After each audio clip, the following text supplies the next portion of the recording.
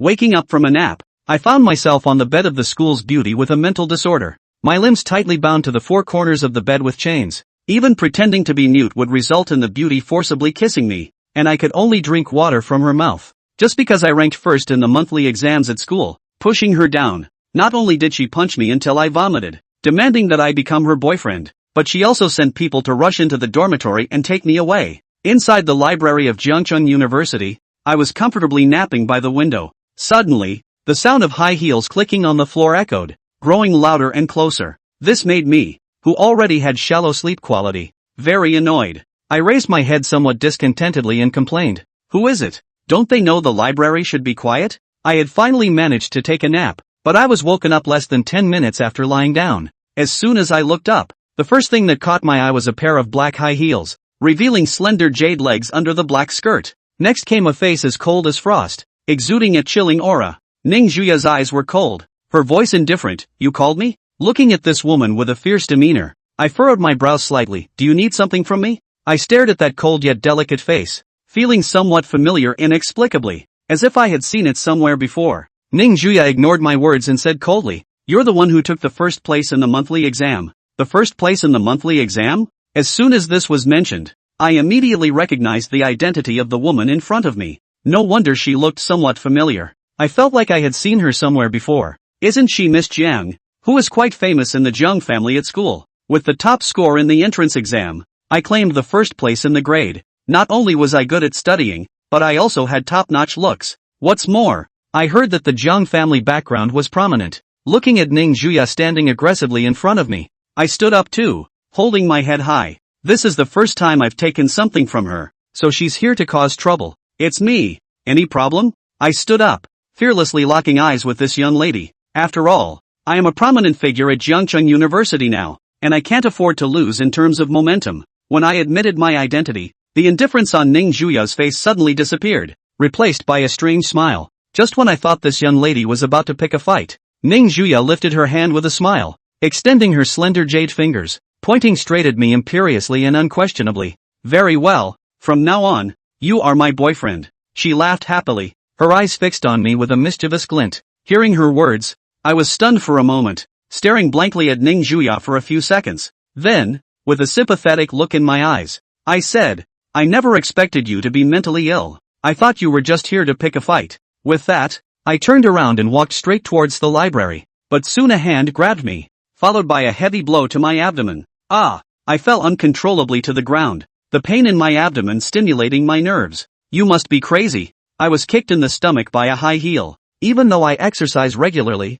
I couldn't handle this kick from the athlete. Ning Juya's cold eyes looked at me kneeling on the ground, her tone unexpectedly calm. "It's not my fault. You chose to run, and in all my years, you're the first person who dares to speak to me like this." The commotion attracted many people in the library, who were about to take out their phones to snap photos of the campus bullying in the corner. However, when they saw that the aggressor was Ning Juya, their faces changed, and without hesitation, they ran out of the library. Joking aside, this young lady is not someone they can afford to provoke. However, many kind-hearted people managed to find the librarian. Glancing at the librarian approaching from a distance, Ning Juya withdrew her gaze, crouched down, and lifted my chin with her hand. There was a hint of pain on my face as I glared fiercely at the woman with a mental illness standing so close. "I'll remember you, crazy woman. Be careful when walking alone at night." But in the next moment, my pupils contracted as my open mouth, twisted in pain, was silenced. Before I could react, a taste of blood spread in my mouth.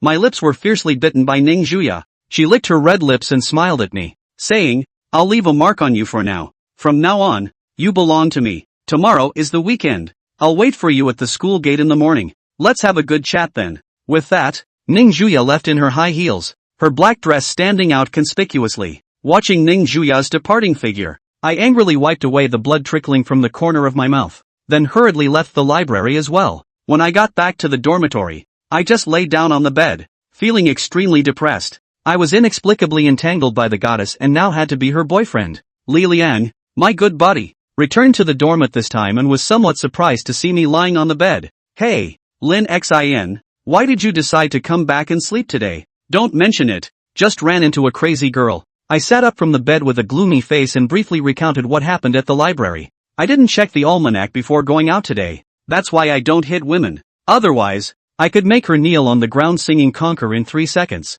Li Liang disdainfully glanced at me. Who was talking big? Just you? Don't blame me for not telling you. That Ning Juya is a member of the boxing club, and she's even the ace there. Just talking about the strength of her arms alone, she could easily beat 2 of you. Upon hearing that, I lay back on the bed somewhat disheartened. A real man doesn't compete with women, Li Liang asked without looking back. Are you going to keep your appointment tomorrow morning? I casually replied. Are you out of your mind? Just because she asks, I should go? What would that make me? The next morning, as it was the weekend, many students took advantage of the holiday to go back home, so there were few students on campus at this time. A beautiful figure stood at the school gate, her face exuding a hint of coldness. For today's date, Ning Juya specially dressed up, wanting to present herself in the best possible way to Lin Xin. Crystal jade-like skin, a delicate face painted with light makeup, a white dress of snow on top, and a knee-lengthening colored dress underneath. But at the moment she was in a bad mood. She lifted her watch and looked at the time.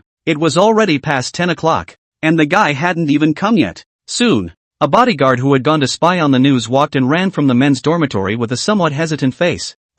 Miss, young Master Lin seems to still be sleeping in the dormitory and hasn't gotten up yet. All of this information was told to him by the hostel master, and the boss might not know so much about other people, but he definitely knew this Lin Xin kid like the back of his hand. The nights must have been spent playing games all night. At the very least they all went to bed in the early hours of the morning, and it was impossible to get up until the afternoon if no one called. Upon hearing this, Ning Juya's face instantly clouded over. She had waited here early in the morning, wanting to give a good impression, but he was good. He was actually still sleeping in bed. She had never been the only one to wait for someone else, and no one had ever dared to make themselves wait for so long. Take the men and follow me. With a cold face, Ning Juya directly led people towards the boys' dormitory, with 3 bodyguards behind her who were tall and imposing. With their understanding of the young lady, that Lin Xin was definitely doomed. Actually daring to magnify the young lady's pigeon. Simply tired of living. Life is short and you're thinking of taking shortcuts. Soon, the boys' dormitory was a flurry of chickens and dogs,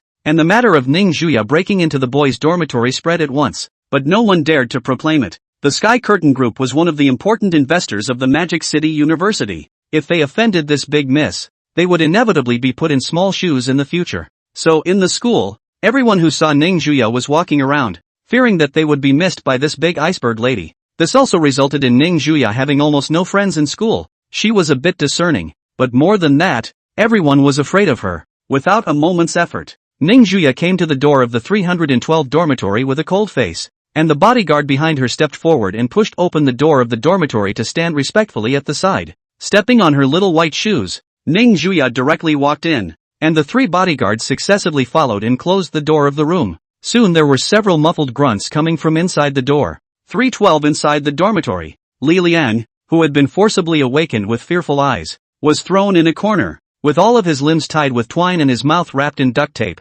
Aha! He fought to try to struggle, in a vain attempt to wake up the sleeping Lin Xin, but soon dared not make another move. One of the bodyguards picked up a pair of scissors directly from the desk and gestured at Li Liang's lower body, the meaning of which was self-evident. Ning Juya, on the other hand, walked to the side of one of the beds inside, coldly looking at Lin Xin who was sleeping sweetly, and couldn't help but let out a cold laugh. He was waiting at the school gate early in the morning, but this guy was quite enjoying himself, and it seemed that he didn't take his words at all seriously. For her disobedient boyfriend, Ning Juya felt that she needed to teach him a good lesson. On the bed, Lin Xin was sleeping soundly on his side, hugging the quilt, but soon a stinging pain came from his lips, causing him to wake up instantly. Li Liang, who had been thrown in the corner, was also startled, looking incredulously at Lin Xin, who had been bitten awake by Ning Juya, and suddenly felt some envy in his heart. Good man, is kissing such a noble thing to be done casually? Let go of him. Let me do it.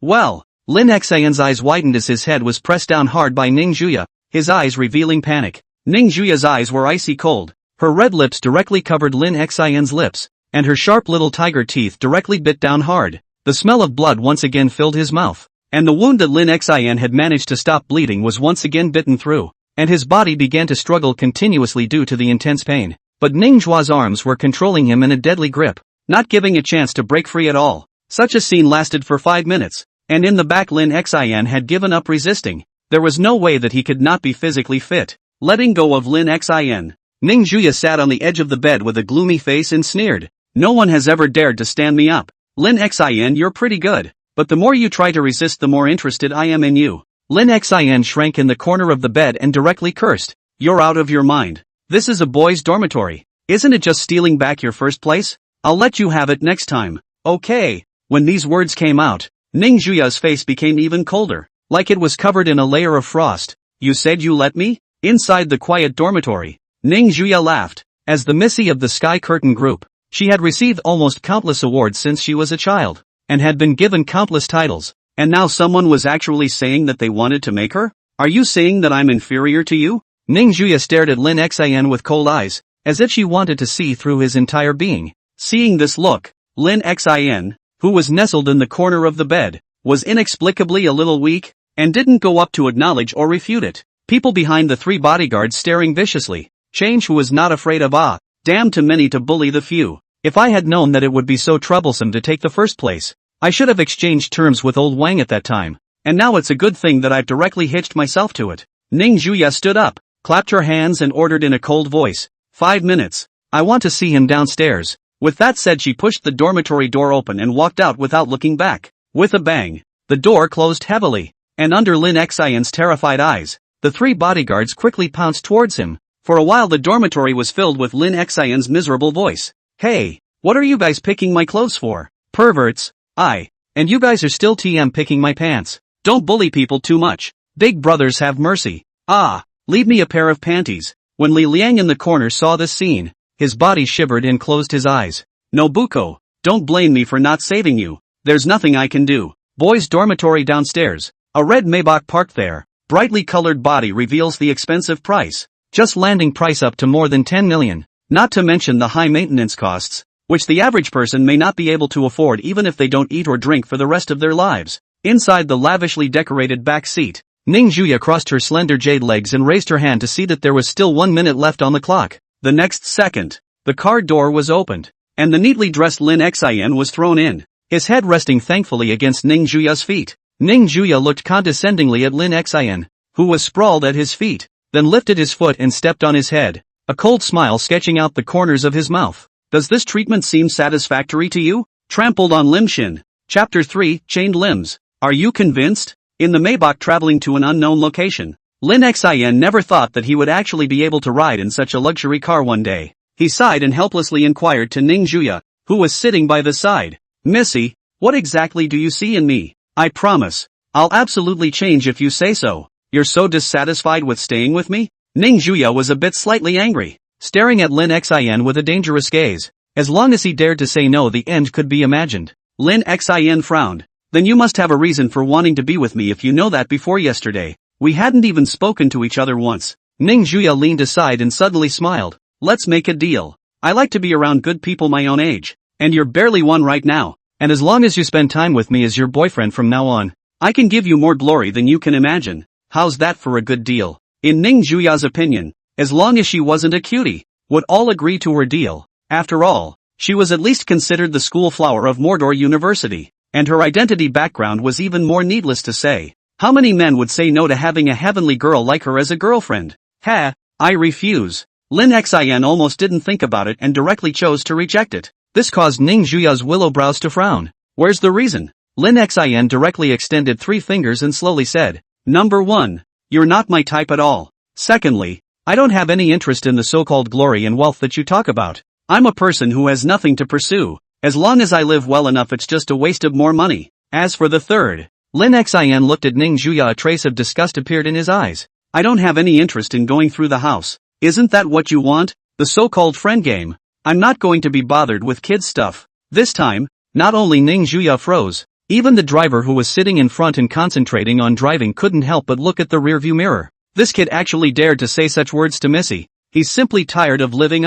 Kid, you're still too young. As expected, the smile on Ning Juya's face instantly disappeared in the next second. No longer paying attention to Lin Xian, directly turning his head to the driver and instructing him, straight back to the villa. Now Lin Xian was a bit flustered. This couldn't be an attempt to kidnap himself home and then torture himself severely. Holy, you guys put me down. Lin Xian hadn't even said a few words yet when Ning Juya came straight up and grabbed him by the collar with a hand slash. Both eyes rolled over and his eyelids sank. Lin Xian directly fainted. Tianyun Villa area. As one of the top villa areas in Magic City, every set of villa in this area is in the hundreds of millions of dollars, moreover even billions of dollars. Those who were able to buy a villa to live in here were all resounding figures in the Magic City. But for Ning Juya, this was just a place to live. She hasn't graduated yet, but she's actually worth hundreds of millions of dollars long ago, most of it from her parents' birthday gifts. That's why she, who had seen a lot of big things since she was a child, had grown up feeling extraordinarily empty inside. Not knowing how long he had slept, Lin Xin opened his eyes in a daze, and his eyes were greeted by an unfamiliar suspended ceiling. Where is this? The limbs were chained to the corners of the bed in a death grip, and there was no way to break free. Asterisk asterisk asterisk asterisk. Lin Xin instantly woke up. His hands and feet began to struggle haphazardly, and the chains binding his hands and feet made noises. Nima, that crazy woman actually tied me up. What does she want? It couldn't be that she was about to kill herself to silence her because she had rejected her. Just then, the quiet bathroom door opened and white water vapor bubbled out, accompanied by a charming fragrance in the air. Hearing the commotion, Lin Xin stopped struggling and twisted his head to look over. His face instantly climbed up to a scarlet red and he couldn't help but close his eyes. You're crazy. Only to see Ning Juya walk out of the bathroom, her wet hair still dripping with water. And more importantly, she was only wearing a thin white shirt on her body, her bare jade feet walking towards the bed. Because of the freshly showered reason, the white shirt was soaked by the undried water droplets, revealing a lot of spring light. The snow-white skin almost bare most of the time. When Ning Juya saw the flickering crimson color on Lin Xin's face, the corner of her mouth curved up as she stood on the bed and looked at him. Tied to the bed, Lin Xin closed his eyes tightly, his voice trembling a bit. I'm warning you, even if you are able to obtain my body, you definitely won't be able to obtain my soul. And you're committing rape. Lose your way. Ning Juya sat on the edge of the bed with her bare feet, wringing out the droplets of water from her own hair, and said without looking back, when a man forces a woman, that's considered rape. It's a shame that you're still number one in your grade. I feel ashamed to lose to you. Lin Xin said in a trembling voice. Sister, what exactly do you want to do? Will you let me go? I promise I won't take first place with you next time. Release you? Ning Juya stood barefoot on the bed, glanced scornfully at Lin Xin, and said disdainfully, You're not. I'm going through the motions. I'll let you know right now if I'm going through the motions or not. Saying that, Ning Juya sat on Lin Xin's stomach. Her hands cupped Lin Xin's face, then her red lips covered it. Her fragrant tongue quickly pried open his teeth. Lin Xin's eyes widened as his breathing became rapid from the forced kiss. The only sound left in the quiet room was the ragged panting of the two men. She let go of her hand and stared straight at Lin Xin, her breathing slightly panting. Now do you still think I'm going through the motions? Lin Xin's mouth was now full of Ning Juya's flavor, and crystal liquid flowed out from the corner of his mouth as he glared fiercely away. Don't you king dare? Ning Juya, who was leaning over to look at him, smiled. What a stubborn ass. But that's what makes it worth being ked. Then under Lin Xin's horrified eyes, Ning Juya, are you convinced? No. Serve it or not. Don't. Serve it up. After an hour, the nosebleed flowed out. Lin Xin finally could not stand it anymore and shouted to surrender. Seeing this, Ning Juya revealed a satisfied smile. It was true that when dealing with this kind of stubborn donkey, one still had to use a tougher approach. So are you going to be my boyfriend? Do. With the sound of loosening, Lin Xin, whose limbs were tied up, finally regained his freedom, gritting his teeth as he looked at Ning Juya, who was walking towards the bathroom. You wait for me, crazy woman. If I don't get this revenge, Lin Xin, swear not to be a human being. Chapter 4. How much? 38 million. After changing into a long white sarong, Ning Juya looked at Lin Xin, who was slowly following behind her, and coldly said, I think it's necessary to tune you up a bit more, don't you? Lin Xin couldn't help but shiver as he looked at that dangerous gaze, and his footsteps sped up a lot at once, and he sat down in the car in a flash. Seeing his nimble movements, Ning Juya then nodded with satisfaction, the indifference in her eyes disappearing to be replaced by gentleness.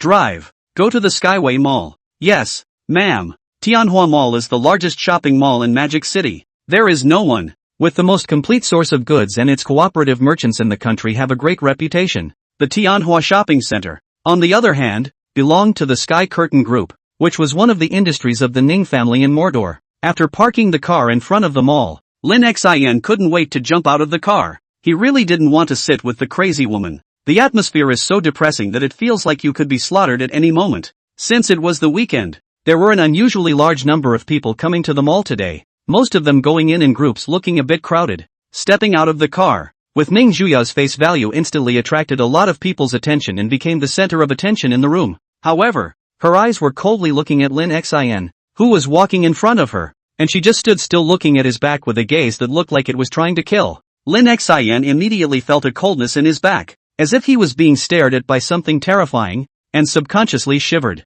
Only then did he turn his head and realize that Ning Juya was standing still with no intention of leaving, and snapped and walked back. Why don't you go? What is our relationship now? Ning Juya's eyes were icy cold, just staring at Lin Xin. At those words, hesitation flashed across Lin Xin's face before he returned in an uncertain tone. Boy-girl friendship? But it was this fleeting hesitation that made Ning Juya's mood even worse. Speaking coldly, you turn your body around. Oh, although he didn't know why, Lin Xin obediently turned around. Hell, if she didn't do as she was told, but would slap herself in front of so many people around. As Lin Xin turned around, Ning Juya raised her little white shoes, then viciously kicked Lin Xin's butt. Asterisk. The defenseless Lin Xin was directly kicked out a meter away, his face directly making a close contact with the tiled floor. This kick startled the surrounding people. Looking at Ning Juya's eyes changed, and in a short while they dispersed, not daring to gather around to watch the fun. Lin Xin rubbed his ass and climbed up from the ground,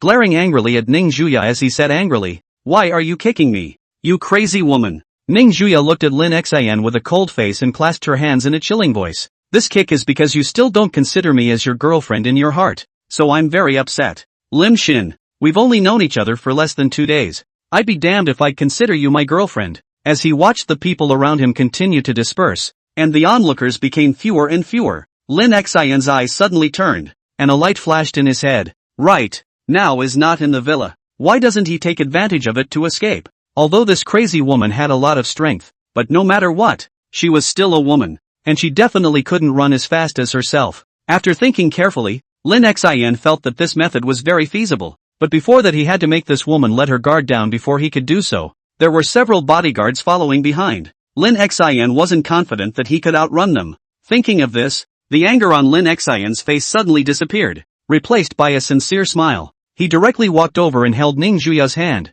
Hey, I was the one who didn't know better just now. The time we've known each other is still short after all, so be generous and spare me this time. Looking at Lin Xin taking the initiative to hold her hand, the dissatisfaction in Ning Juya's heart dissipated a bit, and she snorted coldly. "Counting on you to be sensible. I'll let you off this time then," said the two, holding hands into the shopping mall. In the eyes of outsiders, this is a pair of love period of the young couple, is simply a golden boy and girl, male handsome, female playful. Lin Xin was about to open his mouth to go drink something so he could find an excuse to go to the restroom and escape, when he was pulled directly inside a Rolex watch store by Ning Juya. The female manager in black silk walked over and said respectfully to Ning Juya, "Miss Ning, do you need anything?" After all, she was the big miss of the Sky Curtain Group, plus this mall was the property of the Sky Curtain Group. So many people knew this Miss Ning. Ning Juya also loosened her hold on Lin Xin's hand and ordered the manager with a cold voice, "Find him a suitable watch, the best." Hearing this, Lin Xin couldn't help but freeze and scratched his head. "This isn't too good. What's wrong with me being a poor student wearing such an expensive watch? You know this is a Rolex, not to mention the best. Even a piece of second-hand Rolex at least can be bought to more than 5 figures. Pressure is not ordinary people cannot afford to consume. He usually lives on only 2 or 3 thousand a month, not to mention using it, and has rarely seen these high-grade goods." In response, Ning Juya just coldly returned, "You are now my boyfriend. Your whole body line adds up to not even $500. You don't mind being ashamed, I still mind being ashamed." When people said so, Lin Xin couldn't say anything else, so he could only nod his head. The manager smiled and walked behind the glass case, gingerly pulling out 3 of the latest limited edition Rolexes from inside. "These 3 are all new to our Magic City branch, all limited edition, and even more incomparably rare in China. All 3 of these are made of 18K white gold for both the case, hands, hour markers and bracelet. Which one do you see that you like?" Looking at the 3 Rolex watches in front of him that were expensive at first glance,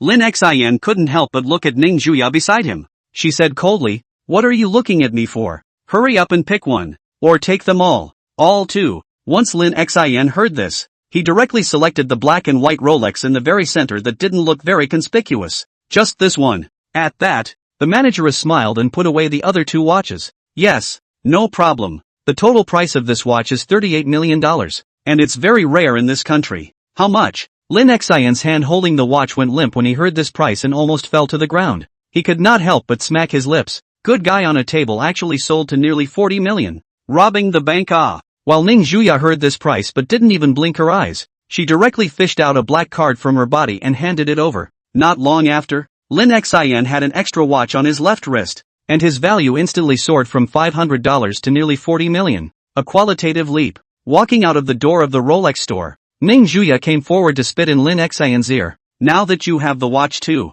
if you dare to be late for a date in the future, I promise I'll make you regret it for the rest of your life. Chapter 5, Digging a Pit and Sending Heads for Thousands of Miles. Upon hearing this, the corner of Lin Xian's mouth twitched, so he bought himself such an expensive watch just so he wouldn't be late for his date. I have to say, rich people are really arbitrary. In order to sneak away as quickly as possible, Lin Xian pointed to the milk tea store in the distance and proposed, "Why don't I treat you to some milk tea?" Ning Juya glanced at the milk tea store not far away. She rarely drank this kind of popular drink, but since it was the first time Lin Xian had treated himself to a drink, she would accept it reluctantly. Fine, whatever. Upon hearing this, Lin Xian happily led her over, with several bodyguards naturally following close behind him. There weren't a lot of people lining up on the weekend, so Ning Juya sat on the seat at the entrance and waited, while Lin Xian naturally went to line up for milk tea. Taking advantage of this, Lin Xian's gaze vaguely surveyed the surroundings to determine his escape route later. After 10 minutes of queuing, it was soon Lin Xian's turn. He casually ordered 2 cups of milk tea. The deposit on his body was directly less than 40. Yours. After handing one of the cups to Ning Juya, Lin Xian directly took the milk tea and drank it. Ning Juya looked at the milk tea in her hand, then at the one that Lin Xian had taken a sip of, then directly snatched the cup from his mouth. I'll have this one. Lim Shin. After the two of them strolled around the mall for a while longer, the time had come to noon, and Lin Xian saw that it was almost time and said with a natural expression, "I'm going to use the restroom, so just wait here for a minute." Ning Juya didn't doubt it and nodded. Lin Xian was so happy that he directly jogged in towards the toilet. His face was an uncontrollable smile. Ha ha ha, finally able to get rid of this demoness. Walking into the restroom, Jiang Yan quickly ran to the ventilated window and directly pushed it open to look towards the bottom. His current location was on the second floor of the mall, a height that was still bearable with his physical fitness. Grabbing the edge of the window, Lin Xian's entire body directly squatted on the window, then looked at the lawn below and directly leapt down. Before he even hit the ground, he laughed out joyfully. "Freedom! Here I come!" With a thud, Lin Xian landed perfectly on the lawn, and since his feet were on dirt, he didn't suffer any inertial force. Looking at the rippling sky in the distance, he took a deep breath. The smell of freedom is just wonderful. Glancing back in the direction of the second floor, Lin Xian smiled disdainfully. "Still want to trap, brother? You'd better play house there by yourself." After saying that, Lin Xian ran towards the outside of the mall without looking back. His speed was as fast as flying. His face was filled with a youthful smile, full of longing for the future. The people passing by looked at the running Rinchin strangely. "This guy is a little cutie." Bar smiled so happily. It so happened that at that moment a yellow and white cab came from the distance and stopped in front of him, and Lin Xian subconsciously sat in it. "Master, go to Mordor University as fast as you can." When the car door closed with a bang, Lin Xian was stunned, and his smile stiffened as he looked at the black-clothed man sitting in the car,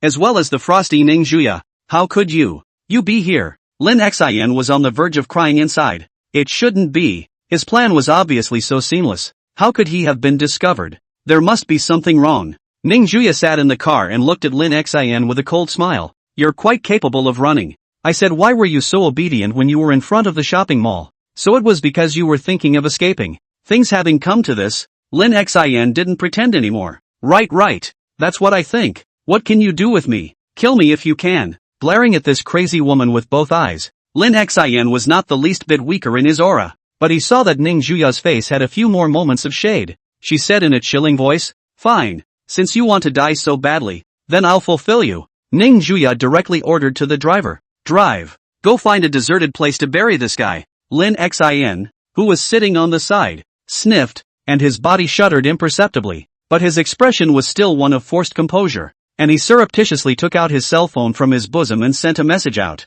At the same time, far away in the Magic City University 312 dormitory, Li Liang, who was struggling LOL, glanced at the cell phone message prompt. "Lin Xin, good big son, come and save your righteous father." Crying. There was also a real-time location share below that showed Lin Xian's current location and was still moving. heading towards the outskirts of Magic City. Li Liang glanced at the distress message on his phone and then at the game that had already started. A moment of hesitation flashed across his face, and then he slapped himself again. What an asshole I am for hesitating between my son and the game. After saying that, Li Liang directly grabbed his battery car keys and rushed out of the dormitory. Half an hour later, inside a deserted hill on the outskirts of Magic City, 3 security guards plus the driver were digging a hole, while Lin Xin was tied up and left aside, his eyes flashing with terror. He looked at Ning Juya sitting in the car with disbelief. UTM to really is it too late to regret? As time passed, a 2-meter deep hole was soon dug, and it could be closed right up as soon as the person was buried in it.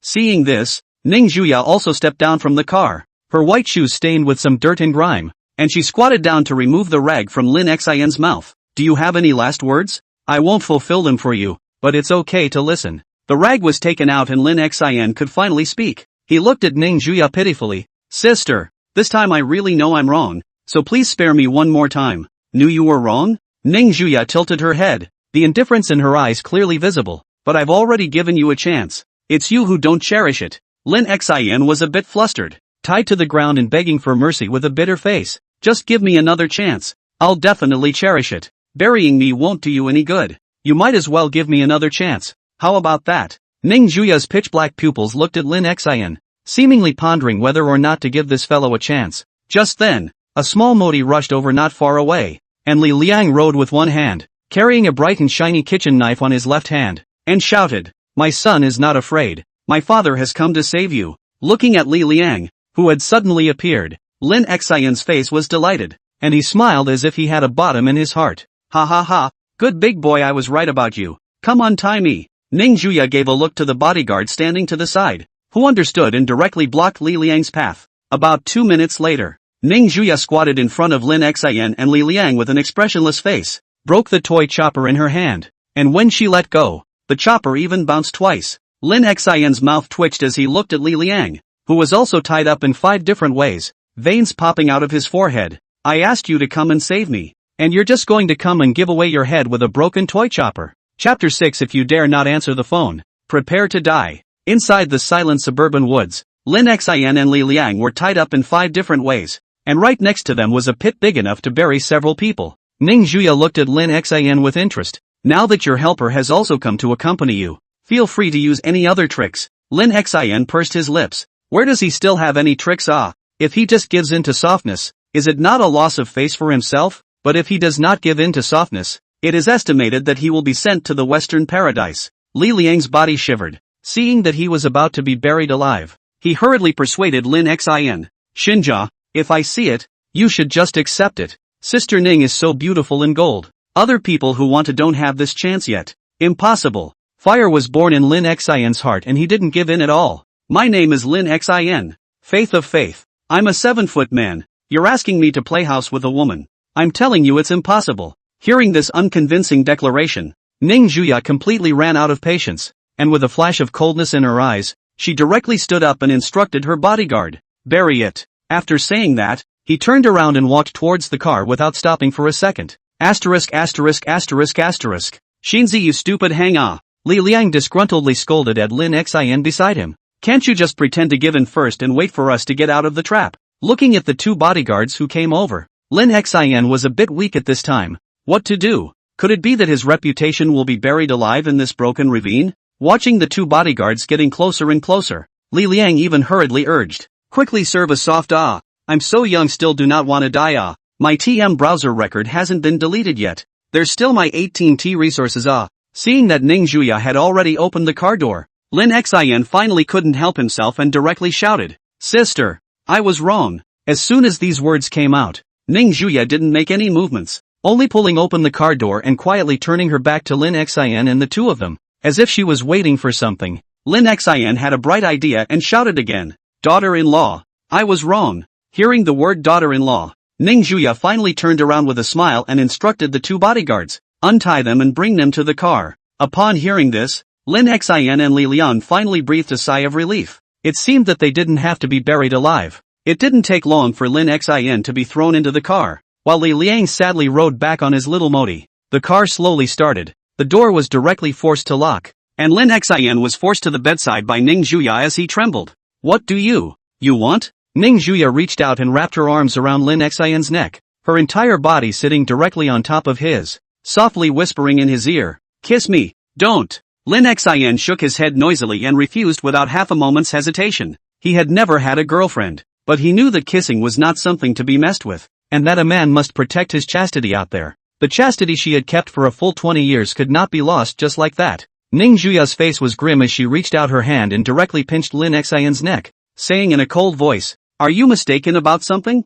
I'm ordering you, not consulting with you." Lin Xian's face flushed red, and he hurriedly said, I'll kiss, okay." Only then did Ning Juya let go of him, leaning her body against Lin Xian's again, her voice softening once more, "Hold my waist and kiss me." There was no way around it, so Lin Xian could only nervously stretch out his own hand, slowly hugging Ning Juya's soft waist and lowering his head to kiss against her red lips, the fragrance of the orchid coming from the tip of his nose. Lin Xian rustily touched his lips slightly on Ning Juya's red lips, and immediately wanted to break free, but a pair of hands suddenly reached out and pressed down on his head. Ning Juya had anticipated this and grabbed Lin Xian's collar, then swapped offenses and directly took the initiative to kiss him. Aha! Lin Xian's eyes widened as he tried to push the woman away, but no matter how hard he tried, it was to no avail. He had no choice but to clench his teeth to keep this woman's tongue from sticking out, and after attacking a few times to no avail, Ning Juya directly slammed his fist on Lin Xian's stomach. Lin Xian had a sharp pain coming from his stomach and subconsciously opened his mouth, while Ning Juya took this opportunity to attack and began to clench continuously. After a long enough time, as the vehicle re-entered the city, Ning Juya pressed her face against Lin Xian's heaving chest, her petite body tightly next to his. "This time I hope you'll learn a lesson, and from now on you'll do whatever I tell you to do, and don't try to disobey me, understand?" Lin Xian was silent and didn't say anything, and could only allow Ning Juya to sit on his lap and hold his hands around his waist. He is not clean anymore. The car finally stopped at the door of the University of Magic City. At this time it is already in the afternoon. There are not many people in front of the school. "Give me your cell phone." Ning Juya held out her hand to Lin Xian. "What do you want my cell phone for?" Lin Xian still took out his cell phone from his body and handed it over. Not a moment later Ning Juya returned it. The cell phone stays in the interface of the address book. At this time there is an additional number on it. The note is wife. Ning Juya clasped her hands and warned, "If you dare not answer my calls in the future, just wait for death." After saying that, she turned around and sat back in the car again, not forgetting to give Lin Xian a threatening look on her way out, so it was clear that she was serious. What is all this? Lin Xian walked towards the direction of the dormitory somewhat dejectedly, feeling that his future was dark. Slowly returning to the dormitory, Lin Xian had just laid down on the bed, and as soon as he closed his eyes with the intention of resting and relaxing, he heard his cell phone ringing. It's only been a few minutes and the woman is calling herself. Lin Xian quickly took out his cell phone, but realized that it wasn't that vicious woman Ning Juya, and seeing the contact, he directly chose to connect. "Lim Shin, where are you?" Listening to the voice of Qin Shi on the other end, Lin Xian voiced lazy back, "Dormitory, just ready to sleep." "Something Qin Shi is Lin Xian's classmate in high school, belonging to the kind of play very well, plus are in the same university so usually have a lot of interactions, and during the weekends, Li Liang, the unfilial son, had dragged Lin Xian out several times in order to pick up Qin Shi's best friend. Qin Shi, who was at the club, propped up his hand and suggested with a smile, "Didn't we discuss going hiking together before? It just so happens that I got word that the sophomore classroom is going to be repaired in a few days, so I thought we'd go hiking together while we're on vacation the day after tomorrow. I know you applied for a break from school, so you must be free right now." Qin Shi's words carried the slightest hint of threat. The corner of Lin Xian's mouth twitched. Are all women so overbearing nowadays? One is like this and two are like this, still not letting people live. Fine, whatever. Chapter 7. The night is dark and windy. Lin Xian is kidnapped. Weekend afternoon. Lin Xian hungry lying in bed. Li Liang at this time has also returned to the dormitory. A good vacation. Tossed a whole day as a result of even breakfast and lunch did not eat. Now it's good. Just get ready for dinner. One meal a day. Just as a diet. I say Liangzi, we can't endure this revenge. Why don't we find an opportunity to go and get revenge back? Lying on the bed Lin Xian suddenly said. Li Liang was sitting cross-legged in front of his computer, watching some kind of blockbuster movie, and sniffed and scoffed without looking back. Revenge? That's the Ning family's eldest miss. You really dare to think about it. It's good that she's not coming after you right now, and you're trying to go after someone else.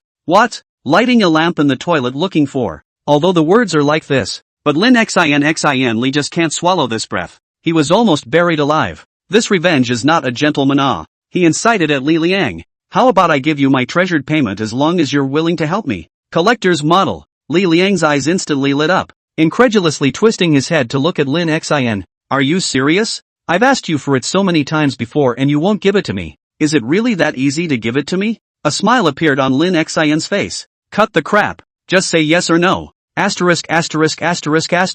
Without looking at the piece, Li Liang directly walked over to Lin Xin's bedside and sat down, inquiring excitedly, how do you want to it up? In fact, he also wanted to take revenge. But Ning Juya's power was simply too great, and he simply didn't know where to start. Lin Xin sat up from the bed, mysteriously digging out from underneath in the bed, and finally fished out a yellow urea bag with a sinister smile on his face. Asterisk. Where did you get the urea bag from? And hide it under the bed. Li Liang looked at this urea bag with a shock. This you don't care. Lin Xin smiled thievishly. I don't believe that those bodyguards will keep following that woman around. She's just a bit stronger. When the time comes, the two of us together, we're still afraid that we won't be able to take her. Li Liang's eyes also flashed with a fine light, and he waved his hand. Success! This matter is decided. When will we do it? Lin Xin glanced at the sky outside, and his heart made a decision. It's tonight. When the time comes, I'll ask her out. As long as she doesn't have a bodyguard with her by then isn't she at our mercy? When he thought of Ning Juya's domineering personality, he didn't know what kind of expression she would have if she was put into a urea bag. And Lin Xin couldn't help but let out a cheap laugh when he thought of it. Without delay, the two of them skipped their meals and got up straight away to start going to prepare the location of the kidnapping and the tools to be used. Always do this kind of thing in an unmonitored place, and have gloves on hand lest you leave any evidence of fingerprints or something.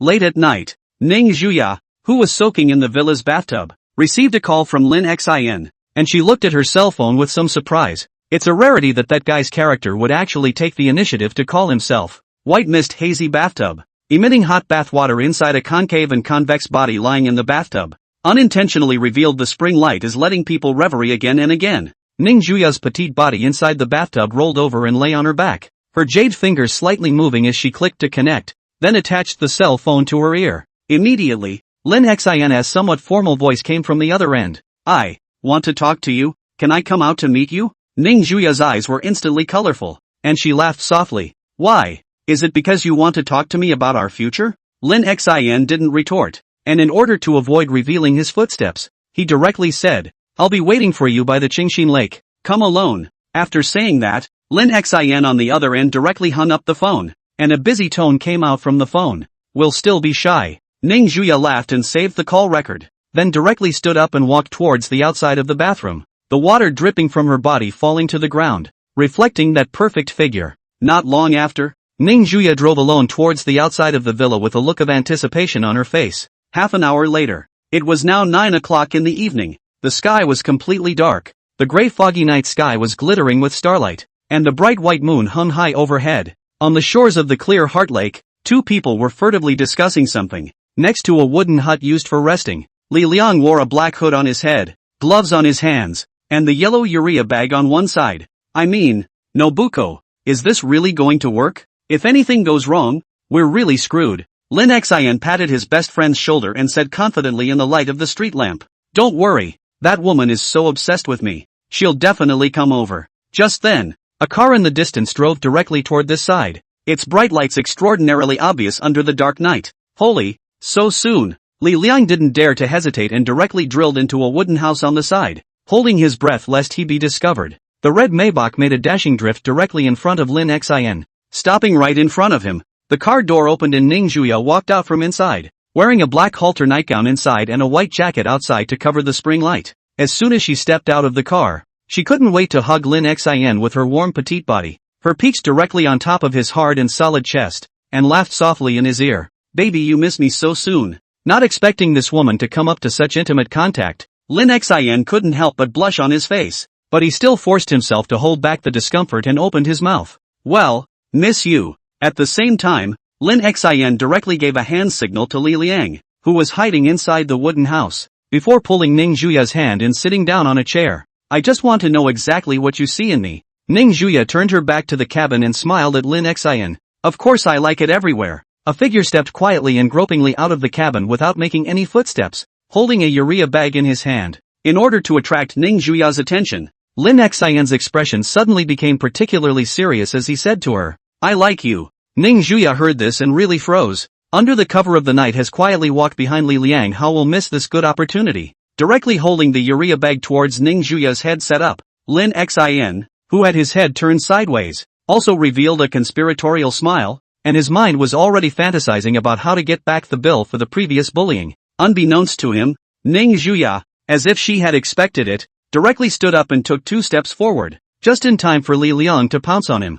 Her face went cold as she smiled grimly at Lin Xin. "I said, why did you suddenly find me out? So it's just for revenge." Lin Xin and Li Liang looked at each other, then rushed up together. There was no turning back now. This woman had to be taken down tonight. Ning Juya looked at the two who were rushing towards her and let out a cold smile. A few minutes later, Lin Xin and Li Liang fell to the ground with their noses bruised and swollen, their clothes torn with several holes, and began to beg for mercy over and over again. "Sis, we were wrong. Please spare me. This matter was all planned by Lin Xin, has nothing to do with me." Li Liang pointed at Lin Xin with a panda eye and betrayed his best friend without hesitation. Lin Xin beside him was no better. Several parts of his body had swollen, grimacing in pain as he also began to beg for mercy. "Daughter-in-law, I'm really wrong, so please let me go." Ning Juya directly picked up the urea bag on the ground and threw it in front of Lin Xin, her voice calm, "Drill yourself in." Seeing the urea bag thrown in front of him, Lin Xian's expression was a bit hesitant.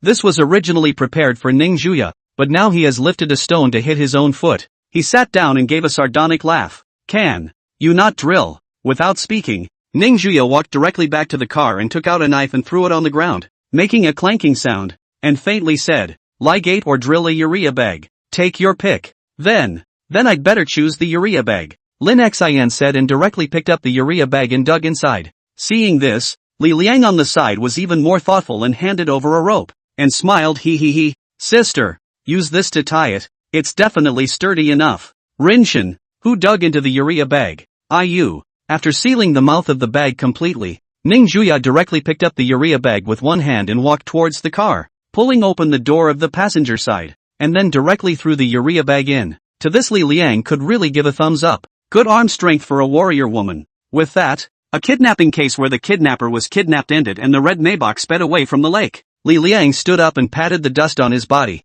feeling incomparably refreshed at the moment, and meditated in his heart. "Good brother, have a good trip. As for your treasured money, brother will keep it for you first." Chapter 8.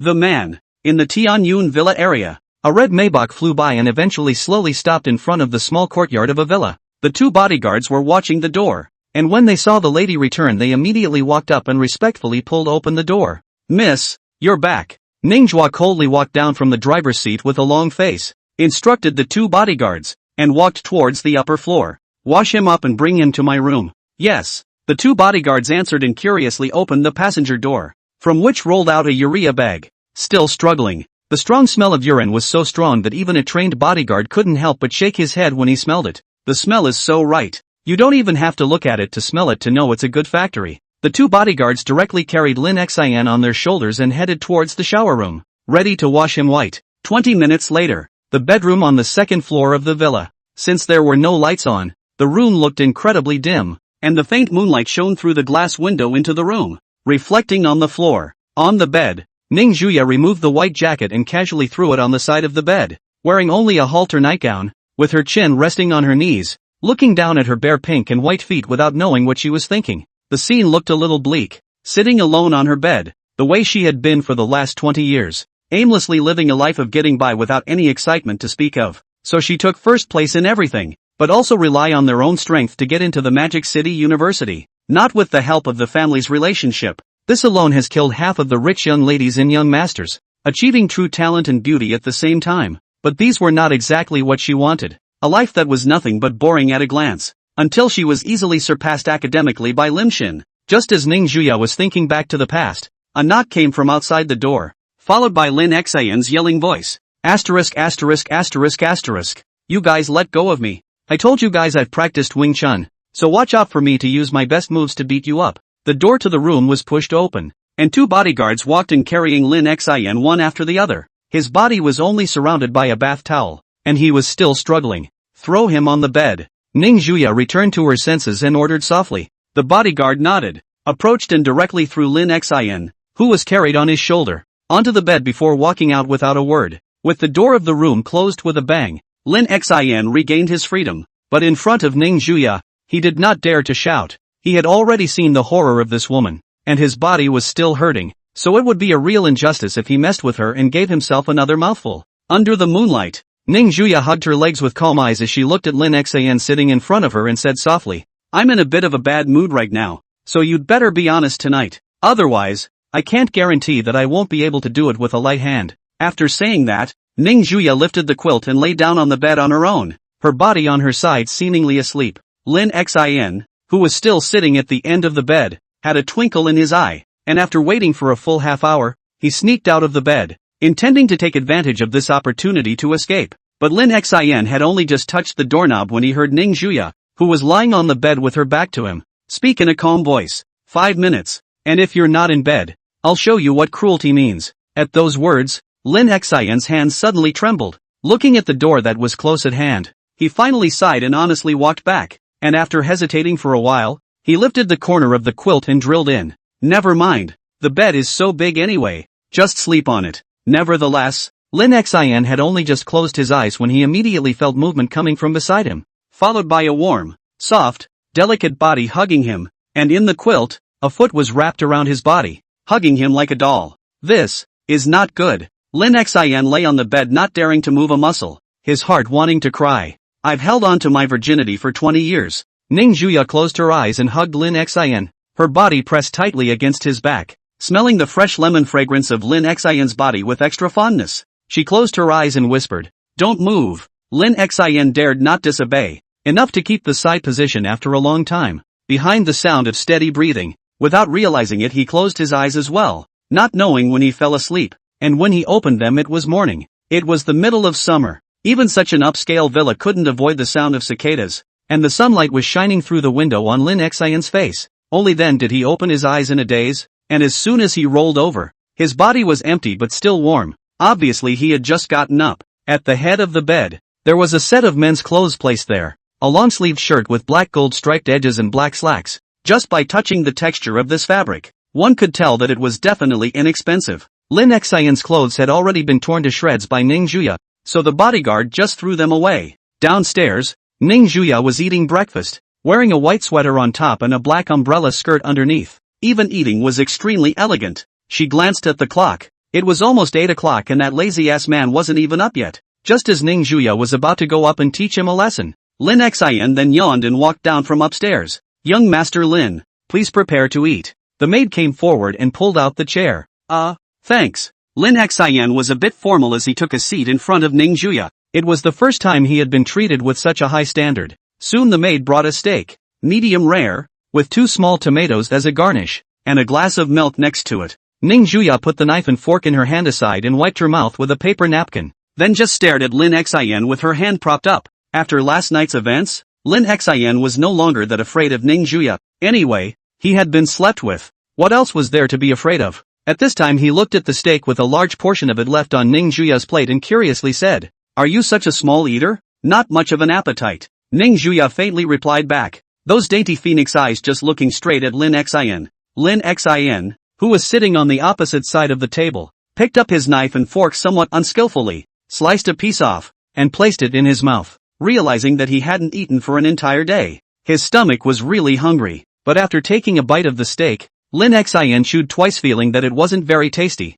so he spoke to Ning Juya, "I'm not used to eating this steak, can I process it myself?" Hearing that Lin Xin actually knew how to cook, Ning Juya's heart flooded with interest and spread her hands. Of course, after inquiring about the location of the kitchen, Lin Xin directly carried the steak towards the kitchen. Inside the kitchen, to the astonished eyes of the chef, Lin Xin knifed and skillfully sliced the steak into strips, and then found a few raw pork chops and scallions. After preparing the ingredients, Lin Xin directly turned the fire to the maximum and began to stir-fry under the blazing fire, and without a moment's effort, an aroma filled out from the pot. 10 minutes later, Lin Xin joyfully sat back at the table, served his own onion-popped beef and ate it, one bite at a time, looking extraordinarily fragrant. Worthy of being rich, the meat of this beef was simply perfect, and it was a treat for a foodie like Lin Xin. Ning Juya, who was sitting on the opposite side of the table, couldn't help but roll her throat a bit when she smelled the flavor. Then she directly stood up and snatched the plate from Lin Xian's hand.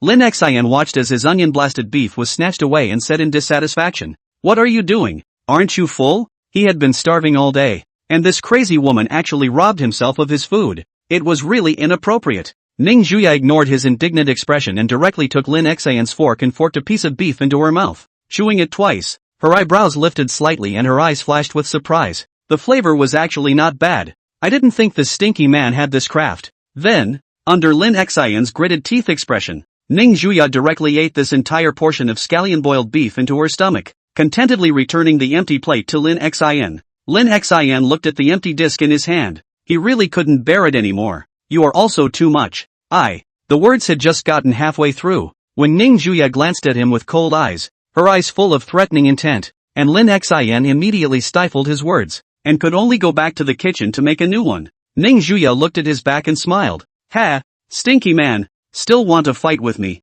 Chapter 9, Lin Xian. "You're dead." Returning to school after a day's weekend, many of the faces on the way to school were listless, as if their minds were still caught up in yesterday's passions and pleasures. Inside the parking lot of Magic City University, Ning Juya held Lin Xian's hand and walked towards the teaching building, envying many people along the way. Although it was true that they were afraid of Ning Juya's background, it didn't delay them from obsessing over this great lady's beauty. So one by one, all of the male compatriots looked at Lin Xian with envious eyes. Walking down the road, Lin Xian scratched his head with his other hand. "Say, I've already applied for self-study. Why don't you go to the classroom yourself?" Ning Juya thought of something and twisted her head to look at him with a calm voice. "I see. You came first in your last monthly exam just to apply for self-study?" When Lin Xian's grades surpassed hers, Ning Juya had never heard of his name, and had even investigated the list from her freshman year specifically for this reason, and still hadn't found anything either. Barely. Lin Xian smiled as he walked. He had learned the university's courses a long time ago, mainly because the daily classes were too boring, so he just applied for self-study with the director. Ning Juya looked at him one more time and directly let go of Lin Xian's hand, coming forward to lean her head on his shoulder, attaching herself to Lin Xian's ear and whispering, "Then why don't you go back to your dorm and get ready? Pack up your stuff and move in with me this afternoon." Lin Xian heard that it is not good, now are thinking of tempering themselves every day. When moving together do not know how much suffering. No, absolutely not. That what? We're just now getting to know each other and living together. It's progressing too fast. It's better to wait for a while. Lin Xian politely declined, a little nervous in his heart. Ning Juya stared at his side face for a while and didn't force herself. She knew that Lin Xinli definitely hadn't accepted herself yet, and the two of them had indeed known each other for too short a period of time, although she did have some fondness for Lin Xian in her heart. After all, he was the first boy to interest her in so many years, so Ning Juya had plenty of patience. What's more, she had absolute confidence that Lin Xian definitely belonged to her, and anyone who wanted to snatch him away from her was an enemy. So Ning Juya wanted Lin Xian to willingly stay by his side, rather than being forced by himself, person in mind. "Well then, I'll call you after class, and if you don't answer, you're dead." After explaining a sentence, Ning Juya walked towards the teaching building, thinking in her heart whether she wanted to run a self-study as well. Anyway, it was just a matter of a sentence, and in this way she could also have some more two-person time with Lin Xian. With Ning Juya going to class, Lin Xian went straight back to his dormitory, which was empty at this point as Li Liang had also gone to class. "Hey, it's true that it's better to be comfortable when you're alone." Lin Xian squatted down and pulled out a suitcase from under the bed. He had an appointment with Qin Shi to go hiking tomorrow, so naturally he had to prepare what he was going to use in advance. At the thought of not having to see Ning Juya's cold face for a full 3 days, Lin Xian's mouth couldn't help but smile happily. Mountaineering is good, mountaineering wonderful. Went to mountaineering let Ning Juya cannot find. As soon as he thought of this, Lin Xian couldn't help but pack his clothes a few minutes faster. His mind filled with thoughts of going hiking and not having to see that crazy woman. He and Qin Shi belonged to the same camping club, and of course Li Liang was part of it, along with two titular ones who were Qin Shi's girlfriends. Camping clubs rarely have the opportunity to go out camping all semester because of the high overhead. After all, they are all still students with limited financial means. Time came to the afternoon in a flash. Packed up Lin Xian was sleeping in the corner of the library, his cell phone constantly and gently vibrating, but he didn't notice it in the slightest. Directly a hand grabbed his ear and lifted his entire body up, and as soon as the startled Lin Xian opened his eyes, he saw a face with a frosty face. Icy eyes stared at him as if they were gazing at a dead man. lifting Lin Xin up with one hand. Ning Juya sneered. I seem to remember that I said I wanted you to answer my call. Right, and you ended up sleeping here leisurely? Lin Xin felt the cell phone on his body that was still trembling lightly. The expression on his face suddenly froze and he cried. I didn't sleep well last night. Well, I just slept a little dead. Ning Juya stared at Lin Xin's eyes for a moment before making sure that he wasn't lying before he bypassed him and said in a cold voice, You can't even sleep well with me. Do you have something against me? No. Lin Xin shook his head repeatedly, admitting it at all, or else he would definitely be beaten up violently. Seeing this, Ning Juya snorted coldly and turned towards the outside of the library. Let's go. Accompany me out for a walk. Lin Xin didn't dare to refuse, and after wiping the saliva from the corner of his mouth, he hurriedly jogged to follow. Again, they shopped until the evening, and only after accompanying Ning Juya to stroll through all the fun places near the off-campus neighborhood was she willing to let Lin Xin go. Back in the dormitory, Li Liang was packing his bags. Hiking this kind of thing, surely he certainly wouldn't miss it. Lin Xin closed the door to the dormitory and lay directly on the bed, casually asking, What time is the ticket tomorrow morning? Didn't Qin tell you? Li Liang gave him a puzzled look, and while packing up his things, he returned, It's not a morning ticket, it's a moving train ticket for tonight at 12 o'clock in the evening, and it's just enough to get to the place tomorrow morning. Lin Xin sniffed, and in his heart, he was incredibly glad that he had slept all afternoon, otherwise he would definitely have lost sleep. Early the next morning, the Skycloud Villa area. Ning Juya looked at the steak in front of her and found it tasteless. Not at all as good as Lin Xin's handmade onion-blasted beef. And eating alone always feels stuffy. It's like going back in time. I can't. I really need to get that guy back. Otherwise I don't feel solid in my heart. Thinking of this, Ning Juya directly took out her cell phone and called Lin Xin over. But the next second her face instantly clouded over. Hello, the user you have called is on the line. Please dial again later. The phone was hung up instantly without even a ring. What does that tell you? Boom! Ning Juya slammed her fist on the dining table. Her expression gloomy to the naked eye. Good for you, Lin Xin, you've got a lot of guts. You actually dare to pull me onto the blacklist. Sure enough, men have to be coached and conditioned to be good. Ning Juya instantly lost half of her appetite, and directly grabbed her own jacket and walked out of the villa, her face gloomy to drip water. Lin Xin, wait until you die. At the entrance of the ticket office of a certain hiking scenic spot, Lin Xin took the ticket in his hand, took a deep breath into the woods in front of him, and couldn't help but shout out, Freedom! Here I come! Chapter 10 Ning Juya arrived. You're dead. Hearing Lin Xin shouting, Qin, who was wearing a beige knee-length skirt, walked over and said in disgust, What are you shouting for? Is it embarrassing? Surrounded by the same tourists who had come to climb the mountain, none of them were sizing up Lin Xin with strange gazes. It's just a hike up a mountain. Look how excited the kid is. Alright, let's go. At this time,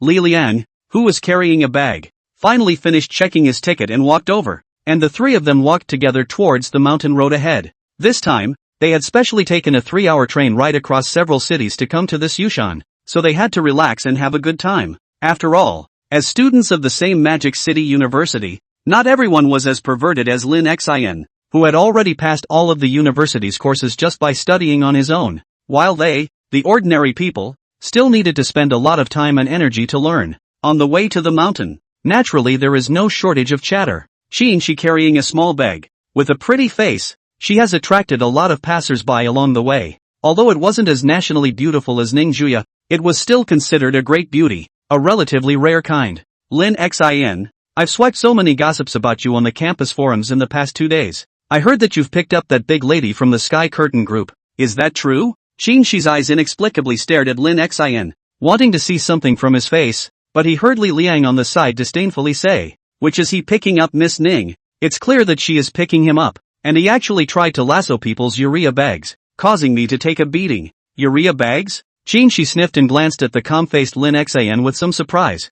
I didn't realize that your fetish still hasn't changed by the time you got to college. Li Liang froze at his words and queried, Fetish? Does this guy have any other special fetishes? Tell me. It's really nothing. Qin simply recounted an incident that happened during high school. Anyway, it was when he was in high school, a rich kid messed with Lin Xin, and the guy ended up kidnapping the person that night and throwing them into a stinky ditch that few people passed by, and it took 2 days before anyone found out. However, this matter was only known to Qin, as she had already been playing especially well with Lin Xin at that time, and Lin Xin naturally rarely hid anything. A group of people walked towards the mountain, Counting the time, it had already passed an hour. Those who followed behind were getting less and less. Many of them chose to give up, probably due to the altitude. Some white mist could already be seen around, in conjunction with the sky-high giant trees around Manhwa, so it looked as beautiful as an earthly paradise. On the highway, a red Maybach was constantly overtaking cars, rushing towards the end of the road at an extremely fast speed.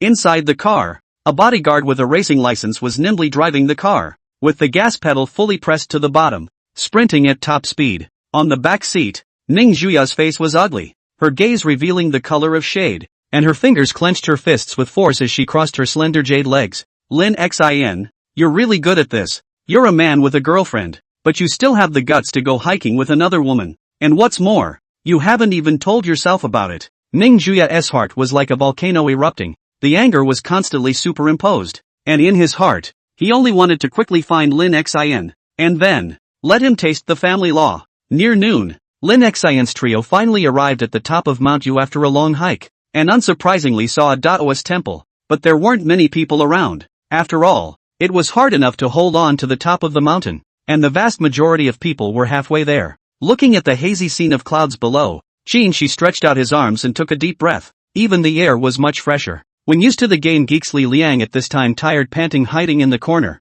To his physical quality, to be able to adhere to the top of the mountain has been extremely difficult. After all, he usually rewarded himself so often with the pretense of releasing stress that his body's nutrition pressed to keep up. So now it turned into a two-man alone time for Qin Shi and Lin Xin. Sitting on the stone bench at the top of the mountain, looking down at the cloudy fairyland below, and their moods would inexplicably change for the better. Lin Xin, we've known each other for almost 5 years now, right? Qin Shi suddenly said. Pretty much. What's wrong? Lin Xin, who was enjoying the beauty of the mountains, twisted his head in confusion and looked at her. Qin Shi also turned his head, and the two of them locked eyes, so it could be said that this was a once-in-a-lifetime opportunity. Qin Shi closed her eyes and took a deep breath, then opened her eyes. Her eyes gazed earnestly at Lin Xin and summoned up the courage to say, Lin Xin, actually I. Just as the last 3 words were about to come out of his mouth, a sound of roaring propellers suddenly appeared, and this loud commotion echoed in the ears of the crowd, who could not help but cover their ears.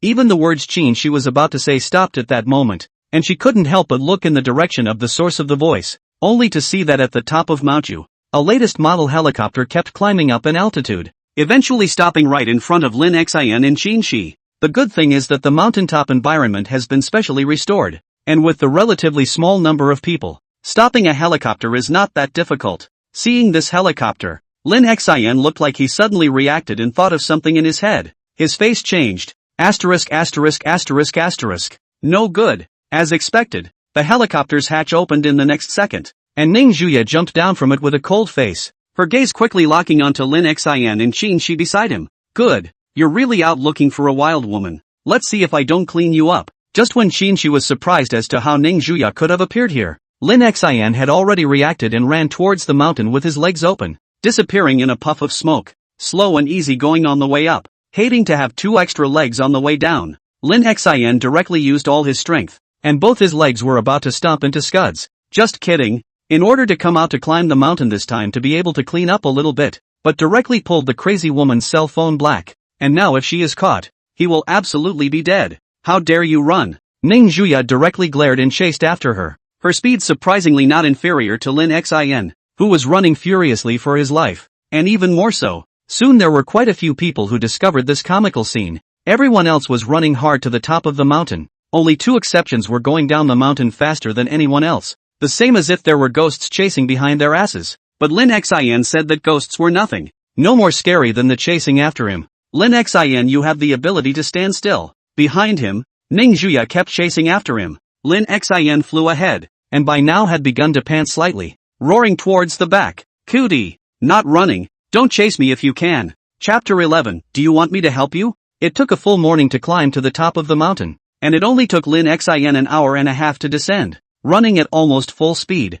After taking a few heavy breaths, Lin Xin looked at the ticket office, which was only a few hundred meters away from him, and then twisted his head to look behind him, not noticing the woman's figure. MMD, after chasing me for so long, I finally got rid of you. Thinking that he would be able to escape soon, Lin Xin couldn't help but speed up his steps a little bit again, a smug smile on his face. It didn't take him a while to arrive at the ticket office. and when he was about to leave Manhwa, several black-clothed bodyguards suddenly sprang out from within the ticket office. There, Lin Xin, who had already walked out of the ticket office, heard the commotion and subconsciously turned his head to look, then instantly burst out in foul language. Asterisk asterisk asterisk asterisk. No martial virtues. Looking at the bodyguard who was rapidly chasing towards him, Lin Xin didn't dare to hesitate for a moment, ignoring the exhaustion coming from his body and once again running wildly with all his might, until 5 minutes later, he was lifelessly carried back by a bodyguard, directly locked in a black Bentley, the car surrounded by several bodyguards patrolling and guarding.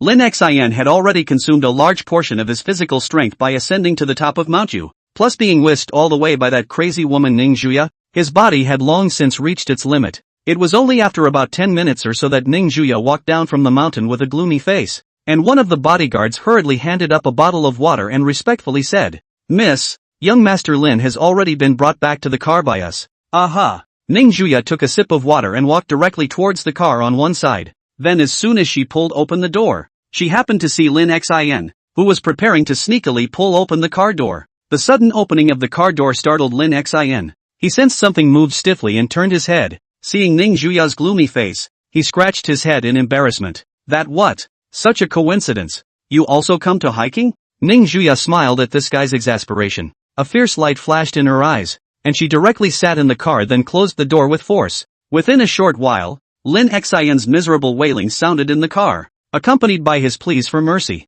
"Sis, don't punch me in the face. I was just trying to get out and relax while I was on vacation and accidentally hacked you." The body of the car parked on the side of the road began to shake up and down. Passing pedestrians looked at this side with strange eyes. To be honest, if not for the screams coming from the car, they would have thought that someone was playing with the car in broad daylight.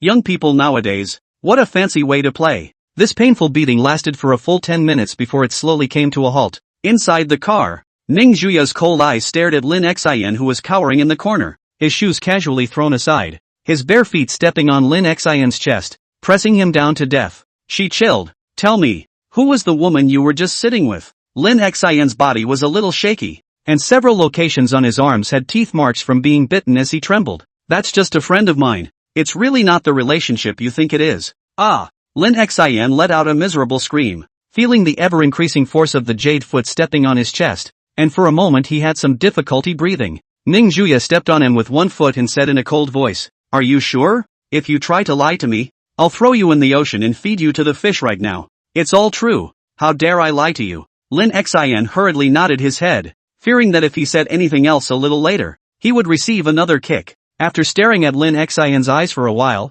Ning Juya then loosened her foot, lay back on the seat, rolled down the window to the bodyguards outside, and said in a cold voice, "Drive. Go back to Magic City." "Yes, ma'am." Soon, several cars left the place one after another, and Qin Shi and Li Liang both arrived late, only having time to see a single taillight. Speeding down the highway, Lin Xin was using a band-aid on his wound. This woman's mouth was too poisonous without any mercy at all. At this time, Ning Juya leaned over towards him, then directly sat on Lin Xion's lap and lay in his arms, smelling the lemon scent coming from his body, and her heart instantly quieted down. Pressing her face against Lin Xion's chest, Ning Juya whispered, "Hold me." Lin Xin had no choice but to put down the band-aid and gently hug Ning Juya, who was lying in his arms, smelling the fragrance coming from her body, and he couldn't help but have a somewhat dry mouth. His eyes glanced and saw the mineral water that Ning Juya had casually thrown aside when she came in, and at this time, there was still a large portion left inside, so Lin Xin directly gave it over.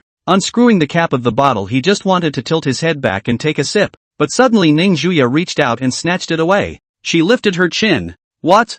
Thirsty?" Lin Xin could only nod his head, not having a single thing to do about this witch. Ning Juya sat up slightly, holding the mineral water in her hand and shook it, then took a large gulp wrapped in her mouth without swallowing. She looked at Lin Xin with provocative eyes and pointed to her red lips, her meaning already obvious. "Want some water? It's easy, grab it from my mouth." Seeing what she meant, Lin Xin suddenly felt less thirsty and shook his head. "Forget it, you drink it." As soon as these words came out, Ning Juya's face instantly turned cold, directly swallowing the water in her mouth and threatening Lin Xin in a chilling voice, "If you don't drink it now, I'll make sure you don't get a drop of water for 3 days. After saying that, Ning Juya drank another large mouthful of water and wrapped it in her mouth, then opened the car window and directly poured out the rest of the water in the bottle, and the empty bottle was casually thrown in the car. For For a while the atmosphere in the car fell into silence, and after a brief moment of silence, just as Ning Juya was about to swallow this saliva as well, Lin Xin finally moved.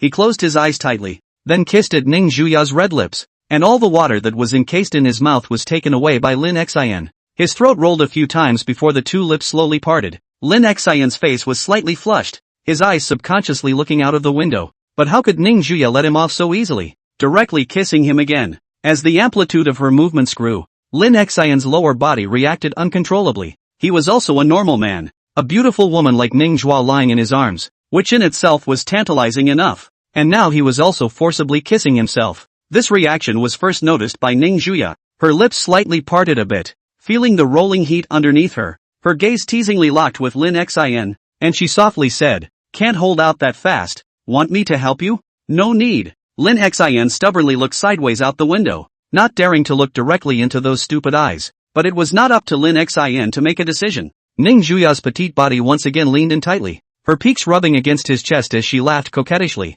"You really don't need it? The opportunity can only come this once." Oh. Feeling the wonderful touch coming from his chest, Lin Xin couldn't help but breathe a little more sharply, directly biting his own tongue as his mind became a little clearer. Seeing his movements, Ning Juya directly grabbed Lin Xin's hand and slowly probed into her skirt. "What are you doing?" Lin Xin was shocked by her sudden bold behavior. Was this something that could be done casually? And hurriedly tried to pull his hand out. Ning Juya hummed softly, her delicate body limply pressed against Lin Xin's chest, allowing him to claim her. Lin Xin felt the sensation coming from his fingertips and swallowed, his voice a little dull and hoarse. "You'll regret it." "Regret?" Ning Juya's petite body was dry and hot as she lay in Lin Xin's arms, slightly raising her head with eyes that were mesmerized as she stared into his eyes and directly kissed him. She would use her actions to tell Lin Xin her own answer. Regret? She, Ning Juya, never regretted anything. Chapter 12. The wind is very noisy tonight. Near dinner time, the red Maybach finally returned to Magic City.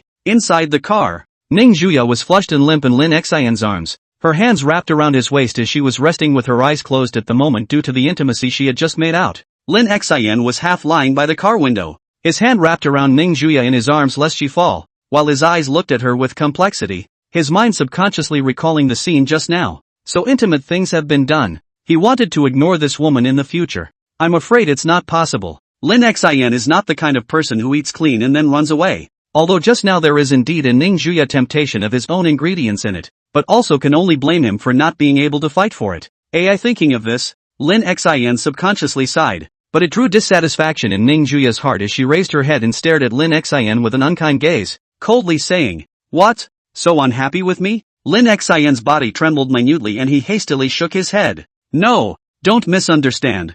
I just think it's a bit of a shame to run away before I've had a chance to get to the top of the mountain and have a good look at the view." Ning Juya lay on her back in Lin Xin's arms, her eyes staring at him scrutinizingly for a moment before she coldly grunted. "Don't even think about going back to the dormitory tonight, just move over to my place. I'll take you straight to the store tomorrow for anything that's missing, before you think of buggering off again." Lin Xin resisted a bit after hearing this, but before he could show it, Ning Juya wrapped her arms around her neck and lowered her head subconsciously, and her lips covered together once again. A moment later, Ning Juya's hand around Lin Xin's neck slowly loosened, stretching out her fragrant tongue to lick her red lips. Her gaze locked with Lin Xin's, and she uttered a domineering declaration. "You belong to me, and before I get tired of playing with you, I'll get you back even if you run to the ends of the earth." Lin Xin let out a bitter smile. "Then you'll have to get tired of playing fast so you can let me live." Upon hearing this, Ning Juya directly came forward and booped Lin Xin on the neck, sneering in his ear. "Then you'd better break this mind early.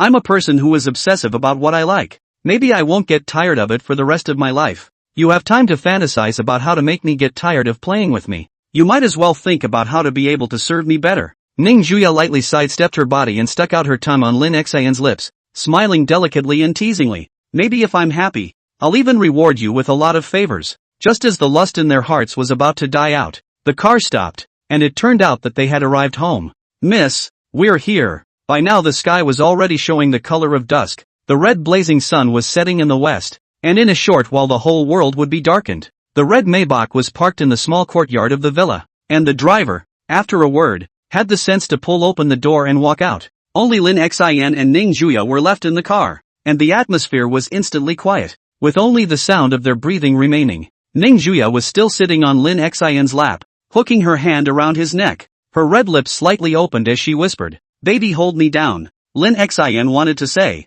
"Don't you have long legs?" but still held back, helplessly pushed open the car door, carried Ning Juya princess in his arms and walked towards the villa. Walking straight up to the master bedroom on the second floor, Lin Xin directly placed Ning Juya on the bed and turned around to walk out, but she called out to him, "Stop." Ning Juya's face turned cold when she saw Lin Xin turn around and walk away without hesitation. "Where do you want to go?" Lin Xin had walked to the door by this time, turned around awkwardly, scratched his head and said, "I'm going to sleep in the side bedroom." What? It was so late. Even if Lin Xin wanted to go back to the dormitory, he would have to wait until tomorrow. So today he could only make do with this big luxurious villa in Ningjuya. At those words, Ningjuya's body radiated a rolling chill as she got up and walked straight off the bed, walking barefoot to Lin Xin's face. She reached out and pulled Lin Xin's collar, her face grim as she said, "What did you just say? Say it again?" Lin Xin was forced into a corner and dropped to the ground, looking at the gloomy face in front of him. His heart was weak and he hastily corrected himself. "I mean I'm hungry and want to go down and cook something for dinner." Hungry? Upon hearing this, Ning Juya realized that she was also a bit hungry. After all, she had gone to arrest someone early in the morning and hadn't eaten anything until now. With that in mind, she let go of her hand and turned to wrap her arms around Lin Xin's waist, looking at him and smiling. "That's good. I thought you were trying to run. Go ahead and make me one, too, by the way." Seeing her face return to normal, Lin Xin was relieved and didn't dare to hesitate for a moment as he pushed open the door and ran towards the kitchen. Ning Juya stood in front of the bedroom door looking at his back as he ran downstairs in a state of distress. Thinking of something, a wry smile appeared on her face. She turned directly to the closet, opened a small drawer under the closet, and as soon as she pulled it open, the stockings, neatly arranged inside, were revealed. Whether it's white silk, black silk or fishing net stockings, all of them are available. Looking at her slender jade legs, finally Ning Juya picked up one of the pairs and wore it. Downstairs in the kitchen, Lin Xin, after taking a look at the ingredients, simply made 2 servings of fragrant fried rice, with a magnificent pan-turning technique that left the chefs dumbfounded. Unsurprisingly, they probably won't be out of a job for long. 10 minutes later, Lin Xin returned to the second floor with 2 portions of fried rice, and the aroma was overflowing and wafting even before he reached the room. He could smell the strong fragrance. Walking through the door, the room's lights illuminated. Lin Xin placed 2 portions of steaming fried rice on the small table by the windowsill, and without turning his head, he shouted to Ning Juya, who was lying under the quilt, "Dinner's ready." But before Lin Xin could sit down,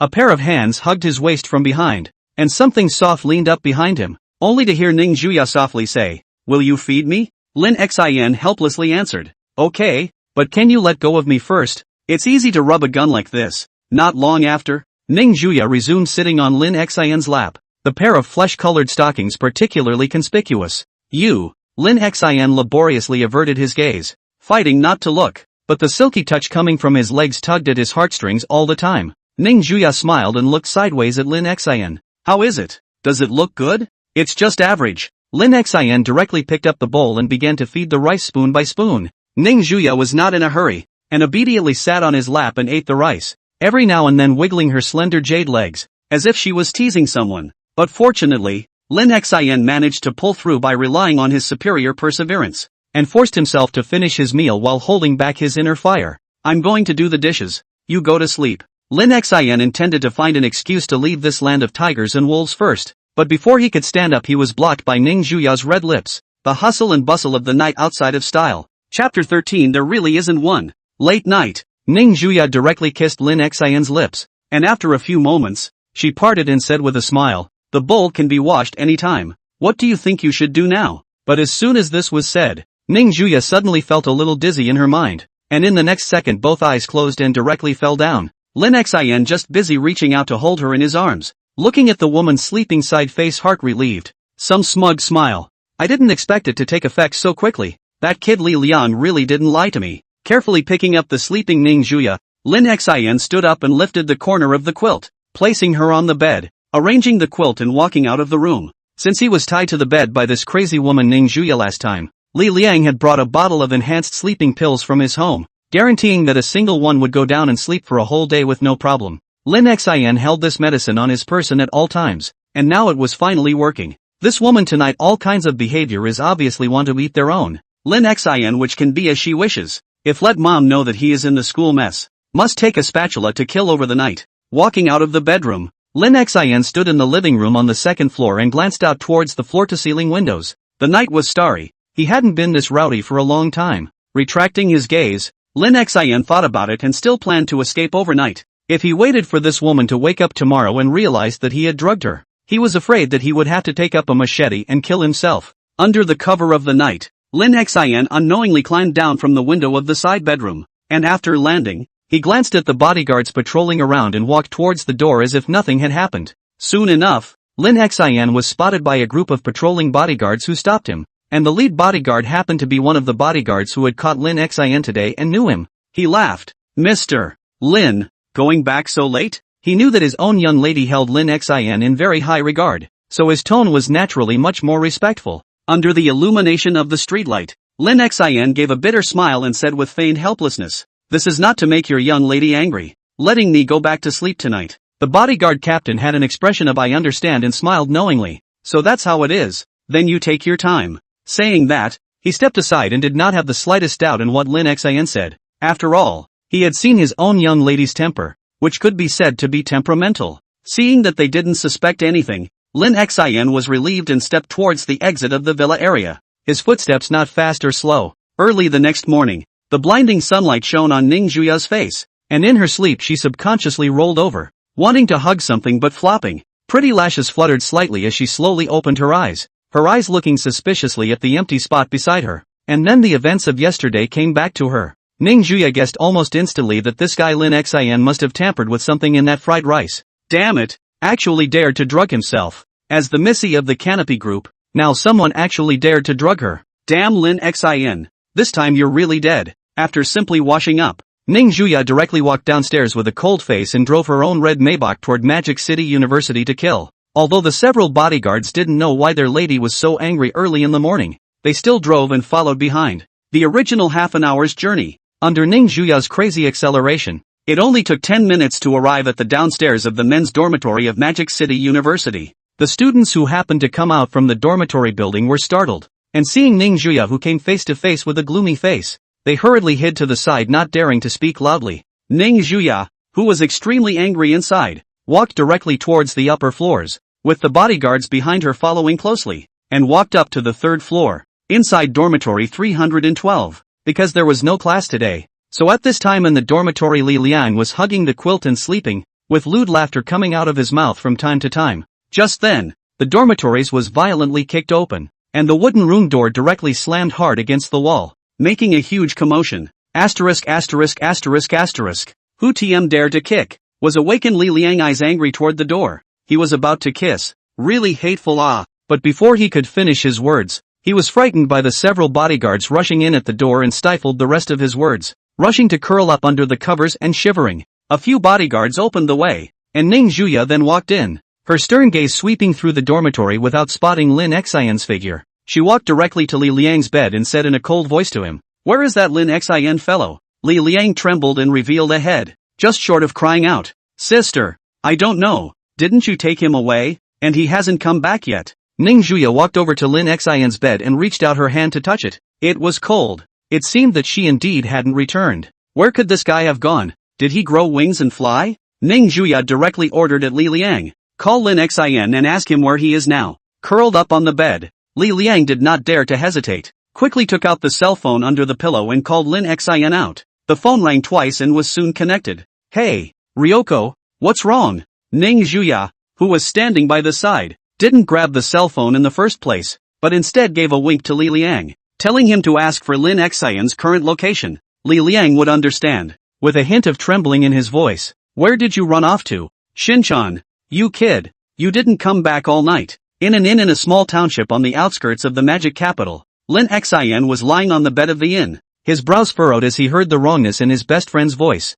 Tentatively, he inquired, "Ryoko, is there someone else on your side?" As soon as these words came out, Ning Juya directly picked up the fruit knife on the side table and stared at Li Liang with a threatening gaze. Li Liang, who was typing on the phone, shuddered and hurriedly said back to Lin Xin on the other end, "No, you're overthinking it." This time Lin Xin was 100% sure that there was someone else on that end. It must be that woman Ning Juya who found her way to the door. Fortunately he was smart enough not to go back to the dormitory. The words were spoken in such a hurry that anyone who wasn't a cutie could all have guessed. Tell me, was it that crazy woman who came to the door? Inside dormitory 312, the sharp tip of the knife was already against Li Liang's throat, and with a little more force Ning Juya could have stabbed right in. Li Liang at this time has Lin Xian cursed the dog blood. Your great master, against your sister's anti. You are trying to let for the father to die horizontally, and then inherit my certain chanting. He gritted his teeth and said, there really isn't one. So stop guessing. Lin Xian on the other end pretended to be surprised. Not only her, but also those bodyguards. After saying this Lin Xian directly hung up the phone, and beautifully lay down on the bed and slept back to sleep. As for the 312 dormitory, Ning Juya had completely run out of patience at this point, and directly walked out of the dormitory and waved her hand at the bodyguard before heading downstairs. Not long after, the dormitory resounded with Li Liang's miserable screams. Incomparably miserable. Chapter 14, Better Be Honest. Under the dormitory building, a red Maybach drove out of Mordor University. Ning Juya sat in the car and said in a cold voice to the phone end, how is it? Have you found out? A respectful voice came from the other end of the phone. Got it, miss. We hacked into Mr. Lin's account and found that his last recorded purchase yesterday was in a hotel in the suburbs. Send over the location. Ning Juya hung up the phone directly after saying that, her mind already starting to think about how she was going to punish that guy later. One's own patience to respect him. Did not expect that this guy instead also more and more excessive. It seems that this time must be properly tempered to convince him to do. On the other hand, Lin Xin, who was still huffing and puffing on the other side of the room, didn't realize in the slightest that the turning point of his life was about to come. Magic City. Inside the chairman's office on the top floor of the Canopy Group, a woman with a graceful and luxurious look was dealing with the documents in her hands. Her face was cold and meticulous, and she had a 7 to 8% resemblance to Ning Juya. She is precisely Ning Juya's mother, and is also the chairman of the Sky Curtain Group, and is currently the richest person in China for 3 consecutive terms. The only sound in the quiet office was the sound of steel constantly writing, which was extraordinarily pleasing to the ear, but it was interrupted by a ringing phone. Looking at the cell phone whose screen lit up, Ning Yun frowned, but still put down the pen in her hand and picked up the phone, her voice incomparably cold. Hello. A butler's voice came from the other end of the phone, and without knowing what was said, Ning Yun's face produced a subtle change, but it remained the same cold face. After listening to the report, she just said coldly, let her play if she wants to.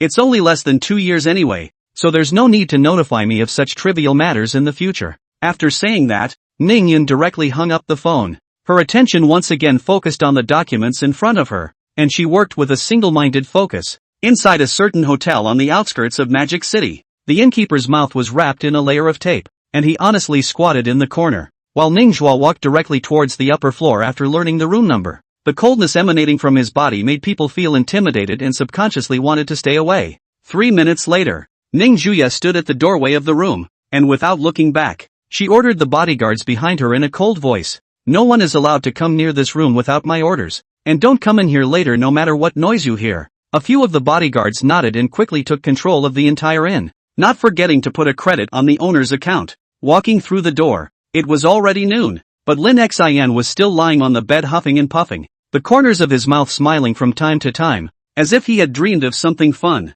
Since it was just an ordinary room, it was very simply decorated for only one person, and there was only a large bed in the room. Ning Juya didn't rush to do it, but after locking the door of the room, she sat on the edge of the bed and took off her shoes, revealing her snow-white jade feet, and slowly and methodically took off her jacket. After doing all this, Ning Juya walked directly to the bed, probably because the bed is too old. Every step she took the bed is to make a branch-ah sound.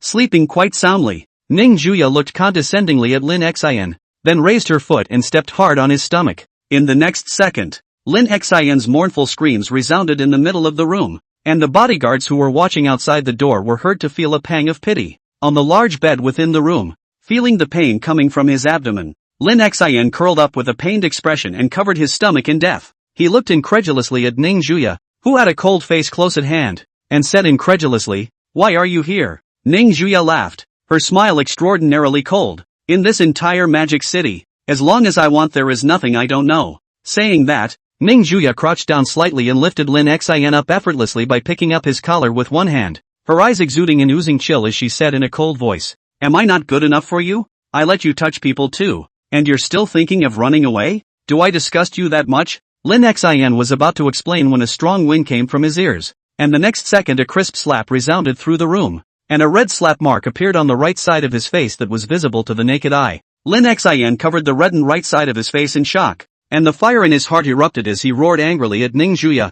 You're crazy. Crazy? Ning Juya sneered with a grim gaze and spoke word for word. It's not just me who's going crazy today. There's also you. Only, you'll be tuned crazy by me. See if you dare to run later, said the originally silent room. In the middle of the wailing sound of Lin Xin constantly resounded. Crisp slap sound is even more continuous. Miserable screams endless. A small pink and white foot stepped on Lin Xin's face, constantly rubbing and abusing him. Ning Zhuo was sitting on Lin Xin's body with her entire body at that moment, her face frantic as she punched his body. I told you to run. Let you disobey. Let you hook up with wild women. Lin Xin had wanted to resist, but after a few attempts he realized that his strength was not at all on the same level as this woman's, and not only did he not succeed, but he made Ning Juya even more crazy. But even crazier was yet to come. After 10 minutes of fighting, Ning Juya seemed to be a bit tired and stopped for the time being, slightly panting as she looked at Lin Xin lying on the bed. At this moment, Lin Xin was panting heavily. The skin on many parts of his body was red and swollen, and there were several slap marks on his face. Until this time, Lin Xin was still unconvinced, gritting his teeth at Ning Juya, who was sitting on top of him, and said, You crazy woman. You wait for me. Seeing this unconvincing reaction from Lin Xin, Ning Juya laughed, a smile mixed with madness and morbidity, and once again extended his hand. Lin Xin looked at the hand coming towards his face and subconsciously closed his eyes, but a soft touch came to his face. Ning Juya's eyes suddenly gazed softly at Lin Xin, her right hand gently caressing the side of his face, seeming to be somewhat enamored. Immediately afterward, without waiting for Lin Xin to react, the passionate and ardent red lips kissed up, and Lin Xin's hands were deadlocked by Ning Juya's left hand, so he couldn't break free at all. Lin Xin's eyes glazed over, unable to catch his breath with his lips contained, and his body began to struggle violently trying to dislodge Ning Juya, who was sitting on top of him. Ning Juya leaned over and forgot to kiss passionately. Her other hand wasn't idle and directly choked Lin Xin's neck.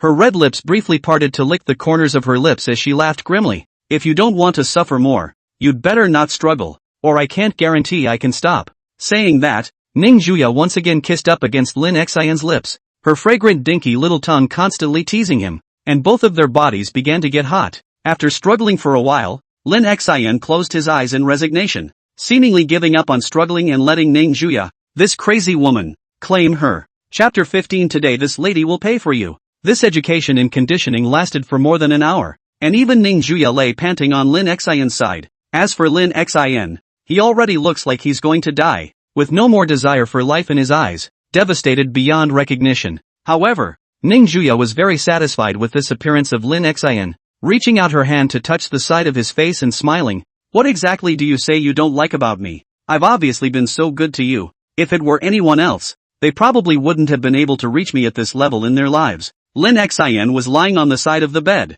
expressionless, looking at the ceiling, his voice calm and frightening. If you're referring to the matter of knowing each other for 3 days and violently beating me up 3 times, I don't think it's possible for me to like you for the rest of my life. Not yet together. So violent. If they are together, will not be tortured every day. Who can stand Ning Juya pinched Lin Xin's cheeks and frowned in dissatisfaction. Then didn't I give you a reward? Man, don't think that just because I'm tired now that you can talk nonsense. Better watch your language. This time is a lesson. I told you before I get tired of playing with you, I'll find you even if you run away to the ends of the earth. Don't doubt the truth of my words. Lin Xin rolled his eyes at her. And then, another crisp slap sounded in the room. Ning Juya withdrew her hand and said in a cold voice, Watch your attitude. Man. Lin Xin was completely speechless to this, and could only silently lie on the bed without saying a word, so that he could still suffer less physical pain. After a while, Ning Juya's small pink and white foot kicked Lin Xin and faintly commanded, Get up. I'll take you to buy some necessities. Seeing as how you were sensible just now,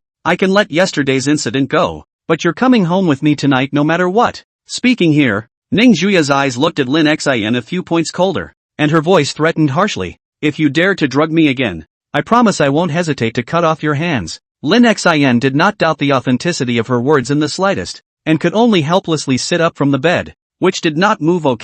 Once moved, the beaten places on his body hurt, and could not help but suck in a mouthful of cold air. This can't hold back her strength. She wants to beat herself to death. After walking to the bathroom and briefly washing her face, Ning Juya held Lin Xian's hand and walked out of the hotel, getting into the red Maybach and driving towards the city. A few bodyguards drove behind them, and the innkeeper walked out, smiling and waving at them with excitement on his face. Welcome next time. It's worth it. Hiding in a corner and squatting for a while will give you $100,000. It's really a pie in the sky, and it's more than a year's worth of income. On the sparsely populated street, inside the fast-moving car, Lin Xian's mouth was bitter as he looked at Ning Juya, who was sitting on his lap and wrapping her arms around his neck, and the scent of the fragrance continued to come. What? Are you dissatisfied? Ning Juya glanced at him out of the corner of her eye, her voice not audibly threatening, but Lin Xian knew that once he nodded his head, he was afraid that he would receive 2 slaps in the next second. He pouted,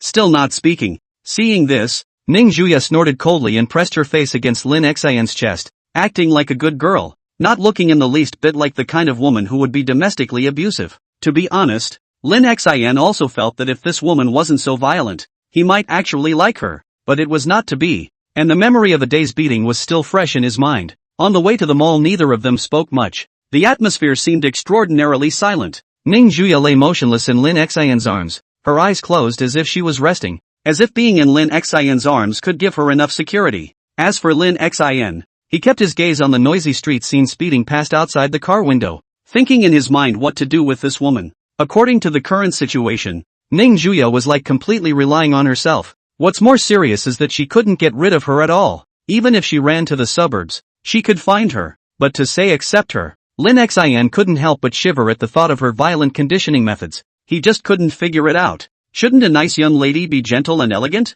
How come her violent tendencies are so serious? Not far away, a red light came on and the red Maybach slowly came to a stop, followed by a dozen cars that slowly arrived then stopped behind the solid line. Neither Ning Juya nor the bodyguard following them noticed that the 3 men sitting in the black car behind them on the right had been observing them. The thin man sitting on the passenger side glanced towards the conspicuous red Maybach and picked up his cell phone and said faintly, "Found her location. Now is a good opportunity." Behind Miss Ning's family is only followed by 3 or 4 bodyguards. There is also a young man beside her. The 2 people's demeanor is intimate, should be a couple. How about it, boss? Want to do it? The red light across the street passed by second, and after a moment of silence on the other end of the line, he finally made up his mind. Don't act rashly for now. I'll bring someone over right away. You must keep an eye on the target. The skinny man sniffed and his face lit up with joy. Yes, if this order is accomplished, the dozen or so of their brothers will probably be able to go abroad and live a good life. The phone hangs up, the red light's reading ends,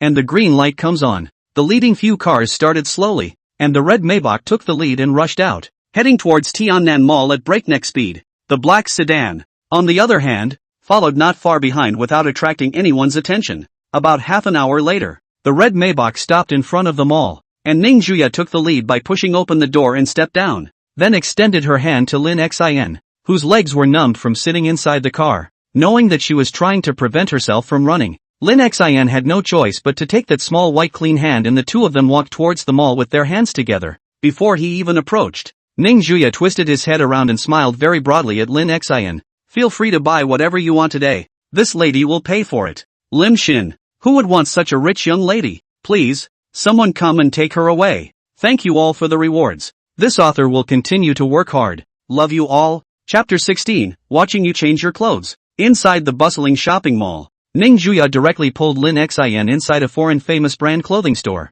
Lin Xian walked into the store with a helpless face. I have my own clothes. I really don't need you to buy them. No way. Ning Juya walked in front, her attitude very tough. Being my man dressed so shabby, do you think you want to lose me? Because it is a big brand, price is also very expensive. So the store at this time only a female sales are looking at the store. After all, the clothes in the store is not the average person to consume. Seeing someone come in, the saleswoman immediately greeted her and smiled. Miss Ning, welcome. Is there anything you need? Ning Juya let go of Lin Xian's hand and swept a glance at the wide array of clothes in the store. Not bothering to pick them out one by one, she directly instructed the saleswoman. Bring me all the latest men's clothes from your store, and as far as sizes go, make them my man's. Saying that, Ning Juya pointed at Lin Xian, who was following behind her, and the female saleswoman's eyes showed surprise when she heard this, giving Lin Xian an unexpected look. It's enviable that you're already on your way to the top of your life at such an early age. After roughly measuring the numerical value of Lin Xian's figure, the saleswoman pointed to the store's luxurious soft sofa and smiled respectfully. Okay, Ms. Ning. Why don't you guys go sit down on the couch and relax for a bit, and I'll go get your clothes. Ning Juya nodded, her somewhat cold little hand once again holding Lin Xian before sitting on the sofa, her body close together without any gap. Feeling the warmth of Lin Xian's body, Ning Juya laughed crookedly. How does it feel to be adopted by a rich woman? Lin Xian kept his gaze on the crowds that kept passing by outside the store, and the corner of his mouth twitched when he heard Ning Juya's words. It's just so. This hard-mouthed words, but Ning Juya was extraordinarily interested and teased with a smile. You're just going to talk tough, but you're actually happy in your heart, right? After all, you can't even find a rich woman with a face and money like me even if you're looking for a lantern. Lin Xian couldn't refute this sentence, because what Ning Juya said was indeed the truth. There weren't many rich women like her to be found in the world. You'd be very good indeed if your violent tendencies weren't so severe. Lin Xian withdrew his gaze. Ning Juya sniffed coldly. That's because you don't listen and always think of running. It's not easy for this lady to look at a man. If I let you run away, how can I still mix with the upper-class circle in Magic City in the future? Speaking of this, Lin Xian turned his head towards Ning Juya with some curiosity and inquired. So, according to you, you haven't had any boyfriends before? Ning Juya turned her head sideways to collect the smile on her face and looked into Lin Xian's eyes, her gaze calm. Do you wish I had? The first time he was gazed upon by Ning Juya with such a calm gaze, Lin Xian ghostly said, of course I don't want to. The words had already been spoken, and by the time Lin Xian reacted it was already too late. A wry smile appeared on Ning Juya's face as she intimately wrapped her arms around him and laughed softly. Don't worry, you're my first boyfriend and you'll be my last, so you'd better not disappoint me, or I'll show you what kind of crazy things a crazy woman can do. Hearing this, Lin Xian bristled. When did I become your boyfriend? It's always been you forcing me. The smile on Ning Juya's face instantly disappeared, and the coldness that suddenly emanated from her body gave people the creeps, not to mention Lin Xian, who was sitting right beside her, and was the first to change her tone. He coughed lightly twice and smiled awkwardly with a clear conscience. Just kidding, don't take it seriously. I'm just livening things up.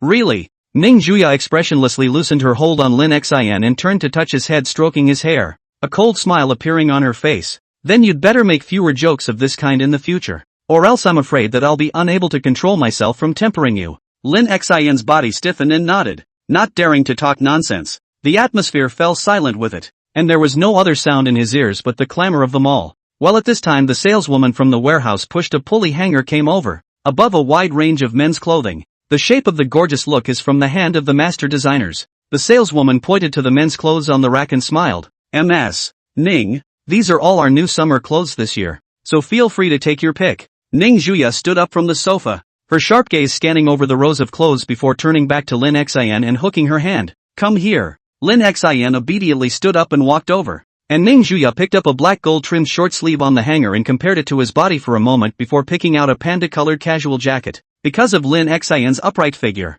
just shy of 1 meter 8 tall, it made him look suitable no matter what clothes he wore, and his sunny and handsome face revealed a hint of laziness. Ning Juya picked out several more sets of clothes one after another. Her face kept a faint smile on her face, as if picking out clothes for Lin Xian was a kind of enjoyment. How can I say this feeling? It's like a little girl dressing up her beloved rag doll and being able to enjoy it for however long it takes without the slightest impatience. Then, Lin Xian took a few sets of clothes and walked into the fitting room, and when he tried to close the door, Ning Juya followed him in, and his face was startled. What are you doing following me in here? Ning Juya closed the door of the fitting room and calmly sat down on a chair inside the fitting room, holding her hands and looking at Lin Xian with a slight smile. Of course it's because I'm afraid you'll run away. Lin Xian's mouth twitched. This fitting room doesn't even have a window. Can you lie anymore? It's clear that you want to see yourself change clothes. Ning Juya glanced at Lin Xian and crossed her slender jade leg to touch him. What are you looking at? Why don't you change your clothes quickly,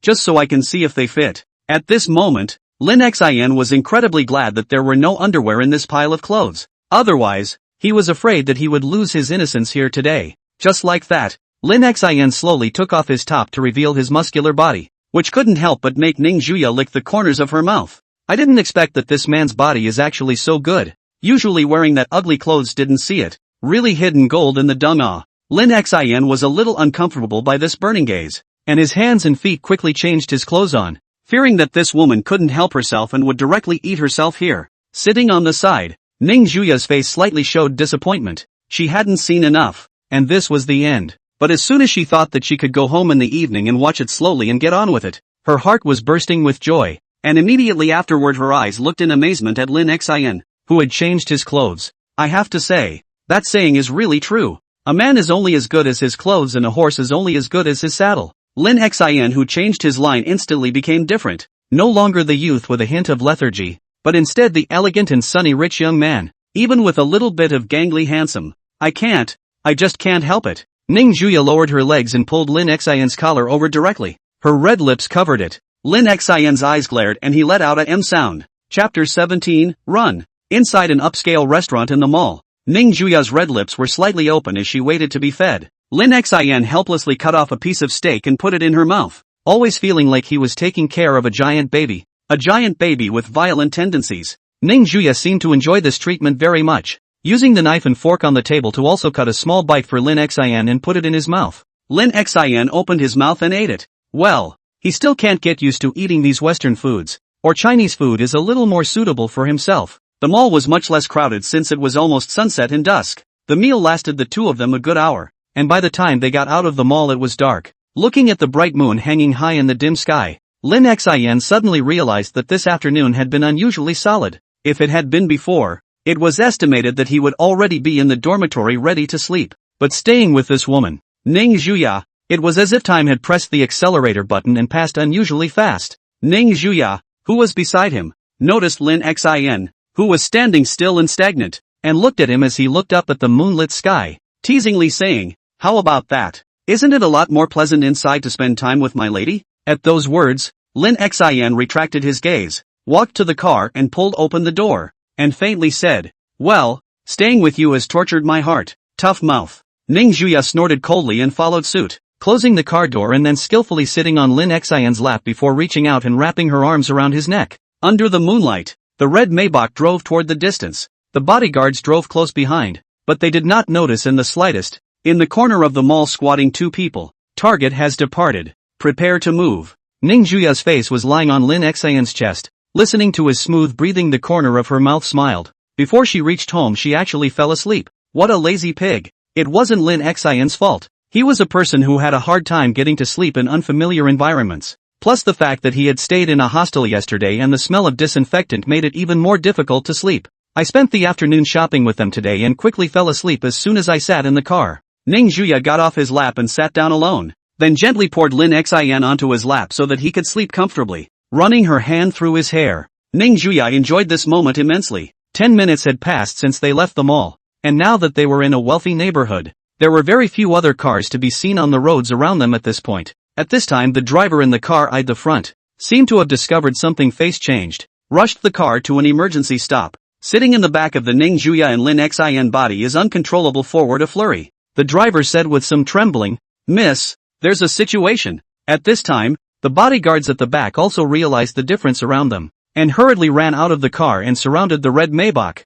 and began to be on guard. Not far away, bright headlights shone over, and 3 vans drove over, the ear-piercing sound of tires rubbing together ringing out as they surrounded Ning Juya and the others. A dozen men wearing masks stepped out of 3 vans with sharp pocket knives in their hands, obviously coming from a bad place. A man with a tiny scar between his eyebrows took a step forward and laughed coldly.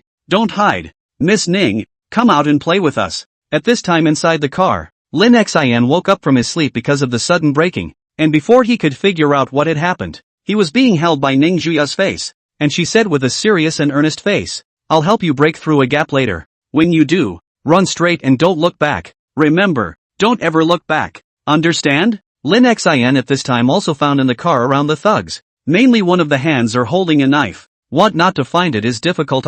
He is not a little cutie. These people must be coming for Ning Juya. Don't they often act in TV dramas? Kidnapping $1,000 lady or something. After instructing Lin Xin, Ning Juya directly pushed open the car door and walked out, a layer of frost covering her face as she coldly scanned the surrounding kidnappers. 14 men in all, each with a knife in their hand. Not much surveillance on this street, obviously a long-planned kidnapping. This was not the first time Ning Juya had encountered such a situation, so her mind was very clear, and she coldly looked at the leading scarred man. "How much do you want?" The scarred man wearing a mask sneered. Worthy of being the Ning family's eldest miss, she's actually still so calm at such a time. "We need Ms. Ning to come with us now. Don't worry. As soon as the money arrives we'll release you immediately. Ning Juya took a dagger from the bodyguard at the side, a murderous intent flaring up in her eyes. Then it seems there's no way to talk about it. The 3 bodyguards plus the driver took a few steps forward, keeping their lady firmly behind them, staring at the men warily. The scarred man's gaze went cold, his eyes waved his hand fiercely, and the 13 minions who had long been tigers immediately sneered and walked over. Lin Xin, who was hiding in the car, soon heard the shouts of murder outside, and the first time he was exposed to this kind of scene, he inwardly shivered a little and leaned down in front of the car window to peek, and his face turned white in the next second, only to see that in the chaos outside, a bodyguard moved sharply to break the neck of one of the thugs, but soon a small knife was plunged into his waist from behind, and blood blossomed. The bodyguard stifled a grunt without screaming out, and without looking back, he reached out and gripped the knife stuck in his waist, pulling it out and stabbing it directly towards the sneaky kidnapper. Scarlet blood rushed out from the wound that had been stabbed by the knife, causing Lin Xian's lips to turn white as he watched him hide inside the car. Outside the car, Ning Juya was even dragging the 2 kidnappers by herself, not losing any ground. Lin Xin, who had never seen such a bloody scene, was now a little weak in the legs and did not dare to act rashly, only to wait for Ning Juya's signal. Outside the car, the leading scarred man also joined the fray. Ning Juya was dragging down the 2 kidnappers by herself, while the remaining 4 were under tremendous pressure, each facing attacks and sneak attacks from 4 people. These kidnappers didn't rush up. Instead they surrounded the 4 of them, slashing every now and then, so that when they waited for a longer period of time, they would be able to easily kidnap Ning Juya, a rich girl. The battle was temporarily at a stalemate, and after Ning Juya cleanly stabbed one of the kidnappers, she hurriedly shouted to Lin Xin inside the car, "It's now, go!" Lin Xin, who was waiting for the right moment in the car, did not hesitate to push open the car door and ran out, still holding the phone in his hand to have called the police. The scarred man's face grimaced for a moment at the sight, and he yelled at the several minions beside him, "What are you doing? Why don't you hurry up and finish these people off? By the time the police get here, we'll all be eating our words." In a moment, the only 10 remaining juniors rushed up together. This time it was a complete fight for their lives, and soon the 3 bodyguards plus the driver couldn't hold on any longer, especially the bodyguard who had been stabbed in the waist. After resolving one of the enemies, his body convulsed and directly collapsed helplessly on the ground. Ning Juya's face was grim as she watched the scene. She understood that she was afraid that today was really going to be the end, but when she thought that Lin Xin had already run out, she was inwardly glad. That's not so bad. At least that little cutie. It's okay. Chapter 18. Am I going to die? On a certain street in the Magic City, Lin Xin ran wildly with his eyes constantly looking around, wanting to find helpers to go back to help, but all the way running, he didn't even see a single figure. It's really too fishy. Even if it's a rich man's street, it's impossible to not see a single person. Until then, Lin Xin suddenly saw a standing construction sign at the intersection in the distance, and a man wearing a mask stood guard around the construction sign. Lin Xin shuddered and hurriedly stopped and hid behind a street lamp. After secretly observing for a while, he could be sure that this person was definitely in league with those kidnapper thugs. It's a big night,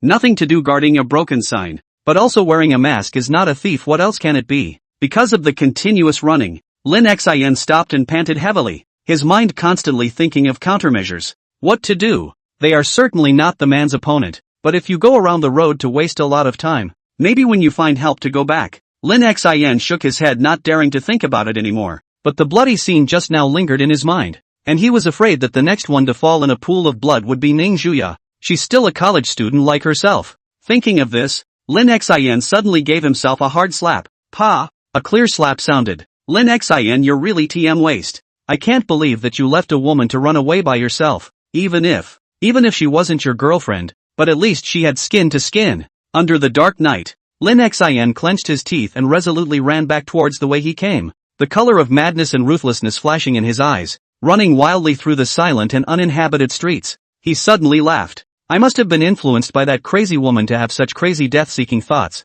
On the other side, things are not looking good. Under the bright streetlights, only the last bodyguard was left still blocking Ning Juya's body, but his state was already at its limit, and the wound on his arm was constantly bleeding. With such a huge numerical advantage, Scarman and the others could be said to have been invincible. The surrounding ground was strewn with blood. The 2 bodyguards and the driver were already lying on the ground with serious injuries, and the 11 wounded kidnappers were lying on the ground pretending to be dead. It wasn't that they didn't put up a fight, mainly because they didn't have the willpower to fight back and forth after being stabbed, and frankly, they hadn't been professionally trained. But even so, Scarab Side counted himself, there are still enough. 3 people almost did not suffer any injuries, just some gasping for breath. The Ning Juya who was being protected by the injured bodyguard was not in a good condition either, with several blood marks on her body. Although they were minor injuries, but a large number of them could be fatal. Nearly 20 minutes had passed since the start of the fight, and it was almost delusional to wait for police backup in the current situation.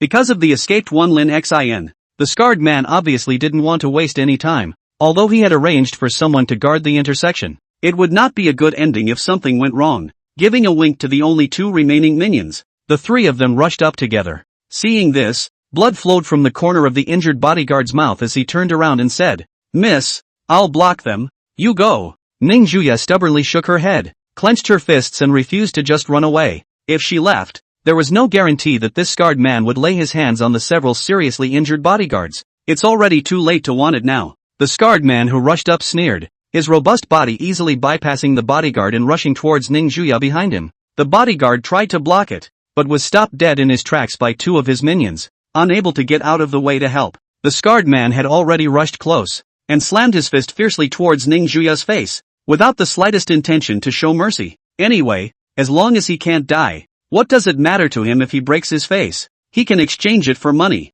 Ning Juya was obviously rich in real-world experience. Slightly crouching to avoid the punch, lifting her foot towards the scarred man's lifeblood and kicking it. Her movements were sharp. "Ms. Ning is so intent on making me cut off my children and grandchildren." The scarred man easily grabbed Ning Juya's leg, and then with a burst of force directly slammed her towards a side wall. Boom sound. Ning Juya was ruthlessly smashed on the wall and fell to the ground, her gaze cold and murderous, staring at the scarred man walking towards her. The scarred man was already victorious at this point, and slowly walked over and smiled sinisterly. "Miss Ning, if you want to keep this pretty face of yours, I advise you not to struggle. In case I scratch my hand and accidentally break your face, that runaway kid might look at you and be disgusted. And who would want to marry an ugly girl?" The distance was getting closer and closer, and just as the scarred man took out a bundle of twine from his body and tried to tie Ning Juya's hand, a flash of silver light appeared to pierce the scarred man's palm. "You stinking!" The scarred man covered his injured left hand as blood continued to flow out, his face growing more and more furious, obviously really pissed off. "Fine. Since you want to find death so badly, then I'll fulfill you." The scarred man picked up the sharp dagger with blood on the ground and stabbed it towards Ning Juya's abdomen, not attacking the vital positions. Ning Juya, whose back was leaning against the corner of the wall, had blood spilling out from the corner of her mouth, and her body was completely unable to exert any strength at this time, so she could only watch this knife stabbing towards herself. A flash of fear finally appeared under her eyes, and she closed them helplessly. With a stabbing sound, a splash of hot, wet liquid dripped onto Ning Juya's face, bringing with it a strong smell of blood. Ning Juya subconsciously opened her eyes, and her pupils contracted violently, only to see a figure blocking in front of her, one hand propped up against the wall to forcefully block the knife. Ning Juya revealed his disbelief, looking at Lin Xin who was blocking his way, and said in a trembling voice, "How did you come back?" In this life and death situation, she would never have expected Lin Xin, who had left with great difficulty, to actually run back at this time. But at this moment, Lin Xin had been stabbed in the abdomen, and scarlet blood continued to ooze out of the wound and drip onto the ground. Lin Xin similarly held a small knife he had picked up from the ground in his right hand, and endured the pain as he turned toward the scarred man's neck and slashed. But in the end, it was not those few minions. The scarred man reacted quickly and retreated a step back, dodging the knife while saying sinisterly, "I didn't think you little white boy would have the guts to come back. You seem to like this a lot." But the next second, the bottom of the scarred man's feet slipped, and his body instantly lost its center of gravity and fell to the ground, and at his feet he didn't know when there was more than one banana peel. Lin Xin didn't let go of this opportunity, forcibly enduring the feeling of vomiting, ruthlessly lunged towards the scarred man. Plop, plop, plop. The sound of a sharp weapon entering the flesh came from the knife accurately stabbed into the scarred man's heart position, instantly losing his reaction. Scarlet warm blood instantly spurted out, coloring Lin Xin's entire body blood red, and the clothes he had just bought today were already full of blood red. Stabbed in the abdomen, he lay helplessly on the ground. Lin Xin's eyes were mesmerized as he looked at the dark night sky above his head and suddenly smiled. I guess he never thought in his life that there would be a day when he would put his life on the line for someone else. In the past it would have been a pipe dream, collapsing in a pool of blood. He murmured shriveledly, Am I going to die?" Chapter 19, Calling Your Wife. Early in the morning, a ray of sunlight shone through the window in the hospital room, and a gentle breeze blew the snow-white curtains, making a rustling sound. Inside the luxurious ward, Ning Juya was lying on the edge of the bed in a thin dress, still asleep. On the bed, Lin Xian's face looked a little better in a hospital gown, and a breeze blew over him, and he opened his eyes in a daze, looking at the snow-white ceiling with some confusion. A slight pain came from his abdomen, and Lin Xian instantly woke up a little, remembering what happened before he passed out. A flash of awe and fear subconsciously flashed through his eyes. He tilted his head and looked around. It looked like he should have been sent to the hospital. And glancing at Ning Juya, who was sleeping beside the bed, Lin Xian helplessly pushed her with his hand. I'm really not afraid of catching a cold if I just sleep in a chair. Ning Juya opened her eyes as she was shaken, sitting up and rubbing her eyes before joy flashed in her eyes. You're awake. Lying on the bed, Lin Xian nodded with a somewhat complicated mood and faintly said, How long have I been unconscious? It's only been a whole day. Ning Juya was in an obviously happy mood when she saw Lin Xian wake up. She sat on the edge of the bed with her hand propped up, her burning gaze just looking at Lin Xian, and suddenly said, Why did you come back before? It was important to realize that kidnapping was no joke, and if that slash had been a little more off, Lin Xian would have been truly finished. Upon hearing this, Lin Xian faintly replied back, It's probably because I'm crazy, so crazy that I'm not even in my right mind. Having said that, Lin Xian dared to guarantee 100% that it must be because he had been in contact with this woman for a few days, and he had subconsciously influenced himself to actually think about fighting for his life. What about the kidnappers? Don't worry, the police came behind and took them all away.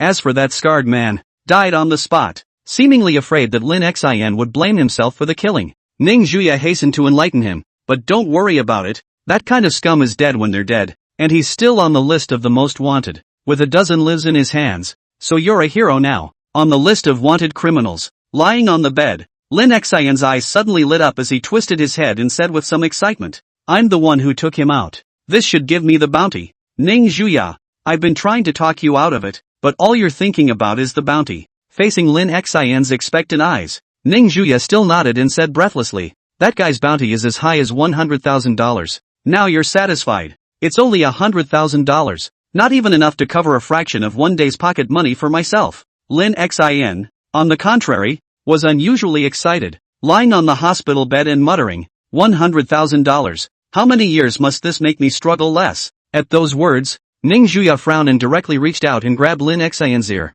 saying with some dissatisfaction, As my boyfriend, what money do you still lack? Is it bad that I won't buy you anything you want? As long as you marry me, half of my family's assets will be yours. Lin Xian twisted his head to look at her, then still joyfully murmured about the $100,000, not taking Ning Juya's words to heart in the slightest. Come on, sweetie, I just got married to you, and I'm going to risk my life for the family fortune. It's not a good deal. Ning Juya's eyes instantly went cold, stood up then directly lifted Lin Xian's quilt. She took off her shoes then quickly got under the quilt and hugged Lin Xian, ruthlessly. I tell you, you were born as my man, and you will die as my ghost. You can forget about that $100,000. It's all confiscated. After saying that, Ning Juya directly kissed up towards Lin Xian's lips, her little tongue still trying to pry open his teeth. But this time Lin Xian refused to let go. I told you. Don't think so. After attacking twice to no avail, Ning Juya directly used the old method, stretching out her arm to pinch Lin Xian's neck, and said in a somewhat unhappy tone, If you don't want to go to the ICU, you'd better cooperate with me, understand? Lin Xian was being choked, so he had no choice but to nod. Ning Juya's red lips covered them again, but this time, they were dodged by Lin Xian without even being kissed, and he pursed his lips and smiled sarcastically. That what? I think it's better to keep a proper distance between us. You see, I'm a poor boy. Where is it good? A few moments later, the ward resounded with Lin Xian's miserable screams, as well as Ning Juya's disgruntled low voice. I'll strangle you. Don't. Be wrong. Really wrong. After fooling around for a while, inside the hospital room, Ning Juya's face was pressed against Lin Xian's chest with a satisfied look, licking the corners of her mouth with some intent. Stinking man, how dare you disobey me? It's fine if you didn't come back the night before last. Since you did, then you won't be able to run away for the rest of your life. Lin Xian, on the other hand, had to wrap his arms around Ning Juya's soft waist, with 2 slap marks on his face and a red mark on his neck looking a little miserable. Lin Xian suddenly said, Don't you have to go back to class? The corner of Ning Juya's mouth hooked as she lay down on Lin Xian's side and stroked his face, revealing a charming smile. Of course I will, and it's not just me, you'll be joining in as well. Lin Xian didn't understand the meaning and queried, but I applied for self-study, so I don't have to go back to school. No. Ning Juya stretched out her finger against Lin Xian's lips and smiled smugly. I used my connections to cancel out your self-study, so when you're healed you'll immediately go to school with me. Lin Xian was baffled and his voice grew a few points louder. What? I managed to get first place in exchange for a self-study opportunity, and you just cancelled it out for me. What? Are you discontented? Ning Juya glanced at the indignant and disgruntled Lin Xian, and his hand hidden in the quilt grabbed his vitals. Lin Xian went limp and lay down on the bed without tears, gulping as he inadvertently looked down and saw something. Ning Juya, who was lying beside him, sensed something and slightly raised her head just in time to see Lin Xian's somewhat fiery gaze, and then looked down again, the corners of her mouth revealing a charming smile. She moved her body towards Lin Xian's. Her peaks were squeezed through her clothes, and Lin Xian even clearly felt the soft touch. His throat slid and he looked away, forcing himself to hold back some of the agitation and restlessness. Who could stand it this early in the morning? Ning Juya reached out and forcefully twisted Lin Xian's head, which was looking away, and came forward to gaze into his eyes teasingly. Man, it looks like you're not pure of heart. How about calling me wife and I'll help you? No. No need. Lin Xian was cupped by his face and could only gaze into those beautiful eyes of Ning Juya, his heart inexplicably a little weak. Really? Ning Juya had a smile in her eyes as she continued to engage in physical seduction. Letting go of the hand holding Lin Xian's face and instead grabbing his wrist, Ning Juya's red lips pressed against Lin Xian's ear and said in a delicate voice, for the last time, screaming or not, saying that, he also didn't forget to grab Lin Xian's hand and put it on his lap, his red lips constantly blowing in his ear. Call it or not, wife, that's a good boy, so let's give you a little reward. Ning Juya tugged Lin Xian's hand into the hem of the skirt, slowly pulling down the zipper of the skirt. The snow-white skirt instantly loosened, exposing a large area of snow-white skin. Chapter 20. He's not right for you. Break it up. The heart-stopping interaction lasted for a full hour before stopping, and Ning Juya threw the balled-up tissue into the trash. After tidying up her clothes, she lay down on Lin Xian's side with a seductive smile. Rewarded and rewarded. From today onwards you're my person. Understand? Lin Xian after this life and death crisis. The heart also see open. I crazy even afraid of death. Still afraid of you crazy woman? Dating is dating. Who's afraid? After seeing that there was no resistance in Lin Xian's eyes, Ning Juya's heart also gained a few more points of joy. How could she not see that Lin Xian was beginning to accept her? I've been chasing you for so long. It's not in vain after all. Ning Juya suddenly sat up when she thought of this, looking seriously at Lin Xian, who was lying on his side,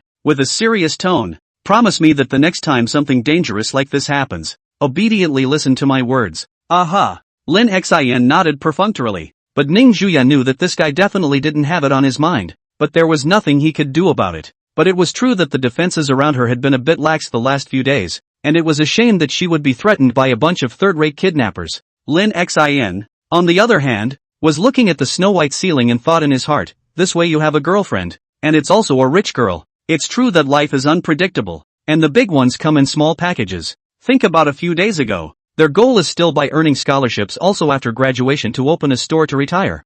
I did not expect a turn of the eye a few days passed. On the evening of the rich woman. Perhaps the only beauty is that this rich woman's daughter has a bit of a short temper, so I guess there will be less suffering in the days to come. Inside the quiet ward, after the two of them stayed like this for a while, Ning Juya's bodyguard who had been redeployed also arrived at the hospital and brought lunch. Ning Juya directly picked up a spoon and fed Lin Xian, with anticipation in her eyes, to which Lin Xian stated that she had injured her waist and not her hands. Then, ass was slapped hard by someone. It's a violent tactic, but I have to say it works. Lin Xian sat up from the bed, his back resting on the upright pillows, and Ning Juya fed him spoonful after spoonful of food, even blowing on it thoughtfully, a happy smile on his face the whole time. Lin Xian could only obediently open his mouth and finish the meal, at which Ning Juya naturally smiled even more happily. Sometimes Lin Xian felt that this woman was not treating him as a boyfriend, but as a pet to be well cared for and enjoyed. Mordor University. Inside the camping department's club activity classroom. Originally, a small club with only 5 members like the camping club shouldn't have a club classroom, but since one of the members had a somewhat big background, the school administration still gave a separate classroom as the camping club's club classroom. Li Liang, do you know when Lin Xian hooked up with that Miss Ning family? On the only long table inside the classroom, she was somewhat sullenly lying on the table, looking sideways at the sky outside the window, obviously absent-minded. Probably. Lyra sat in the seat across from him, leaning back and looking up at the ceiling, looking a little funny with a band-aid still on the left side of his face. he breathlessly returned. It should have been 2 or 3 days ago. I also heard from Nobuko that he slept in the library and was picked on by that Ning Juya and forcefully kissed him. Forced kiss. Hearing these 2 words, Shi, who was originally absent-minded, instantly became unsettled, slapped the table and stood up, looking at Li Liang with disbelief. Seriously? You're not lying to me, are you? It was no wonder she looked like this. The shock in Li Liang's heart when he found out about this at that time was not small. Why would I lie to you? Li Liang let out a laugh, pondering in his heart how he should find a good friend to get back at him for being beaten up. Although Ning Juya he cannot beat, but clean up his own good friend is not a handful. By the time Ning Juya see Lin Xin injured, certainly not happy. She is not happy, himself is not happy. Thinking about it, Li Liang looked at the snow-white ceiling and hemmed and hawed. I'm really a genius. After Qin she heard Li Liang's answer. Many ideas sprang up in his mind at once. Since Lin Xin was forced, that meant that he still had a chance. Moreover, Lin Xin and Ning Juya had only known each other for so many days, but he himself and Lin Xin had known each other for several years, so he definitely wouldn't lose out to that woman. Thinking of this, Qin she was instantly motivated and cheered herself up in her mind. Come on Qin she, you can do it. On the other hand, Ning Juya had just assisted Lin Xin back to the villa, and a middle-aged man in a suit had been waiting for a long time at home. Ning Juya stood at the doorway with Lin Xin in her arms, looked expressionlessly at the middle-aged man sitting on the sofa, and said in a cold voice, Dad, why are you here? Ning Donghong stood up from the sofa. His face was not angry and gave people a feeling that he was not to be messed with. He stayed on Lin Xion's body for a few seconds and then looked at his daughter. A touch of concern was revealed in the indifferent words. I heard that you met a kidnapper, so I came over to take a look. Are you not hurt? Lin Xian on one side looked at Ning Juya, who flipped her face faster than a book and felt a little strange. Just now she was smiling. How come she changed her face when she said so now? It's okay. In the face of her father's concern, Ning Juya only returned 2 words indifferently and helped Lin Xian walk towards the upper floors. Ning Donghong did not stop. Silently watched his daughter help an unfamiliar man walk up to the 2nd floor bedroom. I do not know what came to mind after sighing, turned back to the sofa and sat down. In the bedroom on the 2nd floor, Ning Juya helped Lin Xian to sit down on the edge of the bed with a cold face, and after warning him, she turned around and walked towards the downstairs. Stay well upstairs, I'll be back in a few minutes, and you better not let me catch you eavesdropping upstairs or you're done for. Lin Xian, who was sitting on the edge of the bed, looked at Ning Juya's back as she left, somewhat curious about the relationship between this father and daughter. But just as the thought of standing by the door to eavesdrop arose in his mind, he heard the sound of the bedroom door being unlocked. In response, Lin Xian could only say, why are you warning me when you've unlocked the door? First courtesy, then war, right? Outside the door, Ning Juya was walking towards the stairs with her keys in her pocket. Her mood was clearly a little off. It was indifference from the bottom of her heart. What are you doing here? Walking to the living room on the 1st floor, Ning Juya stood in front of her father without half a good face, as if the one sitting in front of her was not her own family, but a stranger she had just met. Back leaning on the sofa, Ning Donghong was not surprised by his daughter's attitude. After all, he had long been accustomed to it, and just calmly took out a cigarette and lit it, and faintly said, that kid called Lin Xin, is it? I investigated him. His family is open restaurant is barely a well-off family, although I do not know why you look at him, but listen to my father's advice. He is not suitable for you. You two aren't from the same world. Break up. It's for the boy's good and for your own good. Chapter 21, Faint Progress. With these words, the atmosphere in the living room instantly chilled a few points. Ning Juya's face didn't change in any way. Only her voice gained a few more points of impatience. Did you come over here just to tell me this crap? Nonsense? Ning Donghong stood up from the sofa, meeting his daughter's gaze head-on, and said calmly, I'm doing this for your own good. You and his endpoint are not on the same level at all. Your real stage is the whole world, not cowering in Magic City playing your over-the-top games. Enough. Ning Juya directly spoke out to interrupt what her father was about to say next, anger in her cold eyes as she reached out and pointed at the door. Get out of here. You're not welcome here. Ning Donghong stared at his daughter for a while, but finally shook his head and walked towards the outside of the villa. One day you'll understand that your mom and I are doing this for your own good. After saying that, the door of the villa slowly closed, leaving Ning Juya standing alone in the living room, the helplessness in her eyes flickering away. Standing alone in place for a while, Ning Juya walked directly toward the upstairs bedroom. Outside the villa, sitting on the car, Ning Donghong followed the phone in his hand. The other end came his wife's flat voice. I told you a long time ago. With that child's character you go to persuade her will only be counterproductive. Ning Donghong raised his eyes to look through the car window glass at the blue sky and white clouds at the far end. His eyes flashed with intolerance and sighed. It's us who are sorry for her. It's bitter for this child. Inside the bedroom on the second floor, Lin Xin was lying on the large soft bed and was resting with his eyes closed, when the movement of unlocking came from outside the door, and a silhouette quickly pounced towards Lin Xin. Lin Xin, who was about to sit up, was startled, lying on the bed and looking down at Ning Juya, who was pouncing on him, his face showing a slight surprise. What's wrong with this woman? Ning Juya hugged Lin Xin with both arms, her voice somewhat a little shaky. Don't move, just let me hold you like this for a while. Upon hearing this, although Lin Xin was puzzled as to what had happened, he felt his clothes that were soaked with tears and hesitated before choosing to hug Ning Juya. This hug lasted for most of an hour, and by the time Lin Xin's movements stiffened a bit, he heard the steady breathing coming from the person in his arms. Actually fell asleep on me, Lin Xin muttered, moving gently to help Ning Juya onto the bed to cover her up. Ning Juya was lying on the bed with her eyes closed, and there were still tiny teardrops at the corners of her eyes, which was proof that she had just cried. Reaching out his hand, Lin Xin wiped away the flash of tears, looking at the sleeping and calm her. His heart was really a little puzzled as to what had happened to make someone like Ning Juya shed tears. He said softly, "Go to sleep.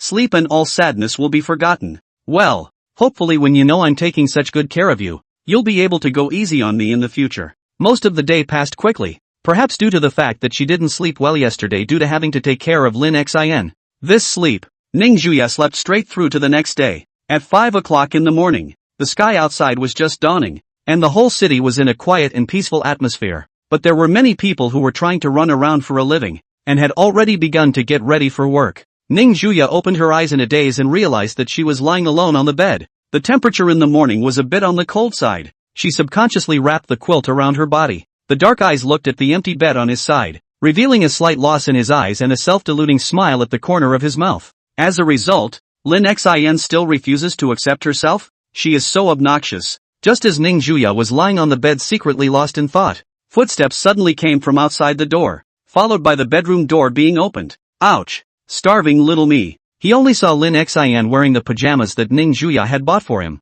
and in his hand was a bowl of fragrant noodles that gave off a strong scent. With a small thud, Lin Xin gently closed the door to his room, and once he turned around with the noodles in his hand, he looked at Ning Juya's eyes staring straight at him. He subconsciously shrunk the hand holding the bowl. Cook it yourself if you want. I'm a sick man now. Ning Juya sat up from the bed, and seeing Lin Xin's reaction to protecting the food, she let out a pfft and laughed happily. She hooked her hand at Lin Xin, patted the spot beside her, and commanded in an undeniable tone, "Come here." Holding the noodles, Lin Xin hesitated or limped over, mainly because his waist was still a bit sore, so even walking was a bit inconvenient. "I'll hold it for you." Ning Juya's face was calm as she took the fragrant noodles in Lin Xin's hands. "You don't want to eat it." Lin Xin gave Ning Juya a suspicious look, then climbed onto the bed with awkward movements. As soon as he got into bed, there was a sucking sound and a compliment from Ning Juya. "Well, that was good. Worthy of my man's handiwork." Ning Juya,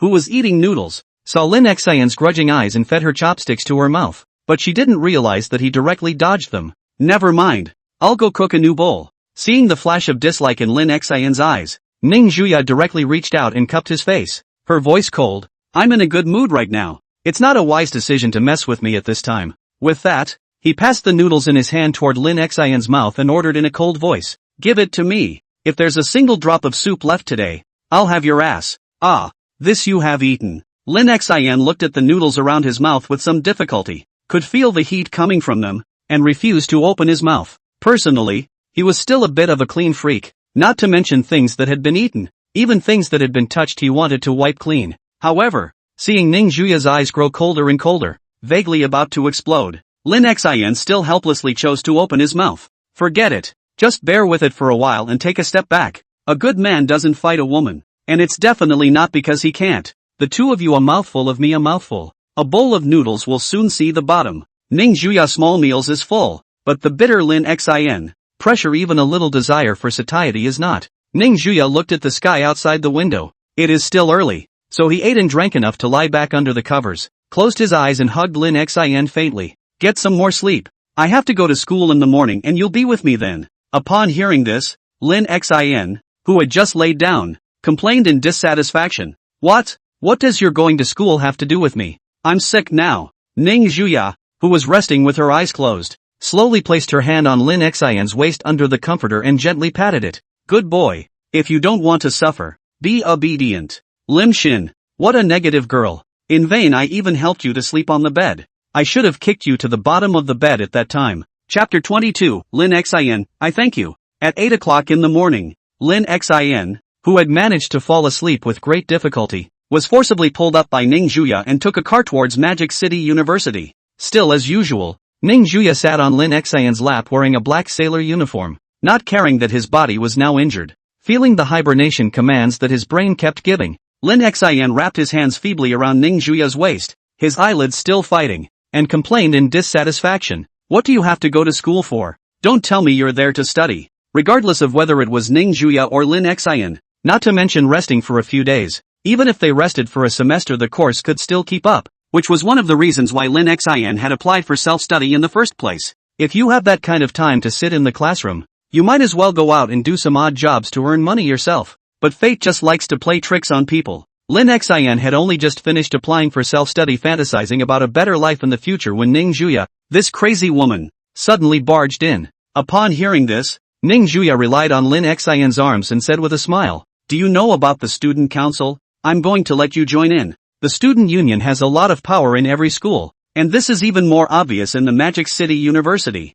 Compared to the word student union, Lin Xian thinks it is still Genie Wei is more appropriate. Of course, while having great power, the burden of the student council was not generally heavy. Specifically, Lin Xian did not know much about it, but he heard Li Liang say that it was able to exhaust people to death. At that time, Lin Xian understood that the organization of the student council must have nothing to do with him anymore, and the matter of the huge workload alone could make him step back. I'm not going. Lin Xian shook his head, and made up his mind that this time, he absolutely couldn't be coerced into agreeing by this woman again. It was a matter of 2 years of his college career. Well, it should be a year. After all, you have to start going out for internships by your junior year and you can only go back to school once in a while. Not waiting for Ning Juya to speak, Lin Xian continued in a firm tone. Give it up, even if you beat me to death. There's no way I'll be able to enter the student union. Ning Juya sat up slightly and raised her hand to extend 2 fingers. Lin Xian looked at the erected finger and was a bit puzzled. What does it mean?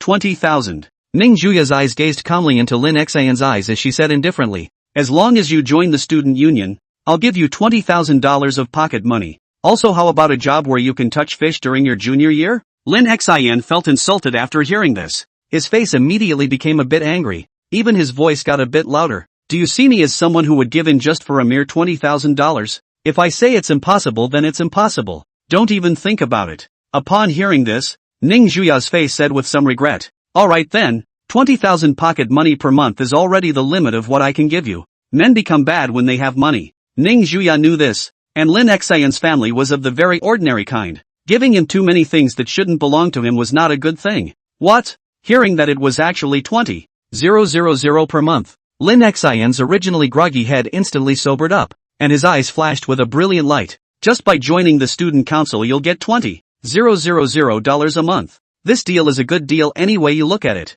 Sis, I'm in. Lin Xian immediately grabbed Ning Juya's hand and hemmed and hawed. A far cry from his earlier resolute attitude. If you say east, little faith I will never go west. Guaranteed to fulfill the orders you give. Seeing Lin Xian's wealth-crazed look, a playful smile appeared at the corner of Ning Juya's mouth as she felt that she had found this man's weakness. Doesn't like to be kept by himself, but if he puts in some effort of his own, he'll follow him faithfully once the paycheck is right. Thinking of all the things that retained Lin Xian before, Ning Juya had a pang of regret. Had I known that when I first directly dumped 2 piles of red tickets on this man's face it would be good. Why bother to go through so much trouble to make him accept himself? Hold me tight. Okay. Kiss me, Pop. Since it was Monday, there weren't many people on the road, and after half an hour the two finally arrived at the entrance of Magic City University. The students around the room walked towards the prison in pairs, all with a sad look on their faces, discussing how to finish their assignments for the next class. The door of the red Maybach opened, and Ning Juya took the lead and walked out, attracting a lot of people's attention the moment she appeared, frequently looking this way. Look at that. It's Ning Juya. Sister is so beautiful. I really want her to be my girlfriend then coldly ravage me every day. Upon hearing this, the surrounding people subconsciously moved away from this pervert, with dislike in their eyes. Just at this moment, the red Maybach inside once again out of a person, this time as a white shirt youth. face value although belongs to the upper class goods, but it is not as good as your readers of the supreme posture. Let's go. Ning Juya raised her hand at Lin Xin, a faint smile on her fair and slightly pink face. Just as the people around him were shocked at Lin Xin's identity, he incomparably naturally took Ning Juya's small hand before walking companionably towards the inner gates of the school, waiting for the two of them to leave. The students who had stopped by revealed disbelieving looks and talked. That TM is which family's warrior? Actually Dare and Ning family's big miss action so intimate. Is not afraid of being Xiao Jie find trouble. This guy is definitely finished. With Xiao Jie's nature he definitely won't spare him easily. Go Warriors! Mordor University had strong funds, so it had specially constructed a club building for all the clubs on campus to use, and the student union, which was the management of all the clubs, was on the highest floor of the building, which was the fourth floor. With a creak, at the end of the quiet corridor, Ning Juya casually pushed open the door to the student union and directly led Lin Xin inside. At this time, there was only one girl with glasses braided in twisted braids in the student council office. Xiao Ting, who heard the commotion, raised her head and smiled somewhat restrainedly at Ning Juya, who walked through the door. President, why did you come over today? President? Hearing her words, Lin Xin looked at Ning Juya beside him with some surprise, his face revealing a look of astonishment. Do you have to join the student council yourself? After all, you're the student president. Instead,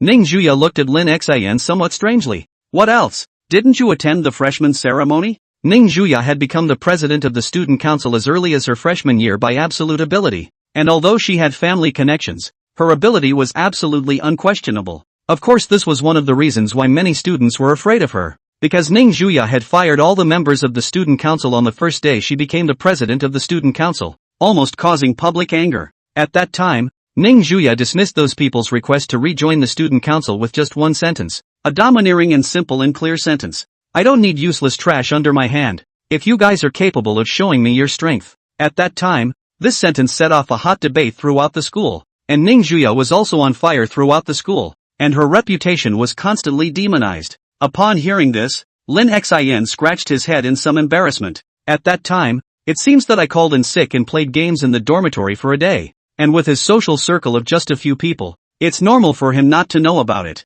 Ning Juya gave him a breathless look and introduced. That's Xiao Ting, one of the only two members of the current student council. Although her personality is a bit complicated, her abilities are very outstanding. Xiao Ting walked over at this moment. Rarely talking to boys, she extended her hand somewhat coyly. Hello, my name is Xiao Ting. I'm a sophomore just like you and the president. Lin Xin was just about to extend his hand, but he saw Xiao Ting smiling somewhat proudly as if she was trying to deepen her good impression. Well, there's also the fact that I hacked into your cell phone and told the president the last time you went hiking. Lim Shin, the smile that had just appeared on his face instantly stiffened, and the corner of his mouth twitched. He now sort of understood what was the reason for the complexity of character in Ning Juya's mouth. You assholes got me severely beaten up, only to tell me now with a smile on your face that you're the real culprit. I thank you. Don't leave after school. Chapter 23, My girlfriend is more than a bully. Where's the rest of the student council? Lin Xin sat on the sofa, surveying the arrangement of the student union office, not much luxury but also very literary style. Seeing that Xiao Ting was the only one working, some doubts to the side of Ning Juya inquired. Nope. Ning Juya calmly lay on her side on the sofa, took off her shoes and placed her snow-white feet on Lin Xin's lap, and said indifferently, the entire student council is only 3 people total now, plus you, so there's usually a lot going on. At those words, the corner of Lin Xin's mouth twitched. A student council with only 3 people. It's really thanks to you that you're able to keep this organization functioning properly. At this time, Xiao Ting walked over with a blank application form and placed it on the table, smiling somewhat nervously. This is the application form for the student union. Welcome to your membership, Vice President Lin Xin. Lin Xin took the application form and the fountain pen on the table and twisted his head to look at Ning Juya. I'm the vice president now? Ning Juya gave a soft hum and said casually while lying on the sofa. Hurry up and fill out the application form. Then get to work for me. Said eyes opened, a slit beautiful eyes squinted at Lin Xin, said with a light smile, if the performance makes me unsatisfied, be careful I deduct your salary. Oh. Seeing that smile on her face that wanted to catch people, Lin Xin suddenly regretted his decision to join the student council a little. This is not a pit. I'm afraid. Soon. Under Xiao Ting's somewhat shy introduction, Lin Xin already had a basic understanding of the student council. Xiao Ting pointed to a spot next to Ning Juya's office seat and said, this is your spot. I've been busy lately because the school is hosting a fireworks display in a couple of days. So if there's anything else you don't understand, come back and ask me then. Okay, thank you. Lin Xin nodded. He still knew about the fireworks conference. It was considered an annual event of Magic City University, specially organized to welcome new students. Now that a month has passed since school started, preparations for this year's fireworks display really need to start. Ning Juya walked over from the sofa side at this time and said with a smile, "Understand well? Let's go then. It's so hot I'd like to take a dip." Taking a bath? Thinking of Ning Juya's perfect body, certain indescribable images unconsciously appeared in Lin Xin's mind, and constraints subconsciously flashed across his face. At this time, Ning Juya had already hugged his hand. His arm directly plunged into the proud peaks. Feeling the softness coming from him, Lin Xin subconsciously gulped. His body was a little soft. Looking at the back of the two leaving, Xiao Ting, who was working, inadvertently raised her head and said in a somewhat envious tone, "That's nice. When will I find someone who likes me too?" 10 minutes later, Lin Xin and Ning Juya returned to the car, and the driver twisted the key to start the car, heading towards a private bathhouse in Magic City. Inside the car, Ning Juya was lying on Lin Xin's body as usual, her alabaster fingertips drawing circles on Lin Xin's chest, and her hands were not honestly reaching into his shirt, a charming smile appearing at the corners of her mouth. You, this is not good, right? Lin Xin winced as he felt the cool little hands that were restless on his body. This woman isn't going to be in heat here, is she?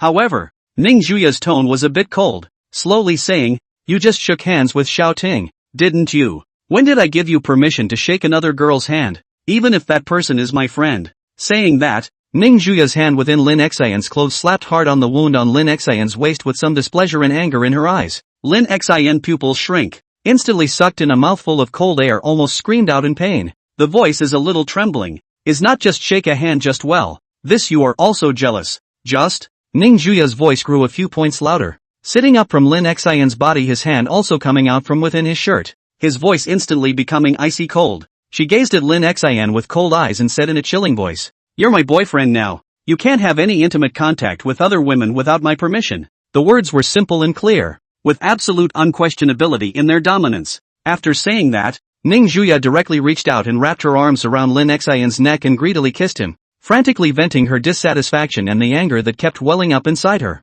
Lin Xin was a bit overwhelmed by the sudden kiss, reaching out his hand to push Ning Juya away, but was firmly captured by the other party with one hand. Ning Juya temporarily stopped her pace of attack, and her near-at-hand eyes stared deathly into Lin Xin's eyes, which were filled with a madness that made Lin Xin's heart couldn't help but feel a bit intimidated, as if her murderous gaze was locked onto Lin Xin's pupils. Ning Juya's voice was a little hoarse and carried a heavy suppression, as if she was controlling something. "Lin Xin, I hope this is the last time I warn you not to have any intimate dealings with women other than me, or I'll make you realize how helpless a canary imprisoned in an iron cage is." Threatening words surrounded Lin Xin's ears, and before he could react, Ning Juya kissed again, even as she directly put her hands into his clothes and held Lin Xin in a deadly embrace. Until this moment Lin Xin realized that his girlfriend might be more than a little overbearing, and maybe a little sickly. Chapter 24, The Bold Ning Juya. Inside the sedate car, the driver who was driving stared straight ahead at the road, not daring to look in the rearview mirror. The whimpering sound continued, which meant that Ning Juya's venting continued, and in the back seat, Lin Xin was unable to resist her atrocities at all, and could only allow her to plunder her wantonly. The saliva kept intertwining. I don't know how long it took for Ning Juya to stop moving with satisfaction. Her eyes were mesmerized as she licked her tongue around Lin Xin's neck before she sneered, "Mind you, we're still only just together, so I'll let you off the hook this time. Grow a pair, hopefully you won't have to do it again." The voice echoed in Lin Xin's ears, making his tiger body couldn't help but tremble. Secretly, if there is a next time, this woman won't kill herself, right? Ning Juya then got off his body. Rare sitting alone, she looked down and saw the saliva left at the corner of her mouth, to twisting her head and pointing at the corner of her mouth to Lin Xin. "Wipe my mouth," she added. "Wipe it with your mouth." Lin Xin, who was just about to take a break, "You forcefully kissed me and let me wipe your mouth with my mouth. But you are really a big smart." Seeing that Lin Xin didn't come over at first, Ning Juya raised her eyes slightly. "You're not convinced?" Lin Xin watched her eyes grow colder and colder and hurriedly sat over, closing his eyes and bringing his mouth up. "This way, this way, this way, this way, this way, this way." After, Ning Juya once again released her red lips in satisfaction and placed Lin Xin's head on her own white and slender legs. "Rest. It's your reward. I thank you." Lin Xin laid back down, his eyes a little desperate. "You're welcome," Ning Juya said very generously. then leaned over and once again played recklessly on his lips before giving up. Lin Xin, who was lying on her lap, indignantly wiped away the drool from the corner of his mouth. What a female rascal! Ning Juya reached out and caressed Lin Xin's face without caring, looking into his eyes without resistance and smiling. As long as I can get you, a rogue is a rogue. Meanwhile, inside one of the dormitories within the girls' dormitory, sitting in front of the pink desk, she looked at the 2 tickets for the painting exhibition in her hand, constantly preparing herself in her mind, holding her cell phone on which was Lin Xin's contact information. Her face flashed with hesitation. The roommate on one side just couldn't stand to watch. Lying on the top bunk helplessly said to Qin Shi, Xiao Xia, have you heard of a saying? Hesitation is defeat. You really won't have a chance with Lin Xin if you go on like this. If you like it you have to boldly say it. Staying where you are will only make you and Lin Xin farther and farther apart. Upon hearing this, Qin Shi thought about how she had been secretly in love with Lin Xin for so long, and if she couldn't even say that she liked him, it would really be too regrettable. Thinking of this, the hesitant look in Qin Shi's eyes finally disappeared and turned into a determined gaze, picking up her cell phone and directly sending a message over to Lin Xin. After sending this message, Qin Shi's entire body instantly relaxed for a moment, lying on the desk and staring at the cell phone's message interface with some anticipation. Will he say yes? After a few minutes, the cell phone trembled. It was Lin Xin's side returned the message. Qin Shi opened her cell phone with nervousness and anticipation, and saw the OK emoticon sent by Lin Xin, which was a little pig in a bye. But Qin Shi laughed out, happiness written all over her face, and her best friend, who was lying on the bed, was relieved. On the other hand, inside a certain high-class bathhouse in Magic City, Lin Xin put his cell phone into the wooden cabinet in front of him after replying to the message, and walked towards a side entrance with only a bath towel around his body. This bathhouse happened to be owned by Ning Juya's family, so all the best configurations were used, and even the water used for soaking was an expensive medicinal bath. Inside the closed bath, white vapor was constantly rising due to the high temperature of the medicinal bath. Hazy water vapor lingered around. A perfect body was soaking in the medicinal bath, and the tender skin was on full display at the moment. Ning Juya closed her eyes and lay comfortably within the medicinal bath, lifting her tender little hands, water droplets continuously dripping from her palms splashing a ripple. At this time, footsteps came, and Lin Xin also slowly walked over from the entrance, his cheeks slightly flushed, not knowing if it was because of the heat or for some other reason. He slowly walked to the edge of the medicinal bath. I don't know what he saw, his face quickly reddened, and he hurriedly turned his back to Ning Juya. You, how come you're not wearing anything? Holy, this woman is crazy to be so bold as this. Ning Juya, who was lying in the medicinal bath, twisted her head to look at Lin Xin, narrowed her eyes and softly said, What's wrong with that? We're boyfriend and girlfriend. So just look. Lin Xin saw this kind of fragrant scene for the first time, which was a bit too exciting for the honest man in love. The sound of falling water behind him clearly reached Lin Xin's ears, followed by a pair of soaked hands encircling his waist holding on, still dripping. Then Lin Xin's entire body instantly stiffened, feeling something soft leaning up against his back. Asterisk asterisk asterisk asterisk. Don't ask sister. Lin Xin people are almost crying. There is such a temptation. In the midst of the watery and misty bath, Ning Juya, without an inch of clothing, hugged Lin Xin from behind, her red lips whispering in his ear. What? By now you're shy. Didn't you enjoy it when I helped you before? Saying that, Ning Juya's hand moved downward. Lin Xin, who had his back turned to her, had a stifled look on his face.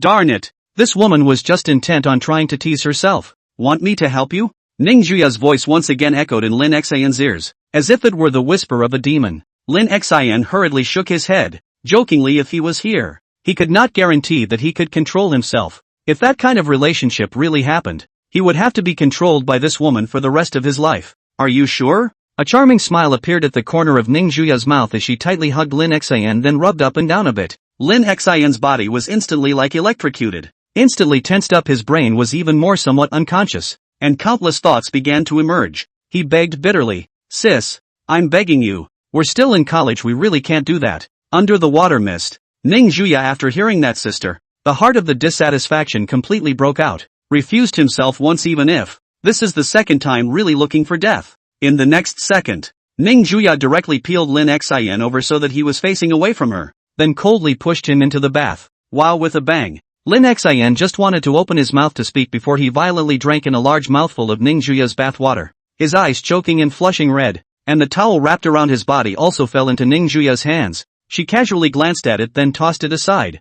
followed by jumping into the bath herself. Don't. Lin Xin stared wide-eyed at the naked Ning Juya standing in front of himself. A large piece of snow-white spring light appeared. Chapter 25, a very important thing. After an unknown amount of time, within the water-steaming bath, Ning Juya, her face flushed, relied on Lin Xin's arms and whispered in a thin voice with her eyes closed. A man's word is a lie. Didn't you just say you didn't need it? Her body was a little limp, powerlessly wrapped in Lin Xin's arms with both hands, completely unable to exert any strength. Lin Xin's face was also a little red at this time. Unable to refute Ning Juya's words, he could only hold her a little tighter. The two of their bodies were naked together. Each other could hear each other's breathing. After soaking for a while, Ning Juya was really a bit tired and turned around in the medicinal bath to intimately hug Lin Xin's waist, softly saying, "I'm tired, carry me to change." Aha! Lin Xin nodded, already accustomed to the snow-white skins exposed in front of him. After all of them had just been violated by him once already.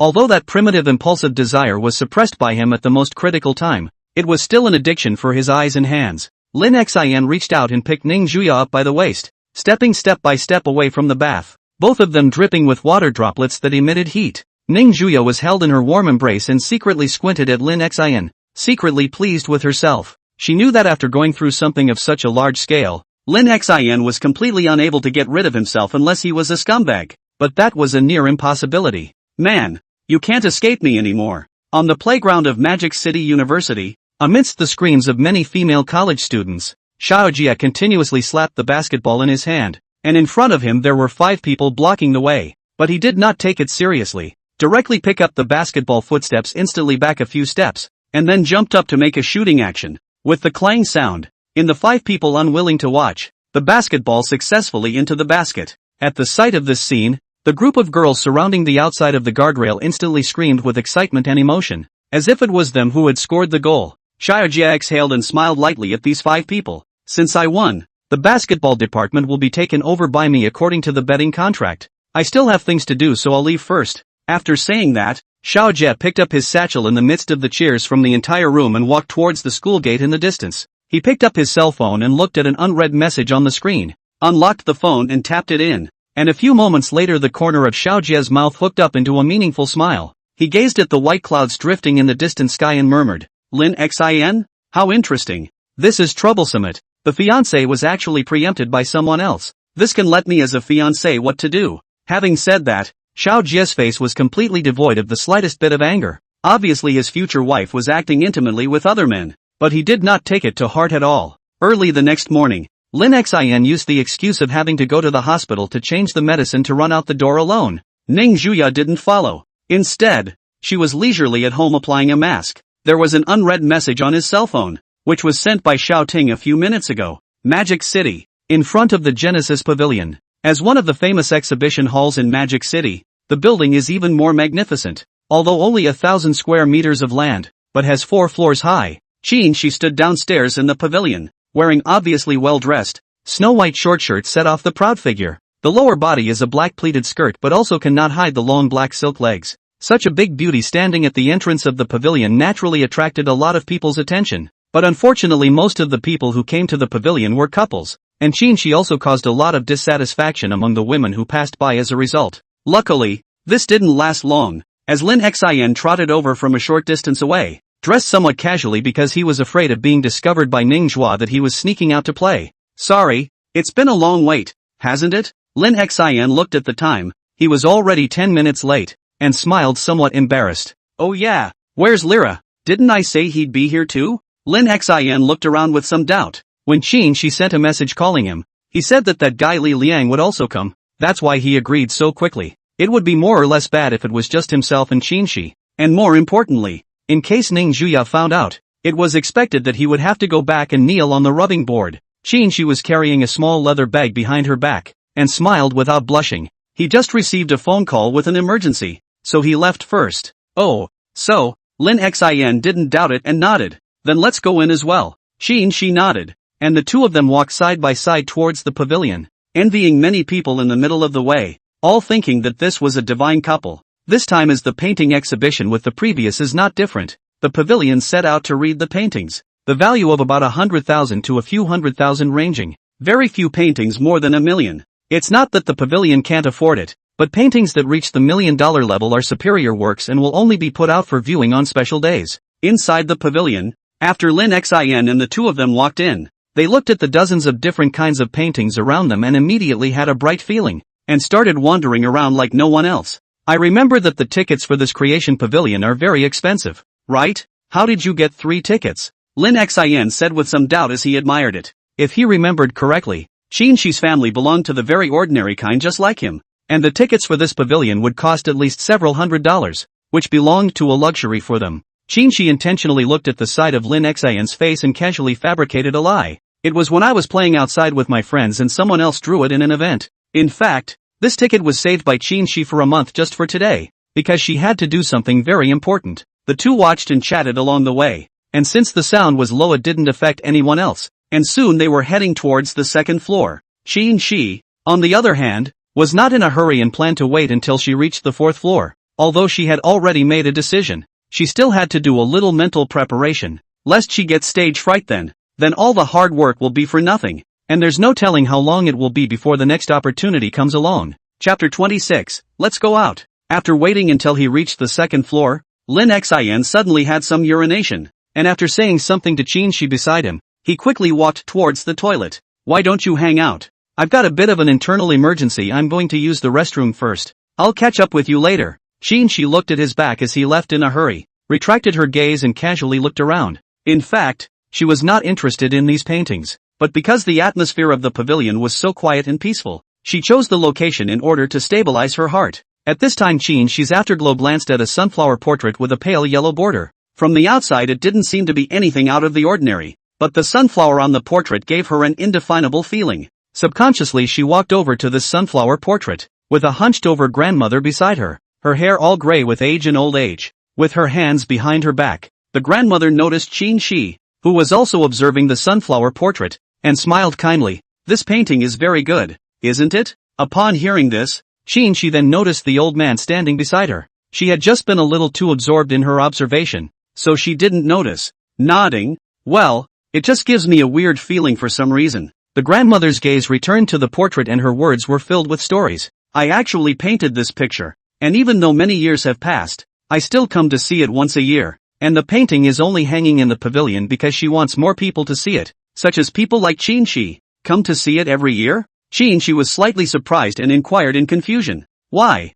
In front of the portrait of the sunflower, the old man stood quietly, with a color of reminiscence in his eyes, and slowly said, because this painting represents something that means a lot to me, something regrettable. The old man turned his head and looked at Qin and smiled. That young man just now shouldn't be your boyfriend, right? Perhaps to outsiders, Qin and Lin Xin were simply a match made in heaven, but to the old man who had been there before, he could see the relationship between the two at a glance. How do you know? Qin nodded, but inwardly she was a bit lost. Perhaps everyone present guessed that her relationship with Lin Xin was that of a couple, but the real relationship between the two was only clear to her. Ha ha, this is intuition from a woman, right? The old granny laughed and said meaningfully as she looked at the sunflower portrait. The language of the sunflower is, you're the only one in my eyes. And you see that young man's eyes are exactly like mine 50 years ago. Wifey, I had a crush on someone when I was younger but never revealed myself until he died on the battlefield. Speaking of this, the old man's face revealed a bit of sadness.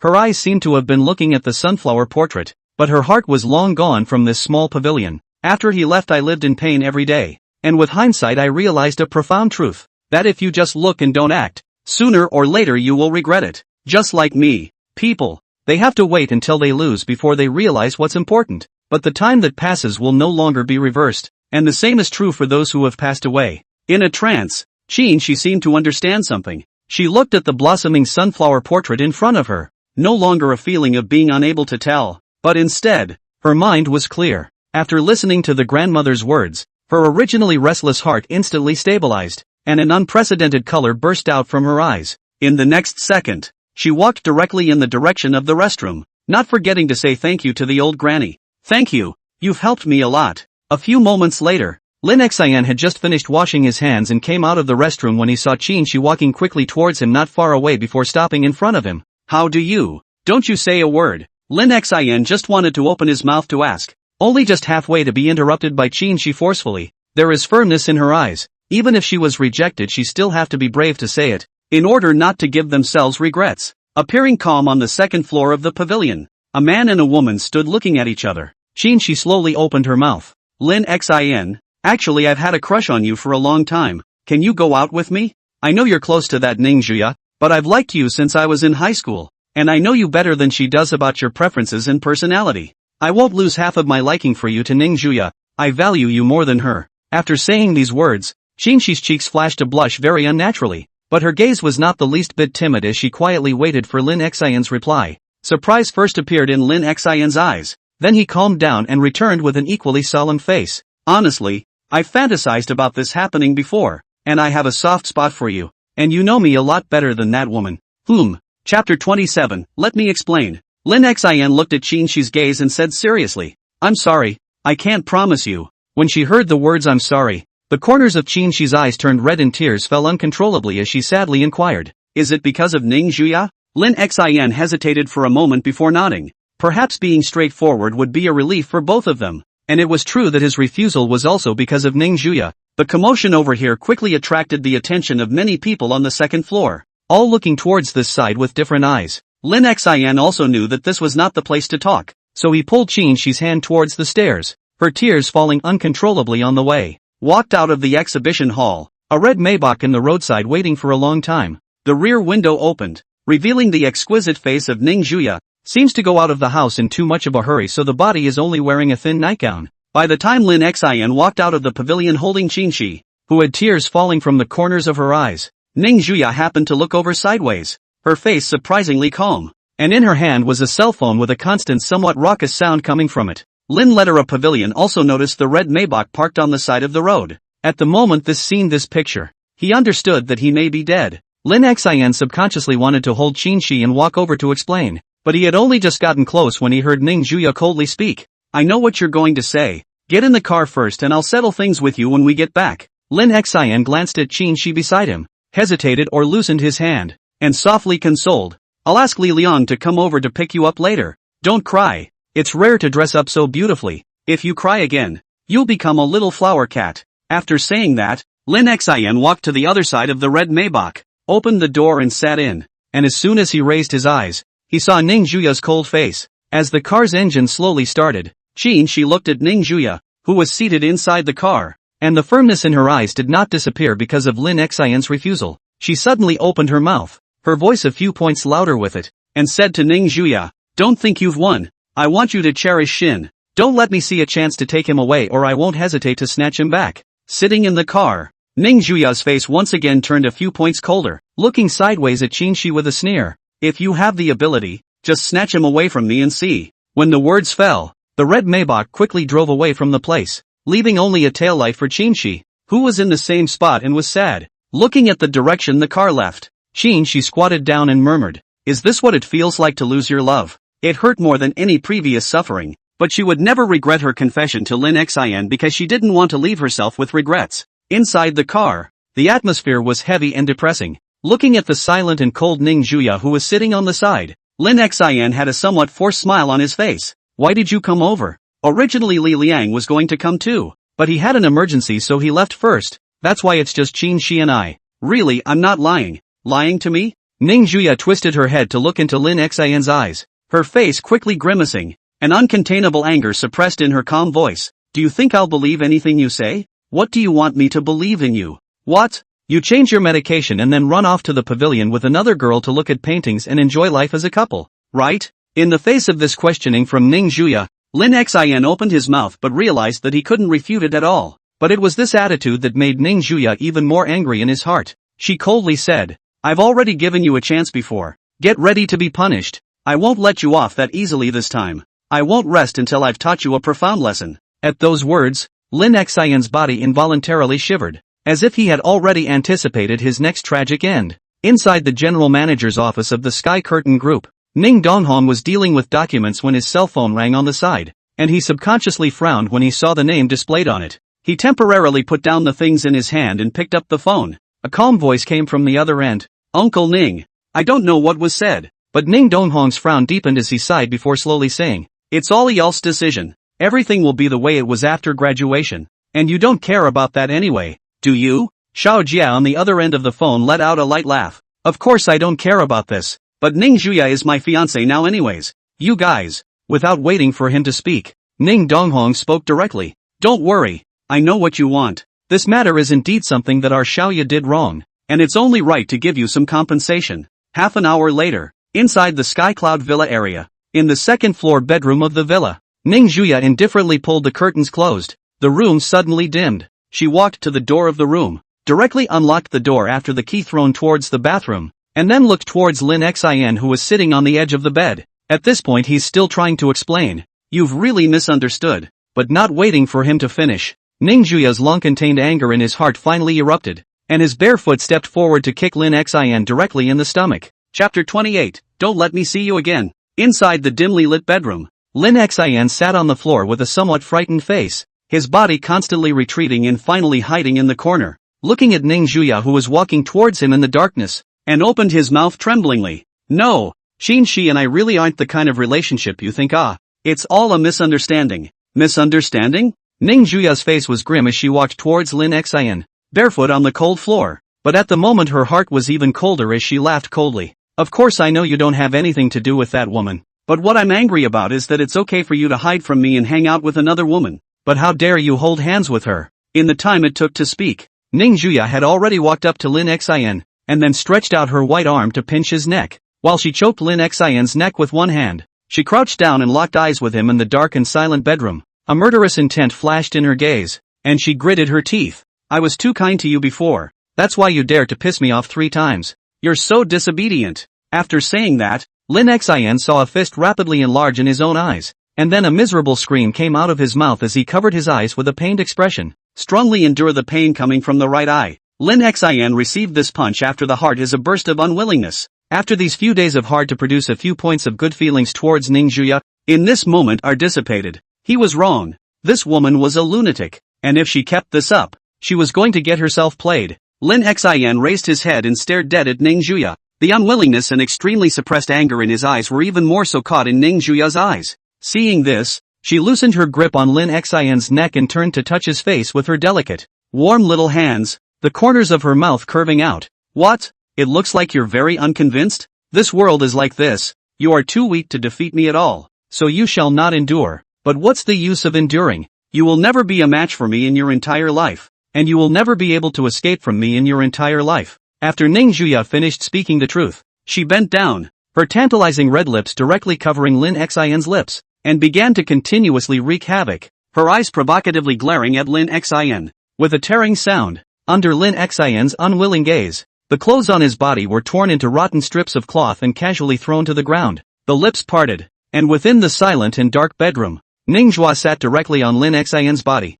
her excitement growing even more unstoppable as she looked at Lin Xin, whose eyes were unwilling. Since you like staring at me so much, I'll let you stare. While speaking, Ning Juya methodically took off the thin nightgown on her body, and that perfect petite body was displayed without any omission. Lin Xin's eyes looked defiantly at Ning Juya, who was sitting on top of him, and said through gritted teeth, "You crazy. It's useless even if you torture me anymore. I can't accept you for the rest of my life. I curse you not to die." This was the first time Lin Xin had ever uttered such vicious words since he was born in this world, showing how much he hated Ning Juya in his heart. But the statement seemed to have an effect beyond his expectations. The undisguised words of disgust were like a sharp arrow, inserted into Ning Juya's heart. She had just planned to make a move after hearing Lin Xin's words. The whole person froze in place, gazing at the disgust and unwillingness in Lin Xin's eyes. Ning Juya seemed to see something in him, and his gloomy face slowly returned to calm. After sitting on Lin Xin's body in silence for a few seconds, Ning Juya stood up from his body, her calm gaze looking down at Lin Xin, her red lips slightly opening her mouth to spit out a word. Roll. At those words, Lin Xin, who was lying on the ground, was also stunned, and in his heart, he looked at Ning Juya incredulously. What was the meaning of this? Could it be that he was planning to let himself go? Inside the dimly lit bedroom, Ning Juya hung her head and gazed into Lin Xin's eyes, her voice taking on a bit of distaste, but this distaste was not for Lin Xin but for herself. Get out of my sight right now. Get as far away as you can. And better yet, don't let me see you again. After saying that, Ning Juya turned around and directly walked out of the bedroom naked. Seeing this strange scene, Lin Xin sat up from the floor in a million different ways, not understanding what exactly had happened. You just had the attitude that you're going to torture yourself to death, And this is just one curse and you're leaving? Never mind her. Gotta sneak out while I can. Thinking so, Lin Xin stood up from the ground without hesitation. Looking at the torn clothes on the ground, he had to take out the clothes that Ning Juya had bought for himself from the closet and change into them. It's still broad daylight. If you go out naked you probably won't even be able to walk out of the villa area. The big deal is that you'll return the money to this crazy later. After quickly changing his clothes, Lin Xin flew out of the villa, fearing that Ning Juya would regret taking himself back again. Unbeknownst to her, behind the window of the side bedroom on the second floor of the villa, Ning Juya stood barefoot in front of the window and coldly watched Lin Xin's back as he escaped the villa, and a tear flowed down from the corner of her eye. When exactly did she start looking like this? In the bottom of Ning Juya's eyes was disgust from the bottom of her heart, not for anyone, but for her own disgust for herself. Retracting her gaze, Ning Juya's face reverted back to a calm and self-effacing composure, returning to the aloofness she had before she met Lin Xin, as if she was indifferent to all things, as if she were a goddess sitting in the high heavens, untainted by half the smoke and mirrors, walking alone on the path that was set out. 10 minutes later, Lin Xin looked at the gate of the villa area behind him, his heart bursting with excitement, his face beaming with joy. Finally, I'm rid of this woman. No, I've got to get back to packing and then go home and hide for a while. Who knew if this woman would renege at some point? It was so hard to get out of this devil's den. Lin Xin didn't want to be captured and abused back by the witch again. But he had only just taken a few steps when a black Porsche suddenly came at the end of the road in the distance, the roar of the gas pedal audible from a distance. Lin Xin originally did not care, self-centered walking on the side of the road. After all, this is the most upscale villa area in Magic City. Porsche such luxury cars are not uncommon, but not a moment later, the sharp, ear-piercing sound of brakes rang out, and the stately, luxurious black Porsche stopped directly beside Lin Xin. Looking at the Porsche parked beside him, Lin Xin frowned, not understanding what the owner wanted. The driver's side window slowly lowered, revealing a face familiar to Lin Xin. Ning Donghong had a cigarette in his mouth, glanced at Lin Xin, and said indifferently, "Get in the car. I want to have a good chat with you. If you refuse, I will remove you from Mordor University." Hearing such an undisguised threat, Lin Xin's original joy at escaping Ning Juya was instantly wiped out. Do all you rich people like to threaten people so much? Inside the car, Ning Donghong looked sideways at the dissatisfaction in Lin Xin's eyes, casually dropped the cigarette in his mouth, waved his hand and laughed. "Don't look so horrible. I really just want to have a nice chat with you, and I don't mean you any harm." After hesitating for a moment, Lin Xin still helplessly pulled open the rear door of the Porsche and sat in. There was no way. Who told him that his fists were not as hard as other people's? If he was just removed from Mordor University, he would probably have to go home and inherit his ancestral spatula, which was horrifying to think about. Chapter 29, The Secret Affairs of the Ning Family. Inside a popular cafe in Mordor, Lin Xin and Ning Donghong sat against the window. The store is decorated in a Western style. A piano is placed in the center of the store. The pianist's fingers are constantly pressed.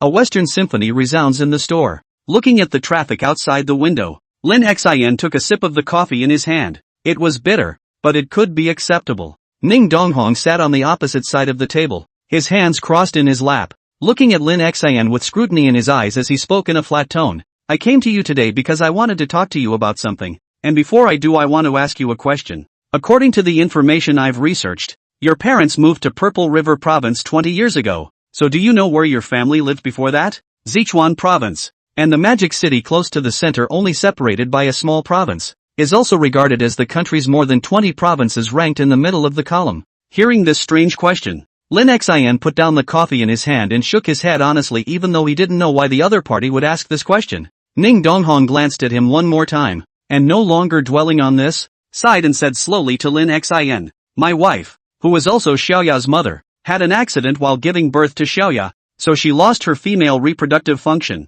which means that Xiaoya became my only daughter and the sole heir of the Sky Curtain Group." As soon as he spoke of these sorrowful events, Ning Donghong's eyes flashed with gusts of intolerance, but he still went on to speak. Xiaoya, her previous personality was actually very cheerful and lively. It's a complete contrast to now, and even though she's going to be picking up the burden of the entire Ning family in the future, her mother and I are still planning to wait until she graduates from university before touching on these things. But then something happened, and we had to expose Xiaoya to matters on the group ahead of time, and even started to squeeze her to grow up, hoping that she could grow up in the shortest possible time. Lin Xin, who was sitting on the sidelines, listened silently, the curiosity in his heart being aroused. According to Ning Donghong's words, the former Ning Juya was a completely different person from the present. So how did she become like this? Lively? Cheerful? Lin Xin felt that this kind of character probably wouldn't have any semblance of connection with that crazy woman Ning Juya for the rest of her life. Ning Donghong naturally noticed the curiosity in Lin Xin's eyes,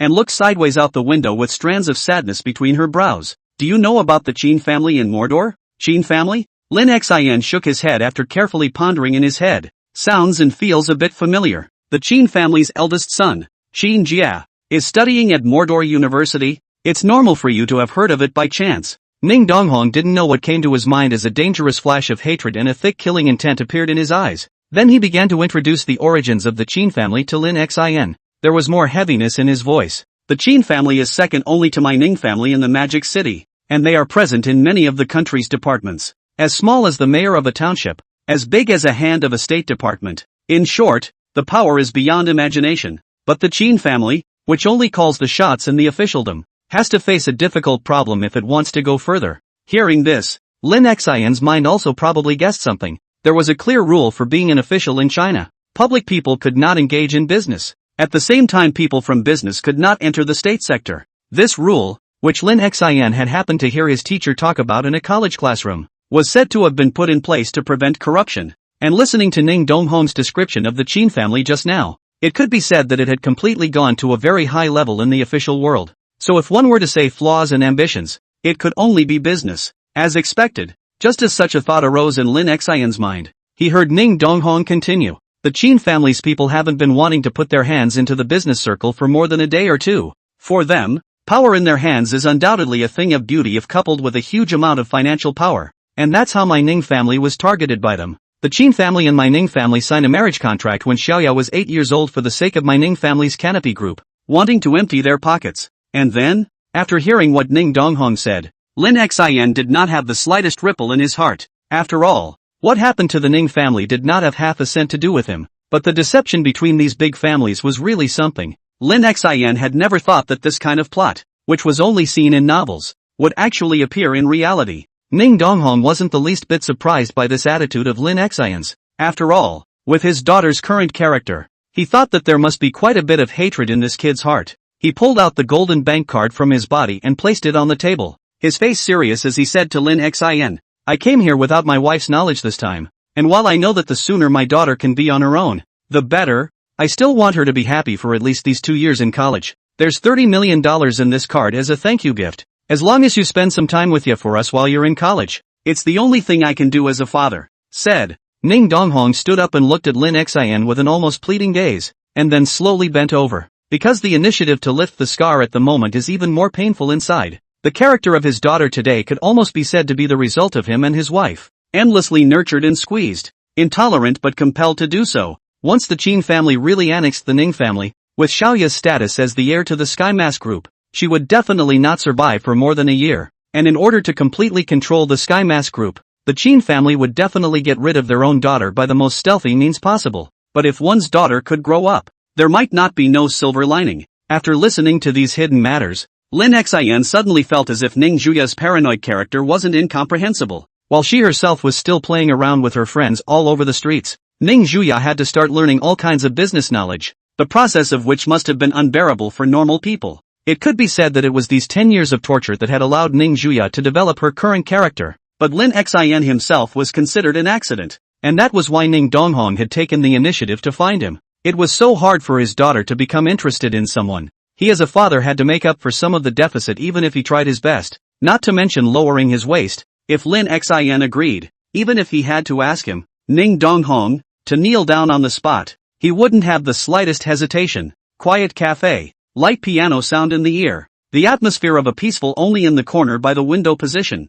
seems out of place, depressing and heavy. Lin Xin stood up from his position, didn't even look at the bank card, and pursed his lips before murmuring, I'm sorry. Chapter 30, Worship. Lin Xin stood up from his position, his ink-like eyes lowered. I'm sorry. Without any half-hearted hesitation, Lin Xin directly refused Ning Donghong's request. There was no way he could deliberately cater to others for the sake of money. He couldn't do that kind of thing. Ning Donghong's face froze. He didn't think that Lin Xin would reject himself, knowing that this was a full $30 million, just accompanying his own daughter for 2 years to get $30 million.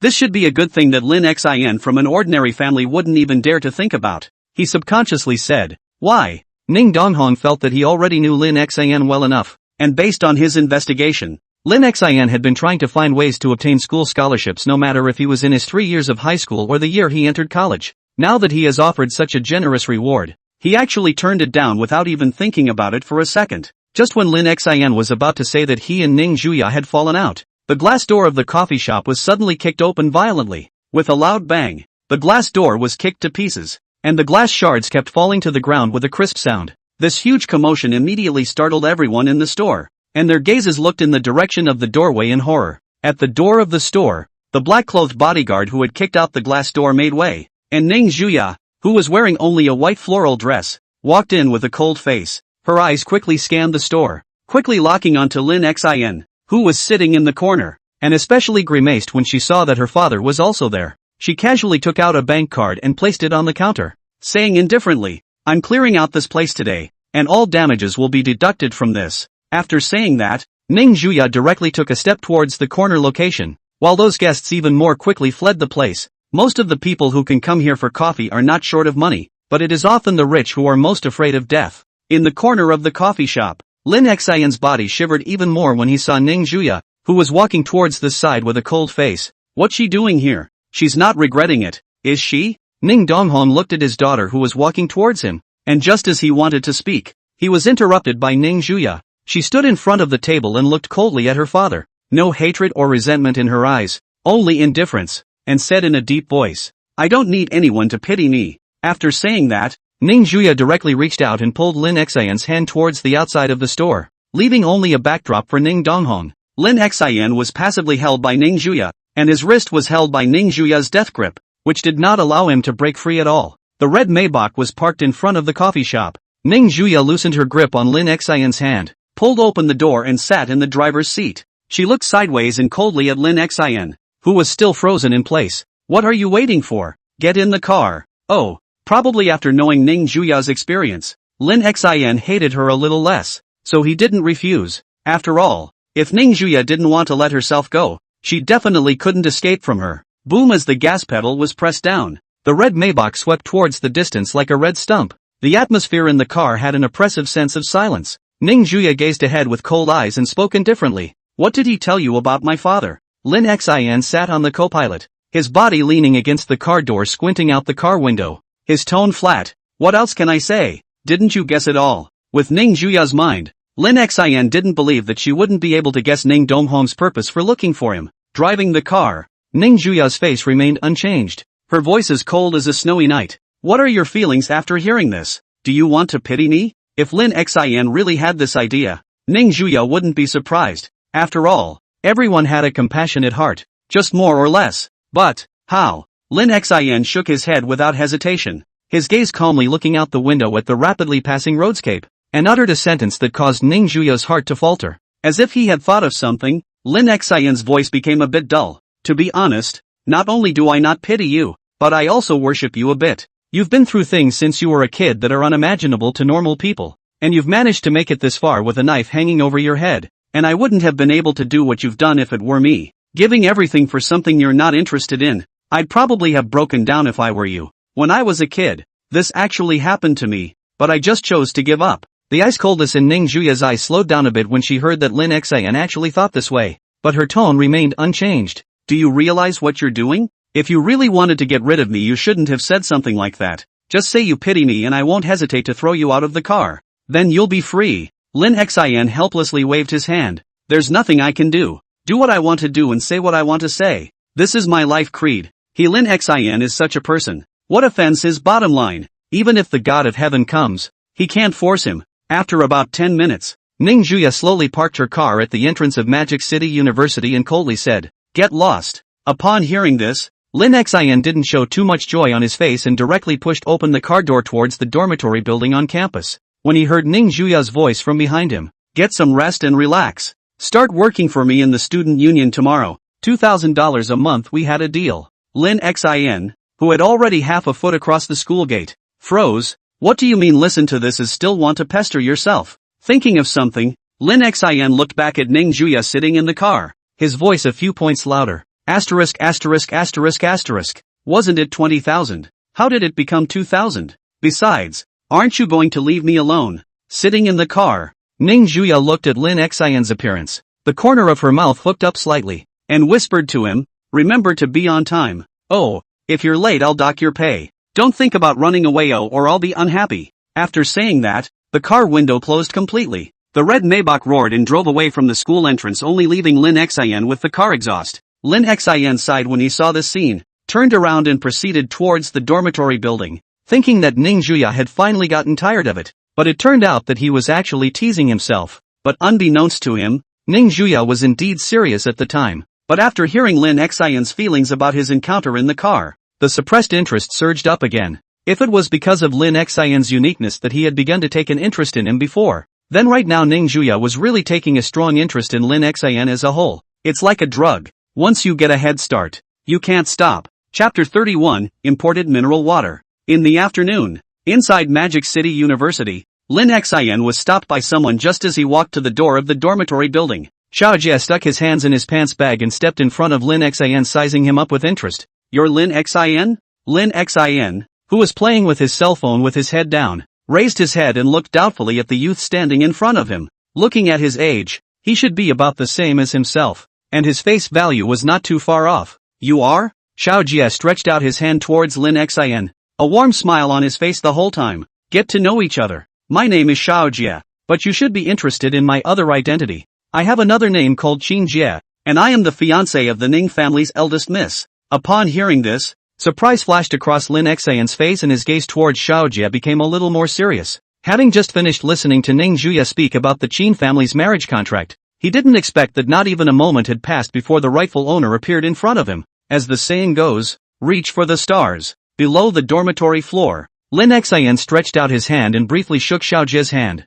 faintly saying, Lin Xian, sophomore. Xiao Jie nodded. It seems like you should have heard about the Ning and Qin families. Lin Xian's face didn't fluctuate much as he looked at Xiao Jie with a calm and natural gaze. You're looking for me because you want me to stay away from your fiancé? It's normal. After all, no one wants to see their future wife getting too close to other men. However, Xiao Jie shook his head and put his hands back into his pockets as he smiled faintly at Lin Xian. You're overthinking it. I'm simply a little curious about you.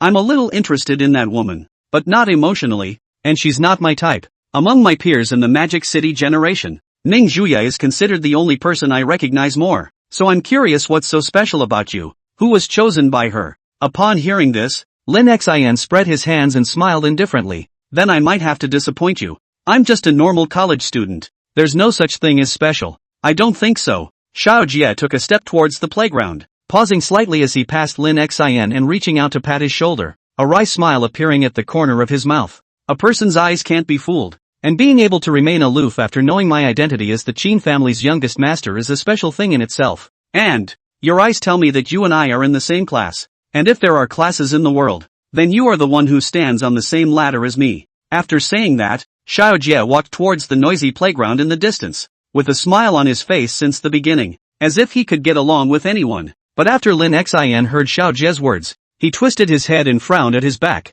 His intuition told him that this Xiao Jie was very uncomplicated and impenetrable. He rarely encountered people he couldn't see through. At the beginning when he didn't know Ning Juya's identity, she counted as one, but now after Xiao Jie had blown his own identity, it was still shrouded in a layer of inscrutable fog. It's not a typical day to come across something. Returning to the dormitory after a few days, Lin Xian pushed open the door just in time to see Li Liang hiding under the covers and performing misdeeds. The sudden movement of opening the door startled Li Liang, who was hiding under the covers, and he didn't even have time to raise his pants, revealing a pair of eyes that were relieved to see that it was Lin Xian.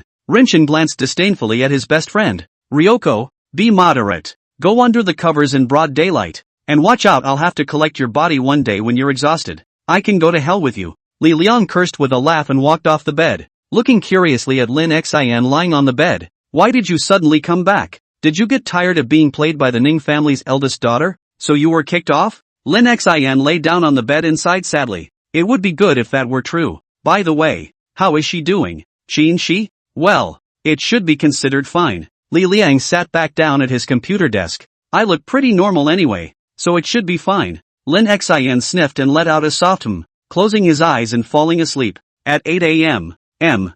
On Thursday, the summer sun was so harsh that you would have been sweating just walking down the road. Inside the student council office, Ning Juya crossed her legs and looked at the time on her cell phone somewhat impatiently, while Xiao Ting on the side was still eating her breakfast. 10 minutes had passed since the punching time of the student council, and just when Ning Juya's patience was about to be exhausted, the doors of the student council finally opened. To his eyes, it was Lin Xin who walked in yawning, holding a small half-chewed bun in his hand. "You're late." Ning Juya sat on the sofa and looked coldly at Lin Xin who walked through the door. Lin Xin slowly walked through the door and casually found a seat, nibbling a bite of bun before opening his mouth unhurriedly. According to Rule 16 of the student government, as long as you clock in within 15 minutes of the standard time, you're not late. Ha! Ning Juya stood up and walked towards Lin Xin, sneering, "You know quite a lot about the rules of the student council." Saying that, Ning Juya directly snatched the bun that was still half left in Lin Xin's hand, then ate it into her stomach in 3 or 2 strokes, licking her fingers and faintly saying, "People make the rules, and when I say you're late, then you're late." Xiao Ting, who was sitting on the sidelines, silently took her breakfast and walked out, very thoughtfully putting the office door closed. This left only Lin Xin and Ning Juya in the empty office, and the latter directly lifted Lin Xin from the chair and kissed him in a domineering manner.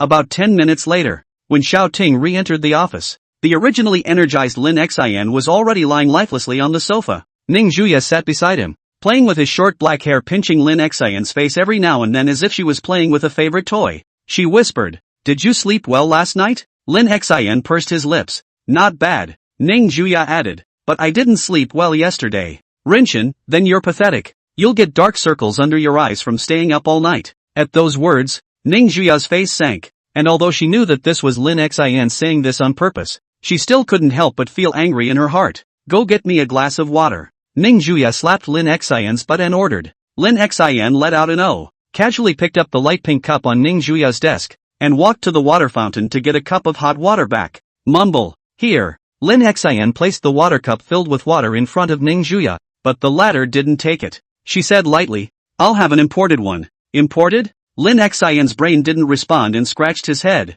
"Where am I going to get you imported water now? Besides, doesn't water all taste the same?" Ning Juya, who was sitting with her back against the sofa, saw that this nerd didn't comprehend her meaning, so she pointed to her mouth. "Imported. Got it?" Seeing this, Lin Xin then reacted and somewhat reluctantly took a sip of water towards Ning Juya's red lips. "Anyway, we've kissed each other, so let's import it. It's not like we're losing out." Chapter 32, Calling Wife. Inside the office of the student council, Ning Juya reached out and wrapped her arms around Lin Xin's neck, plundering all the water from his mouth and finally licking the corners of her lips in satisfaction. She looked at the slight blush on Lin Xin's face and teased, "What? You're an old married couple and you're actually shy by now?" Being poked through his mind, Lin Xin grunted in dissatisfaction and wiped away the saliva on his lips. "Who's an old married couple with you? I'm just a little hot here. Get it?" It couldn't be helped. He wasn't as big-hearted as Ning Juya, who had been maternally single for 20 years and was having a girlfriend for the first time.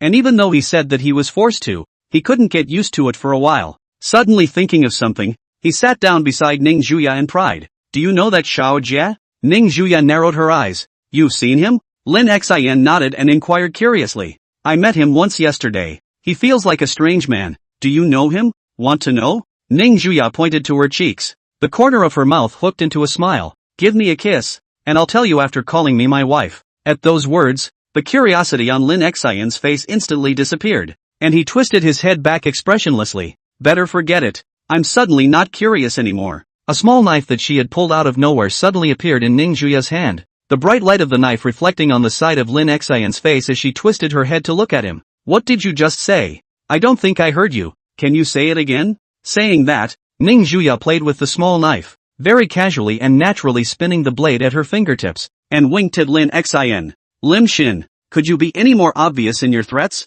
He had no choice but to come forward and place a kiss on Ning Juya's fair face. "Can you tell me now, wife?" So good." Ning Juya smiled with satisfaction when she heard this wife. Then he hooked his hand at Lin Xin and pointed to his thighs again. The meaning was clear. A minute later, Lin Xin's face was slightly hot as he rested on Ning Juya's jade leg, the scent constantly coming towards the tip of his nose. Ning Juya leaned her back against the sofa, rubbing Lin Xin's hair with both hands and whispering to him with her eyebrows down. "Xiao Jie is not a simple person. You should try to stay away from him if you can in the future. He is not a good person." Feeling the softness of the jade leg, Lin Xian frowned. How uncomplicated is it? Ning Juya smiled and touched Lin Xian's brow, stretching it out as she softly said, your balance is insufficient, so please recharge if you want to know more. Lin Xian was speechless, and once again opened his mouth and shouted wife, before Ning Juya continued. In fact, this Xiao Jie was not originally the Qin family's heir, but rather the illegitimate son of the Qin family's head of the family, Qin Peng, who was outside the family, and my original fiancé wasn't him either. Speaking of this, Ning Juya's eyes took on a bit more seriousness, stroking Lin Xian while calmly saying, but shortly after the marriage contract was concluded, Qin Peng's second and third sons were accidentally kidnapped by a gang of murderers during an outing. I've only heard about it by chance, and it's rumored that the group happened to be enemies of the Qin family, so after kidnapping Qin Peng's two sons, they killed them in the most brutal way possible, and recorded a video and sent it to Qin Peng. After saying this, Ning Juya once again didn't move, and Lin Xian, who was lying on his lap, shouted again, wife. Only then did Ning Juya go on to say, afterwards the gang of murderers all died in a ravine, having been poisoned to death by someone. After Lin Xian heard this, a speculation instantly surged in his heart. Are you saying that they were poisoned by Xiao Jie? Ning Juya shook her head. I'm not sure. It's just my guess. After all, the biggest beneficiary of that incident was Xiao Jie, and after he gained the identity of the successor, he even displayed an amazing business acumen and non-trivial city skills. Even I wouldn't dare to underestimate him. This man is too ambitious. Lin Xian, however, said, shouldn't you be happy about a fiancé who is so capable? Upon hearing this, Ning Juya smiled down and pinched Lin Xian's face. Are you jealous? Don't worry, I've already spoken to him privately, and as long as I help him with one thing after graduation, this engagement will be broken. Who's jealous? Knowing what he wanted to know, Lin Xian just wanted to sit up before he was once again pressed back into Ning Juya's lap and whispered, just stay for a while, no one will bother us anyway. Shorting, who is playing a trivia game? President, you said this, I'm really sad. I'm also a human being. When I see the two of you show love so much, I will also feel uncomfortable in my heart. Come on someone and fall in love with me. Inside the office of the chairman of the Canopy Group, Ning Donghong, who was dressed in a suit, pushed open the door and walked into the office, and Ning Yun, who was dealing with the documents, raised her head and glanced at him, and then retracted her gaze and faintly said, you looked for the boy.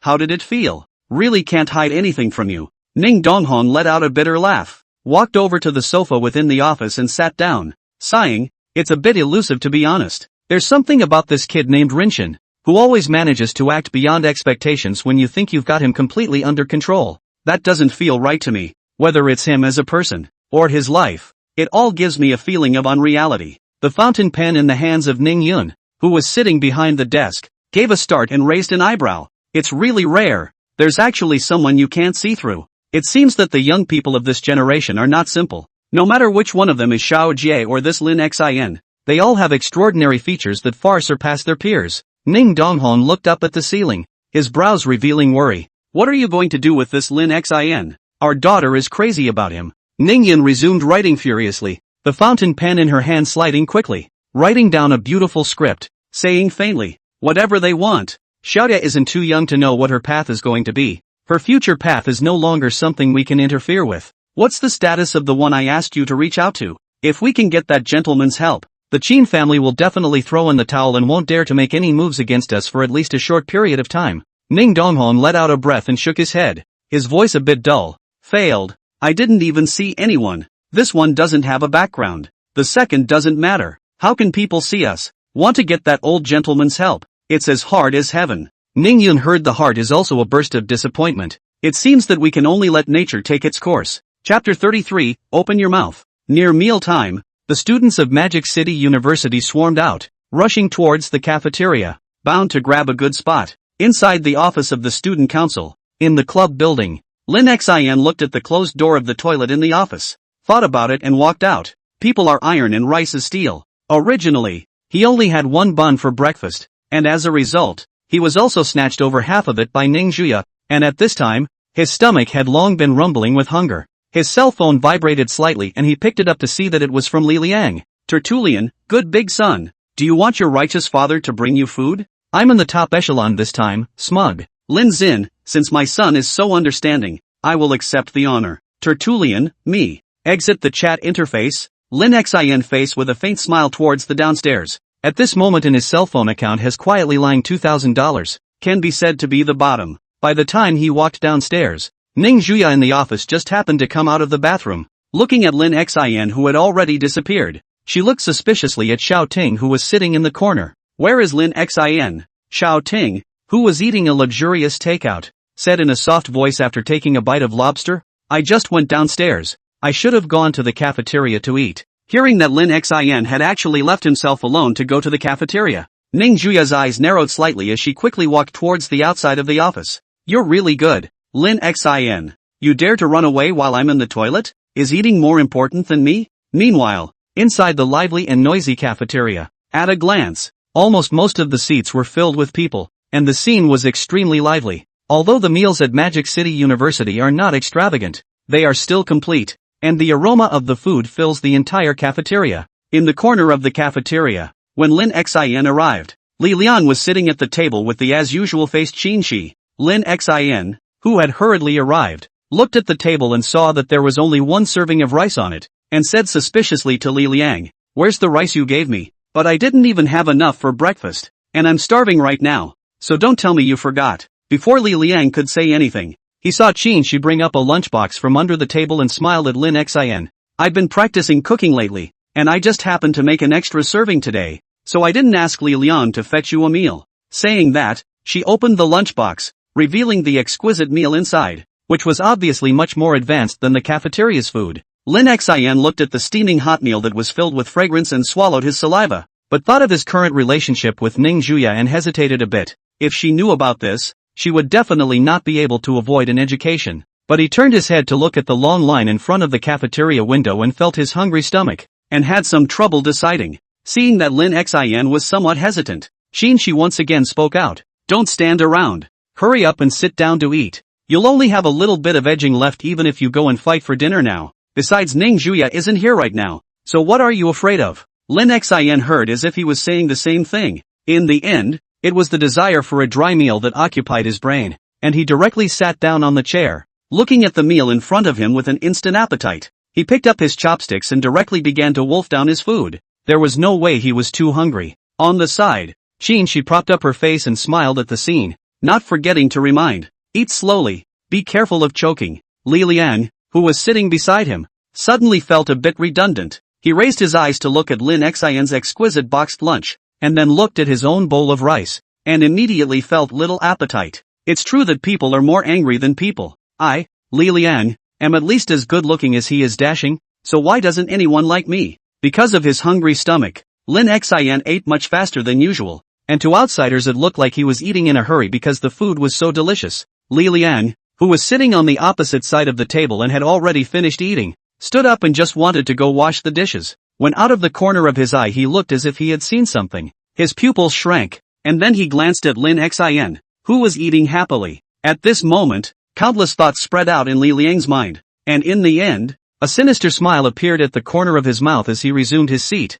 ready to watch a good show. And Qin Shi's gaze had been on Lin Xin's body since the beginning, so he didn't notice this scene, and just propped up his side face and watched Lin Xin eat, the corners of his mouth hooking into a faint smile. Just as Lin Xin was about to eliminate the boxed lunch, he suddenly felt the atmosphere around him go cold, and it seemed much quieter in his ears. At this moment, a cold and familiar voice sounded behind him, causing Lin Xin to be creeped out. "Looks like you're having fun eating." Lin Xin's movement of picking up the bowl to shave his rice froze, swallowing a piece of braised pork in his mouth then putting down the bowl. He twisted his head with a somewhat stiff movement, and he happened to meet the pair of cold eyes that were glowing with chilling aura. Ning Juya looked at Lin Xin as he twisted his head to look at himself and sneered. "Eat? Why don't you eat?" Lin Xin's face immediately showed a smile that was worse than crying. "Do you want to eat it? I will share it with you." These words put a sound. Sitting on the sidelines to watch the show, Li Liang unkindly laughed out. "God TM points you a little.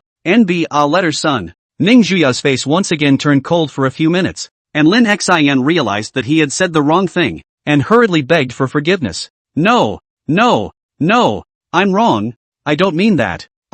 Seeing this, Qin Shi directly stood up and admitted, "This is the meal I made for Lin Xin.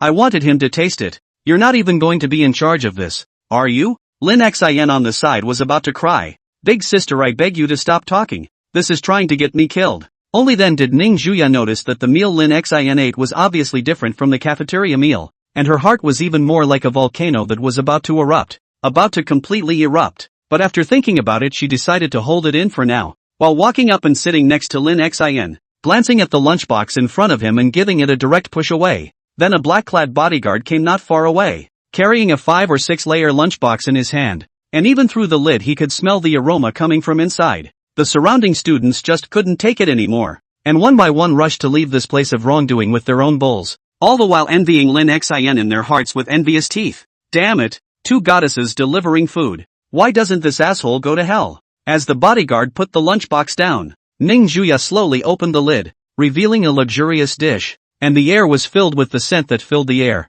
Ning Juya directly picked up a piece of braised elbow meat with her chopsticks and put it to Lin Xin's mouth, smilingly saying, "Hubby, open your mouth." Lin Xin looked at the colorful and fragrant elbow meat in front of him, slightly hesitated or opened his mouth and ate it. After chewing twice his eyes suddenly lit up. He was extremely picky about his meals because he knew how to cook himself, but this elbow meat was obviously cooked by a top chef, and the flavor was simply perfect. Ning Juya smiled as she once again picked up a piece of meat and handed it over, her red lips slightly opening. Ah! Lin Xin smilingly opened his mouth and ate it, the whole person looking incredibly well behaved. Two people's behavior in outsiders seemed to be even more incomparable intimate, proper couple relationship. Ah! When Qin saw this scene, he felt a pang of discomfort in his heart. He didn't even take his lunchbox and directly left the cafeteria with a quick step. Li Liang also knew that it was time for him to retreat, so he hurriedly picked up Lin Xin's leftover boxed lunch and ran towards the dishwashing room. Ning Juya disdainfully glanced at Qin's gray and fleeing back.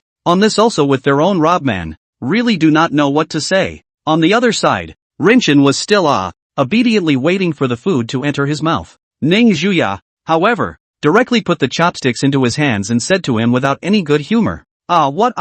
I'm hungry too. If you don't want to die a horrible death, hurry up and feed me." Oh.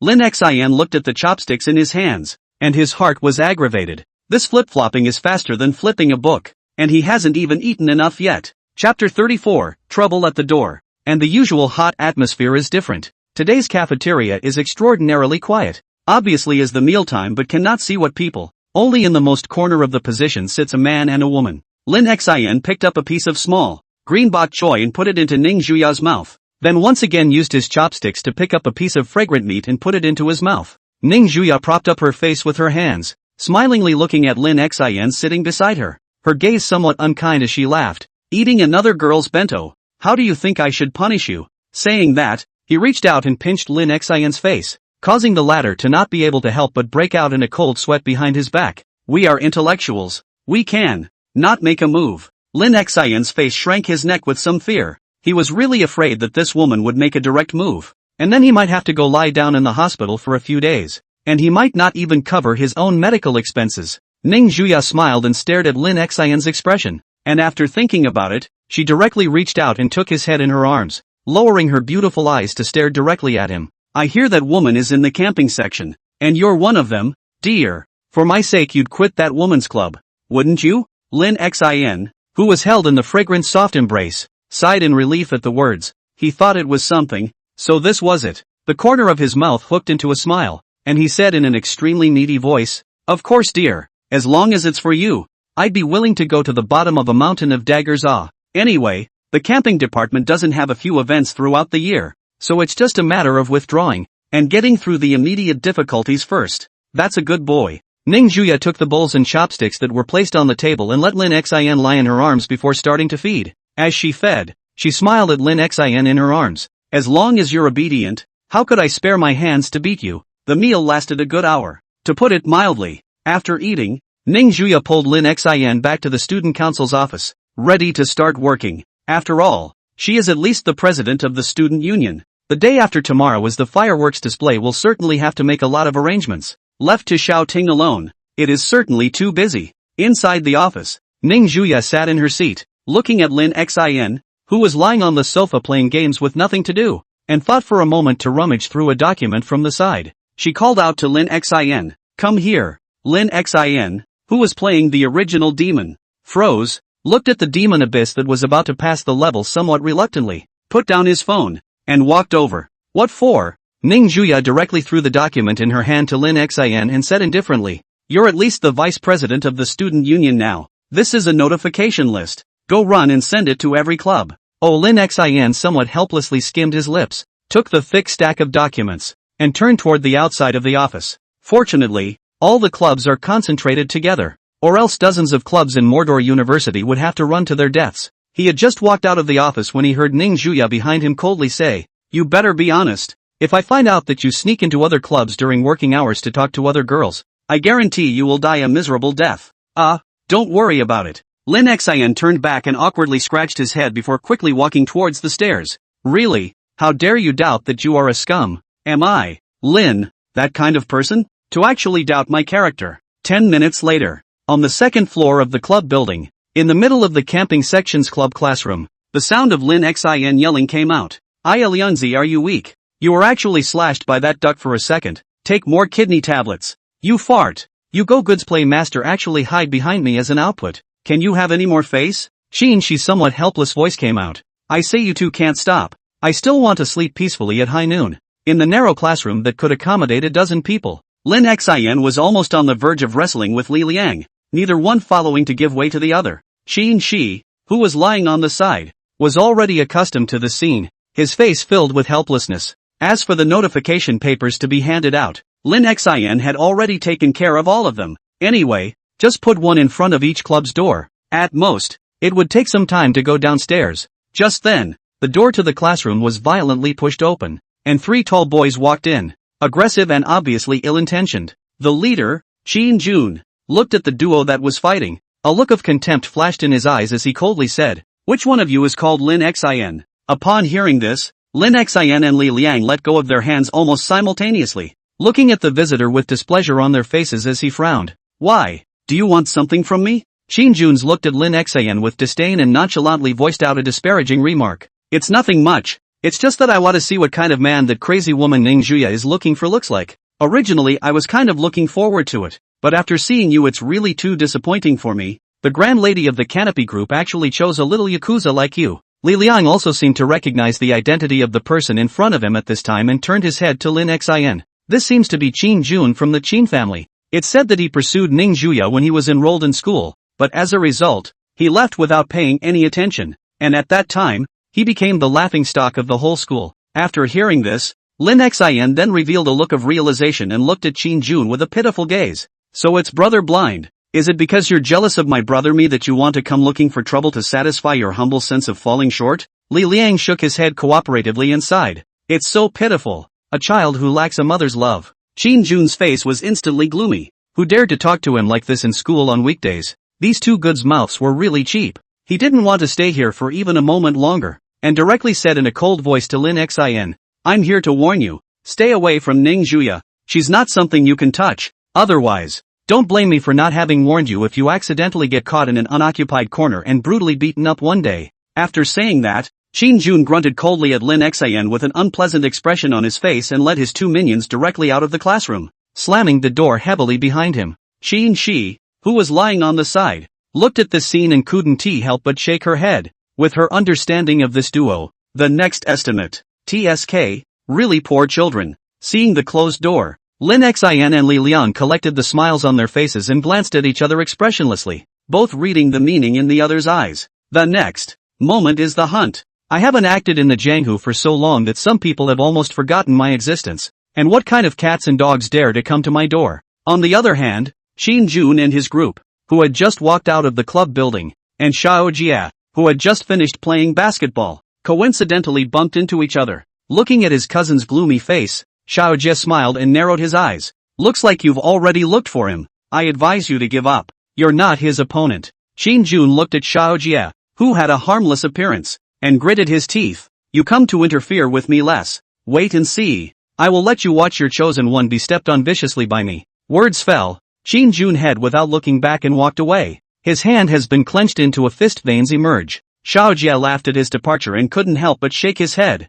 Stupid. Chapter 35, Lin Xin, Twinkle, Twinkle, Bright. When Qin Jun left, Lin Xin and Li Liang once again picked up their cell phones and played. Bound to get that dead duck today. Watching Li Liang grinding away and changing weapons, Lin Xin disgruntledly urged, "Make it quick. I'm taking out even the generals. Just lie down." He Li Liang laughed disdainfully and said to himself, I don't know how many times someone has said this, but as a result, they quit the game in less than 3 seconds each time. Lin Xian just wanted to refute 2 sentences. The club classroom door was once again kicked open. Scared, his body shivering, thought it was that Gai Qin Jun came back again, turned around with a fierce look on his face. Really endless. Believe it or not, little master, I beat you to the ground to find teeth. At the last word, Lin Xian silently turned back to his body, gulped, and looked down at his cell phone as he inwardly trembled. But his mind was no longer on it at all. A chill hit his back. A small cool hand patted his hair, and a cold laugh came from behind him. Who did you just say you were going to beat the crap out of?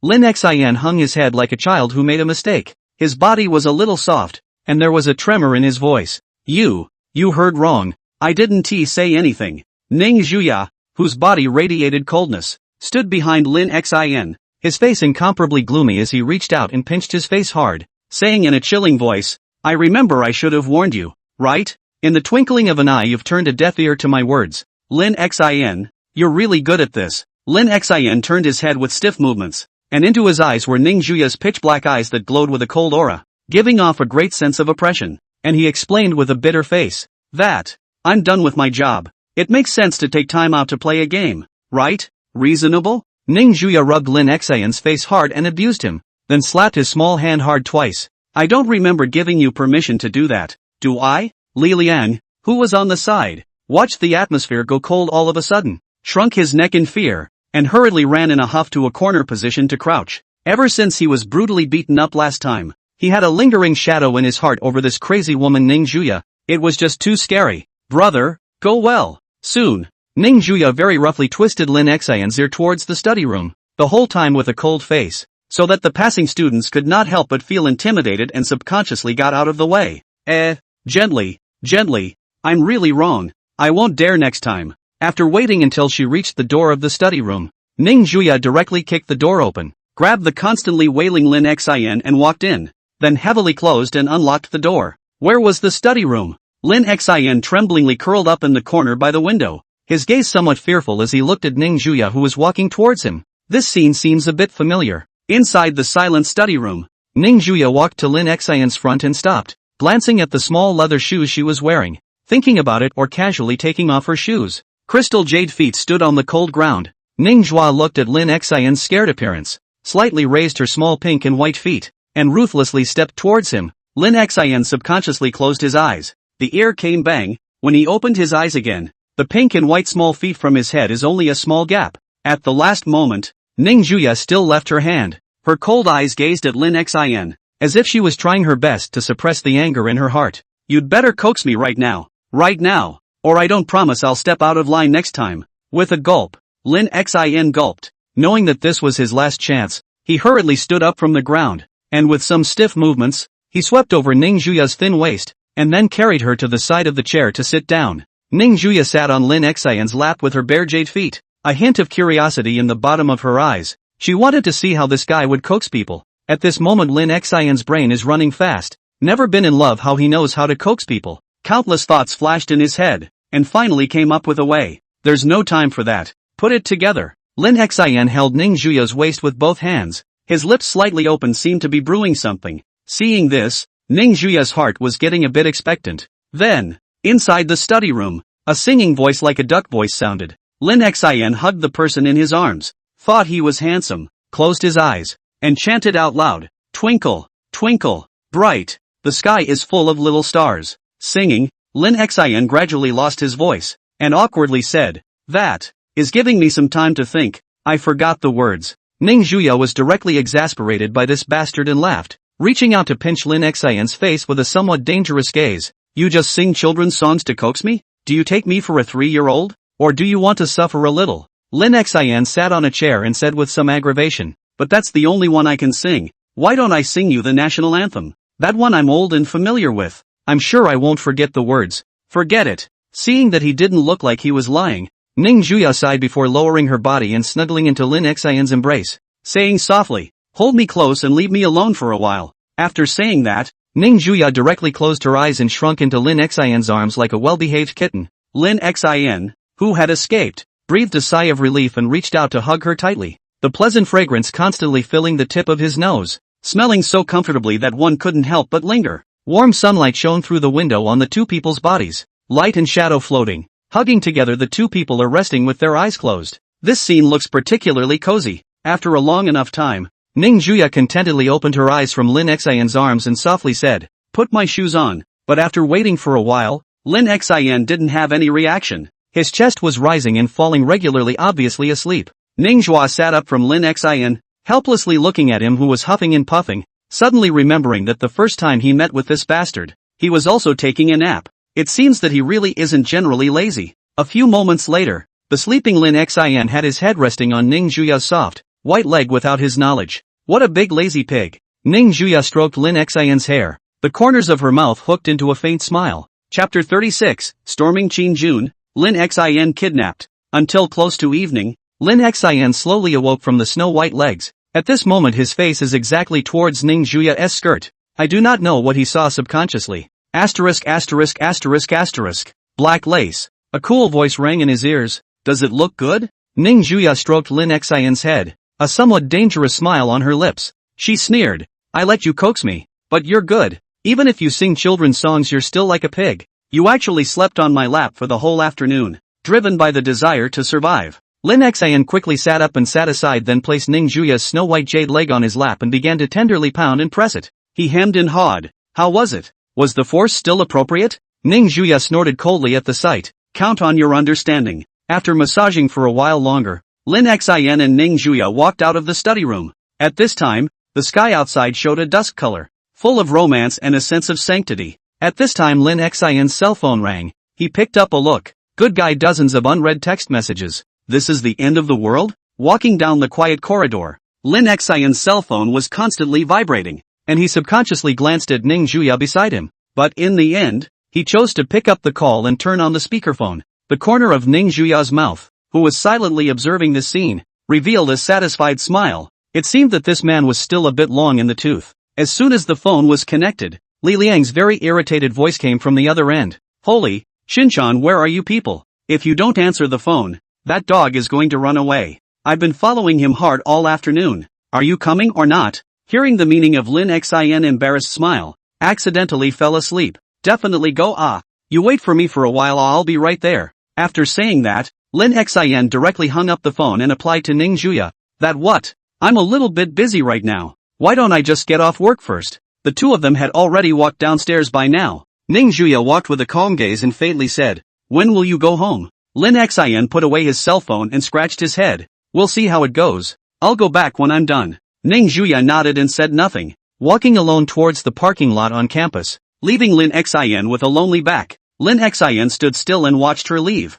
suddenly feeling that this woman had changed so much. If it was the old days, she must have directly kidnapped herself home without saying a word, and now she was actually able to discuss and listen to her own opinions. When Ning Juya's back disappeared into thin air, Lin Xian also turned around and ran towards the school's entrance, with a bad smile on his lips. Dog thing, still dare to threaten the little master. Today if you do not beat, you doubt life. You believe master, I cut my own throat on the spot. Soon, under Lin Xian's flying all the way, he found Li Liang, who was waiting at the entrance of the school, and who was carrying a bulging black bag in his hand. Seeing his good friend finally come over, Li Liang disgruntledly urged, you can hurry up. You won't have a chance if people run away later. Where are the people now? Lin Xian inquired, at the same time taking out his own cell phone and beginning to skillfully flip through his address book. Li Liang looked at Qin Jun, who was picking up girls in the milk tea store across the street from the university, and probed his mouth. That guy is having fun right now, embracing left and right all the freshman school girls,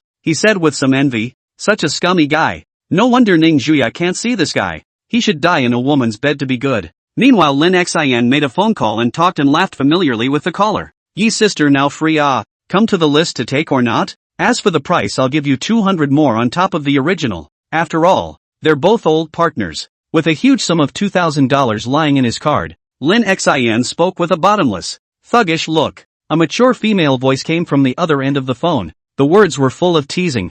Yo, Xiao Xinzi developed. What good things are thinking about, sister? I also don't know which unlucky person has been targeted by you again. Into it, you send a location over. I will immediately go over now. Okay. Lin Xian smiled and answered after hanging up the phone, then sent a location over through a certain letter. On the other side, Ning Juya, who was driving, was wearing a miniature Bluetooth headset that was flashing a bright blue light. As a competent girlfriend, it makes sense to do something small to your boyfriend's cell phone while he's asleep, right? Originally, Ning Juya had thought that it would take a while for the goods to be available, but he didn't expect that he had just left not even 10 minutes ago, and Lin Xin was on the phone with an unfamiliar woman. A single, plus 200, old partner? The original mood is still good. Ning Juya, the face of the naked eye visible gloomy down, directly stepped on the brakes, turned around toward the school to kill. Dog man, I'll buy a lock tomorrow and lock you up with me so you don't wander around. As the sky gradually darkened, Qin Jun, who had added the contact information of more than a dozen schoolgirls in the milk tea store across from Magic City University, walked out with satisfaction. At this time, the street lights outside were already on. The school side of the road at night will rarely be passed by. After all, covers too large an area, so it will certainly be built in a slightly remote place. Just when Qin Jun happily walked out of the milk tea store, his footsteps were instantly stopped, and his eyes stared straight at the girl under the streetlight not far away. The white flowery thighs exposed under the ultra-short skirt, but the upper body is wearing a white t-shirt. From the back of the view is absolutely extremely beautiful.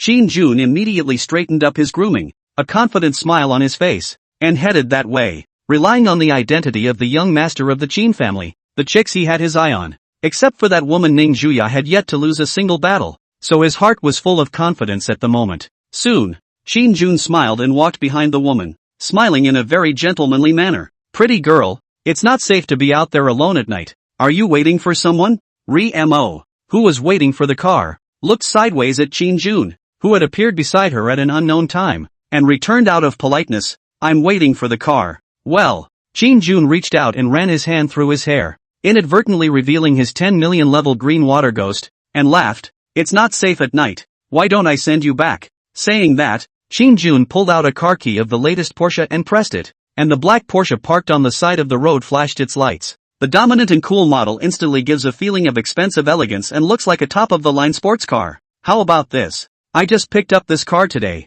worth more than $20 million. Just want to take a drive by the way, can give you a ride. Hearing that the car was actually worth more than $20 million, Remo's eyes immediately lit up. This was a top-rich second-generation. She pretended to hesitate. That's not good. Qin Jun, I see a play. The heart of the proud cannot. Humble smile, nothing. I'm helping people. You will not give me this opportunity. In the end, under Qin Jun's continuous bombardment of money, he finally held the beauty. 10 minutes later, in a secluded alley, the black Porsche slowly came to a stop. Mo smiled and stepped down from the car, waving her hand at Qin Jun, who was sitting in the driver's seat. Thank you, Qin Jun. Qin Jun, who had already gotten the contact information, flung his head handsomely. It's all a small matter. Next time you're free to go out together. Before Mo, who was standing outside the car, could say anything, a dull voice sounded in Qin Jun's ears. No need to wait for the next time. Just right now, young Master Qin. Qin Jun, who was in the spring breeze, froze. Who is talking? He just wanted to turn his head toward the car window to look out. The car door was violently pulled open, not to give him time to react, followed by him into a burst of darkness. Asterisk.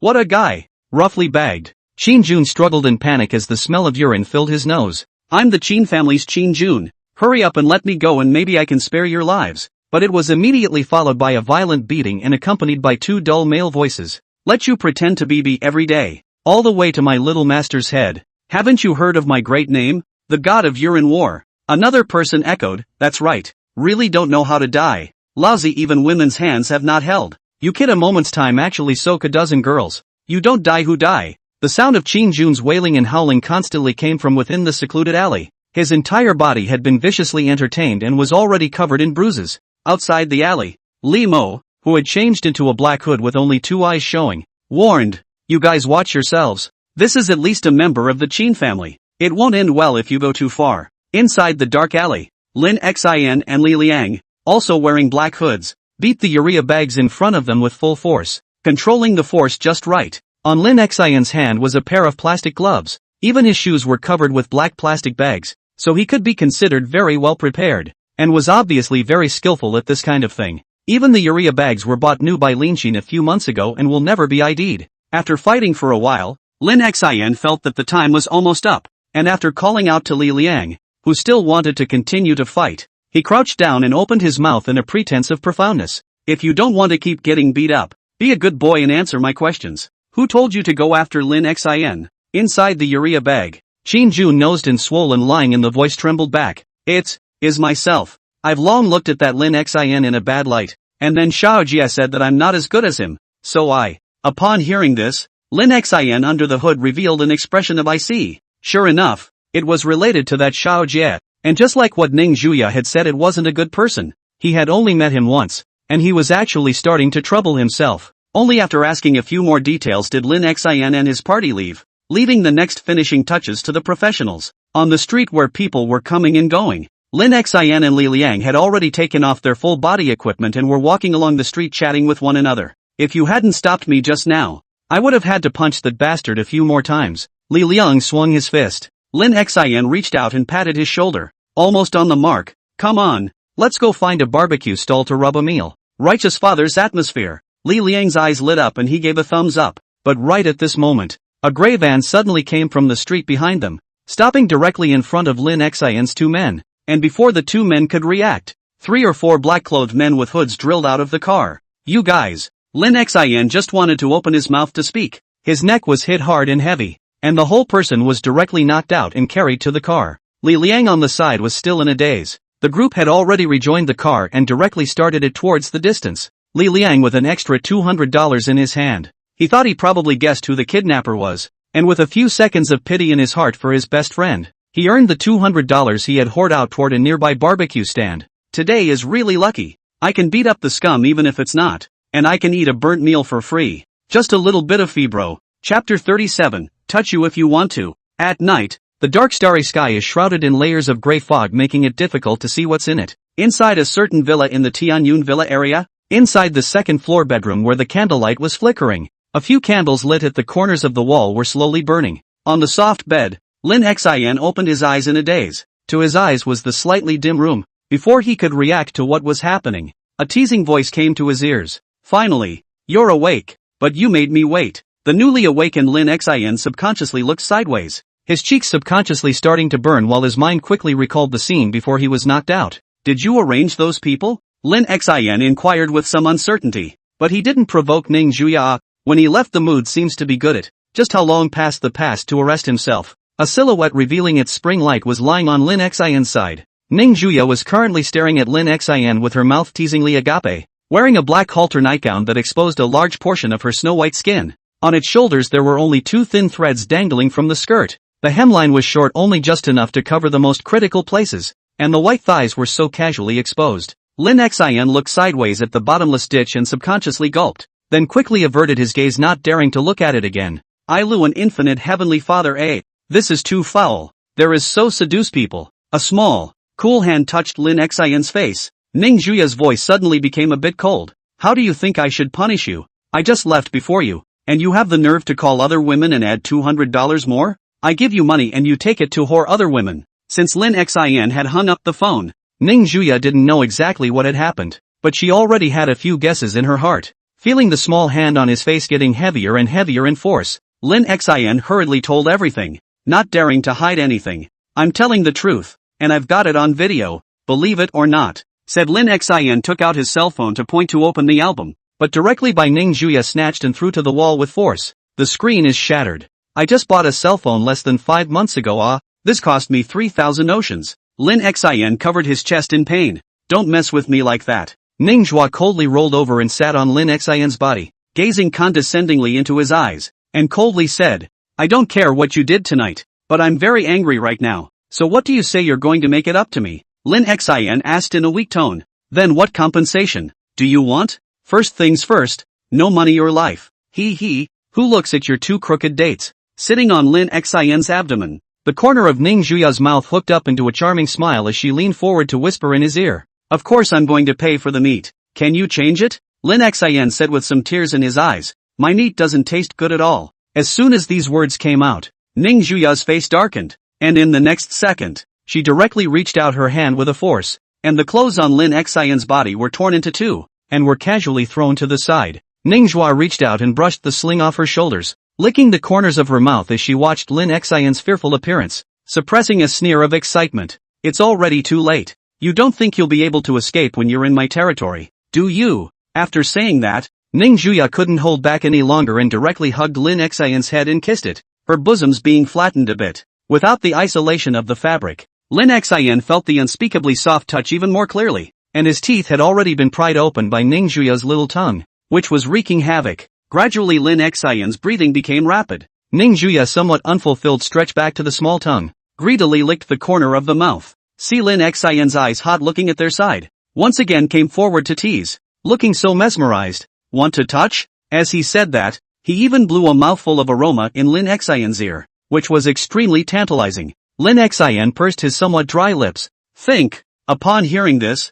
Ning Juya laughed as she lay on top of him, her voice much softer. Big pervert, just touch it if you want to. As the words fell, Lin Xian stretched out his hands without any further qualms. In the middle of the silent night, in the bedroom where the candlelight flickered, murmurs were constantly coming out. Ning Juya was at the moment letting Lin Xian do his thing, lying on her side and looking at him with doting eyes. Lin Xian lovingly played with his hands. Ning Juya's face flushed as she wrapped her arms around his neck. This is your reward for not avoiding me when you answered the phone today. Satisfied? A hoarse voice rang out with a soft Lin Xian's hands tightly embraced her soft waist into his arms. The fire of desire in his heart was about to spurt out. He looked at the pair of moving beautiful eyes, and somewhat uncomfortably prayed, "Is it okay?" Seeing his hard look, Ning Juya shook her head after a slight hesitation. "Not yet. I have that one coming in the next few days." "Then you're still tempting me so much." Lin Xian was having a hard time in his heart at this time. All of his strength had nowhere to be vented, and he was extremely depressed. Alright, Ning Juya, who was being held in Lin Xian's arms, reached out and pinched his face, the flush on his cheeks intensifying. "Let me help you, okay?" Lin Xian nodded obediently and loosened his hold on the soft waist, then closed his eyes. Seeing this, Ning Juya sat up. The quilt slipped off her body, exposing a large area of unseeable beauty. A few moments later, Lin Xian only felt a burst of comfort inside. This night he lived an incomparably peaceful. The night was silent. Nothing was done and nothing was done. Just a simple massage to grow some experience. On the following day, it was just slightly light, and the sun had not yet risen in the east. Inside the silent bedroom, Ning Juya was lying on the soft bed with her eyes closed. The fatigue on her face was faintly visible, and her perfect petite body was covered with a thin quilt, but she still couldn't hide that attractive figure. At this moment, the sound of shivering noodles rang out. Ning Juya was noisy and opened her eyes. Her beautiful eyes quietly looked at Lin Xian, who was lying beside her with a bowl of noodles, and the room was filled with fragrance. Lin Xian, who was eating noodles, also noticed Ning Juya, who had woken up, and after swallowing the noodles in his mouth, a smile appeared on his face. "You're awake. That's all I cooked. Why don't you sleep in a little longer and let the cook make you breakfast later?" Saying that, Lin Xian even drank all the soup in the bowl, holding an empty bowl in his hand without wasting half of the food. In response, Ning Juya just lay on the bed and looked at him, faintly saying, "I'm hungry. I want to eat what you made." It's only half an hour away, bear with me." Lin Xian put down the bowl in his hand and got under the covers as fast as he could. I could tell he didn't want to get up at all. Ning Juya, who was lying on the bed, frowned as she looked at Lin Xian, who was hiding under the covers, and then a dangerous smile appeared at the corner of her mouth. A few moments later, only to hear Lin Xian was kicked directly under the bed, covering his buttocks and sucking in a breath of cold air. "What are you doing?" The temperature in the morning was extraordinarily low, not to mention Lin Xian, who was only wearing a pair of pants, and he immediately stood up and wanted to get back under the warm blanket. Ning Juya said in a lazy and casual tone as she lay on the edge of the bed and watched his movements sideways, getting more and more disobedient. "Don't think that just because I pampered you last night that you're able to act recklessly. If you don't go, you can take care of it yourself the next time you get hard." At those words, Lin Xian's body, whose hand had already been placed on the bed, suddenly stiffened. This threat could be too cruel for him. What a vicious woman, actually threatening herself with this. Ning Juya lay on the bed and stared at Lin Xian with a crooked head, her red lips rising slightly. "What? You have an opinion?" The air was briefly silent for a while, and finally Lin Xian smiled sardonically. No, it's my honor to cook for my sister." Hearing the word sister, Ning Juya frowned in dissatisfaction and corrected. "I hope this is the last time I hear this title. It has to be wife. Understand?" Yes. Lin Xian smiled in agreement. His attitude was somehow much more humble than just a moment ago, and then he quickly walked downstairs to prepare his wife's breakfast. Ning Juya, on the other hand, picked up the nightgown that had fallen by the side of the bed and put it on, her fair and watery skin showing off to the fullest. It was just a pity that Lin Xin couldn't see it. Otherwise, this early in the morning said anything to be passionate again. After about 10 minutes, Lin Xin pushed open the door of the room and walked in carrying a delicate meat steak, the scent all spreading in the air. After drilling into the bed as fast as he could, Lin Xin leaned against the bed, while Ning Juya lay on his chest and faintly said, "Don't want to do it. You feed me." Lin Xin had no choice but to cut the meat steak into small pieces and feed it into Ning Juya's mouth, carefully serving her. Lin Xin felt that if he were to go find someone else to fall in love with right now, he would definitely be the perfect take on this level of thoughtfulness. But he didn't dare to voice this thought for fear of being beaten to death by someone. In a mountain on the outskirts of the magic city, the green leaves rustle, light and shadow floating, accompanied by the cries of birds from time to time. The surrounding scenery is even more moving, giving people a bright feeling. It was in the middle of such a mountain, at the foot of an uninvited hill, that a small earthen slope was piled up in front of a dilapidated cabin, and in front of it was inserted a gravestone. At this time, the sun had just risen from the east, and the warm sunlight reflected a shadow sitting in front of the grave. And if Lin Xin was here, he would have recognized that this person was none other than Xiao Jie. Xiao Jie sat with his back slumped in front of his mother's grave, a dozen or so empty wine bottles lying cluttered around him, and he stared at the black and white photo on the tombstone, a photo of a smiling young woman with a still infantile child in her arms. There was a drunkenness in his voice, but his words were clear and articulate. "Mom, just wait a little longer. It won't be long before I get that asshole down there to make it up to you. Just wait a little longer. I'll make all the people who bullied us, mother and son, go to hell, and then I'll go down and serve you so you won't be alone."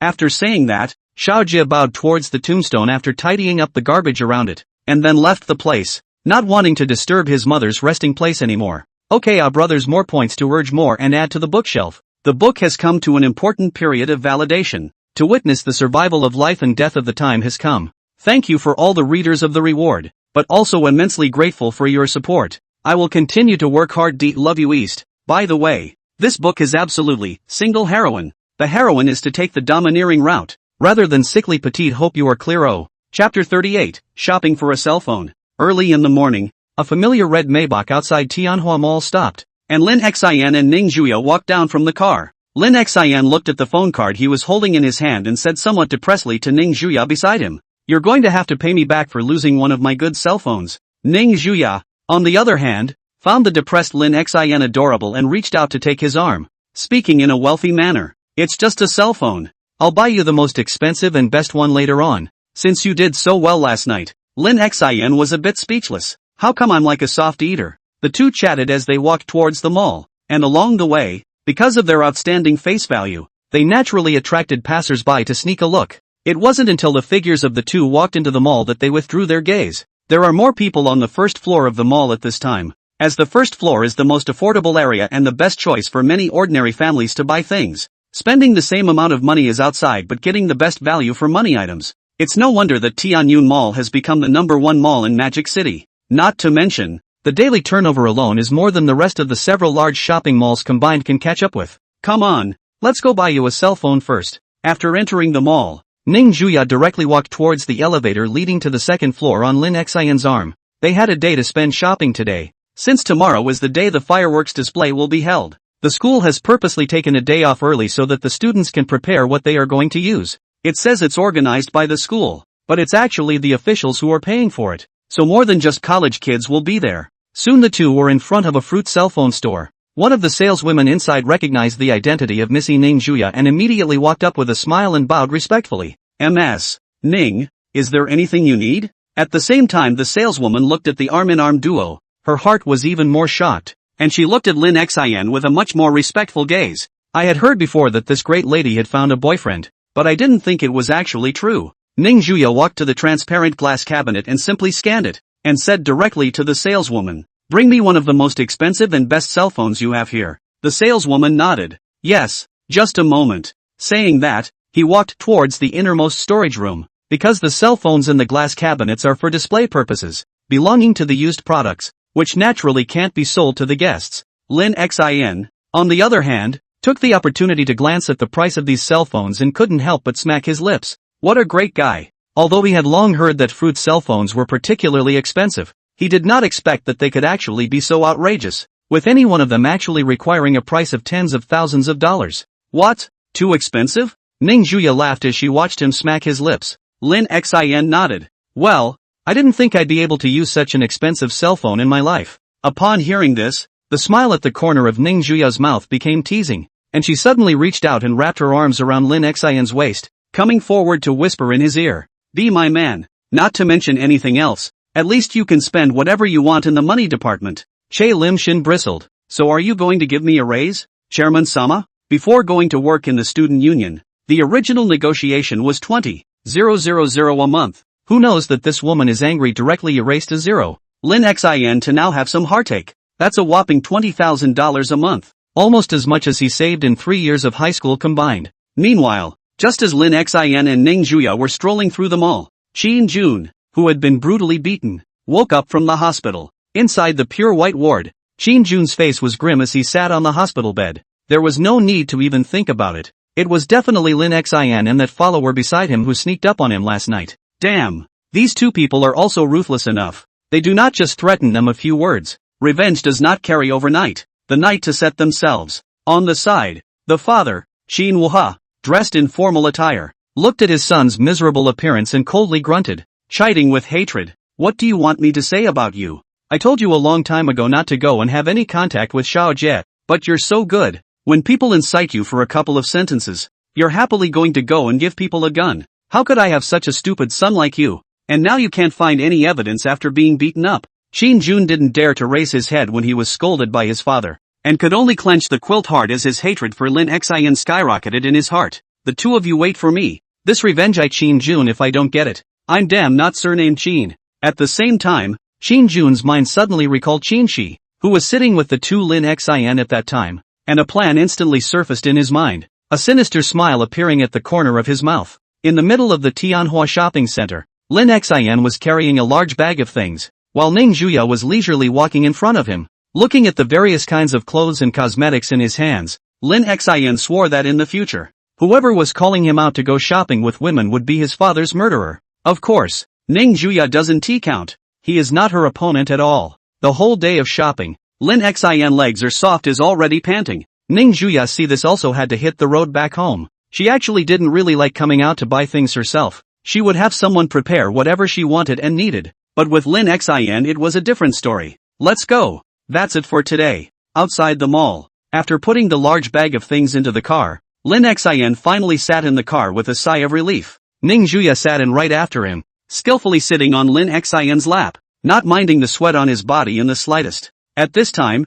the falling sun in the sky sprinkled shining afterglow. Ning Juya just sat on Lin Xin's body, looking at the sky through the car window, suddenly said, "Do you think we'll always be together?" Impossible. Lin Xin laid back on the backrest and uttered these 3 words without hesitation, showing off his rebellious style. Then there were 2 pops in the car. Ning Juya expressionlessly withdrew her hand, looked toward Lin Xin, whose cheeks were red and swollen on both sides, and said indifferently, "And now?" Lin Xin covered his face and said with tears in his eyes, "Please make sure that I stay with you forever. This is from my heart." Upon hearing this, Ning Juya rubbed Lin Xin's face in satisfaction and laughed lightly. "That's right. In the future you have to control your mouth well. Don't dislike everything, otherwise." Ning Juya made a gesture of reaching out and waving her hand twice at the air, frightening Lin Xin's body and directly reaching out to embrace her soft waist. Ning Juya rubbed his hair, seeming to enjoy Lin Xin's dependence on himself, even if it was only physical now. Chapter 39, The Qin Family Comes.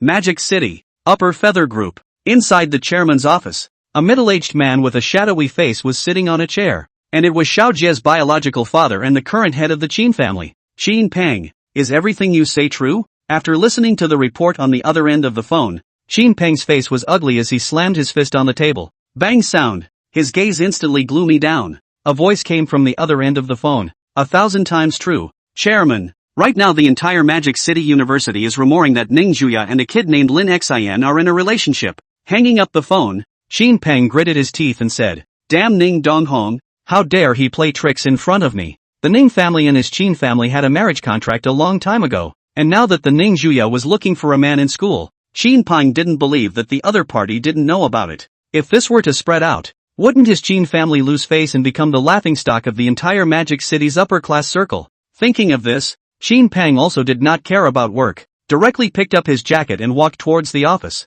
vowing that the Ning family to give himself an explanation. On the other side, the dozens of school buses from Magic City University had all departed, heading towards the venue that had been prepared in advance. After all, it is a fireworks display funded by the city government. The scale is naturally not normally large, so it is necessary to choose a place with a vast water source, lest it cause a fire. Ning Juya and Lin Xin were naturally no exception, riding in the middle of the same school bus, attracting the gazes of most of the people on the bus. On the double seat by the window, Lin Xin looked at Ning Juya, who had taken off her shoes and snuggled in his arms, and wrapped his arms around her thin waist and whispered, "I thought for sure you were going to drive there. What made Missy think of taking the school bus?" Wrapping her arms around Lin Xin's neck, Ning Juya closed her eyes and faintly said, "I occasionally want to experience the life of an ordinary person. And, wouldn't it look like I'm playing a big game if I were to make it special at a public event like this?" Looking at Lin Xin and Ning Juya's intimate appearance, the students sitting around expressed envy while their stomachs were already full. The road was a bit long, as the fireworks display was not due to start until the evening, so the school didn't organize the departure of the students until the afternoon. Saturday was the night was a fireworks display and Sunday and was a bonfire at the school, so both days were extra busy. But after the bonfire party, all the students had to enter into the study state. The curriculum of Mordor University was very strict, and there was little time for relaxation at the back, except, of course, for those with good academic records. Magic City, Canopy Group. Inside the chairman's office, Ning Donghong and Ning Yin rarely dealt with things, instead sitting on the sofa together. Putting down his cell phone, Ning Donghong frowned. "I didn't expect the Qin family side to get the news so quickly. I thought it would take at least a while." With that, he looked to his wife, who was also stony-faced, and inquired, "What should we do now? Either we delay it for a while longer, or we'll have to fall out with the Qin family." The most terrifying thing about the Qin family was the huge number of relationships, and one could imagine the countless troubles that would find their way to the Ning family once they completely fell out with the Qin family. This was also the reason why the two had to conclude a marriage contract with the Qin family in the first place. At that time, the Sky Curtain Group was still far from being as strong as it is now, and once they rejected the Qin family, it was feared that the huge group would collapse in a single moment. But even after more than a decade of preparation, it was almost delusional for the current Canopy Group to want to deal with the Qin family, which was different in nature. What they, the businessmen, fear most is trouble from the public. Hearing her husband's words, Ning Yin shook her head. "Now that it's come to this, there's no use in delaying. We can only make one choice. Either it is to obey the Qin family, or it is a complete break. At least with more than 10 years of hard work, it should not be a problem to last a period of time. As for the back, can only look at Xiaoya himself." Inside the quiet office, the husband and wife raised their heads and looked at each other. Their years of companionship allowed them to know the meaning of each other's eyes at a glance, and the corners of their mouths unanimously revealed bitter smiles. Is there any need to think about these two choices? The answer was predetermined from the beginning. With the passage of time bit by bit, the sky was approaching evening, the most beautiful time of the day in addition to the early sunrise of the sky. In front of a large man-made beach in Magic City, a lot of people had already gathered at this time, and the scene was very noisy and lively. Dozens of school buses pulled over, and a swarm of college students all poured out, excitedly rushing toward the beach. In the middle of one of the empty school buses, Lin Xin held Ning Juya in his arms and patted her face with his hand. "Ning lazy pig, get up." Ning Juya hadn't slept well enough to open her eyes in a bit of a daze, and the first thing she did when her mind cleared was to give Lin Xin a slap. She reached out and cupped Lin Xin's face hard and smiled grimly. "What did you just yell at me for?" Dominated by the pain, Lin Xin hurriedly begged for forgiveness. Wife, I was wrong. I won't dare next time. It better be." Ning Juya snorted coldly. Sitting up from Rinshin's body, he put on his shoes and then headed down towards the car. "What's all this?" Lin Xin covered his face and followed behind. But before the two could get off the bus,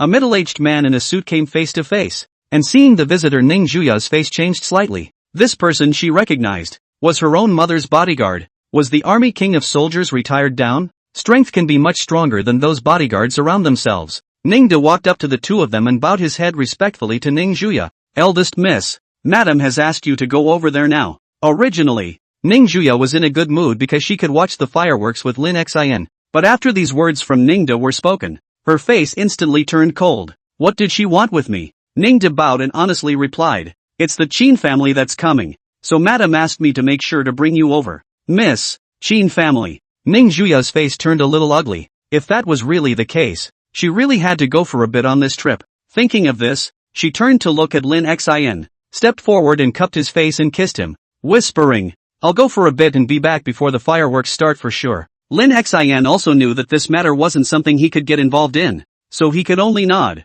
"Well, be safe, and call me if anything happens." After a brief explanation, Ning Juya followed Ning Di into a black sedan, while Lin Xian could only watch her leave. I do not know why. At this moment, Lin Xian looked at the black sedan that was getting farther and farther away. His heart was inexplicably a little uncomfortable. He subconsciously covered his chest, and his face unnaturally flashed a flash of ice. Chapter 40, Ning Family Repentance. Late. Located in the middle of a five-star hotel near the shore of Spring Lake, there was a depressing atmosphere in the Imperial Box. Right at this moment, the door of the box was pushed open, and Ning Juya, who was dressed in a black dress, walked in with a cold face, her gaze sweeping the scene inside. Xiao Jie, who had just arrived, sat silently beside his father, Xin Peng, and for Ning Juya's arrival, he merely glanced at him before withdrawing his gaze. Ning Donghong, who was sitting opposite Xin Peng, beckoned to his daughter. "Xiao Ya, you've come at the right time. Come and sit down."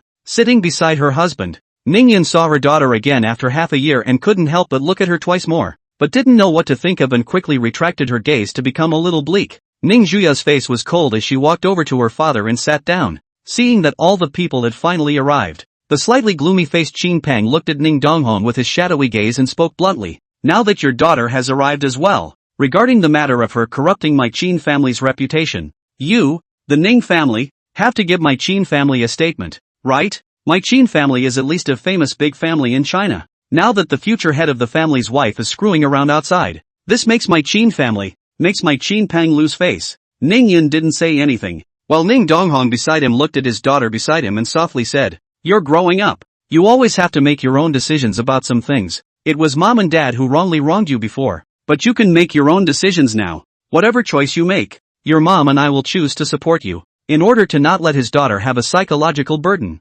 Ning Donghong continued, "Mom and dad have still built up some reserves over the past decade or so, and the rest is up to you." As soon as these words came out, Xin Peng, who was sitting across from him, couldn't hide the fact that his face moved with anger. He didn't expect Ning Donghong to actually dare to say these words. Is he not afraid that the Qin family will make a move against their Ning family? Canopy Group is an opportunity that Xin Peng has waited for many years for, and the Ning family, which is far superior to the Qin family in business, has been coveted by him for a long time. If he was able to take down the Ning family, he was certain that the Qin family's influence in the country would rise even higher, even if it was not impossible to be on top of 10,000 people under the four great patriarchs. Sitting beside her father, Ning Juya was also slightly surprised in her heart, not expecting her father, who had been euphemistically pleading with the Qin family for many years, to actually say this. It would be a lie to say that she wasn't happy in her heart. Just as Ning Juya was about to speak, Xin Peng interrupted with a gloomy face. "Xiao Ya, marriage is not a child's play. You have to think carefully about the consequences before you open your mouth. Some things can't be undone once they are done." Xin Peng's words were full of threats, and Xiao Jie, who was sitting on the side, could not help but frown when he saw the determination in Ning Juya's eyes. Once Ning Juya chose to repent at this time, his plans would also be affected, so he naturally didn't want this marriage to fall through. Under the gaze of the people in the box, Ning Juya finally spoke. On the other side, Spring Lake, at the corner of the man-made beach, Lin Xian looked at the sky that had completely darkened, and not far away, people were already starting to carry fireworks and prepare a series of things to be used. With some concern on his face, he muttered, "Why isn't he back yet?" Lifting his hand and glancing at his watch, Lin Xian's face was a little anxious. It was now almost 7 o'clock, and there was less than an hour left before the conference started. After standing still and hesitating for a while, Lin Xian ran towards the crowd and at the same time began to dial Xiao Ting's number on his cell phone. The atmosphere was oppressive in the Imperial Box. "I don't agree with the marriage contract with the Qin family." With determination in her eyes, Ning Juya uttered these words without hesitation. Bang! With a sound, Xin Peng slammed the table with an ugly face and spoke harshly at Ning Donghong. "What a good Ning family! It seems that your previous methods towards you were too merciful. In this magic capital, no one has dared to offend my Qin family yet." On the side, Xiao Jie leaned his back on the chair and sighed darkly. "Alas, why bother? But it's just 2 more years of patience." All agreed with himself, and now he's actually making this mess. I guess it has something to do with that Rinshan. Is this the power of love? In the end, Xin Peng angrily left alone, while Xiao Jie got up and prepared to rush back to the fireworks conference. There was no longer any point in staying here. After Ning Donghong and his wife glanced at each other, they stood up at the same time, and he patted his daughter's shoulder. Since it's a choice you've made, your mom and I support you. Don't worry, not to mention anything else at least within a year. His Qin family won't dare to make any big moves. Ning Zhuya just listened silently without saying anything. After giving a few more instructions, Ning Donghong suddenly turned his head as he was leaving and said, "Remember to get that brat over to the house for a get-together when you have time. Your mom hasn't met him yet." After saying that, the couple took a car and left the hotel, while Ning Zhuya left the hotel at a quick pace after they left, glancing at the sky outside. On the street, because of the fireworks display, this area of the street is a bit crowded. Car traffic jam, people crowded. The road to the spring lake cannot drive through. Ning Zhuya looked at this scene and gritted his teeth. Now it's already past 7 o'clock. If you take the car to go, then it will definitely be too late. Obviously it was the first time to watch the fireworks with Lin Xin, and now she was actually going to be late, which was unacceptable to the always strong Ning Zhuya. Just as she was about to run straight through, a bicycle came rushing not far away, a familiar figure on it pedaling playfully. Ning Zhuya froze as she looked at the visitor and stood frozen in place. The bike's brakes squealed and a panting Rinchin slumped over the steering column, gasping for breath and laughing. "Beauty, beauty, want a ride? Why did you come over?" Ning Zhuya was a bit surprised, and her heart was even more incomparably joyful. Lin Xin felt a little better after taking a deep breath and laughed softly. "It's not that I saw that someone hadn't come back yet, so I came over to pick it up. If it is not, Xiaoting can locate your cell phone number to find out your location. Tonight this fireworks you will definitely not be able to see." Just as Lin Xin was speaking, Ning Zhuya suddenly came forward and kissed him on the cheek, a gentle smile appearing at the corners of her mouth. "This is a reward for you." With that, he sat on the back of the bike and wrapped his arms around Lin Xin's waist. What a loss. Going through all this effort to come here results in a reward of a kiss. Lin Xin laughed helplessly, turned his side and began to rapidly press the pedals. Lin Xin began to ride his bike as fast as he could towards the shore of Spring Lake, and since he was running back and forth, his forehead was covered with sweat at this point. The road along the way was all blocked by cars, and the seriousness of the situation was evident in the fact that a police officer had already begun directing the situation at the front of the road. On the crowded road, a bicycle was traveling quickly towards the location of the fireworks display. Just when Ning Zhuya thought it was too late, reality often came in the form of regret. With only 1/3 of the journey left, the sky suddenly exploded in a series of explosions, and the remnants of colorful fireworks could be seen faintly falling from the distant sky. They ended up missing it. At this moment, Ning Zhuya's heart was even more incomparably self-blaming. It was all because of herself that she had become like this. The obstruction of the tall buildings in front of them prevented them from seeing even one complete firework, and they could only listen to the thunderous explosions coming from their ears. Chapter 41, Whipping Lin Xin. The fireworks display had come to a perfect end during the noisy night, and Lin Xin still hadn't given up on his bike. Dressed in a black dress, Ning Zhuya sat sideways behind Lin Xin, watching him still struggling to ride his bicycle towards the venue, and comforted him with some loss. "Forget it, it's just a fireworks display. If you miss it, you miss it. Big deal. I'll run a separate one tomorrow." In response, Lin Xin didn't say anything and rode his own gnashing teeth ever onward. Ning Zhuya thought that he was unwilling, so she stopped persuading him and just silently hugged him, leaning her face against his sweat-soaked back. Another 10 minutes passed, and as the conference came to a successful conclusion, everyone began to leave, and the crowded roads naturally cleared up at once, while Lin Xin and Ning Zhuya belatedly returned to the beach. There were no more people at this time, only a dozen or so boats with no idea what they were doing on the lake in the distance. "Phew, I'm exhausted." Lin Xin picked the best spot and sat down on the beach without any image, panting heavily, while Ning Zhuya on the side wiped away the beads of sweat on his forehead. She said with some heartache, "What's the point of fighting so hard? Just for a fireworks display that's already over?" "Of course not." Lin Xin's face revealed a smile that seemed incomparably radiant to Ning Zhuya as he took out his cell phone and made a call. Phone call connected. Lin Xin held up the phone and smiled faintly. "Start when you're ready." There was a click and the phone quickly hung up. Ning Zhuya sat beside him and wondered. "Starting what?" Lin Xin turned his head to look at Ning Zhuya, put his finger up on his lips, made a shhh gesture, and then stretched out his arms to hold her in his embrace. Softly, "Look up at the sky. I have a surprise for you." It was also just as Ning Zhuya had just raised her head that the sound of loud cannon booms suddenly came from the dozen or so small boats on the lake in the distance,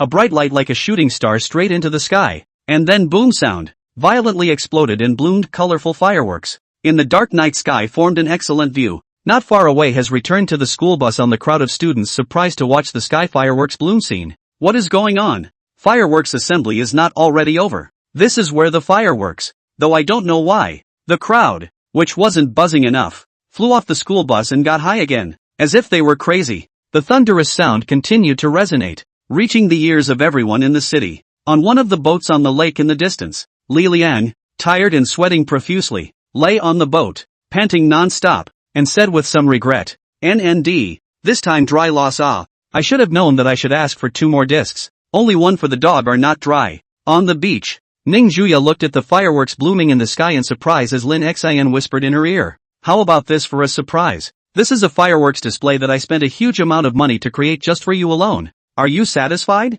The corner of Ning Juya's mouth curved up and she nodded lightly. Fireworks continued to bloom in the night sky. The sound was noisy, but Lin Xin looked sideways at Ning Juya's focused look at the fireworks. On the way here he had already known about the Ning family's repentance, and in his heart it would be a lie to say that he wasn't shocked, and it would be a lie to say that he wasn't happy. I don't know what came to mind, but Lin Xin's eyes dimmed for a split second, and ghostly spoke to Ning Juya, "Kinda adore you sometimes." The soft words were masked by the loud sound of the fireworks blooming, so Ning Juya didn't hear them, and Lin Xin also withdrew his mind and focused on the fireworks. Rear roadside, because of the traffic jam until now to come, Xiaojia looked at the air-blooming fireworks, hand inserted in the pocket, tone a little disgusted to open the mouth. "It's so pretty it's annoying." Ever since his mother passed away, he had an innate resistance to all things or people of beauty, obviously right in front of him, but in the netherworld it always felt incredibly far away. Because of the delay, Lin Xin and Ning Juya returned to the villa very late.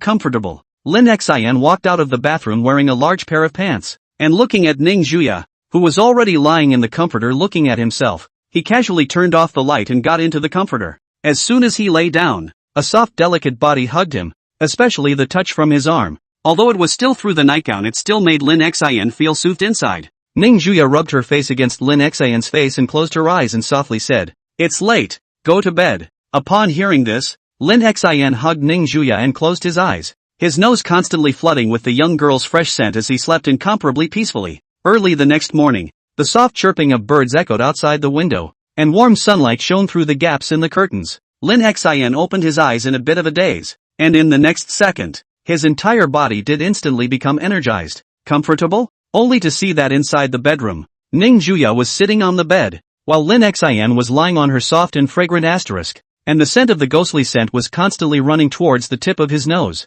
Ning Juya looked at Lin Xin, who was lying on top of him, with a smiling face, her warm little hand already touching his abs, teasingly, "I didn't notice before, but your body looks pretty good, hubby." Knowing that last night's round trip was several kilometers, Lin Xin was able to carry her and ride back and forth, which was not something an ordinary person would be able to do. Because of her curiosity, Ning Juya went straight for it, her small hands touching east and west within Lin Xin's clothes, and even complimenting him twice every now and then. Lin Xin lay expressionless on his chest and said bluntly in response to this behavior of Ning Juya, "I didn't expect you to be more than just overbearing, you're also a female pervert." As soon as these words came out, Ning Juya's movements instantly froze, and the joy she had originally felt because of her man's strong body disappeared without a trace. Soon, the villa resounded with Lin Xin's pig-killing screams, and Ning Juya, with a whip in her hand, chased Lin Xin barefoot, all the way from upstairs to downstairs, without a moment's effort.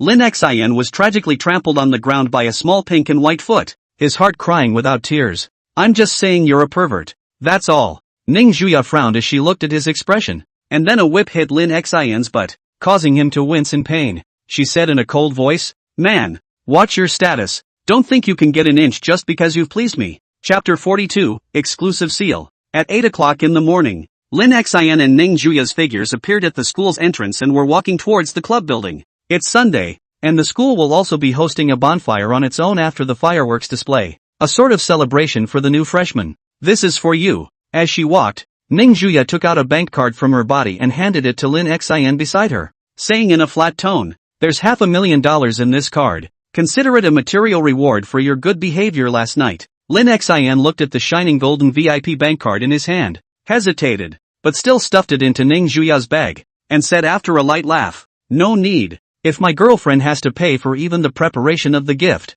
then what kind of person am I?" Lin Xin. Upon hearing this, Ning Juya's gaze gave Lin Xin a somewhat surprised look, but she didn't force herself to do so, As a qualified girlfriend, she had to learn to take into account her man's face. The two walked hand in hand within the school, attracting the eyes of many students, especially those freshmen who didn't know Ning Juya's identity yet. This is too pretty. It's like a legendary fairy. The atmosphere in the early morning was peaceful, but the situation of the Canopy Group, which was the #1 group in Magic City, was not so good at the moment. Inside the office, a preoccupied Ning Donghong looked at the returns coming in from the branches around the world, his brows furrowed together. His wife Ning Yun's face was similarly unattractive, and the atmosphere between the two of them was even more incomparably depressing. Ning Donghong raised his head slightly and sighed somewhat helplessly as he looked at his wife. The Qin family is even harder to deal with than we thought. Just this morning alone, all the branches of the Canopy Group in various provinces and places had news of their industries being investigated,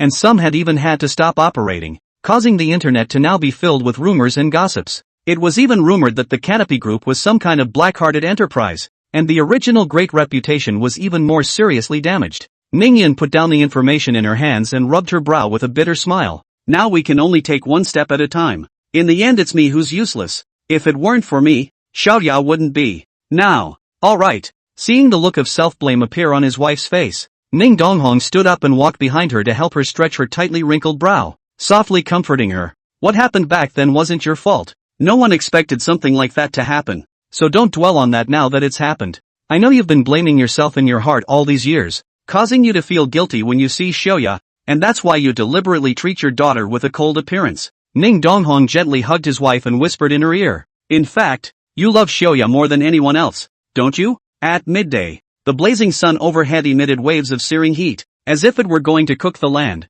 Inside the office of the student union, the door and windows were tightly shut, and the air conditioner was blowing cold air continuously. On the sofa, Ning Juya was covered with a blanket, the whole person curled up in Lin Xian's arms, hugged his waist, and softly said, I'm going to the office tomorrow to take care of some things, so just stay in school and don't run around. Understand? Yes. Yes. Lin Xian's attitude was a bit perfunctory, yawning and hugging the delicate body in his arms tightly. His heart was thinking about how to go about earning some extra money. Yesterday's surprise was enough, but his wallet is also empty. If you do not want to find a way to earn some money after graduation, I guess I can only honestly go to work for others. It was a million miles away from the swinging life he had envisioned. Hearing Lin Xian's perfunctory voice, Ning Juya lay on top of him in dissatisfaction, reached out and pinched someone's cheeks, her tone eerily threatening. You better be honest at school. If I find out you're hitting on other girls while I'm gone, I'll. Saying that, Ning Juya viciously bit towards Lin Xian's neck,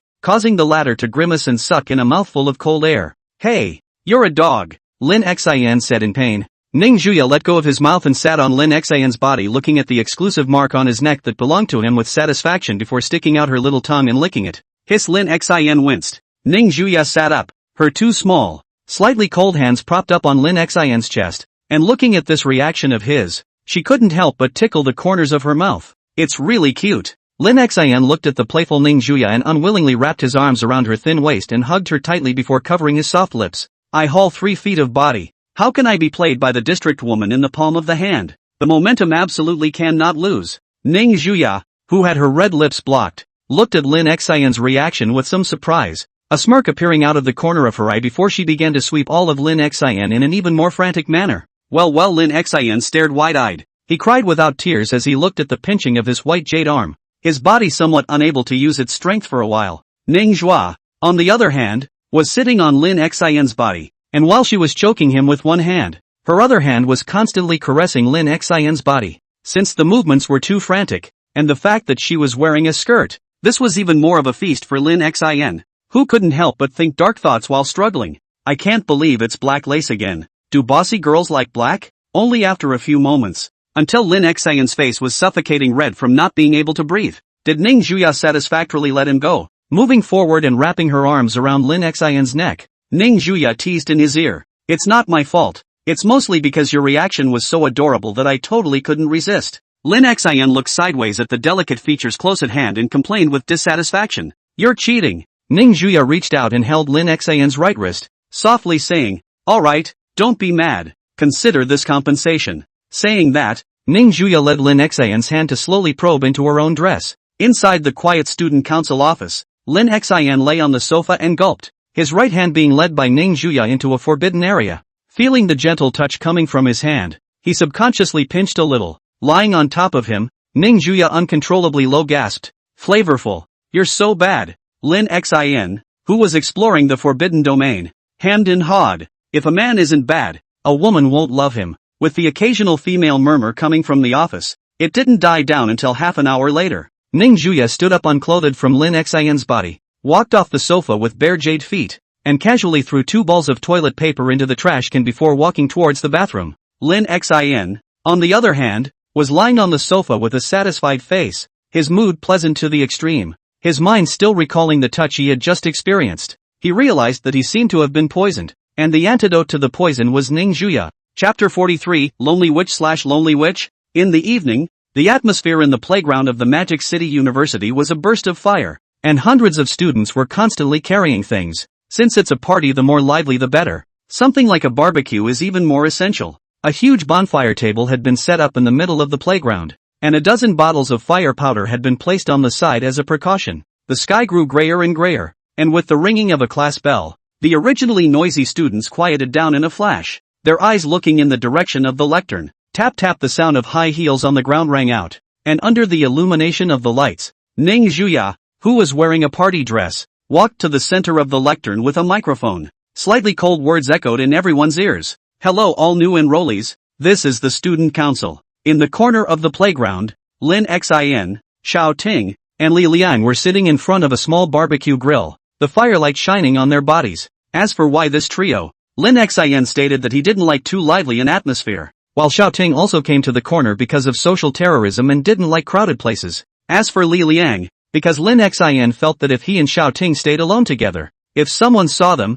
he would definitely feel uncomfortable, so he pulled him over. Lin Xin chewed a piece of beef that didn't cost anything in his mouth and looked at Ning Juya, who was talking so eloquently on the lectern, with some admiration. This expression, movement and detail acting is so on point. Those who don't know would think it's some cheerful schoolmate. Li Liang approvingly ate a piece of roasted waste and agreed. Yes, it's a pity that such a beautiful flower was given away by a pig. Lim Xin, Xiao Ting, who was sitting on the side and was a bit shy, however, opened her mouth in a rare manner at this time. Actually, the president didn't used to be this high-strung. It's just that no one has been willing to get in touch with her at school, and she became this cold and icy look later on. Upon hearing this, Lin Xin turned his head and inquired curiously, "Then are you familiar with her? It wouldn't be the same high school, would it?" Xiao Ting blew on the vegetable skewer in her hand and carefully took a bite before laughing. "But it's not just high school. Oh, the chairman and I have actually known each other since elementary school, and at that time she was a bit cold as well,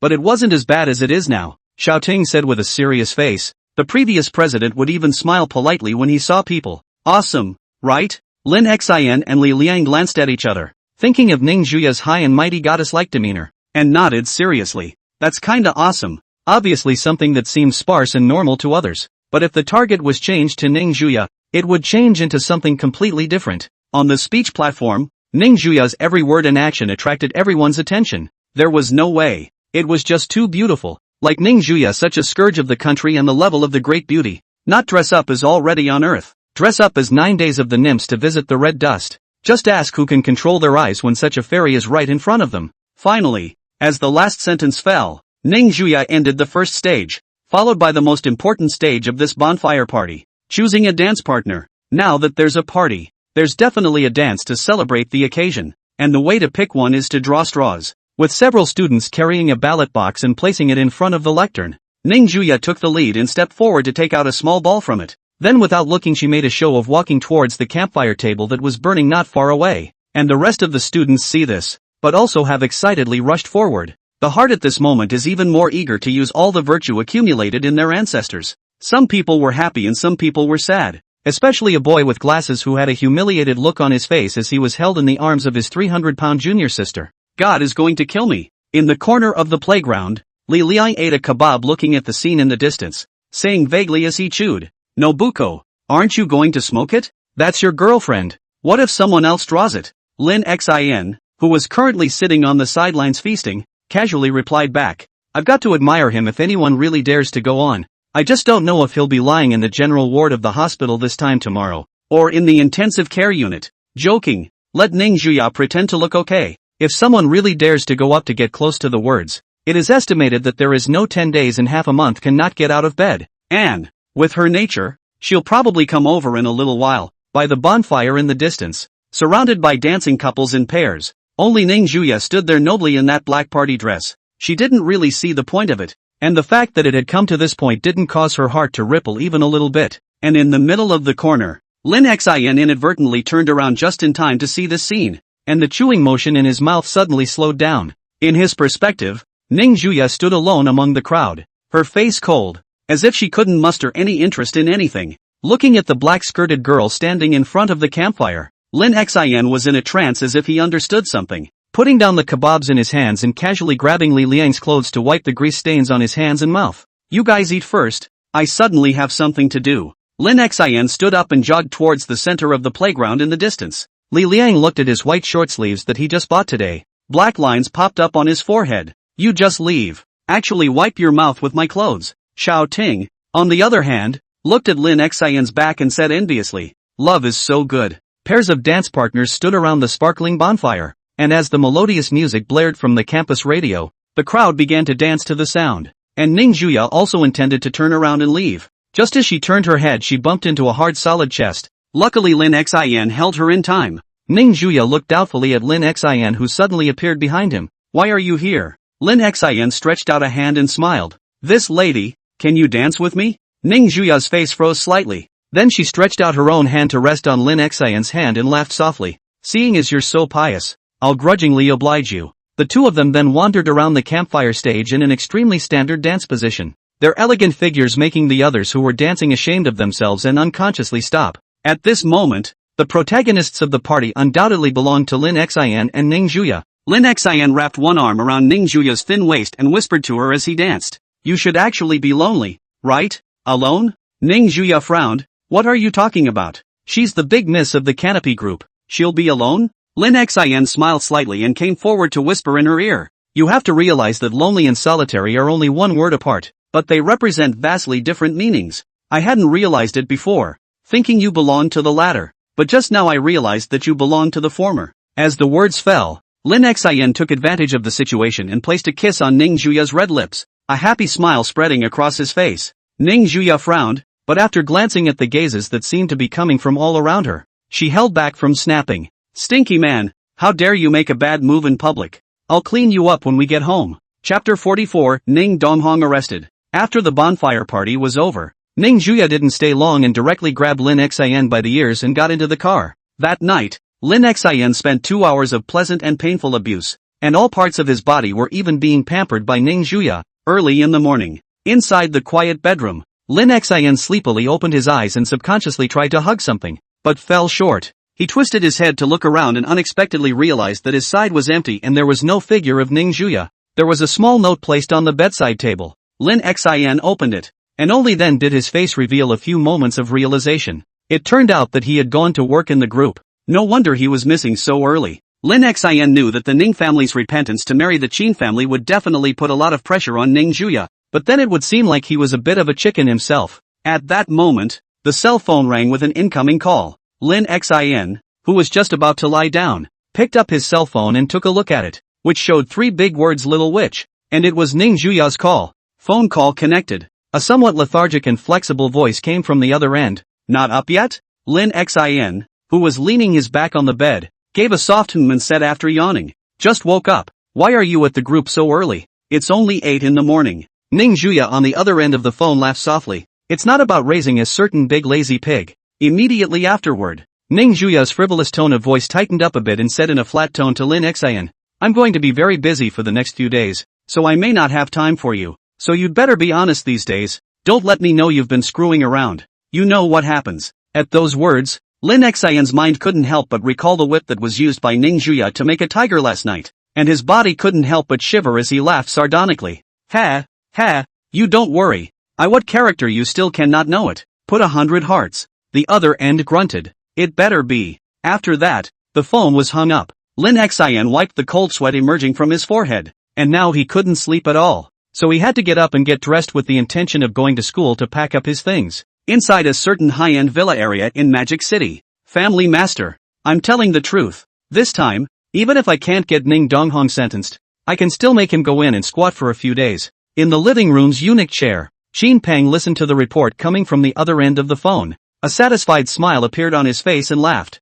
Good. Then I'll leave this matter to you. The more noise you make at that time, the better. I want everyone in the country to know what the consequences of offending my Qin family are. As long as this matter can come to fruition, it's not impossible for me to put in a few good words for you at the top. At least it's definitely not a problem to raise your position upwards. As the words fell, a somewhat excited voice immediately came from the other end of the phone. Then thank you, Qin family master. I definitely won't let you down. Aha. Xin Peng simply responded before hanging up the phone. He looked out the window at the beauty of the early morning wigwam. The sinister color in his eyes flashed. No one who dared to go against him, Xin Peng, could have a good ending. Meanwhile, the entrance to Mordor University. Lin Xian had just gotten down from the car when shouts came from behind him. He subconsciously looked back, only to find that it was his homeroom teacher Wang Lixing. Lin Xian, it's not easy to want to see you. Behind him, Wang Lixing quickly came up and grimly grabbed Lin Xian's shoulders, not allowing him a chance to escape. Helplessly, Lin Xian turned around with a twitch at the corner of his mouth. Old Wang I'm self-taught now. According to the rules you can't control me anymore. Old Wang? Hearing this address Wang Lixing froze, then directly grabbed the collar of Lin Xian's coat carrying it with one hand and roared angrily. No big deal. Who do you call old king? Do you believe I'm going to call your father and have him teach you a good lesson? Here we go again. Lin Xian skimmed his lips. His old man and the director of teaching Wang in front of him were good friends, plus he was childless in his old age. So this homeroom teacher wasn't usually harsh on Lin Xian, almost educating him as if he were his own son. For this reason, Lin Xian had suffered a lot, which was why he had applied for self-study. Wang Lixing stared into Lin Xian's eyes again, a seeping smile appearing on his face. And I seem to recall that your self-study has been cancelled, right? As soon as these words came out, Lin Xian seemed to have thought of something. His body instantly stiffened, and it was only then that he remembered that Ning Zhuya had threatened to cancel his self-study earlier. I didn't think this woman would actually come for real. Immediately, Lin Xian's head shook like a rattle drum. Playing the rogue. No go. There's no way I'm going to go anyway. Old Wang just die of this. Wang Lixing obviously knew Lin Xian's character, and once he thought of the bet he had made with a few other teachers today, he spoke out to lure him in. It's just one class, and as long as you go to it, I don't care what you want to do afterward. And you have. At home anyway. Seemingly thinking of something, Wang Lixing didn't say the latter words and rolled his eyes. Thinking of a more direct and quicker way, he stretched out two fingers and smiled faintly at Lin Xian. I'll be honest with you. I've made a bet with a couple of other teachers that they're going to come and see me teach when the time comes, as long as you give me a facelift. With that said, Wang Lixing glanced around to make sure no one was there, and then came forward to whisper in Lin Xian's ear. I'll give you $200 pocket money afterward if you come. Hearing the word $200, Lin Xian's eyes instantly lit up, realizing that he was now penniless and in need of money. Although 200 a session was a lot, Lin Xian felt it could be more. A few minutes later, under some bargaining, Lin Xian finally talked about $350. With a joyful smile on his face, the two of them walked towards the school building together, and Wang Lixing touched his wallet without a good reason. I really don't know who taught you this bargaining ability. You don't learn proper knowledge. You engage in these crooked ways, walking on the side of the road. Lin Xian smiled smugly. Sorry, I have the qualifications of a great emperor and am self-taught. On the other hand, on the crowded commercial street of Mordor, a police car out of the police parked under the big building of the Canopy Group. The car door opened, and under the astonished gazes of passers-by, 5 or 6 police officers entered the building with handcuffs on their waists. Before a few minutes had passed, Ning Donghong, who was the general manager of the Sky Curtain Group, followed these police officers out, and finally got into a police car and drove towards the police station. The scene was photographed and posted online by a number of people, creating a buzz. You have to know that Ning Donghong is a famous person in the country, and in the Canopy Group, he is even a person under 10,000 people. Such a person would attract the public's attention wherever he went, not to mention being taken away by the police, something that would be enough to sensationalize the entire internet. Under the deliberate guidance of certain people, the news spread abnormally fast, and soon the stock market of the Canopy Group was affected in no small way. Chapter 45, Lin Xian picks up sister. Magic City University, inside the classroom of the management department. Because of the other teachers who came to listen to the class, a lot of students got the message and settled down a lot. In the last row of the classroom, 5 other subject teachers were ready to watch the show, and were calculating how to pit Wang Lixing, the old fox, against him. But see, at this time the door of the classroom opened, armpit clamped with books Wang Lixing full of spring into, not waiting for a few teachers to figure out why this guy smiled so happy when another figure walked into the classroom. Sitting in the back row by the window seat next to a teacher, Li Liang's eyes immediately lit up. In addition to his good friend Lin Xin, who else could it be? As Lin Xin entered the classroom, many of the students were slightly stunned, followed by the back row of the classroom, which was the figures of several teachers standing up at the same time and walking towards the outside of the classroom with darkened faces. Watching a play? Watch what play? This old dog Wang is really een. In order to win actually called Lin Xin all the way back. Really do not want billion. Several of the teachers present had more or less taught Lin Xin, and naturally knew his learning ability, so they didn't hesitate to get up and leave. Seeing this scene, Wang Lixing placed the book on the tabletop and smiled at the several old favorites who were about to leave. Ha, old Li, you guys are leaving already? Aren't you coming to listen to the lesson? The middle-aged male teacher named Old Li had a twitch at the corner of his mouth, and his footsteps couldn't help but speed up a few points as he laughed in an insipid tone. No need. Your old Wang's teaching level, we still cannot know it. Is simply the Magic City University a great Wang Lixing smiled at his words. Where? Overpraise. Don't bring out these facts. We have to keep a low profile in teaching, don't you think so? Understanding the secret message, Lao Li walked out of the classroom with a black face. His heart was dripping blood. This time he lost a lot. As for Lin Xin, who was the main character, he directly ran to sit beside Li Liang in a puff of smoke, and this was his exclusive seat. Looking at the director on the stage who was preparing to give a lecture, Li Liang secretly gave Lin Xin a thumbs up. Admiringly, he said, "Okay Nobuko, it's like saving my life." Lin Xin glanced at the bastard, spread his hands at him, and directly said, "Thanks should be a little sincere. I'm short of money lately. Why don't you donate some to me?" The smile on Li Liang's face instantly disappeared and he twisted his head back. "It's better to forget about it then." As if he suddenly thought of something, Li Liang came over again and whispered in Lin Xion's ear, "Old Lin, is there a single business to do? As long as you sell your color, I'll cover your living expenses this month." Lust? Lin Xian gave Li Liang a somewhat skeptical look. "What do you mean?" Li Liang then whispered a few words in Lin Xion's ear, and his face immediately darkened as he couldn't help but curse. "Your kid's heart is so damn black. You can do this kind of thing." Li Liang hemmed and hawed. "You say you're done if you're done." Eventually, pressured by life, Lin Xian chose to give in. It mainly started with this guy Li Liang chasing after a girl from another department, only to be treated as a spare tire, and then turning to pursue someone's mother. Inside the office area of the Canopy Group, Ning Juya sat in the office with a frown on her face. The documents placed in front of her were completely unreadable, and her mind was constantly thinking about how she could get her father out. This morning, men from the police station arrested her father on charges of bribing an official, with no evidence but with witnesses sitting in on it. Even in the best case scenario, you'd have to spend some time at the police station. There was no need to think that this matter must be the work of the Qin family. Other than that, Ning Juya couldn't think of any other people who would dare to target their Ning family. For a while, Ning Juya's mood was inexplicably a bit irritable, and she simply couldn't enter a state of focused work. At around 3 o'clock in the afternoon, Li Liang pulled Lin Xian, who was well dressed, to the entrance of a restaurant and pointed to a couple sitting inside. He said viciously, "It's that woman who not only cheated on me emotionally, but also made me buy her all kinds of bags and gifts. If I hadn't stumbled upon her making out with another boy outside, I'd have been kept in the dark the whole time." Lin Xian, dressed in a black suit, said somewhat breathlessly, "So you got someone's mom's contact info and plan to humiliate her? I have to say, you have quite a brain." Li Liang also knew that this matter was a bit disgraceful, and scratched his head awkwardly. Hell knows that her mom agreed to me straight away at that time. I'm still a bit confused myself until now, and it's a special date at a restaurant with my daughter, so I don't know why this family's brain is so new. Hurry up, people are already here, Li Liang urged.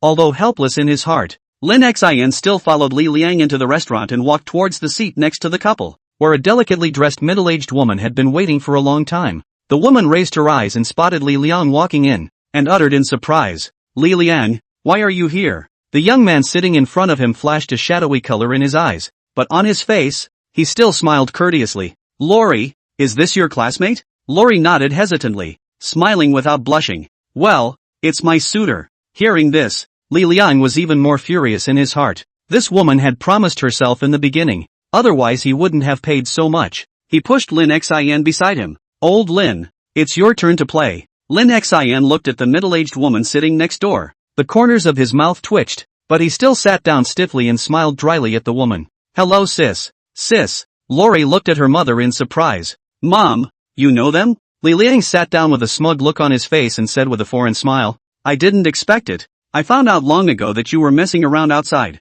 Since I can't be your baby, I'll just have to try my hardest to be your mom's baby for a little while. And don't worry, you'll still be my baby when the time comes. Saying that, Li Liang twisted his head and smiled at his ex-girlfriend's mom in a natural tone. Hello sis, I'm little Li Ah. You are much more beautiful than in the picture. Lin Xin, who was sitting beside him, secretly vomited in his mouth. Really, any meaty words can be said. People can be your mom at this age. If it wasn't for the cost of living, beating Lin Xin to death wouldn't want to come. The middle-aged woman looked at the two young fresh meat, Lin Xin and Li Liang, and the smile on her lips never broke, laughing joyfully. That's really flattering. Don't mention it, you'll be family from now on anyway. The next table, sitting in front of Xiuli's youth face instantly gloomy down. TMD, what does this mean? Combined with that boy later as his future father-in-law? Xiuli's face also darkened. Completely did not expect this situation. If this matter spreads out, how will she still want to mix in Magic City University in the future? And Li Liang was still cheerfully introducing it. Sis, this is my friend Lin Xin. He's a sophomore freshman like me, and he's currently single 2-0. Being able to see the dog man and woman suffer. At this moment, Li Liang's conscience is not to mention how happy. The next as long as this big sister in front of him to deal with away on the line. The corners of Lin Xion's mouth were bitter, and he smiled dryly. Hello, sister. The middle-aged woman looked at Lin Xion's angular features and her peach blossom eyes were coming out. She hadn't even tasted such a handsome fresh meat yet. But just then, the atmosphere in the restaurant suddenly got much colder. Since they had their backs to the door of the restaurant, Lin Xian and Li Liang didn't notice that there was already an additional silhouette behind them that emitted a chilling aura. Chapter 46, An old ox eating young grass. Just as Lin Xian sat in his seat and laughed dryly, a small, icy hand suddenly touched his face. This familiar touch even made Lin Xian instantly shiver. While thinking, it shouldn't be that coincidental, the middle-aged woman, on the other hand, looked at the girl standing behind Lin Xian and stroking his face with dissatisfaction. What are you doing? Is his face something you can touch? This was the fresh meat that he had his eye on, and now someone was actually getting on it before he did. So how could this be? Lin Xian's movement stiffened as he twisted his head, and as soon as he turned his head, he saw a certain Missy staring at him with cold eyes, and underneath them was an ice coldness that seeped into his heart. His face instantly jerked and he twisted his head around and smiled awkwardly. It seems to be so hungry that it's giving me hallucinations. Li Liang, who was sitting on the sidelines, silently swallowed his saliva and hurriedly gave up his seat, already anticipating the scene later in his mind. Without a moment's effort, Ning Juya coldly pulled Lin Xian by the back of his collar and dragged him directly out of the restaurant, while behind him, the two bodyguards were staring at the unwilling-faced middle-aged woman. Looking at the expressionless Lin Xian who was dragged away, Li Liang secretly prayed in his heart, I hope I can still see you alive tomorrow. Don't come to me if you die. Soon, Ning Juya drove directly away from the restaurant, stepping on the gas and accelerating hard, looking out in a bad mood. Lin Xian, on the other hand, was thrown to the back row, lying alone on the ground. The atmosphere in the car was depressing, and neither of them spoke along the way, but Lin Xian clearly understood that this was the calm before the storm. 15 minutes later, under the gaze of the villa maid's surprise, Lin Xian was dragged up to the second floor by Ning Juya's grip on his collar, the whole time without any half-strength, not even taking a breath. With a thud, Lin Xian was thrown into a familiar corner like a piece of trash. Ning Juya looked at the blinding sunlight outside the window and directly went forward to pull the curtains closed. The bedroom was instantly dim, only the faint light shone through the cracks. Lin Xian's mouth was dry as he looked at Ning Juya, who was walking towards him, and snapped, Let me explain. There was a crisp sound. Lin Xian's eyes were stupefied as he inclined his head, and a slap mark instantly appeared on the left side of his face. Inside the silent bedroom, Ning Juya's icy eyes gazed at Lin Xian and said in a cold voice, What else is there to explain? A blind date with that old woman in front of me? Do you know what she looked at you like? I just warned you this morning, and you end up sitting at a table with another woman, or an older woman, for dinner that afternoon? The impact of that scene on Ning Juya's heart was undoubtedly huge. Even if Lin Xian had sat down to dinner with that Qin Shi, she wouldn't have been so angry. But with that old woman who didn't seem like a good person at first glance, wasn't this a disguised way of showing that she, Ning Juya, was no match for her? The scene that he had seen with his own eyes, coupled with the uneasiness of his father's arrest accumulating together, the suppressed emotions in Ning Juya's heart completely exploded at this moment. Soon the sound of Lin Xian wailing came from inside the bedroom. Don't rip my clothes off. And my pants. In no time at all, Lin Xian's entire person had been stripped naked by Ning Juya, who said with a grim expression on her face, "The only way to get a disobedient dog is to come down hard on him and condition him." Looking at Lin Xian, who was cowering under the covers, Ning Juya removed the clothes on her body, and her snow-white skin was instantly exposed. But at this moment, Lin Xian was not in the mood to appreciate it at all, and under his horrified gaze, there was an additional snow-white petite body under the quilt. "Ah, you're a dog. Don't bite me. Asterisk asterisk asterisk asterisk that can't be bitten. I'm so wrong." Oh. Downstairs, the maid who was cleaning the house couldn't help but shake her head inwardly in sympathy as she listened to the screams that had already reached downstairs.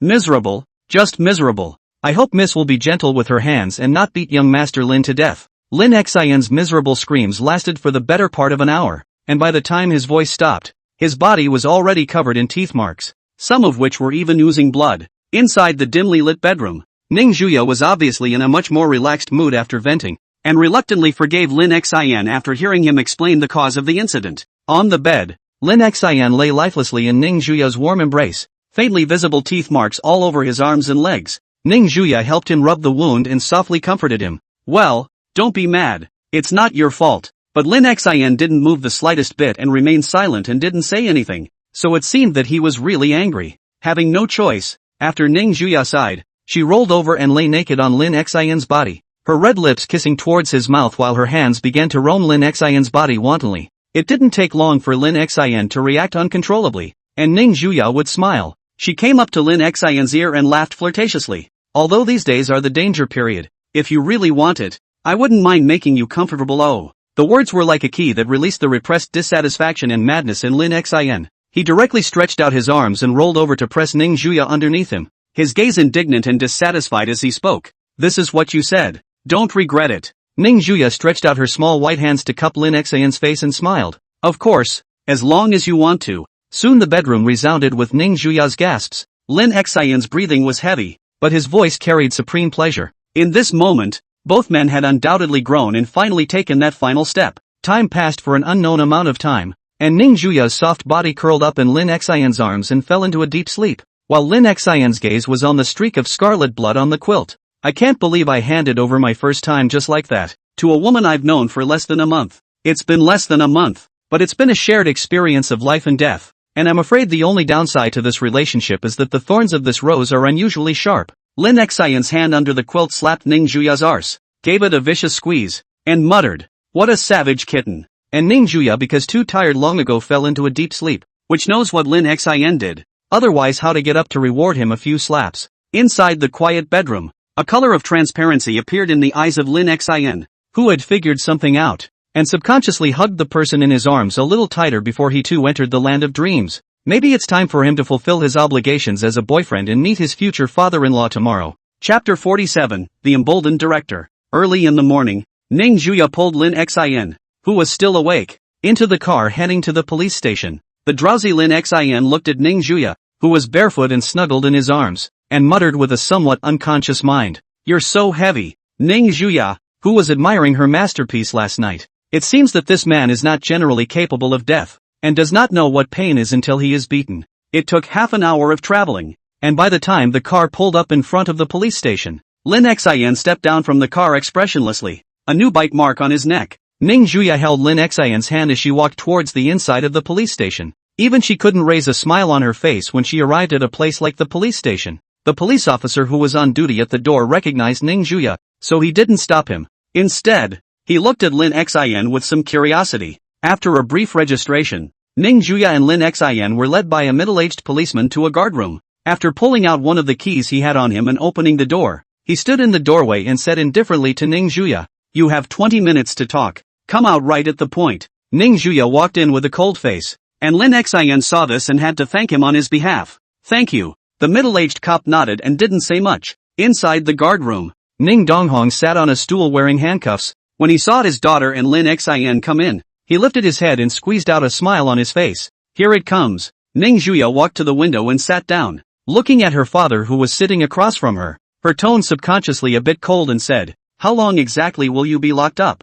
Ning Donghong saw the flash of worry in his daughter's eyes, and while his heart was pleased, he laughed. "Don't worry, since there are only witnesses, you'll get out after 10 days in jail." Aha! Ning Juya nodded. An eerie silence ensued in the guardroom. Neither father nor daughter spoke, just looked at each other in silence, as if they were communicating on brainwaves. This made Lin Xin, who was standing on the sidelines, so embarrassed. How could he stop talking after just saying 2 sentences? Luckily, this atmosphere didn't last long, as movement came from outside the guardroom. Who's in there? Reporting to the director. It's Ning Donghong, the general manager of the Sky Curtain Group who was just brought in yesterday, and his family who came to visit him. Ning Donghong? Outside the guardroom, Director Chen Wei froze, because he had just returned from a business trip. He didn't know what happened yesterday, and he didn't expect to hear his men arresting Ning Donghong, a big shot, as soon as he returned. It's not a small thing. His brows furrowed at once, and after asking the middle-aged policeman about what happened, he chortled. Nonsense! Why didn't you notify me in advance about this matter? Chen Wei thought of something in an instant and his face became a bit ugly before he directly opened the door of the guardroom and walked in. But his body froze in front of the door. Not knowing what he saw, his pupils shrunk violently, as if he had seen someone who shouldn't be here. At the other end of the guardroom, Ning Donghong noticed Chen Wei staggering in the doorway, obviously recognizing him, and smiled and greeted him. Director Chen, long time no see. Chen Wei stood in the doorway of the guardroom, the smile on his face a little stiff, pointing at Ning Juya and Lin Xin, and said with a hint of a trembling voice, "This is your daughter, isn't it? All grown up so beautiful." The handcuffed Ning Donghong did not notice this detail and nodded with a smile before introducing himself to Lin Xin again. Lin Xin, this is Chief Chen of the police department. Why don't you say hello? Because he knew his daughter's nature. Ning Donghong looked directly at Lin Xin, lest the scene become too awkward. Lin Xin, who was standing behind Ning Juya, bowed slightly to Chen Wei and smiled politely. Hello Director Chen, my name is Lin Xin. I'm the kind of guy that Xiaoga's boyfriend runs to get married. Ning Juya glanced at him, thinking the guy was showing off. What are you proud of? And when Chen Wei, who was standing in the doorway, heard these words, his heart sank, especially when he saw the humble smile on Lin Xin's face. His heart felt even colder. He coughed lightly and laughed. Then you guys take your time chatting. I'm going to take care of some things first. Saying that, Chen Wei immediately closed the door of the guardroom. His face turned ugly in a split second as he directly walked towards the office with a gloomy face. While inside the guardroom, Lin Xin withdrew his gaze, reached out and touched Ning Juya's long, silky black hair, and said softly, "Then let's go too. Don't disturb uncle's rest." Ning Juya smacked away Lin Xin's dishonest hand and gave him a warning glance, then twisted her head to look at her own father and faintly said, "I'll go first, then." Ning Donghong nodded, knowing his daughter's cold nature. It was good enough for her to open her mouth to say goodbye. After saying that, Ning Juya led Lin Xin directly out of the guardroom. The portal slowly closed. Inside the director's office, Chen Wei sat on his chair with a gloomy face, looking at Ma Fei who stood in front of him and chided. "Who told you to arrest Ning Donghong? Do you know how big the impact of this matter is? That's the representative of the Sky Curtain Group, who makes huge donations to Magic City every year, and you're so good that you arrested him without saying a word." Looking at the director who constantly berated himself, Ma Fei's eyes flashed with impatience and he spoke indifferently in his black police uniform. "If we arrest them, we arrest them anyway. We have witnesses and we are still doing our job impartially. So who can come after our police department?" Hearing these words, sitting in the chair Chen Wei, completely unable to hold back, directly went forward and grabbed Ma Fei's collar. Eyes covered with red blood, viciously said, "Do you realize how much trouble you've gotten into this time? Don't think you can be anything but fearless with the Qin family at your back. If you don't handle it right this time, not only you, but even my black hat will be taken off." At those words, Ma Fei looked at the director with a blank stare of disbelief, realizing that something was wrong. "What do you mean? Could it be that Ning Donghong still has some backers?" Chen Wei let go of his hand and sneered at him. "Now you know you're afraid? Let me tell you, if this matter were to be known to those above, not to mention you and I, even the Qin family would be unable to protect themselves." After saying that, Chen Wei looked at Ma Fei, who was still stumped, and directly kicked him in the stomach in anger, knocking him to the ground and roaring angrily, "What are you still staring at? Why don't you go and release the people?" Ma Fei, sniffing, completely panicked. He knew that the director dared to say so certainly have some basis. A moment did not dare to hesitate to run towards the office outside. At the same time, his heart secretly regretted that he had known that he wouldn't help the Qin family out with this, and as a result, he was now in big trouble. Inside the office, Chen Wei then quickly picked up the phone on the table and made a call. The public opinion on the network must also be immediately eliminated to clarify. After all,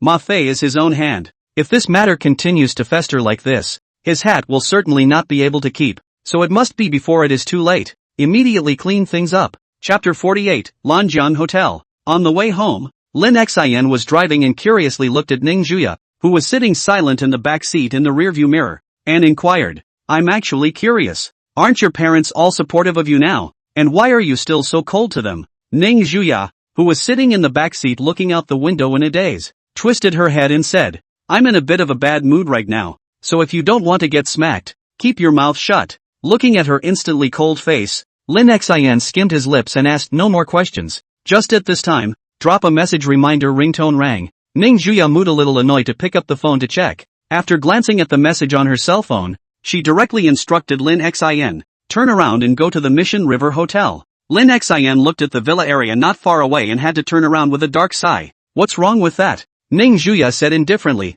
"It's not good to refuse when we have guests looking for us." At the entrance of the police station, Chen Wei, who was the police chief, personally smiled and sent Ning Donghong out with an apologetic smile. "I'm sorry, brother Ning. This matter is a result of my men acting too recklessly, making you suffer." Ning Donghong was also full of questions at this time. How did he suddenly release himself? His identity as the general manager of the Sky Curtain Group didn't seem to work that well, right? Especially when he saw the smile piled up on Chen Wei's face. He felt a pang of discomfort. Although he knew Chen Wei, he wasn't familiar with him to such an extent. Why was he suddenly like a different person? But thinking about the fact that he was able to come out early, he stopped dwelling on that, calculating in his mind that it should have been his daughter-in-law who did something. Ning Donghong smiled at Chen Wei and arched his hand. "Then I'll leave first. Director Chen, I'll invite you for tea sometime." After saying that, Ning Donghong left the police station in a police car that was specially transported. After he left, the smile on Chen Wei's face instantly tightened, turning to a preoccupied look with hesitation flashing in his eyes. After pondering for a moment, he still pulled out his cell phone and found a number to dial. The call was answered almost instantly, and a deep voice came from the other end. "Old Chen, what's wrong?" Chen Wei said with a slightly serious face as he held his cell phone. "Old Wang, I have something to report to you here. I may need you to pass a message to the top. My rank is not enough." Lanjiang Hotel, as one of the most money-absorbing industries of Shangyu Group, has dozens of sub-hotels all over the country, and its net profit is more than $100 million every year. Maybe it wasn't much for the top stream of the business world like the Canopy Group, but it was already considered especially rare for the lower middle class of Magic City. In the middle of the spacious and luxurious box on the topmost floor, Xiao Jie was wearing a straight suit, giving off an impression of a scholarly gentleman. Lin Xian's grumbling voice came from outside the box, followed by the door of the box being opened and the two men walking in. "I said, can you put it on yourself next time? I have to put it on for you every time." "What? You're not convinced?" The door opened and Ning Juya walked in by grabbing Lin Xian's ear, her delicate face filled with displeasure. This guy actually dares to complain about himself now. It seems that he still lacks conditioning. Looking at the two of them, Xiao Jie propped up his hand and laughed. "You guys are really close." Ning Juya directly pulled Lin Xian to sit on the opposite side and said in a cold voice, "What's the matter with calling me over?" Lin Xian, who was on the side, looked at the food on the table and began to feast on it, listening to the two men's conversation as he ate. Xiao Jie narrowed his eyes and smiled lightly. "Naturally, it's for the Qin family. We had an agreement before, and it turns out that you're suddenly disrupting the plan now, making it difficult for me to do so." At those words, Ning Juya snorted coldly. "When did I ever need to explain to you what I do?" After saying that, she twisted her head to look at Lin Xian, who was mindlessly feasting on the side, and couldn't help but directly slap him on the head. Lin Xian, who had been inexplicably hit, looked at Ning Juya with dissatisfaction. "What are you mad about again?" Ning Juya, on the other hand, pointed at the crayfish on the table, the meaning simply not too obvious. Lin Xian helplessly wiped his mouth, took the plate of crayfish and began to peel the shells, then handed the shrimp meat to Ning Juya's mouth. Ning Juya took small bites and ate them with elegant movements, looking at Lin Xian, who had been conditioned to be obedient. A color of inexplicability flashed in the eyes of Xiao Jie, who was sitting on the opposite side of the table, and then faintly opened his mouth. "Let's put this aside. I asked you over this time to remind you to be careful of that father of mine. He's not that simple." Ning Juya frowned. "What do you mean?" Xiao Jie picked up a leaf of green vegetable and put it into the bowl, smiling in reply. "The more lush a tree's trunk is, the deeper its roots go into the ground, and while we usually see only its lush green leaves, we know nothing of the roots that are deep in the soil." Hearing these words, Lin Xian's deep eyes produced a slight fluctuation,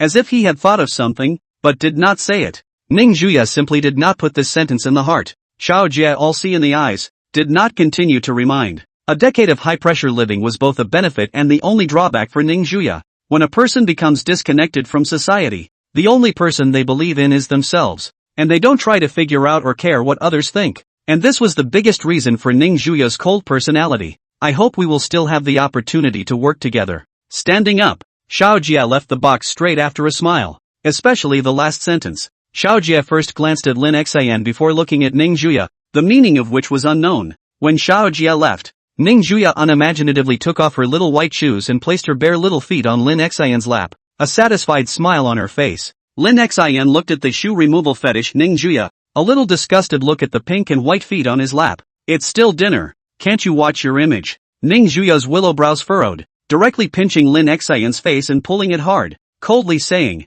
you just resented me, didn't you? Winging it? No Lin Xian, who was torn from his face, aggravatedly said, I was just thinking that you're working so hard every day. Your Honor, why don't I pinch your feet for you? Upon hearing this, Ning Juya felt as if it wasn't bad, so she loosened her scallion fingers and nodded. In that case, then I misjudged you. Yeah. Lin Xian laughed in agreement. He then put down the chopsticks in his hands, took hold of the small white feet resting on his lap, and placed his hands on the acupoints and gently pinched them. Ning Juya closed her eyes cozily, enjoying the relaxation of her idle moments. This man really made her pick the right one. Up for a massage and into the kitchen. Chapter 49, Qin she targeted. The morning air in Mordor has a freshness that relieves the mind and body of fatigue. The Qin family. Qin Peng sat grimly in his eunuch chair, listening to the warning sounds coming from the other end of the cell phone. You've gone too far lately and have been noticed by the higher-ups. So if you don't want to be shot as a head out of the gate, tighten up. Let's put the side of the Canopy Group on hold, at least until I investigate who's behind the Ning family. Don't act rashly. After saying that, this mysterious call hung up. Qin Peng moodily and annoyingly tapped on the screen a few times to delete the call record. He then directly slapped his palm on the wooden table beside him, and the tea in the tea light immediately shook out and splashed onto the ground. Damn Ning family, actually really letting you guys find a backer. Qin Peng let out a low roar, his tone filled with unwillingness. He had painstakingly laid out his plans for so many years, and now all of them were going to be put on hold. How could this not make one angry? But if he wanted Qin Peng to go against that person's wishes and secretly make a move against the Ning family, he didn't have that much guts. After all, that was their Qin family's biggest backer, and they couldn't afford to make enemies. If he went against it, it was hard to say if he could keep his position as the head of the family, let alone any ambitions. Magic City, Ning family residence. Ning Yun, who stood waiting at the entrance of the villa, looked at her husband who came down from the car, and was finally relieved in her heart. She stepped forward, worried. Nothing happened, did it? Ning Donghong smiled and hugged his wife, gently patting her back and laughing. With you making connections, what could happen to me? I make connections? Ning Yun listened to her husband's inexplicable words and wondered, weren't you acquitted? At that, Ning Donghong froze, let go of his wife and said doubtfully, wasn't it you who dredged up relations at the police station? Or Police Chief Chen Wei personally sent me out? It must have been someone from above who sent the word. Wasn't it you who helped me to ease the relationship? No. The color of doubt in Ning Yan's eyes grew stronger as she frowned. Where did I get the connections to be able to talk to the chief of the police department? In an instant, the couple's faces were all filled with confusion, not understanding what had happened in this. Just then, Ning Yan's cell phone suddenly rang, and she picked it up to connect. The secretary's excited voice came from the other end. Good thing, Chairman. The investigations of our branches around the world were suddenly all withdrawn, and now the stock market situation has stabilized. This sudden happy news was more than enough to make Ning Yan's heart at a loss for words. What the hell is happening all of a sudden? One good thing after another. The following days Lin Xian was given a rare quiet life. He just went to school every day to help Ning Juya with the student council. Ning Juya in the past few days is 9 to 5 to go to the group work. See Lin Xian a heartache. Hate to go to the person is their own. But there's no way. He's not like Ning Juya. He doesn't know anything about the group's operations, but he does know a few things on paper. At 12 o'clock noon, the sun exuded a searing temperature that almost baked one. Just as Lin Xian slowly got up from the bed, the cell phone placed aside rang, and the caller ID was Li Liang. The thought of this goods Lin Xian is a burst of teeth itchy. Last time risked life and limb to help this goods. The results of the money did not get even if, but also caused himself to be a hard whip. Answering the phone, he spoke directly and impatiently. Do what? First things first, I'm not going to go and do the nasty with you. The tragic situation of the first few days. Lin Xin felt pain even now when he thought about it, and said that he would never go back to contact with another woman. However, Li Liang on the other end of the phone was full of anxiety in his voice and said hurriedly, "What are you talking about? Something happened to Qin Shi. Hurry and come to Magic City Hospital." Something happened to Qin Shi? Lin Xian's face froze. Then he hurriedly inquired, "What happened? Tell me clearly." He and Qin Shi had at least been friends since high school, and naturally he didn't want to see anything happen to the other party. And, I don't know why, there has always been a sense of guilt present in Lin Xin's confidence toward Qin Shi. The tone of Li Liang on the phone was anxious. "Oops, you come over first. I can't say anything about this for a while." After that, the phone was hung up. Seeing this, Lin Xin nimbly changed into a pair of clothes, casually found a car in the garage and rushed towards the Magic City Hospital. On the other hand, in the middle of the Magic City Hospital, Li Liang, who had received the news, stood anxiously waiting outside the diagnostic room, with a middle-aged couple standing beside him, their faces filled with worry. They were Qin Shi's parents, and as soon as they heard about their daughter's accident they immediately put down their work and rushed over. 10 minutes later, Lin Xin, who had hurried over, ran over, looked at the closed door of the diagnostic room, and looked at Li Liang worriedly. "What's the situation? What's going on? Wasn't he fine when he saw Qin Shi a few days ago? How could something happen all of a sudden?" Li Liang glanced at his aunt and uncle who were standing to the side anxiously waiting, pulled Lin Xin aside, his tone filled with anger. "It must be Qin Jun's gang that did this. Someone sent me a location this morning, and when I went over there I saw a fainted Qin Shi, lying in the gutter with all his wounds. He must have known that he couldn't beat us, so he found Qin Shi." Li Liang was still the first time he was so angry, and couldn't help but curse. What a way to lay his hands on a woman. At those words, Lin Xian's fists were even instantly clenched, his forehead veins rippling as he suppressed his inner rage and gritted his teeth inquiringly. "Then how is Qin Shi's situation now?" Li Liang shook his head.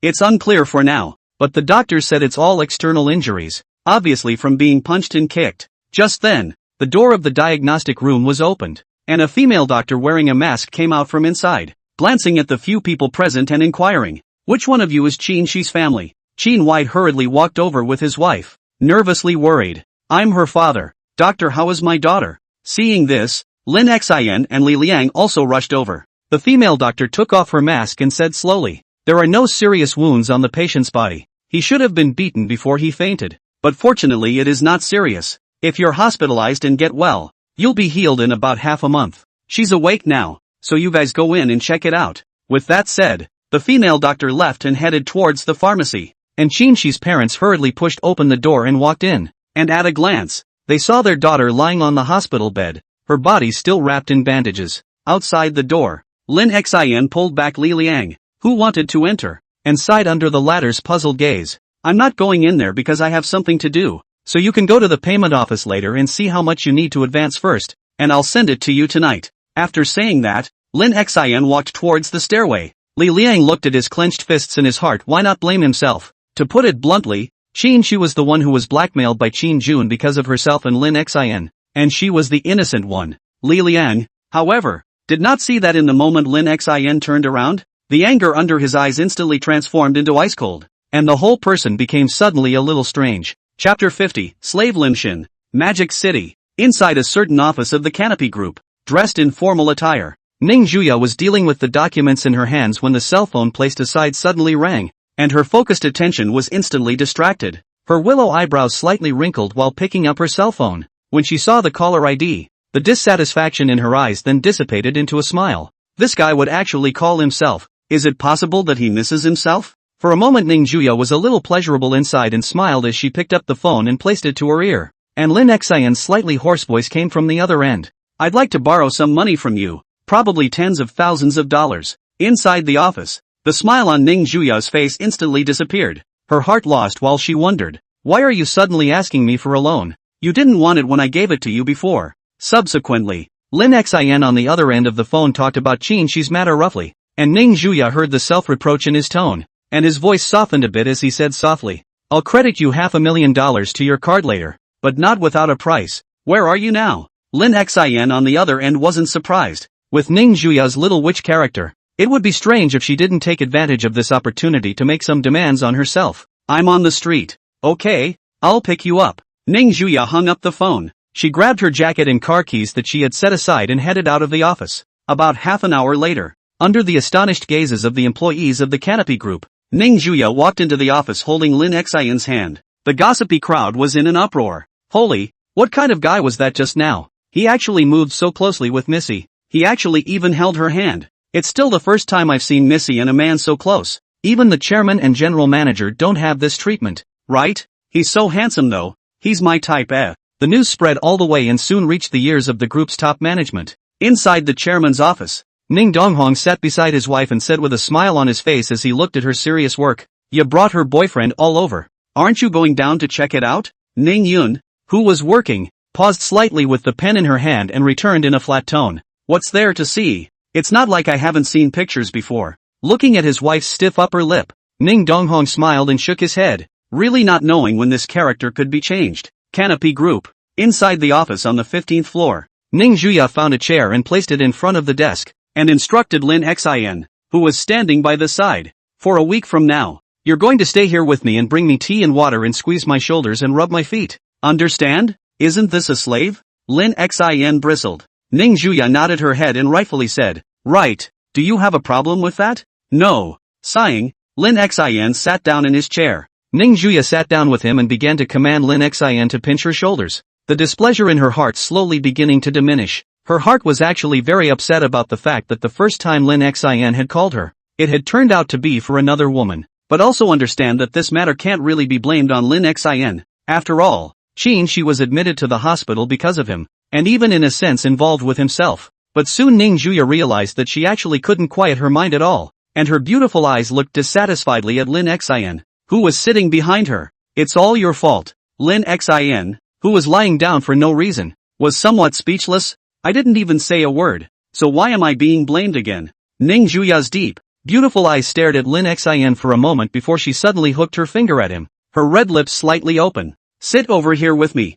Saying that, Ning Juya stood up from her position and waited until Lin Xian was puzzled before sitting directly on Lin Xian's lap. Then she softly commanded, "Hold me." Lin Xian helplessly wrapped his hands around Ning Juya's thin waist, the tip of his nose filled with the faint fragrance coming from her body, and the suppressed anger in his heart eased slightly. Only then did Ning Juya satisfactorily pick up the pen again and began to quickly process the documents. But at that moment Lin Xian suddenly pointed at one of them and said, "You seem to have gotten this one wrong. Clearly there are more convenient ways to proceed." As soon as these words came out, the pen in Ning Juya's hand instantly stopped, raising her eyes towards the document Lin Xian was pointing to. And with just a quick scan she realized that the problem was indeed as Lin Xian had said. It was only because she was distracted just now that she didn't notice. At the same time, because of being pointed out as wrong by Lin Xian, this caused the confident and proud Ning Juya to be slightly dissatisfied in her heart, which reminded her of the gold content of Lin Xian's grade 1, and probably more. And the reason he was 100% was because the highest score on the exam was only 100%.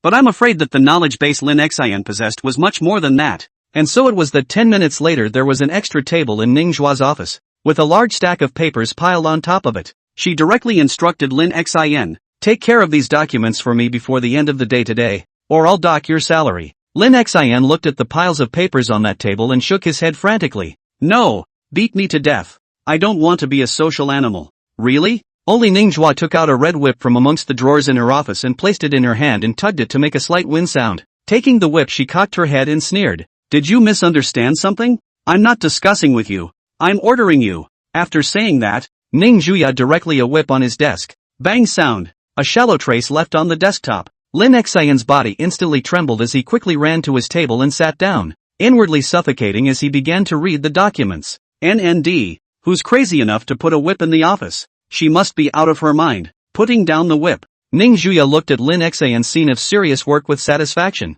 turned around and picked up the kettle to make a cup of coffee, then sat down on the sofa, took off her shoes and lay down on the sofa, quietly looking at someone's focused expression. Boyfriends can be used for more than just sleeping, they can be used for office work, and she's just getting more and more satisfied with that. At the same time, in a luxurious ward of the Magic City Hospital, after receiving Ning Juya's message, the Magic City Hospital immediately changed Qin-Shi's ward into a luxurious single-room ward on the grounds of charity, and all medical and other expenses were paid for by the hospital. At this time in the hospital room, Qin-Shi was wearing a hospital gown sitting on the hospital bed, looking at Li Liang who was sitting on the side of some lost. "Where's Lin Xin?" Didn't he come? Li Liang heard the sadness in her voice and comforted her while peeling the apple. He would have come over already, probably blaming himself inside, so he left when he found out about your situation. If you don't mind. Upon hearing this, Qinxi's mood was slightly better, his face slightly improved while secretly thinking in his heart. Turns out he still cares about himself. Li Liang, who had captured all her expressions in his eyes, sighed in his heart, which was neither a good idea to persuade nor a bad idea not to persuade. Getting along for more than a year for Qinxi's character, he also knows some is not hit the south wall will not turn back the kind of. Even if Lin Xian and Ning Juya had become boyfriend and girlfriend, she was afraid that she would still wait, quietly watching and waiting while not disturbing someone. Chapter 51, The Former Lin Xian. It was close to evening before Lin Xian stretched his back, a stack of organized documents in front of him. Finally got it done. Ning Juya, who heard the commotion, came from the side, holding a cup of coffee with only half of it left in it, emitting a strong coffee fragrance. She casually picked up a document and glanced at it, her eyes nodding in satisfaction as she handed the remaining coffee in her hand to Lin Xian. Not a bad finish. Bonus for you. Leaning his back on the chair and looking at the coffee that was only half left in his hand, Lim Shin spat. You black-hearted boss. Bring me the drunk one. After saying that, Lin Xian's gaze was somewhat disgusted as he placed the coffee on the table, clearly not intending to drink it. And this scene happened to fall into Ning Juya's eyes. Her beautiful eyes gradually began to flood with a cold light, directly took the coffee and drank a large mouthful of it wrapped in her mouth, and then forcefully cupped Lin Xian's face and kissed him on the mouth. At a loss for words, Lin Xian's eyes glazed over as he tried to break free, but he was caught in a death grip by Ning Juya's hand. Coffee flowed out of the corners of his mouth during the struggle, and Lin Xian glared at Ning Juya with unwillingness to be humiliated, his throat sliding. The bitter taste of coffee spread instantly in his mouth and his face flushed with bitterness. A moment later, Ning Juya let go of Lin Xian with satisfaction, licking away the residual coffee from the corners of his mouth somewhat unfulfilled, and cupping his face as she laughed. How does it taste? Pretty good, right? It's my exclusive imported coffee after all. Lin Xian slumped lifelessly in his chair. He was utterly and completely dirty. Ning Juya, who was standing on the side, looked at his unwillingly humiliated appearance and became even more excited, directly kissing him again. At the same time, Lin Xian's hand uncontrollably touched something soft, and with a firm pinch, Ning Juya let out a soft cry in pain. Watching her reaction, Lin Xian once again pinched harder, and Ning Juya's face instantly grimaced as she directly knocked off his salty hand and hooted up with a slap. With pop, pa, several sounds, Lin Xian covered her face in aggravation. You scoundrel! It was clearly you who messed up first. Ning Juya stepped on Lin Xian's abdomen with one foot and lightly grunted. What's wrong with me being a scoundrel? You have a problem with that? Lin Xian weakly said. No, forget it. A good man doesn't fight with a woman. Tolerate it for a while. Take a step back and the sky is the limit. Outside, the sky had already darkened by now, and Ning Juya directly held Lin Xian's hand and walked out of the group. Inside the top floor office, Ning Yan stood in front of the huge floor-to-ceiling windows and watched the two men leave, then resumed her seat and began to process the documents. Day or night, it's the same thing, and she's been going on like this for 12 whole years without a day's interruption. At night, the stars were high in the sky, and Ning Juya fell into a deep sleep after toying with Lin Xian, lying naked under the covers. Lin Xian, on the other hand, looked at the fatigue on her face and felt a little heartbroken and self-conscious. A few moments later, the lights in the bedroom went out, and Lin Xian hugged Ning Juya and closed his eyes, the two of them so close together that they could hear each other's heartbeats, but have yet to get inside each other's true hearts. The next morning, Lin Xian got up much earlier than usual. Today he had taken a vacation from Ning Juya and was going to make a trip to school. For this reason, he was bitten several times last night, and his body still hurts. After simply washing up, Lin Xian drove towards the school, having already made plans in his mind. After Lin Xian left the villa, a dozen or so bodyguards also secretly drove up in their cars and followed in secret. Inside the car, the bodyguard Captain Li Hu, who had already recovered from his injuries, was reporting the situation and said respectfully to the lady on the other end of the phone, Miss, young Master Lin has already left the villa. What exactly are we going to do? Ning Juya's cold voice came out from the other end. Her tone had always been this cold when dealing with others other than Lin Xian. Follow him, and remember to clean up his tail if he's going after someone else. Li Hu nodded respectfully. Yes, miss. The phone hung up. About half an hour later, Lin Xian managed to spot Qin Jun at the school entrance. He stood in the middle of a dark corner, looking at Qin Jun, who was not far away hooking up with a few juniors. His face was filled with smugness. and he was saying something over and over. When they gradually left the school, Lin Xin secretly followed them, his face unusually cold. After Lin Xin followed up, a group of bodyguards emerged from among the corners, cautiously observing Lin Xin not far away. Especially Li, who always felt something wrong in his heart. How there's always been a feeling of being watched, like from the beginning. Holding such doubts, Li Hu once again brought people to secretly follow up, and then, in just 10 minutes, they completely lost Lin Xin. Inside a blocked alley, Li Hu finally called his lady helplessly, ashamed of himself. "Miss, we lost them." Gray clouds blocked the sunlight, and it was noon, but the sky had become as dim as evening. As drops of rain fell from high above, as if some switch had been flipped, the rain poured down, and the entire city was instantly silenced by the sound of the rain.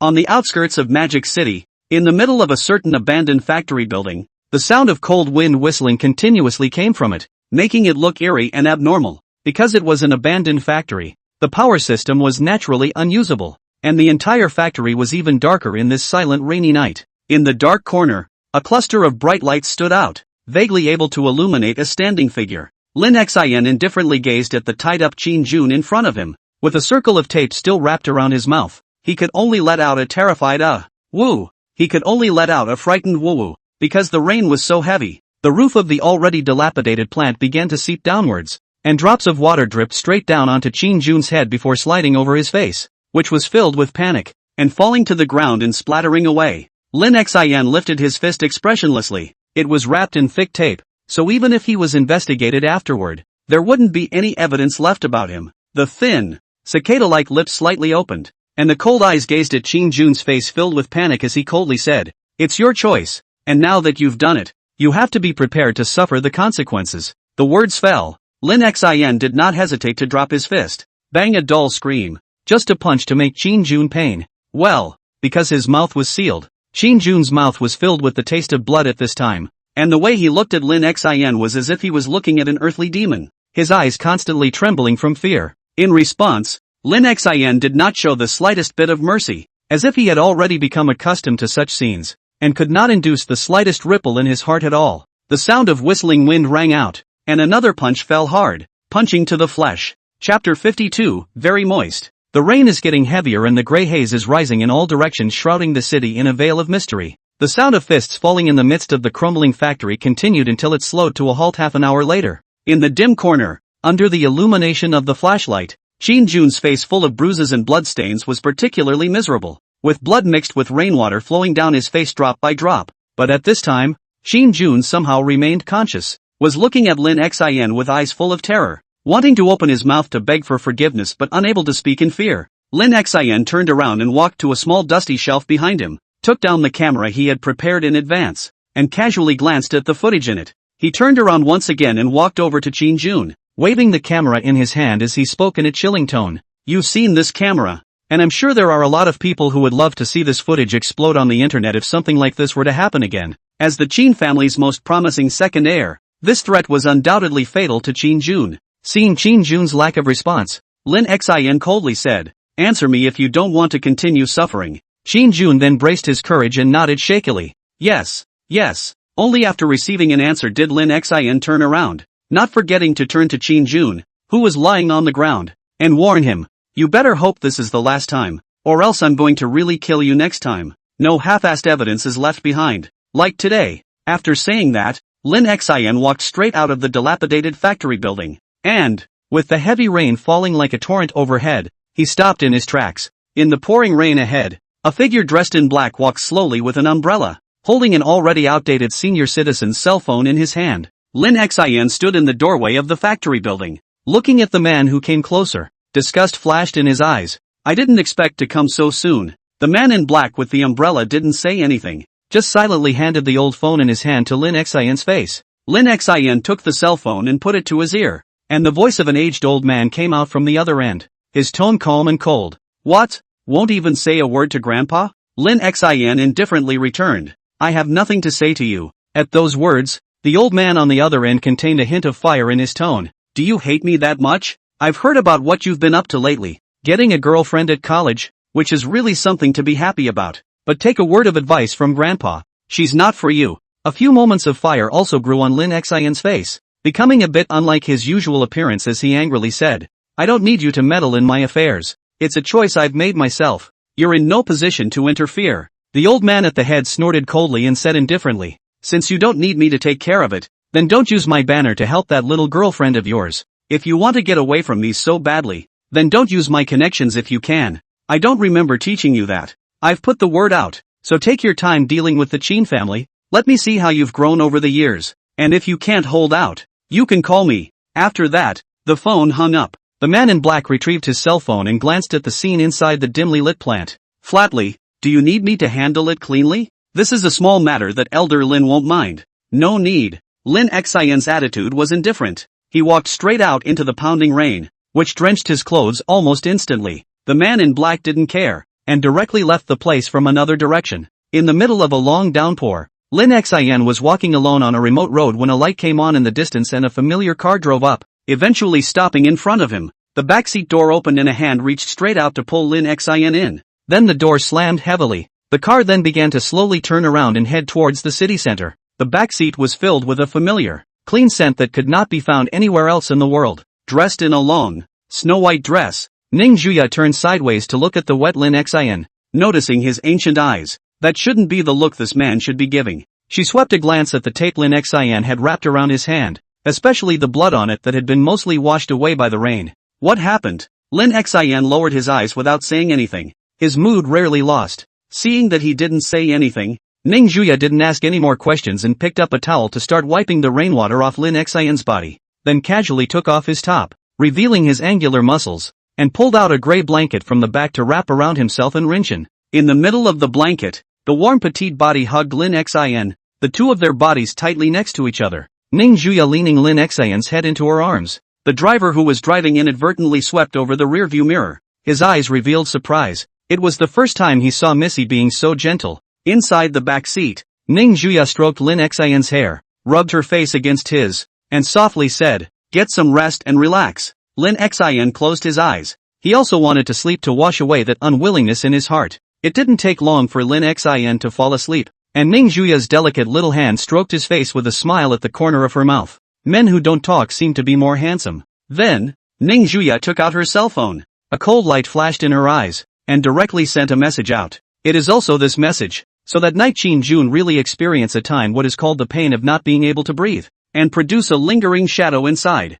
The next day, when Lin Xian, who was lying naked under the blanket, opened his eyes were the beautiful eyes staring at him sideways, containing a smile. She whispered, "Wake up," since the window was left open. A hint of cold wind blew in through the gap, and Lin Xian subconsciously shivered, feeling the touch underneath him, the corner of his mouth twitching. You undressed me?" Ning Juya nodded rightfully and laughed. "Of course that's true. Who else could it be but me?" Saying that, he also teasingly came forward to whisper in Lin Xian's ear, softly, "Not to mention, it's moist." Female pervert. Lin Xian went straight under the covers. At those words, Ning Juya's face turned cold. This man really didn't learn his lesson. Then, the sound of Lin Xian wailing in pain came out from the middle of the bedroom, his figure fleeing through the bedroom, still wrapped in the blanket. Ning Juya chased after him barefoot in her nightgown, and was in no hurry to catch Lin Xian, only taking the whip in her hand to his ass every now and then, seemingly enjoying herself. Soon,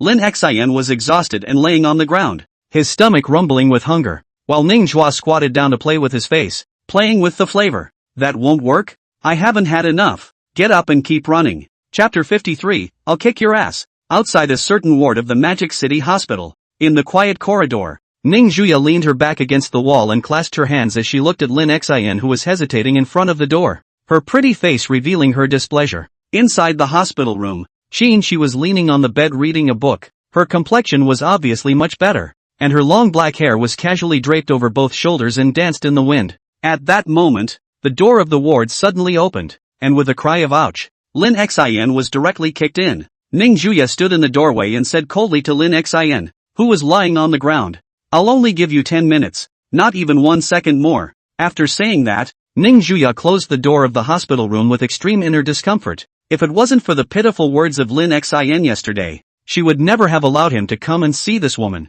It wasn't jealousy, it was just a simple feeling of discomfort in my heart, like having to lend my favorite toy to someone else. At this moment in the hospital room, She looked at Lin Xin, who had suddenly barged in. With some surprise, "What brings you here?" Lin Xin somewhat awkwardly climbed up from the ground, walked over to the hospital bed and smiled at Shi. "This is not to see you. Took care of something so I'm just now getting here. Sorry about that." She gently closed the book and put it aside, pointing to the chair placed beside the hospital bed and said softly, "You sit down first. And, what kind of person you are I can still not know. You must have gone to find Shin Jun's trouble to go. For me." No sooner had those words been spoken than the sound of a door being kicked in came from outside the hospital room. Outside the door, Ning Juya was close to writing the word unhappy on her face, and she suddenly regretted letting Lin Xin come to see this woman. In the middle of the hospital room, Lin Xin sat down on a chair, not paying attention to the noises made outside, and then bowed to Shi with a serious face.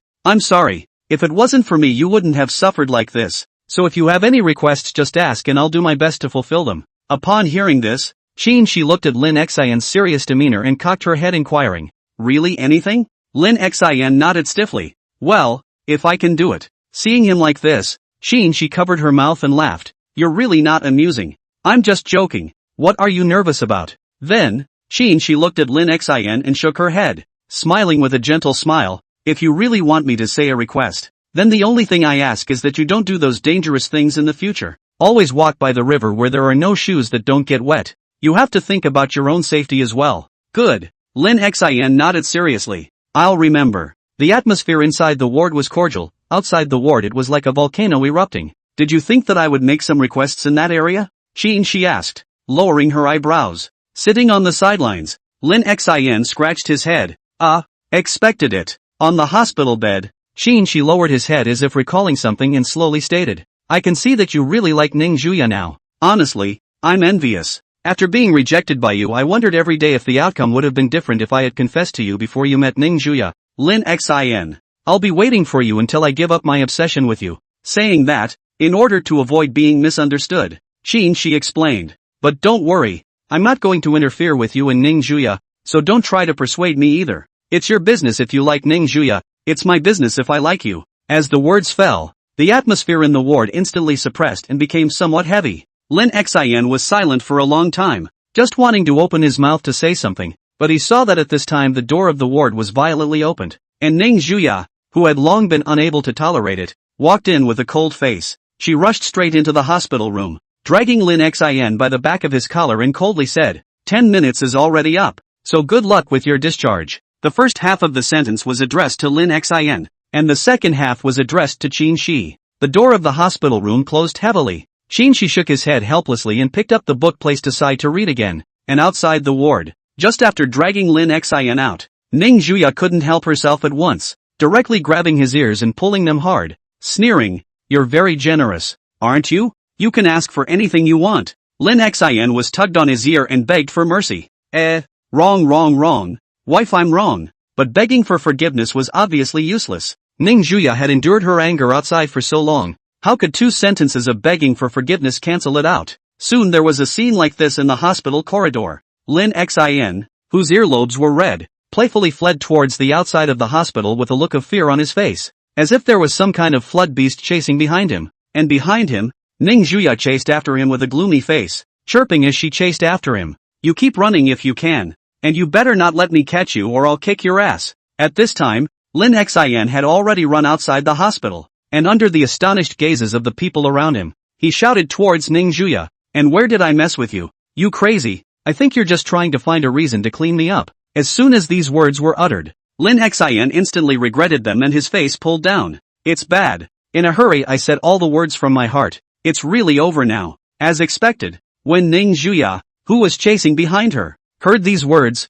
the anger within her heart surged up once again. "Good. So in your heart I am like this. Dog man, you are dead today." At this moment, Lin Xin's back was in a cold sweat, and he quickly swept a glance at the 4-way street in front of him, and casually found a crowded place to burrow into. But soon he ran out at an even faster speed, with fear on his face. Looking at the formation behind him he couldn't help but yell at Ning Juya in front of him, "You're crazy to go this far." Ning Juya stopped her footsteps and looked at Lin Xin, who was running towards her, and laughed coldly. "As long as I can catch you, any big battle is worth it." Only to see that a group of black-clothed bodyguards suddenly sprang out of the street where people were coming and going to chase Lin Xin, and the number was at least 20 or more. This unified clothing in vast array immediately attracted many people on the street to stop and watch, curiously looking at them chasing Lin Xin, thinking that they were filming some blockbuster movie. Especially when the passers-by noticed Ning Juya, their eyes lit up at once. This was simply a living, high-cooling model fairy. While they were feasting their eyes, Lin Xin, who was the protagonist, had fallen into despair. The roads around them had all been blocked, and Ning Juya walked over without haste, smiling coldly as she pinched Lin Xin's face. "Honey, why don't you stop running?" Lin Xin birdishly held her cool little hand and placed it on his chest, his gaze sincere. "Honey, how could I run away with you here? Do I look like that kind of person?" The next second, there was a pop. After casually rewarding Lin Xin with a slap in the face, Ning Juya waved her hand at the bodyguards behind her and coldly said, "Tie me up and take me back." "Yes, ma'am." Soon, under Lin Xin's horrified gaze, all of his limbs were tied, and even his mouth was taped. Inside the car, Lin Xin, who was being stepped on by Ning Juya's bare feet, kept struggling, but every time he moved, Ning Juya would nonchalantly step on him. So repeatedly, gradually, Lin Xin also did not move, and could only stare at Ning Juya with a reluctant face. Noticing his gaze, Ning Juya frowned slightly. What kind of look is that? After saying that, he directly stepped on Lin Xin's face. Because he didn't wear shoes. It didn't hurt much, but it made him feel a little bad. Ning Juya leaned over and hooked Lin Xin's chin with her finger, smiling somewhat expectantly. "Man, wait to go home and be slowly tempered by me. When the tempering is over, you won't dare to disobey me in the future." Chapter 54, Imported Water. Half an hour later, in the master bedroom on the second floor of the villa, Lin Xin, as he had done for the first time, had his limbs bound by 4 chains as he looked at Ning Juya, who was sitting on top of him. He begged, "Honey, I was really wrong. I definitely won't dare next time, so please spare me this time."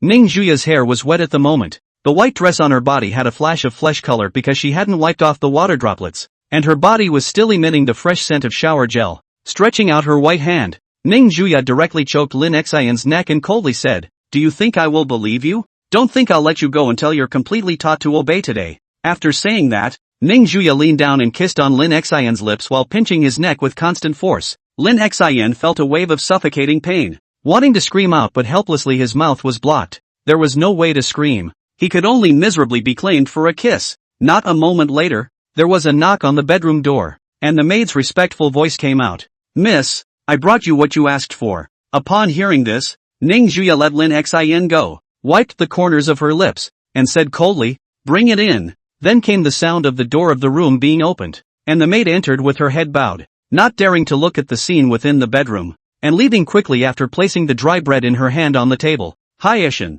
who had his arms and legs locked, was panting heavily on the bed, and beads of sweat were already breaking out on his forehead. That was close. I almost thought I was really going to suffocate just now. Ning Juya, on the other hand, stood up from Lin Xin's body and walked forward to bring over a large piece of dry bread from the table before resitting on Lin Xin. "What do you want here again?" Lin Xin looked at the bread in her hand with confusion. "Do you want to die a full death?" Ning Juya looked at Lin Xin with cold eyes and tore off a small piece of bread and put it into his mouth, ordering without refusal, "Give me food." Lin Xin did get a little hungry at this time, and directly ate it, chewing it twice before commenting with some disgust, "This bread is too dry. Where did you buy this? It's awful." At the same time his heart summed out. This house suddenly with a change of a person, just had to clean up their own it, now actually began to feed themselves to eat. This bread should not be poisonous. Sitting on Lin Xin's body, Ning Juya didn't say anything, just kept tearing the bread in her hand into small pieces and feeding it to Lin Xin's mouth,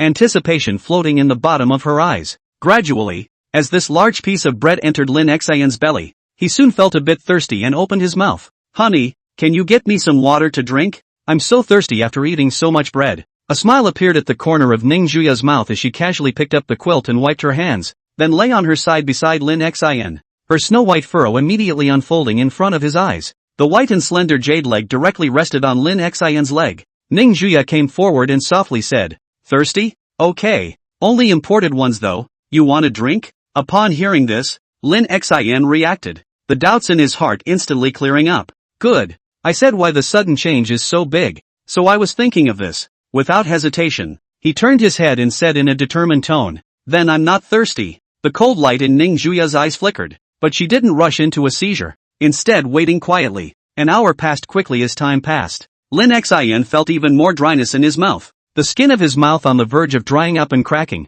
Begging for mercy. He looked at Ning Juya beside him, his voice much lower. Water. The arc of Ning Juya's mouth rose more and more as she took the bottle of mineral water that was placed on the bedside and wrapped it in her mouth. She came up to Lin Xin, close enough to point to her mouth and then to Lin Xin, her meaning simply not too obvious. At this time, Lin Xin has long been tortured. The mouth is getting drier and drier. Looking at the red lips right in front of his eyes, closed his eyes and directly kissed it. Gulp!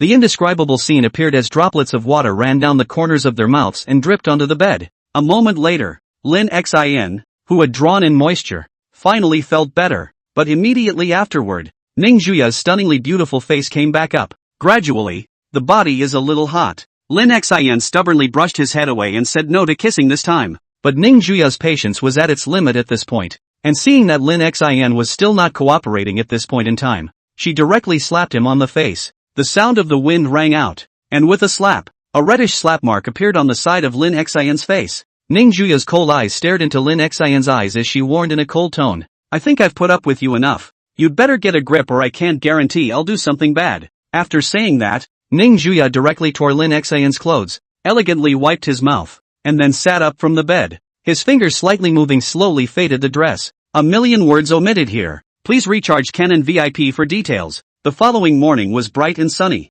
Lin Xin, who was sleeping, was directly woken up by Ning Juya's violent kick and rolled under the bed, only to hear her whisper, I'm hungry. Go make me something to eat. Lin Xin, who was sleeping sweetly, was suddenly kicked awake and subconsciously wanted to get angry, but when he saw Ning Juya's face, his heart shuddered. Good. Lin Xin walked helplessly towards the outside of the bedroom. Ning Juya, who was wearing a silk nightgown, saw this and was satisfied with her heart. Sure enough, a man just needs to be properly coached and conditioned to be obedient. Then, Ning Juya lazily lay on the bed and squinted for a while until Lin Xin walked in with food. A few moments later, Ning Juya stared expressionlessly at the clear soup in the bowl and the few small grains of kimchi floating on top of it, and looked up at Lin Xin coldly. Do you have a death wish? Lin Xin settled his bowl in 3 tries and burped before smiling sarcastically. Don't you have to eat these lighter ones early in the morning? They're good for the stomach. Ning Juya narrowed her eyes. Is it good for your stomach or are you just lazy? Cold sweat broke out behind Lin Xin's back. Soon his screams rang out in the bedroom. A few moments later, in the middle of the bedroom Ning Juya was lying on the bed, while Lin Xin was half-flushed as he fed her. Women! What a violent creature. After reluctantly feeding the meal, Ning Juya began to get up and change her clothes, and without avoiding Lin Xin just removed her nightgown and casually found a white dress to change into. Behind him, Lin Xin's eyes went straight as he watched, and the curves of his body that were especially exposed made his heart go all aflame. But after thinking about last night's misery, he shook his head and began to change. It's already the 2nd month of school, and Mordor University has an exam every month to determine each student's ranking and award credits. Chapter 55, Early Submission of Papers. Early in the morning, the Qin family. Qin Peng stood in front of the villa's floor-to-ceiling windows with his cell phone, overlooking the city's scenery, and a touch of joy appeared on his face. What you say is true. There's no backer behind the Ning family, and they just got lucky last time? The middle-aged man's calm voice came to mind on the other end. Well, according to my investigation it is, although it's currently certain that there's no one behind the Ning family. The reason why you failed last time was also because you went too far and drew the attention of the higher-ups. Remember, the Canopy Group must be in our hands. If you're too forceful, beware of the Ning family dying with you. When that happens, no one will be able to get any good. Qin Peng nodded with a happy face. Don't worry, I already have plans. As long as we know that there is no backer behind the Ning family, then the Canopy Group will still be able to take whatever they want, and there are plenty of ways to do so. It's good that you understand. I hope you won't fail again this time, or else I don't mind going to the Bai family for cooperation. Hearing that the other party wanted to change, Qin Peng's face changed and his tone became much more respectful as he hurriedly said, Don't worry, I'm sure I'll succeed this time. There was no response on the other end and the phone hung up. After deleting the call records, Qin Peng's face grimaced, the respectful look on his face disappearing without a trace. He then slammed his fist into the window in front of him with a loud thud and just a couple of slight shudders. Damn you! How dare you threaten me? Just wait, when I'm in complete control of the Canopy Group, you'll be the first to be taken out. On a windy and sunny morning, the students of Magic City University walked towards their classrooms with tense faces, and the atmosphere inside the school was a bit depressing. The car stopped at the school entrance, and Lin Xin,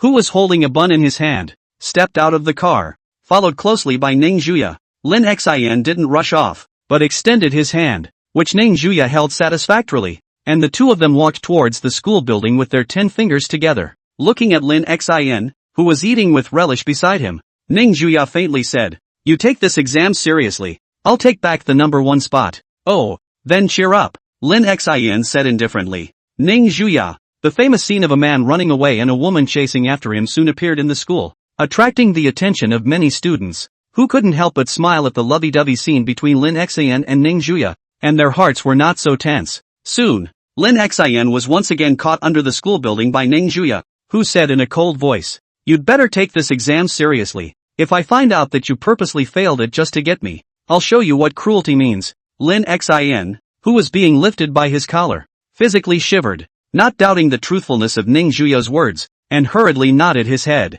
"I'm sure I'm serious, just don't worry, and with your strength, wife Sama, surely you don't need me to let it be. I was simply lucky last time." With this flurry of horse's ass, Ning Juya's beautiful eyes flashed with satisfaction, letting go of Lin Xian with a loose hand and turning towards the examination room. Although they were in the same major, the examination room was not the same classroom, but 2 adjacent examination rooms. "What a she-tramp," Lin Xian muttered and stood up from the ground, and after patting the dust on his clothes, he also walked in the direction of the examination room. Self-study is self-study. The test is still a test. This is what he promised Lao Wang, as a capital for him to brag after dinner. Although not many students knew Lin Xian, in the circle of teachers, Lin Xian's fame was high because of his mentor. A few minutes later, Lin Xian walked into the exam room. Because the exam hadn't started yet, so there were quite a few people walking around the classroom. Lin Xian casually swept a glance, then walked towards his last row of window seats. There were only about 30 candidates in the entire classroom, and there were no people Lin Xian was familiar with among them. After all, he had as many as 3 friends from Magic City University alone. Soon, the classroom instantly fell silent as a bell rang. Not long after, Wang Lixing, who was wearing black long sleeves, walked in with the test papers, and his eyes instantly locked onto Lin Xian, who was lying in the corner of the classroom. The corner of his mouth hooked up a smile. "Brat, you have to give me a good effort. My bragging capital next month will depend on you." Competition among teachers is also brutal, and it is popular to use student achievement to highlight one's teaching skills. This kid Lin Xian was his last card. Then Wang Lixing began to distribute the test papers, and then gradually explained the order and rules of the examination, speaking very carefully. "You may turn in your papers early after you have finished answering the questions, but only go out on the playground and stay out of the building." After saying that, Wang Lixing raised his hand and looked at his watch. The time was just right, so he said directly, "The exam is starting. All take the exam seriously, don't talk to each other." The students in the classroom looked at the neat paper in front of them and immediately picked up their pens and wrote, looking focused and serious. Soon, the only sound in the classroom was the rustling of pens on paper. Wang Lixing, on the other hand, casually walked around the classroom, observing the status of each candidate in case anyone was cheating. And at this time, on the last row of seats, Lin Xian, who had just finished writing his name, suddenly turned bitter with a hard expression and covered his stomach. "Shouldn't have eaten your stomach." Lin Xian immediately thought of the buns he had bought on the side of the road in the morning and cursed the owner for being a traitor. The ingredients were obviously not clean. There was no room for regret now, so Lin Xian forced himself to endure the pain coming from his abdomen and picked up a pen to write quickly. Luckily, it's science today and there's not much to write about. Although he hadn't practiced before, Lin Xian knew the answers to the questions almost by glancing at them and began to answer them quickly. 1 way, 2 ways, 3 ways. Soon, less than 10 minutes before the exam, the sound of turning over papers came out from the classroom, immediately attracting Wang Lixing, who was making his rounds. He curiously looked towards the source of the sound, and after realizing that it was the boy Lin Xian, he felt that something was wrong. This kid used to write a test a while to play a while. How today so abnormal? Can not be to fall in love produced personality changes? As the exam time passed, 15 minutes later, Lin Xian quickly put down the pen in his hand, stood up and picked up the paper and placed it in front of old Wang. After saying this hurriedly, he turned around and ran towards the outside of the classroom. "Teacher, I'm turning in my paper early." The commotion instantly attracted the thoughts of many people pondering the problem, raising their heads in disbelief and looking at Lin Xian's back as he ran out of the classroom. "Dude, we haven't even finished the multiple choice questions here and you're handing in your paper." Well, so roll it is." Seeing this, Wang Lixing said faintly, "What are all looking around for? Hurry up and answer the questions. After some warning, he sat down on a chair behind the podium, put on his own old glasses and began to seriously look at Lin Xin's test paper. Well, at least it's his precious student, so he definitely wants to see if there are any mistakes on the paper. But this idea is obviously redundant. After scrutinizing the last few big questions, Wan Lixing took off his glasses with a satisfied face. Chapter 56, Dogman, Beat You to Death. In the middle of the quiet Magic City University, inside an examination room on the second floor of the teaching building, the white-skirted silhouette was sitting in the middle of the front row of the classroom. And at this time, Ning Juya had already flipped through the rolls and was working on the last few big questions, realizing that only just over 20 minutes had passed since the start of the exam. Such a speed of answering questions could be called terrifying. Just then, the sound of eager running came from within the corridor, causing Ning Juya, who was quietly thinking, to frown and look towards the window. In the next second, a brief freeze appeared on her delicate face as she looked at the figure that quickly ran past in the corridor. If it isn't the Dogman, how did he get out of the exam room so fast? Although it was only for a moment, Ning Juya still clearly captured the flicker of hard feelings on Lin Xin's face,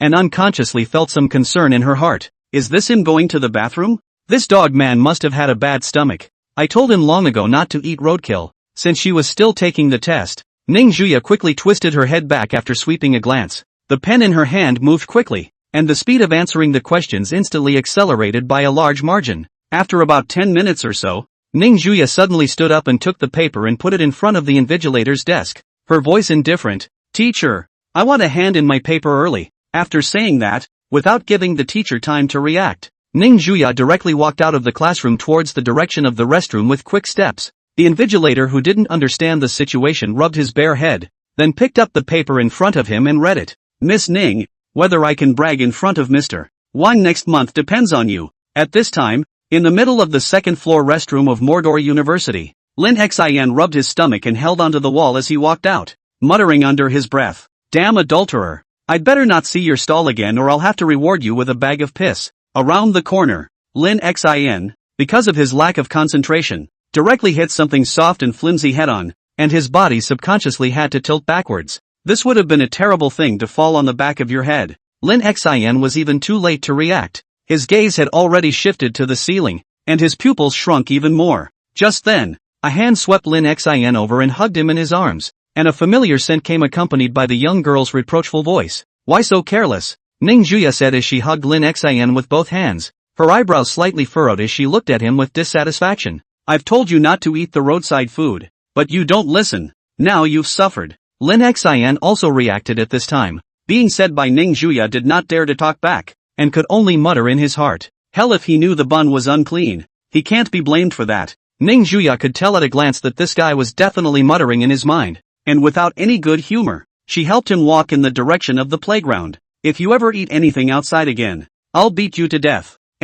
Is Purple River Province? In some small hotel in Lianyun City, the roughly 100 square meters of the small store was neatly arranged with tables and chairs for eating, roughly 7 or 8 of them, and could accommodate more than 20 people at the same time. The store was very quiet at the moment, as there was still a little time before the noon meal, so there were no customers coming to eat. In the middle of the back kitchen, a middle-aged man wearing a chef's hat was talking on the phone, with a few complexities on his face. Okay. The call hung up a few moments later, and Lin put away his cell phone and sighed. Zhang Huiwan, who was standing by the side, also walked over at this time and spoke in a worried tone. "Is it Dad who called?" Lin nodded and walked to a side chair to sit down, sighing sadly. "Back then, we ran to this tiny Lianyun city with Xiao Xin, and never contacted our family for so many years. Our dad couldn't tell you how angry he was. He said that Xin had a girlfriend at school, the daughter of the richest man in Mordor, and that his identity was too sensitive, so he asked us to persuade Xin. How can Zhang Huiwan not understand what this means? This is trying to let his son and the daughter of the richest man break up. For a while the atmosphere in the kitchen fell into silence, and Lin leaned his back on the chair and exhaled slowly. "Have your son come back next week, and tell him to bring his girlfriend along. Life ultimately belongs to his own, the road to his own choice. We do parents' silent support on the line." Zhang Huiwan nodded. "This is good, and with Xiao Xin's nature, he definitely won't listen to advice. After all, he was raised to resent these things the most." Inside the corner of the playground of Magic City University, under a long stone chair under a tree, Lin Xin was resting with his eyes closed while lying on Ning Juya's lap. The leaves of the trees rustled in the wind, and the sunlight shone through the gaps, creating floating shadows of light on the two of them. Ning Juya's cool little hand reached inside Lin Xian's clothes to help him rub his stomach, while her other hand was playing with Lin Xian's hair as a way to pass the time. At this time, the cell phone on Lin Xian's body suddenly rang, and he opened his eyes and picked it up, a look of surprise appearing in his eyes. It was actually his own mom who called, which was rare. Phone call connected. Lin Xian directly opened the speakerphone, placed the phone to his ear, and lazily opened his mouth. Hey mom, what's up? On the other end, Zhang Huizhuan's voice came out in a bad mood. How long has it been since you brats have been back home? When do you plan to come back? Ning Juya quietly stroked Lin Xian's hair without interrupting. Upon hearing this, Lin Xian spoke helplessly. I didn't just go back last month. Zhang Huiwan on the other end of the phone didn't care if her son agreed or not, and directly put out words. I don't care. You have to come back next week anyway, and I heard you have a girlfriend at school.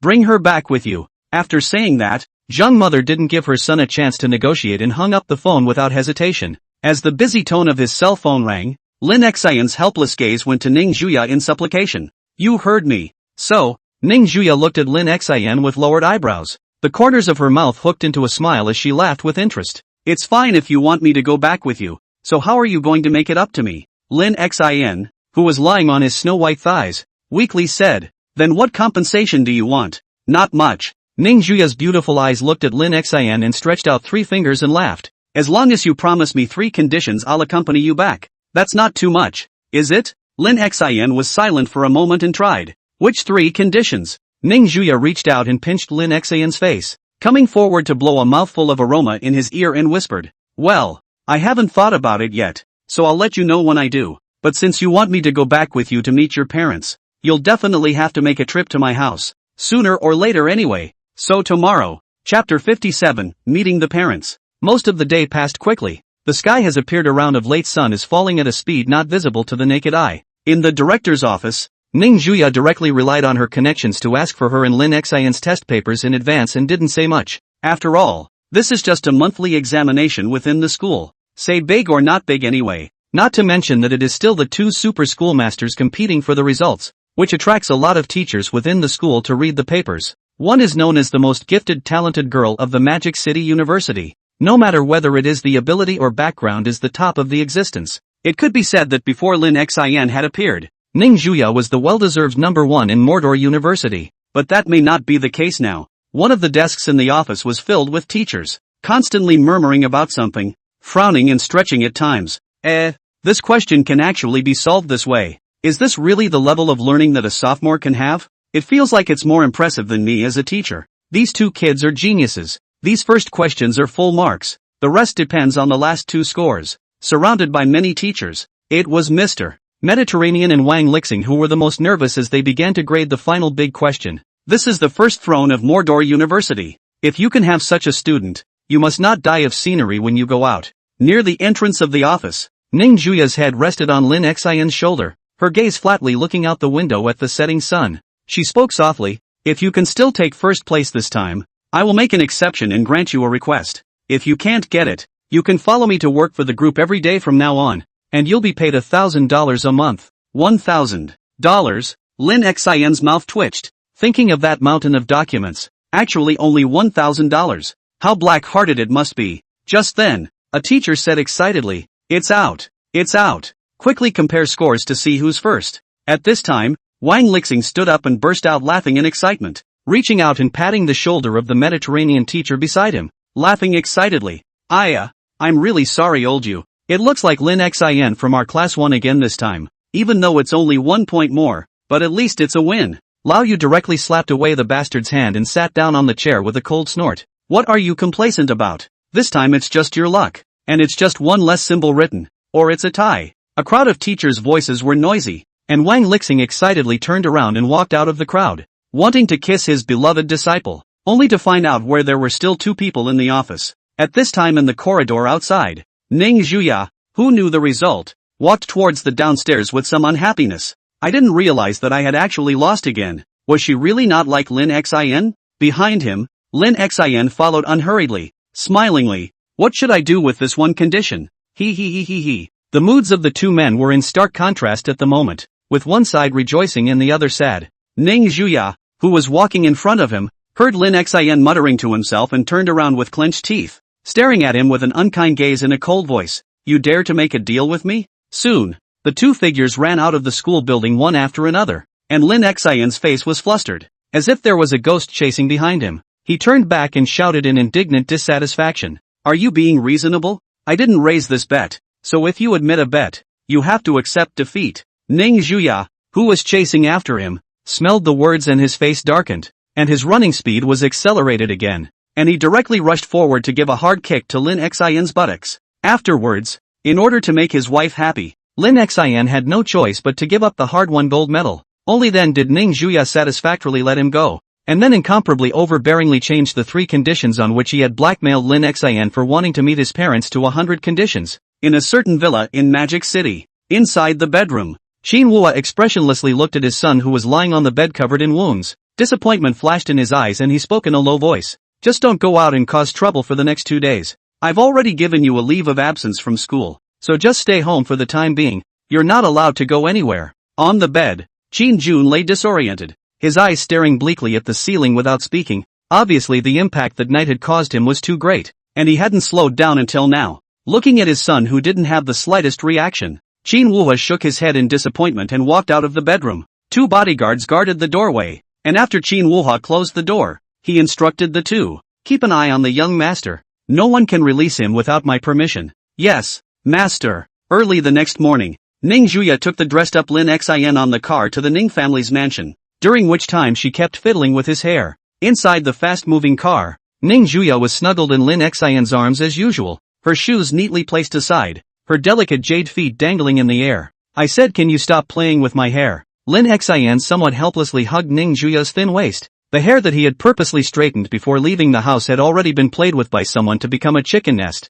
I'm happy to. You have a problem with that? Ning Zhuya grunted and directly moved to rub Lin Xin's hair into a ball. There was nothing he could do with her, so Lin Xin had no choice but to close his eyes and rest up, letting him fiddle around. The Ning family residence was built under a large mountain near the center of the city, covering an extremely wide area, with dense lime green forests around the villa, and only a single, well-traveled avenue leading to the center of the city. At this time, within the mansion, knowing that their daughter was going to bring Lin Xin to the house, both Ning Donghong and Ning Yin rarely went to work today, and all stayed at home. In the face of her daughter's boyfriend, Ning Yin was rarely able to sit still, looking at her husband, who was calm and relaxed, and frowned. Do you think I should prepare some kind of meet and greet or something? Ning Donghong, who was looking at his cell phone, raised his head to look at his wife, smiled and waved his hand confidently. Our current status is that kid's future in-laws. Even if we want a meet and greet gift, it's only right that he prepares it for us. Just settle down.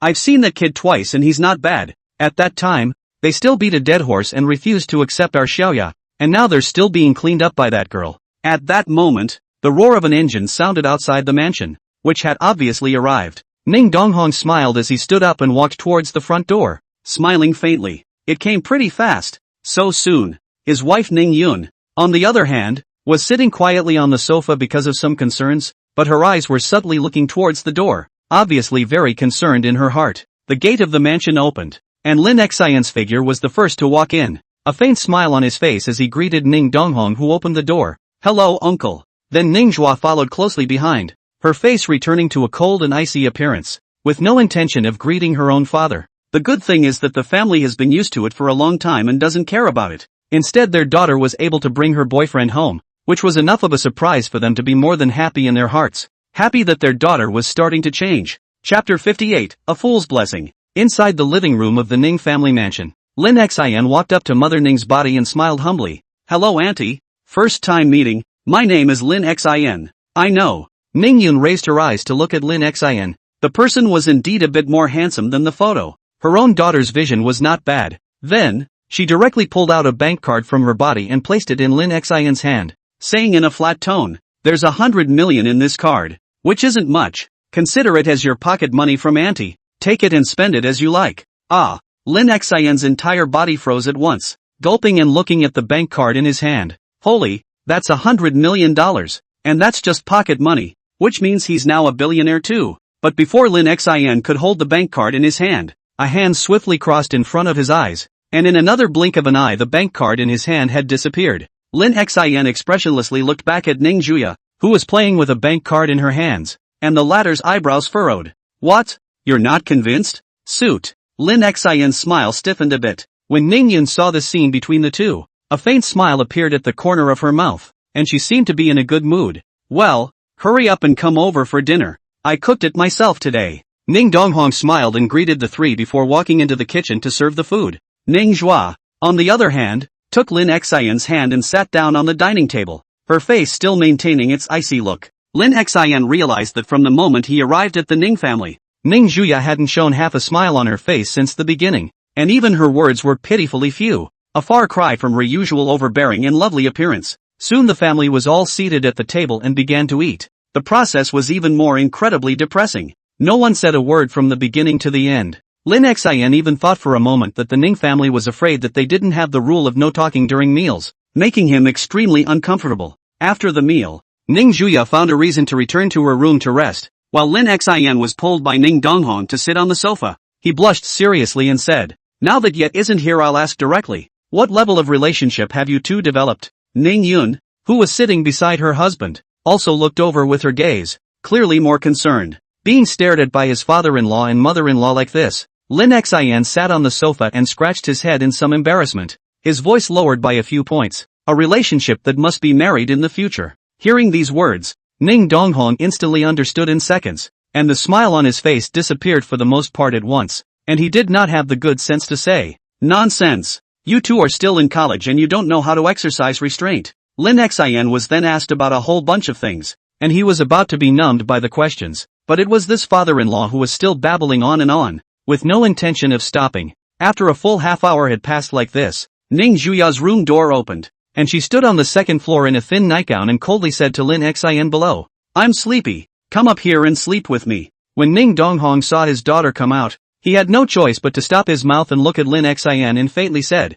"Go on, there's a party tonight, you and Yo will come with us then." Lin Xian nodded his head repeatedly, his footsteps swiftly walking quickly towards the upper floor, obviously not wanting to stay for a moment longer. In the side bedroom on the second floor, Lin Xian was blocked by Ning Zhuya in the corner wall as soon as he entered the door, and her beautiful eyes flooded with cold air as she coldly said, "I'm in a bad mood with that one coming. Man, I'll give you a second chance to coax me into it, or you'll be waiting to be conditioned." Lin Xian's face stiffened. That came. The usual Ning Zhuya was already violent and overbearing enough, and Lin Xian simply couldn't imagine what kind of horror she would become in her great-aunt state. With a shudder, Lin Xian's hand immediately encircled Ning Zhuya's thin waist, feeling the soft touch through the silk nightgown as he picked her up and headed towards the bed. Ning Zhuya didn't resist the entire time, desperately suppressing the displeasure that was growing horizontally in her heart. On the bed, Ning Zhuya was lying in Lin Xian's arms, and one hand was gently rubbing her stomach, showing as much tenderness as possible.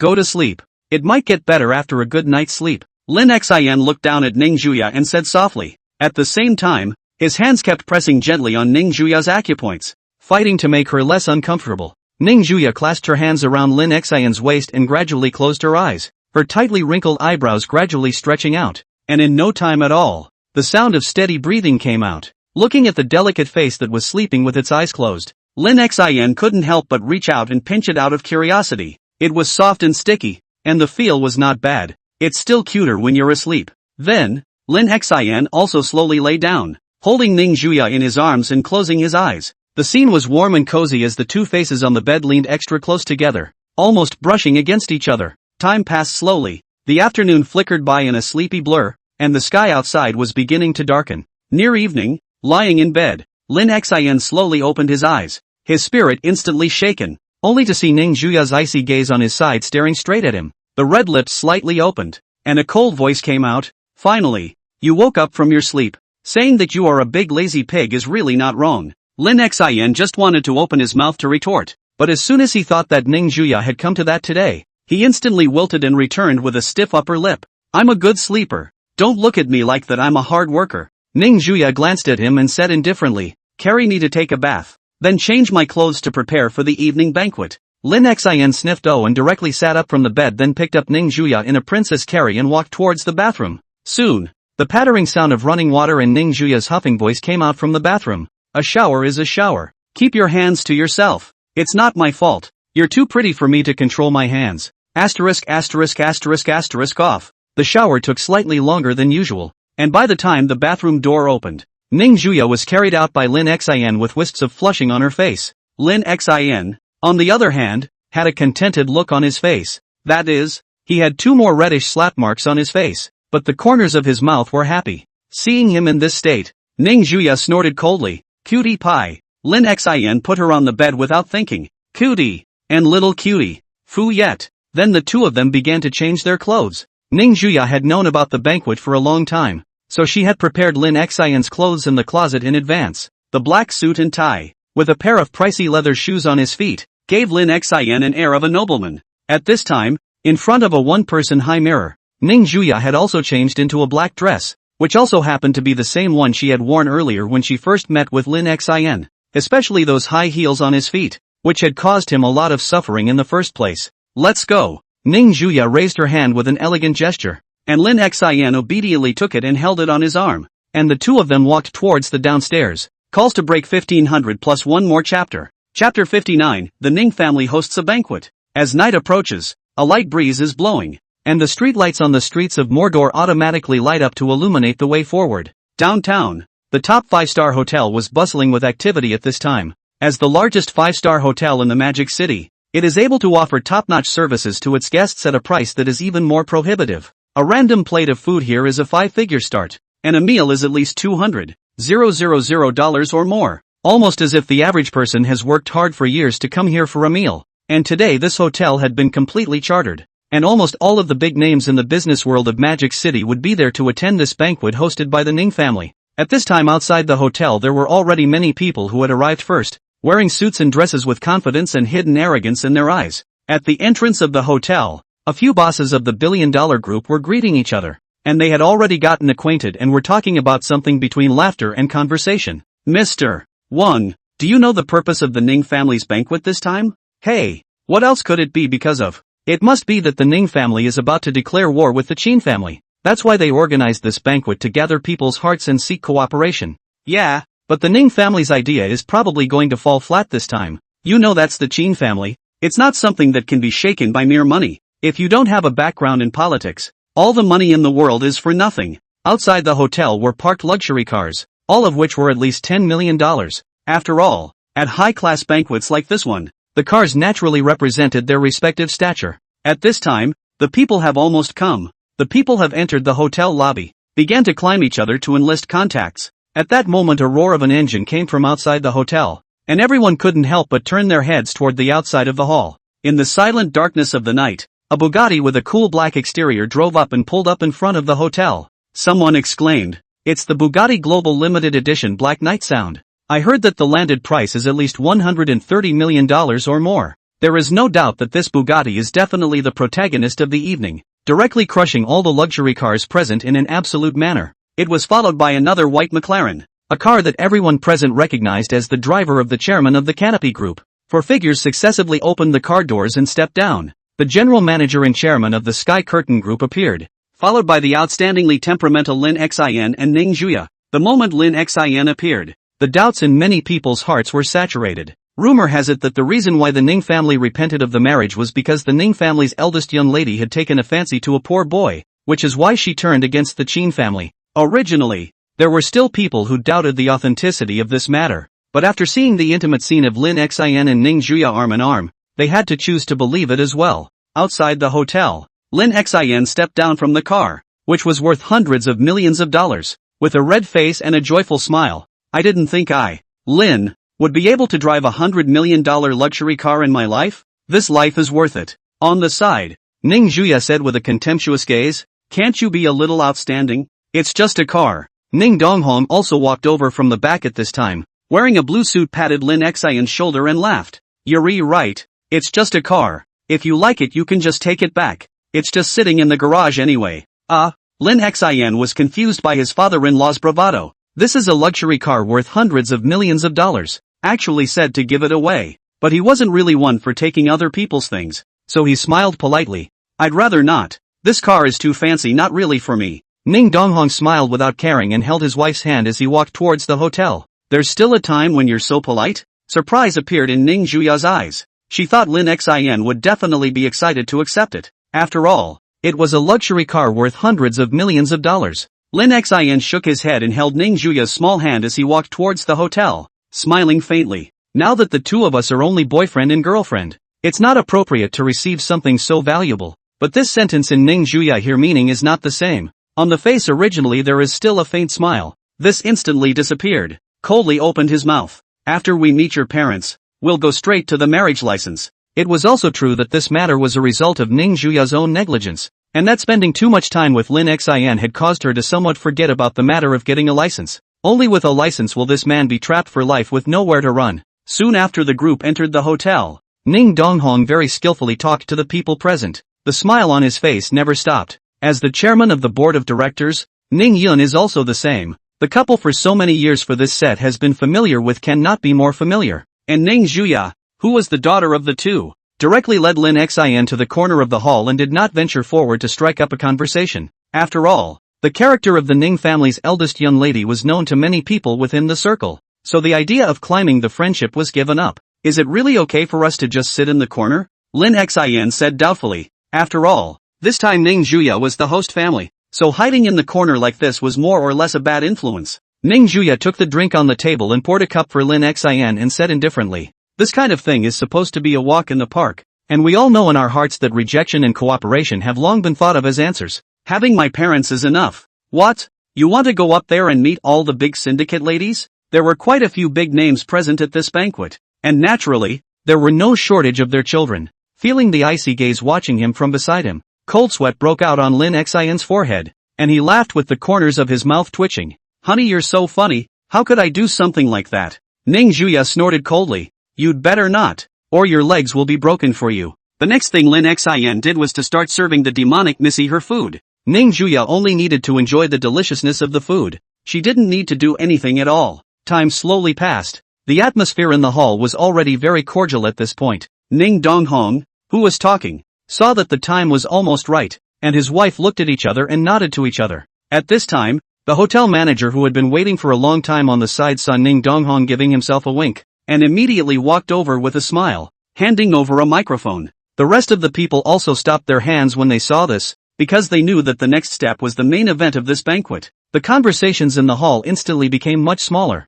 and gazes were directed towards the figure in front. Ning Donghong walked to the front of the crowd, picked up the microphone and swept a glance at everyone present, smiling lightly. "First of all, I welcome you all to give me Ning someone this face to come to the banquet. About the purpose of my organizing this banquet must be clear in everyone's heart." Chapter 60, Lin Xin slaps Ning Juya in the face. "I, Ning Donghong, will put my words here today. As long as all of you help me this time, I will thank you all with heavy gifts in the future." At night, in the middle of the quiet hotel hall, Ning Donghong uttered these words with an incomparably serious expression on his face, his gaze looking at the people present. When these words came out, many people's faces showed hesitation. After all, the Ning family's reputation was known to no one in the entire upper-class circle of Magic City. If they really helped the Ning family get through this difficult time, it would be the same as hitching a ride on a big ship, and they would definitely be able to mix it up in the future, and might be able to go to the next level. But there is no good thing in the world that falls out of the pie for free,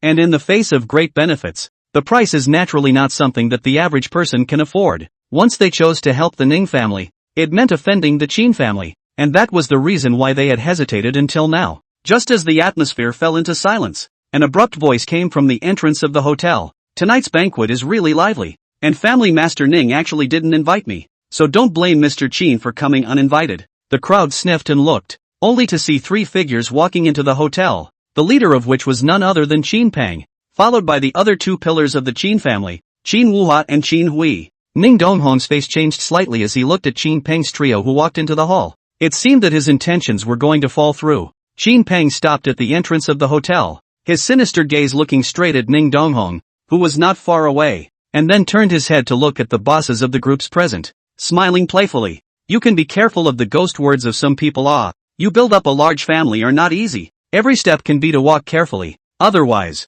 be careful of a full plate." How could the people present not understand the meaning of Qin Peng's words, which was nothing more than a threat to himself and others? If they dared to cooperate with the Ning family, they should be prepared for bankruptcy. Qin Peng's these words down instantly let many people's hearts have a decision. After all, they can mix to today's position. Under the hands of not a few is clean, This was also the reason why they were unwilling to offend the Qin family. Perhaps the Qin family wasn't so bold as to dare to turn on everyone, but no one wanted to gamble on that possibility. Qin Hui, the third oldest member of the Qin family, also stood out, his indifferent voice spreading throughout the hall. Now that it's getting late, why don't all of you go home and rest first? Anyway, the banquet is pretty much attended. Go home early to accompany your wives and children. These words, but also many people's faces changed. This is a threat to their own families. The Qin family, indeed, none of them are to be messed with. There was a brief silence in the meeting room, and after waiting a while a small business owner finally walked out of the hotel.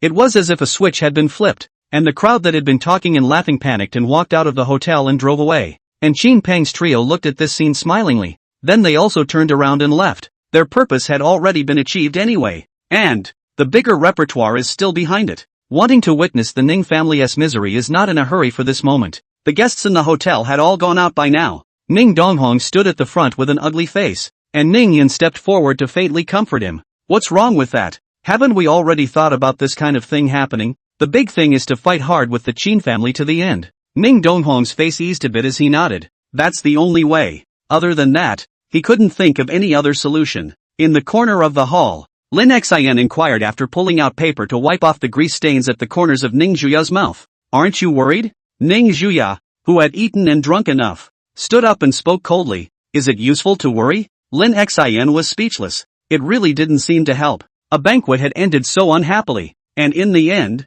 it was still a confrontation between the Ning and Qin families. At night, the Qin family. Inside the living room, Qin Peng sat on the sofa in his robe, holding up his cell phone and said faintly, let's do it this way. Since Ning Donghong insists on going against us, don't blame us for being merciless. Can I have this matter? An abrupt voice came from behind Qin Peng, who turned around and looked slightly surprised at his son who had walked behind him at some point. Xiao Jie still had that faint smile on his face, as if it was the same for anyone. Qin Peng looked at his eldest son, who had never been very close to him, and frowned. Give me a reason. For this eldest son, to be honest, Qin Peng himself was a bit puzzled, but to take the initiative to ask for his hand like today, it was the first time he had seen it. Jie Sha takes his mother's name. Xiao Jie didn't hide anything and said bluntly, I'm interested in that Lin Xin, so I want to try him out. Lin Xin? Qin Peng murmured at his words. Isn't this the poor boy that Miss Ning's family is looking at? Is there something special about him? After thinking about it, Qin Peng still agreed to his son's request and nodded his head and said to him in a deep voice, in that case, I'll leave this matter to you. As for Ning Donghong's side, I'll take care of it. You remember to take care of the tail. Good, Xiao Jie answered and then walked towards the upper floor. Qin Peng's gaze was deep as he watched his son's back going up the stairs, and he didn't know what he was thinking in his mind. And at this time upstairs Xiao Jie, who had already entered the room, the smile on his face instantly disappeared. A cold light flooded out of his eyes, and in his heart was the uncontrollable killing intent towards his own father. Just wait, what you did to my mother back then, I'll pay you back in full. Images from his youth flashed intermittently in Xiao Jie's mind. His fists were clenched deftly, tightly, nails embedded in the flesh. Scarlet blood dripped onto the ground. After witnessing his own mother being parted by dingoes, an 8-year-old buried his hatred in his heart until now. The next morning was breezy and sunny. There is a slight chill in the wind. It's September and summer is coming to an end and fall is coming. Early in the morning, Lin Xin, who was sleeping, lay on his bed, not knowing what he felt, subconsciously frowned, and then in a daze, he reached out and grabbed a small hand that was scurrying within his clothes. Oops, stop it. Lin Xin then slapped him across the face in a daze, then rolled over and went back to sleep. On the other side of the bed, Ning Zhuya, who was also lying under the comforter, stared with wide eyes, incredulously touching her own face, and looking at Lin Xin with a gaze that was instantly filled with murderous intent. Immediately afterward, a world-shattering howl came out from the bedroom, spreading throughout the entire villa. Inside the living room, Ning Donghong and Ning Yun, husband and wife, were eating breakfast, and when they heard the sudden screams coming from upstairs, the two of them looked at each other helplessly and shook their heads. It seems that his future son is a rake. At this moment, upstairs in the side bedroom, Lin Xin was aggrievedly kneeling on the icy cold floor, with an additional slap mark on each cheek. Ning Zhuya, who was gazing at him with cold eyes, sat on the bed with her legs crossed, wearing only a thin silk nightgown, showing off her bewitching figure. She looked at Lin Xin kneeling on the floor and spoke in a cold voice. You've grown some balls now, daring to make a move on me, so won't you just take a wild woman home tomorrow? Lin Xin somewhat aggrievedly knelt on the ground and begged for forgiveness. Honey, I was really wrong. Chapter 61, Returning to Lianyun City. Early Saturday morning. Inside a small restaurant in Lianyun City, Sichuan Province. Because of the double holiday, there were extraordinarily few people walking on the road early in the morning, and with the sound of a roll-up door being pulled up, Lin Guodong and Zhang Huiwan walked out. Our son is coming back today. Have you figured out what to say on our father's side? Zhang Huiwan inquired. Lin, who had a cigarette in his mouth, nodded his head, his eyes looking towards the green trees on the empty street, and after exhaling a mouthful of white smoke from the tip of his nose, he faintly said, let's wait until we meet our daughter-in-law first. These things can't be rushed. The couple then began to prepare breakfast. Although they were not open today in order to see their daughter-in-law, it was better to be busy and feel more at ease. A bright red sun slowly rose in the east, blinding the eye, and the morning temperature was a mere 20 degrees. From the Magic City to Lianyun City to take the fastest highway also need 3 or 4 hours. In order to be able to eat a hot meal at noon, Lin Xian but early in the morning dragged Ning Juya up. For this he was bitten twice by demonesses with wake-up calls. On the highway surrounded by mountains, a red Maybach was traveling at a very fast speed. Inside the car, Lin Xian was concentrating on driving while Ning Juya, who was sitting in the co-pilot, inquired with a tangled face, do you think I should get some gifts over there? What do your parents like? Oops, no need, Lin Xian casually said. Isn't the best gift you? Ning Juya blankly glanced at him and snorted coldly. Don't be poor. Is there really nothing to prepare? No need. The morning was spent in driving, and it wasn't until close to 1 in the afternoon that Lin Xian was able to enter Lianyun City and head towards one of the city streets. The multi-million-dollar Maybach attracted a lot of people's attention as soon as it entered the city. After all, it was not ranked high in Lianyun City, Sichuan Province. 10 million level luxury car. In this city that is even more rare existence. About 10 minutes later, since Lin Xian had greeted his parents when he was almost there. At this time, Lin Dad and Zhan Mother were both sitting in front of the restaurant and looking around. At this time, the roar of an engine came from the distance, and a Maybach that looked like a red meteor drove over and steadily stopped in front of the two old men. Because they knew in advance that their son's girlfriend was a young lady, the two old men didn't feel much surprise. After all, they had seen cars more expensive than this. Under the gaze of surprised street pedestrians, the driver's door slowly opened, and the well-dressed Lin Xian stepped down, hugging the two old men one by one and smiling. Mom and Dad, are you happy to have your baby boy back? Seeing her son return, a smile appeared on Zhang Huijuan's face, but her mouth laughed and scolded. Count on your brat having a conscience, or else my old lady would have personally gone to the Magic City to find you. On the side, Lin Guodong extinguished the freshly lit cigarette in his hand and nodded. It's good to be back. At this time, the passenger door slowly opened. Wearing a pink dress, Ning Juya walked out, showing her pavilion temperament. She sauntered over to the two old men, a smile surfacing on her delicately groomed face, and said with a sweet smile, hello auntie, hello uncle, I'm Lin Xian's girlfriend Ning Juya. You guys can just call me Xiaoya. Zhan Mother saw Ning Juya's well-behaved appearance. Her heart was even more happy. Originally thought that her son's girlfriend was the group's big lady. Her temper must be eccentric, but now it seems to be quite good. Xiaoya, quickly sit inside. Auntie has left a meal for you. You've come all the way here and I guess your stomachs are starving. A faint smile appeared on Lin Guodong's face as he smiled at Ning Juya. Don't be formal, just make yourself at home. Ning Juya skillfully took Mother Zhang's hand and smiled at Father Lin, who was to the side. Thank you uncle, then I'm welcome. On the side, Lin Xian looked at Ning Juya, who was already arm in arm with his own old mom. His mouth opened wide in surprise, and he wanted to say one thing at this moment. If it's not you who? Where's the devilishly bossy Missy? Sure enough, a woman's heart is completely unguessable. Soon the family was happily walking into the middle of the small restaurant, and plate after plate of hot food came out of the kitchen. Ning Juya, who was already a bit hungry, smelled this flavor. Her beautiful eyes even flashed a bright light, and she said in surprise to Mother Zhang, it smells so good. Auntie, did you make all these? Lin Xian, who was sitting on the side, skimmed his mouth and whispered, pretend, you keep pretending. But in the next second, his face just changed. His expression twisted at once, revealing a color of pain. Under the table, his left and right feet were stepped on, and Ning Juya turned her head towards Lin Xian with a sweet smile on her face, a warning in her eyes as she whispered, Shin, did you just say something? I kind of missed it. Yes son. Zhang Mother stepped on her son's foot hard and hard, her smile somewhat dangerous as she looked at her son. Mama's old and her ears are a little deaf. Why don't you say it again? Lin Xian's face blushed bitterly,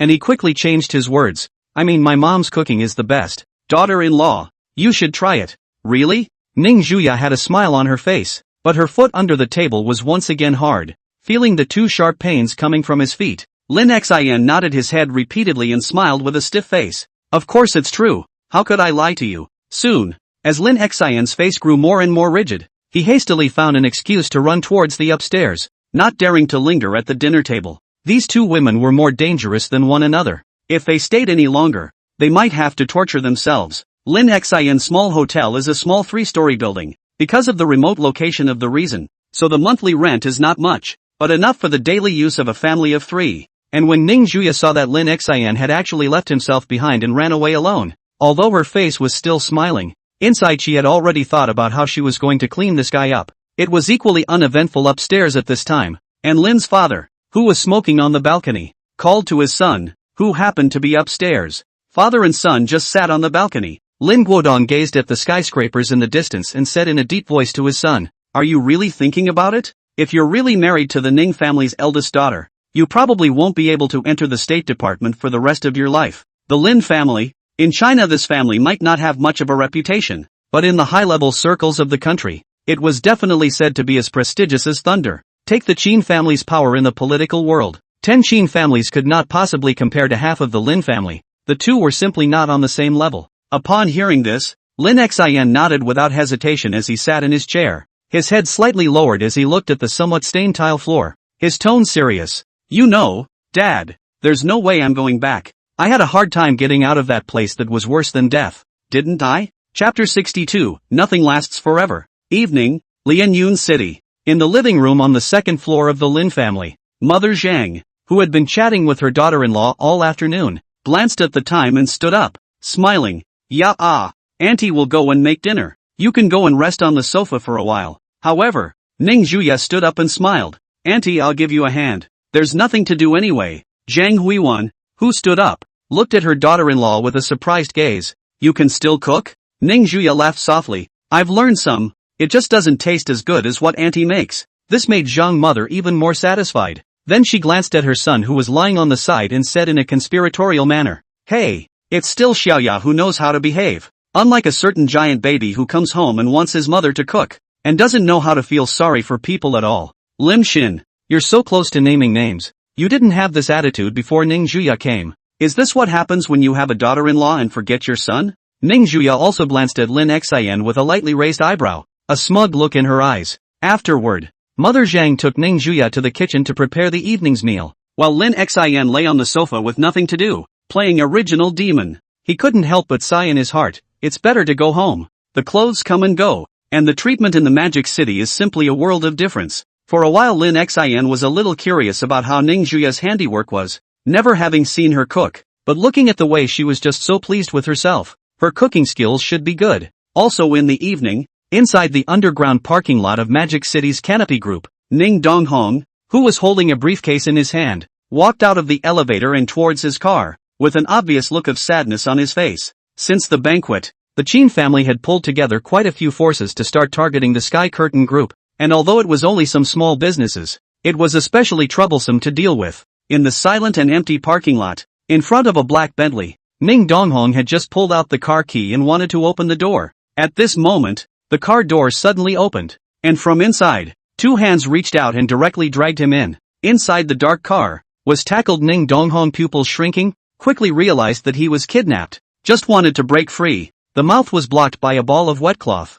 and soon the whole person, two eyes rolled, directly fainted. On the co-pilot, the man with the black baseball cap and mask glanced at the fainted Ning Donghong and instructed the driver, "Drive." Soon, at the exit of the underground parking lot of the Canopy Group, a black Bentley drove straight away from the place, with no one noticing any abnormality inside the car. At the same time, a group of people came outside the remote Ning family mansion. Two vans stopped in front of the mansion and 9 burly men stepped out of them, not covering their faces but just strutting down. Xiao Jie, dressed in a black hoodie, stepped out of the car without haste, a controller still in his hand. As soon as he flicked the switch, all the electronic equipment in a 1-kilometer radius around him would go into a state of paralysis. "Go and give Mrs. Ning a heads up," Xiao Jie instructed one of them, then directly sat down on the ground and did not rush to break into the mansion. His main goal was to try out Lin Xin's bottom line, and he didn't care about what happened to the Ning family and that man's plans. Night, Lianyun City. After the family's happy dinner,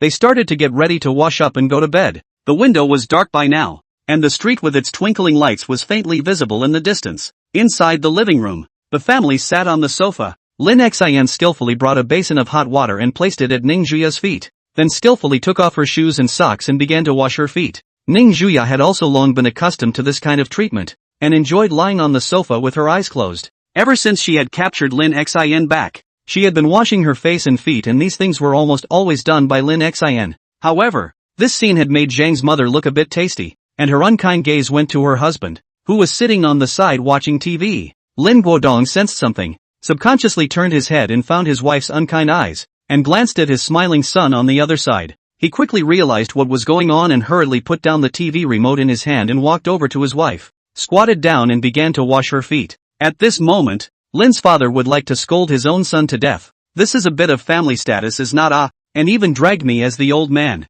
Ning Juya, who was lying on the sofa, looked at the intimate scene of the two old men, and inexplicably felt some envy in her heart. She envied Lin Xian for having such amiable parents, a kindred spirit she had never experienced. Lin Xian, who was on the side, didn't feel anything, washing Ning Juya's small pink and white feet without a word, and only after 5 minutes did he stand up and pour out the water. Come along, my dear princess. Lin Xian, who had returned from washing his hands, extended his hands to Ning Juya, who was lying on the sofa and didn't want to move, and the latter raised her chin and unfolded her arms. A moment later, Lin Xian directly picked up the barefoot Ning Juya and walked towards his room. The glistening white jade feet were still slightly red because they had just been washed with hot water, so they were just exposed to the air. Seeing this scene, Mother Zhang gave Father Lin a somewhat skeptical look, then shook her head inside. Forget it, you probably won't make it with that physique. Lin's father, who was wiping his hands, was immediately unhappy, directly put down the hand wipe in his hand and snorted coldly.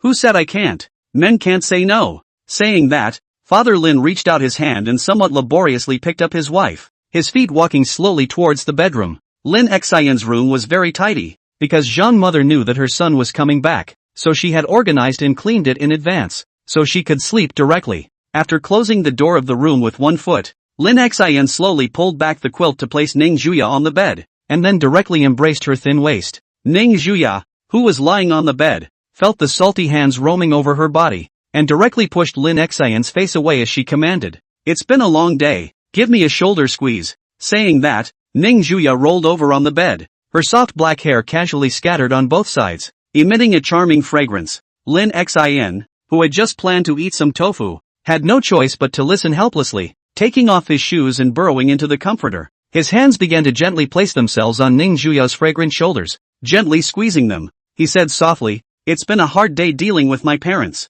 It's good to know. Ning Juya buried her head in the pillow, the tip of her nose filled with the hormonal odor of Lin Xian's body. Her tone languid. I've given so much to you. If you dare to leave me in the future, I promise to hunt you down to the ends of the earth and dismantle you. Lin Xian let out a bitter smile. Then when the time comes, please be merciful, wife. My body and bones can't withstand your tossing and turning. Upon hearing this, Ning Juya directly rolled over and reached out her hand to ruthlessly pinch Lin Xian's face, unhappily saying in a cold voice, your answer should be, never leave me for the rest of my life. Rephrase it for me. Lin Xian directly reached out and wrapped her into his arms, feeling the fragrant softness of her delicate body, and whispered in Ning Juya's ear, yes, I'll never leave you for the rest of my life. The two of us are going to be together all the time. Lights off. The two hold their hands together even when they sleep, thinking that by holding each other's hands, they can be with her/him forever. Chapter 63, The Qin Family Takes Action. In the early hours of the morning,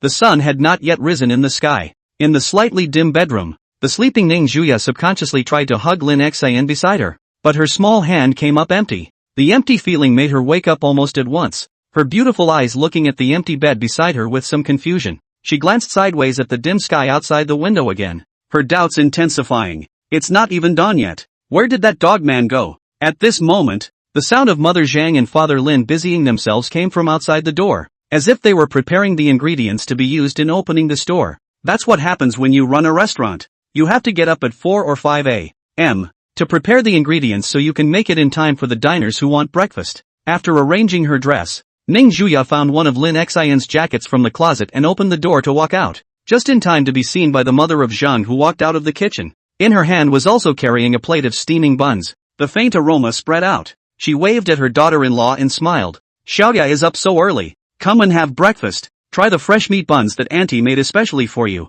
Thank you, Auntie. A sweet smile appeared on Ning Juya's face, and after scanning the living room, she inquired to Mother Zhang in a puzzled manner. By the way, Auntie, where is Lin Xin? I haven't seen anyone else since before dawn. Mother Zhang, who was busy with her work, smiled back. Shinny must be on the rooftop waiting for the sunrise at this hour. The boy has been waiting for the sunrise at this hour every day since he moved to this house. I don't know if he's obsessed or not. Saying that, Mother Zhang brought out another hot savory bun and placed it on the table. Smiling at Ning Juya, do you want to go up and take a look? And bring the buns up with you, or they'll probably be cold by the time he comes down. Good. Ning Juya nodded, wearing a pair of pink cotton slippers and picked up the 2 trays of buns and headed upstairs. On the other hand, Zhang Mother returned to the kitchen and started preparing to wash the vegetables and steam the steamed buns. At this time the 3rd floor rooftop, under the slightly dim sky, Lin Xin sat alone on a recliner, his eyes staring deep into the sky at the impending sunrise. It was a sight he had immensely longed for as a child,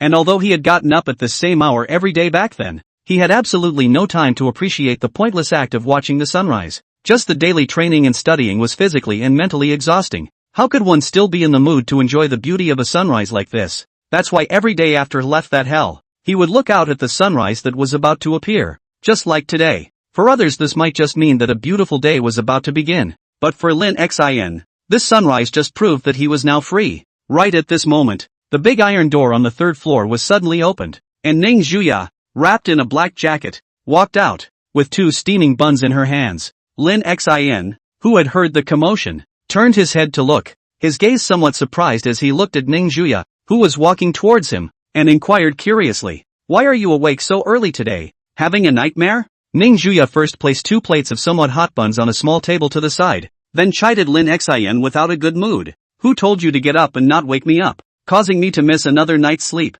This can also be blamed on me?" Lin Xin was dumbfounded. Was this just lying down and getting shot? Ning Juya glared at him, her gaze somewhat fierce. "What? You're not convinced?" Upon hearing this, Lin Xin scratched his head and laughed sardonically, wisely not uttering a backhanded remark, lest he cause bloodshed. Ning Juya looked at Lin Xin, who was lying on the recliner, and ordered in a cold voice, "Spread your arms out." Lin Xin obediently did as he was told and opened his arms to Ning Juya. Afterward, Ning Juya comfortably took off her slippers and curled into Lin Xin's arms like a haughty kitten, resting her head on his warm chest. Lin Xin casually picked up a bun and ate it, then casually said as he handed it to Ning Juya for a bite without any disdain, "How's the vibe feeling in my house?" Ning Juya chewed on the savory bun in her mouth, her eyebrows frowning slightly but swallowing it down, not understanding why Lin Xin was asking this question, and said indifferently, "Not bad. With parents like that it looks like you had a pretty happy life as a kid." Holding Ning Juya in his arms,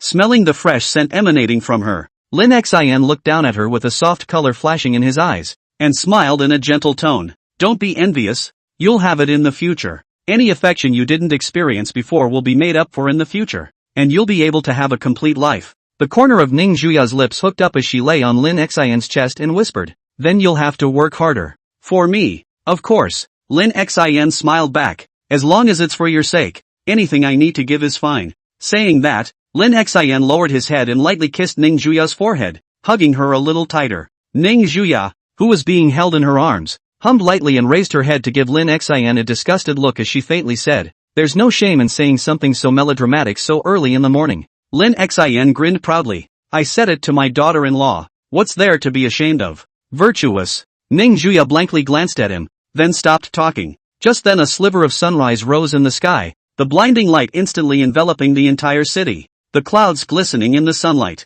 Lin Xin and Ning Juya's gazes were instantly attracted to them, snuggling close together and enjoying a moment of beauty. As the day dawned, many of the stores on the street below opened their doors and prepared for business, and many more were filled with workers out on their bikes for work. Some of them had a smile on their faces, a smile of hope for a new day, while others had a numbness on their faces, a lack of expectation for the day that was just around the corner. And on the quiet 3rd floor rooftop, Lin Xin and Ning Juya remained like that for half an hour before slowly getting up. Lin Xin yawned somewhat sleepily, turning his head to look at Ning Juya, who was still lying on the warm recliner, and inquired, "I'm going to get some more sleep. What about you?" Ning Juya, whose entire body was bathed in the warm sunlight, returned lazily, "I'll lie down a little longer." seeing the cozy look that appeared on her face. Lin Xin didn't say much and turned toward the stairs with the 2 empty plates. Ning Zhuya, on the other hand, was leisurely lying on the chair, and just as she was drifting off to sleep, the cell phone on her body rang.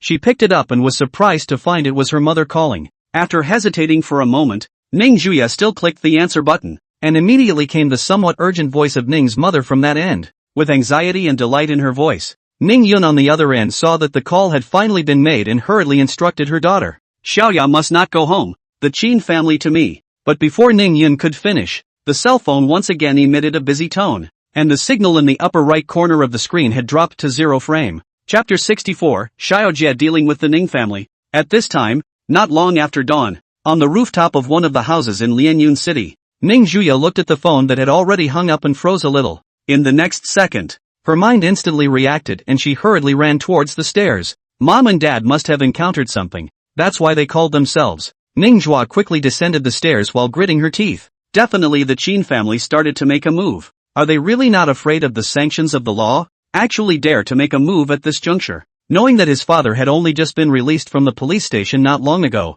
and that the eyes above must still be watching this matter, the Qin family had dared to make a direct move. Not being able to think about anything else, Ning Zhuya flew down the stairs and ran towards the car parked on the side of the road. Lin's father, who was cleaning up on the first floor and preparing for business, saw his daughter-in-law hurrying downstairs, and was just about to open his mouth to ask what had happened, when he saw Ning Zhuya directly get into the car, followed by a blast of the gas pedal and drove directly away from the place. At this time, on the second floor, Lin Xian was lying in the middle of his room and did not sleep, but his eyes were quietly gazing at the screen of his cell phone. At this moment, the screen displayed a map with 2 small red dots, one of which was leaving Lianyun City at an extremely fast speed. Can't get enough of you. Lin Xian put away his cell phone and sighed. Then after simply dressing, he slowly walked towards the stairs while dialing a number. Hey Ryoko, do me a favor. After a conversation, Li Liang on the other end of the phone was silent for a while, then said in a deep voice, have you really thought this through?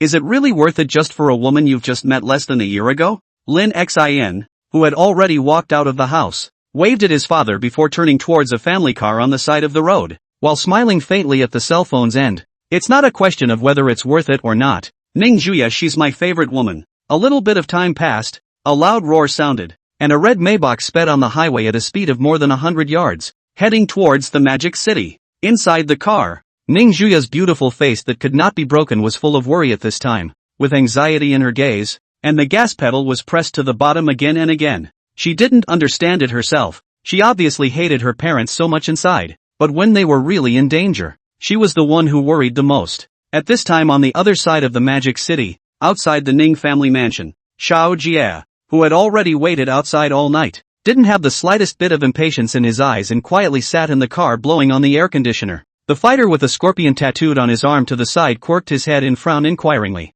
Brother Xiao, we've been waiting for so long, aren't we going to do anything yet? Why don't we take care of that old woman inside first, and then her daughter will surely throw herself into the net. Xiao Jie, who was resting his eyes with his eyes closed, returned in a flat tone. And then what? My goal isn't to deal with the Ning family. Now that my father isn't here, you'll all have to follow my orders. I'll take the blame if anything goes wrong, so relax your minds. After saying that, Xiao Jie stopped paying attention to the several people and waited quietly. And the tattooed man, several people looked at each other with helplessness in their eyes, and they had no choice but to follow Xiao Jie's instructions. They were only fighters trained by the Qin family, and their status in the Qin family was even lower than those bodyguards. So how would they dare to disobey the words of Xiao Jie, the future heir of the Qin family? At this time, inside the Ning family mansion, dressed in her regular clothes, Ning Yun's face was worried as she paced back and forth in the second-floor living room, her eyes occasionally glancing out the window at the Qin family thugs guarding the outside of the mansion.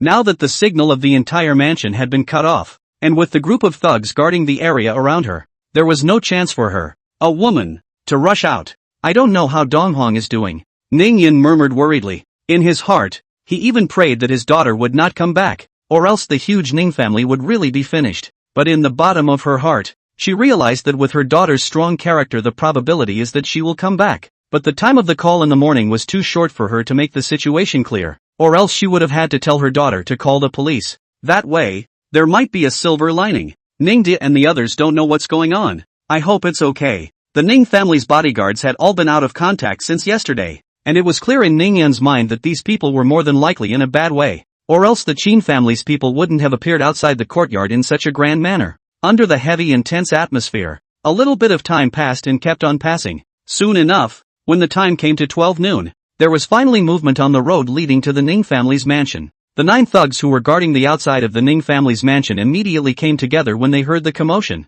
their gazes gazing at the end of the road not far away. On the road surrounded by trees on both sides, a red Maybach came rushing in, which was precisely Ning Juya's exclusive car. The tattooed man, who had long been impatient to get his hands dirty, hurriedly came to the van and asked Xiao Jia inside. Xiao, it should be the Ning family's eldest miss who has returned. Should we make a move now? No need for him to remind Xiao Jia, who was lying in the car, also heard the commotion and directly opened the car door and walked down. His eyes immediately noticed the red Maybach that was rapidly approaching not far away. However, his face soon revealed disappointment as he didn't see Lin Xian's figure in the car, and then waved his hand at a few beaters and ordered, "Get out of the way. Plus you can notify them all side to do it. And remember to wipe your tail." Yes. The tattooed man sniffed and immediately stepped aside and pulled out his cell phone and said something. Just a few seconds after a few thugs got out of the way, the red Maybach sped past and directly entered the mansion. Immediately afterward, the ear-piercing sound of brakes rang out, accompanied by the car door opening.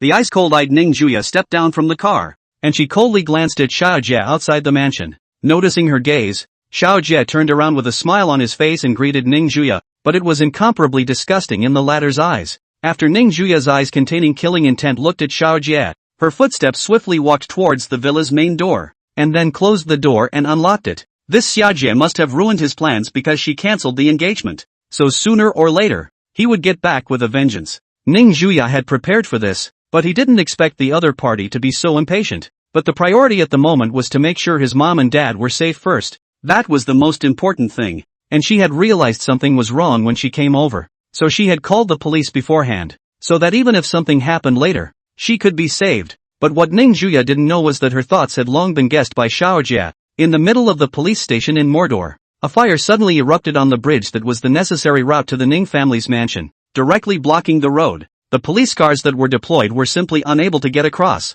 and coupled with the need to divert people from the neighborhood, it will be impossible to cross the bridge for at least an hour. Chapter 65, Crisis Comes? Qin Clan Gets It. Magic City. In the middle of a certain bar club, inside the clubhouse where the lights were red and the wine was green, it was a little too quiet at this time, and in the middle of the box, Qin Peng and Ning Donghong were sitting face to face. After leisurely drinking a mouthful of sake, Qin Peng smiled at Ning Donghong, who had an ugly expression on his face. "Brother Ning, how have you considered it? Now but time waits for no one. For the sake of a canopy group, are you going to abandon the safety of your wife and daughter?" Upon hearing this, Ning Donghong's eyes covered in red bloodshot filaments looked towards Qin Peng, who was sitting across from him, and opened his mouth with gritted teeth. "You shameless villain. For the sake of my Ning family's industry, you actually even did this kind of thing. Aren't you afraid of being prosecuted by the law afterward?" "Law?" Qin Peng snorted, shaking the wine glass in his hand, and coldly returned. "The law is supposed to bind you losers.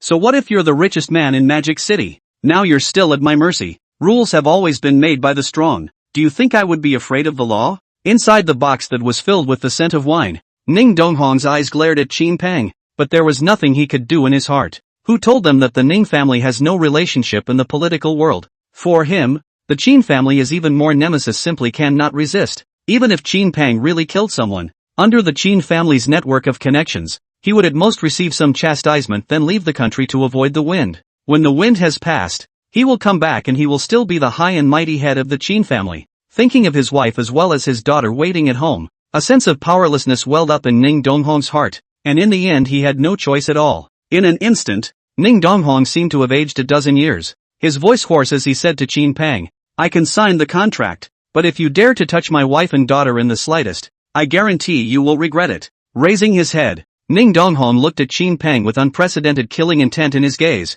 He had never hated someone to such an extent, but it is precisely this look that makes Qin Peng's heart even more determined. As long as you get the control of the Canopy Group, there is no need for Ning Donghong's family to exist. Thinking so, a smile appeared on Qin Peng's face, took the contract that was placed beside him and handed it over. "It's good that Brother Ning is able to think that way. Don't worry, your wife and daughter will be safe and sound." With that said, Qin Peng took out his cell phone and sent a message out to his son, telling him to stop. while also placing the phone in front of Ning Donghong. Ning Donghong looked at the message. The uneasiness in his heart stabilized a bit, and after hesitating, he still picked up the pen that was placed on the table and signed the equity transfer agreement. He and his wife each held 40% of the shares of the Canopy Group, and the remaining 20% was in the hands of those retail investors. As long as the Chin family wanted to, they could replace the chairman of the Sky Curtain Group with their own puppet tomorrow. And even though it didn't belong to the Chin family on the surface, it was enough. Because of being in the political world, some things still need to be avoided, which is also the main reason why the Chin family has so far only made a move on the Ning family. Chin Peng smiled and narrowed his eyes as he watched Ning Donghong sign his name on the agreement, but his heart was flooded with icy killing intent. He thought darkly to himself, without the Canopy Group, I'll see how you can fight with me, and then not only you and your wife, even your daughter will be at my mercy. Meanwhile, just as Ning Donghong signed the equity transfer agreement, on the other side, in the villa of the Ning family mansion, as soon as Ning Zhuya entered the door, she was pulled upstairs by Ning's mother, who had heard the commotion, and as she looked at the murderers outside the courtyard who had yet to make a move, she turned her head and chided her daughter anxiously. You child, I thought I told you not to come back. Can't you just listen to your mommy and stay honest and hide out so they can't find you? Looking at her mother's anxious appearance, Ning Zhuya's heart warmed up at the same time wanting to explain, but the words came to his lips but changed flavor. His voice cold. It's my own decision, not yours. As soon as these words left her mouth, Ning Zhuya's heart instantly regretted it. For more than 10 years she had long gotten used to using this attitude towards her parents. At those words, Ning mother's heart is even more angry, raised her hand to hit, but stopped in midair. Can't go down. Her face is even more unsightly. Can't. Right at this moment, the group of people outside the mansion suddenly stirred, and all of them gathered together and rushed in towards the courtyard. Seeing this scene, Ning mother's heart was even more shocked, and she hurriedly pulled her daughter's hand and ran towards the utility room on the second floor, her eyes revealing panic. She is also a woman. The first time she encountered this kind of thing, her heart said that it is not afraid are not true, even if it is dead, at least to save their own daughter. Outside the mansion, looking at the 9 Chin family fighters who rushed into the mansion, Xiao Jie turned his cell phone off and did not intend to follow the man's arrangements. Everything was going according to his plan now, and although it was a little different from what was expected, Xiao Jie believed that Lin Xin would definitely come. While walking into the mansion, Xiao Jie, whose face was calm, muttered to himself, Lin Xin, you mustn't let me down. And at this time a group of thugs had already walked to the door, looked at each other, and then the leader of the tattooed man backed up a few steps, and then ran up and fiercely kicked the door of the villa directly. Although their status in the Chin family was very low, their strength was not at all comparable to those bodyguards, and those who could be the Chin family's thugs more or less carried some stains on their bodies, which was why they came to work as thugs for people. With the villa's door kicked open with a boom, the remaining 8 fighters immediately rushed toward the second floor, their faces brimming with excitement. I heard that the Ning family's eldest miss is a famous high cold beauty in Magic City. Some physical contact on the way to subdue each other is also very normal, right? As people who roam on the edge of crime, their bottom line is inherently lower than that of ordinary people, and they naturally have no qualms about doing what they do. At this time, in the darkened utility room, Ning's mother covered her daughter's mouth with some fear in the bottom of her eyes and hid behind the door, not daring to emit half a bit of noise. Inside the quiet utility room, the mother and daughter's breaths were subconsciously lowered a bit, fearing that the thugs would notice that something was wrong. And at that moment, those thugs were searching along the rooms on the second floor, and they could already hear noisy and chaotic footsteps approaching in their ears. The sound of conversation came from outside the door. Damn, where are you hiding? When I find you, I have to let you know the power of my cannon god. Hurry up and look for it. People are probably in these last few rooms. All look carefully, or else Brother Fong won't spare us later. The footsteps seemed to skim right past the utility room, heading directly toward the last few rooms in the hallway, the sound fading away. Just when the mother of Ning thought to have escaped, inwardly just a sigh of relief. This time the door of the utility room is being violently kicked afoot. Chapter 66, Moments of Crisis. The door of the utility room boomed a sound. Scared Ning Zhuya body trembling, Ning mother hastily patted her back to comfort. It's okay, they can't get in here with mommy here. Ning Zhuya, on the other hand, was holding a crowbar tightly in her hand, so if those thugs rushed in, she would have to fight.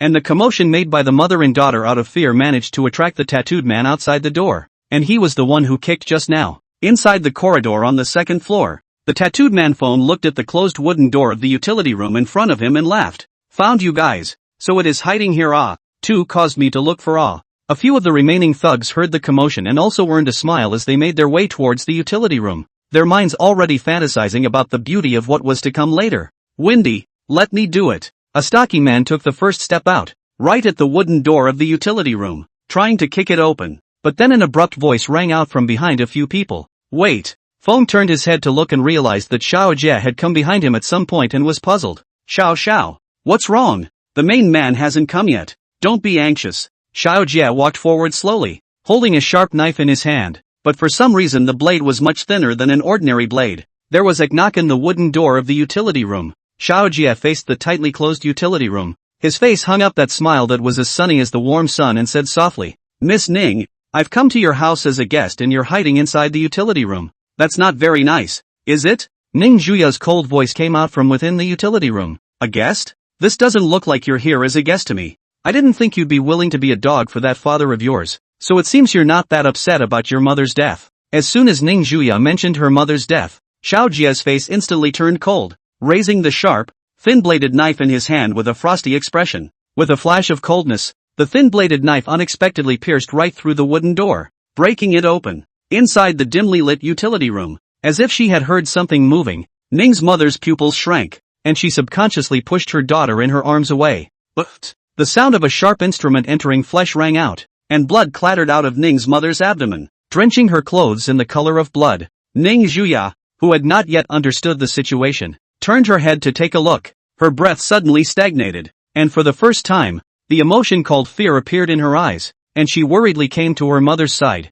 helping her cover the wound that kept on bleeding. She worried, Mom, are you okay? Blood flowed down from the corner of Ning's mother's mouth, as if she had foreseen her own death, and smiled as she hugged her daughter, her voice trembling. Mom's fine. It's been a while since I've heard you call me that, and Mom's really happy right now. Ning Zhuya's face was anxious as she was held in her mother's arms, wanting to help cover her wounds to stop the bleeding, but she was held tightly by her mother. Ning Zhuya anxiously said, Mom, you. But before she could finish her sentence, Mother Ning interrupted what her daughter was about to say. Feeling her body growing weaker and her head spinning, she knew that there was not much time left for her. Outside the utility room, Xiao Jie drew out his thin-bladed knife, looking at the blood on it and the commotion emanating from within, and fell silent, and the few hitmen led by Feng were laughing out madly. Obviously a big matter of human life is a big matter of life but without any scruples. Laughing out loud. Ha ha, Xiao is really good at accuracy. I didn't expect to hit it with one cut.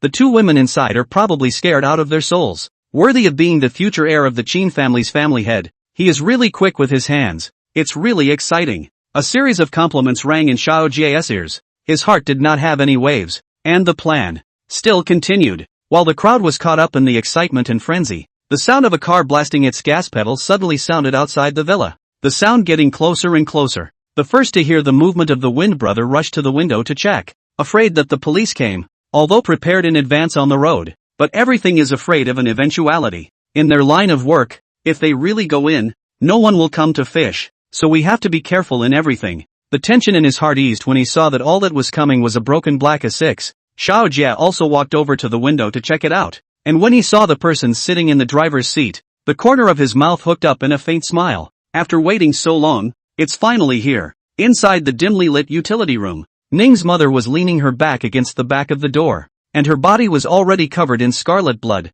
which was particularly oozy to look at. She hugged her daughter tightly, her eyes somewhat vacant as she looked at the blood-soaked ground, her voice weak and feeble, her lips already white. I'm sorry Xiaoya.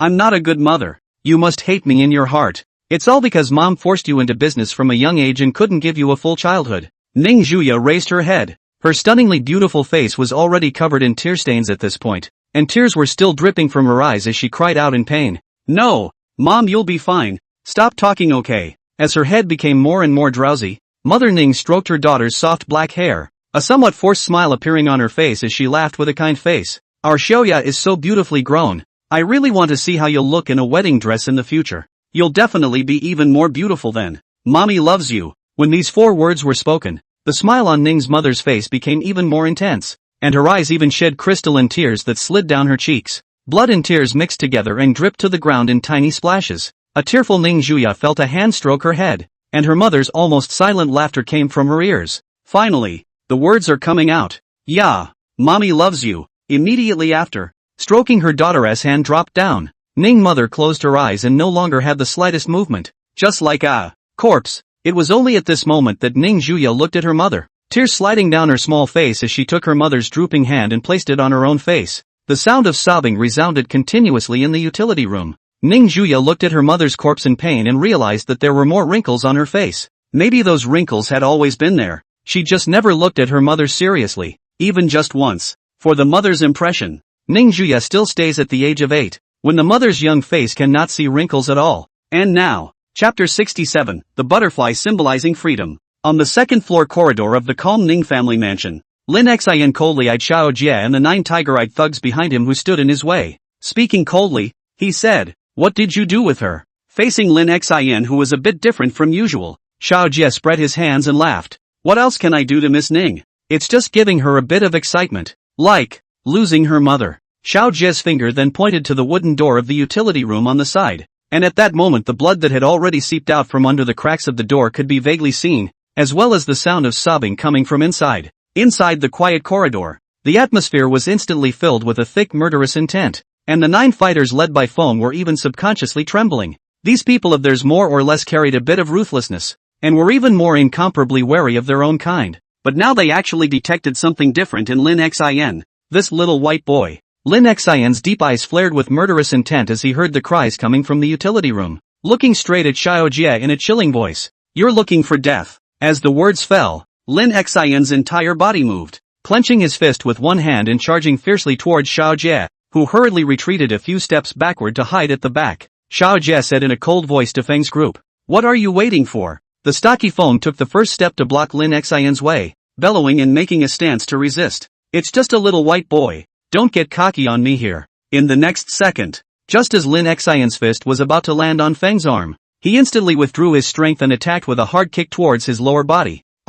Feng's face suddenly changed. His eyes widened. His expression twisted together in a difficult way as he looked at Lin Xin and gritted his teeth. "You scumbag." Immediately afterward, Lin Xin kicked out once again, directly knocking the physically powerless Feng to the ground. Looking at the crotch-damaged Feng, the remaining 8 minions couldn't help but shrink their legs as well. But what immediately followed was anger. They are all people whose hands have been stained with human life, but they were actually scared by a white boy. If this spreads out, do they still want to mix in this business? "Brat, you're looking for death. Let's see if I don't kill you. Brother Gun, you damn well go along with that old woman." Looking at the 8 fighters rushing towards him, Lin Xin had no fear in his eyes at all. As far as this kind of goods were concerned, he didn't know how many of them he had packed up before. And Xiao Jie, who was hiding on the sidelines watching the scene with a smile at the corner of his mouth, surveyed the scene, watching Lin Xin alone actually suppress the 8 fighters to death. His heart was nothing but happy. He had gambled right.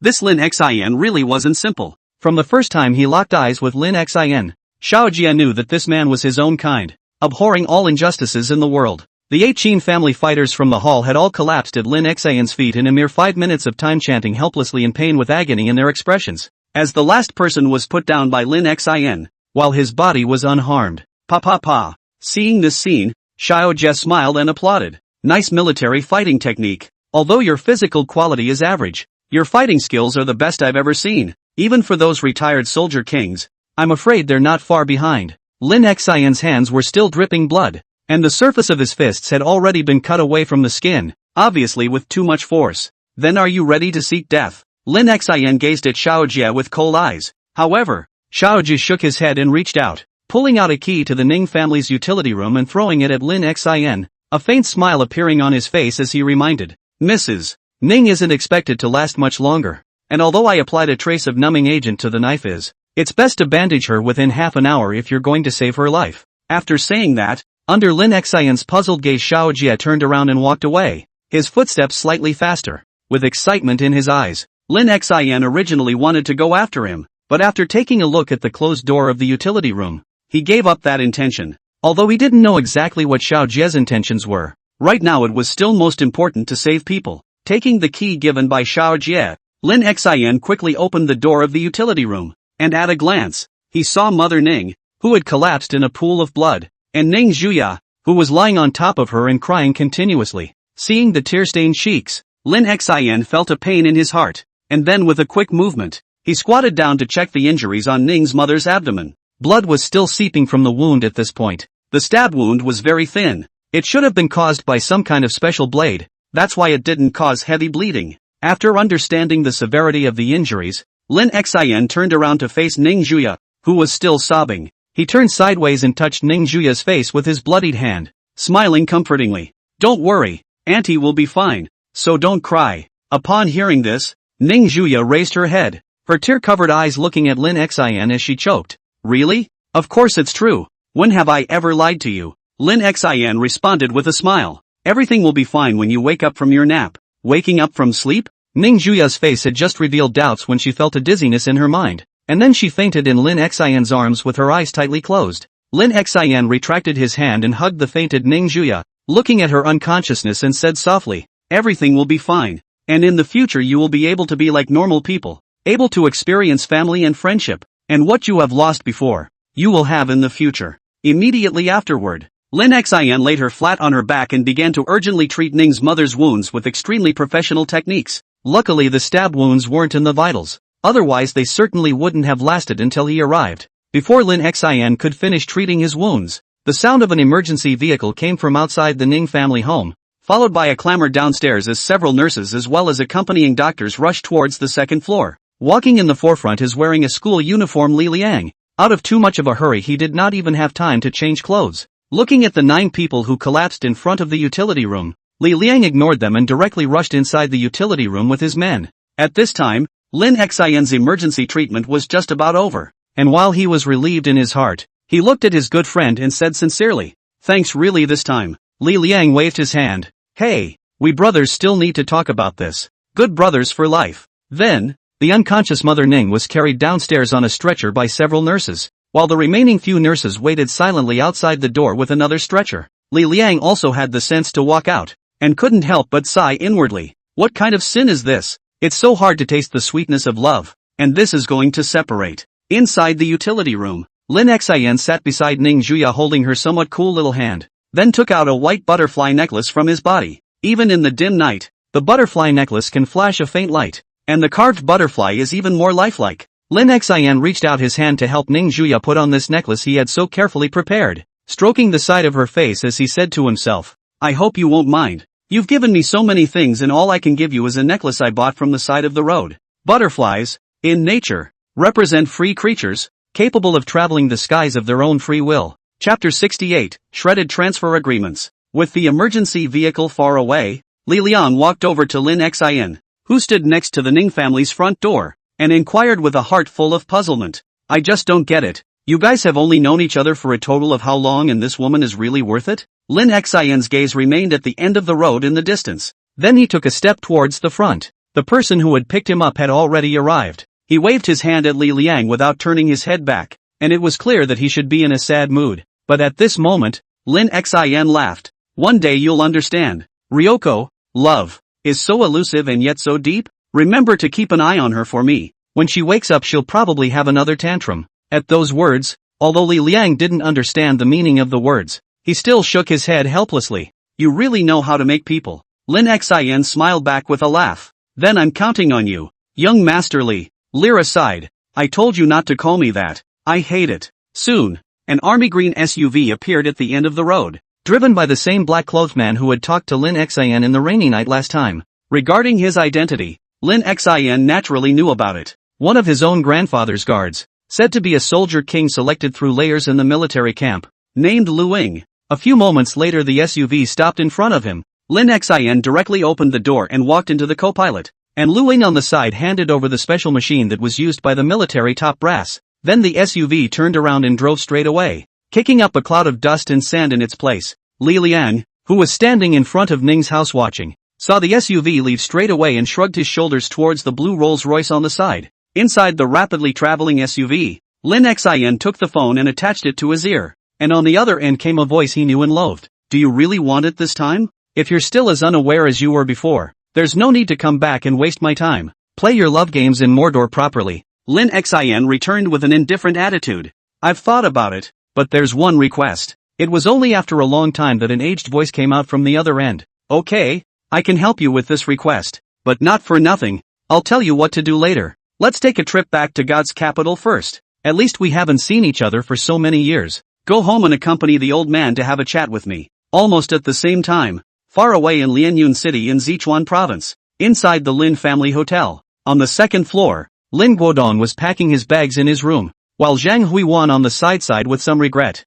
I'm kinda fond of that kid Sayaka. How nice it would be if Shin was from a normal family. Lin Guodong, who had packed his bags, stood up and patted his wife's shoulder comfortingly. Come on, it's not like we won't see each other again, don't make it sound like a goodbye. Immediately after the couple pulled their large and small luggage into a commercial vehicle, the driver sitting in the driver's seat, Xiao Li, twisted his head and smiled at the two old men. My lord and lady, it's been a long time. Lin nodded, let out a hum and leaned his back on the seat and faintly said, drive. I don't know when I'll be able to come back even if I leave this time, so this kind of uneventful life is actually quite good. Then the business car slowly headed in the direction out of town. In a certain high-end villa in Magic City, the three Qin Peng brothers were sitting on the sofa in the living room with a smile on their faces, and an equity transfer document was placed on the coffee table. Qin Peng drank a mouthful of grin after sitting on the sofa and laughed cheerfully. After waiting for so many years, we finally have the Sky Curtain Group in our hands, and it's really hard for the Ning family to manipulate this huge group for our Qin family for so many years. The two people sitting on either side, Qin Wuha and Qin Hui, also laughed in agreement, but in their hearts, they were calculating how to snatch the Canopy Group into their hands. This equity transfer agreement can be in anyone's hands, but it can never be placed in the hands of one's own big brother. And at this moment, Qin Peng's mind was fantasizing about the future Qin family calling the shots in the political and business world, laughing even louder. Just as the three of them were having their own thoughts, the door of the Qin family villa was suddenly forced open with a kick, followed by a group of well-trained soldiers barging in. Nobody move. The leading captain pointed his gun at Qin Peng and the others and snapped, we're from the Special Operations Division. If you don't want to die, crouch on the ground with your hands on your head. Seeing this, the rest of the soldiers also raised the guns in their hands and pointed them at the two Qin Wuha, frightening the three of them to the point that their legs and feet went weak. Suddenly barging in with so many soldiers, Qin Peng first panicked, then thought of something, stood up with a strong bottom and rebuked the leading soldier captain. What unit are you from and do you know where this is? Army Commander Long and I are old friends. In broad daylight, you actually dare to force your way into people's homes. Do you want to revolt? Qin Wuha hurriedly got up and chimed in. That's right. You guys must be looking for the wrong person. The hat of rebellion was snapped down. The leading captain did not have the slightest fear on his face. His eyes coldly stared at Qin Peng and gave an ultimatum. I'm going to give you one last chance to crouch down and put your hands on your head. But how can the pampered Qin Peng listen to the command of a big-headed soldier? That is not a loss of identity. Qin Peng was just about to open his mouth to rebuke, but his words ended abruptly. The leader of the captain did not hesitate to pull the trigger in his hand, only to hear a bang sound. A bullet with a tongue of fire from the barrel of the gun hit Qin Peng's leg accurately and precisely. In the silent villa area, a gunshot instantly startled a number of rich people who were resting, thinking that some kind of terrorist attack had occurred, and hurriedly hid close by. And at this moment, in the Qin family villa, Qin Peng's miserable screams echoed all around, and the originally tidy ground had been dyed red with blood. Qin Wuat and Qin Hui, who were trying to open their mouths, were even more terrified. Their eyes looked at their older brother who was screaming miserably in fear, and after reacting, they hurriedly walked to the side and crouched down with their heads in their hands. These soldiers actually dared to really shoot. The source was definitely not small. It seemed like their Qin family was going to be in big trouble. The captain put away his gun. His eyes coldly gazed at Qin Peng, who was still screaming miserably, then walked over to the coffee table and picked up the share transfer agreement of the Sky Curtain Group. Indeed is the original. With a tear sound, the confetti flying in the sky, into scattered fragments floating down to the ground. With that, he turned his head to look at Qin Peng, and the captain opened his mouth in a businesslike manner. Qin Peng, you are suspected of illegal business and other suspicions. You are restricted to surrender to the police station within 5 days to cooperate with the investigation. Otherwise the police station will arrest you in the name of admitting the charges. After saying that, the captain directly turned around and walked towards the outside of the villa, and the rest of the soldiers quickly followed. A group of people come and go quickly, but the Qin family, this time just a beginning. Chapter 69, Autumn represents thoughts. At night, in a certain upscale ward of the Magic City Hospital, dressed in a white hospital gown, Ning Zhuya opened her eyes in a daze and looked at the unfamiliar ceiling. The whole person instantly woke up from the hospital bed and sat up. Is this at the hospital? Where's Mom? It was also at this moment that the door to the ward was pushed open, and Ning Donghong, whose figure was somewhat haggard, walked in, carrying a lunchbox in his hand. When he pushed open the door and saw his daughter, who had woken up, a flash of joy appeared on his face and he said happily, Yeah, you're awake. Ning Donghong closed the door of the hospital room with a happy face, carried the lunchbox and walked over to the bedside, inquiring, "How's it going? Is there anything wrong? Do you want me to get a doctor to come over and take a look?" Ning Juya scanned the unfamiliar hospital room and looked towards her father, inquiring with some fear in her heart. Mom, how is she?" Hearing the name Mom, Ning Donghong, who was in the process of opening the lunchbox, was clearly stunned and looked at his daughter for a few seconds. How long has it been since he heard those two words?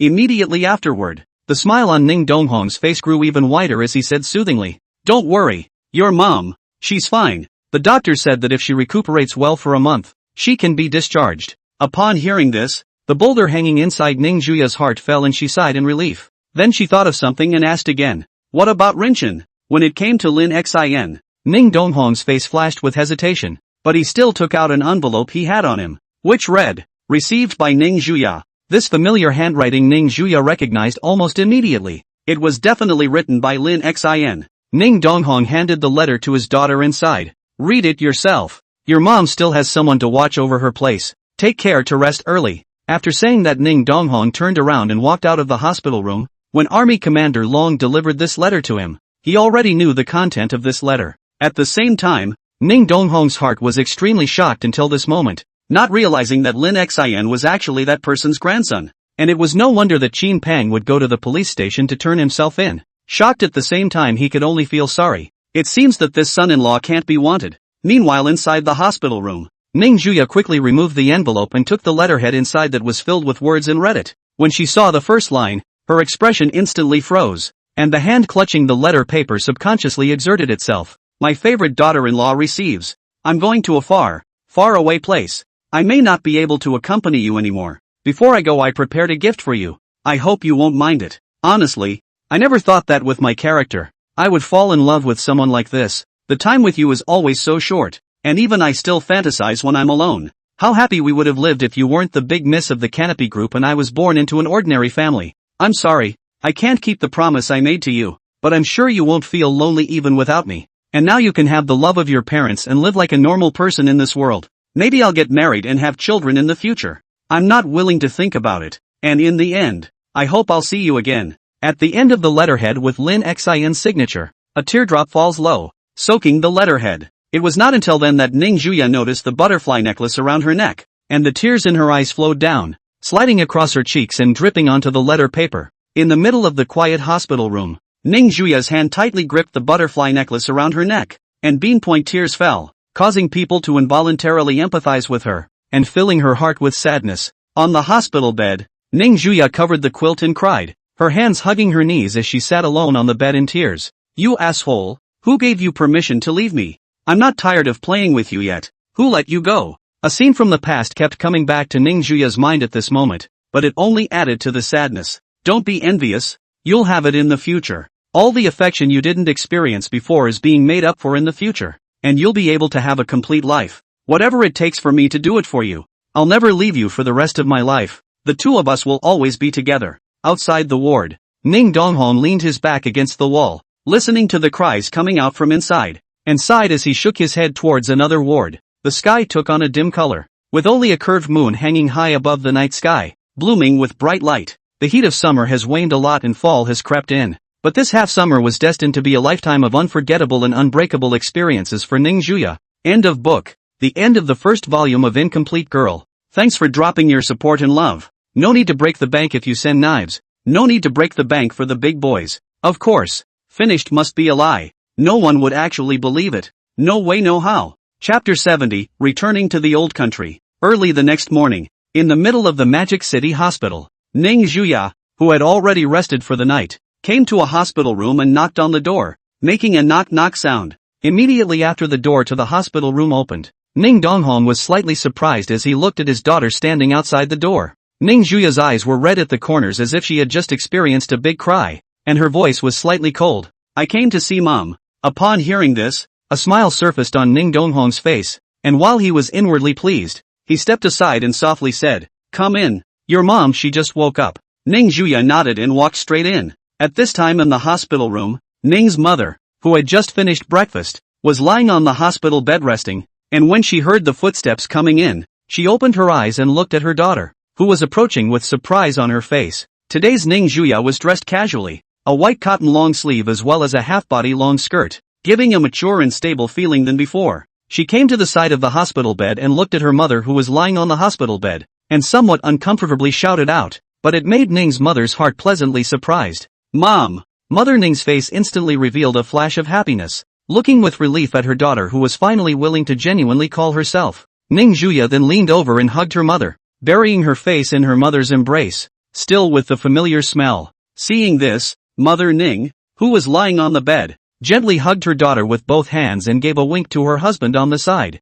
signaling him to go out. However, Ning Donghong was not happy, and immediately came to his daughter's side, giggling. "Yeah, Daddy's here too. Want a hug from Daddy?" But unfortunately, Ning Juya, who was immersed in her mother's embrace, didn't pay attention to her father's words. Seeing this, Ning's mother in the hospital bed smiled while giving her husband a smug look, then gently patted her daughter's back. After so many years, the family was finally able to experience kinship again. The divine capital, as the center of power in China, is far more prosperous than the Magic City, and is considered to be the most prosperous in the country. Not to mention that it is also of great commemorative significance. There is no real leader in the country of China in name. The highest executive body is the Führer's House, which is governed by 4 old men. Under the Führer's House, however, were the major departments of the state of China as well as the ruling ministry headed by the 8 ruling chiefs, which specialized in handling matters from all over the world, and then filtered them before passing them on to the Führer's House.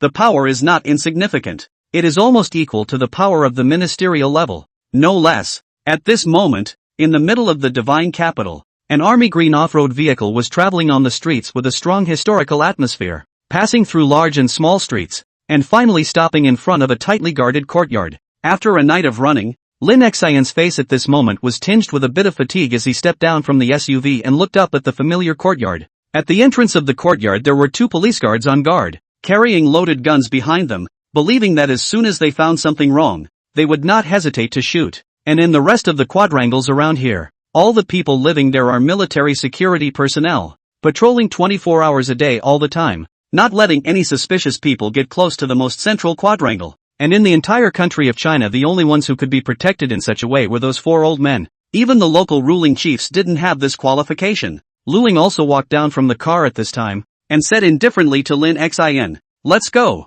Elder Lin has been waiting for you for a long time." Saying that, he took the lead and stepped towards the courtyard. Lin Xian's reminiscent gaze retracted and followed. That's right, his grandfather is one of the 4 heads of state nowadays, and because of his name, he was nicknamed Jinghua, Lin Jinghua. Even if you look at the entire country, there are only a handful of people who can match your grandfather in terms of prestige. Memory of the familiar layout of the courtyard. So far there has not been much change, as if the time frame did not have any change. Lin Xian followed behind Lu Ying, and through the courtyard came the sound of running water in his ears, the sound of fish leaping into the water of the pond in the courtyard. A few minutes later, the 2 stopped in front of a house in the deepest part of the courtyard. Lu Ying stepped forward and gently knocked on the door with a respectful voice. "Elder Lin, your grandson Lin Xian has returned." A few moments later, a voice came from inside the house. "Let him in." Lu Ying nodded and moved aside to signal Lin Xian to enter. After standing in front of the house and hesitating for a moment, Lin Xian inwardly pushed the door into the house with a touch of fear,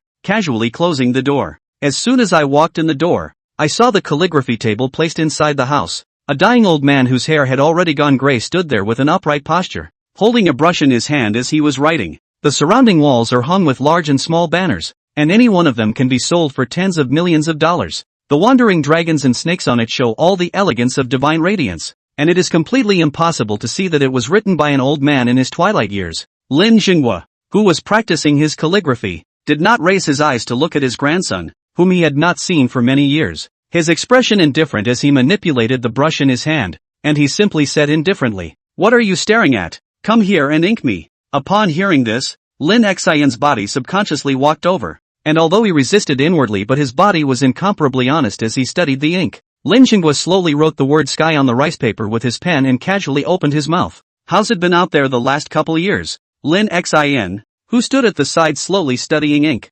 calmly returned. "Very good. Yes." Lin Jinghua once again wrote down the word line, and his aged voice laughed in a low and powerful voice. "You've had a good life, but it's the old man. I'm so lonely without a companion by my side. That asshole grandson rarely comes back again." leaving me all alone. Lin Xin was silent and didn't say anything, just put the researched ink aside. Lin Jinghua, on the other hand, wrote down word after word, eventually becoming a sentence. Lin Xin looked at the rice paper. The sky walks healthy. The gentleman to self-improvement, said faintly. Your calligraphy has improved a lot. Lin Jinghua also looked at the words in front of him with satisfaction, put down the brush in his hand, turned around and walked to a side chair to sit down. The old man said in a deep voice, I helped you take care of the Qin family, and you also promised me a condition. It just so happens that I need someone to take care of something here, so I'll leave it to you. I hope you haven't forgotten everything I taught you. Saying that, Lin Jinghua took out a document from a drawer that arrived only yesterday and placed it on the table while shouting to the outside. Lu Ying, come in. The next second the door to the house was pushed open and Lu Ying walked in, saying respectfully to the old man sitting in his seat, Elder Lin, what are your orders? Lin Jinghua took a sip of water from the teacup on the side and pursed his lips before instructing him. You can accompany Shin on that trip to Chuan province, and restore his file in the meantime. You don't have to do anything this time in the past, just protect Xiao Xian's safety and don't interfere in this matter. Upon hearing this, Lu Ying respectfully responded. Not long after, Lin Xian followed Lu Ying out of this room, while Lin Jinghua inside the house dialed a phone. Hey, it's me. Pull back all the people in Chuan province. Chapter 71, It's better to let go of regrets than to lose them with this. With Qin Peng went to the police station to accept the investigation. The large Qin family was on edge for a time. Can let their own head of the family to go to willingly accept the investigation. That behind the power must be how big to know that in the devil's capital. Even that military commander Long who controlled the devil's capital military region had to be courteous to the head of the family, which was enough to show how huge the Qin family's power was. Late at night, in the middle of the Qin family villa, a figure silently opened the door to Qin Peng's room and began to rummage around as if looking for something. Inside Qin Peng's room, Xiao Jie searched the corners of the room with his brows furrowed, and after a moment, his gaze went to the bookcase in the very center. It was filled with a wide array of various books, so it looked much larger than the average bookcase. Xiao Jie walked over to the bookcase and discreetly took down one of the books with his rubber-gloved hand, then tapped his hand inside. Knock knock. Hearing the subtle echoes, Xiao Jie's pupil slightly shrunk, his face showing a touch of joy. Finally he had found it. Then he began to remove the books from the bookcase and set them aside, opening the hidden compartment in which a small safe lay quietly. After waiting for so many years, I've finally found the opportunity. Lin Xin, I really have to thank you. If it wasn't what he expected, this safe should contain the USB flash drive containing Qin Peng's dealings with the offshore, the entire Qin family, at least 100 people in the fighter, but also all the hands of the bloodstain outlaws.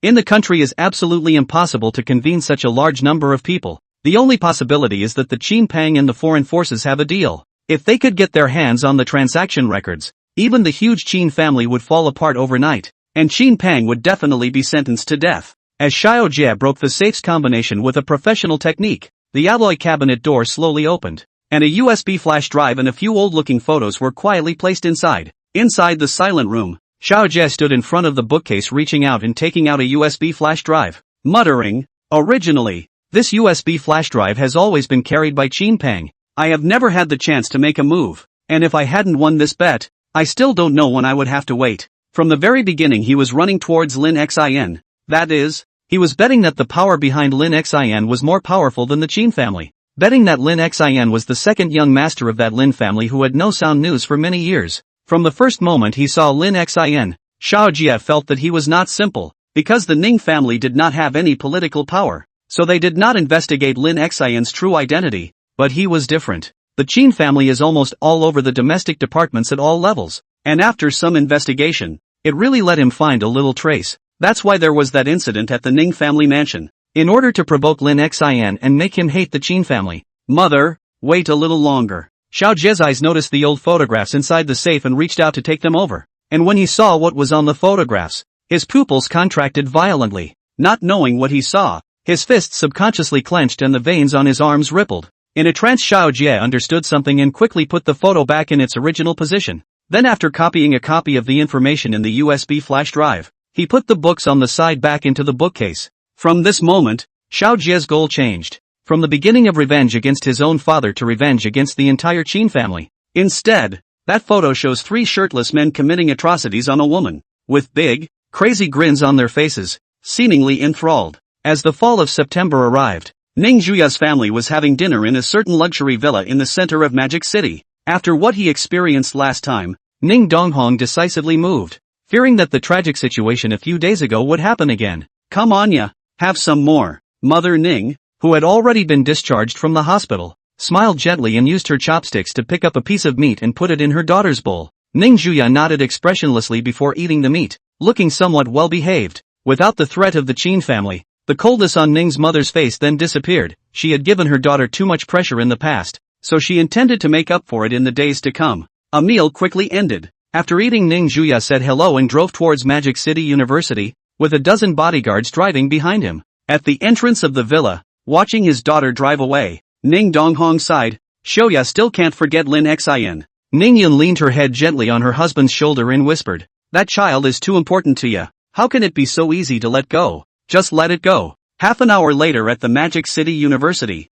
a red Maybach stopped, and the cold-faced Ning Juya walked down from the car. It so happened that Qinshi, who had already finished her classes at this time, walked out from the school's entrance, and at a glance, she saw Ning Juya, who was walking this way, and her footsteps stopped. Ning Juya, who was walking head-on, also saw her, but didn't have the intention to pay any attention to her, and walked directly towards the school grounds. Just as she brushed past Qinshi, she only heard Qinshi, who was holding a book in her arms, say in a calm voice, why are you here? Upon hearing this, Ning Juya's advancing steps stopped, turned her head and gave Qinshi a cold look as she coldly said, this is a school, why can't I be here? As the two opened their mouths, the atmosphere around them immediately became oppressive. Turning around, Qinshi's face was calm as he locked eyes with Ning Juya and opened his mouth. I've heard everything from Li Liang, and I know about Lin Xin's identity, but why are you showing up at school now looking like you have nothing better to do? Said Qinshi's emotions began to get a little agitated,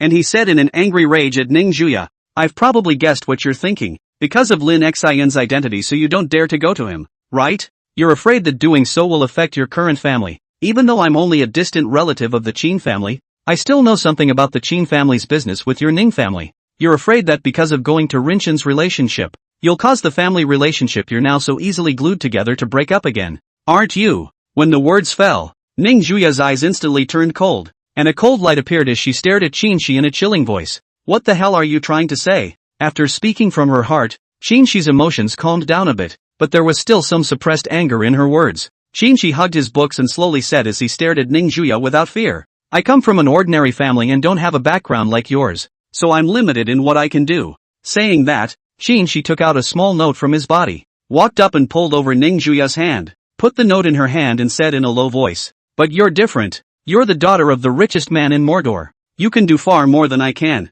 This was given to me by Lin Xin's homeroom teacher, so you're on your own. After saying that, Qinshi left without looking back. To her this was not a torture. After all, this might be her last chance with Lin Xin, but now she had to give this chance to her enemy. Looking at Qinshi's back as he left, Ning Juya spread out the small note in her hand, which had an address written on it, Chuan Province, Smoke City. Looking at the address in her hand, Ning Juya raised her hand and touched the necklace around her neck, and under the sunlight, the small white butterfly glittered. Are we going to be together all the time? The cold autumn wind echoed in the ears. The leaves at the school gate were blown rustling, a few yellow leaves floating down with the wind. Ning Juya, who was standing still at the school entrance, suddenly clenched the note in her hand and turned around to dart towards the car parked at the side of the road. She didn't know if it was the right thing to do, or what the aftermath would do to her hard-to-recover family, but Ning Juya understood that if she didn't go, she would definitely regret it later. She didn't want to be remorseful, and rather than live in a future filled with regret, she would chase after him towards him in the here and now.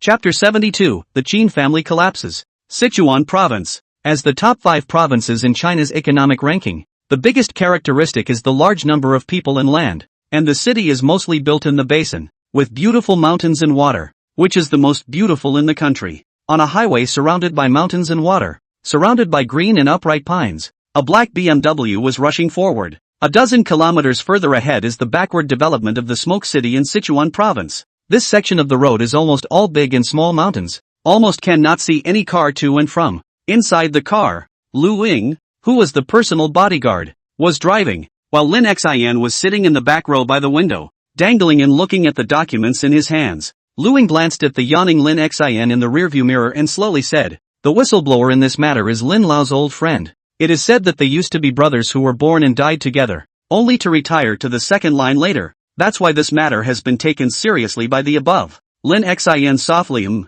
page by page, looking at the information in his hand from the investigation, faintly said, I didn't expect to come across something like this these days. A millionaire raping and murdering a freshly graduated college girl. Lu Ying's eyes flashed with disgust, obviously very resistant to these things, and then said, according to that person's confession indeed, but the police in Smoke City can't find any evidence at all right now, but they are also in the way of the person who called the police as Lin Lao's comrade in arms, and it's not good enough to just hang out to dry. That's why they made a scene to Lin Lao. That's true, but what does it have to do with me? I'm not some detective. Lin Xin put away the documents and shook his head, getting a bit of a headache, but Lu Ying didn't think so. He laughed. It's true that you're not much of a detective. After all, you're much more professional than a detective. Obviously, Lu Ying was very confident in Lin Xin. After all, as his instructor when he was a child, Lu Ying knew more about Lin Xin's abilities than anyone else. Soon, as another half hour passed, a standing city came into view after crossing a stretch of uphill sections. Once we entered the basin, the woods around us obviously started to diminish. The road wasn't as smooth, and the car shook up every now and then. At the Magic City airport, Ning Yun looked worriedly at her daughter who was about to depart, and just when she wanted to say something, she heard Ning Donghong, who was on the sidelines, laugh at her daughter. You have to be careful on this trip out. Bring that kid back to me. As for the rest you don't have to think much about it. The big deal is that I'll donate the Sky Curtain group to the country, so you won't have to have any scruples at that time. Dressed in a white lace jacket, Ning Juya nodded, giving off a feeling of innocence, and then turned around and walked onto the airplane. She didn't intend to bring any bodyguards with her this time to Sichuan province, and there was a ready-made all-around bodyguard waiting to be claimed over there anyway, and it always felt a little awkward to have a large group of people behind her watching her get a boyfriend. Under the watchful eyes of Ning's mother and father, the airplane slowly flew high into the sky, cutting a gash through the roiling white clouds, 10,000 meters above the sky. Ning Juya sat by the window looking at the sea of white clouds and the blinding sun outside the window of the plane and murmured,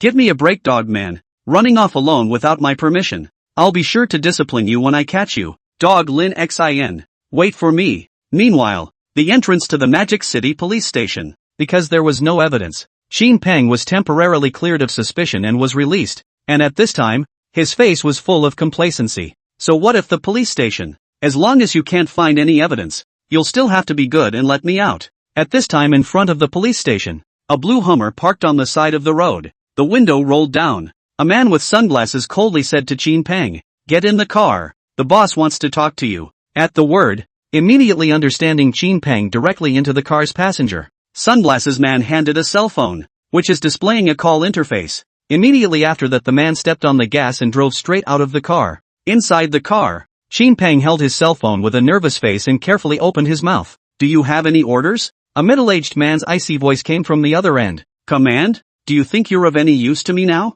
That one called Lin Xin is a member of the Divine Capital's Lin family. You dare to make a move without even investigating that useless thing. Now that your entire Qin family's network is paralyzed, but all those who have contact with your Qin family have all been taken away by the military for investigation. Do you think you're still useful to me?" "What?" When Qin Peng heard this, disbelief appeared on his face. As long as the officials associated with the Qin family are all taken away for investigation, that doesn't mean that the Qin family is ruined. At this moment Qin Peng seemed to have fallen into an abyss of 10,000 feet, his body leaning helplessly against the passenger seat. The voice on the other end then said, "Now I'll give you one last chance. That kid from the Lin family is estimated to have arrived in Smoke City by now. Go and finish him off for me. Never let him find out about the Smoke City matter. If you can't even get this done, there's no point in you existing." After saying that, the phone was hung up. Qin Peng's face was cloudy as he returned the cell phone to the man in sunglasses, not knowing what he was thinking in his heart. As the sunglasses man drove, he directly removed the phone card of his cell phone and threw it out, which was directly crushed by the passing cars. Chapter 73, Ning Juya goes to the Smoke City. At noon, in a hotel in Smoky City, the mayor of Smoky City organized a reception banquet especially for Lin Xin. This was not just because Lin Xin was the grandson of that person, but more importantly, Lin Xin himself had an official position and was as high as a brigadier general. Although it was just a white general without any power, it was enough for Wang Dfa to treat it with caution. Not to mention that he had heard a lot about Lin Xin. At the entrance of the hotel, Wang Defa, who was wearing a black Zhongshan suit and looked big-bellied, smiled and shook Lin Xin's hand in greeting. "Lin Xin, right? I've already heard from Lin Lao that Song Lao's matter is fully in your charge. as long as you ask. The city's resources are at your disposal. The several middle-aged men following Wang Defa also had kind faces, but their eyes were constantly glancing at Lin Xin. This was the rumored prodigy of the Lin family, and it didn't seem like anything special. Lin Xin politely extended his hand and smiled humbly. Then thank you, Uncle Wang, for your cooperation, and if I've done anything wrong, please bear with me. Hearing Lin Xin call himself an uncle, Wang Defa laughed and said, all of this is fine. We must know that this is the grandson of Lin Lao. Now he called his uncle. This face is really given enough. Then he waved his hand and laughed. You've worked hard all the way over. Uncle Wang is usually busy with his affairs, so he had to throw you a reception banquet in a hurry. Lin Xin, you don't mind. How come? Lin Xin followed towards the hotel, a smile like a spring breeze on his face. I'm overjoyed that you're still able to throw me a reception banquet in your busy schedule, Uncle Wang. As the two of them walked towards the hotel, Lu Ying, who was a personal bodyguard, naturally followed closely. When he saw that Lin Xin had already gotten on good terms with Mayor Wang in just a few words, he knew that what he had taught him before had certainly not been forgotten. Soon after arriving in the hotel's pre-prepared box, the waiters began to serve food one after another, a little nervous inside. After all of the city's several big names were present, and their hearts were even more curious about Lin Xin's identity. What kind of male son was this that could actually make Mayor Wang treat him with such caution? At the dinner table, Lin Xin didn't beat around the bush. All he wanted to do now was to finish the Smoke City matter and return to God's capital to have a good quiet time. I don't know how Ning Zhuya is doing now. I guess he's doing quite well. After some conversation, Mayor Wang, who was sitting opposite Lin Xin, placed the chopsticks in his hands and frowned. I've investigated this matter. The female college student who was raped and killed was not in a good condition at home. Originally, she should not have had the opportunity to study in the university, but then because of the support of the scholarships from the University of Smoke and Fireworks, she was able to hold out until she graduated from the university. But here's where the weirdness comes in. The owner of Tianming, who is listed as the biggest suspect, is a Yantai University bursary provider, providing over $500,000 in bursaries to Yantai University every year, both through the internet and through his own donations. $500,000 in grants, although in a developed city like Mordor is not much, may casually walk on the side of the road ordinary people can take out. But if you put it in an out-of-the-way city like Smoky, it would be an absolutely astronomical expense. Upon hearing this, Lin Xin, who was hearing about this for the first time, furrowed his brows and spoke in a low voice. That is, a company owner who has been taking at least 100 students to college every year raped and murdered the person he was sponsoring? Now things are a bit confusing. Then, according to this so-called boss of Tianming Company is simply a great benefactor. Then why did he murder a freshly graduated college girl again? Is there a grudge? But what kind of grudge can a freshly graduated college girl have against a company owner? These doubts continued to swirl in Lin Xin's mind until the meal was over. Mayor Wang and his party had official business to attend to, so they didn't stay long and took a car back to the municipal government building after chatting with Lin Xin for a few moments. Lin Xin and Lu Ying, on the other hand, walked aimlessly along the side of the road, observing the somewhat backward city, hoping to discover something. Lu Ying glanced at the old man walking on the side of the road and said softly, "Notice?" Lin Xin, who was walking in front of him, nodded, his eyes casually surveying the city as he said indifferently, "This Mayor Wang. No, I should say that this Mayor Wang and those people around him have problems. Their reaction is too calm. Calm is a bit uncharacteristic. If an ordinary person had a major event that alarmed the senior management of the divine capital in the area under their management, they would have long since panicked and couldn't wait to get rid of the trouble earlier. However, the same was not true for Wang Defa and his party, as Lin Xin did not see any anxiety or worry on their faces at all. Of course, if these people didn't care about this human life in the first place, then naturally that's a different story. However, in Lin Xin's opinion, they clearly belonged to a different category, and spoke in a flat tone. This matter is not expected to be so simple. It can't just be something like someone being raped and killed. It's expected that there's something bigger hiding behind it. The big dang mayor got involved and was even so confident that we wouldn't find any clues that he didn't even bother to pretend for a second. God's capital. Inside the Lin family's courtyard, Lin Jinghua sat swaying in the middle of the small courtyard, watching the carp swimming in the pond, with a military communicator in his hand, from which came the voice of another old man. Old Lin, you're really giving up well. Actually throwing your grandson into such a troublesome bureau, that's not something ordinary people can get involved with. Besides, haven't you already investigated pretty much everything, so you should be able to close the net? Why did you still send your grandson there? At those words, Lin Jinghua slowly returned. Don't worry about that. I'll take the blame if anything goes wrong, and if I can make him suffer a little bit that's even better. Early the next morning, an airplane slowly landed in the busiest city in Sichuan province. A long-haired, flowing silhouette stepped down and walked towards the outside of the airport with accelerated footsteps. Along the way, Ning Juya's national colorful face attracted a lot of people, causing a commotion. Because Smoke City was relatively backward, there was no airport built per se, so Ning Juya had no choice but to choose the closest airport to Smoke City. Now if you buy a car and drive there, it will take at least half a day, and I'm afraid it will take a lot of time to take a break in the middle. Hopefully, by the time she arrives, Lin Xin will still be in Smoke City and not have left. The chapters were misplaced. Chapter 71 has been restored. To make up for this Moncler outlet store mistake, I will reward you with an extra chapter today. Chapter 74, She's Coming. Your brother Lin's grandson, aren't you? You look exactly like him when he was young. Far away from the downtown area of the smoky city, inside an earthen house, Lin Xin and Luing both sat casually as an old man with a stooped back smiled and brought up 2 bowls of water. Lin Xin accepted it with a smile on both hands. Thank you, Grandpa Song. I came here this time to ask you something. The old man surnamed Song sighed and sat down on the chair with some difficulty. Sighing, actually, it's not the first time something like this has happened. That's why I'm bothering brother Lin for help. Afterwards, under the old man's narration, Lin Xin and Luing learned a lot more. For example, this is the 18th rape and murder case in Smoke City this year. This shocked Lin Xin inwardly. One case like this would be enough to cause a sensation, but just this year alone, as many as 18 cases had actually occurred in this small Smoke City. After chatting for a while, the old man's body couldn't hold out any longer. So after telling Lin Xin to pay attention to safety, he went straight into the house to sleep. But Lin Xin clearly saw the tears flowing from the corners of the old man's eyes the moment he turned around. His eyes filled with sorrow and despair. Then let's go too. Lin Xin sighed. He then fished out a bunch of long-prepared $100 bills from his body and placed them on the table. And then he and Luing turned to leave. The car starts and heads toward Yantai University. A red Rolls-Royce was speeding along the only major road leading to Smoke City, only 100 kilometers away. Thinking that she would be able to see Lin Xin soon, Ning Juya couldn't help but speed up her car once again.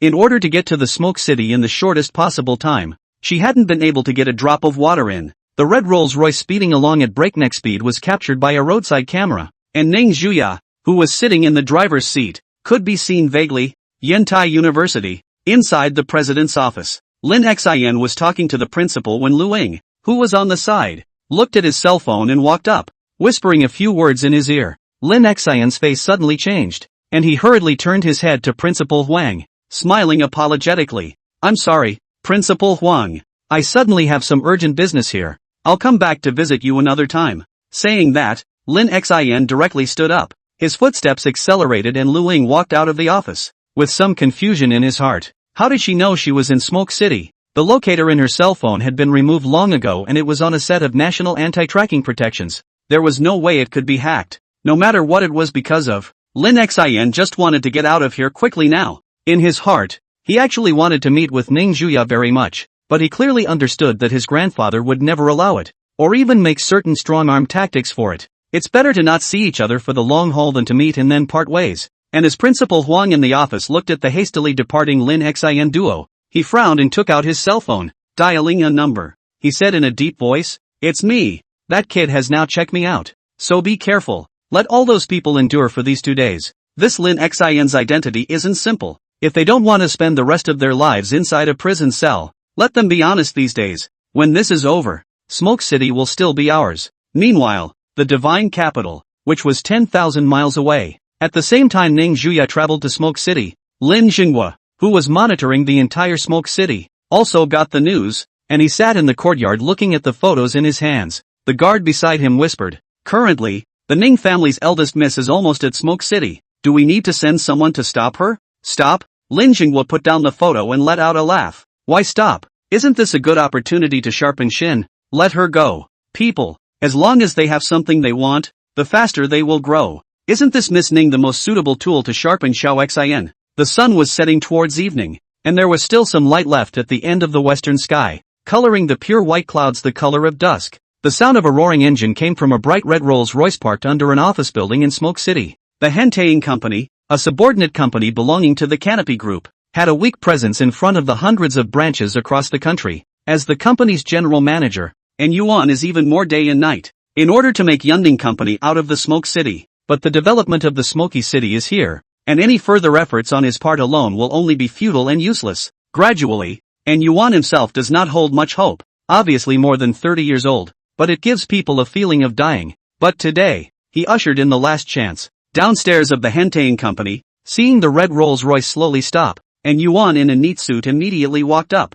Behind him were the many executives of the company. Taking the initiative to open the door of the car, a woman of national appearance stepped down from the car, and Yuan respectfully said, "Missy, I'm the head of the Smoke City Sky Curtain Group branch, and Yuan, and I'm honored to be able to help you." The cold-faced Ning Juya glanced at him with a slight tense look in her eyes, and spoke in a clear and cold voice. "How's the investigation I asked you to look into coming along?" Before coming, and Yuan had already gotten the news in advance and naturally knew the purpose of this big mist, especially run to such a small place like Smoke City. He respectfully replied back, "It's already been found out. Half an hour ago Mr. Lin Xin had been to Yantai University, but left in a hurry not long after. So far our guys haven't found out exactly where they went, but odds are they left Smoke City. There was only one main road into the Smoke City, but Ningjua hadn't encountered any other cars when she came over, which meant that Lin Xin had taken the side road." Ning Juya clenched her shell teeth, and her beautiful eyes carried a bit of aggression and unwillingness. "Obviously I crossed half of China to look for this guy, but he is not even willing to see himself," but immediately followed by anger. The next second, Ning Juya directly returned to the car to start the car. The roar of the gas pedals sounded, and left the place at a very fast speed. Middle of a mountain road in the city of smoke. On the potholed mountain road, a black BMW was moving slowly. Inside the car, Lin Xin's eyes were somewhat looking out the car window, and just then, his cell phone rang. Lin Xin picked it up and saw that it was an unfamiliar number. Without realizing what was going on, he simply clicked on the connection, and a cold, piercing voice came out of the other end, mingled with dissatisfaction and anger. "I'm on the roof of Yantai University right now, and if you don't show up in front of me in an hour, I'm going to jump from here." The voice on the other end of the phone was mixed with the sound of the autumn wind whistling in addition to Ning Juya's icy voice, so it was clear that she wasn't lying. Then, without waiting for Lin Xin to respond, the phone was directly hung up. Chapter 75, Falling. Female Car King of Magic City. At night, in the middle of the silent and uninhabited Yantai University, a red Rolls-Royce parked at the entrance of the university. On the rooftop of the teaching building, under the light of the pale moonlight, Ning Juya stood alone at the edge of the rooftop. As long as she took one step, the height of the 6-story building, coupled with the concrete floor, would never have half a chance of survival. Ning Juya raised her hand and looked at her watch. 10 minutes had passed since the hour. She looked out over the quiet city and waited silently. On the other hand, on the stretch of mountain road, a black BMW was parked in the middle of the dirt road, with black smoke still coming out of the hood. "Uncle Lu, how long will it probably take to fix it?" Lin Xin waited on the side with some anxiety inside, constantly walking back and forth with worry in his eyes. Lu Ying, who was blackened, looked at the state of the car, shook his head, and sighed. "Figured it would take at least half an hour. Should have known the hills over here were so steep. Should have brought my SUV over." "What do you do? That Miss Ning family should be scaring you." Hearing that it would still take half an hour, Lin Xin gritted his teeth and turned around and ran along the dirt road towards the Smoke City, not forgetting to shout back, "Then I'll go over there first, and you can follow me up when the car is fixed." Looking at the back of that frantic running in the night, Lu Ying shook his head and took out his cell phone from his body to report the current situation to Lin Lao. Although he was currently Lin Xin's personal bodyguard, it was more of a surveillance as well, reporting the situation up whenever and wherever he could. Time was passing by every second, and Lin Xin panted as he entered the smoky city, running towards Yantai University under the astonished gazes of the people around him. Mud was smeared on the corners of his shirt and pants, and he looked quite a mess. With his forehead covered in sweat, he still didn't slow himself down, nervous and scared inside. Although he had only spent a month or two with Ning Juya, Lin Xin was incomparably clear about her character. If he really didn't go tonight, with her lunatic-like personality, she might mess up. At the thought of certain bloody scenes, Lin Xin's running pace quickened once again, gritting his teeth as he ran on the side of the road. The University of Yantai was built right on the edge of the city because it covers a wide area, and because of the school, there are especially a lot of traffic lights in this area. So Lin Xin chose to run over there with the fastest time. But there will always be a time when people get tired. Lin Xin panted and blanched as he looked at Yantai University, which was 2 kilometers away. His running speed had dropped and his legs and feet were weak. It was now most of the way to an hour, and there were at most 10 minutes to go. and at that distance it was impossible to arrive. That's when a Kawasaki H2 motorcycle came from the big back, roaring as if it was trying to pierce the clouds in the silent darkness. The headlight shone on Lin Xian's body, and his lips turned back subconsciously with white lips, his eyes somewhat blinded by the headlights, immediately followed by the sharp, ear-piercing sound of brakes. This Kawasaki motorcycle stopped directly in front of Lin Xian. Handsome. Want a ride? The kind that pays. Wearing a racing suit, Bai Junwan took off her helmet, revealing a pretty face, different from the domineering and cold Ning Juya, with an illusion of a neighborly big sister. Looking at the strange woman who suddenly appeared, Lin Xian hesitated for a second before sitting directly on the back seat of the motorcycle and hurriedly said, "As long as you can get to Smoky in 15 minutes, the conditions are whatever you want them to be." At those words, Bai Junwan had a winning smile on her face as she put her helmet back on. "Don't worry, betting on my title of the strongest car king? I'll get you there in 15 minutes for sure." As the words fell, the motorcycle underneath him let out a loud roar, and then rushed towards Yantai University like an arrow off the string. Due to the speed, the sound of the wind constantly roared in his ears, and Lin Xian took this opportunity to rest for a while after. Because the car was traveling so fast, Lin Xian had to put his hand on Bai Junwan's waist and inquired suspiciously, "Who are you?" He is not to blame for his suspicion. The main thing is that the timing of this woman's appearance is also too coincidental. And this person has just obviously looked like he knows himself. The speed of the motorcycle continued to soar, and Bai Junwan, who was wearing a helmet, let out a dull voice. "Magic City by family, Bai Junwan. You actually don't recognize me, the most famous beauty in Mordor. How uneducated. Kobayashi Noboru. Noboru Kobayashi." Hearing this title, the corner of Lin Xian's mouth twitched. "You're the one who's small, your whole family is small." He was just about to open his mouth to ask something, but looking at the University of the Smokies just a short distance away, he had to stop the conversation. There was a red Rolls-Royce parked on the side of the road not far away, and with this bright color, Lin Xian was sure that this car was definitely driven over by Ning Juya. 3 minutes later, the motorcycle stopped at the entrance of Yantai University, probably because it was a weekend, so there was no one inside the school. It seemed a little quiet. As soon as he stopped the car, Lin Xian moved quickly and ran towards the school building, looking up towards the edge of the rooftop, where a blurry silhouette stood on it. At this moment Lin Xian's fear welled up within his heart. It was fortunate that he had come, otherwise the consequences would certainly be very serious. "What youth?" Bai Junwan looked at the running Lin Xian and shouted, "Little handsome, tomorrow night I will wait for you at the Hotel O." After saying that, Bai Junwan gave a valiant smile, and the motorcycle underneath her once again let out a roar and directly left the place. At this time, the rooftop of the teaching building of Yantai University, the breeze blowing from the front was exceptionally cold, and Ning Juya, who was only wearing a white cotton coat, looked coldly at Lin Xian, who ran into the school building. Just now, his hand was on Bai Junwan's waist, and she naturally saw it, and at this moment,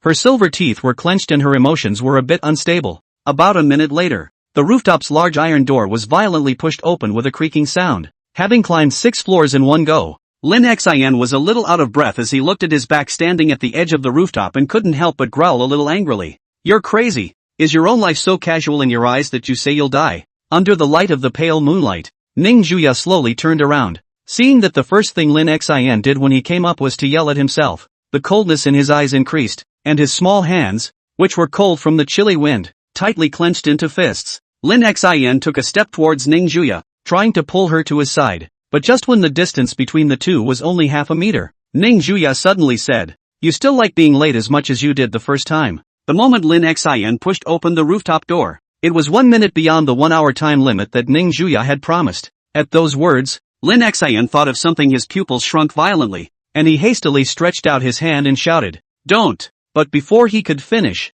in the silence and darkness of the night, Ning Juya's body suddenly tilted backward, looking coldly at Lin Xian, who was rushing toward him, followed by the feeling of losing his footing came. Chapter 76, The Taste of Obsession. The silence of the dark night. Yantai University rooftop. On the empty rooftop, a hand clutched the protective railing at the edge, veins rippling up his arm. "You're crazy." While straining to grab the guardrail, Lin Xian hugged Ning Juya tightly with one hand, the familiar fragrance of her body coming from the tip of his nose. At this moment, Lin Xian's eyes were even more deeply afraid of the aftermath. Just now, if he reacted a little slower, he would really be finished. Right at this time when people's lives were at stake, Ning Juya, who was being held tightly by Lin Xian, laughed, not worrying in the slightest about her current condition, and reached out her hand to caress up Lin Xin's clear face. Now I'll give you two choices. For one thing, we're going to fall together right now and martyr ourselves, and I won't regret dying with you anyway.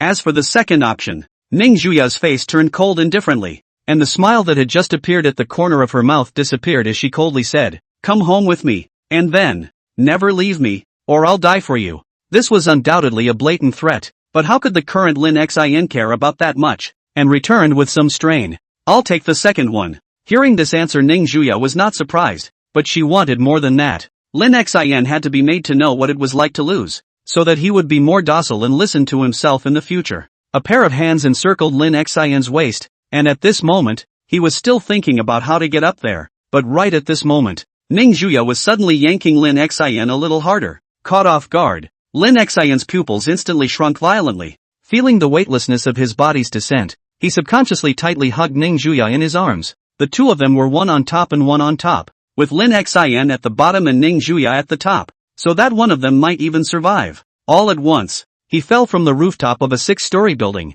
The sound of whistling wind laced in his ears. Then, Lin Xin felt himself falling into a layer of softness, and his falling body suddenly bounced twice on something, and then landed flat on something. Is this dead? Lin Xin tentatively opened his eyes, and to his eyes were the stars shining in the night, radiating a faint starburst, and he subconsciously murmured, "Is this heaven? What silly things to say." Ning Juya stood up from the thick cushions, her beautiful eyes staring into Lin Xin's eyes. Then, as if nothing had happened, she reached out her hand to him and said, "Let's go. The play is over. Accompany me to dinner." Upon hearing this, Lin Xin's brain was a bit dazed as he held Ning Juya's soft and cool little hand, and only then did he notice that there were a few more layers of thick soft cushions under the school building at some point. He survived this? The weightlessness he had just experienced made Lin Xin's legs a little weak now, and he was pulled towards the outside of the school by Ning Juya without any resistance. In the middle of the dark corner, tired and sweaty forehead and Yuan looked at the two departing figures. His heart was finally relieved.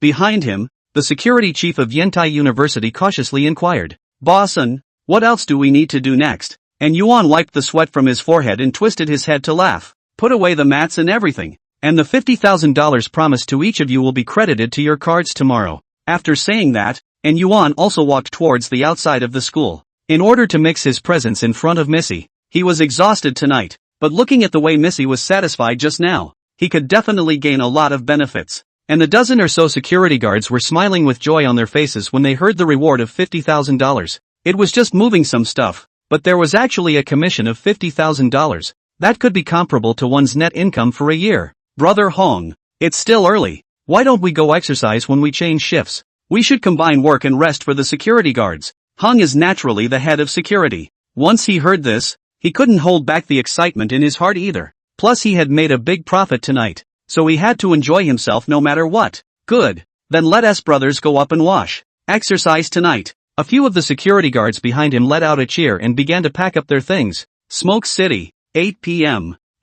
Inside a hot pot restaurant that was still open, a spicy flavor filled the air, seducing the appetites of passers-by. In the middle of the double-roomed compartment, there were two sofas set up in a simple manner, and a boiling hot pot was placed on the table, from which the aroma emanated. "Say, who was that woman just now?" On the sofa of the box, Ning Juya pinched Lin Xin's neck with one hand, her face showing a ferocious light. "It's like saying, if you don't give me a satisfactory answer, I'm going to take you out." In the face of the angry Ning Juya, Lin Xin was completely unable to resist within his heart, and could only return truthfully with a flushed face. "I don't know She said she is a person of the Magic City by family, called by Junwan. The rest I really don't know." "Really?" Ning Juya's beautiful eyes stared icily into Lin Xin's eyes. Lin Xin had a bitter face. "Really? I wouldn't lie to anyone but you." Seeing that his eyes didn't dodge, Ning Juya then loosened her hand and sat on the sofa, coldly hummed and faintly said, "I'm hungry."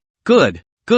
Lin Xin breathed in a few times before he felt better. He then picked up the table's chopsticks and picked up a piece of ma, and after gently blowing on it, he then put it into Ning Juya's mouth. But after all, it was fresh out of the pan and still a little hot. "Tell me, what was that letter about again? Is this trying to abandon me?" Ning Juya dissatisfiedly raised her slender jade leg and placed it on Lin Xin's leg with an attitude of interrogating a prisoner. Seeing this, Lin Xin inwardly put down the dishes filled with helplessness and skillfully took off her shoes and socks, rubbing them as he did so. I was preparing for the worst. How did you know I was in Smoky City? That's out of your hands. Ning Juya hummed. Then he reached out and viciously pinched Lin Xian's face, coming up to meet his eyes and said viciously, "Remember what I said before? Unless I get tired of playing with you and dump you, I'll get you back even if you run away to the ends of the earth." Because his face was stretched, Lin Xian's voice was pentatonic and begged for mercy. Even dare not next time. Ning Juya said with a cold smile on her face, "It doesn't matter.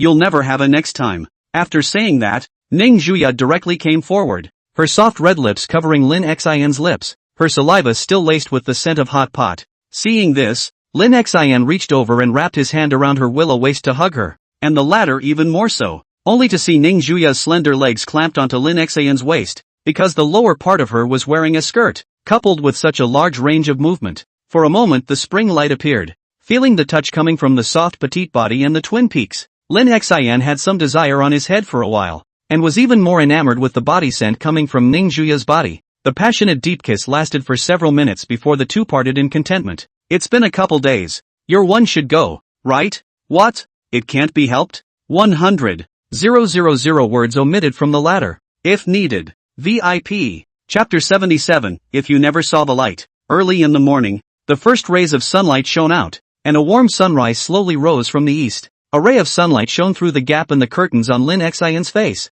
and after a night of campaigning he was immersed in sleep when he suddenly frowned tightly. A small, cool hand kept cupping his face, occasionally stretching it then kneading and abusing it as if it were a ball of dough. Lin Xian, who couldn't stand it anymore, opened his eyes in a daze, and a cold voice came out from the side. "Lazy pig, finally awake," only to see that beside her, Ning Juya propped up her hand and stared sideways at Lin Xian, her diminutive and delicate body hidden in the quilt. But even so, there was still quite a bit of spring light leaking out. Rinshin, who had been awakened, skillfully took her into his arms, her nakedness clear and distinct to the touch, unobstructed by any clothing. With a groggy brain, Lin Xian somewhat intoxicatedly buried his head in her softness and whispered, "What are you doing early in the morning again?" Feeling the salty pig's hands that were roaming around on her body, Ning Juya directly forehead pressed against Lin Xian's head, and said with her eyes flooded with cold, "Get your ass up and walk me out for a bit." "Don't." Lin Xian refused without hesitation,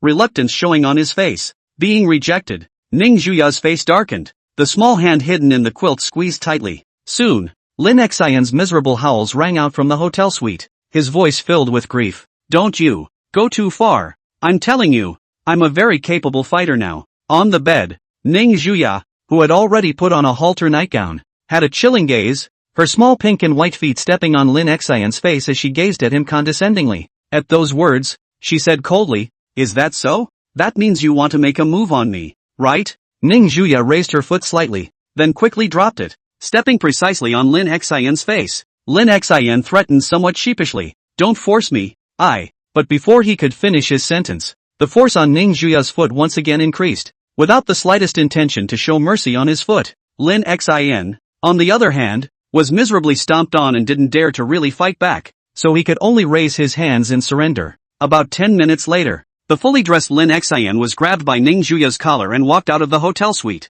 as if he was being treated like a pet. Lin Xian's eyes were staring straight at Ning Juya's white legs, the pair of black stockings in his eyes incomparable eyesore. This black silk must have magic power, actually able to make myself unable to remove my eyes.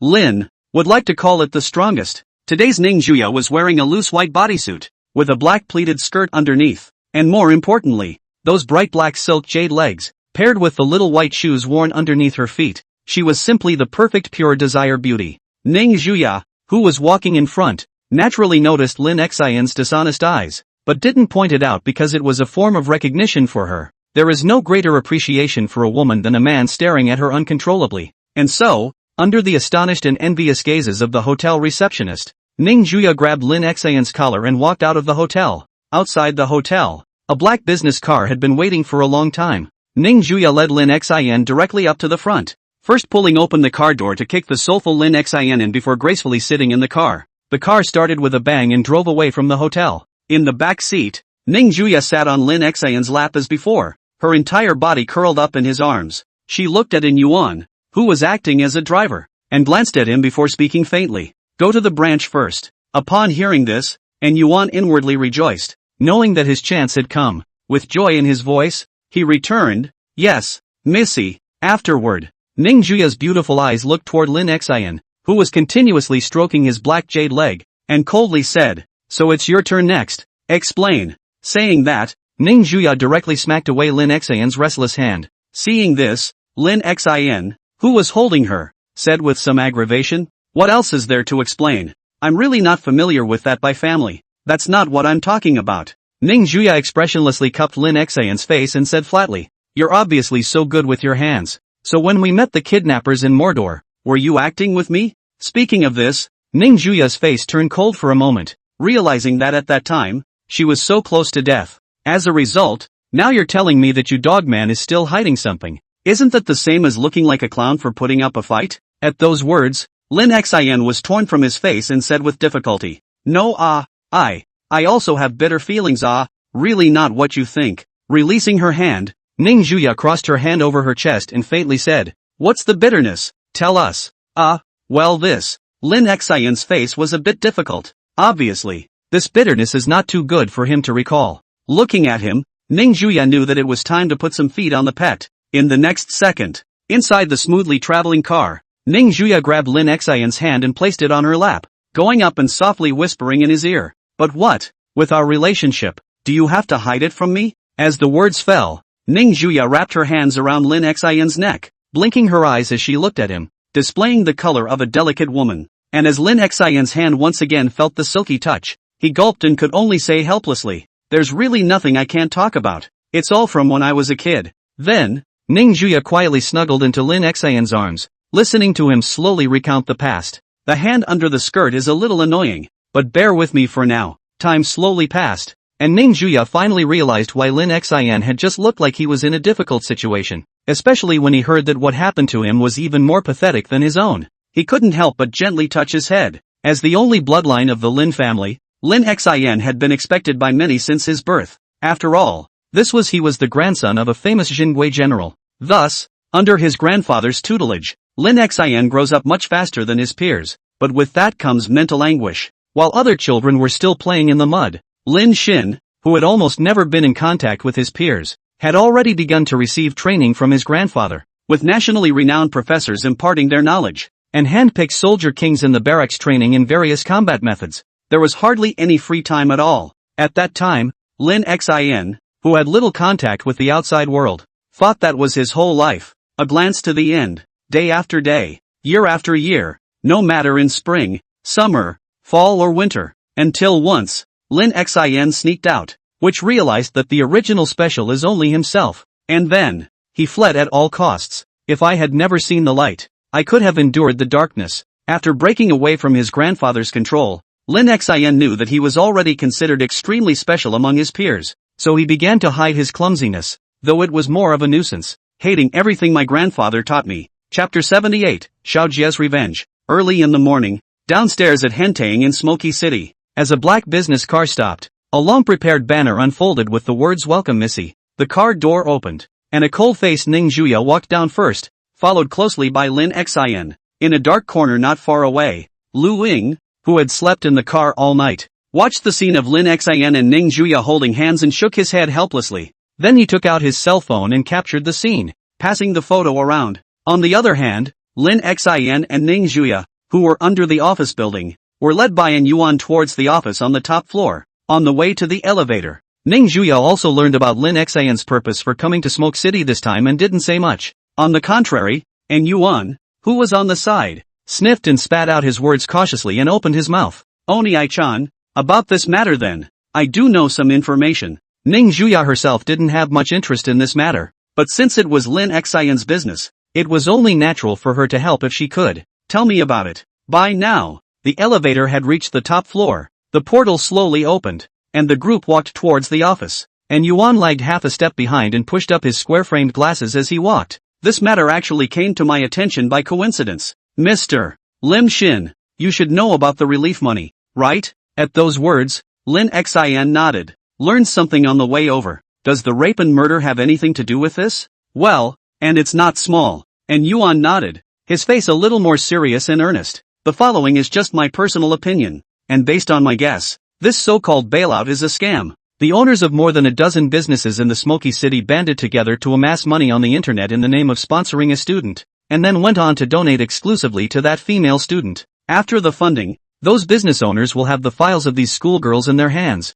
and it's based on the files that those owners pick the right prey to go after. This time, not only was Lin Xin shocked, even Ning Juya, who had been listening absent-mindedly on the side, had a momentary freeze in her eyes. The three of them quickly arrived in the office that Yuan had packed in advance, with all the latest stuff and decorations, and Yuan picked up the teapot and poured a cup of tea for Lin Xin and the two of them, and then continued on the topic from earlier. It's not uncommon for female college students to have accidents right after graduation in the Smokies, but because of the remoteness of the area and the people up there, it hasn't spread. Lin Xin rubbed his chin in thought and said, "That means there's someone in this Mayor Wang's head. Otherwise there's no way to explain it. Where does a mayor like him get the guts to do this? It's dozens of murders a day." But Lin Xin didn't care about that. He just needed to purge the Smoke City. He didn't need to care about anything else. And Ning Juya's next words even made in Yuan's face show ecstasy. "With your ability, it's a bit condescending to stay in this little Smoke City. I'll give you two choices."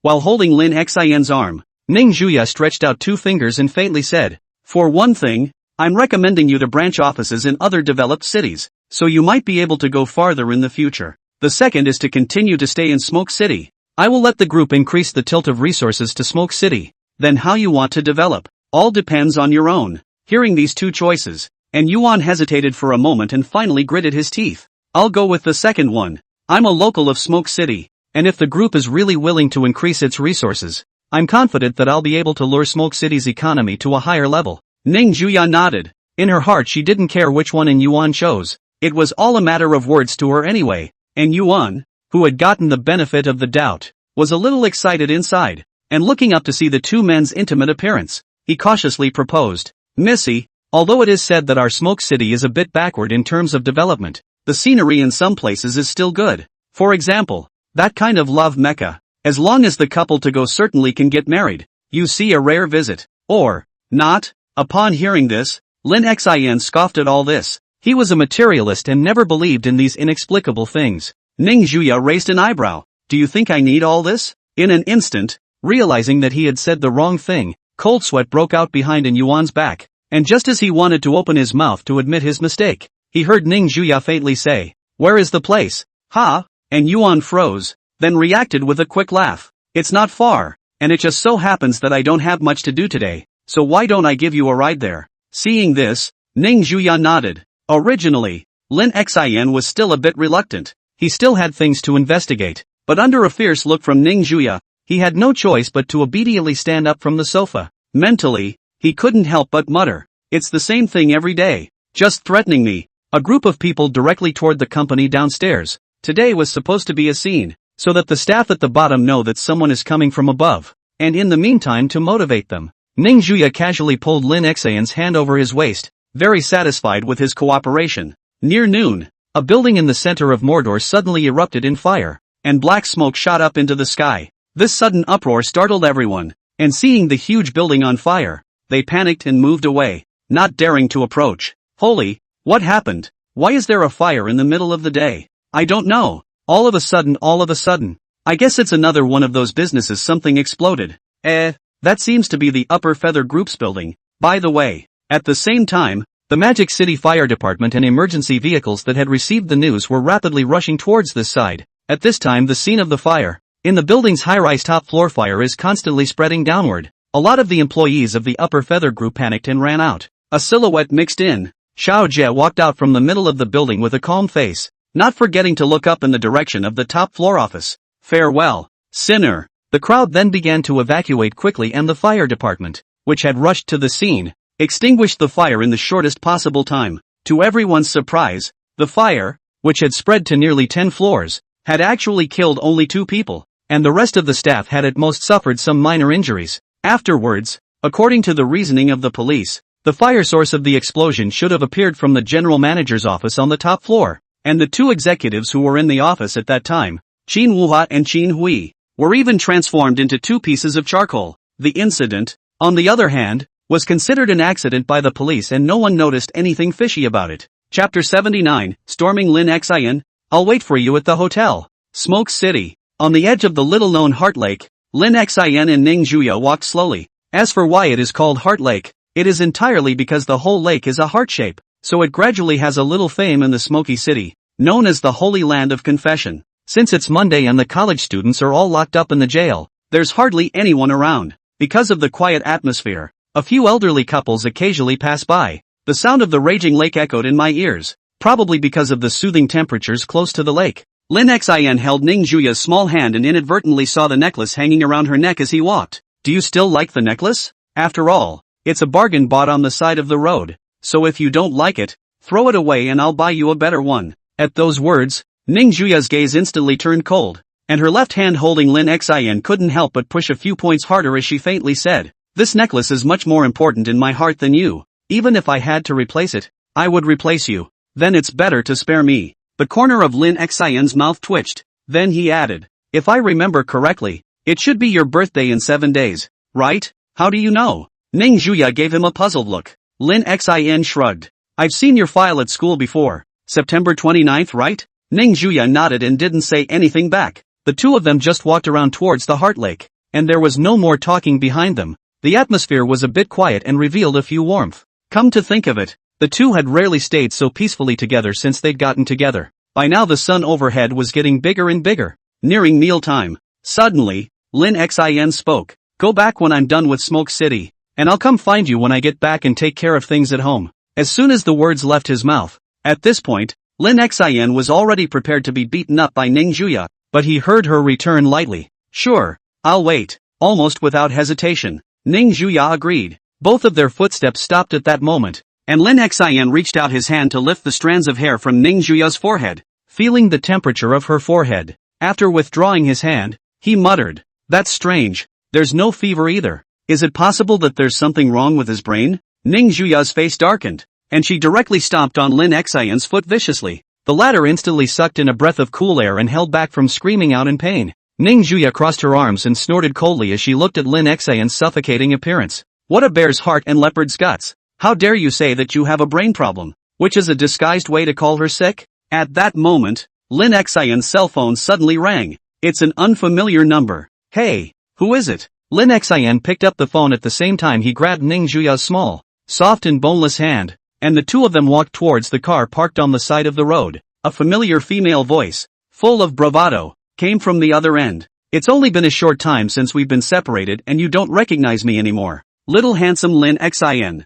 Obviously, this unfamiliar phone call was from none other than Bai Junwan, who had saved the day in the jungle last night. Upon hearing that it was a woman, Ning Juya beside her could not calm down at once and directly reached out to grab Lin Xin's cell phone. Then he fiercely glared at Lin Xin, who was planning to snatch back his cell phone, and the latter instantly became honest and could only come over to listen to what was being said on the other side. On the other side, Bai Junwan, who was resting in the hotel after just riding a bike, was lying on the massage chair, listening to the voice coming from the other end and guessing what was going on. A playful smile appeared at the corners of her mouth, and she then rapped into her cell phone. "Brother Lin Xin, don't forget what you promised your sister yesterday. I'll be waiting for you at the hotel tonight. Oh, we'll have a long talk all night then." "Oh yeah, I'm at the Inter River Hotel right now. I just got out of the shower, so it wouldn't be a bad idea if you came over now." After that, the phone was quickly hung up, and at this time on the other side of the Heart Lake, Lin Xin felt the icy cold and piercing eyes beside him and gulped. At the same time, he cursed in his heart, "Damn it, it's true what they say on TV. The prettier the woman, the more dangerous she is." This Bai Junwan was simply trying to put herself to death. What to do? May really be killed this time. Once he thought of what someone would look like after going crazy, Lin Xin immediately made a decision in his mind, and was just about to turn around unceremoniously, ready to quietly run away. A hand, however, grabbed Lin Xin's arm in a death grip at that moment, accompanied by a low murmur that sent a chill down his spine. Hotel, all night long, after shower, gripping the cell phone with all her might, Ning Juya raised her head and smiled at Lin Xin, but her face was so gloomy that it seemed as if water could drip out of it. "Brother Lin Xin, it looks like you're playing quite fancy, huh?" While grabbing Lin Xin, Ning Juya shook her cell phone and said with an ugly face, "That's what you call not being familiar?" Lin Xin was on the verge of being scared to tears at this time. Seeing that he could no longer run away, he hurriedly cried and said, "Daughter-in-law, let me explain. This is really a misunderstanding. That woman is purposely stirring up feelings between us. You can't fall for it. Upon hearing this, Ning Juya raised an eyebrow and said, "Then did you promise her to go to the hotel?" Lin Xian's facial expression stiffened. He seemed to have indeed said that the conditions were randomly opened. The main reason was that the situation was too urgent, so I didn't care that much. Who knew it would turn into what it is now? When Ning Juya saw that Lin Xian didn't say anything, his face, which had just eased up a bit, was instantly covered in morose cold. Just as Lin Xian was thinking about what to do, Ning Juya suddenly let go of his hand, and then one of his feet viciously kicked him to the ground. Who had been caught off guard? The anger in her heart could no longer be contained. Ning Juya sat directly on Lin Xian, and then a slap fell hard. "I'm really wrong. Don't punch me in the face. Ow wow wow. Wife, that can't bite. Count on me, please don't. Crazy woman, you really don't want to push me. When I get angry, I'm scared of myself." After a while, at the edge of the uninvited heart lake, Lin Xian, who had already been beaten up, cried and begged for mercy. "Wife, even really wrong, you just spare even this time. I'll keep my mouth shut next time. Woo hoo hoo." Ning Juya's forehead was also sweating fragrantly at this time, and as she looked down at Lin Xian's current appearance, she nodded in satisfaction. With that, he slapped the side of his face with a reddened palm in warning. "I'll spare you this time. If there's a next time, I'll just hang you up and parade you naked." Got it? When he heard about stripping naked and parading around, Lin Xian's body shuddered and he nodded repeatedly. Seeing this, Ning Juya snorted coldly and walked towards the car on the side of the road without looking back. "After beating you for so long, it's wearing me out. You need to make it up to me." "Lim Shin, who the hell are we beating Hua? It seems like I am the one who gets beaten." Chapter 80, Cooperation. Late at night, downstairs at the Inter-River Hotel in Smoky City, a red Rolls-Royce slowly stopped, and the porter who was watching the door immediately greeted him. Pushing open the car door, Lin Xian casually tossed the keys to the porter, then opened the backseat door and led the still angry Ning Juya down. The two of them walked together towards the hotel. Lin Xian looked at the expressionless Ning Juya beside him, which was precisely a sign of her anger, and comforted her. "Don't be mad. Big deal. We'll meet up and leave right away." "I'm not angry." Ning Juya's tone was flat. Her face did not change in the slightest. Seeing this, Lin Xian was a bit depressed, and after thinking about it, he stopped his footsteps, and then as soon as he wrapped his arm around Ning Juya's soft waist, he kissed up towards her red lips. "You know, it's nighttime, but there are still a lot of people out exercising." When the surrounding people saw this explosive scene, they couldn't help but open their mouths wide. This was simply a social death scene, and as the heroine, Ning Juya was first stunned, then feeling something prying open her teeth to wreak havoc in her mouth, she couldn't help but cooperate. Seeing this, Lin Xian became even more excited and wrapped his waist a little tighter around himself.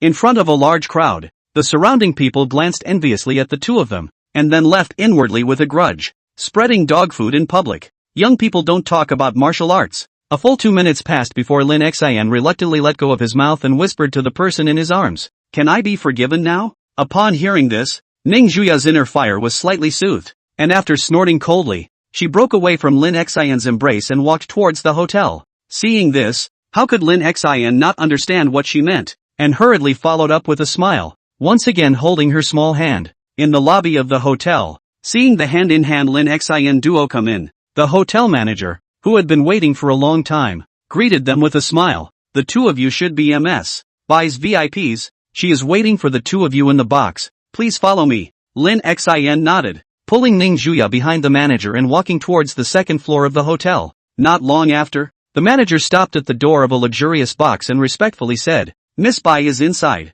so I'll go down first." "Hard work," Lin Xian said indifferently. Then holding Ning Juya, he pushed open the door of the box and walked in, and at a glance, he saw Bai Junwan who was sitting in the box and was waving her hand. She smiled broadly and said, "You're finally here, but you've kept me waiting." Saying that, Bai Junwan noticed the somewhat inconspicuous auburn color on Lin Xian's face and teased, "Yeah, what's wrong with brother Lin Xian's face? It can't be that he fell while walking. Really, why are you so careless?" Hearing this, Lin Xian casually sat down and returned in a conspiratorial manner, "No way. Thanks to someone." Ning Juya, who was on the side, however, did not want to waste any time, especially when she heard Bai Junwan call her man her brother. How could she sit still? She immediately stared at Bai Junwan and spoke in a cold voice. "What exactly is your purpose in approaching Lin Xian? The White family sent you here to offer your services?" Ning Juya was certain that the Bai family must have known about Lin Xian's identity from somewhere. which was why they had traveled all the way to a small place like Smoke City to get close.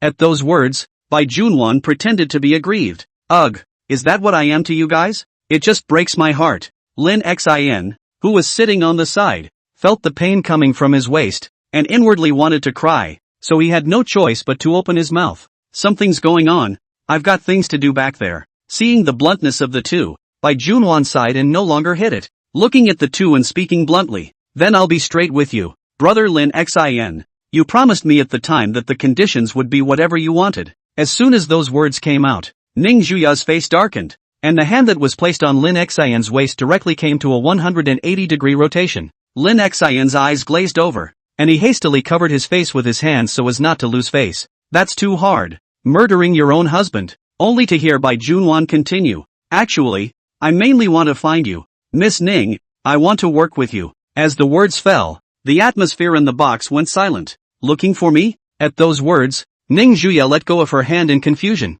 not understanding what Bai Junwan meant. Isn't he here to get close to Lin Xin? Lin Xin, on the other hand, breathed a sigh of relief and rubbed his waist, secretly shaking his head. This family cannot stay. If not for his thick skin, would have been tortured to death by Ning Zhuya. At the dinner table, Bai Junwan nodded, her gaze looking towards Ning Zhuya as she softly said, My Bai family no longer has any more opportunities for development in Magic City, so I plan to move out of Magic City and develop in a different province. But a strong dragon can't suppress a snake, so my father asked me to come to you to pull strings and seek cooperation with your Ning family's canopy group to help us open up the market in Yang province. After this is accomplished, my Bai family can give up 20% of their share. Once involved in work matters, Ning Zhuya's entire temperament immediately changed, leaning her back on the chair with an indifferent face, and said in a cold voice, 20%? That's a bit less. Seeing as you helped my man, I can cooperate with your Bai family on behalf of the Ning family, but I want 40% of the share. Lin Xin, who was sitting beside him, skimmed his mouth. Good guy, doubled in one mouth. Isn't it a little heart black? Bai Junwan's gaze gazed into Ning Zhuya's eyes as she frowned. It's too much. I can only give you 30% at most. A full 30% share. That's giving up a lot of interest. It is important to know that the Bai family, after opening up the market in Yang province, it is impossible for one family to dominate, but also to share a portion of the local large enterprises. Upon hearing this, Ning Zhuya's eyebrows frowned slightly, her greenish jade fingers tapping on the desktop, obviously somewhat unsure of what to choose. 30% of the share was definitely profitable for the canopy group, but Ning Zhuya didn't want to make these meaningless small amounts of money, and when Bai Junwan saw the hesitation in Ning Zhuya's eyes, she knew that there was a chance, then spread her hands and laughed. Tell you what, in order to show the sincerity of my Bai family, I will personally provide you with some more interesting things, such as the evidence of the Smoke City mayor's crimes or something like that. As soon as these words came out,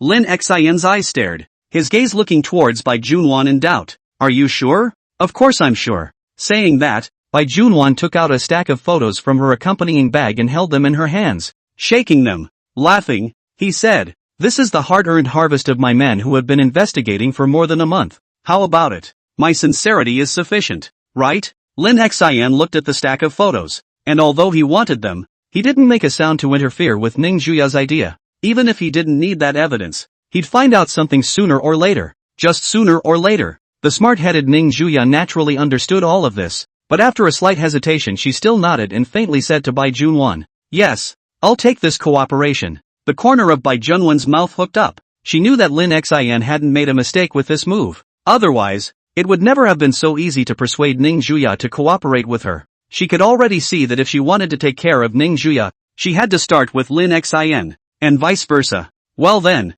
good luck to our two families. Bai Junwan smiled and stood up, picking up the wineglass and taking a sip before leaving the photo on the table and then walking towards the outside of the box. This side of things have been taken care of, but in the Magic City there are still the Qin family waiting for her to go. Chapter 81, It makes sense. Late at night, Lin Xin and Ning Zhuya walked out of the Inter-River Hotel hand in hand. Looking at the lively night food stall not far away, Lin Xin casually said, Are you hungry? Why don't we go get something to eat? At those words, Ning Zhuya, who had a touch of weariness on her face, shook her head and said softly, It's been a while since I've had your cooking. Go back to the hotel suite and make me a meal. Okay. Lin Xin nodded and reached out to pick up Ning Zhuya as he walked. I'll make you a fancy dinner tonight, and I'm sure I'll feed you well. Ning Zhuya didn't reply. She just closed her eyes and was carried by Lin Xin towards the parking lot. A few minutes later, in the underground parking lot, Lin Xin carried Ning Juya to the front of the car, pulled open the door and gently lowered her into the passenger side,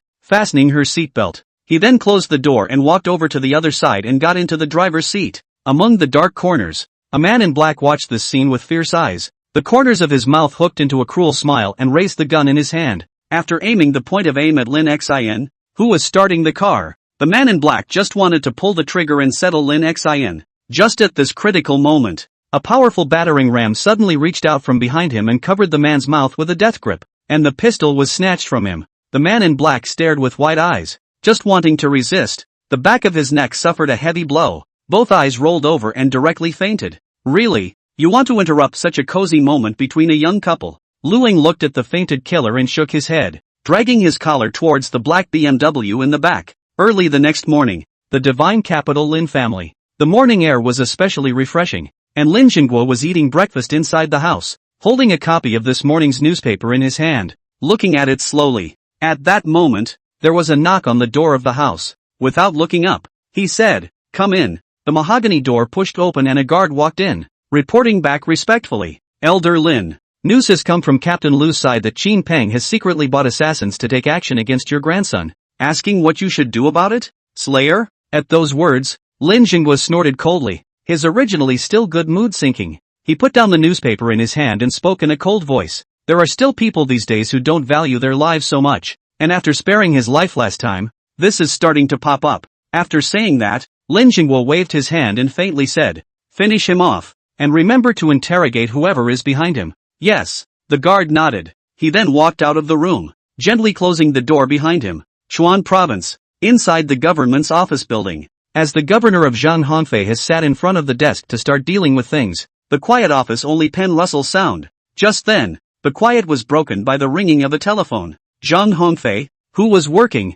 stopped his pen, frowned at the constantly vibrating cell phone, and still picked up the phone. "Hello? This phone number is his private phone number, and no one would normally know about it." Lin Xian's voice came from the other end of the phone. Not a moment later, Zhang Hongfei's face suddenly changed. A flash of anger appeared in his eyes and he said with rage, "You're telling the truth. Even if you're Elder Lin's grandson, if you dare to joke with me like that, beware that I'll sue you in front of your grandfather." Lin Xian on the other end of the phone laughed. "Whether it's true or not, Uncle Zhang, you come over here to know whether this matter is resolved privately or publicly. All depends on you." After that, the phone was hung up. Zhang Hongfei stood up with an ugly face, picked up the jacket aside and headed out of the office while making a call to his driver. "You bring the car around. I'm going to make a trip to Smoke City." On the other hand, Smoke City, Lin Xin, who was lying on the bed, hung up the phone and put it aside. He glanced at Ning Juya, who was still sleeping, and couldn't help but reach out and pinch her cheeks.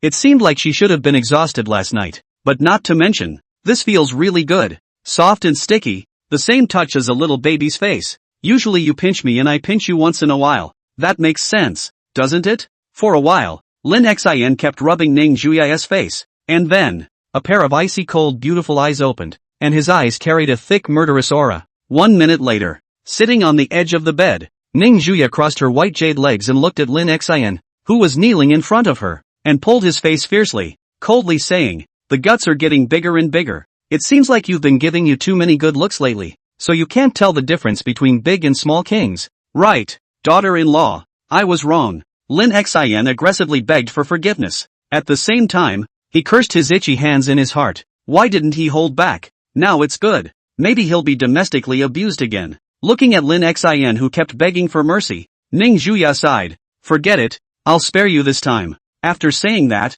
Ning Juya stood up and walked barefoot towards the shower in the room, wanting to take a good shower. Seeing this, Lin Xian's eyes lit up and he immediately stood up with a smile, laughing cheekily. "Daughter-in-law, I'll rub your back. I'm very good at it." Ning Juya let out a ha and didn't point out his dirty thoughts. Chapter 82, The Best Birthday Present. Near noon, the smoke market, with a car with the license plate 888 slowly stopped, has been waiting for a long time. Lin Xian immediately greeted with a smile. Without waiting for him to speak, Zhang Hongfei was the first to speak, his stern gaze fixed on Lin Xian's eyes as he faintly said, "No need to say anything irrelevant. Show me the picture you're talking about." "Of course there's no problem." Lin Xian directly handed over the photo in his hand and said in a calm tone, "You must handle this matter carefully, in case if it gets out. I'm afraid it will cause a stir throughout the country at once. After all, the incident involved hundreds of female college students, enough to cause a global sensation." When Zhang Hongfei saw the photo in his hand, he was even more furious. How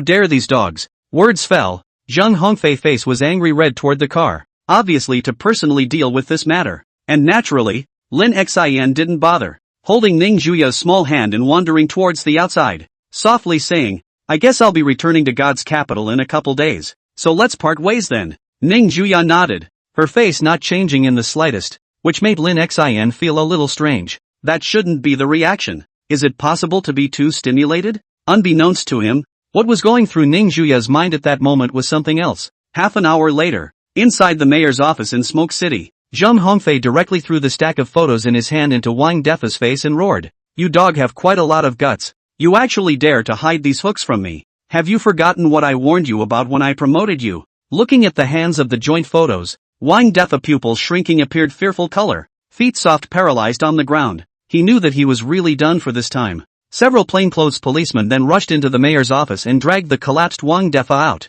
Zhang Hongfei, on the other hand, turned to the Smoke City police chief beside him and said angrily, "Better not let me know you're involved in this too. Now I order you to arrest all the people on the photo as fast as you can, and then give me severe torture. I want to know in the shortest possible time what kind of unseemly activities have been occurring in the shadows of the Smoke City in the past few years." Yes, the director was similarly too scared to breathe a single breath, because although these things had nothing to do with him, the responsibility was certainly inescapable, and it was estimated that there was no hope of promotion in this life. Soon, the entire upper circle of the Smoky City is in an uproar. At least a dozen of the business bosses are in jail. So far the news is only known to the rich, the officials involved in this matter, but also as many as 9, but also let Zhang Hongfei wildly angry, but also realized that this matter is not simple to estimate. "I'm afraid the waters run deep here." Relying on a single Wang Defa, he definitely does not have the guts to do such unconscionable things, which is gambling with the future. After hesitating for a long time, Zhang Hongfei, who was sitting inside the office, sighed and still made a call out. Since Lin Xian is in the Smoke City, it means that Lin Lao already knows the inside story of this matter, and if he conceals it and doesn't report it, the consequences will not be generally serious. "Hey Elder Lin, I have something to report to you." Several days passed in a blink of an eye and the weather became colder. In the past few days, Smoke City has been purged from top to bottom by Zhang Hongfei, and many people have been jerked down. But none of this had anything to do with Lin Xian anymore, and he cherished every second he spent with Ning Juya these days. If he waited until he returned to God's capital, he probably wouldn't be able to see each other for a long time, so he treasured these few days extraordinarily. A small boat floats slowly on the center of a pleasantly scenic lake near the city of smoke. Ning Juya leaned clingingly in Lin Xian's arms, looking at the towering mountain peaks in the distance, the sound of lapping water waves coming from her ears. Lin Xian wrapped his hands around her soft waist and whispered, "Tomorrow is your birthday, so anything you want, I'll try to have it ready for you on the way out." Ning Juya lay comfortably in Lin Xian's arms and softly replied back, "There's no need, holidays like birthdays are just a symbol." Just then, Lin Xian's cell phone incoming ringtone broke the beautiful atmosphere. Picking it up, it was, as expected, from his grandfather. Lin Xian helplessly chose to answer, and immediately came his grandfather's aged but pale and powerful voice from the other end. "You've been living quite a life with that little girlfriend of yours in the Smoke City these past few days. Haven't you almost forgotten what your grandfather, said?" Upon hearing this, Lin Xian's face calmed down almost instantly, and he returned in an unassuming manner. "You know all about it." Lin Jinghua on the other end of the phone coldly grunted, "No one can hide from my eyes. The difference only lies in whether I want to know or not. Since the matter in the Smoke City has come to an end, I won't rush you today. Have a good time saying goodbye to your little girlfriend, and return to God's capital first thing in the morning. Don't blame me for not reminding you. The two of you are not destined to go together. It's better to give up before it's too late, lest you get hurt by love in the future." With that, the phone should hang up. Lin Xian's heart sank to the bottom, and it seemed that his wish to give Ning Juya a good birthday celebration before he left had fallen through. In favor of his grandfather's words, Lin Xian had to do as he was told. Otherwise he had no doubt that after the Qin family the Lin family would not hesitate to deal with the Ning family. Grandpa was such a man that whenever anyone dared to stand in his way, he would pluck them out without mercy, leaving no stone unturned. "I'm sorry." Lin Xian hugged Ning Juya tightly, his voice filled with guilt. Ning Juya closed her eyes in a difficult mood and tightly grasped the corner of Lin Xian's coat, unwilling to let go. She sympathized with Lin Xian more than anyone else, and naturally knew that he was in a difficult position, and that if he stayed by his side, he would be infested with other people. But if he wanted to be free of these intrusions, Lin Xian would have to leave himself. It's certainly a tough call. That night, in the middle of the hotel suite, Lin Xian and Ning Juya embraced each other, neither of them opening their mouths to speak, just waiting quietly. The style of the night is outside of the hustle and bustle, and it's especially noticeable in the midst of a quiet bedroom. Bit by bit, time passed, slowly like an hourglass. How Lin Xian wished that this moment could be permanently fixed so that he could stay by Ning Juya's side all the time. A glimmer of light appeared at the end of the sky and a brilliant sunrise slowly rose, signifying that the time for parting had come. I'll go then. Remember to take care of yourself alone. After instructing a sentence, Lin Xian walked out of bed and put on his clothes before heading towards the bathroom, intending to simply wash up. And Ning Jua silently sat up from the bed and walked towards the sweets kitchen with mixed emotions. By the time Lin Xian came out of the bathroom, Ning Juya happened to walk out of the kitchen with a cup of hot milk. She handed the freshly warmed milk in her hand to Lin Xian and said reluctantly, "I'll be waiting for you back in Mordor." Lin Xian nodded, and after placing a light kiss on Ning Juya's forehead, he drank the hot milk in his hand. "I'll go then." After saying that, Lin Xian no longer hesitated and turned toward the outside of the suite. But as soon as his hand touched the door handle, his head suddenly sank. A drowsy feeling came over Lin Xian, and his entire body rolled both eyes and directly fainted, his body falling towards the back. Ning Juya, who had been prepared for this, walked up and hugged him, whispering in Lin Xian's ear, "Aren't you the best present for my birthday?" After saying that, Ning Juya took out her cell phone and made a call out after placing Lin Ximping on the ground. Not a moment's time later, Ning Da opened the door of the suite and walked in, followed by a bodyguard with a figure similar to Lin Xian's. Ning Juya stroked Lin Xian's hair and instructed Ning Da, "Begin." "Yes, Missy." Ning Da nodded. He directly greeted the bodyguard and took off the clothes on his body, then took off Lin Xian's clothes for this bodyguard to put on, and Lin Xian, who had fallen into a coma, was changed into the bodyguard's clothes. Ning Da pulled out 2 tickets from his body and handed them to the lady respectfully. "We got both tickets from scalpers and no one will know about them." After saying that, the bodyguard who had already changed into Lin Xian's clothes nodded before putting on a scarf and heading downstairs. It's fall now, plus the mornings are cold enough that no one would notice anything strange about wearing a scarf. And Lu Ying, who had already let his guard down, was naturally drawn away. A few minutes later, outside the hotel, after Ning Di knew through his cell phone that Lu Ying had been attracted away, he nodded to his lady and helped her carry Lin Xian to the car. After Ning Juya also sat up, Ning Di eyed the SUV toward the trail leaving the Smoke City. Chapter 83, The Unexpected Lin Jinghua. Early in the morning, on the main road leaving the Smoke City, Lu Ying drove his car and frowned at the cars moving ahead, finally realizing that something was wrong. Thinking of something, he immediately stepped on the gas and accelerated. Toward the front of the Lin Xian car chased up, but as soon as he accelerated, the car in front of him also accelerated right behind him, and the distance was once again widened. Not good. Lu Ying understood even if he was stupid. I'm afraid that the person sitting in the car in front of him isn't Lin Xian at all. And when he thought of this, he hurriedly took out his cell phone and made a call out. The call was answered. Lu Ying blamed himself and spoke. "I'm sorry, Elder Lin. I lost him." Upon hearing this, Lin Jinghua, who was far away in the divine capital, laughed with interest. "That's interesting. It's okay. You come back first." Hanging up the phone after saying that, Lin Jinghua's eyes had surprises in them and muttered, "It seems that what Shin doesn't have, he possesses in this female doll." Lin Jinghua clearly understood that with Lin Xian's character right now he would never dare to defy his own words, so the only possibility would be for that Ning family's girl doll to make a move. "I'm afraid that I forced Lin Xian away by some means." Even Lu Ying was fooled, although it was in the case of letting his guard down, but he had to be praised for handling things calmly. But sadly, still too young. Near noon, on an airplane heading to Magic City, Lin Xian, who was lying on Ning Juya's lap, opened his eyes in a daze. A familiar odor came from the tip of his nose, and then he suddenly jerked his eyes open and sat up, looking in disbelief at Ning Juya, who was sitting beside him. A possibility instantly appeared in his mind and he opened his mouth to inquire. "This should be our flight to God's capital, right?" Upon hearing this, Ning Juya quietly shook her head, pulling Lin Xian's head back onto her lap to rest on, stroking his hair, and softly saying, "Unfortunately, this is a flight to Mordor, and we'll be on a plane headed overseas as soon as it lands. At that time, even your grandfather, I'm sure there's no way to stop us." Lin Xin swallowed in his throat. This is a bit crazy of you. Ning Juya leaned over. Her beautiful eyes locked with Lin Xin's, and spoke in a warm voice. Isn't that what you like about me? You deserve to be crazy once in a while, don't you? Hearing these words, an idea was absurdly born within Lin Xin and quickly took over his brain. Maybe this would be a good choice. Lin Xin, who noticed his thoughts, smiled bitterly. So is this our elopement? I can't believe you drugged that glass of milk. Where did you get your sleeping pills from though? You shouldn't have had time to prepare them when you've been with me all these days.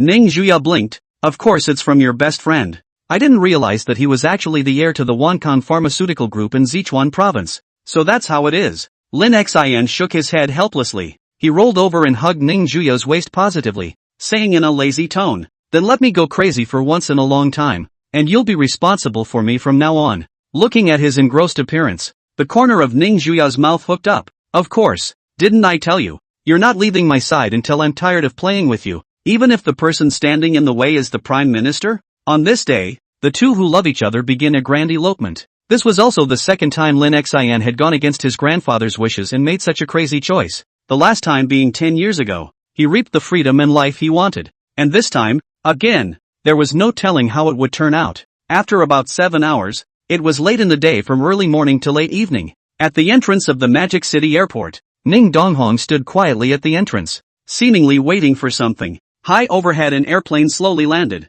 It was the airplane Lin Xin and his duo were traveling in. Just then, a red star car came from not far away, followed by several bulletproof cars, and it looked like a big shot had appeared. Seeing this, Ning Donghong straightened his collar and walked over towards the stopped red star car. A dozen or so guards raised the guns in their hands in an attempt to block his movements, but they heard Lin Jinghua's aged voice speak. There's no need to stop him. Let him come over. Then, the door of the red star car opened, and the white-haired Lin Jinghua stepped down from the car, his eyes sharp as he looked at the approaching Ning Donghong and smiled faintly. What? Did you wait here for the old man me on purpose? After approaching, Ning Donghong bowed and humbly smiled at the old man. Elder Lin is here. Donghong naturally has to come to greet him. You old man won't blame, right? Really? Lin Jinghua grunted coldly. I think you know the purpose of my coming to Magic City. So, I can assume that you're here to stop me? As the words fell, the dozen or so guards raised the guns in their hands almost simultaneously, all pointing their blackened muzzles at Ning Donghong. It was believed that as long as Lin Jinghua gave the order, they would not hesitate to open fire and shoot Ning Donghong to death on the spot, and any little move that Ning Donghong made next could be the cause of his death. It was under such circumstances that Ning Donghong's face was unchanged, still smiling in front of him and waving his hand. After all, it's my daughter's lifelong event for the rest of her life, so naturally I, as a father, will do my best if I can. Lin Jinghua glanced at the time on his watch, waved his hand for the people behind him to put down their guns, and then took a step towards the entrance of the airport. That's just it. Since you've come all the way here, let's go in together. Just in time to bring your daughter back. After saying that, the group of people walked towards the parking airport in a great manner, and the airliner that had just swept by overhead had already stopped by now. At the same time, several airplanes took off with them, and in 10 minutes, the checking of tickets for airliners bound for foreign countries was about to stop. Lin Jinghua and his group walked unhurriedly to the airplane Lin Xin was in, and the cabin slowly opened,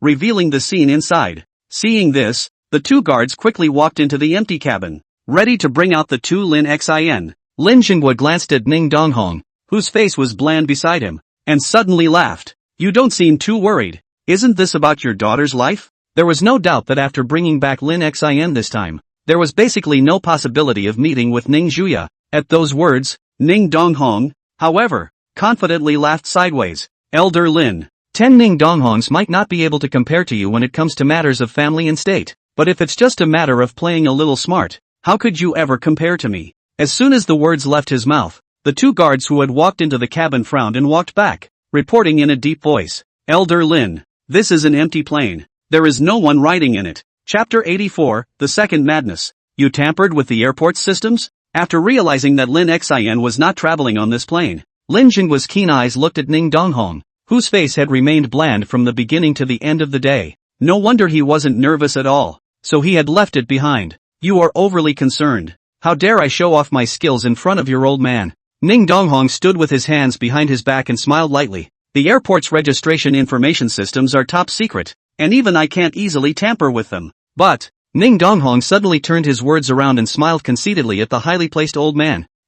Ning Donghong, may only be an insignificant little person in front of your old man. But if we are talking about the money piece, looking at the whole country, I am sitting alone in a high position. It was true that the airport system couldn't be changed. But if all the passenger planes departing from the airports on the Sichuan province side and the airports on the Mordor side were chartered, who would know which plane was seated with Lin Xin and the others? These words shocked the guards behind Lin Jinghua. Anyone who dared to talk to Lin Lao like this couldn't find 5 fingers in the whole country. Just how conceited was this guy to dare say such arrogant things? Even Lin Jinghua couldn't help but laugh out loud after hearing these words from Ning Donghong. Not bad. As a postgraduate, being able to say these words in front of me is enough to prove your ability and boldness. Ning Donghong slightly lowered his head and said in a modest tone, Elder Lin is too kind. Unfortunately, I'm just afraid that no one can stop the 2 children today. 10,000 meters high in the night sky, amidst the haze of gray fog, an airliner was flying in the direction of Rice. And this airplane happened to be the one that took off when Lin Jinghua and his group had just arrived at the airport.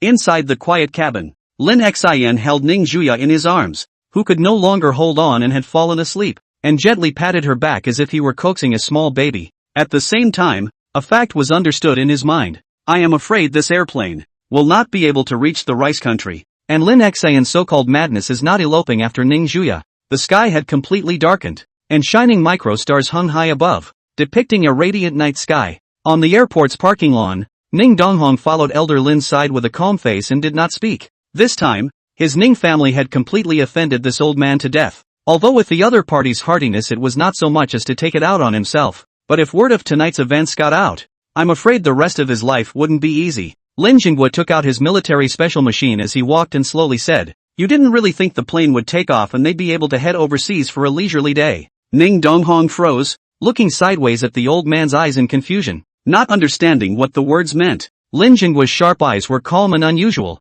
At this time, the phone in his hand had already dialed, and his voice spoke in a low voice. It's me. Pass on my order. As long as the planes that took off from Mordor this afternoon, I'll edict them to return. I will take all the blame. With that, the phone hung up. You. Ning Donghong looked sideways at the old man in shock, his face not as calm as before, and let out a bitter smile. Do you really want to go this far? Isn't it good to let them make their own choices when it comes to matters between juniors? Lin Jinghua glanced at him, his voice a few points colder, as if with the coldness of a king on the battlefield. I don't care where your daughter goes, but my grandson, he has to listen to me. Besides, you're just as much of a junior in my eyes, just a little bit smarter. With this call, the military's communications department acted at top speed, constantly sending out notifications to contact those airliners that had taken off from Mordor. This is the official communications department of the state of China. Attention all airplanes receiving this communication. Please return to your flights immediately. To reiterate,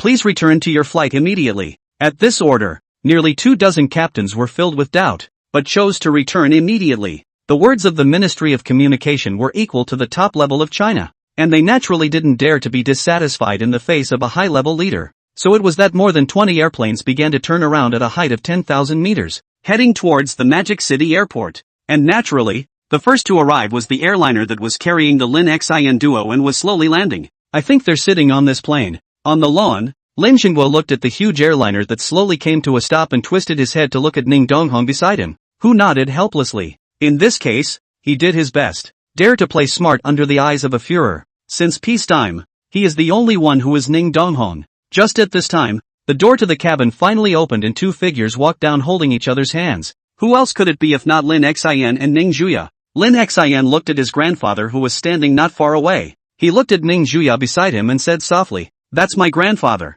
Are you scared now? Afraid? Ning Juya held Lin Xian's hand tightly and said firmly, With you by my side, what is there to be afraid of? Upon hearing this, Lin Xian smiled and led Ning Juya to his grandfather. Lin Jinghua, whose face had regained its composure, sized up Ning Juya and commented, As pretty as your grandmother was in her day. Good eye. I've already given you time to say goodbye, and now I've given you a little extra time, so you can come back with me this time. As the words fell, Ning Juya immediately wanted to step forward and make a move, intending to directly capture this old man, but was stopped by Lin Xian's outstretched arm. Yeah, it really is time to go back. But, it's back to God's capital with my little daughter-in-law. As the words fell, Lin Jinghua's brows furrowed as he looked at his grandson's unruffled eyes and said in a deep voice, You know, that's not going to happen. No. Lin Xin, however, shook his head and smiled softly at his grandfather. I said I'd take her back with me. After all, his name was Lin Xin, the one who was true to his word, and if he said he wouldn't separate, then he would definitely do it. Oh, Lin Xinghua looked at his grandson's confident appearance with interest, stroked the beard on his chin, and faintly said, "Do you have any more backstops?" In the next second, Lin Xian loosened his hold on Ning Juya's hand, and when his left clenched arm was loosened, a sharp knife was precisely held in his hand, and then, crossed over his neck. Behind her, Ning Juya's small face instantly turned white, and she hastily pulled Lin Xian's hand, saying in shock, "What are you doing?" Ning Donghong, who was standing on the side, watched the scene, a dawning realization appearing in his eyes, a smile appearing at the corner of his mouth. But even when he saw his grandson's horizontal knife on his neck, Lin Jinghua's face did not change much. He couldn't know his grandson better. "You're trying to threaten me with your own life. Are you down with that?" Lin Jinghua had just finished his sentence and thought that things were nearing the end when a shocking scene appeared, only to see that Lin Xian did not hesitate to take the sharp knife and forcefully stabbed it into his abdomen. And in a flash, blood splattered, and the entire person directly lost consciousness. This scene everyone was not expected. Originally calm face as usual Lin Jinghua expression also changed at this moment. He didn't expect Lin Xian to actually dare to lay his hands on him, so he hurriedly rebuked the guards behind him. "What are you waiting for? Contact the hospital now." Lin Xian, on the other hand, collapsed in a pool of blood, and the blood from his abdomen could not be stopped. Chapter 85, Xin Family, Destroyed. Late at night, the first hospital of Magic City. Quickly, the patient has lost a lot of blood in the abdomen. Prepare an emergency blood transfusion immediately. Inside the corridor, four anxious-faced guards pushed the emergency beds towards the operating room, and several director-level doctors followed along to observe Lin Xian's condition while running. First aid bed has nearly shocked Lin Xian abdomen although has been emergency bleeding, but there is still blood constantly seeping out, looking particularly oozing. The corners of Ning Juya's eyes, who was following behind,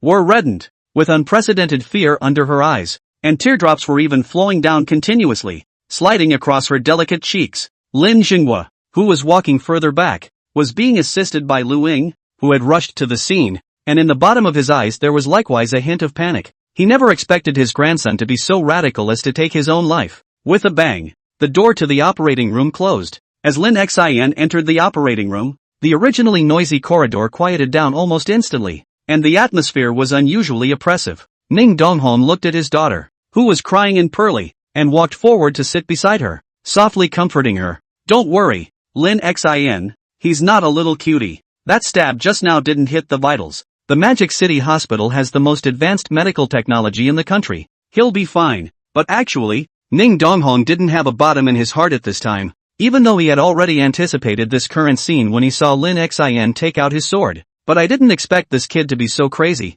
This knife, even if it didn't hit the vitals, it was highly likely that his life would be injured due to heavy bleeding." On the side, Lin Jinghua looked at the closed door of the operating room and sighed sadly, then turned around and left, with no intention of waiting here. Seeing this, Lu Ying also had no choice but to bring those guards to follow him, turning back to glance worriedly at the operating room before turning to leave. At this moment, the tearful Ning Juya's eyes were suddenly filled with hatred as she looked at the pale back and stood up wanting to follow. "You're crazy." Beside him, Ning Donghong, who had expected this, pulled his daughter's arm. He hated it and whispered, "Do you know the consequences of doing this?" As the words fell, Ning Donghong's hand directly took out a sharp knife with blood from his daughter's sleeve. "Give it back." Ning Juya still wanted to snatch it back, but she was exhausted at this point, so how could she possibly snatch over Ning Donghong, who had prepared early? Looking at his daughter with madness and hatred in her eyes, Ning Donghong coldly said, "If you do this, how are you going to explain it to Lin Xian in case he wakes up?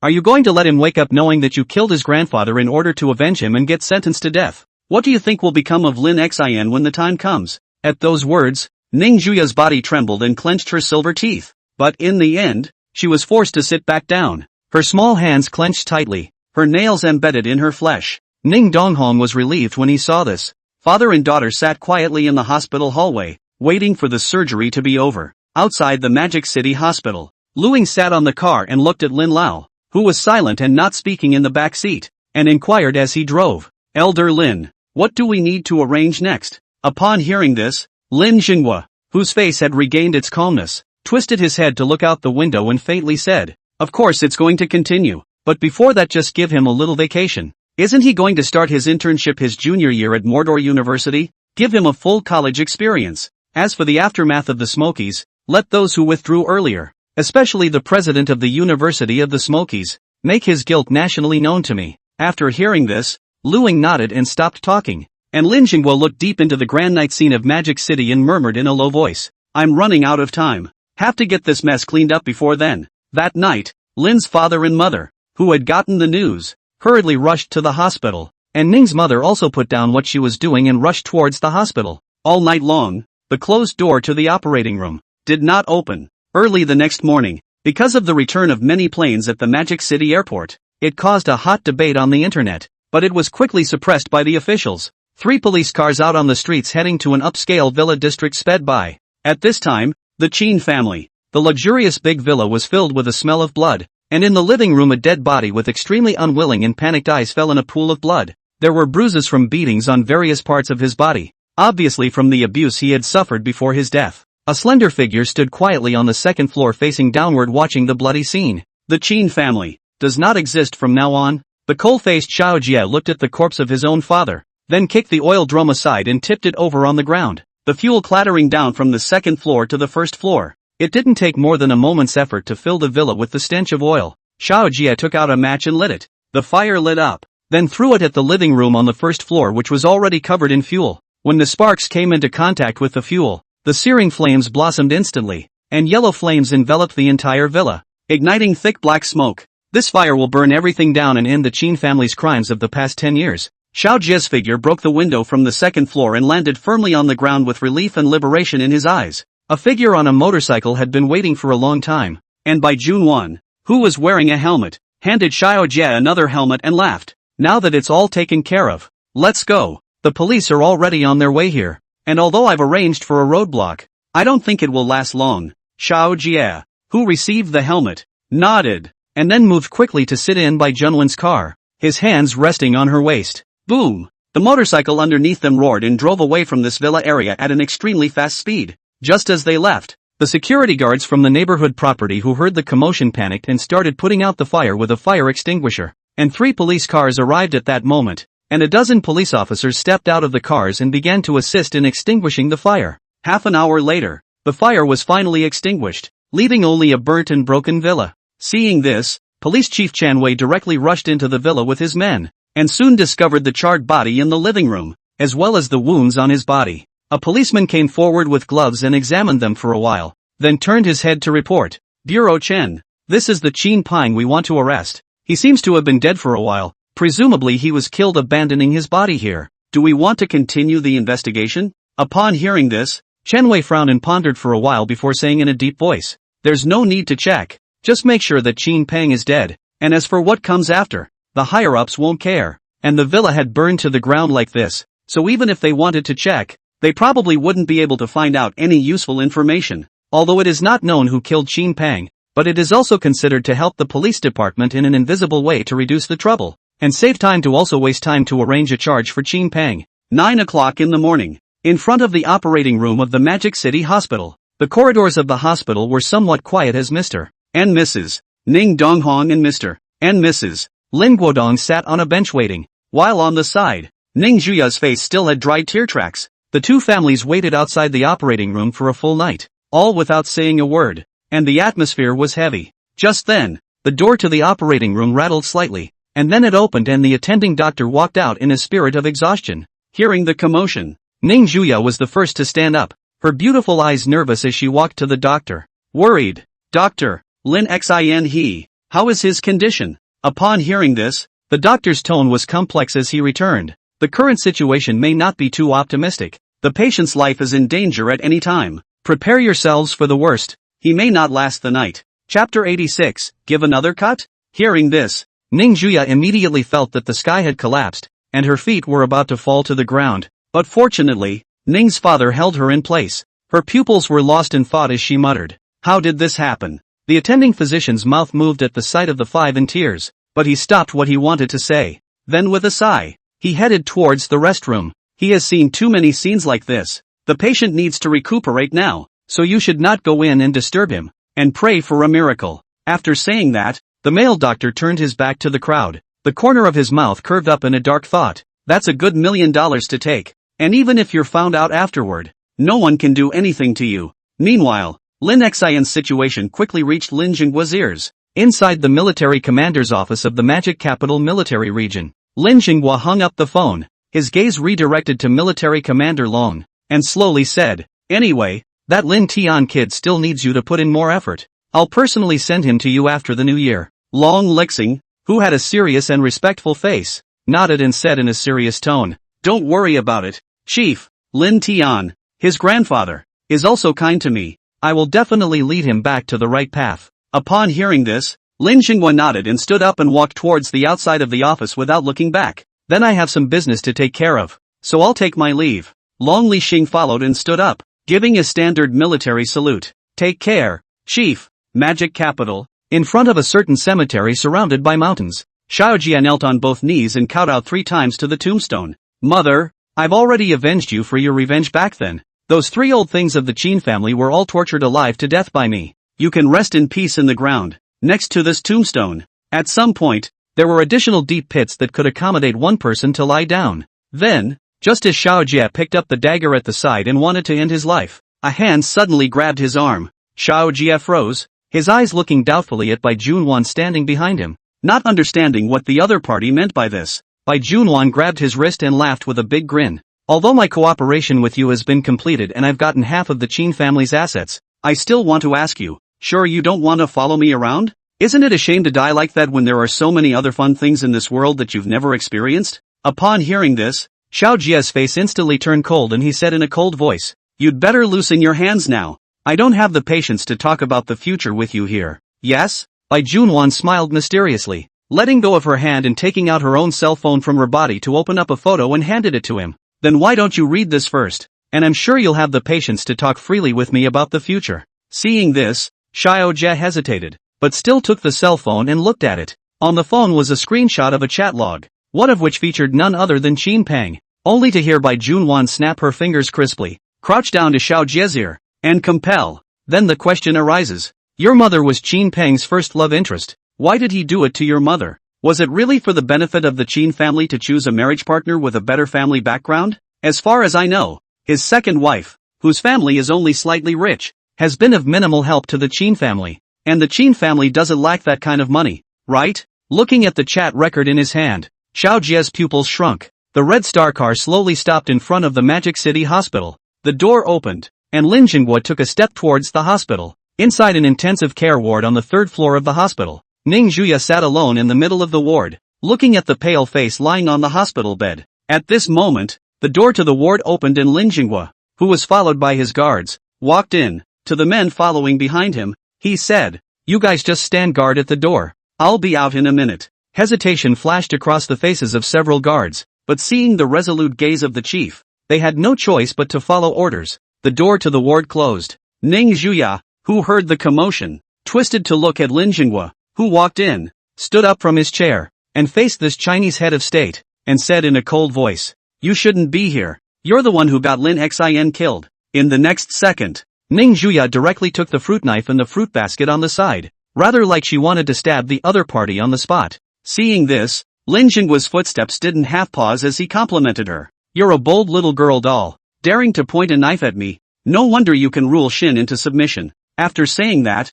he walked directly to the side of the hospital bed, looked at Lin Xin who was lying on the bed, and coldly grunted, "How much longer are you going to pretend that grandpa is here and you don't know to get up and say hello?" Seeing this, the fiery temper in Ning Zhuya's heart couldn't hold back at once, and just as she wanted to lift the fruit knife in her hand, a familiar voice came to her ears. "Don't!" Ning Zhuya's movements froze in disbelief as she twisted her head to look, only to see that Lin Xin, who was originally lying dying on the hospital bed, had opened his eyes at some point and shook his head at her. Lin Jinghua see the scene. The heart is always the bottom, although it has long been expected to be the result, but I'm afraid of what if. But he was still a little upset at being counted out by his own grandson. While inwardly sighing with relief, Lin Jinghua looked at Lin Xin, who was lying on the hospital bed, and said in a flat tone, "This time it's kind of gotten under your kid's skin. Next time don't joke with your life." After saying this sentence, Lin Jinghua turned toward the outside of the hospital room, thought of something, his footsteps paused, turned his head and said to Lin Xin,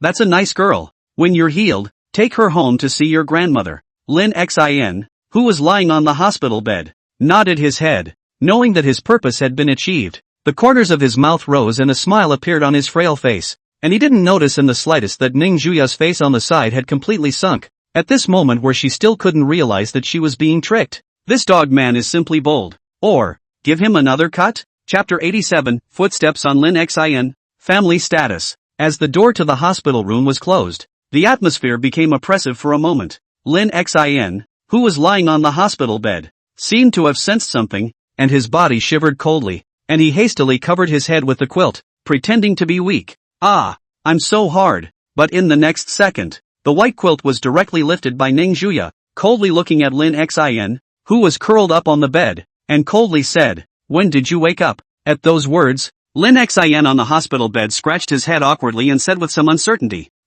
probably midway through surgery. Hearing this, Ning Juya looked at him with cold eyes and continued, "That means the doctor was also at your behest, saying something about not surviving the night." Looking at her face that was flooded with cold, Lin Xin swallowed and nodded with difficulty. "Probably. Right." After hearing this reply, Ning Juya's temper finally couldn't hold back, and she directly rushed forward to choke Lin Xin with one hand. The two of them locked gazes, and Ning Juya said viciously while choking Lin Xin, "That means you've been lying to me from the beginning." Lin Xin felt the increasing force out of his neck and said in a hurry, "I'm doing this for our future. There's no way my grandfather will let go without this." Saying that, Lin Xin even put on a hard look, and when combined with his already weak and pale face, it was like he was going to die in the next second. This scene frightened Ning Juya, who withdrew her hand, then glared at him viciously. "I'll settle the score with you when you're healed." Upon hearing this, Lin Xin sighed in relief, then stretched out his arms and laughed heatedly. "Daughter-in-law, won't you give me a hug from my husband?" "Hug your ass." Ning Juya glared at him in dissatisfaction. She really wanted to smack the bastard with her hands, but when she thought of the injuries on his body, she was a bit intolerant. "Forget it, let's just wait until he's healed and then we'll tune him up." And as Lin Xin continued to plead relentlessly, Ning Juya had no choice but to take off her shoes and lay into his arms. "What are you doing with your hands? It's all bruised up like this and you're still not being honest." Hey, I'm not doing anything. I'm just doing what a decent person would do. Get out." Smoke City. Inside the presidential office of Yantai University, under Governor N Yuan's massive purge in Sichuan province, Huang Deming was one of the very few people who escaped the charges, but at the moment he was equally panicked. "You must save me, please, for the sake of me doing my best for you for so many years. Help me out." Huang Deming cried into the other end of the cell phone. A mechanical synthesized voice came from the other end of the phone. "Those who have accomplished so much, I have long warned you to act with caution, and now this is all the result of your arrogant and cocky character. You're on your own. No one who comes can help you." With that, the phone was hung up directly. Looking at the cell phone that hung up, Huang Deming's body went limp in his chair. His pupils trembled a little and he didn't know what to do when the door of the office was suddenly kicked open, scaring him and looking up. In the next second, his gaze was filled with horror, only to see a dozen police officers suddenly rushing in and handcuffing him without a second thought. Huang Deming struggled.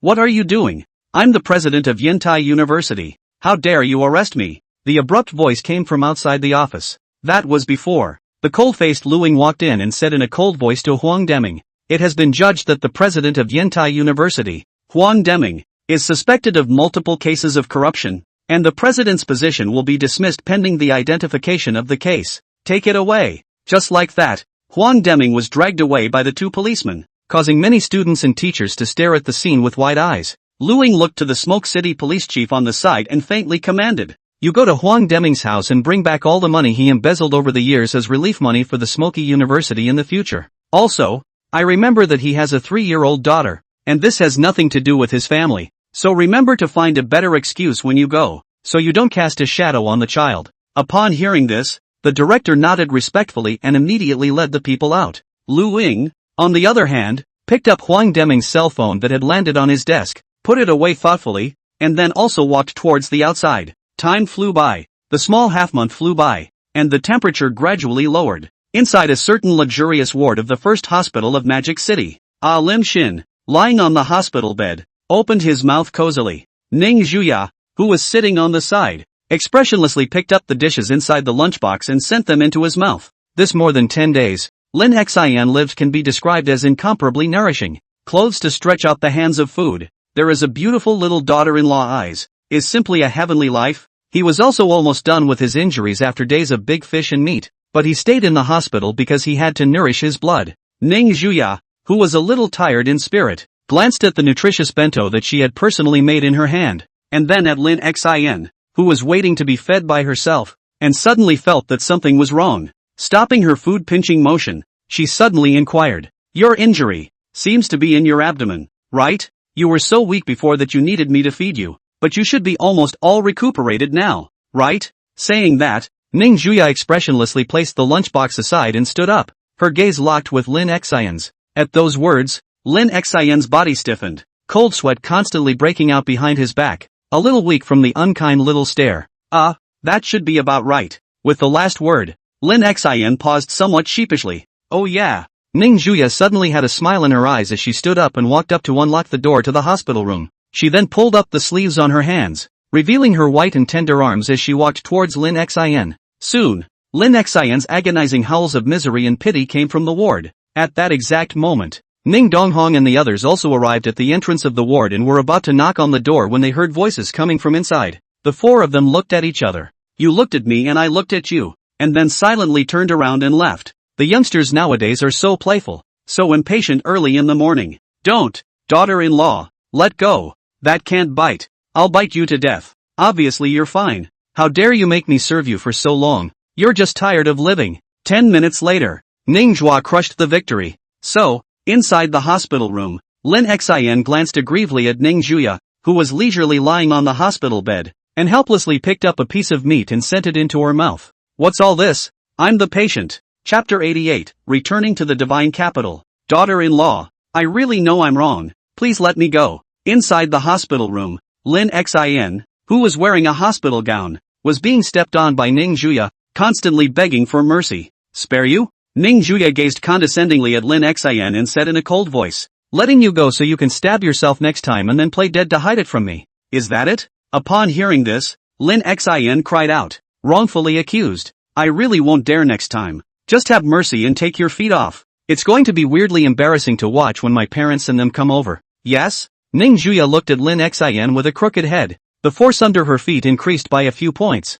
and she said suspiciously, "Don't you men like that? You should be feeling happy now, right?" The little pink and white feet kept rubbing and abusing Lin Xion's face. "Happy my ass." Lin Xion's voice got a few points louder, and he said in dissatisfaction, "I'm not a pervert, who can still be happy about being stepped on." Just then, the sound of Lin's father and Zhang's mother talking came from outside the hospital room. Seeing this, Ning Juya snorted coldly and retracted her foot to temporarily let this guy go. In front of her future parents, she still had to maintain her image, something that Ning Juya was still aware of. Lin Xian inwardly breathed a sigh of relief and hurriedly climbed up from the ground, walking over to his daughter-in-law to pinch her shoulders and laugh heatedly. "First things first, you've just punished me, so you can't bring this up again." Ning Juya glanced at him obliquely. "Are you teaching me how to do things?" Before Lin Xian could speak, the door to the hospital room was pushed open, and as soon as Zhang Huiwan saw her daughter-in-law, she walked forward and said with a smile, "Xiao Ya Ah, are you still used to staying in the hospital lately? And taking care of our family Xiao Xian? It's really hard for you." Regarding this daughter-in-law, Zhang mother was now so satisfied that she didn't even think much of Lin Xian as her son. Lin walked up and took the initiative to pull up the suitcase, his voice steady. "Well, let's talk when we get on the plane. If we don't hurry we won't make the flight." After saying that, Zhang mother took her daughter-in-law's hand and walked out of the hospital room, leaving only the lonely and isolated Lin Xian, who was a bit skeptical. "Who the hell is the patient and how come this treatment is so different? Your son has been in the hospital for so long, but I haven't seen you greet him, and your daughter-in-law is on your lips every day, so don't treat me so differently." At that moment, Ning Zhua turned back to look at him and faintly said, "What are you standing there for? Don't go." Lin Xian instantly smiled with joy and followed her up to wrap his arms around her thin waist. I'm sure it's better to have a daughter-in-law. Love you." On the side, Zhang's mother disliked, "Look at your behavior. How old are you? Still acting like a child." The family was happy to get into the car and head to the airport. In the Lin family, Lin Jinggua's words were orders, and since Lin Xian now had a girlfriend, it was only right to bring her home to show her grandmother. In the corner that Lin Xian didn't notice, downstairs in the hospital, she looked at the faraway car and was a bit depressed. She threw the flowers she was holding for the doctor's visit into a side trash can, then turned and left the hospital alone. When she was gone, another figure appeared from around the corner. Li Liang picked up the flowers that she had thrown into the trash can and sighed helplessly. What a shame to throw away such nice flowers. With that, he followed in the direction she had left. Inevitably, the events of Smoke City made their way to the internet, and after a flurry of buzz, they quickly faded into obscurity. As for the Magic City, due to the death of the three top pillars of the Qin family, coupled with the fact that the upper feather group was taken down by the White family, the large Qin family was almost less than a month old before it fell apart, with people leaving and many others living on the streets like beggars. This incident caused a huge stir in the upper circles of Magic City, and everyone understood that it must be that the Qin family had provoked some big shot, and had died out in just 1 month. Canopy Group is even with an absolute advantage, took down a lot of the Qin family's industry, without the Qin family's checks and balances. In the Magic City can be said to be a real one-handed. These days, Ning Donghong woke up laughing almost every day, causing Ning's mother to kick him directly to the living room sofa to sleep. In terms of money, there were very few people who could match the Ning family's wealth when looking at the whole country right now, and in terms of power, there was Lin Xin, a son-in-law with a perfect score, backed by the divine capital Lin family, God's capital. 12 o'clock noon, the sun was high above the miles of clear sky, and every now and then a cold whooshing wind blew through. Lin family, inside the ancestral hall, dressed in all black, Lin Xinghua held 3 lit incense in his hands, curls of white smoke rising as he bowed slightly to the wooden plaque directly in front of him. Underneath the wooden sign was a picture of a young woman, standing amidst the surging crowd with a smile on her lips. Both the people behind her and the building are full of a total period feel, very different from the modern style. At that moment, there was a knock on the door of the shrine and Lin Xion's voice came. "Grandpa, I'm home." After Lin Xinghua finished the incense, his eyes stayed on that photo and slowly said, "Come in." The shrine door pushed open, and Lin Xian and Ning Juya, who had just returned, walked in side by side, then gently closed the door. After looking at his wife's picture for a while longer, Lin Xinghua turned to leave without looking back. "I haven't been back in so many years. Give your grandmother a good incense. I'll wait for you in the study." Lin Xian shrugged at Ning Juya and walked to the side to pick up the incense and handed it to her, then picked up 3 more and lit them. Unlike when Lin Xinghua offered incense, Lin Xian pulled Ning Juya to kneel on the futon in front of the wooden plaque, and paid homage to his grandmother's picture 3 times.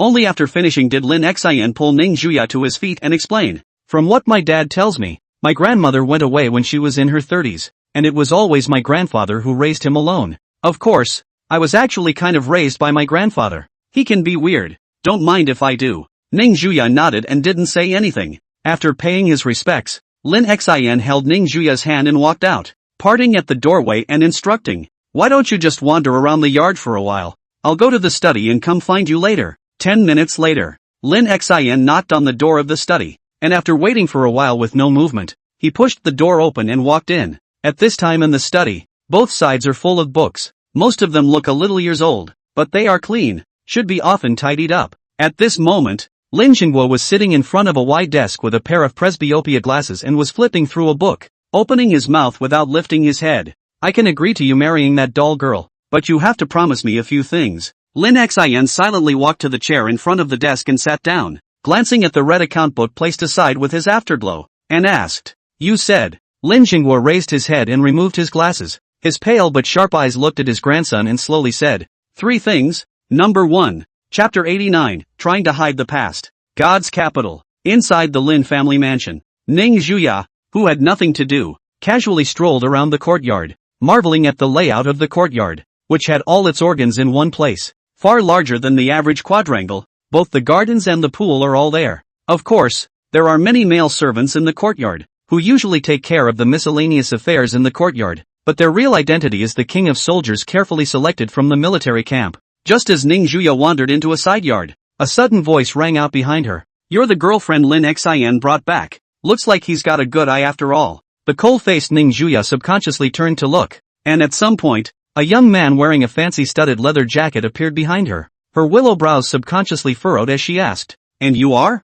Lin Tian, who had his hands in his pockets, walked slowly, a faint smile on his lips as he smiled at her. "I'm barely that kid Lin Xian's older brother. Just call me Lin Tian." Hearing Lin Tian address his man, Ning Juya's face was a bit unkind, but she still endured it and nodded with a cold attitude, counting it as a greeting.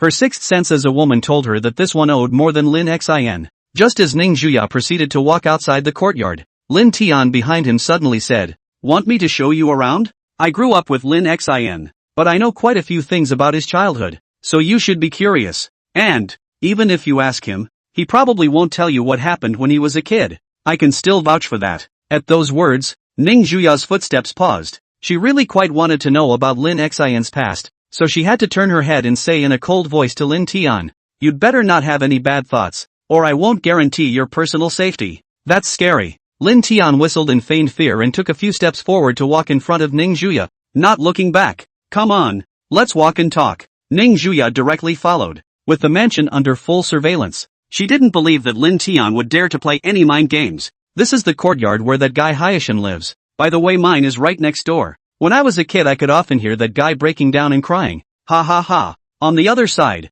inside the study, when all three conditions were stated, Lin Xin agreed without hesitation. Lin Xinghua nodded and pushed the account book aside, then hung his head and refocused his gaze on the books in front of him. Seeing this, Lin Xin, who was sitting across from him, sensibly took the account book and stood up, bowing before walking towards the outside. No third person knew what those three conditions were, and yet in the future they had a subversive effect on Lin Xin. In front of a large tree within the courtyard, Lin Tian gazed at the green tree that was 100 years old and smiled at Ning Juya who was beside him. "When I was little, Lin Xin was hung from a tree and beaten by his grandfather because he wanted to go out and play, dripping with blood, and I can't forget that scene even now." Under Ning Juya's increasingly cold gaze, Lin Tian scoffed without a care in the world. That day, Lin Xin was sufficiently hung from a tree by his grandfather for the whole night, and it was still winter. Do you know the expression on Lin Xin's face at that time? It was simply not too great. Maybe there are still some injury marks to be seen on his back now. Ning Juya, who was standing on the side, coldly said, "As his brother, you seem to enjoy seeing him abused." At those words, the smile at the corner of Lin Tian's mouth grew even wider as he turned around to face Ning Juya, just wanting to open his mouth to speak. At this moment, a figure suddenly walked into the middle of the compound, and it was none other than Lin Xin who had just come out of the study. The smile that had just appeared on his face instantly disappeared when he saw Ning Juya staying with Lin Tian, but this instant was clearly seen by Lin Tian. "Since when do you boys wear such disgusting smiles?" Lin Xin ignored this guy and expressionlessly held Ning Juya's small hand as he walked towards the outside of the courtyard. When the two of them left, among the corners, Lu Ying, who had been eavesdropping for a long time, also came out and said faintly to Lin Tian, "The person to pick you up is already here. An elder Lin told me to tell you to stay out of Lin Xin's business." Lin Tian snorted coldly, didn't say anything, and took a step to leave the place. On the other hand, Lin Xin pulled Ning Juya directly out of the courtyard and drove towards a certain upscale villa area in God's capital. On the co-pilot, Ning Juya clasped her hands and looked at Lin Xin's slightly cold face and faintly said, "Is that guy telling the truth? Of course it's all fake." Lin Xin, who was driving, replied back without even thinking. As the words fell, a small, cool hand directly cupped Lin Xin's face, and Ning Juya's dangerous gaze stared in. "Really? Are you sure?"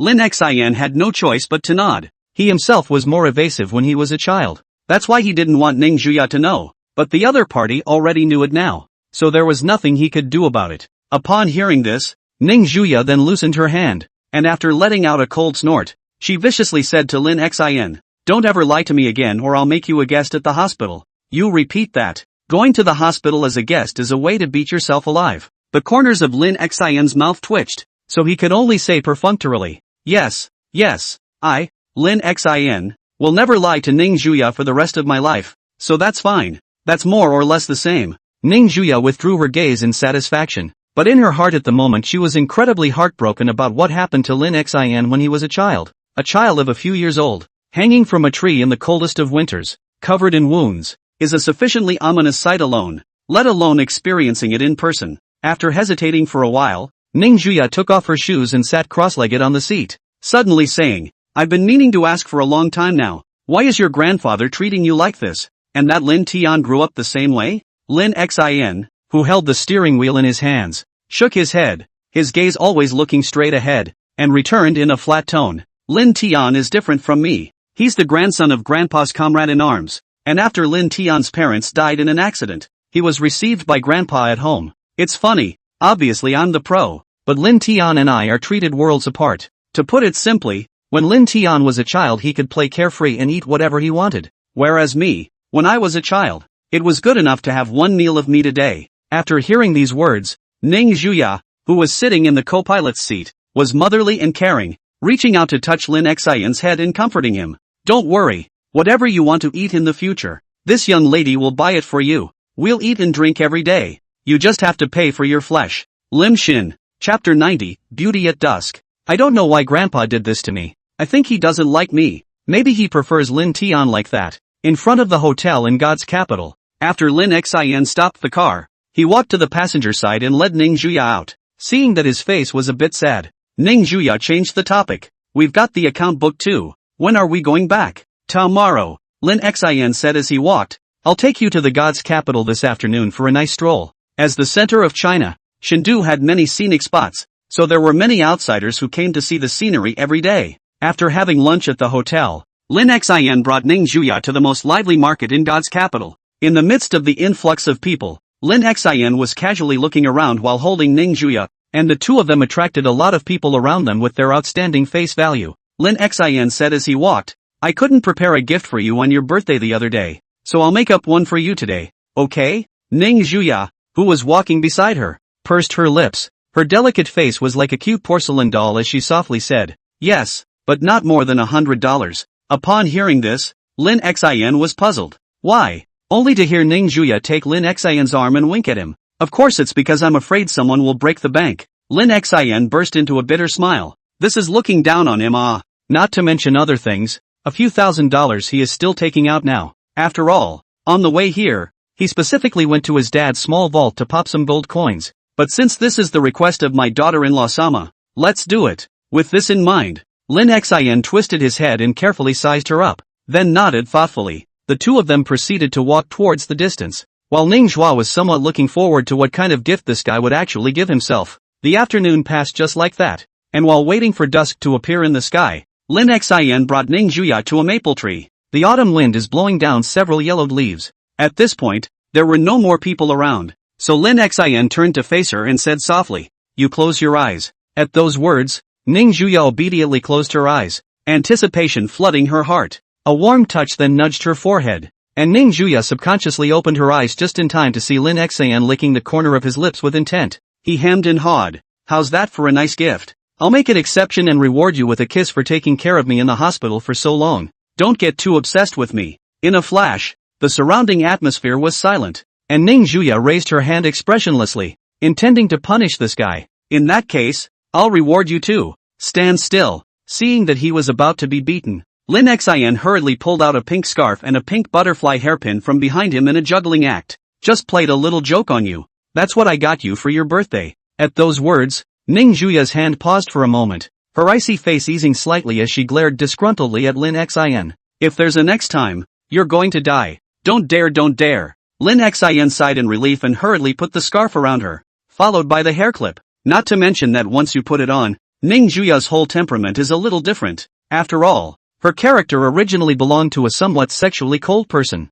That's why she was called a high cool goddess. And now with the addition of two more pink objects, she instantly gained a bit more femininity. If Lin Xian had to evaluate it, it would be a top goddess who could be imperial or virtuous. Does that look good? Glancing at the pink scarf around her neck, Ning Zhuya looked somewhat suspiciously at Lin Xian, who was already a bit dumbfounded, and asked suspiciously. Lin Xian couldn't hold back and directly reached out to hold her tightly in his arms, smelling that fresh scent from Ning Zhuya's body and becoming infatuated. Of course it looks good. You look good no matter what you wear. Hearing these greasy words, the corners of Ning Zhuya's mouth lifted as she suddenly asked, why are both pink? It looks like something stupid. Lin Xian, who was reveling in his daughter-in-law's beauty, subconsciously said, of course it's to add some femininity to you. Used to be pretty but a bit of a woman. The words came to an abrupt end in the middle of his sentence, and Lin Xian's body subconsciously trembled, as if he had said something he shouldn't have, loosening her embrace. As expected,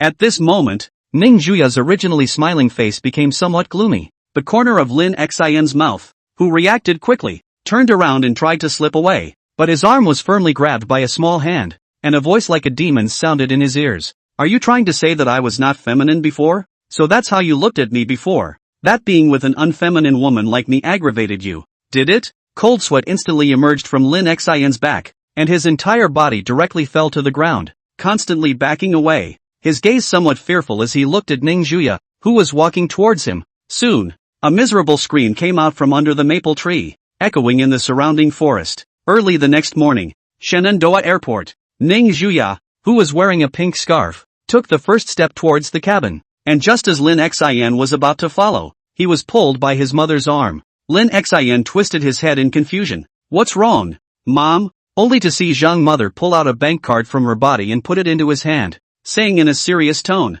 "Stay with Xiaoya when you get there. Take these pocket money and use it. You can't keep making other girls pay for it. I'm warning you, you brat, if you dare to lose such a well-behaved daughter-in-law like Xiaoya to me, I'll beat you so much that you won't be able to get out of bed." Lin Xian, who had a bank card in his hand, immediately brightened up, smilingly nodded and answered, "Don't worry, Mom. What kind of person your son is, you still don't know. I'll be off then, haha. You and Dad take care of yourself." After saying that, Lin Xian walked onto the airplane with excitement and put his bank card away. Good guy. I do not know how much pocket money their own mother prepared. See, her daughter-in-law satisfied Liangzi. How to come to 1,000,000 or 800,000 it. But soon he couldn't stop laughing. As soon as she sat beside Ning Juya, she extended her hand and faintly said, "Hand it over." Looking at the hand reaching out in front of him, Lin Xian's mouth twitched as he played dumb and said, "Hand over what?" Upon hearing this, Ning Juya directly began counting down. 10, 9. Looking at his daughter-in-law whose face was getting colder and colder,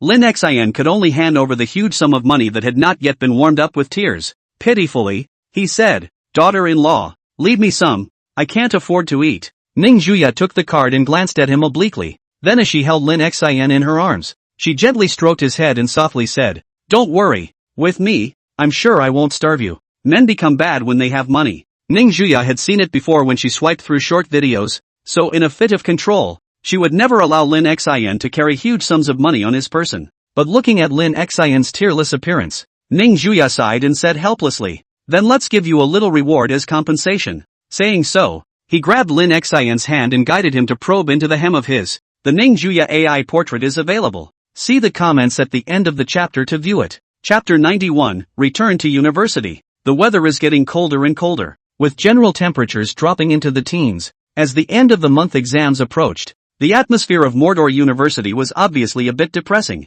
After all, it would be the final exams in a short while. That's why there is a lot of catching up to do at all grade levels. The long-lost red Maybach stopped at the entrance of the school in the early morning when the temperature was cold and chilly, and instantly attracted the attention of many students. After a month, that Ning family's eldest daughter actually went back to school. The car door opened and Lin Xian, wearing a black down jacket, stepped down from the driver's seat, a gray scarf around his neck, rubbing his hands together and exhaling warm air from his mouth. He walked to the passenger door and opened it, extending a rubbing warm hand to Ning Juya sitting inside and smiled. "Please, my dear lord wife." Today's Ning Juya wore a white bodysuit with a pink scarf around her neck. Her long silky black hair was casually draped behind her, and she wore a pink butterfly hair card on her head. Ning Juya somewhat reluctantly pulled Lin Xian's hand from the car and coldly grunted at him. "I really think you're masochistic. Why are you coming to school on such a cold day when you've already taken a break?" Lin Xian walked in front and laughed without looking back. This is not wanting to experience youth, and it's quite boring to stay at home all the time.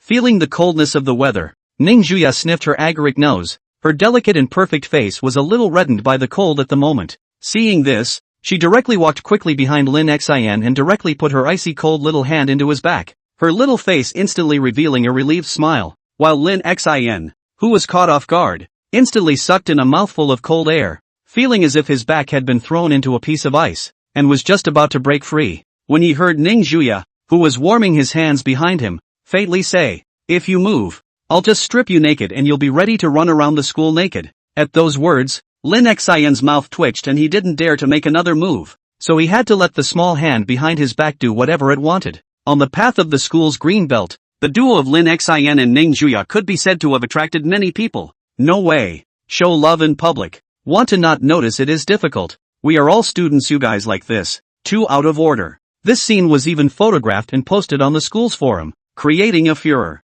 Inside one of the classrooms in the club building, Shi, who was wearing a pink cotton dress, was brushing the video when a message suddenly popped up. Breaking news, student president returns with little puppy. The two are suspected to be fixing things. Seeing this forum message, she froze for a few seconds, her fingers subconsciously tapping, and when she came back to her senses, An intimate photo of Ning Juya and Lin Xian had already appeared within her cell phone. Just then, the door to the club was pushed open and Li Liang's laughter came in. Sister she, Lin Xian, he's back. Why don't we wait until after this exam and go camping together? How long has it been since our club held an event? If we don't get laid once more, we'll really run out of time come junior year. Li Liang walked in with a smile on his face, and Qin Shi, who had quickly turned off his cell phone, nodded and said in a slightly low voice, "Well, I'm all for it." Hearing the changes in it, Li Liang gave a start and walked over to Qin Shi and sat down in front of him, comforting him. There's actually nothing wrong with being friends. We three have been friends for so long,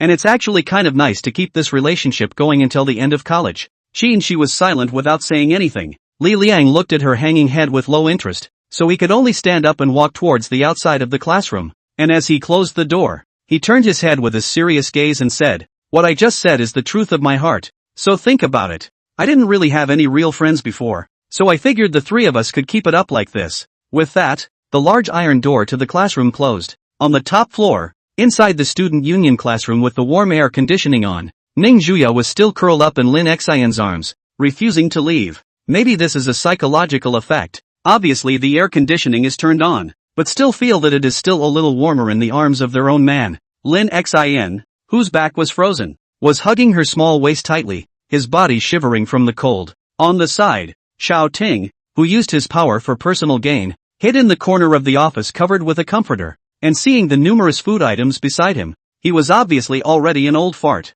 "Say, Chairman, tomorrow is the end of the month exam. I heard that the questions on this exam are a bit different. Don't you guys need to review them?" Xiao Ting poked her head out from under the covers. Before Ning Juya could speak, Lin Xian, who was warming himself on her body, laughed indifferently. "Isn't the end-of-month exam for sophomore year in the district a handful? I can pass the test even with my eyes closed." Hearing these arrogant and confident words, Xiao Ting silently retreated back into her nest. So this is what the school bully thinks? It's making her, an ordinary student, stressed out. Just as Lin Xian closed his eyes and enjoyed the soft jade in his arms, his cell phone suddenly rang. A certain letter's beep. Lin Xian curiously pulled out his cell phone to take a look, then said expressionlessly, "So it's an ad push." With that, he tried to put away his cell phone, but was snatched away by the aware Ning Juya, who looked at his cell phone with interest while strangling Lin Xian's neck with one hand. The message was sent by Li Liang, and the content was simple. Qin Shi wants to invite Lin Xian to go hiking and camping,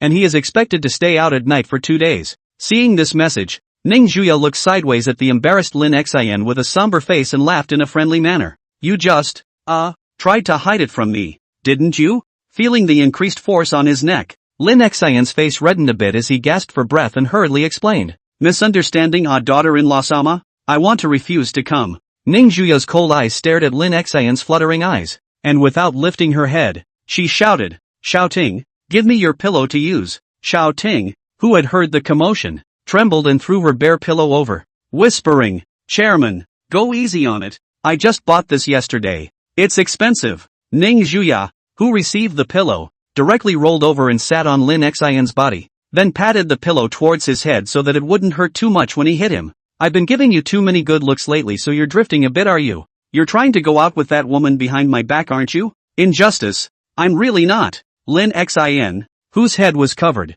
tried to explain, but immediately followed by Ning Juya's frantic foot stomping. "Did not half stay feet? Anyway, there is a pillow cushion. Stomping cannot die." With no way out, Lin Xian directly reached out and grabbed the small foot that was about to fall, and then as soon as he rolled over, he pressed Ning Juya underneath his body, and then in a swift motion, he put a pillow over her face and stomped on it. Ning Juya, on the other hand, before she could react, her eyes went black, and then she felt herself being stepped on by something. Looking at Ning Juya, who had been stepped on by himself, Lin Xian crossed his arms and laughed triumphantly. "Little missy, you're going against the grain. Husband, I'm the head of the family. Set your position clearly." In the corner, Xiao Ting, who was watching this scene, froze for a moment, opened her small mouth wide, and then silently retreated back into the comforter. Dead, dead, dead. How dare you treat the chairman like this? 10 lives are not enough." Chapter 92, by Family Banquet. Xiao Jia's engagement. Inside the office of the student union at Mordor University.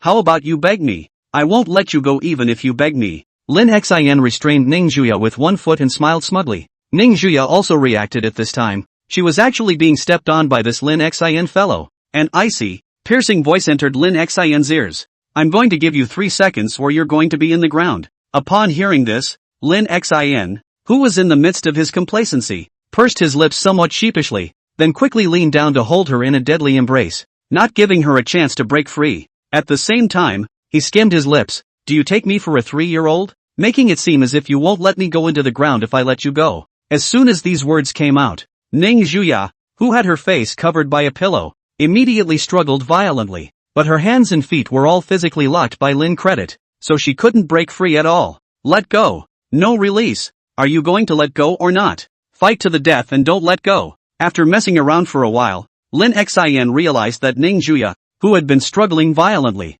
seemed to have lost her movement, and immediately after that, under the pillow, there was a sound of crying. Lin Xian, who had firmly locked her in place, became even more vain, and stiffened his mouth. I'll tell you what, don't think you can fool me by pretending to cry. I'm not going to eat your words. But even after Lin Xian said that, the sobbing under the pillow still didn't stop, and for a while he really panicked a bit. If he remembers correctly, Ning Zhuya's end seems to be coming in a few days. Right. In case she takes this to settle the score at that time, what to do? Either. Just take a look. Lin Xian carefully freed a hand and lifted a corner of the pillow, and before he could see what was going on, his head suffered a heavy blow. Hey! You cheated! Lin Xian fell to the ground with a breath of cold air, his body curled up, his forehead red from Ning Zhuya's impact. When he felt a little better, his eyes were greeted by pink and white jade feet on the cold ground. Facing towards him, the corner of Lin Xian's mouth, who was squatting on the ground, twitched, and his movements stiffened as he looked upward,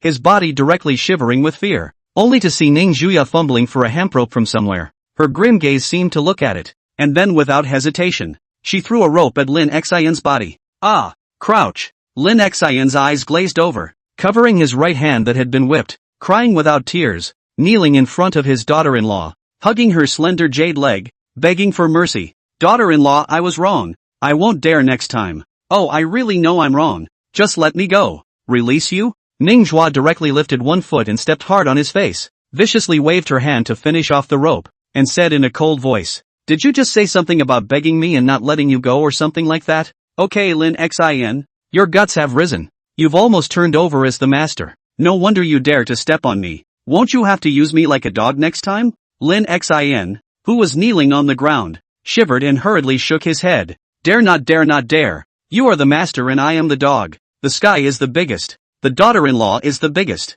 Ning Zhuya's cold eyes locked with his and smiled grimly. Unfortunately, you're too late with that statement. Immediately after that, a mournful and tragic scream came out from the office of the student union, almost to the point of shattering the clouds, and could be heard in almost the entire club building. Exactly 1 hour later, inside the student council office where the screaming stopped. Daughter-in-law, you're tired of fighting just now. Have a drink of water. Almost beaten out of a pig's head, Lin Xian handed over a cup of freshly picked up hot water, laughing harder than he was crying. The red marks under his clothes were faintly visible. Obviously these were all Ning Zhuya's handiwork, and it wasn't usual to be beaten up. Ning Zhuya, who was half lying on the sofa, didn't even look at it and directly said, It's too hot. Said, intentionally touched on the hemp rope placed aside, seemingly to make a move. Seeing this, Lin Xian trembled and hurriedly blew on it before handing it over again, smiling sarcastically. Daughter-in-law, it's not hot now. It's just the right temperature.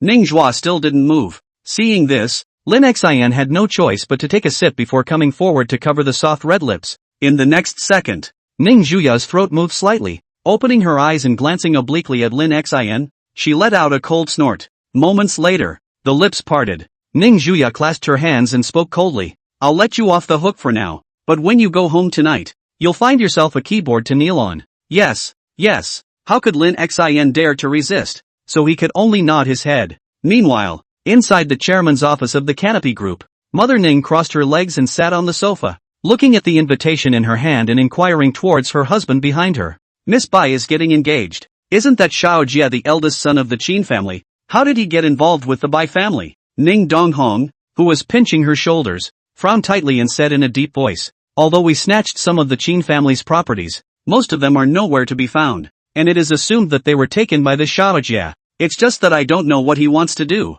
Actually mixing with the White family is a bit mind-boggling. Mother Ning placed the invitation on the coffee table and took out her cell phone and said indifferently, Let Xiaoya go. just so she can bring Lin Xin along. Xiao Xin is definitely going to take over our family's industry in the future. So it's just right to let him experience more of these occasions, so that when he comes to the group for his internship in his junior year of college, it'll be easier for him. Upon hearing this, Ning Donghong nodded approvingly. That's good. And then just wait for the two to graduate and you can just get a license and hold a wedding. As the call went through, Lin Xion's howling voice came from the other side. Hey, daughter-in-law, don't step on it. Didn't you just go all the way around me? Cheating again. Did I just say that? Turning things upside down. It seems that you haven't been taught enough lessons. Listening to the commotion on the other end of the phone, Mother Ning and Father Ning glanced at each other with surprise in their eyes. Are young people so high these days? It's still broad daylight and you can't help it? On the other side of Mordor University, inside the student council office, Ning Juya stomped Lin Xin on the ground with one foot, holding the cell phone in one hand while holding the folded twine in the other. After giving Lin Xin a fierce glare, Ning Juya then put her attention to her cell phone, attaching it to her ear. Seeing that it had quieted down, the Ning mother on the other end spoke about the engagement of the Bai family's eldest miss and Xiao Jie, not forgetting to instruct. When you're out there, give people a little more face for shin. Don't let outsiders look down on you. After that, the phone was hung up. Lin Xin, who was stepped on the floor, cried without tears and said, Look, our mom has said so let me go, daughter-in-law. Upon hearing this, Ning Juya looked at the aggrieved Lin Xin, and after thinking about it, she still lifted her feet and laid back on the sofa to the side, faintly saying, Squeeze my feet and go to a party with me tomorrow. Chapter 93, Pig Farming. The following morning was early, and at the same time, it was also the day of the month-end exams of the Magic City University. Inside the office of the student council, Lin Xin took Ning Juya's soft little hand and said with a serious face, Daughter-in-law, please stay by my side all the time. Ning Juya, who was planning to go to the examination room, twisted her head and returned expressionlessly. Don't. Lin Xin almost fell to his knees, his eyes filled with sincere pleading. I don't need you to do anything, just stay by my side at all times. Ha! Ning Juya snorted lightly and shook off his hand, her beautiful eyes glaring smugly at Lin Xin as she sneered. Don't even think about it. Die you. Or rather, get as far away from me as you can. At those words, Lin Xin instantly broke down and hugged Ning Juya's leg, bawling, Why? Just so you can sit next to me and show me the answers. Xiao Ting, who was on the side, took her pen and walked towards the outside of the office, her gaze pitifully glancing at Lin Xin, who was kneeling down and pretending to cry, and sighed helplessly. I've been telling you for a long time that this exam is a little different. If you don't listen to a woman, you'll get what's coming to you. After saying that, Xiao Ting shook her head and walked out of the office, heading towards the examination room. Lin Xin, on the other hand, raised his head full of indignation and said with dissatisfaction, Who TM knew that our management studies are going to take a test on raising sows this time? String specialty. Mundo University has come up with an event where students are free to choose the subjects they want to take in order to let all the students relax before the exams. Lin Xin had also only learned about it this morning through Li Liang, and hadn't felt much when he got the news. But Ning Juya had just suggested that there should be another competition. If you lose, you can't sleep with her for a month. What a horrible punishment. Almost worse than killing him. You're on your own. Ning Juya nodded and smiled, directly shaking off Lin Xion's hand and walking towards the stairs. In his heart, he had even thought of how to punish this dogman Lin Xion, and the corners of his mouth unconsciously raised. Lin Xion resignedly got up from the ground. His pupils were godless as he walked towards the examination room. This world is so cruel. I want to die. But soon, a dramatic scene occurred. Because all majors take the exam together, there are naturally multiple majors in one exam room. E.g., Qin Shi. By the time Lin Xion walked into the examination room, he was pulled into a center chair and sat down by Li Liang,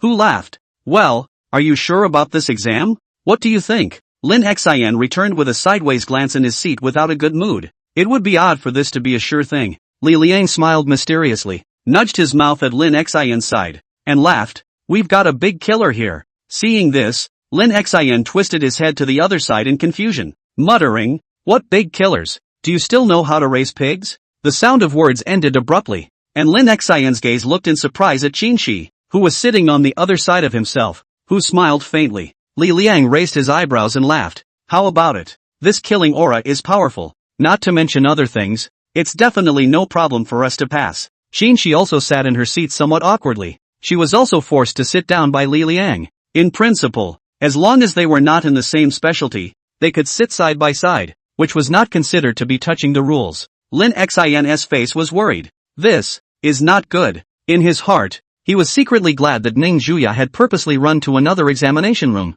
If she saw himself sitting with Qin Shi, he would have to tear himself alive. But sure enough, he didn't notice that in the corner spot, Sha Ting, who had a very weak presence, had posted the picture he had just taken. Then, like a child who had done something bad, he sheepishly plopped down on his desk and waited for the test to begin. Soon, just when Lin Xin thought that this exam was stable, the classroom door was suddenly kicked open, followed by a familiar figure walking in. Lin Xin was so scared that he hurriedly got under the table, but it was too late. Ning Juya, who suddenly barged into the exam room with a cold face, walked directly to Lin Xin's table and grabbed his ear, pulling it towards the outside of the classroom without mercy. Lin Xin let out a pained voice with a bitter face. It hurts. It hurts. You're gentle. So then, in full view of everyone, Ning Juya directly grabbed the person and walked out of the classroom, causing the crowd to look at each other, not knowing what had happened. Helplessness flashed in the eyes of Li Liang, who was watching all this happen, and he shook his head.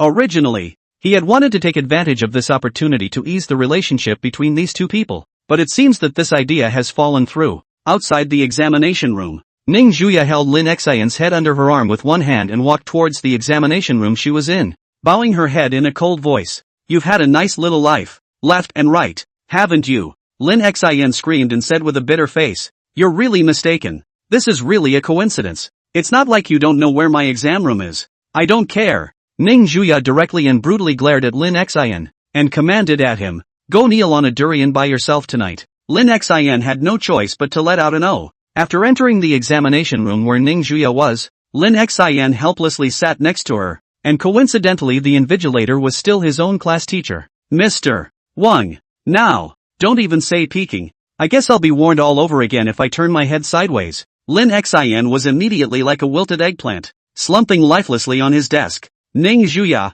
who had gotten the paper on the side, directly took advantage of the invigilator's effort to turn around and ruthlessly pinched his face, coldly grunting. The surrounding students saw the scene and silently didn't say anything, secretly pitying Lin Xin in their hearts. This guy was a bit miserable. Immediately after you get your papers, the exam officially begins. Lin Xin looked at the paper in his hand. The corner of his mouth twitched. It was the same thing as looking at astronomy and geography. It was completely unintelligible. He glanced at Ning Juya beside him with his remaining light, his mouth slightly open, only to see that she was writing without the slightest delay, as if she didn't need to engage in any thinking at all. Seeing this scene, Lin Xin couldn't figure it out. You're just the big miss of the top group. How did you know about the discipline of raising pigs? Can't it be that it's an amateur hobby? Ning Juya, who noticed his strange eyes, glared over as if to say, wait for death you. Then it was back to focusing on the role. The time for an exam passed quickly, and the end bell rang at the right time to end the exam. Lin Xin looked at the white paper that was taken away. The corner of his mouth twitched. No need to think. This exam is definitely hopeless, and sleeping on the sofa can't run away. Ning Juya, on the other hand, stood up and directly tugged on Lin Xin's collar, dragging him towards the outside as she faintly said, come on, get ready for the party. I'll change your outfit. Lin Xin, who was dragged along on the ground, sighed. I want to die so badly. I can't live anymore. Ning Juya said with an unchanged face. Don't worry, before I get tired of playing with you, even if you go to hell, I will drag you back. Lim Shin, I thank you. Chapter 94, Xiaojie who tasted the forbidden fruit for the first time. By the time Ning Juya and Lin Xin returned to the villa after the exam, it was already afternoon. Ning Juya walked towards the upper floors with her slender jade legs, twisting her head to instruct Lin Xin. You go make lunch. I want some Chinese food today, and if it's not well done, you know. Upon hearing this, Lin Xin walked directly towards the back kitchen, skimming his lips and whispering, Che, just do it. I'm not being a wifey. I just can't bear to let this woman starve. Ning Juya, on the other hand, went back to the bedroom to pick out Lin Xin's clothes for the dinner party. Going out, her man's image was still very important. Just as Ning Juya was carefully selecting her clothes, Lin Xin also walked into the middle of the kitchen and began wielding a spatula. Meanwhile, the White family, now ranked second in Magic City, was in full swing, inside a hotel building in Magic City. In the presidential suite, covering her stunning torso, Bai Junwan walked out of bed, casually picking up the underwear scattered on the ground and putting it on, her eyes looking towards Xiaojie who was still lying on the bed, smiling charmingly. It's true that men are all the same. Their mouths say they don't want it, but someone's body is quite honest. But now you should be able to trust me completely. After all, no woman would joke about her innocence. The streak of scarlet blood on the white sheet stood out as a stark reminder of what had happened last night. Upon hearing this, Xiao Jie stared deeply at the bloodstain and opened his mouth. What the hell are you trying to do? I don't think there's anything about me that appeals to you that's worth the effort. In fact, Xiao Jie's mind was also in a bit of a trance. This was the first time he had ever done this kind of thing, and understood how important it was for a woman to be clean. But this Bai Junwan, who had clearly only worked with herself a few times, actually dared to do something so bold. What's there to dwell on? Bai Junwan, who had already gotten dressed, walked over to Xiao Jie's side and gave him a kiss on the side of his face. Her red lips attached to his ear and softly said, "I've been wanting a boyfriend for a long time, and you happen to be a great guy. So is it weird that I chose you? You are absolutely top-notch no matter your character or ability. So, you are qualified to be my husband and also qualified to join my Bai family." Bai Junwan got up and started to put on her high heels, bending over and saying faintly, "Of course, I won't ask you to change your name. After all, it is your mother's last name, and that I can still allow." Bai Junwan, who had put on her high heels, walked towards the outside of the suite, and while opening the door, she turned her head towards Xiao Jie, who was still lying on the bed, and smiled. "But you belong to me now, so you're not allowed to fancy yourself to another woman." With that said, the door to the suite slammed shut. Xiao Jie's pitch-black pupils watched Bai Junwan leave, then lay down on the soft bed in a daze, looking at the snow-white ceiling and muttering, "Should we try to believe her?" After his mother's death, he had been left alone and accomplished his revenge without relying on anyone. But after the vengeance, what immediately followed was an endless sense of emptiness, which was the biggest reason why he wanted to commit suicide in the first place. But now it seems that this emptiness, as if it is going to be filled, love, is so unpredictable.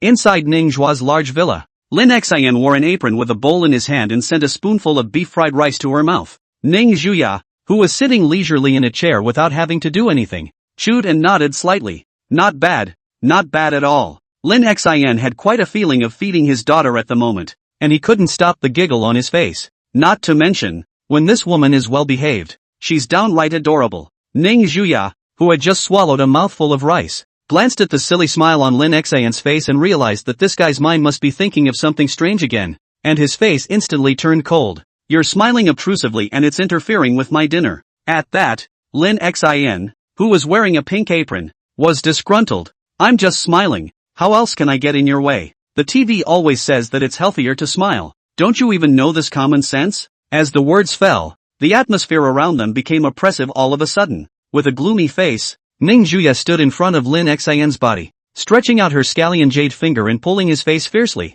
with a dangerous smile on her face. "Did you just talk back to me? You heard wrong." Lin Xian's body honestly smiled sarcastically, while putting down the bowl in his hand and gently hugging her soft body into his embrace, comforting her. "How could I ever talk back to you? You must have misheard me. Be good. Let's get on with dinner." Ning Zhuya just sat on Lin Xian's lap with her hands clasped, her cold eyes looking at the fried rice he handed over with a spoon and taking small bites. The somber expression then soothed a bit, and he reached out to pat his face, smiling sweetly and warning, "If there's a next time, go deal outside the villa all day and night by yourself. I'm not kidding you." Yes. Lin Xian nodded with a stiff smile. Seeing him like this, Ning Zhuya came forward and lightly touched Lin Xian's mouth, and when he was about to do so, his little tongue couldn't help but lick it. Lin Xian's body trembled as if electrocuted, all of which fell into Ning Zhuya's eyes, which were filled with compassionate love. The cool little hand slightly stroked up the side of his face, topping it with Lin Xian's forehead and cupping his face teasingly. "That's a really cute reaction, and since I'm in a good mood, I'll let you sleep on the couch tonight with impunity." "Really?" Lin Xian's face was delighted, but when he thought of Ning Zhuya that came in the past few days, his face immediately collapsed and he skimmed his lips. "Forget it, I think sleeping on the couch is fine, at least it's safe." As soon as the words fell, the villa immediately resounded with pig-killing screams, and Lin Xian was whisked away from the villa by Ning Zhuya, turning back to shout in dissatisfaction, "What did I do to you? For God's sake!" But soon, a group of bodyguards directly blocked his way, completely unable to escape. Under Lin Xian's horrified gaze, Ning Zhuya directly kicked over with a slipper, and in the twinkling of an eye, he was crushed underneath. Looking at Ning Zhuya, who was sitting on top of him, Lin Xian covered his face pitifully and begged for mercy. "First of all, hit people do not hit the face. I rely on the face to eat. If broken, But you are the one who lost face. You don't want to go out and be told your man is ugly, do you? Ning Juya, who was sitting on top of him, gave a crooked smile, then directly picked up the slipper and smacked it mercilessly toward Lin Xian's face. Chapter 95, by Junwon's Banquet. At night, the cold wind kept whistling, blowing away the clouds above, and a full moon revealed its original form. Outside a 5-star luxury hotel in Magic City, rows and rows of cars were parked on the roadside in a well-organized manner, and anyone picked out was a top-class luxury car. Today's dinner party was organized by the Bai family, and for this top family, most of them had given enough face to send almost all of them. More were curious about this so-called engagement, knowing that before this, there had never been any rumors about Bai Junwan, the eldest miss of the Bai family, not to mention the fact that the male lead was still the eldest young master of the Qin family, the former second family of the Magic City. In a Rolls-Royce on the road to the hotel, a familiar scene emerges. Dressed in an elegant evening gown, Ning Juya sat on Lin Xian's body, while the latter touched his reddened face and said helplessly, "I told you not to hit my face. This is half red and half white. How do you want me to meet people?" Upon hearing this, Ning Juya's lips rose as she reached out her hand to help Lin Xian rub it and said softly, "It's not because you're disobedient and all anticlimactic. If you were better behaved, how could I be willing to beat you? Che, do you believe it yourself?" Lin Xian gave her a blank look and spat. "It's obvious that you've got your own itchy hands and you're looking for a legitimate excuse." Ning Juya blinked and raised an eyebrow. "I'm just simply trying to discipline you, you dog man 3 days. I'm doing this for your own good." Hearing this unreasonable explanation, Lin Xian coldly grunted, and his salty hands began to frantically mooch off of him so that he could make up for the pain he felt inside. Ning Juya did not care about this. To train a man you need a meal of fried meat with bamboo shoots and then add a sugar, so that the relationship will last. These were all insights that she had realized over the long period of time that she had been conditioning Lin Xian. Soon the car arrived at the hotel where the party was being held. Dressed in a shiny black tuxedo, Lin Xian walked down, wearing scuffed shiny black leather shoes on his feet, and his entire demeanor was almost generally the same as those of a wealthy nobleman. What a fancy world for rich people. Lin Xian looked at the 2 large red banners outside the hotel, on which were written some words of blessing, and it looked like they were from a master's hand. A black crystal high heel shoe then stepped out, followed closely by Ning Juya, who stepped out in a black dress. The turtleneck and lace half sleeves and that gorgeous black skirt showed off her perfect figure almost to the fullest. On top of being simple and beautiful, it even fully emphasizes her small waist. This comment can be seen in the picture. Ning Juya's beautiful eyes glanced at the rest of her eyes and calmly walked over to Lin Xian, helping him straighten his slightly messy white tie and instructing him, "First time attending this kind of occasion, pay attention to your image later. I have specially chosen such handsome clothes for you. If you dare to make me lose face, go home and prepare to sleep on the floor." The corner of Lin Xian's mouth twitched. It was autumn. If he slept on the floor all night, he was guaranteed to catch a cold the next day. "Can't you be a little gentler? Just be gentle with me once in a while." Lin Xian bristled. He then reached out and took Ning Juya's small hand on his arm, his waist and back straight as he walked towards the inside of the 5-star hotel. Ning Juya also felt that what this guy said was somewhat reasonable, so she gently leaned her head on Lin Xian's shoulder. Outside the hotel the party hadn't started yet, so there were quite a few people lingering in the doorway locations and were talking to each other, seeking cooperation. However, as soon as the 2 of them, Lin Xian and Ning Juya, appeared on the stage, the faces of everyone present changed slightly, and there was some surprise in their gazes. Many people were even whispering uncontrollably,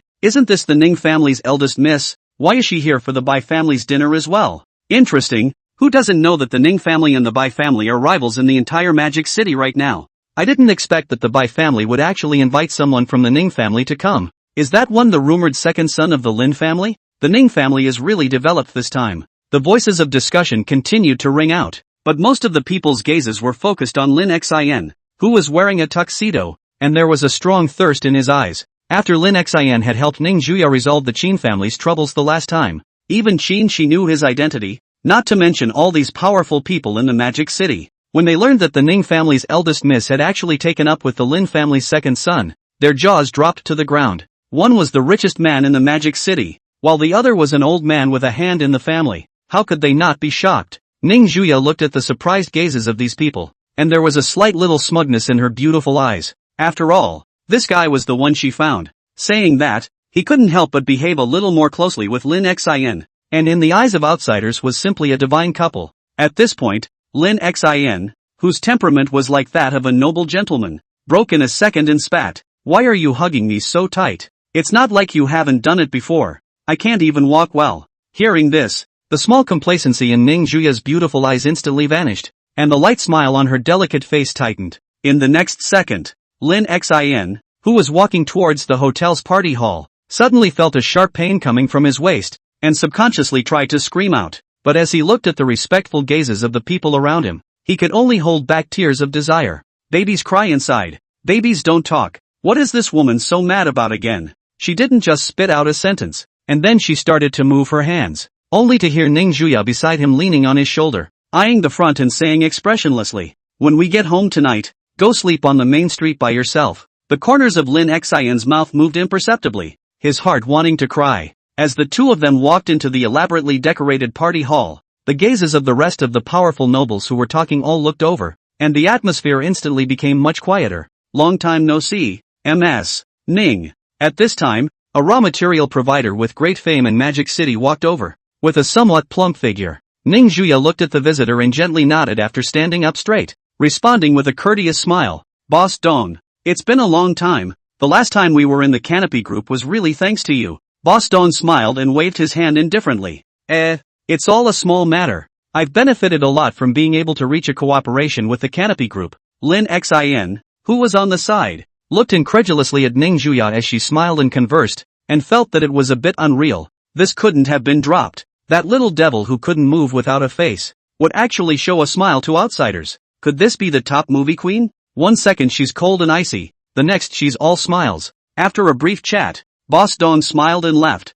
giving Lin Xin one more glance on his way out with a friendly smile. This was the rumored heir of the Lin family's one, so it would naturally be beneficial if he could make friends. Chapter 96, End of the Feast. Lin family. There are more than 10 minutes before the dinner begins. The idle and bored Lin Xin directly pulled Ning Juya to a corner seat inside as he looked at the powerful and wealthy people who had been talking to each other for a long time without showing any sign of fatigue. It's so boring. It's not interesting at all. Ning Juya, who was on the side, said in a flat tone. Don't worry, you'll be coming to occasions like this a lot more often. Happy?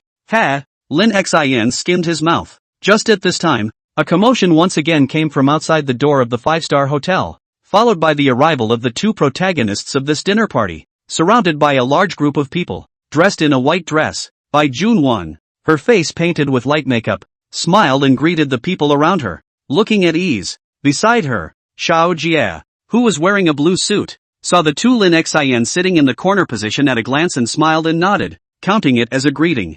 Then came the official start of the dinner, and surrounded by this group of people, Bai Junwan took Xiao Jie's hand and slowly walked to the center of the meeting hall. She took the microphone handed to her by a hotel manager, then faced the crowd and smiled. First of all, I welcome all of you to come to this banquet. The engagement ceremony will officially begin at noon tomorrow, and I hope that you will all show your support at that time. And secondly, the main reason why I have invited you all here tonight is to make an announcement. As soon as the words fell, the attention of the entire room was drawn to them, while curiosity could not help but arise in their hearts. It seems that this so-called dinner party today was specially convened by the Bai family in order to announce a certain event. What do you think it could be? In the corner, Lin Xin sent the peeled shrimp in his hand to Ning Juya's small mouth and asked curiously. Ning Juya took a small bite and returned without even thinking. What else could it be? Nothing more than the White family not being satisfied with the second position. At this time in the center of the meeting hall, just as Ning Juya had thought, Bai Junwan took a deep breath before smiling calmly.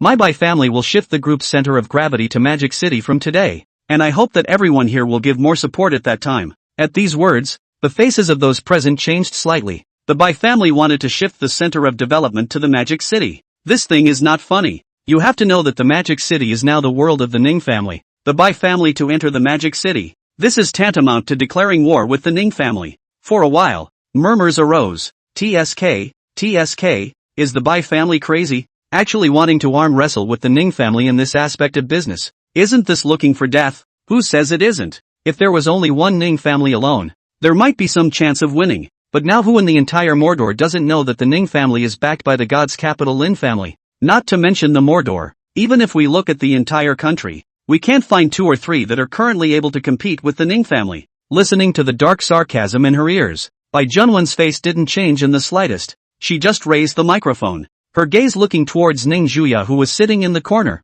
and laughed in a cloudy manner. Ms. Ning Juya, what do you think? Everyone's eyes were attracted at once, curious as to how the other party would answer in the face of this fault-finding question. Boring trick. Ning Juya, who was sitting in the corner, was about to stand up when her afterglow caught a glimpse of Lin Xin, who was gorging on food, and the corner of her mouth hooked up into a bad smile. At this moment, Lin Xin hadn't realized that a crisis had descended, and sighed with a satisfied face as he shelled the Australopithecine in his hand. It's a top-quality Australian dragon. I can't believe it's at every table. It's so damn rich. In the next second, his face instantly twisted, the movements in his hands stopped, and a cold voice came from his ears. If you don't want to sleep on the street tonight, get up and behave yourself right now. Upon hearing this, Lin Xin saw that everyone in the venue had their gazes looking this way, and his face was puzzled. But how should I behave?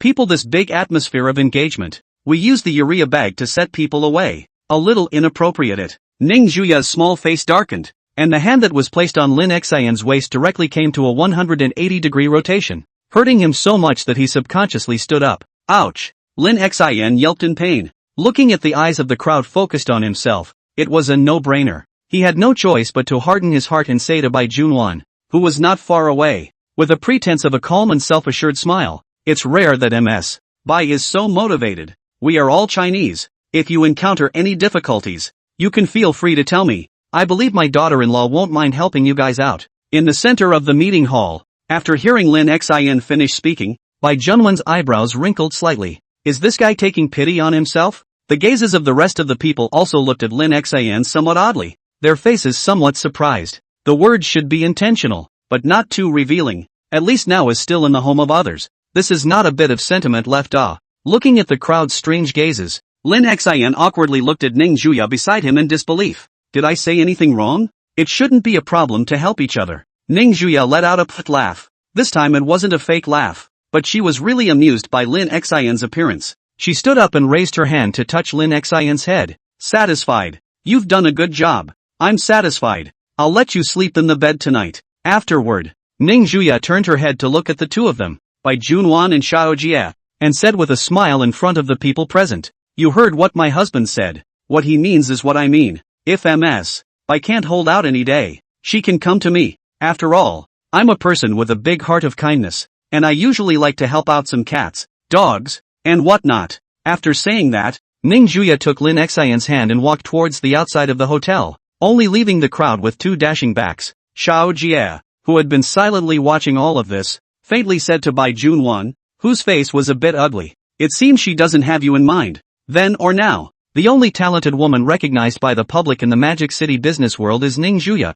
and Bai Junwan, as the second, is rarely known for her talent in this area. It wasn't because Bai Junwan's talent wasn't enough, but it seemed somewhat insignificant in front of Ning Juya. After all, it's often the first that counts, and few people bother to find out about second place. Meanwhile, outside the five-star hotel, Lin Xin sighed. "I haven't eaten enough yet. Why are you walking so fast?" Ning Juya, who was walking beside him, said softly, "You could eat it even with all those people watching?" "Can." Lin Xin said indifferently. "As big as the sky is, eating is the biggest." In the end, this dinner, which had been carefully prepared by Bai Junwan, ended unhappily, and the atmosphere was all a bit subtle towards the end. Outside the parking lot of the hotel, Xiao Jie assumed the role of the driver and drove towards his home, turning to Bai Junwan on the passenger side and inquiring, "What are you going to do next?" In the end, it's not realistic to want to fight against the Ning family with the Bai family's current power. There should be something else in this that I don't know about. On the co-pilot, Bai Junwan looked sideways at the scene outside the car window, the corner of her mouth raised in an arc, and she sneered. After all is said and done, it's still the Lin family. Just wait. In a few more days you'll know that the so-called Lin family is only relying on one person to hold it together. Chapter 97, Shijing. Late at night, Sky Cloud Villa area. Don't you feel anything wrong about the White family? Inside the bedroom, Lin Xin gently helped Ning Juya remove her shoes and laid her small feet flat on the bed, covering them with the quilt. Upon hearing this, Ning Juya somewhat tiredly buried her face into the pillow and lazily said, "Who knows? Maybe they think they can be an even match with the Sky Curtain group after having those Qin family properties. Or maybe there's some other kind of undercurrent, but it's also definitely not going to let us know. So what's the point of us thinking about it so much? It's nothing more than a soldier's life, worthy of being a daughter-in-law. Your brain is just as good." Lin Xin hemmed and hawed and gave a well-timed pat on the back. Afterward, he also took off his shoes and nimbly got into the quilt. embracing that soft and warm delicate body, with a fresh fragrance filling his nose. I'm tired today, so keep your hands to yourself. Oh, the following morning, it was just slightly light. God's capital, Lin family. Military life has long made Lin Xinghua get up early every day, wearing a military green cotton jacket in the yard to play Tai Chi, the movement of clouds and water. Just at this time, Lu Ying walked over with hurried footsteps and stood waiting with an anxious face. Lin Xinghua, who was playing Tai Chi, said in a flat tone, "Any movement on the dick side?" Upon hearing this, Lu Ying nodded his head and spoke back in a grave tone. "Just now, our informant over in Xijing sent word that Lin Xiangbei has started to act again, and this time his actions are even greater than before." Lin Xiangbei was the second son of Lin Xinghua, the younger brother of Lin Xian's father, Lin Guodong. Lin Xinghua slowly retracted his stance and smiled helplessly. It seems that all these years of indulgence have in turn caused him to become more and more unscrupulous. With their own eldest son, that mediocre character is different. The character of the youngest son from childhood is extremely strong, in the officialdom, but also relying on the relationship of the Lin family, all the way to soar, a leap to become the governor of Xijing province. Then, Lu Ying's face was a bit worried as he said, "Still going to handle it the same way as before? I'm afraid the rest of the Führer's side is not easy to explain." "No." Lin Xinghua stepped aside to wipe his face with a hot towel and interrupted. "I'll go there myself this time. After all these years, it's time for some closure." Upon hearing this, Lu Ying's face revealed a shocked look as he hurriedly said, "You don't have to go over there yourself at all. I can."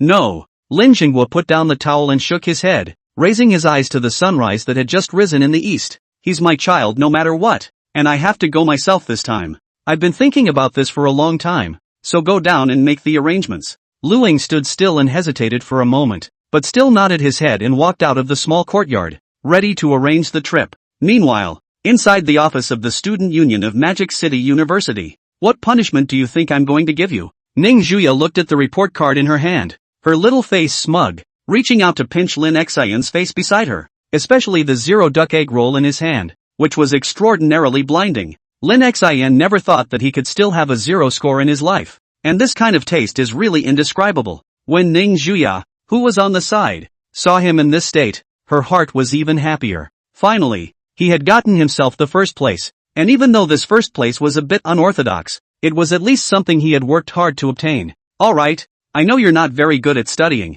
so keep up the good work next time," Ning Zhuya comforted said. Lin Xian directly crumpled his report card into a ball and threw it into a side trash can, skimming his lips. "Shay, let's get you back to number 1 before you call me a bully." Just then, Lin Xian's cell phone rang, and he picked it up, followed by Ning Zhuya snatching it away. Looking at the caller ID on her cell phone, Ning Zhuya shook the phone and took Lin Xian's neck under her arm as she softly threatened, "Your old flame is coming for you again. Know what to say later." Lin Xian nodded with some difficulty, and Ning Zhuya then let him go before handing over the constantly vibrating cell phone. "You're so cute when you're jealous." Lin Xian's hand touched her small waist while he picked up the phone and said softly, "Hey." She's voice came from the other end. "That. I was just asking. How are you thinking about going camping? Last time we talked about it." At those words, Lin Xian's face was a bit hesitant, and his gaze subconsciously glanced at someone who was eavesdropping close by. To be honest, he did have it in his heart to go. Camping was something that you only had to go to once to enjoy it,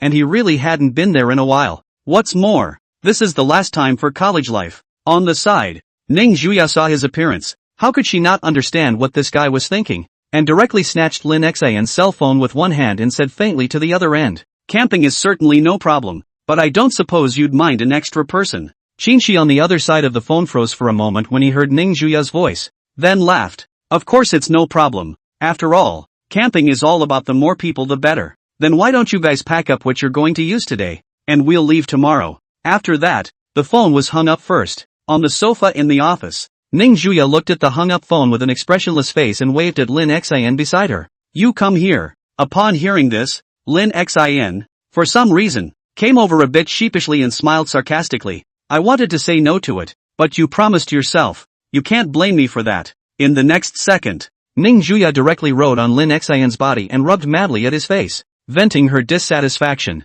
"Hey, you lighten up, and how you?" Lin Xian aggressively held Ning Zhuya's waist, lest she fall. "It's not easy to be a house husband. Without me, the family will fall apart." After a full 10 minutes or so, Ning Zhuya was satisfied and flopped down in Lin Xian's arms, all the dissatisfaction in her heart vented out. seemingly because of the action she had just taken. Her small face suddenly collapsed and she covered her abdomen with some difficulty. Letting you mess around. This is hard. Lin Xin gave her a blank look, subsequently reaching out with a heat-covered hand to help Ning Juya rub her stomach. The latter's face then soothed a lot as she coldly grunted. Are you teaching me things? With that, he reached out his sinful hand again and began to jostle with Lin Xin. But soon, another call breaks the cozy atmosphere. Looking at the contacts displayed on her cell phone, Ning Juya's voice went cold as she looked at Lin Xin and said coldly, "It seems that our Mr. Lin has not been blessed with a lot of sex. Just after disposing of one, here comes another one." At those words,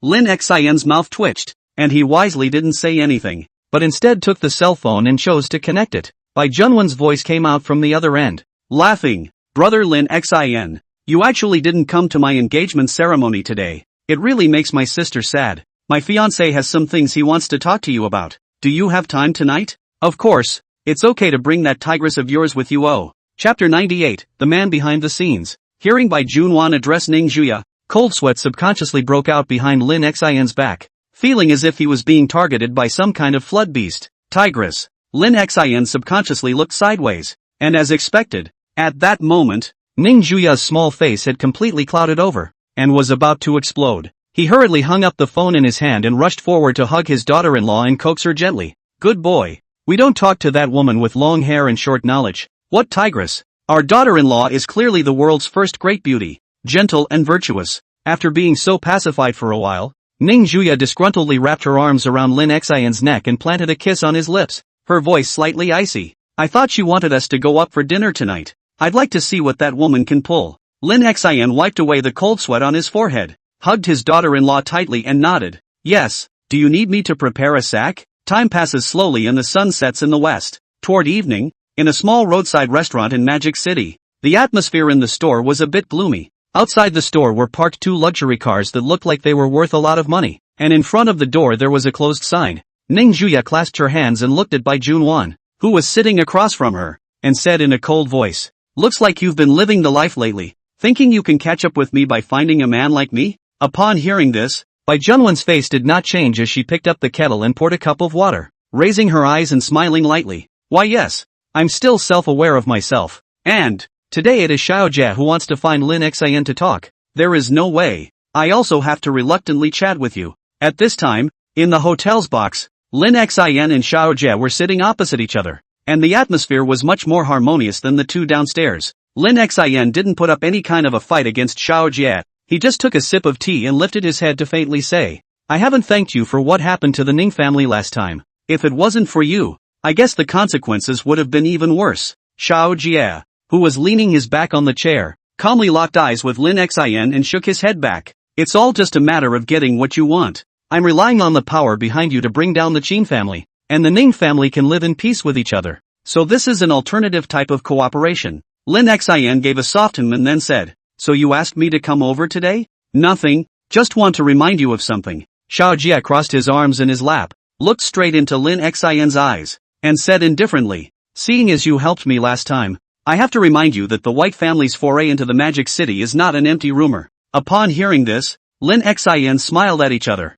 "Is it really just for the fact that I helped you and not trying to use me? Does it matter?" Xiaojia shrugged. Then his face suddenly became serious, and he said to Lin Xin in a serious tone, "Based on what I know about the Bai family these days, there might be someone behind the Bai family. I don't know who that person is, but I know that the Qin family is also that person's handiwork. Only now the Qin family is gone, so the Bai family has logically become another Qin family." Hearing these words, Lin Xin's eyes sank slightly, revealing a thoughtful expression. Honestly, it wasn't as if he hadn't thought of these, although he didn't understand them in as much detail as Xiaojia did. He knew the general twists and turns of them. After contemplating for a while, Lin Xin frowned at him and asked, "And then what? I don't suppose there's anything you haven't said. Even the Qin family in its heyday couldn't do any damage to the current Ning family, let alone the Bai family, which was now on the same track as the Ning family. Even without Lin Xin's intervention, the Ning family could suppress the Bai family. After all, the richest man in the Magic City wasn't just a figure of speech."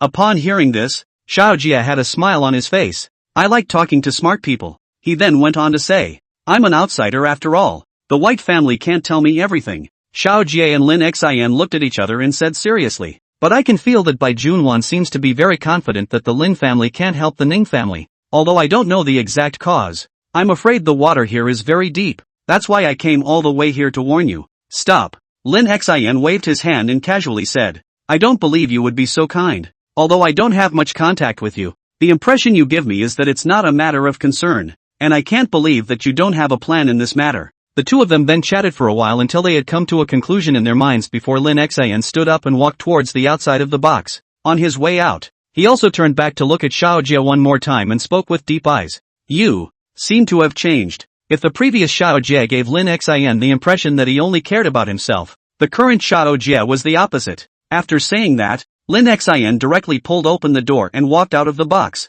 Upon hearing this, Xiao Jia, who was still sitting in his seat, did not change his face, but only quietly looked at Lin Xin's back as he left. At this time downstairs, Ning Zhuya was confronting Bai Junwan, and the atmosphere was clearly a little off. Lin Xin, who had just walked down from the upper floors, saw this scene and even wondered if these two would have directly fought if he had come down a little later. Let's go. Lin Xin picked up Ning Zhuya, who was on the verge of fury, and held her small hand as he headed out. As she was leaving, Ning Zhuya even gave Bai Junwan a cold look, looking like she was furious in her heart. Bai Junwan, on the other hand, shrugged her shoulders and stood up to walk towards the upstairs box. At night, Lin Xin pulled Ning Zhuya for a walk in the park. There weren't many people around at the moment. Only the street lamps flickered from time to time. Ning Zhuya inquired as she tucked her hand into Lin Xin's bag to bake it warm. What did you talk to that Jay Shah about? It's not much. It's just that he admires me too much, so he wants to be my little brother, Lin Xin said without thinking. At those words, Ning Zhuya's willow brows furrowed as she brought her own hand back and directly kicked towards Lin Xin's ass. Lin Xin had expected this and dodged to avoid it, but before he could get carried away, his face received a blow. With a crunching sound, Ning Zhuya grabbed him by the collar and asked again with no expression on her face. What did you talk about? Tell me everything. All of it, and if I find out you lied to me, you're done for. Lin Xin had no choice but to tell the whole story. The new book has been opened after being forcibly kissed. I got a license with the high cold female president. Chapter 99, Departure for Camping. Early the next morning, the Sky Cloud Villa area. It's still a little uncomfortable from not going hiking for so long. Outside the villa, Lin Xin sighed as he put all the things he would need for some camping trips into the car. Ning Zhuya, who was roasting warmth behind her, blew out a cold breath and wondered. You're into hiking and camping. That doesn't fit your persona, does it? At those words, Lin Xin said without turning his head back.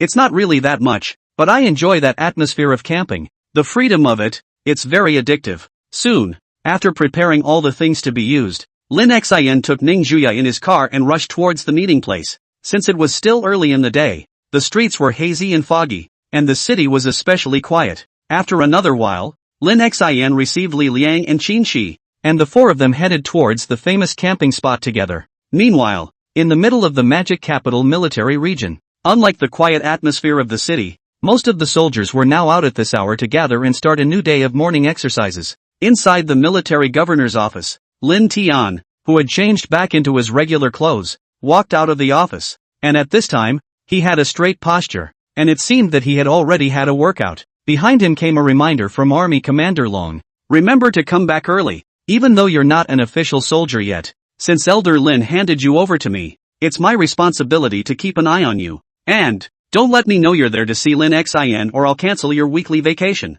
Lin Tian didn't say anything and silently walked out, closing the office door. He looked at the sunrise that had begun to rise in the distant sky, his gaze a little confused as to where else he could go now. After thinking about it, Lin Tian decided to go for a casual stroll around Magic City as a distraction. 2 hours later, Lin Xin and his group had already arrived at their destination this time, and at this point, they were no more than 100 meters away from the top of the mountain. I told you to drive up.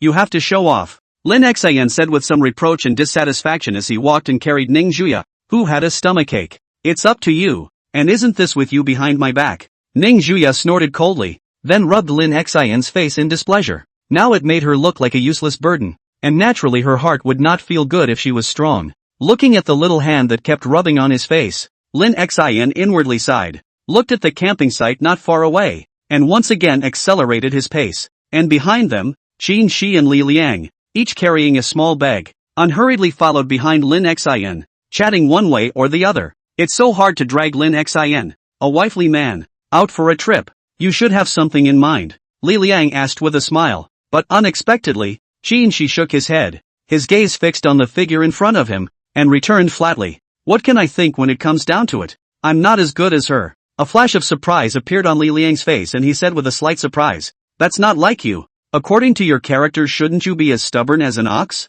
Upon hearing this, Qin Shi said with a complicated face, do you know what my first thought was when I realized that Lin Xin was in Smoke City? Go to him? Li Liang said without thinking. Qin Shi shook his head. My first thought was that even if I knew where he was right now, I couldn't help him, and I didn't have the vigor that Ningxua had to forcefully bring Lin Xin back. These words were undoubtedly proving that Qin Shi was self-consciously inferior to Ning Zhuya, and it wasn't normally difficult to make her come to this conclusion. Qin Shi raised his head and looked ahead to the scene of Lin Xin and Ning Zhuya playing around, envious and relieved, and laughed. So this time I just wanted to put an end to the relationship, and absolutely nothing else. Hearing this, Li Liang, who was on the side, fell silent and did not speak again. If Qin Shi also had an extraordinary background, perhaps the situation would be very different now. Li Liang understands that the other party is now not admitting defeat, but inferiority. Then, the group quickly reached the top of the mountain. Since it's not a holiday, there are hardly any other people at the campsite at the moment. Just empty lawns. Lyra whistled and laughed as he put down his backpack. Looks like we're a package deal. Lucky us. After resting for a while, it was natural to start pitching the tent. At this moment, Lin Xin was lying on the lawn, looking at Ning Zhuya, who was sitting on top of him, and inquired, why don't I set up a separate tent for you? Upon hearing this, Ning Zhuya, who was in a bad mood because of her upset stomach, expressionlessly returned, I don't care. If you don't want to get split up in the middle of the night, you can just set up 2 tents. I don't care anyway. The corners of Lin Xin's mouth twitched, and just then, his afterglow seemed to catch a glimpse of something, and his pupils shrunk. Then he sat up and hugged Ning Zhuya, who was sitting on top of him, and smiled faintly. I'm going to use the restroom. Why don't you take a break and rest? I'll be back in a little while. Ning Zhuya nodded and came forward to barf on the side of Lin Xin's face, stroking his head and nodding. Go on. Lin Xin then walked quickly towards the restrooms in the camping area.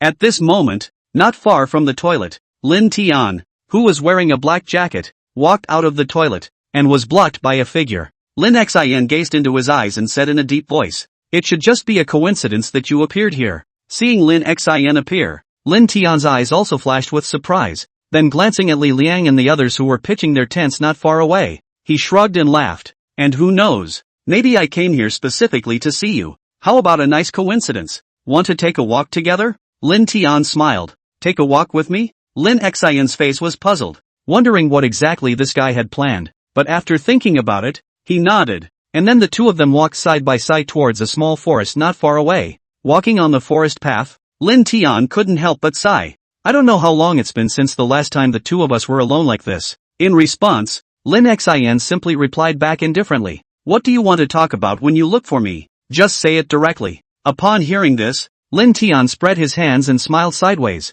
What? Can't I, an older brother, find my younger brother to chat and take a break? Do you think I believe it? Lin Xin returned. Well, I actually don't believe it myself. Lin Tian spread his hands, then eyed the woods in front of him and slowly said, as the saying goes, the authorities are the ones in charge, and the onlookers are the ones in charge. So why do you think that is? As soon as the words left his mouth, the sound of a propeller turning suddenly rang out from nowhere, which caused a touch of helplessness to appear in Lin Tian's eyes. With that, he stopped, his face especially rare and serious, and said to Lin Xin, because people in the situation have so many things to think about, they tend to lose their judgment over things. After a simple reminder, Lin Tian looked at the helicopter slowly cornering in the distance and said to Lin Xin, who was filled with incomprehension beside him, here comes your pickup. Think about what I told you. Or of course, you can selectively ignore it, although that's not a good option is all. After saying that, a familiar figure ran in the distance,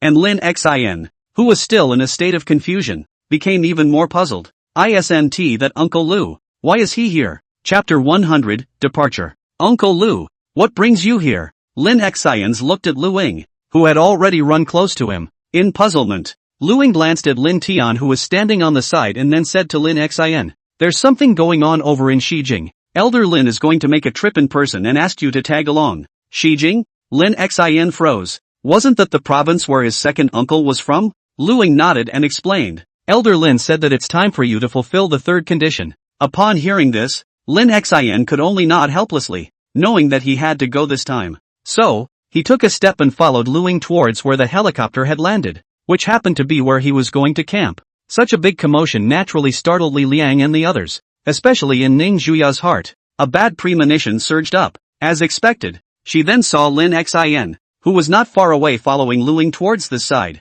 and his small face, which was already a bit weak, was even paler at this moment. Landing on a helicopter aside, Elder Lin quietly watched the scene without speaking. Soon, Lu Ying took a step ahead towards the helicopter, while Lin Xin stayed in front of Ning Zhuya, not knowing how to explain. You're leaving again? Ning Zhuya's small face couldn't be seen for any emotions. After hesitating, Lin Xin still nodded and reached out to gather her into his arms, saying softly, that's what I promised before. And trust me, this is the last time, okay? At those words, Ning Zhuya, who was being held, softly said, what if I don't let you go? Lin Xin smiled and returned. Then let's elope again. It's not the first time anyway. The corners of Ning Zhuya's mouth lifted slightly. She broke away from Lin Xin's embrace and touched his lips lightly, her beautiful eyes gazing at Lin Xin as she slowly said, since you said this is the last time, I'll believe you for once. Remember to come back early. I'll be waiting for you in Magic City. Good. Lin Xin nodded.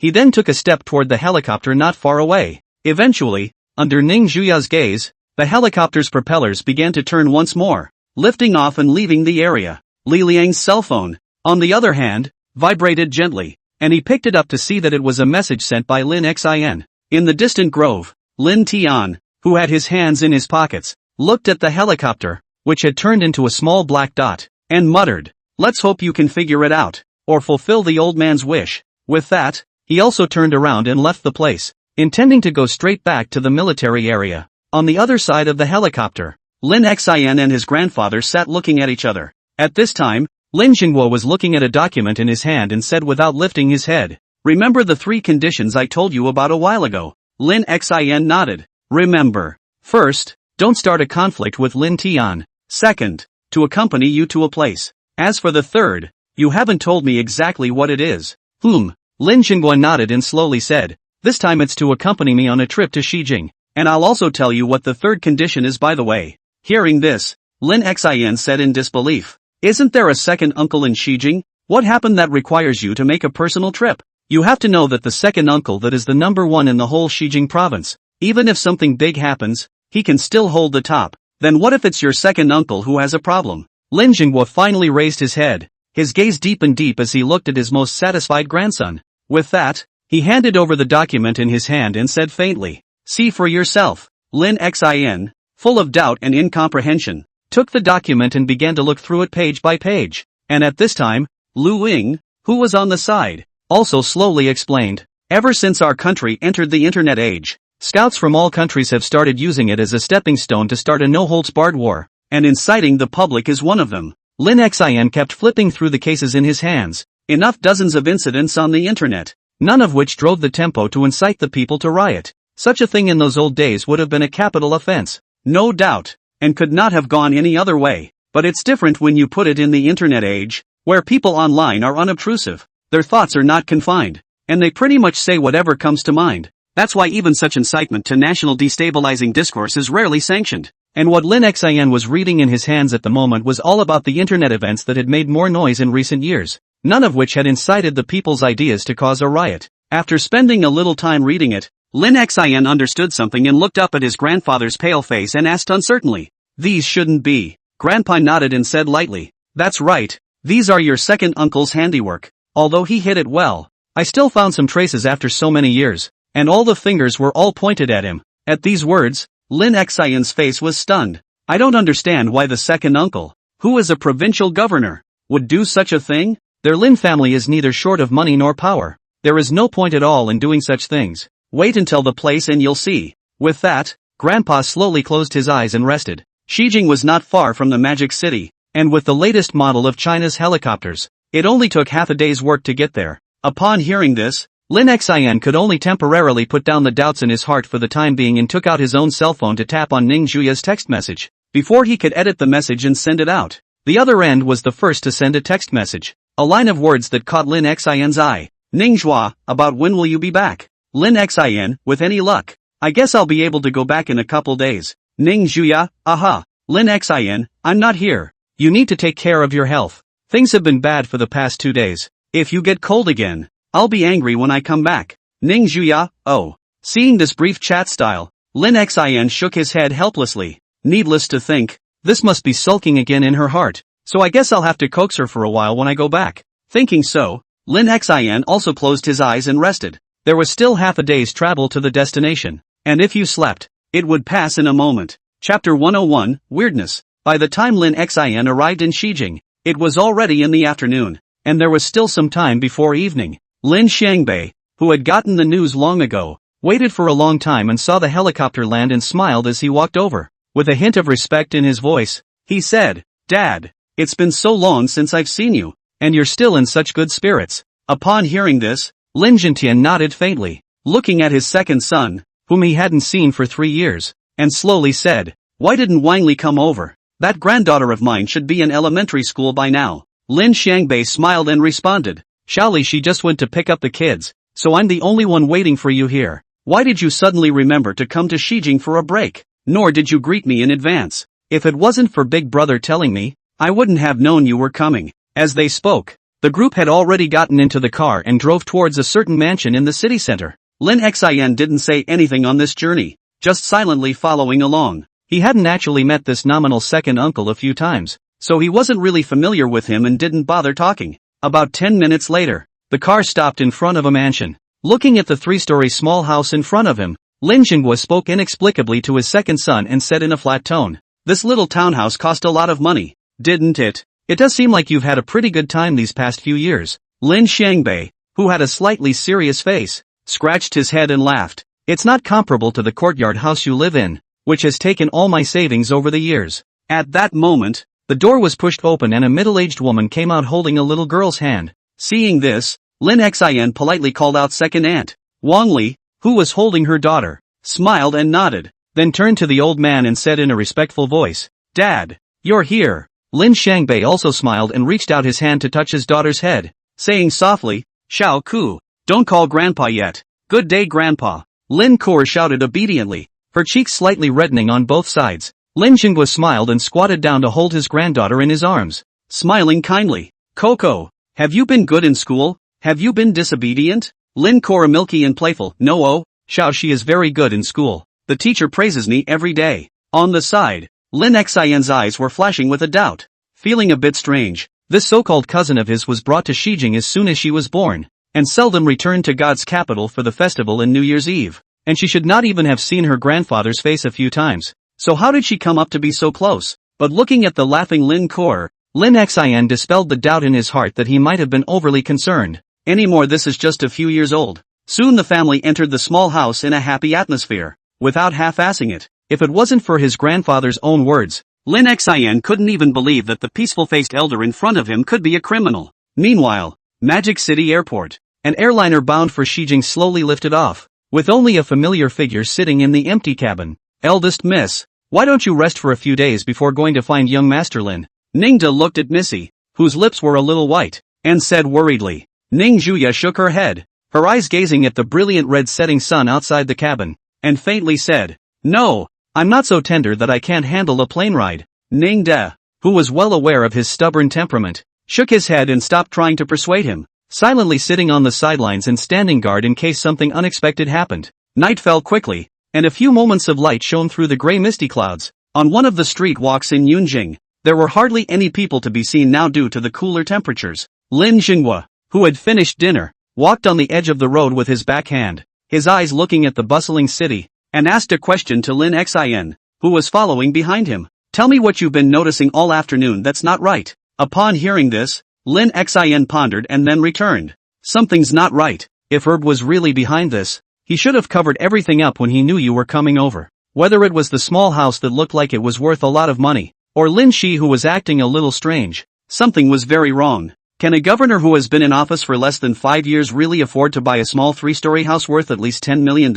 But if Lin Xiangbei was behind it, why didn't he cover it up before Grandpa arrived?" Hearing Lin Xian's reply, the old man stopped and turned to look. "Is that all you can see?" The old man's gaze is a little cold, no longer the previous calm, and before it is like a different person. Facing this coldness mixed with disappointment, Lin Xin subconsciously lowered his head down, not daring to face such a disappointed look from his grandfather. Seeing his grandson in this state, Lin Jinghua snorted coldly and indifferently. Your heart is too cowardly, not decisive and resolute at all. And I'm a little sorry now that I let you stay with that little girl. I'm going to give you one more chance to say what's really straight from your heart. Under the streetlight, Lin Xin's face was hesitant for a moment, so he had to bite his teeth and answer again. There's something strange looking about the second uncle's daughter, and the second aunt. Assuming that the second uncle's family was misunderstood, Lin Xin's words were tantamount to discrediting his family, which was punishable by heavy penalties in the Lin family. However, when Lin Jinghua heard this reply, his face recoiled and eased a bit, turning around and proceeding towards the front, his tone once again resuming its flatness. Of course they're wondering, after all, is an imposter. Imposter? Lin Xin froze. A lot of thoughts went through his head at once. Should. The next moment Grandpa's words confirmed Lin Xin's suspicions. That's right. Whether it's my granddaughter Lin Kur or your second uncle's wife Wang Li, they're all fakes. It's all to fool me as a father. As they walked, the grandparents and grandchildren came to sit down in a bamboo pavilion, and the sound of the howling wind came from time to time to their ears. Looking at the silent night, Lin Jinghua's eyebrows drooped for a few moments as he opened his mouth with a complicated mind. Let's make an exception today and tell you something you'll know before long anyway. Do you know why I've been strict with you since you were a child, but indulgent and spoiled with your brother Lin Tian? Chapter 102, Pure Love. Upon hearing this, Lin Xin immediately raised a few spirits. To say that he didn't want to know would definitely be a lie. This question had been lingering in his mind since he was a child, and he had asked his grandfather a few times when he was small, but was greeted with a stern rebuke. Now that his grandfather was finally going to tell him, how could Lin Xin not be curious? Grandfather lifted his fingers lightly and sighed with a heavy heart, leaning his back against the bench of the bamboo pavilion and voicing the doubts that had lingered in the forest's confidence for so long. Grandpa, I've been an official for so many years. It's inevitable that there are people who can't see eye to eye but don't dare to think of me. So they put it on you juniors. A cold wind came, and Lin Jinghua subconsciously shrunk his body. Seeing this, Lin Xin stood up and took off his own jacket and draped it over his grandfather's body, then sat back down again. Feeling the warmth of his clothes, Grandpa sighed. People are getting old. I can't believe they can't even stand these frosts anymore. Immediately afterward, he continued on. Your second uncle is the best example. In the past, his personality might have been a bit radical, but under the deliberate guidance of certain people, he still went down a crooked path, which is why I've been strict with you since you were a child. That man, your father, is too honest and one-dimensional. If you put the hopes of the Lin family on him, sooner or later he will be played to death by those people. Hearing this, Lin Xin froze for a moment, never expecting that it would actually be this reason. But this reason was a bit too far-fetched, right? All of this fell into Lin Jinghua's eyes, and a rare smile appeared on his face as he lightly laughed. Does it seem that this reason is so bull that I, as a Führer, would be afraid of this? That's okay, maybe you'll know the answer tomorrow. Anyway, this is all my Lin family's business. It can't involve your brother. He's innocent, and that's why I'm indulging him. Lin Tian was, after all, only adopted by the Lin family, and everyone was well aware of that. Whereas the next head of the Lin family was bound to be Lin Xin, who was his own grandson. I've already sent him to the Mordor military region, and you've met with him.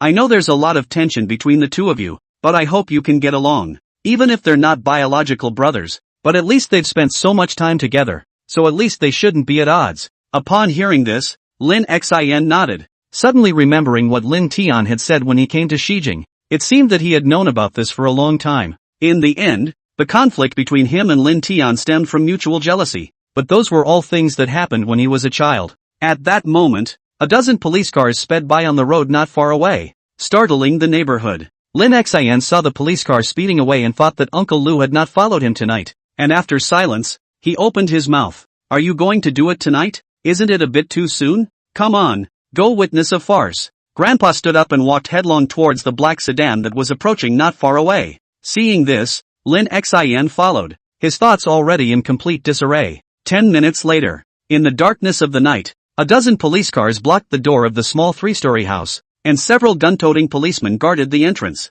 As a black sedan drove up in the distance and slowly stopped, all the officers bowed their heads with respect and admiration. Luing walked over and pulled open the car door. To the old Lin who stepped out, respectfully, things have all been taken care of. Lin Shangbei's family is now all inside, as well as That little girl has also been found out the news. Upon hearing this, Lin Jinghua nodded and walked towards the inside of the small ocean building. All of you stand guard here and stay put. Lu Ying followed similarly after giving a command. At this time, the living room inside the small house was brightly lit, and there were traces of being turned over everywhere. Lin Shangbei's face was calm as he sat on the sofa, while Wan Li stayed in the upstairs bedroom with her daughter. The door was pushed open and Lin Jinghua walked in first. Lin Shangbei was still sitting on the sofa. A smile appeared at the corner of his sideways mouth as he opened his mouth. Dad, you're making quite a show of it. I thought I'd hidden it from you. Lin Jinghua coldly hummed. Since you have chosen to do it, you should be prepared to suffer the consequences. What consequences? Lin Shangbei stood up and spread his hands indifferently, then sneered. Luckily I had anticipated this happening and had already poisoned my dinner. So if you don't want to die, why don't you let your son go of me for once? If I didn't have my antidote, you old man probably wouldn't have lasted more than half a day before you had to go down and be reunited with mom. At those words, the pupils of Lin Xin, who was standing behind his grandfather, shrank, and his face instantly became ugly. At this time, Lin Jinghua was laughing. Do you really think that your three-legged trick can be useful to me? You weren't even born when your old man and I were playing these with other people. Saying that, he directly took out a pill from his body and handed it to Lin Xin behind him without looking back. Here's the antidote. Lin Shangbei saw the scene but the corners of his mouth couldn't stop lifting up, watching Lin Xin eat the antidote and then laugh madly. Your old man is really generous. This is probably the only one left, actually giving it to this kid. Lin Xin, who had just swallowed the antidote, stiffened his hand, but saw his grandfather wave his hand. Don't worry, I'm fine. Immediately after that, Lu Ying took a few steps forward and effortlessly tackled Lin Shangbei and pressed him towards the outside. After he left, Lin Jinghua's body began to tremble slightly, and Lin Xin, who noticed this scene, hurriedly assisted him up and trembled. Grandpa, you should still have the antidote. Lin Jinghua, but calm face lying on the ground, looking at the ceiling gaze with the color of reminiscence, raised his hand and grabbed the arm of Lin Xin, whispered, Grandpa, I have lived for so long, life has long been no regrets. The only thing I cannot rest assured is your kid. I'm sorry, Xiao Xin. Lin Xin's eyes reddened and tears slid down his cheeks. Grandpa stretched out his calloused hand to wipe away the tears from the corners of his eyes, and laughed amiably. Your kid is still crying. Didn't you hate to stay far away from me before? Now that Grandpa is leaving, you can't bear to part with it. Those things I taught you should be memorized. They will definitely be used in the future. And in the future you will make your own decisions about your future. And the road after that will be your own.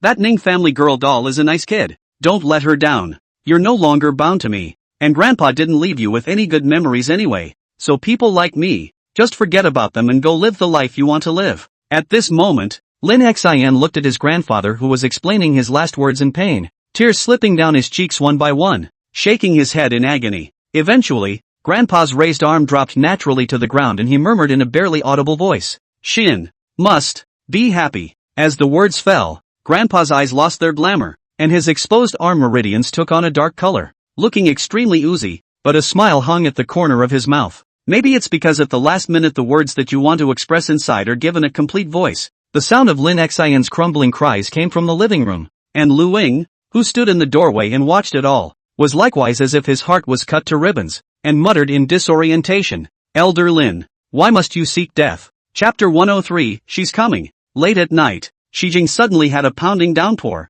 The rain pattered down and covered the whole city in an instant. Under the escort of the police car, all of Lin Shangbei's family was sent to the police station, while Lin Jinghua's body was taken away by Lu Ying. Looking at the blood on the ground that had been washed away by the rain, Lin Xin inquired with red eyes, Where are you going to bury Grandpa? Upon hearing this, Lu Ying, who had already packed everything up, spoke back in a deep voice. Elder Lin had commanded during his lifetime that he be buried wherever he died. Just build a closed grave in the divine capital. Looking at the moody Lin Xin, Lu Ying sighed, stepped forward and patted his shoulder and said softly, Come back to me when you're in a better mood. Elder Lin left something for you. After saying that, Lu Ying turned around and got into his car, driving it away from here. In fact, there were still some hidden things that he didn't say, mainly because he was afraid that Lin Xin wouldn't be able to accept it. Better to take your time. When the car was gone, it wasn't long before a roar of a sports car rang out in the silent blackness of the night, as if it were a light in the darkness. Afterward, a Rolls-Royce stopped in front of the door of the small house, and a silhouette walked towards Lin Xin with an umbrella. Tap tap, the sound of shoes stepping on rainwater rang out. Ning Zhuya, who was holding an umbrella, sighed as she looked at the disoriented Lin Xin and glanced at the bloody water at her feet. It's only been half a day since I've watched you and you've gotten yourself into this mess. Lin Xin raised his head and looked at Ning Juya, who had suddenly appeared, and whispered, "Why are you here? Can I do it if I don't come?" Ning Juya glared at him. She then directly pulled Lin Xion's hand towards the car, muttering under her breath, "Next time if I let you go out alone, I'll write my name Ning Juya backwards." Glancing back at the absent-minded Lin Xian, she was even more heartbroken. She had never seen this guy so sad. Usually always look confident and calm, but how much suffering has been experienced and who knows. Soon, Ning Juya brought Lin Xian back to the hotel he had checked into. After returning to the presidential suite, Ning Juya directly pulled Lin Xian towards the bathroom, intending to give this guy a good wash. It didn't take long for the sound of Rinshin resisting to come out of the bathroom. "I can wash myself, Pop. Be good if you don't want a beating, or next time it won't be on your ass, but on your face." At the same time, Army Commander Long, who was far away in the Magic Capital military region, also received the news and called Lin Tian directly. Lin Tian didn't have any surprises after hearing about his grandfather's death. His face was filled with bashfulness as he walked out, but the moment the door closed, a touch of wetness slid down his cheeks. In front of the office window, Army Commander Long looked at the figure running wildly under the heavy rain and sighed helplessly before giving a standard military salute in the direction of Shijing. "Elder Lin, you have a slow journey. Tonight is destined to be filled with sadness, as an old man who has lived a life of military service passes away, but with his heart's desire fulfilled." Early the next morning, fresh from a heavy rain, the air still smelled of earth and aromatic grass. Inside the suite at the Siskiyou Hotel, as the door to the room was pushed open,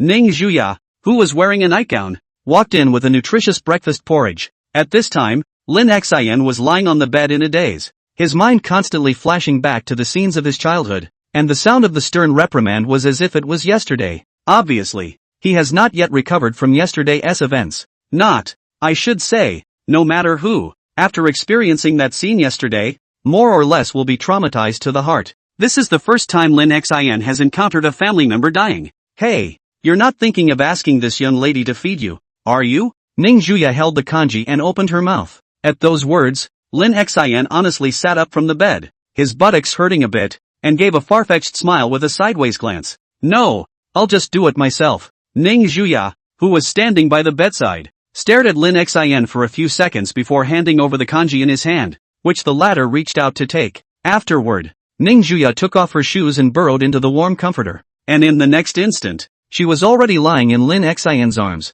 saying with some irritation, "I'm hungry too. Feed me." Lin Xian glanced down at Ning Juya, who was inexplicably sulking, but still obediently picked up the spoon and fed her a mouthful, whispering, "Why did you come to Shijing? Didn't I say I'd be back in a couple days? It's up to you." Ning Juya coldly grunted, "If I hadn't come, someone might still be lying on whichever street as a vagrant right now." The two of them took a bite out of each other like this, and the bowl of kanji quickly bottomed out. Lin Xian put the empty bowl aside, intending to lie back down and rest again, but Ning Juya blinked her big, soulful eyes and lay in his arms, saying faintly, "No sleeping.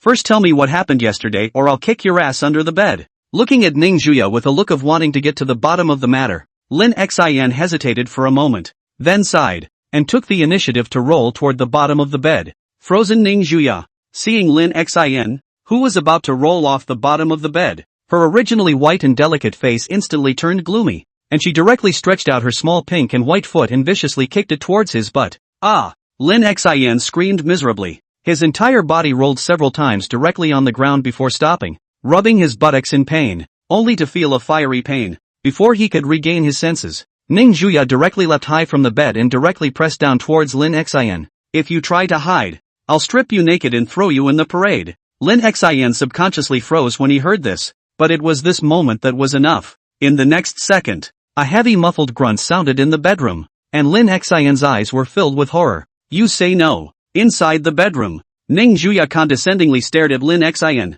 although she was asking a question but her tone was unusually domineering, more like an order. Looking at Ning Juya, whose attitude was as strong as ever, Lin Xian had no choice but to endure his hurt feelings and briefly recount the events of last night. But honestly, he's confused right now, and there's still a lot of things he hasn't figured out yet. Why did Grandpa choose to eat that meal even though he knew it was poisoned? And why did he choose to eat it even though he knew that if he had only caught Lin Xiangbei on the spot, there would have been no subsequent events? Perhaps these can only be answered by Uncle Lu. Ning Juya was silent for a while after hearing these things, then stood up from Lin Xin's body, patted the non-existent dust on her snow-white jade legs, and muttered, "Wouldn't you have said so earlier? You had to force me to get rough. What are you still lying on the floor for? Don't you want to sleep?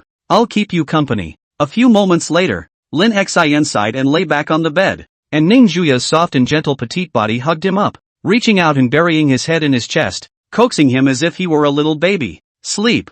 Chapter 104, The Third Condition. At noon, the sun was high in the sky. Inside the bedroom of the hotel suite, Lin Xin opened his eyes and looked at the small face lying in his arms, still asleep, and moved gently to free his hand and quietly slipped out of bed. He still had to go to the police station to talk to Uncle Lu about some things, and he couldn't sleep well without unraveling the doubts in his heart. After getting dressed, Lin Xin glanced back at Ning Juya, who was lying unmoving on the bed, and then walked towards the door. Pulling the door open, a shadow enveloped his entire being. Ning De, who was guarding the doorway, looked expressionlessly at Lin Xin, who was trying to sneak away, and said in a muffled voice, "Young Master Lin, lie back obediently by yourself. Don't make things difficult for me." Lin Xin made a shoe gesture, then scowled at Ning De. "I'll just go out and come back soon. Xiaoya isn't she still sleeping right now? So I don't want to disturb her." Just then, movement came from behind Lin Xin, only to hear Ning Juya, whose back was turned this way, speak in a lazy tone. "Ning De, strip him naked and throw him on my bed. Don't even keep his underwear." "Yes, eldest miss," Ning De answered. His eyes then looked straight at Lin Xin and he began to roll up his sleeves, about to start picking. Seeing this, a cold sweat broke out on Lin Xin's forehead, and he hurriedly waved his hand and said, "No, don't bother you, I will do it myself." Immediately afterward, the bedroom door slammed shut, and Lin Xin stripped off his clothes as fast as he could before burrowing back into the bed. The quilt will two people's head cover. Then inside came out the sound of jostling, enough to last for a long time before the end. Even Lin Xin suspected that if not Ning Juya these days that came words, must come to a bully. In the end, under Lin Xin's pleas for mercy, Ning Juya ruthlessly kissed him on the mouth and coldly grunted, "Next time something like that happens, I'll cut you off there and see if you still listen," said. The two of them put on their clothes and prepared to set off to the police station. All the way Lin Xin's hand was firmly held by Ning Juya, the domineering nature of the show in full view. In the car on the way to the Yunjing police station, Ning De took on the role of the driver, while Ning Juya reached out and gently placed Lin Xin's head on her lap. Using her hand to constantly caress his face, she lowered her head, casually pulling her sideburns behind her ears with her hand, and looked at Lin Xin and said in a soft voice, "I'm going to make an exception and be gentle with you for a few days, so you'd better not piss me off. Got it?" Lin Xin obediently nodded. In fact, he would like to say that according to the usual as on the line, have long been used to that overbearing character, and now suddenly so gentle, but also a little uncomfortable. But I'm afraid I'll be conditioned if I say it. So think about it. The hotel they stayed in wasn't far from the police station. It was less than 10 minutes away. After a while, Ning De saw Lu Ying standing in front of the police station waiting from a long distance away, and directly drove the car over. "Miss, we're here." After the car came to a complete stop, Ning Juya took the lead and pushed open the door and walked down, followed closely by Lin Xin. Seeing Ning Juya who walked down, Lu Ying's face didn't change much. He had known that the other party would follow him. That's why he left so painfully yesterday. Otherwise, he wouldn't have left Lin Xin alone there regardless. Looking at Lin Xin, whose appearance had returned to normal, Lu Ying nodded and said, "Here it comes. Let's go then. Just in time for someone to be waiting for you." With that, Lu Ying led Lin Xin and Ning Juya towards the inside of the police station, not saying a word along the way. Inside the police station office building, walking through 2 flights of stairs, Lu Ying finally stopped slowly in front of an office and turned to Lin Xin. "You go in. The people inside are special. You have to be careful." Saying that, he looked sideways at Ning Juya again and apologized. "I'll just trouble Miss Ning to wait at the door for a while. There's no harm in letting that girl doll come in as well." There was a sudden movement in the quiet office, an old man's voice. Upon hearing this, Lu Ying stopped talking and directly opened the office door. Ning Juya followed Lin Xin inside. The office door closed. At this time in the office, Lin Xin looked at the stooped old man sitting in front of the office window and said in surprise, "Grandpa Su, what brings you here?" Eyes on the window, Elder Su turned around and then smiled faintly. "After what happened, would it have been okay if I hadn't come?" With that, the old man walked over to the sofa and sat down, propping up his cane, and greeted Lin Xin and the two of them. "Don't just stand there. Come over here and sit down. Just in time to talk with me." Upon hearing this, Lin Xin nodded his head, then reached out to take Ning Juya's small hand and walked over to sit down opposite the old man. Elder Su poured 3 cups of freshly brewed tea without haste and slowly said, "Doesn't it seem like your grandfather's death was fishy and out of place everywhere?" Lin Xin nodded honestly. The images of last night once again unconsciously surfaced in his mind, and his voice followed suit. "I thought about it all night yesterday, and I still don't think it's right. How can a single Lin Xiangbei possibly fight Grandpa?" Elder Su, who took a sip of tea, snorted coldly. Of course he can't possibly fight Jinghua, let alone one Lin Xiangbei. Even if 10 or 100 Lin Xiangbei were to be added together, it would still be a joke in front of Jinghua, and it would not be an exaggeration to say that it's an old man playing with an urchin. These words made the doubts in Lin Xin deeper, and he wondered, then why? Elder Su didn't say anything, but just picked up a hospital report on the side and set it in front of Lin Xin, sighing, "Why don't you take a look at this first? All the answers you want are here." Lin Xin picked up the report on the table with a puzzled mood, and after reading the information on it, his face was stunned, and there was a look of incredulity in his eyes, mixed with a strong shock. Shocked for a long time, Lin Xin remained so. The side of the Ning Juya see the situation. Willow eyebrow slightly erected, directly reached out to his hands of the report to take over. Just a glance but also froze on the spot. A few prominent red letters on the report are particularly jarring. Terminal cancer. When was this? Lin Xin looked at the old man and trembled, his eyes reddening at once. Elder Su blew on the hot tea with a flat face and said softly, "Don't you already have an answer yourself? I was much the same as you are now when I found out about it, which happened to be not long after you were born. In the meantime, we have tried many kinds of methods, all of which could not be completely cured, and we could only invite international famous doctors to delay as much as possible. Until now, some people ask why it can be delayed for 20 years. Because the old man was initially in the early stages of cancer, but because of the dark wounds from the war years the body could not bear the cancer treatment, so it could not be cured, and it was delayed from the early stages to the late stages." Chapter 105, The Grandfather Who Wants to Die. Inside the office of the police station, Elder Su looked up at Lin Xin and said flatly, "Now understand why your grandfather made that choice yesterday. Rather than being poisoned, it's more like he finally felt comfortable enough to leave, so he chose to seek death to end his life. Maybe it doesn't seem like much now, but I'm sure Lin Xiangbei will start to feel remorseful in the near future, and then return to a normal life. Theoretically, as long as you kill someone, no matter whether you are at fault or not, you have to go in and squat for 10 years, but under the authorization of Lin Jinghua, then alone for their own children to make an exception." Elder Su continued, "He has already asked me. As long as Lin Xiangbei really cleanses his mind,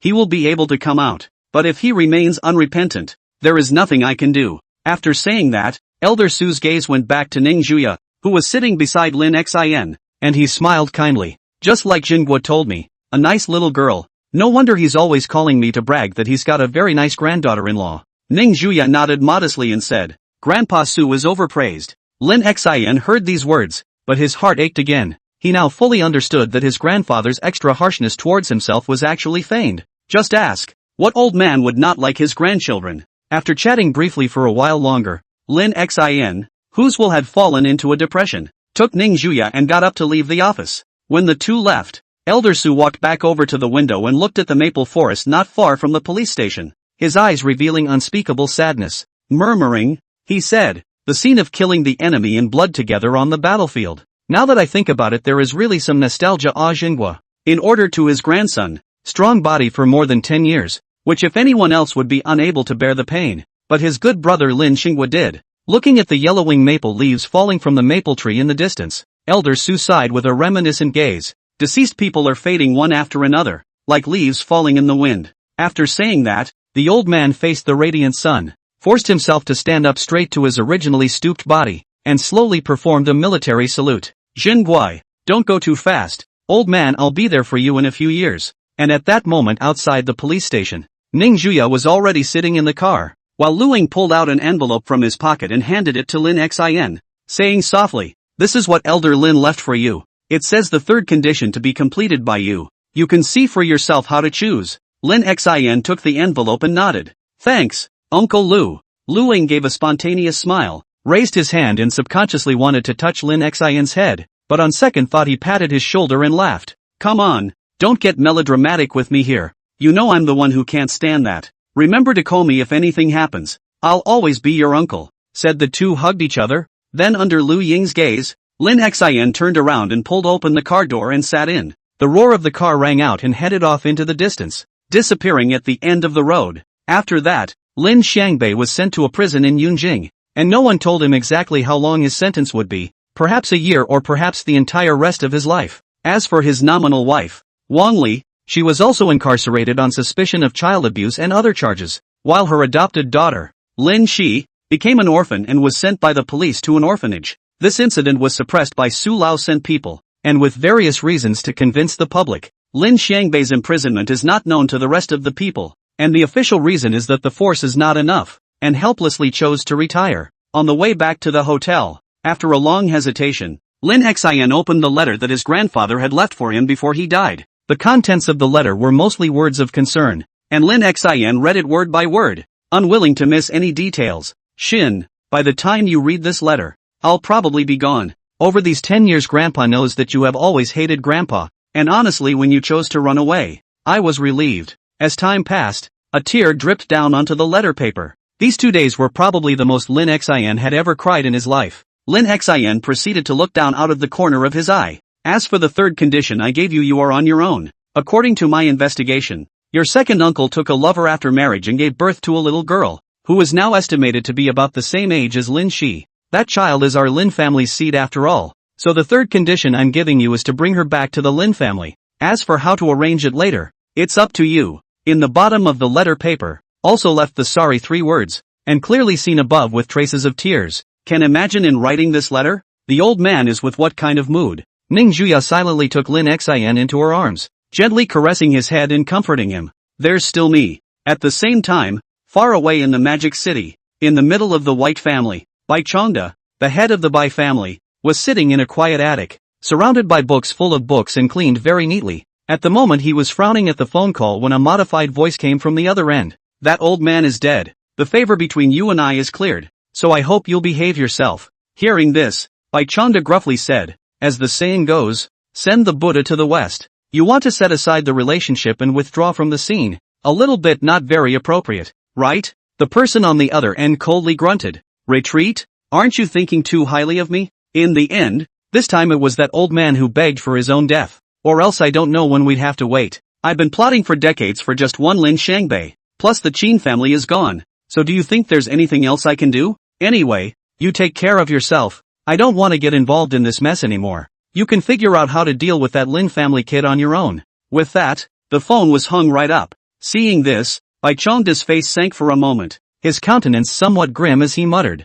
It seems like I can only rely on myself if I want to surpass the Ning family. Good thing that old guy from the Lin family is dead now, so I just need to focus on business next. But in fact, in the bottom of his heart, there is no doubt that the Canopy Group is a mountain in front of him. The probability of trying to go over it is very slim. It'll just have to come from somewhere else. In the restaurant within the Yunjing Hotel, it was already evening at the moment and the sky was beginning to darken. Lin Xin helplessly picked up a spoon and handed over a spoonful of vegetables to Ning Juya's small mouth, murmuring, shouldn't you be the one to feed me? Ning Juya glanced at the guy and lightly hummed, man, set your position clearly. Saying that, he directly kissed Lin Xin on the side of his face and opened his mouth with a smile. I'm doing this for your own good. People, when they're busy they forget what they're unhappy about. How about that? Am I being nice to you?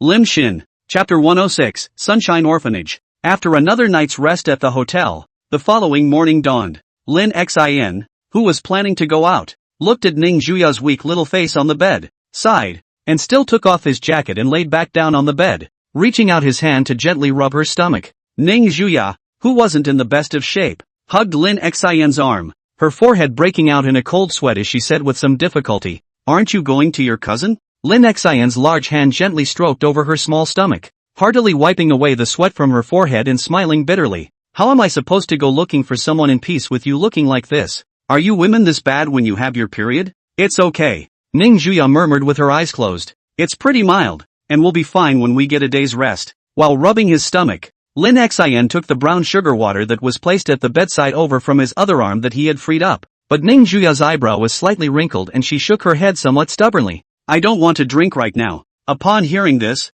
Lin Xin muttered, just like you. You're still taking care of me. You can't even take care of yourself. In the next second, Lin Xin took a sip of the warm brown sugar water and directly kissed Ning Juya's small mouth.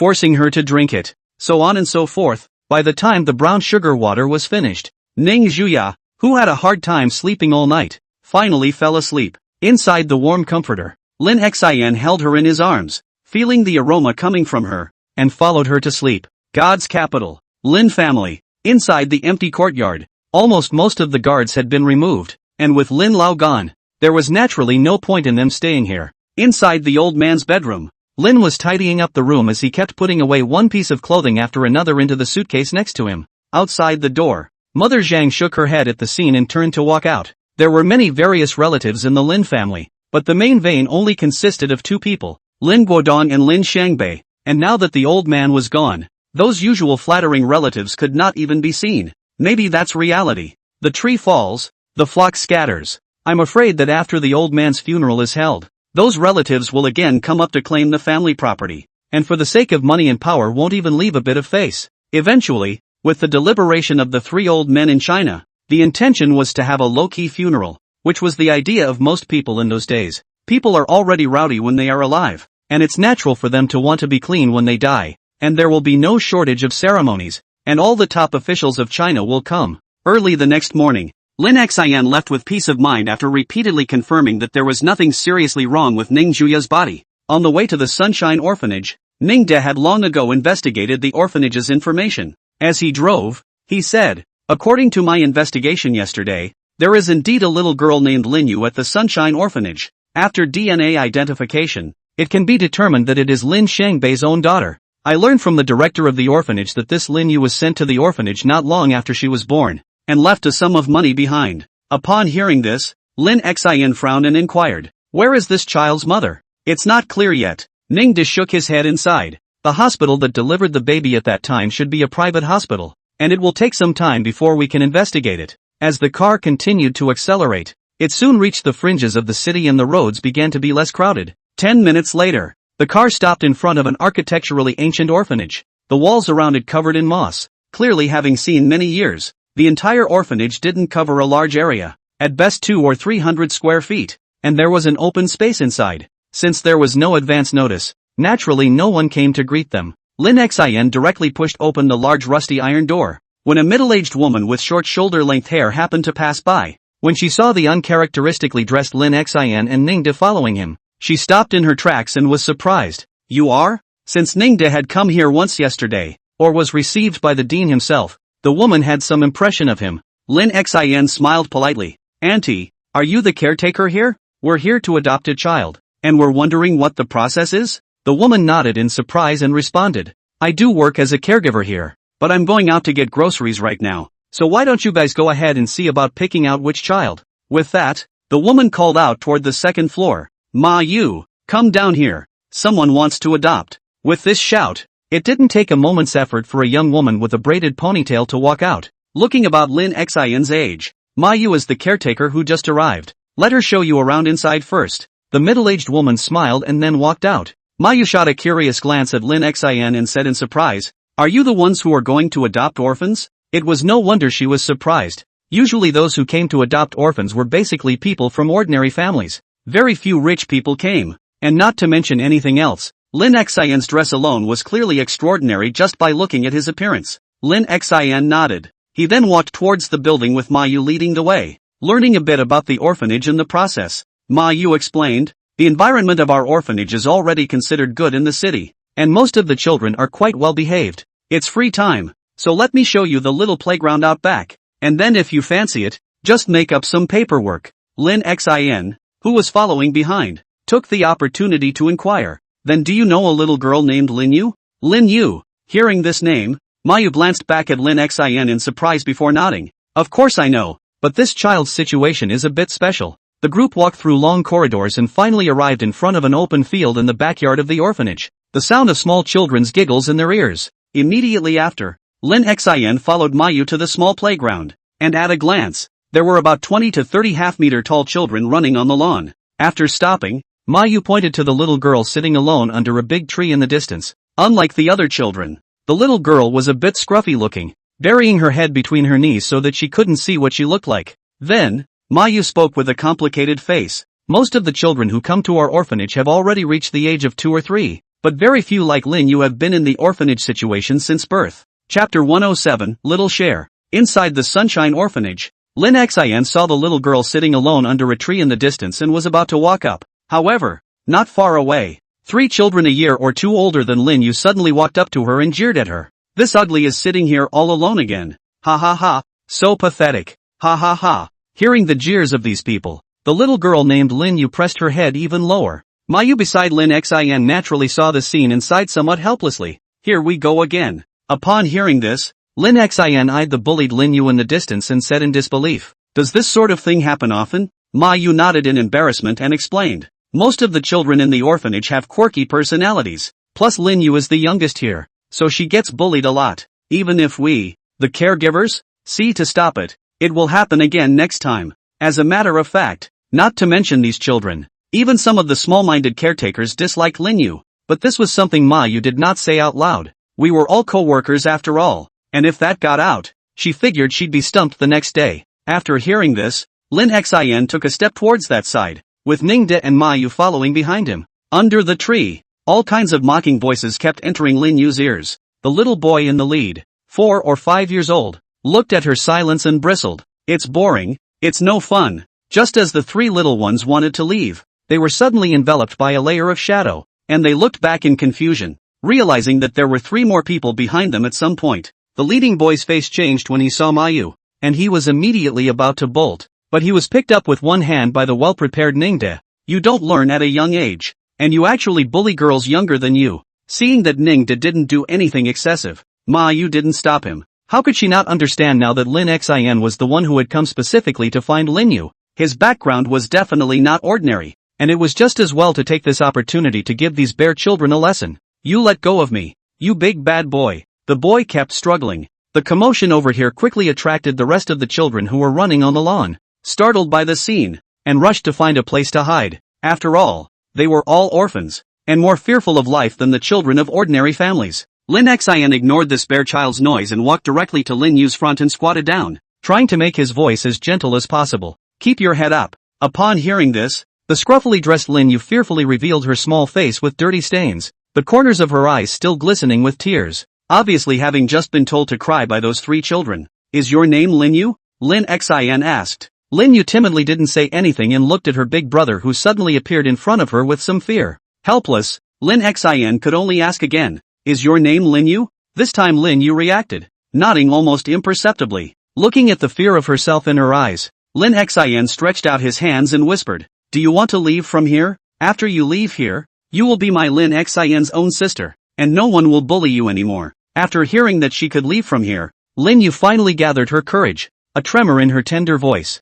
"Think." Receiving an answer, Lin Xian was satisfied and picked her up. This sudden movement startled the little one, who hastily grabbed onto his collar and curled up in the warm embrace, gently patting her back. Lin Xian turned his head to Mayu and said, "Do the formalities, I'm taking this child away," he said, gently stroking the little one's messy hair and smiling after some thought. "The name Lin Yu isn't cute at all. From today you'll be called Lin Shuer, and I'll be your brother Lin Xian from now on." Afterwards, Mayu took Lin Xian to do the formalities, while Ningde carried Lin Shuer towards the outside of the orphanage, intending to give the child a good wash. It was a full half hour before Lin Xian walked out of the orphanage with a few more adoption certificates in his hands. Looking at the car parked on the side of the road, he directly pulled open the rear door and sat in, just in time to see Lin Shuer, who had already changed into a pink princess dress and small leather shoes, timidly sitting there. The originally messy hair exuded a milky scent unique to small children after being cleaned. Both sides of her cheeks carried a hint of pink,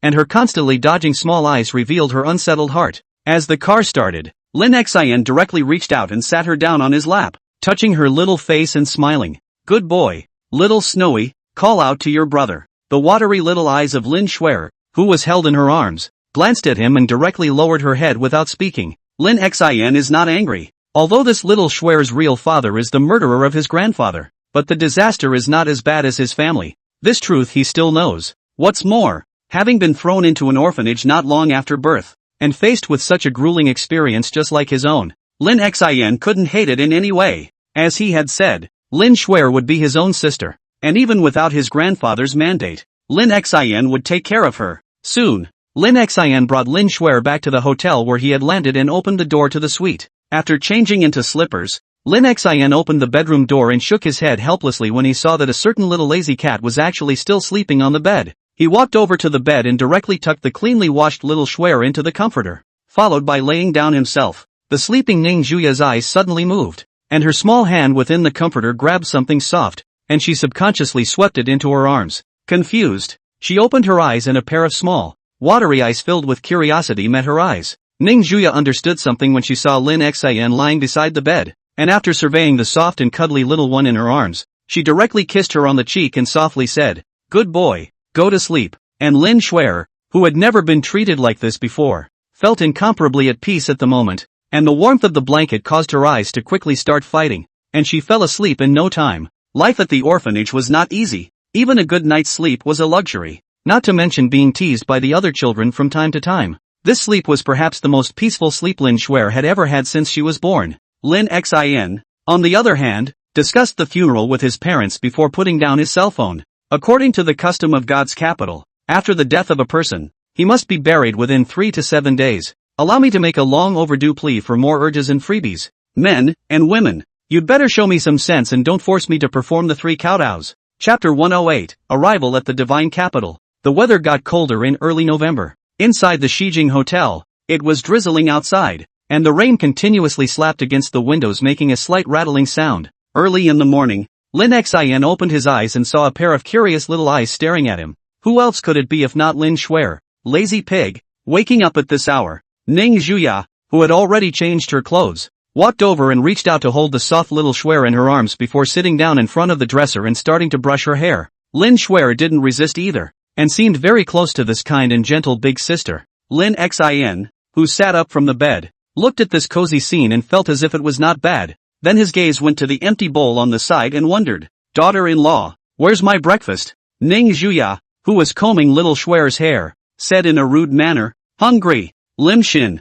"Well, it seems that you have a new love and forget the old one. You don't even prepare the meal anymore. But you used to feed me. There was no other way." Lin Xin had to walk into the sweets kitchen in his pajamas and open the refrigerator, which was fully stocked with everything, and the spices were basically all matched. It's time to say no. It's worthy of being a 5-star hotel, basically no different than being at home. In front of the dresser, Ning Juya held 3 small bow headbands of different colors in her hands and looked towards the little Schwer in her arms, softly saying, "Which one do you like?" Lin Schwer blinked her small agile eyes, her eyes staring straight at the pink bow headband among them. She had never seen such a nice-looking headband before. No one ever gave her that when she was in the orphanage. Her hair was cut when it grew long and that was it. Ning Juan noticed her gaze, the corner of her mouth hooked, and directly wrapped the pink bow headband around her head twice. And a cute, perfect little ponytail hairstyle appeared. This hairstyle is just adorable with the creamy little face. Ning Juya couldn't help but directly bark on her small face,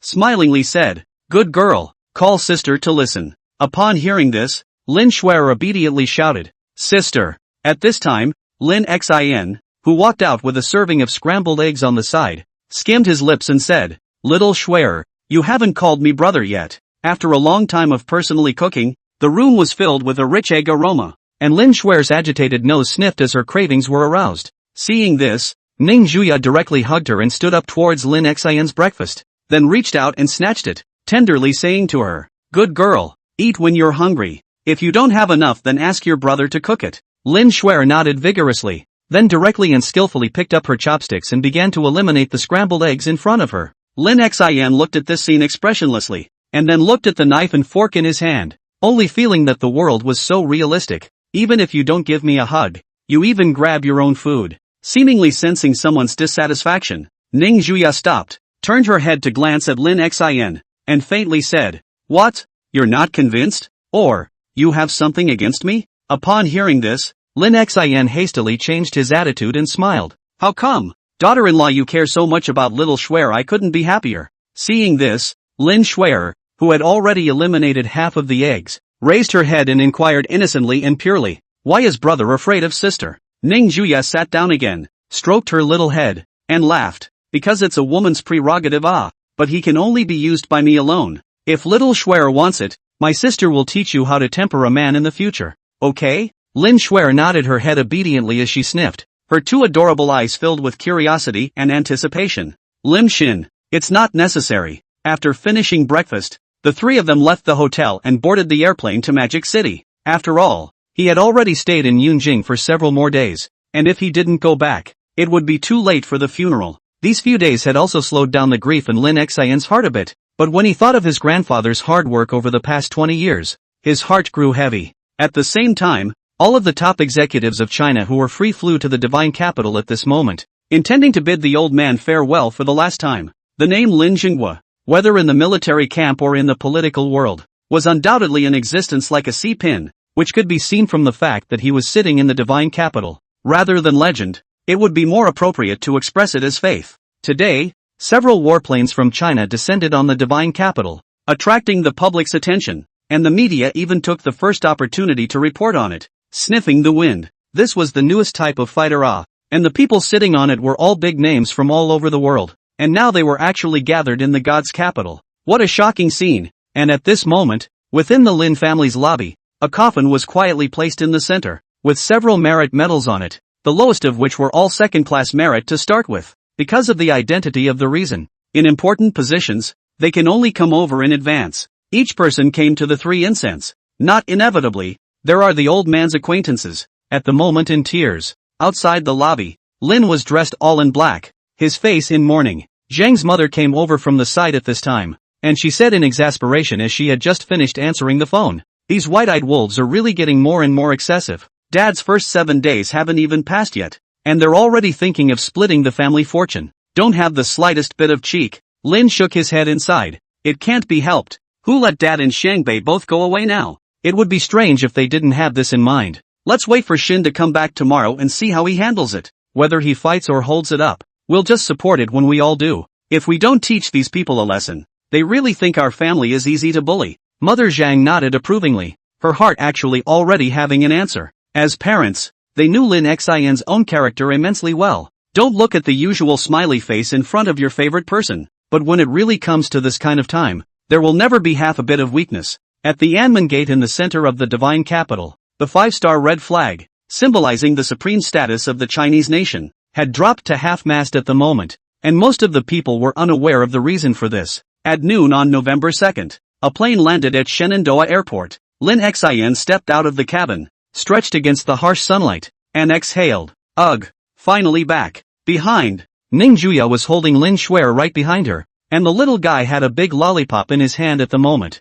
which he was eating with gusto. Lin Xian also didn't understand that his daughter-in-law seemed to be very fond of Lin Shuer, causing him to lose some of his status now. Thinking of this, he immediately came over and smiled heatedly. "Wife, give me a kiss." Ning Juya, who was teasing little Shuer, glanced at him, then softly spat out a word, "Roll." At that moment, an abrupt voice rang out behind Lin Xian, somewhat familiar. "It looks like you've had a good little life, and you actually have the heart to flirt here." Chapter 109, Feud Between Brothers. Inside the divine capital airport, Lin Xian looked at Lin Tian, who had appeared in front of him at some point, and subconsciously frowned before stretching. Turning to him, he said lightly, "I didn't expect you to actually be willing to come. I thought you wouldn't come." Saying that, Lin Xian turned his head to Ning Juya, who was holding little Shuer, and said, "You take little Cheryl back first. I'll be there later." Ning Juya nodded and locked eyes with him, saying faintly, "You better not be running again or I'll really break your legs."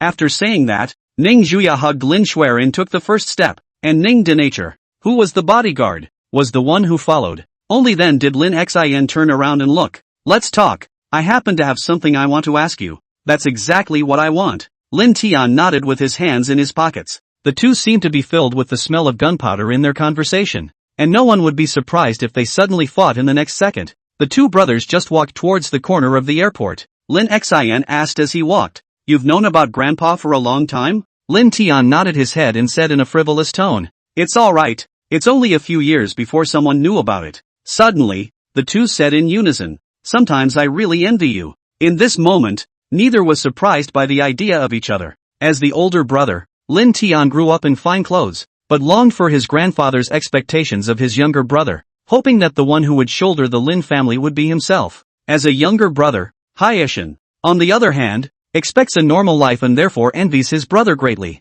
After a few more moments, the two had made their way to an uninvited corner of the airport, and their steps stopped at the same time. Lin Tian stretched his muscles and rubbed his neck. "I've investigated. and this is a dead zone for airport surveillance. Whatever happens, no one will bother us. Lin Xin understood what he meant and similarly rolled up his sleeves. In the next second, both of them swung their fists toward each other at the same time. This fight will completely break the feud between the two for so many years and get along as Grandpa would have wanted. So after an hour, inside the Lin family courtyard, Mother Zhang and Ning Juya, who were planning to go out, watched as Lin Xin and Lin Tian both walked in with their noses bruised and swollen, and froze in a flax of surprise. What have you guys been doing? And why have you gotten yourselves into this mess? Lin Tian and Lin Xin skimmed their heads at the same time and said, I fell on the road. It's nothing. Seeing the two men's stiff upper lip, Zhang mother immediately pulled Lin Tian towards the house in a heartbroken manner, while Ning Juya first dragged Lin Xin towards a small room on the side.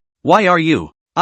Don't punch me in the face. I was wrong. So wrong. When Lin Tian heard the commotion, he subconsciously shrunk his body and couldn't help but glance in the direction the sound came from. This younger sibling didn't seem to be generally cranky, and was actually going to make a move after all this. At this moment, Lin Tian was actually a little glad that he hadn't found a girlfriend yet. This kind of creature like a woman was just too scary. When the door to the hut opened, Ning Juya expressionlessly pulled the aggrieved Lin Xin out and walked towards the inner room. Mother Zhang, who was applying anti-swelling medicine to Lin Tian, hurriedly greeted him. Come and put the medicine on quickly, in case it leaves any scars. Then the one responsible for applying the medicine was naturally Ning Juya, only to see her mercilessly sprinkle the medicine on Lin Xin's wound, the latter immediately grimacing in pain. Daughter-in-law, are you trying to murder your own husband? I'm not medicating you, am I? Is it possible that this is internal in your hand? Shut up. After a long time of twists and turns, Lin Xin was finally medicated,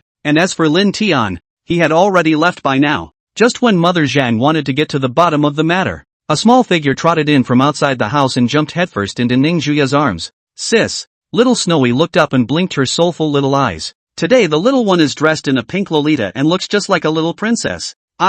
Slow down. Lin's father came in from outside at this time as well. Ning Juya picked little Shuer up and said with a big smile, how was it? Did you have a good time? Upon hearing this, Lin Shuer's small head nodded vigorously. Then her gaze went to Lin Xin who was on the side. Under his expectant gaze, Lin Shuer queried, Kitten? Rinshin? Zhan mother was also happy to see this budding little guy. Smilingly said, I've wanted a daughter for a long time, and now it's just as well that Yuki has filled the gap. It's really better to have a daughter. Once again struck Lin Xin. So, I'm an accident? Lin Guodong naturally liked this even more and laughed in a rare manner. When this period of time is over, we'll take Yuki to the household register, and it's time for her to start kindergarten. So who's going to take her then? It's better if we do it. Lin Xin bristled as he got in someone's way. Upon hearing this, Mother Zhang nodded. Well, that's good. Your father and I don't have much time for the kids. After the death of the old man, all of the Lin family's property needed someone to take care of it,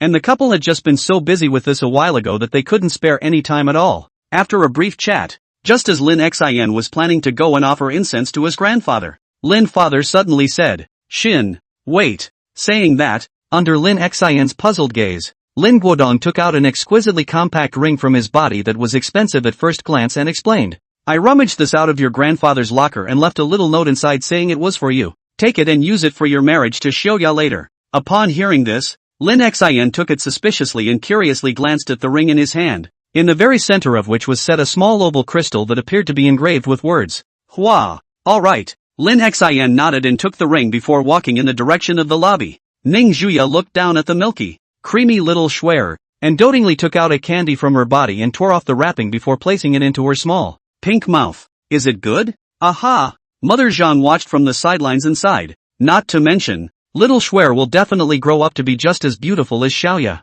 Chapter 110, Burial Ceremony. November 3rd, the same day the old man was prepared for burial. Early that morning, those distant relatives of the Lin family almost trampled the threshold. Obviously it was a white affair, but everyone's face was filled with joy. How disgusting. As Lin Xin looked at this scene, it would definitely be a lie to say that there was no dissatisfaction in his heart. Normally, when the old man was around, he hadn't seen these relatives go through the motions. But now, once the old man was gone, they all flocked over. It's not that easy to split the family fortune. As a swana opened up, Lin Xin, who was clad in a white coat, stepped forward and kowtowed respectfully to the coffin. In the corner, 5 or 6 old men watched this scene, their faces solemn while talking in low voices. This Xingguo fellow has cultivated a good grandson. It's not a waste of his efforts for so many years. To deter these people? Today is the day of Jingua's burial after all, and I don't want something to disgust him. Well, no need. It's a man's own business. Leave it to the boy.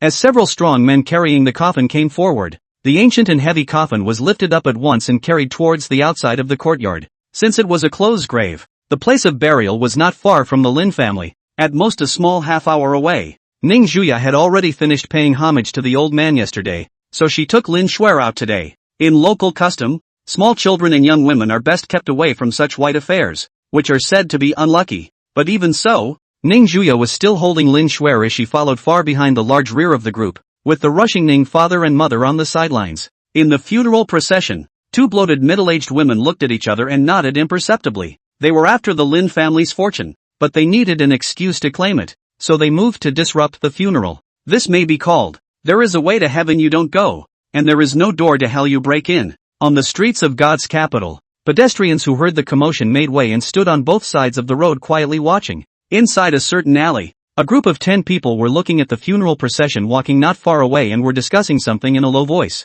"Ready? As long as we mess up the funeral, each of us will get $500,000 by then, so you all get on the ball. Don't worry, big brother, I've got the manure and water truck ready. As long as they dare to come over, I'll just drive over them. It's an accident anyway, they can't do anything to me. This old thing funeral array is quite big. That coffin looks also not cheap. Really a pity, if the money to us are enough for our brothers to have a good dash for a while." Soon, as the funeral procession got closer, just as the skinny man was about to go to his car, he was stopped in his tracks by a figure. Lin Tian, who still had a band-aid on his face, looked at the 10 people with an icy gaze and provoked them with suppressed anger. "Yo, I heard you guys were going to do something about my grandpa's funeral, so I'm here in person to have some fun with you scumbags." Upon hearing this, how could the leading big brother not realize that things were lost, and directly ordered his little brother, "Give it to me. Finish him off in 5 minutes. Don't waste time." The 9 junior brothers looked at Lin Tian in unison with unfavorable faces,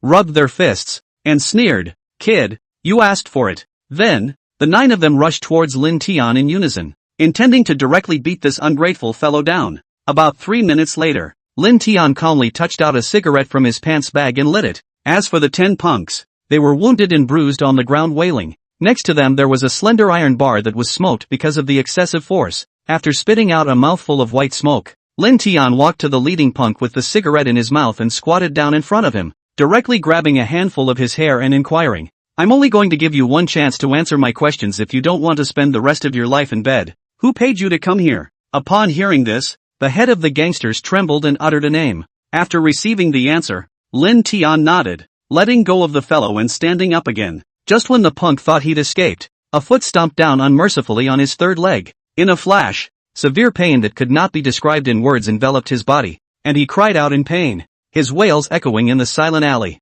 "Don't worry, timely treatment might still work." Lin Tian casually threw the half-smoked cigarette into his mouth. With that, he turned and left the alley, following toward the distant funeral procession. At this time, among the funeral procession, Zhao Malian, who was the point person, saw that no one had come out to make trouble after a long time, and couldn't help but curse. "Bunch of assholes who take money and don't do anything." This caused her plan to mess up to go down the drain, and originally wanted to take advantage of this matter to put pressure on Lin Guodong's family, but now she could only think of other ways. After 10 minutes or so, the group finally arrived at the cemetery. This area is all surrounded by green mountains and green water, and the soil is fertile, so it is definitely considered a feng shui treasure. To be able to find such a place in the middle of the Divine City district, the price was naturally not expensive. It was a good thing that all of this mountain belonged to the Lin family. If it were anyone else, it would have to be more than $10 million to say the least. "Solved?" Lin Xian looked at Lin Tian, who was walking beside him, and inquired. Lin Tian nodded, his eyes looking at the coffin that had already been buried. A few strong men around him were filling in the soil, and there was a tombstone next to it. He inquired to Lin Xian, "How did you know that there would be trouble in that place?" Lin Xian, who was also eyeing the burial ceremony, returned with deep eyes. "It's simple. As long as you don't look high and low at these pretenders behind you, you can naturally guess what they're thinking." When Grandpa was around, they people couldn't get a penny and didn't dare to have any ideas, but now that Grandpa is dead, their minds will definitely come alive. Just watch, I guess there's more to come. Upon hearing this, Lin Tian's afterglow glanced at him and then said in a flat tone, "My share of the family fortune." You keep it. Are you serious? Lin Xin twisted his head to look at him in surprise. Aha. Lin Tian nodded his head and said, the Lin family has raised me for more than 20 years. Just the favor alone is more than I can repay. So how can I have the cheek to come and share the family fortune? Lin Xin seriously returned. You know, we never wanted to treat you as an outsider. That's why I feel indebted. Lin Tian let out a bitter smile. As the burial ceremony ended, Lin Xin and Lin Tian, as direct descendants, walked over to the tombstone and knelt down, heavily kowtowing a few times. Lin Tian felt that he owed the Lin family. And why wouldn't Lin Xin feel that he owed his grandfather too much? And that Lin Tian was the only one who had taken care of him all these years. Instead, Lin Xion's family is living a contented life without knowing anything. Both of them said in unison at the same time, Grandpa, you have a good journey. At the sight of this scene, several elderly people standing at the back of the line couldn't help but weep, tears glistening at the corners of their eyes. Alas, people just can't do it when they're old. They actually shed tears at a great age. Who says it isn't? This Xinhua fellow even left us several old comrades behind and went off alone first. A round of strong sun rising in the east surfaced dazzling figure. The sunshine spilled down. Let a 5-star red flag inserted in front of the tombstone fluttering in the wind.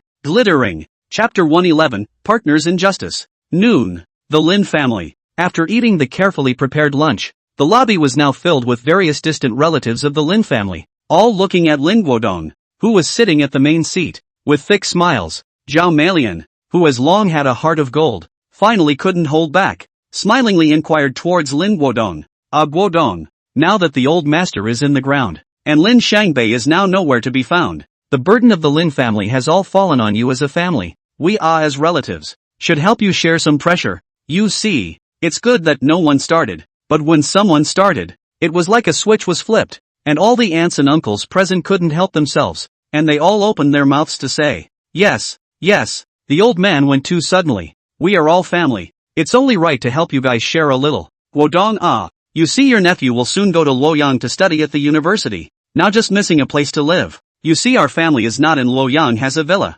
Yes. My daughter will soon be in kindergarten. People must have a house in the city. You see, can you help? After all, we are all family. The original atmosphere was still somewhat quiet, but under the deliberate guidance of some people it instantly became a mess, comparable to those food markets outside. And at this time within the noisy lobby, Lin Guodong, who was strongly holding back his anger, sat on the main seat and spoke in a deep voice. I can't make a decision on this matter. The old master had already made a will when he died. All of the Lin family's properties would be handed over to my son Lin Xin to distribute. And the old man has only just entered the ground. You guys are in such a hurry. Isn't it a bit too much? Seeing that the coldness in Lin Guodong's eyes grew stronger, these relatives seemed to realize that their eating was a bit ugly, and one by one, they all closed their mouths. Seeing this, Zhao Malian, who was the first to open her mouth, could not bear it and directly yelled in dissatisfaction. All of it was given to your son? The old master is going too far. Those are all properties belonging to the Lin family. What qualifications does he have to give them all to your son? Those of us who have worked so hard for the Lin family for so many years and in the end get nothing.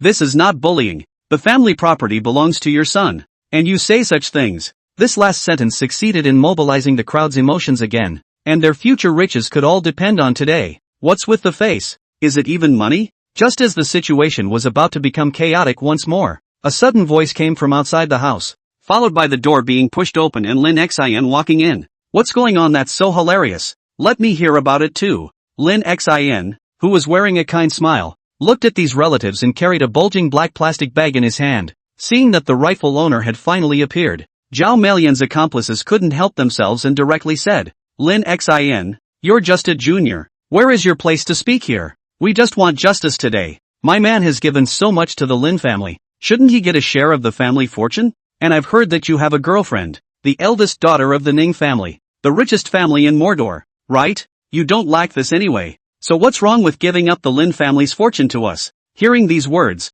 Lin Xin couldn't help but let out a pft of laughter, looking at the mean woman who had spoken out, and coldly said, if I remember correctly, the one in your family has been separated from our Lin family for I don't know how many generations. What has your man paid for the Lin family? At this comment, perhaps having hit a sore spot, the woman was annoyed. My husband, he does his duty every day in the Lin family's business. Doesn't he contribute? These words instantly revealed how much brain water the woman had, and the rest of the relatives around them all subconsciously moved away a bit at the sight of this, with dislike in their gazes. You can't help it if you're provoked by someone twice. What a dumbass. Seeing the attitude of these people, Lin Xin directly showed his cards, only to see him pour out the contents of the black plastic bag in his hand. Several certificates of assets such as real estate certificates and land vesting certificates fell out of them, casually dropping them on the ground, and for just a moment, they caught the gazes of these people. Lin Xin took out a book and pen from one of them, faced the crowd, and spoke faintly. Didn't you guys say how much you contributed to the Lin family?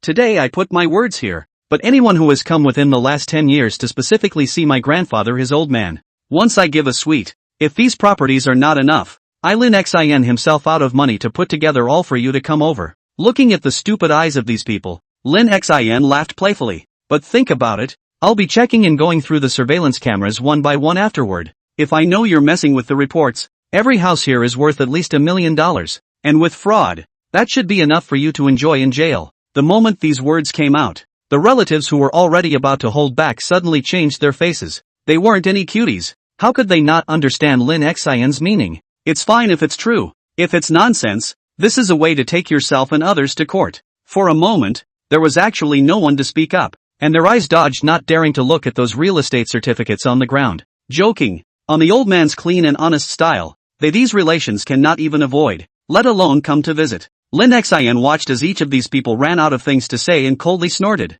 Just now they were quite noisy. Why are they all silent now? The relatives were all silent. This sentence was undoubtedly slapping them in the face, and they could not refute it. That's when someone thought about bailing and pretended to be surprised. Oops, I suddenly forgot to leave the gas stove on at home. You guys take your time to chat. I'll go back first. Oh yeah.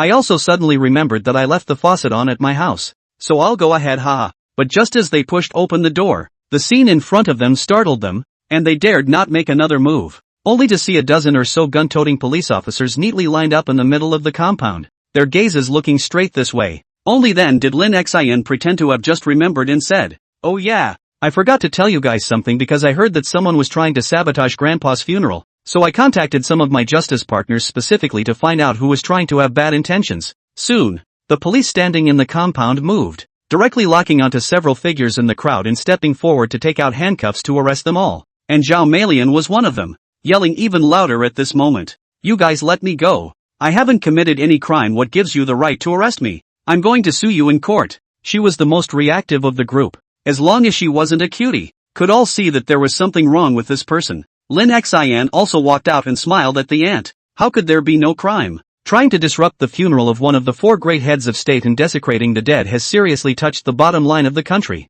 And you can even be charged with collaborating with the enemy and committing treason. So how do you think you're not guilty? At those words, Zhao Malian's eyes revealed fear. She just wanted to share some family property which had considered these things. Committing treason. That's a capital offense. Thinking of this, Zhao Malian immediately spilled her guts and fumed. "Good, you little brat actually slandered me. I'm your relative. You actually tried to kill me. Why are you so vicious?" The surrounding people who were still frozen in shock heard this and couldn't help but look at Lin Xin, a junior, with fearful gazes and chills in their hearts. This is also too ruthless. They just want to share some money. This Lin Xin actually hit so hard. This is really a young man in his 20s. Chapter 112, Ning Juya leaves. Soon, under the chilling gaze of the crowd, all those suspected of disrupting the funeral ceremony were taken away by the police. Lin Xin looked at these so-called relatives, stood with his hands on his back, and said in a flat tone, "Now that the meal has been eaten by you, take your time, uncles and aunts. I won't see you off."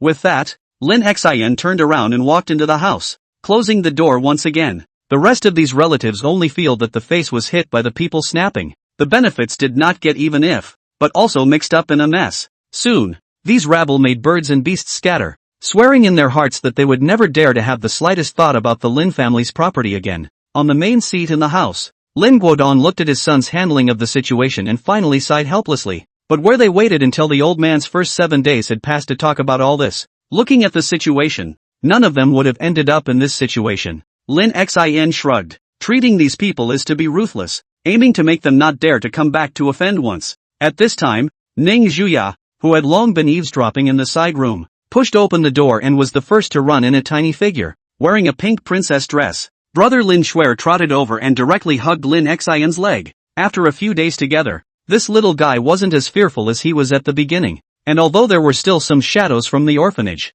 compared to the beginning, it was already a very good improvement. Lin Xin smilingly picked up the little princess, pinched her pink cheeks, and laughed. How is it? Has not been brother just look handsome in the future to find a boyfriend we'll have to find brother like this At those words, Lin Shuer tilted her head in confusion. Then as if she had understood something, she grabbed her brother's neck and milked her voice. Brother? My boyfriend? What are you teaching nonsense? Ning Juya directly stepped forward and gave Lin Xin a kick, snatching little Shuer back. Mr. and Mrs. Ning Donghong also walked in at this time and laughed as they looked at this scene. If you didn't know better, you'd think you were a family of three. Little Shuer cannot understand these, directly buried his little face in his sister's fragrant and soft arms, drilling hard, looking at the sight of the Lin Xin so envious. Damn childish privilege. This is my daughter-in-law. I haven't even hugged her this closely. Lin Guodong looked at his in-law's mother and smiled. When do you plan to return to Devil's capital? Why don't you play in God's capital for a few more days? Just think of it as relaxing. Ning Yin shook her head and laughed. Next time, the group has a bit too much going on lately, so I guess I'll have to be busy until the end of the year before I'm free. It's now 2 or 3 months before New Year's Eve, and that's fast. After the two families chatted familiarly for a while, Mr. and Mrs. Ning Donghong planned to return to Magic City. The White family was in constant conflict against the Sky Curtain group these days, and someone had to go back and sit in on the situation, or else something was sure to go wrong. Lin Xin, on the other hand, wanted to hold a wake for his grandfather for another 49 days, or at least take advantage of this time to calm down. Surprisingly, Ning Juya also planned to follow her parents to take the first step back to the Magic City, which made Lin Xin very surprised. That devilish missy who hated to tie herself to her side, now actually willing to let go. It is hard to believe that the world is going to end tomorrow. In the afternoon, on the way out, Ning Juya helped Lin Xin straighten his clothes, then came forward to whisper in his ear. I don't suppose you're going to go out and get late if I'm not with you for a while? Cold sweat ran down Lin Xin's back as he laughed with a stiff expression. Of course, you see I look like that kind of person. It's best. Ning Juya's red lips nudged Lin Xin's side face and softly said, let's wait for you to go back to Mordor to continue the ladder. After saying that, Ning Juya held little Shuer's hand and got into the car heading to the airport. The little guy was still shaking his little hand and said in a milky voice, bye-bye brother. Lin Xin smiled and waved his hand, eyeing the car as it left. Zheng's mother walked over from the side and spoke softly. What a nice girl she is, Xiaoya. Don't let her down. Oops. Lin Xin pushed his old mom back home. In addition to the wake, there were a bunch of things waiting for him to be busy in the meantime, such as inventorying assets and the like. Although the Lin family's assets were not as rich as the Ning family's, a few small targets of property were still there. It was just that the vast majority of them were real estate. As for Lin Tian's share of the family fortune, Lin Xin still left it out for him separately,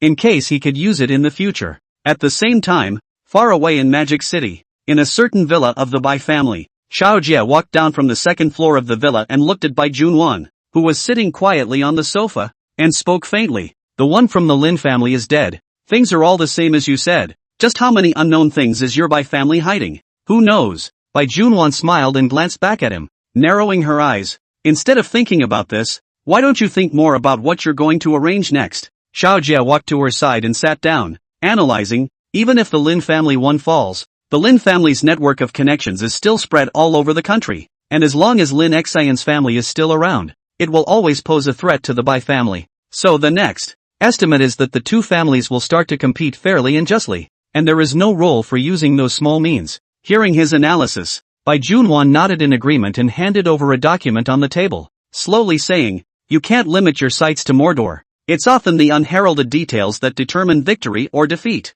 The internet industry is developing rapidly these years, and quite a few big domestic powers have already started to go in and lay out their plans, so maybe the opportunity is here. Looking at the information in his hand, Xiao Jie understood what she meant. Indeed, back then, the Canopy Group, under the leadership of Ning Donghong, became the richest man in Mordor with just a chat software. The potential of the internet is indeed great. You are trying to leave Mordor and go to the provinces to take the opportunity to develop. Chapter 113, The End. The entire month and a half passed by in a flash, and after the 49 days of the wake, Lin Xian also had to go back to Magic City to take the final exams for his sophomore year. After taking your final exams, you are taking your first step into the community and officially starting your internship. In the cold winter, the temperature in God's capital is almost infinitely close to sub-zero. and pedestrians on the streets have long since changed into thick cotton jackets, sitting around waiting for the new year. The entrance to the Divine Metropolis Airport was a bit crowded as the New Year's Eve was approaching,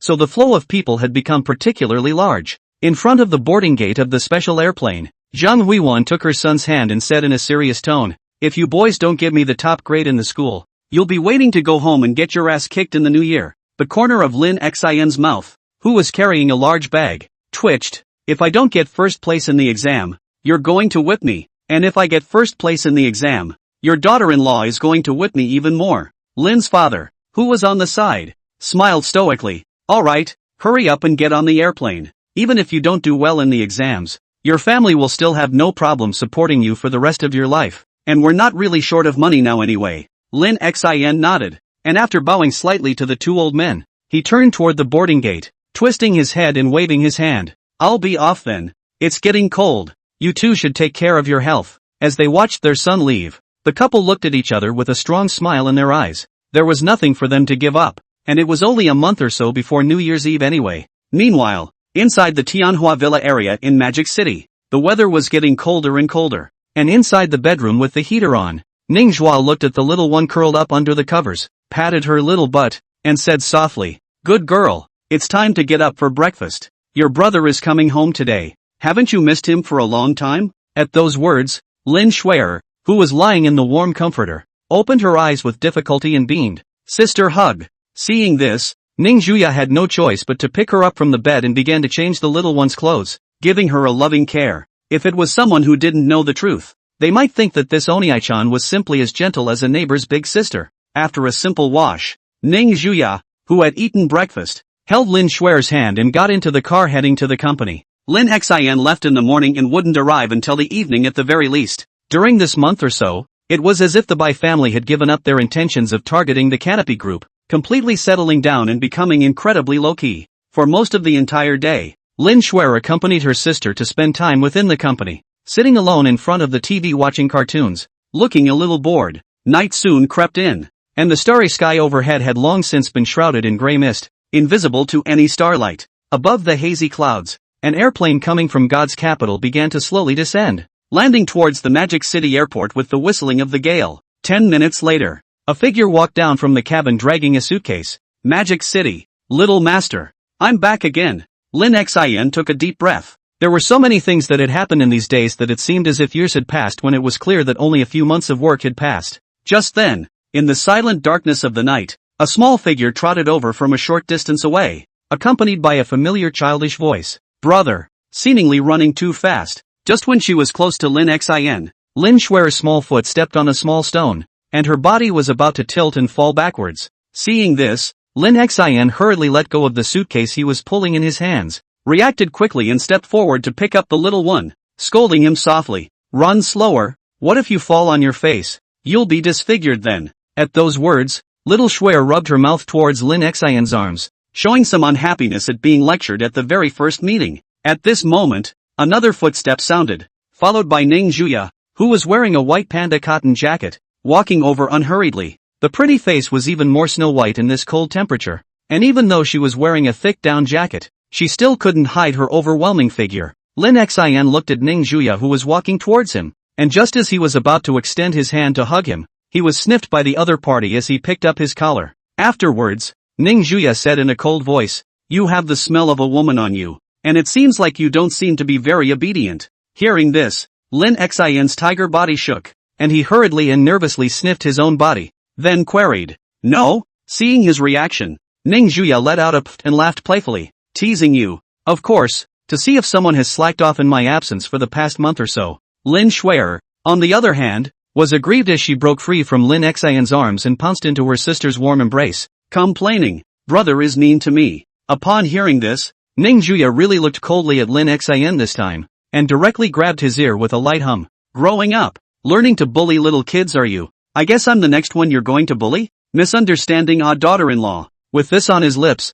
Lin Xin was smiling as he hugged Ning Zhuya's small waist and leaned into his arms. "I haven't seen you for so long. My daughter-in-law still smells so good. Have you missed your husband me?" Lin Xin raised his eyebrows and said. Ning Zhuya, who was holding little Shuer, glanced at this guy and didn't stop his movements. After making out for a while longer, Lin Xin dragged his suitcase with one hand and held his daughter-in-law's cold little hand with the other, walking towards the outside of the airport. Little Snowy, have you been listening to your sister these days?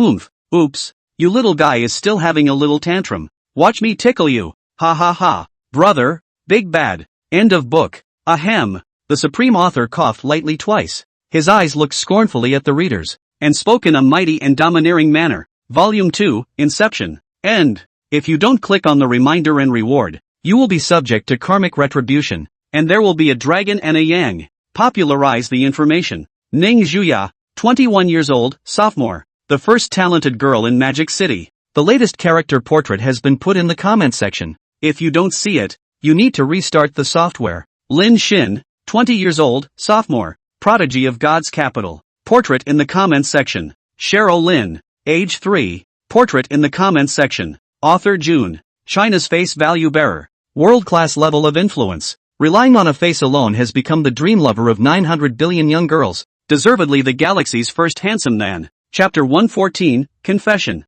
The next morning, inside the villa. The whistling of the wind came from time to time outside the window, and inside the silent bedroom. Lin Shuer sat on Lin Xin's body with her bare feet and rewarded him with 2 big ears. Lin Xin, on the other hand, had slept exceptionally deeply because he had exercised too vigorously last night, and showed no signs of wanting to wake up at all. On the side, Ning Zhuya had already gotten up and changed into a long dress. Looking at the little one's somewhat grumpy movements, she walked up and held her in her arms, saying softly, "Good boy. That's not the way to wake someone up. He's your brother at least. You can't be rude." At those words, Lin Shuer, who was held in her arms, raised her head, her little brain tilted, and inquired in a milky voice, "What's it going to be called? I want my brother to go play with me." Ning Zhuya stroked her little head, then looked towards Lin Xin, who was lying motionless on the bed, took off the shoes she had just put on, and then kicked hard towards Lin Xin's butt. Lin Xin, who had originally closed his eyes tightly, awoke with a start, staring wide-eyed and letting out a wailing cry as he felt the fiery pain coming from his buttocks. Seeing this, little Shuer clapped her little hands with some excitement and said happily, "Wake up, wake up." Only then did Ning Zhuya place the excited little one on the bed, allowing her to climb onto Lin Xin's body. "Brother, accompany me out to play." Little Shuer pulled on Lin Xin's collar and shook it continuously. How could Lin Xin, who had awakened from his sleep, not understand what had just happened? And with a stiff smile on his face, he took little Shuer in his arms and followed the temptation. "Little Shuer, good boy. It's too cold outside right now. Let's sleep at home. Okay, look how warm the comforter is." At those words, Lin Shuer, who was being held in Lin Xin's arms, beamed, her spiritual eyes instantly covered by a layer of water mist, and her agitated nose moved slightly, as if she was about to cry out in the next second. Seeing such a scene, Ning Zhuya, who was standing beside the bed, turned around expressionlessly and walked to her dressing table, picking up the sharp scissors on the stage. The sharp, cold light reflected on Lin Xin's face, and he gulped, hastily pocketing the little one in his arms who was about to cry, and smilingly said, "Okay, let's go out now, okay?" Hearing this, Lin Shuer blinked her budding little eyes and said in a milky voice, "Really? Of course it's true. How could brother lie to you?" Lin Xin's smile stiffened. Saying that, Lin Xin even gave her a kiss on the cheek. In the next second, a happy smile appeared on Lin Shuer's face as she reached out her fleshy little hands to hug her brother and rubbed against him intimately. Putting down the scissors, Ning Zhuya reached out and took the little one from Lin Xin's arms, walked over to the dressing table and sat down, saying softly, "Hurry up and get up. Today is your last day of rest." Thinking that tomorrow would be the final exam of his sophomore year, Lin Xin couldn't help but skim his lips and muttered while getting dressed, "You won't beat me up if I steal your first place this time, will you?" Ning Zhuya said in a cold voice after putting a cute rabbit headdress on the little one. "Shut the up if you don't want to kneel on the keyboard." Lin Shuer sniffed and learned in a milky voice as well. "Shut up." Ning Zhuya stroked her little head with satisfaction, came forward and kissed little Shuer's milky cheeks and laughed. So good. Lin Xin had no choice but to recognize his disciple position. After some simple washing, the family walked out of the house wearing thick cotton coats. Countless crystal snowflakes fell under the snowy white sky, and the surrounding buildings were covered with snow, accompanied by the sound of a cold wind from time to time. Lin Shuer, who was wearing a red cotton jacket, subconsciously shrunk her body, and her small face was slightly reddened by the cold. Feeling the cold little hand that was constantly trembling in his hand, Lin Xin lowered his head and helplessly laughed. "Told you it was cold out there. Now you know the pain." Lin Xin then reached out and picked her up, and before he could react, another pair of small, cool hands came in from behind him. Behind her back, Ning Juya, who was wearing a white cotton jacket, poked her hand inside Lin Xian's coat, a cozy little expression on her face. Lin Xian was helpless at this, and he felt like he was a portable warmer. However, he then suddenly looked at the sky and lamented. A lot has really happened in the meantime. At those words, Ning Juya remembered something and softly said as she surrounded Lin Xian with her hands. Speaking of which, I think I forgot to tell you. Welcome home. I can make an exception and be gentle with you today. Upon hearing this, the corners of Lin Xian's mouth rose into a warm smile, only to feel that the world was so beautiful. That's reality. It's brutal, yet beautiful because of it. A gentle voice rang out. I'm back. Subsequently the whole day, Lin Xian and Ning Juya with the playful little one will Magic City fun places all over the shop, games hall, pavilion, wedding store. On the following day, the exam bell rang at Magic City University. Unlike the end of the month exams, at this time in the middle of the exam room, several teachers were making rounds back and forth, their keen gazes constantly sweeping over the bodies of one candidate after another. The grades of the final exams are kept in the records,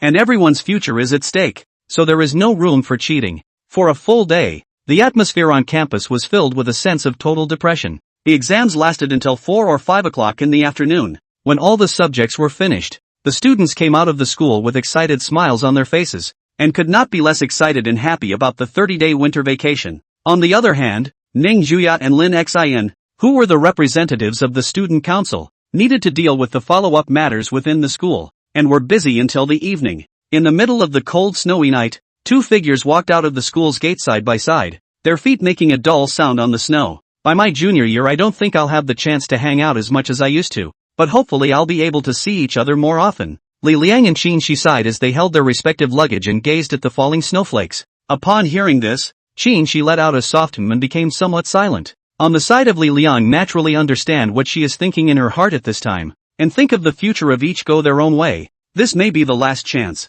Quiet street. Li Liang suddenly stopped in his tracks, stood in place, eyeing Qin Shi somewhat depressed and lonely back, a touch of black hair fluttering in the wind, unattainable. Sensing that something was wrong, Qin Shi also stopped and turned around to look at Li Liang in confusion, saying, "What's wrong?" When people get nervous, their heart beats faster, their adrenaline spikes, and they occasionally act in unexpected ways. At this moment, Li Liang felt that he was in such a state. He was facing Qin Shi, with an unprecedented seriousness on his face, which was completely inconsistent with his previous hangdog image, as if he had changed into a different person. "I like you, Qin Shi," Li Liang finally said it. Afraid of being rejected and regretting it, he went on, "I've liked you for a long time, but I know that you like his Lin Xian, so I've never dared to confess to you, but I'm sure I won't get the chance later if I don't speak up now, so I." Upon hearing this, Qin Shi's face revealed a touch of consternation, not expecting Li Liang to say these words, and then shook his head apologetically. "You know, I'm not in the mood for a relationship right now." Li Liang's heart was like an ice cave at this moment, colder than the bitter winter. But Qin Shi's next words made him feel like a warm spring. "So, can you give me some time?" Chapter 115, A Long-Lost Space for Two People. On the first day of winter break, crystalline snowflakes drifted from the air to the ground and then slowly melted into water. Inside the warm bedroom, because he had to follow Ning Juya to the company, Lin Xian got up early and was yawning and looking at the handsome face in the mirror. Mind why, so true. It's perfect any way you look at it. He then turned and walked out of the bathroom, looking at the small group curled up on the bed, and walked over to poke the little one's sleeping face in a warm voice. "Let's see what little slob hasn't gotten up yet. Staying in bed is bad boy-o." Within the warm comforter, Lin Shuer rolled over and muttered with her eyes tightly closed. Just 5 more minutes of sleep. Upon hearing this, Lin Xian sat on the edge of the bed and raised his eyebrows as he looked at little Shuer, who hadn't moved, and educated him. "You get up 5 minutes earlier every day,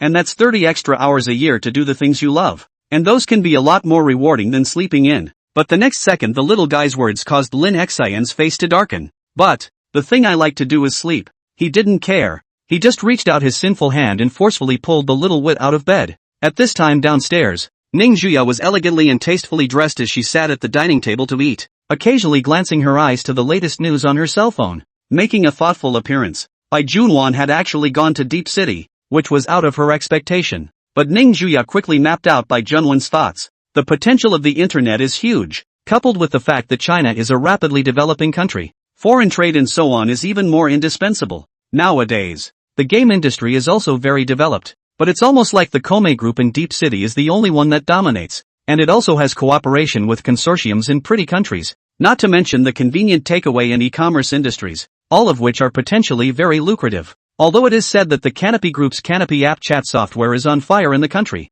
But in the end, it is a continuing income, and not as lucrative as those profiteering industries. If the Bai family is really allowed to eat the cake of the internet, there might even be a possibility of overtaking it. Inside the Sky Curtain Group, the gazes of the employees looked enviously at Ning Juya and Lin Xian who walked into the elevator, especially since there was a bouncing little milk bag between the two of them. Wow, that little guy is so cute. It's just adorable. TCH, that's Missy's boyfriend. Right. I didn't realize they even had a child. As the murmurs continued to ring out, the department management immediately stood up and scolded. What are you all gabbing about? Why don't you get to work? With a ding sound, the elevator quickly arrived at the top floor, and Ning Juya led Lin Shuer towards the chairman's office. Sister, this little school bag is so heavy. What's in it? Lin Shuer pointed at the little pink school bag she was carrying behind her with a cute, puzzled look. Ning Juya pulled open the office door and whispered back, a little snack for you. Wait until you're hungry. Inside the office, Ning Yun was in the middle of ordering tickets for the amusement park, and soon, a small figure pounced into her arms, and lifting her head was a kawaii little face. Lin Shuer rubbed herself in her arms and looked up in a milky voice. Auntie, good morning. At those words, a touch of doting appeared in Ning mother's eyes, putting down her cell phone and carrying the little one to her lap to sit down. Smilingly, good morning, Cheryl. For this little guy, Mother Ning was fond of him from the bottom of her heart, probably because she owed her daughter a debt when she was a child, so she was now transferring that emotion to Lin Shuer. Auntie, where are we going to play later? Of course it's your favorite playground. Want to go? Think. After getting rid of the small baggage, Ning Juya pulled Lin Xian and quietly walked out, heading towards the vice general manager's office. Now she had been promoted from department manager to deputy general manager, and Mother Ning had already explained that as soon as she graduated, she would immediately hand over the group to the two of them. Soon, inside the deputy general manager's office, Ning Juya somewhat impatiently unlocked the door,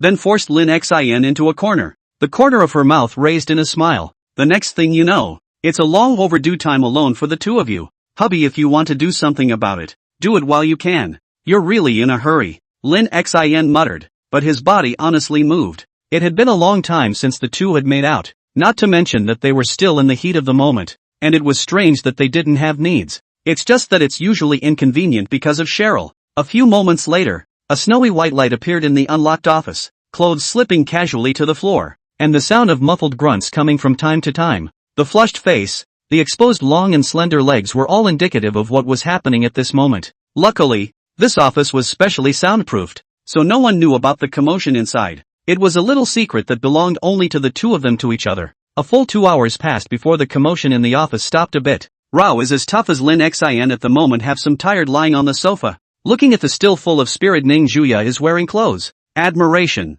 I kind of understand now the old saying that there are only tired oxen, not plowed fields. Upon hearing this, Ning Juya blankly glanced at him, her tone disdainful as she said back to Lin Xian, that only means that you can't do it. You're exhausted like this after only a mere 2 hours. What? No. Hearing this, Lin Xian sat up and pulled Ning Juya, who had just put on her underwear, into his arms as he once again rudely unbuttoned his buttons and said irritably, no? Then I'll show you what it means to be a real man today. Saying that, Lin Xian once again pounced on Ning Juya. Another hour has passed. No more, no more. Lin Xian raised his hands in surrender and began to numbly dress. However, Ning Juya was a bit more satisfied with this, directly picking up Lin Xian's chin with her hand, her face filled with a smile as she said, man, you did pretty good today. Keep it up next time. After saying that, Ning Juya leaned over and placed a kiss on his lips, and teasingly licked it in parting. If not for the fact that Lin Xian was exhausted at the moment, otherwise he would definitely have to fight another 300 rounds. Don't lie down. Get up and work for me. You weren't just rewarded for nothing. Lin Xian skimmed his lips. Che, it's clearly you who are too hungry. Before Lin Xian could finish his sentence, Ning Juya, who had already taken 2 steps out, instantly turned around and directly stomped on him, who had just sat up. Ning Juya's eyes looked disdainfully askance at Lin Xian as she spoke in a bland tone. To what? Only at this moment did Lin Xian recall the fear of being dominated by the woman in front of him and smiled sarcastically. No. Nothing. I was joking. Honey, you're just exhausted. Why don't I squeeze your legs and rub your shoulders? Aha! Chapter 116, the end of the year is at hand. Half a month had passed in the blink of an eye, and large red lanterns were hung in front of every house in a festive color. It also snowed more heavily in Mordor, with thick layers of snow piled up on the roadsides, making it difficult for cars to pass. At this time, outside the Ning family villa, a tiny figure in a red cotton jacket sat in the middle of a snowbank, her small, reddened hands constantly rubbing something. Lin Shuer focused on the movements in her hands, and in no time, an oddly shaped snowman came out. After the big job was done, the little guy happily ran to his brother who was shoveling snow in the yard, lifted the little snowman in his hand high and said excitedly, "Brother, look, this is the snowman I made for you." Upon hearing this, Lin Xin, who was shoveling snow, stopped his hands and looked at the snowman with missing arms and legs in little Shuer's hands, smilingly squatting down and praising him. "It's beautiful, worthy of our little princess. It's amazing," Lin Xin said, picking the little one up and walking towards the villa, his shoes stepping on the snow layer, making muffled sounds and leaving deep footprints. In the villa's living room, Zhang mother, who was getting high on melon seeds, saw Lin Shuer, whose face was red with cold, and immediately let out a cry of ouch and hurriedly stood up from the sofa. "Why are you frozen like this?" Mother Zhang walked over. Little Shuer, on the other hand, took out her elaborate little snowman in a showy manner and laughed. "Mom, look at the little snowman I made." Mother Zhang heartily warmed the little one in her own arms, then glared at Lin Xin and walked over to the sofa to sit down. In response, Lin Xin could only touch his nose, feeling as if he had lost favor. Seeing that there was no room for himself in the living room, he took a step toward the second floor, ready to wake up some lazy pig. Not a moment later, Lin Xin carefully pushed open the door to the bedroom, looked at Ning Zhuya who was still curled up asleep under the covers, and quietly walked in. If he remembered correctly, today would be the day her one came, so he could be careful about serving it, lest he come up and give himself a combination. "Daughter-in-law, it's time to get up." Lin Xin gently pushed Ning Zhuya's back, but after a while, she still didn't respond. Lin Xin had no choice but to take the clothes placed beside the bed and start acting as a male nanny, changing his mistress. Ning Zhuya was quickly awakened by the commotion, her beautiful eyes glancing charmingly at Lin Xin before she raised her arms and whispered, "Hug." Upon hearing this, Lin Xion's gaze doted on the little wildcat that had just woken up,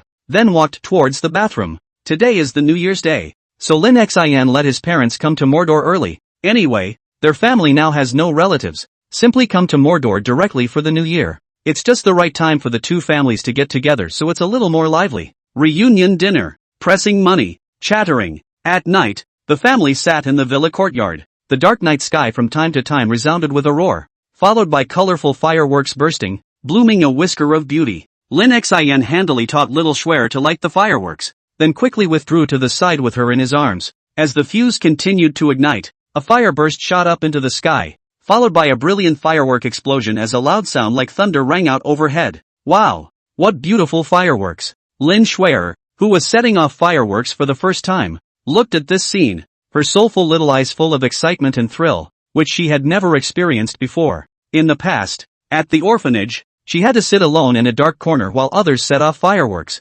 gazing with envious eyes. Suddenly, Lin Xin only felt that his neck was encircled by a pair of warm little hands, and then, he was barfed on by the little guy, leaving spit marks on his face, only to hear Lin Shuer happily in her ear, milking her voice. "Favorite brother." Although the sound of the fireworks exploding was deafening, Lin Xin still heard the words clearly, smiled, kissed the little milk bag on the cheek, and laughed gently. "Brother like Shuer too." On the side, Ning Zhuya, who had watched Lin Xin being sneak attacked by the little guy, the possessiveness in her heart suddenly acted up, as if her favorite toy had been snatched by someone else. Her gaze instantly turned a bit unkind, staring deathly at someone's back. "I've been too relaxed with this guy lately, and it's true that I should still be disciplined." Lin Xin, who was hugging his little one and watching the fireworks, suddenly winced. A cold sweat broke out on his back, and he swept his eyes around suspiciously. Strange, why did I just get the feeling that I was being watched by something scary? And at this time he was unaware that the first night of the new year will be spent in the kneeling keyboard. Can be described as miserable. A fireworks display soon ended, followed by a vigil. For the next few days, the Ning family mansion was bustling with activity, and every now and then the happy laughter of the little one in the family came out. Another uneventful year has passed and everyone has grown another year older. In this cold winter, people are destined to die and countless new lives will be born, no matter how far the distance is or how busy the work is. When it comes to New Year's Eve, it's time to unload the burdens and enjoy the beauty of the moment. even if it is a million miles away. I will go. Meanwhile, the Magic City military region. Military Commander Long looked at Lin Tian, who carried a masculine aura in front of him and stood with his arms folded, nodded his head in satisfaction and praised. Well, good. It seems that Elder Lin underestimated you in the first place. You're even better than I imagined. Since that's the case, I won't keep you. In the future, the sky will be high enough for the birds to fly. So you and go. But you have to remember that your grandfather is Lin Jinghua. Don't disgrace him. Upon hearing this, Lin Tian nodded in silence, and after bowing to this warm-hearted uncle, he grabbed his luggage and got into the car that left the military area. As for the next destination, to be honest, Lin Tian's mind was also at a loss as to where to go behind him. The country of China is so big that there is no place he can stay. In the end, he decided to go back to his hometown to pay tribute to his parents. After all, it had also been years since he had gone back. After the year, Zhang mother and Lin father returned to God's capital, and while leaving, Lin Xian also advised to move to Magic City, so that the two families can take care of each other. However, they were rejected by the two old men, who next planned to enjoy their old age retirement life, and the environment of Magic City was obviously not suitable. The new year came and it was time for Lin Shuer to go to kindergarten, and as she headed to the kindergarten, the little one said with a confident look on her face, "It's just kindergarten. I'm not scared. Whoever cries is a big dummy." Chapter 117, Kindergarten. On the way to kindergarten, Lin Xian held little Shuer in his arms and sat down. Seeing that she was not worried, he deliberately scared her. "Yuki school is very scary. Oh, when the time comes, brother cannot be with you. Do not you not afraid?" Lin Shuer, who was playing with her new school bag, smiled with a small confident smile. "It's just kindergarten. I'm not scared." Ning Zhuya, who was sitting on the other side of the table, directly raised her hand and slapped Lin Xian on the head, lecturing coldly. "Everyone else hates it when their kids aren't afraid to go to school, but you're the opposite, aren't you? Are you itching to go to school?" Being taught, Lin Xian did not dare to talk back in the slightest. "No way. I do not know why these days Ning Zhuya seems to have become more violent than before. Obviously after coming back from the God's capital, it is not easy to be gentle." Alas. Seeing this scene, Lin Shuer's little brain moved as if she had thought of something and suddenly laughed and hailed, "Brothers are wimps, and so are chiclets in cartoons." Hearing this new name, a few black lines popped up on Lin Xian's brain, and he pinched the little one's soft and sticky face.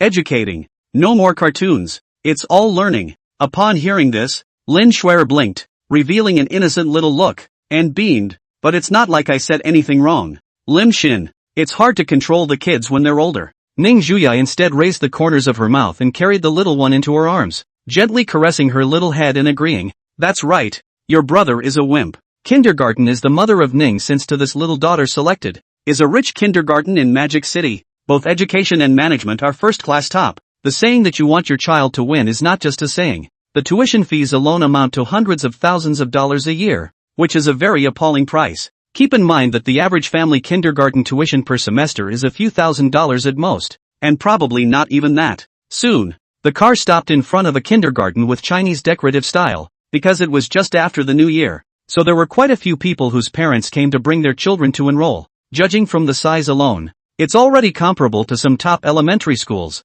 with quality lawns and everything. After inquiring at the school gate where the classrooms were located, Lin Xian and Ning Zhuya held little Shuer and walked towards the school building. If you didn't know better, you'd think this was a family of three. Before he even walked into the classroom, Lin Xian heard deafening cries that were very noisy. He looked down at this one in his house again, and his face didn't seem to have changed much. In the classroom of the small class, a young female teacher wearing red glasses was methodically calming the children. Lin Xian glanced at the classroom, sitting a dozen children who were bawling, and those who did not know thought that they had experienced some kind of separation of life and death. Teacher Wang, who was pacifying the children, saw Lin Xian's three families walk in and immediately greeted them with a smile, saying, "You're Lin Shuer's parents, right?" Lin Xian nodded and patted the little Shuer in his arms as he taught, "Little Snow, quickly call Mr. Wang." "Hello. Good day, Mr. Wang." Lin Shuer's voice was soft and sticky. Mr. Wang was naturally happy to see such a well-behaved little guy. Which teacher doesn't want their students to be obedient? If every one of them was like the mongrels, she'd probably have to hand in her resignation tomorrow. Soon, after a brief exchange of words, Lin Xian and Ning Zhuya turned around and walked out of the classroom, leaving only Lin Shuer sitting on the small bench in her place. Her small eyes looked curiously at the children who were crying all around her. Looking at the way they were crying in pain, and then twisted her head to look at her brother and sister who were moving further and further away from the corridor. Her small eyes were suddenly covered by a layer of watery mist. Immediately after, Lin Shuer, who was still with the well-behaved Lin Shuer, followed suit and cried in her seat. Her crying was heartbreaking, and the crystalline teardrops slid down her milky white cheeks with a splash. Originally, it is true that he would not cry, but he was affected by the environment and subconsciously felt some aggression in his heart. Outside the corridor, Ning Zhuya, who had already walked out some distance, stopped in her tracks and hesitated. Why don't we go back and take a look? She's definitely crying now. Lin Xian hurriedly pulled her small hand, his eyes revealing helplessness as he said, she always has to face it on her own. You can't keep spoiling her. With that, Lin Xian pulled the worried-looking Ning Zhuya out of the kindergarten and drove towards the company. Of course, Lin Xian would naturally not be unprepared. Even if there was only a 1 in a million chance, he wouldn't bet on it. So early on, 2 teams of bodyguards were arranged to take turns guarding the entrance of the kindergarten, as well as a team of bodyguards mixing into the kindergarten to protect little Shuer's safety closely. In fact, Lin Xian was mainly afraid of Lin Shuer's character. After that experience in the orphanage, it was impossible to say that it didn't produce a bit of inferiority complex. It was just that he hadn't shown it because he had been with himself and the others. Something Lin Xian knew better than anyone else. Trying to solve the problem of low self-esteem is something that no one else can help with, but she can only solve it herself. Canopy Group. Inside the Vice General Manager's office, Ning Zhuya, who had resumed her working condition, and Lin Xian were sitting at an elongated desk, and the rare thing was that Mother Ning and Father Ning were also there at this time. Ning Donghong frowned as he placed the newspaper in his hands on the desk and said in a deep voice, the country is going to start a policy of banning monopolies this year, which is definitely a big blow to the internet. This policy is tantamount to targeting those who are monopolizing the big cake and trying to make them spit out the benefits they have eaten. It's the same thing as not putting your eggs in one basket. But the news came a little too suddenly. Even the Canopy Group received a ticket and was ordered to rectify the situation. Although the cost of the fine is nothing, the biggest problem is this rectification fiasco that involves the entire internet. Mother Ning nodded and picked up the conversation down the line. Although this overhaul will not have a big impact on our Canopy Group, it will undoubtedly be a huge blow to industries such as takeout, gaming and e-commerce. The main function of the Canopy is chatting. Even if other people in China come to do the same type of software now, it will only be a small fight, and it is impossible to pose a threat to the Canopy Group. Looking at the news in his hand, even Lin Xian realized the problem and slowly said, so if someone takes advantage of this opportunity to enter the internet, it is undoubtedly the best time to do so, such as the deep-rooted White family. Ning Donghong nodded his head and said, that's right, the Bai family has now begun to lay out their plans in Deep City, and it's expected that they will make a move soon. Ning Zhuya stood up. There was a flash of light in her beautiful eyes, casually pinched Lin Xian's face, and after pondering, she said, then why don't we just do the same, just to expand our business a bit. Chapter 118, Turning the Tables. At dismissal time, cars nearly filled the streets as parents walked their children out of kindergarten. At the entrance of the school, Lin Xian, who had finished his busy work, walked out holding the still crying little milk bag in his arms, and looked at little Shuer's tight grip on his collar, refusing to let go, and laughed. Didn't some kid say this morning that he wasn't afraid of school? It's only the first day and you can't stand it? Upon hearing this, the already sad Lin Shuer's small eyes were quickly shrouded in watery mist, and her tears fell once again. On the side,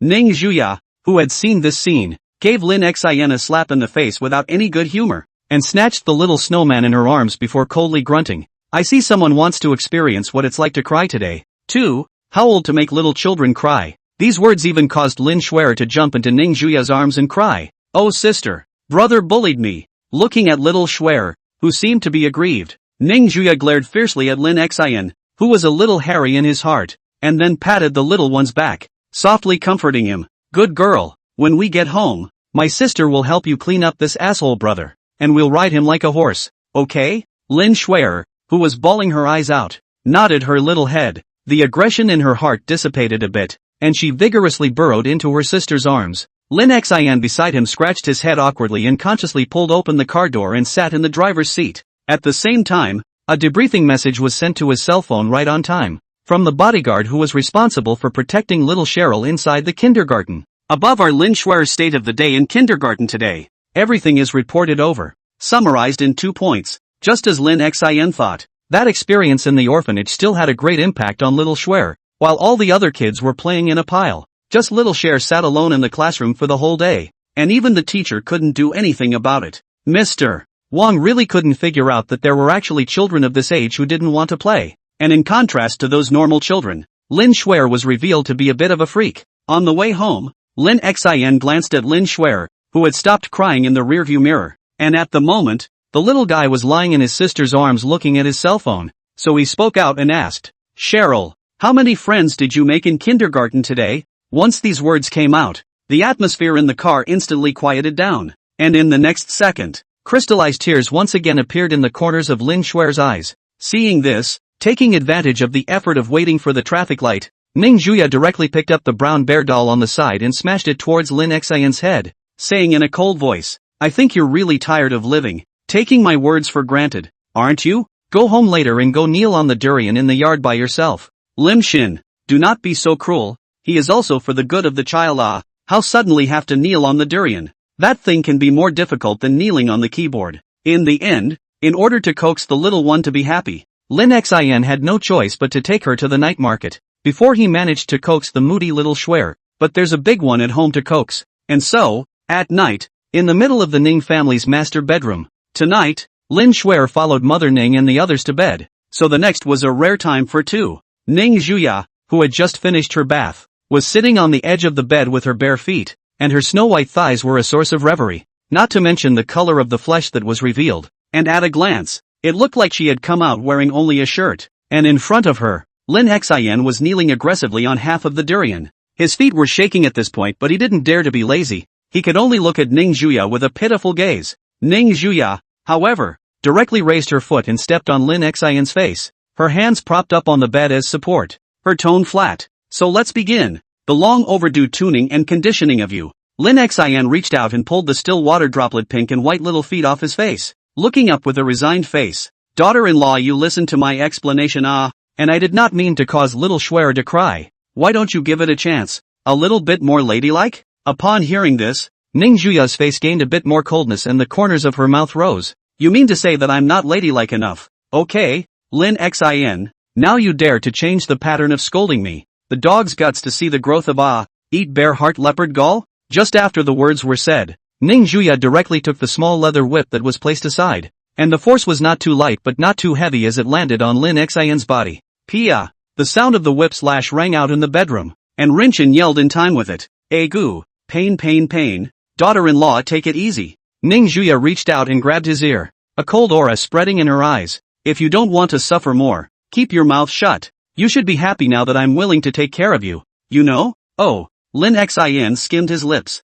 "You're so happy, try letting me smoke it if you can." As soon as this idea popped up, it instantly occupied Lin Xian's mind. His eyes suddenly flashed with brilliance, thinking that a beating in exchange for turning over as a master. This deal seemed to be worth it. It's not the first time I've been hit anyway. Should I swap identities? At the thought of this, the corners of Lin Xian's mouth involuntarily lifted up, and in the next second, he directly stood up from the ground, no longer continuing to kneel on the durian. Today my brother must be a real man and show off his strength. Seeing Lin Xin stand up without his permission, Ning Juya, who was sitting on the edge of the bed with her legs crossed, furrowed her willow brows together, feeling as if her position had been provoked. The whip's whistling sound resounded once again, and just as it was about to land on Lin Xin, it was held in a death grip with one hand. Lin Xian's tone changed, looking down at the somewhat stunned Ning Juya with a high and cold demeanor, his thin lips slightly opening. "Woman, don't go too far. You." Ning Juya just wanted to speak.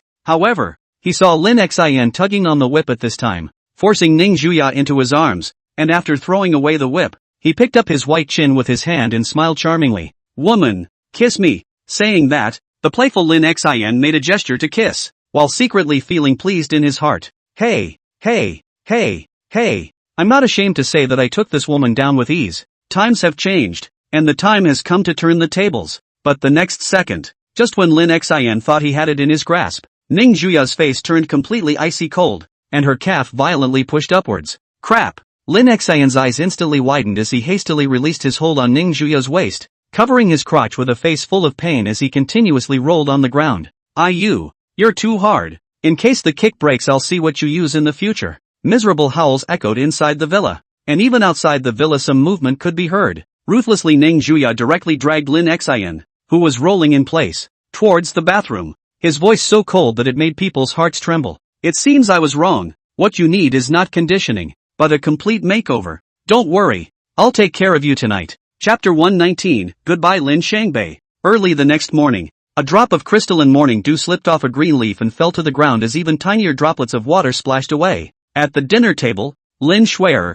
who was wiggling her short legs, looked curiously at her brother, who had turned into a giant panda, and wondered, Nianai, how did you turn into a giant panda? Did you go for mutation surgery? The mutation surgery was something the little guy saw on TV last night, and Mother Ning even explained it specifically, so it was fresh in his mind. The corner of Lin Xian's left eye twitched, and subconsciously glanced at his daughter-in-law, who was sitting beside him in a gentle and elegant manner, and then smiled sarcastically. It's makeup, some kind of sex change operation, don't talk nonsense. At those words, the little guy's brain spun fast, and he cocked his little head again in curiosity. Auntie said that only girls need to wear makeup, and if they're boys, they're sissies. Is brother a sissy? Lim Shin. Are all kids these days so capable of learning that they even know words like sissy, and it's too much to handle? After dinner, Ning Juya took the lead and went to the office while Lin Xin carried the little one to school. Both of them had already discussed it. As long as the little one's kindergarten stabilized, they would leave for Deep City,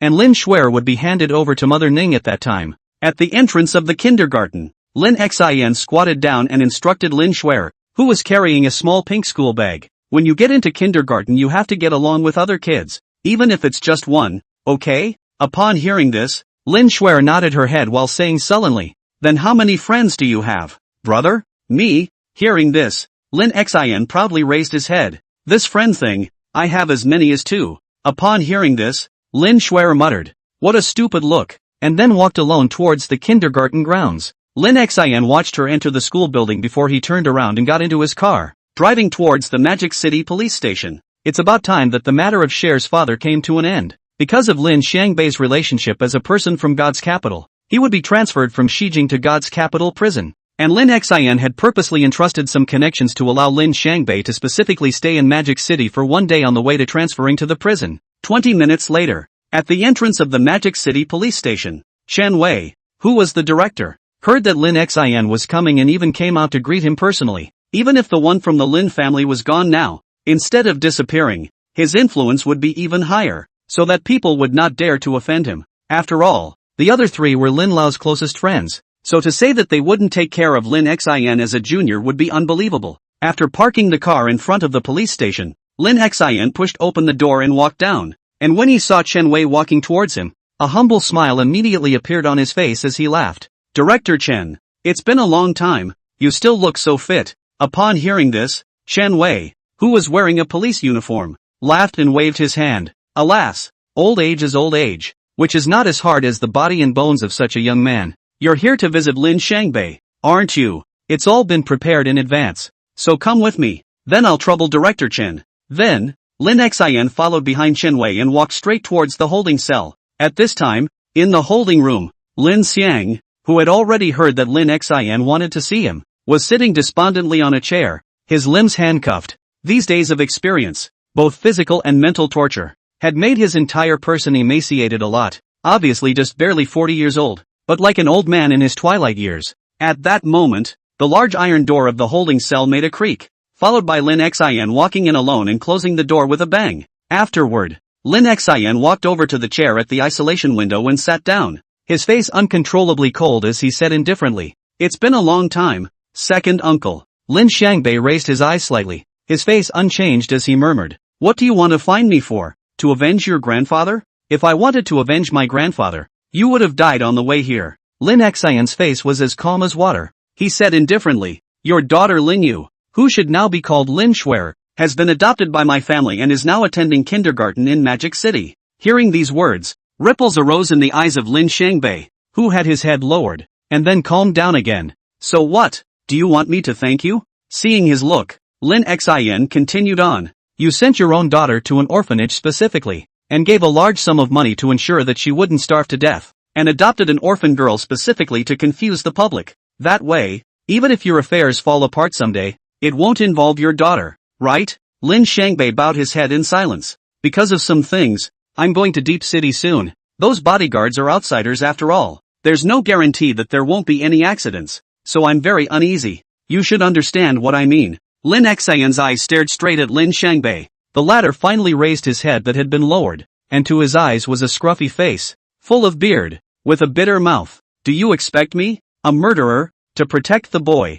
Don't be a fool. Lin Xian nodded. The point that you are a murderer really can't be changed. It would definitely be a lie for me to say that I don't hate you in my heart. Immediately afterward, Lin Xian's eyes got a bit more serious as he slowly said, I know some of the reasons why from the information my grandfather left behind, and after decades-long compulsion, even I can't guarantee that it won't go wrong. How old was Lin Shangbei at that time? Equal to the age when he was in the heat of the moment. He had already been affected by these influences in an invisible way, because at that time, Lin Shangbei was the deserved future successor of the Lin family. Why? This is naturally an outsider's opinion. After all, the family heir is naturally the one with the ability, and Lin Shangbei's talent in the political world far exceeds that of his brother. That said, a kill is a kill, and even if Grandpa had begged for his own death, the fact still wouldn't change. No one knew about the conversation that was going on in the holding room at this time, and it was a full half hour before Lin Xian stepped out of it. I can't help it. The one at home is urging me.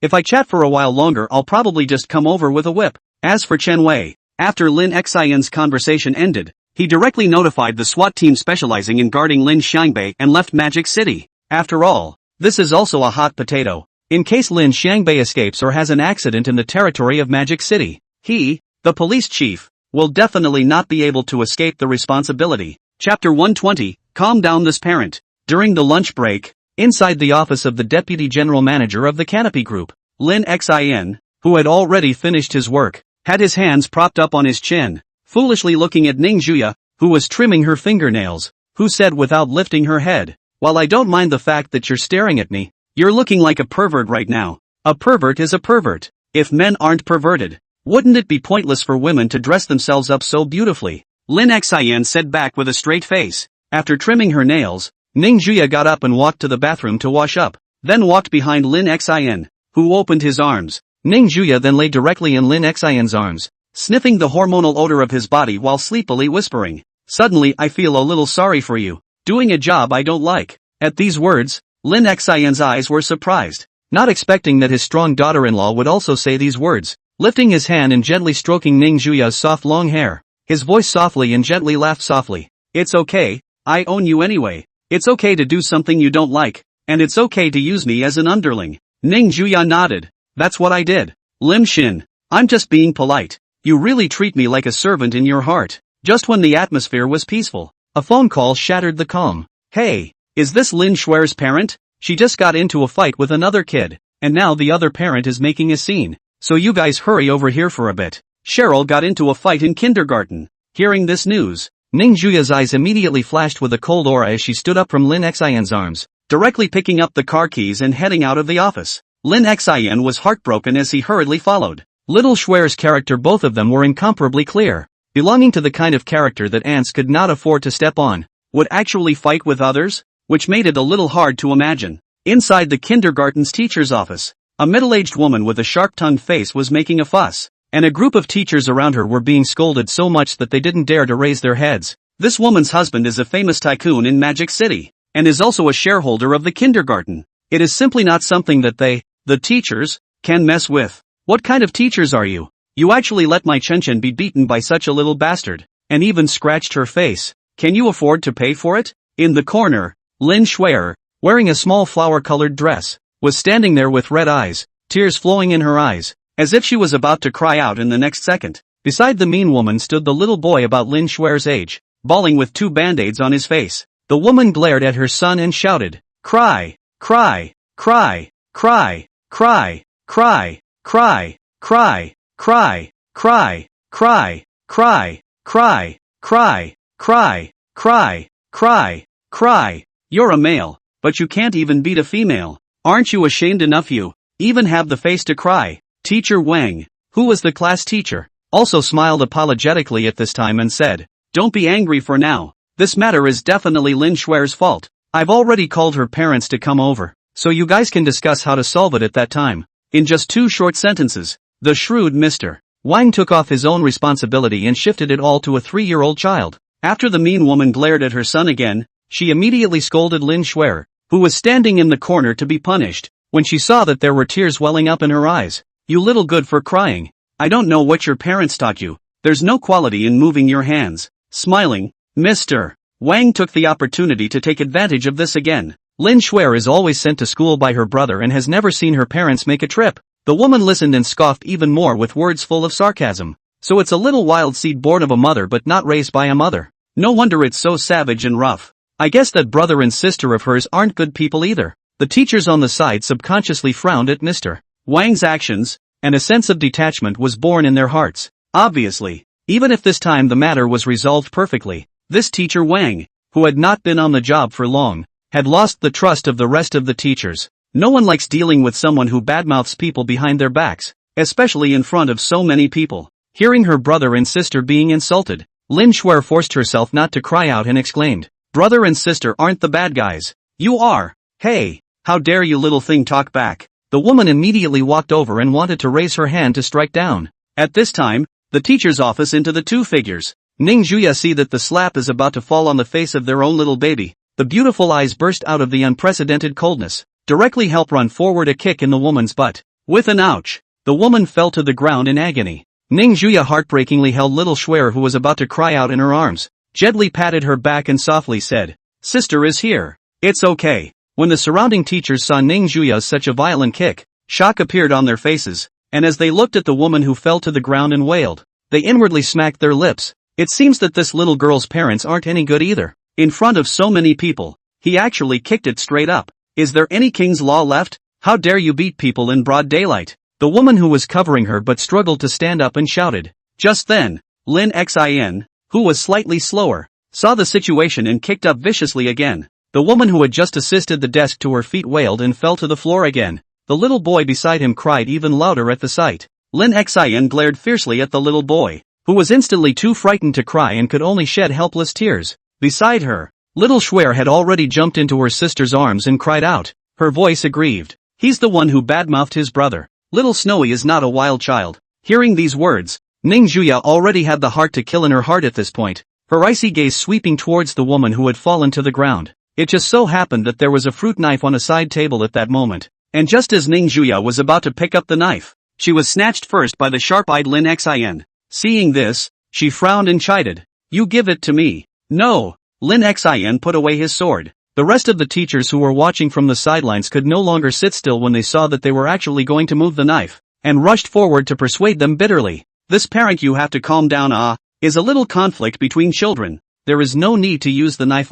Yes, it's normal for children to have a little conflict. If it gets big, the child's future will be ruined. It's not worth it." Collapsed on the ground was about to swear mean woman see the situation. More scared not dare to make a sound. Eyes flashed fear color. A little thing like that and she goes for the jugular. This woman's crazy. Killing someone in front of so many people is no joke. She's here to make extra money, not to die. Chapter 121, Acting. Seeing Ning Juya's emotions gradually calming down, Lin Xin breathed a sigh of relief, stroking the little one's head and whispering to her, "Take the kids out first, and just leave the rest to me. I'll make sure you're satisfied." Upon hearing this, Ning Juya coldly gazed at that woman, then let out a cold snort and walked out with little Shuer, who was still whimpering in her arms. Lin Xin, on the other hand, blew all of the group of teachers out of the room, leaving only two plainclothes bodyguards inside the kindergarten, and after closing the door, he even smashed all of the cameras in the corners. After doing all this,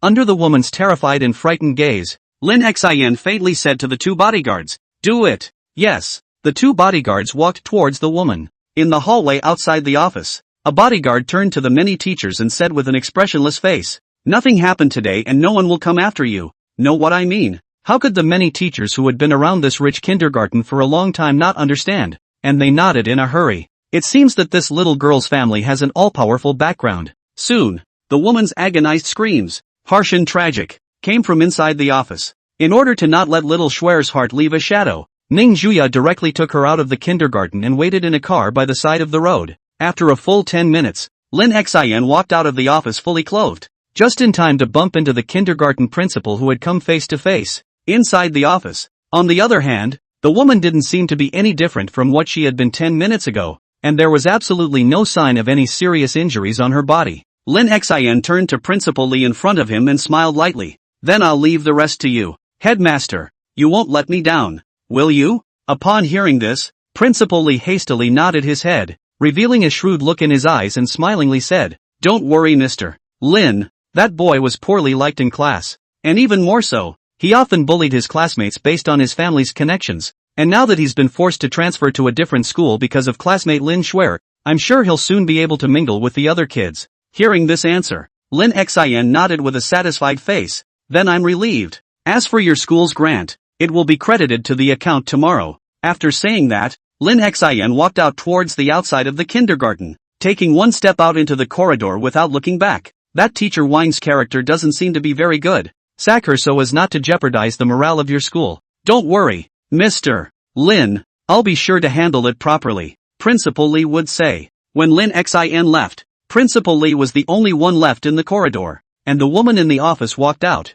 rubbing her hands together with a smile. Seeing this, Principal Lee took out a card from his body and handed it over, speaking faintly to the woman. "In this card is the $20,000 you were promised, and it was a good play, so I gave you an extra 10,000. At that, the woman's eyes lit up, and she hastily took the card, smilingly. "Thank you, headmaster. Remember to call me again for something like this in the future." The woman turned to leave, her snickering faintly audible. $30,000 for a couple of kicks and screams. It's like pie in the sky. It was obvious that the woman was not the little boy's mother, but just a temporary substitute. Meanwhile, the car outside the nursery. Ning Juya was softly calming the little one, especially when she saw her tear-stained cheeks. A gleam of heartache flashed through her eyes. Well, at that moment Lin Xin pulled open the car door and sat in, reaching out to carry little Shuer who was whimpering. The driver started the car and drove away from the kindergarten. Little Shuer shed tears and complained, "Brother, I am not a wild seed." "Of course you're not a wild seed."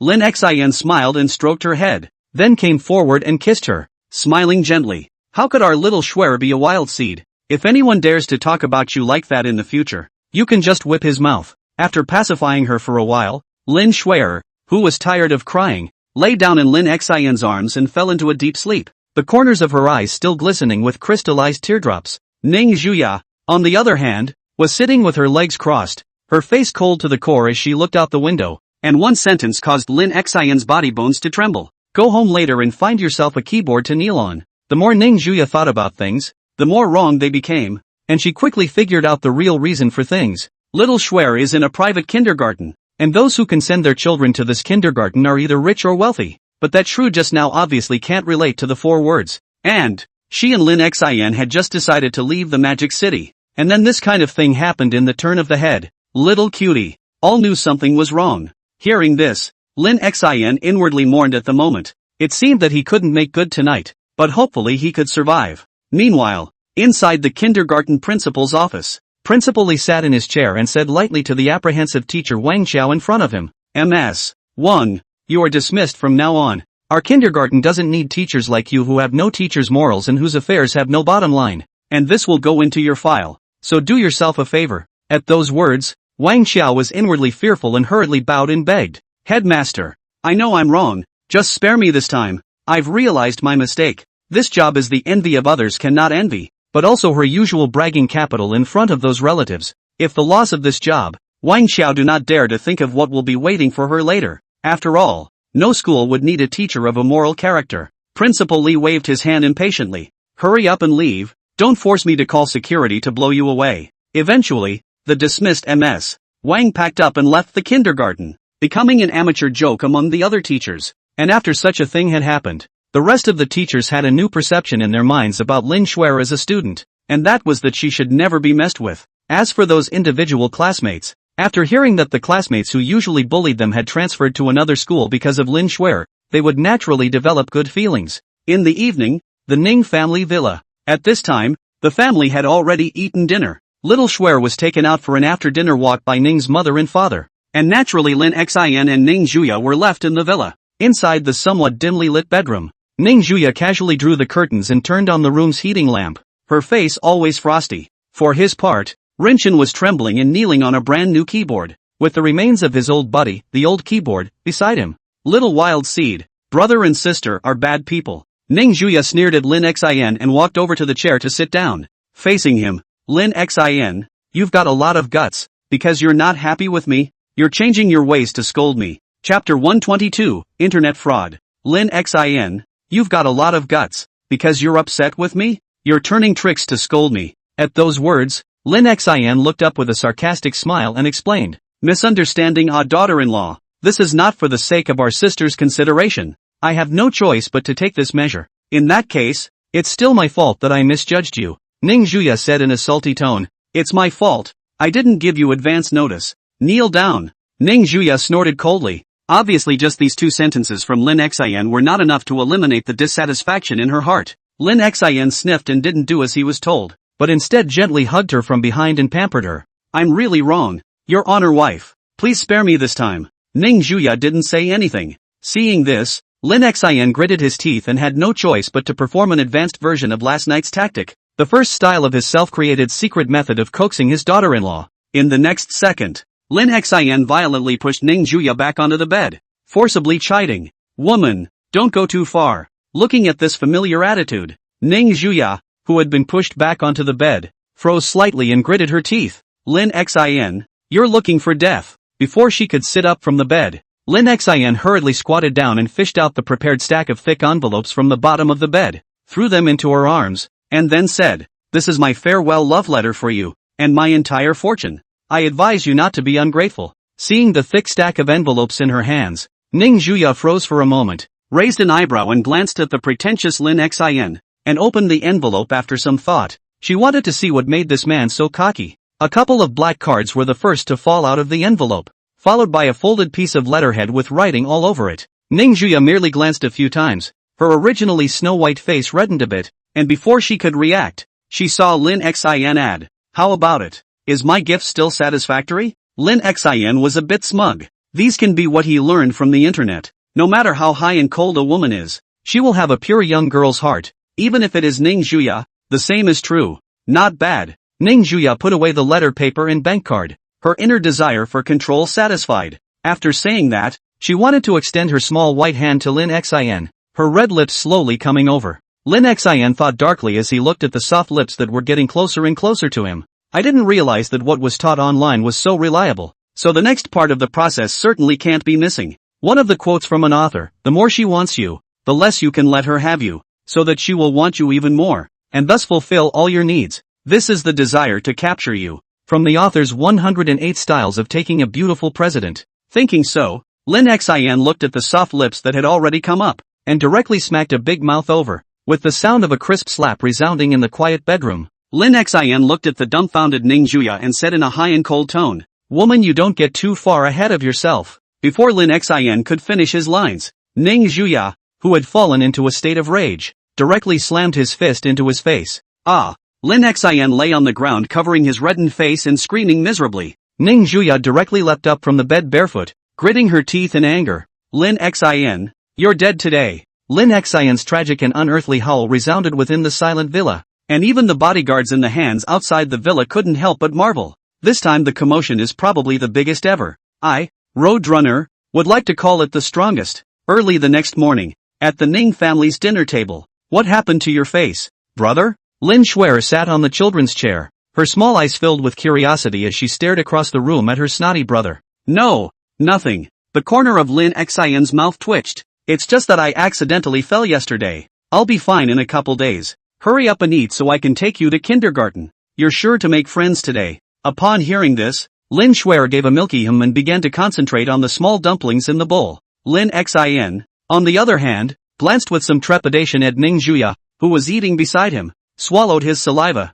and came forward with a fawning smile. Daughter-in-law, how troublesome to eat by yourself. Why don't I feed you? Through last night's profound lesson, Lin Xin completely and utterly understood the truth that Ning Zhuya couldn't be treated like a normal woman, or else she would die. Ning Zhuya, who was eating slowly, glanced at this guy, the corners of her mouth sketching out a charming arc. It seems to be the effect of last night's training. This is not a good behavior. Have to be beaten to be obedient. Then she whispered, Well, it just so happens that my hands are a little sore, so I'll give you that. Hearing this, Lin Xin immediately took the bowl with a smile and began to serve it carefully, the wounds on his body warning him of one thing at all times. Being a human being, you can't be too drifty, especially beware of online scams. Seeing this, Lin Shuer, who was sitting on the opposite side of the table, hurriedly ran over with her own small bowl and said with a smile, "Brother, Schwer wants to feed too." The breakfast that could have been solved in 10 minutes took half an hour at the request of a large and small group.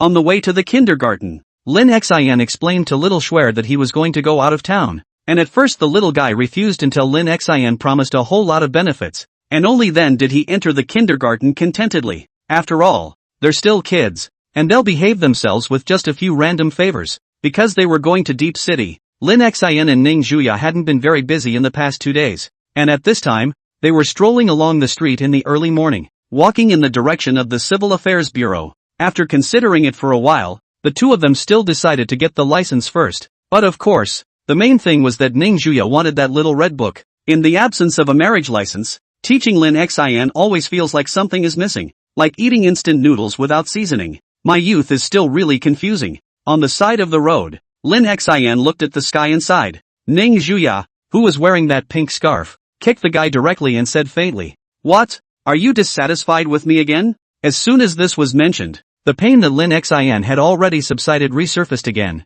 and the corner of his mouth suddenly lifted up as he looked at Ning Zhuya, who was half a body length ahead of him. In the next second, Lin Xin directly picked up Ning Zhuya from behind in a princess hug position and ran towards the Civil Affairs Bureau not far away with a smile. "What are you doing all of a sudden? You need a beating again, don't you? This is not afraid of daughter-in-law you walking tired. So I carry you run, how easy ah." Because Lin Xin was running too fast, Ning Zhuya, who was being held in his arms, had to wrap her arms around his neck, and the cold wind coming from her face froze her face red. Chapter 123, Licensing. Early in the morning, Lin Xin walked out of the Civil Affairs Bureau with an extra red book in his hand, only to hear Ning Zhuya beside him laugh in a satisfied tone. "From now on you are my private property. If you dare to act intimately with another woman, I will castrate you." To not be so ruthless, Lin Xin skimmed his lips. In the next second, his ear was directly grabbed by Ning Zhuya and then stretched, smiling with an unpleasant face. "Did you just say something?"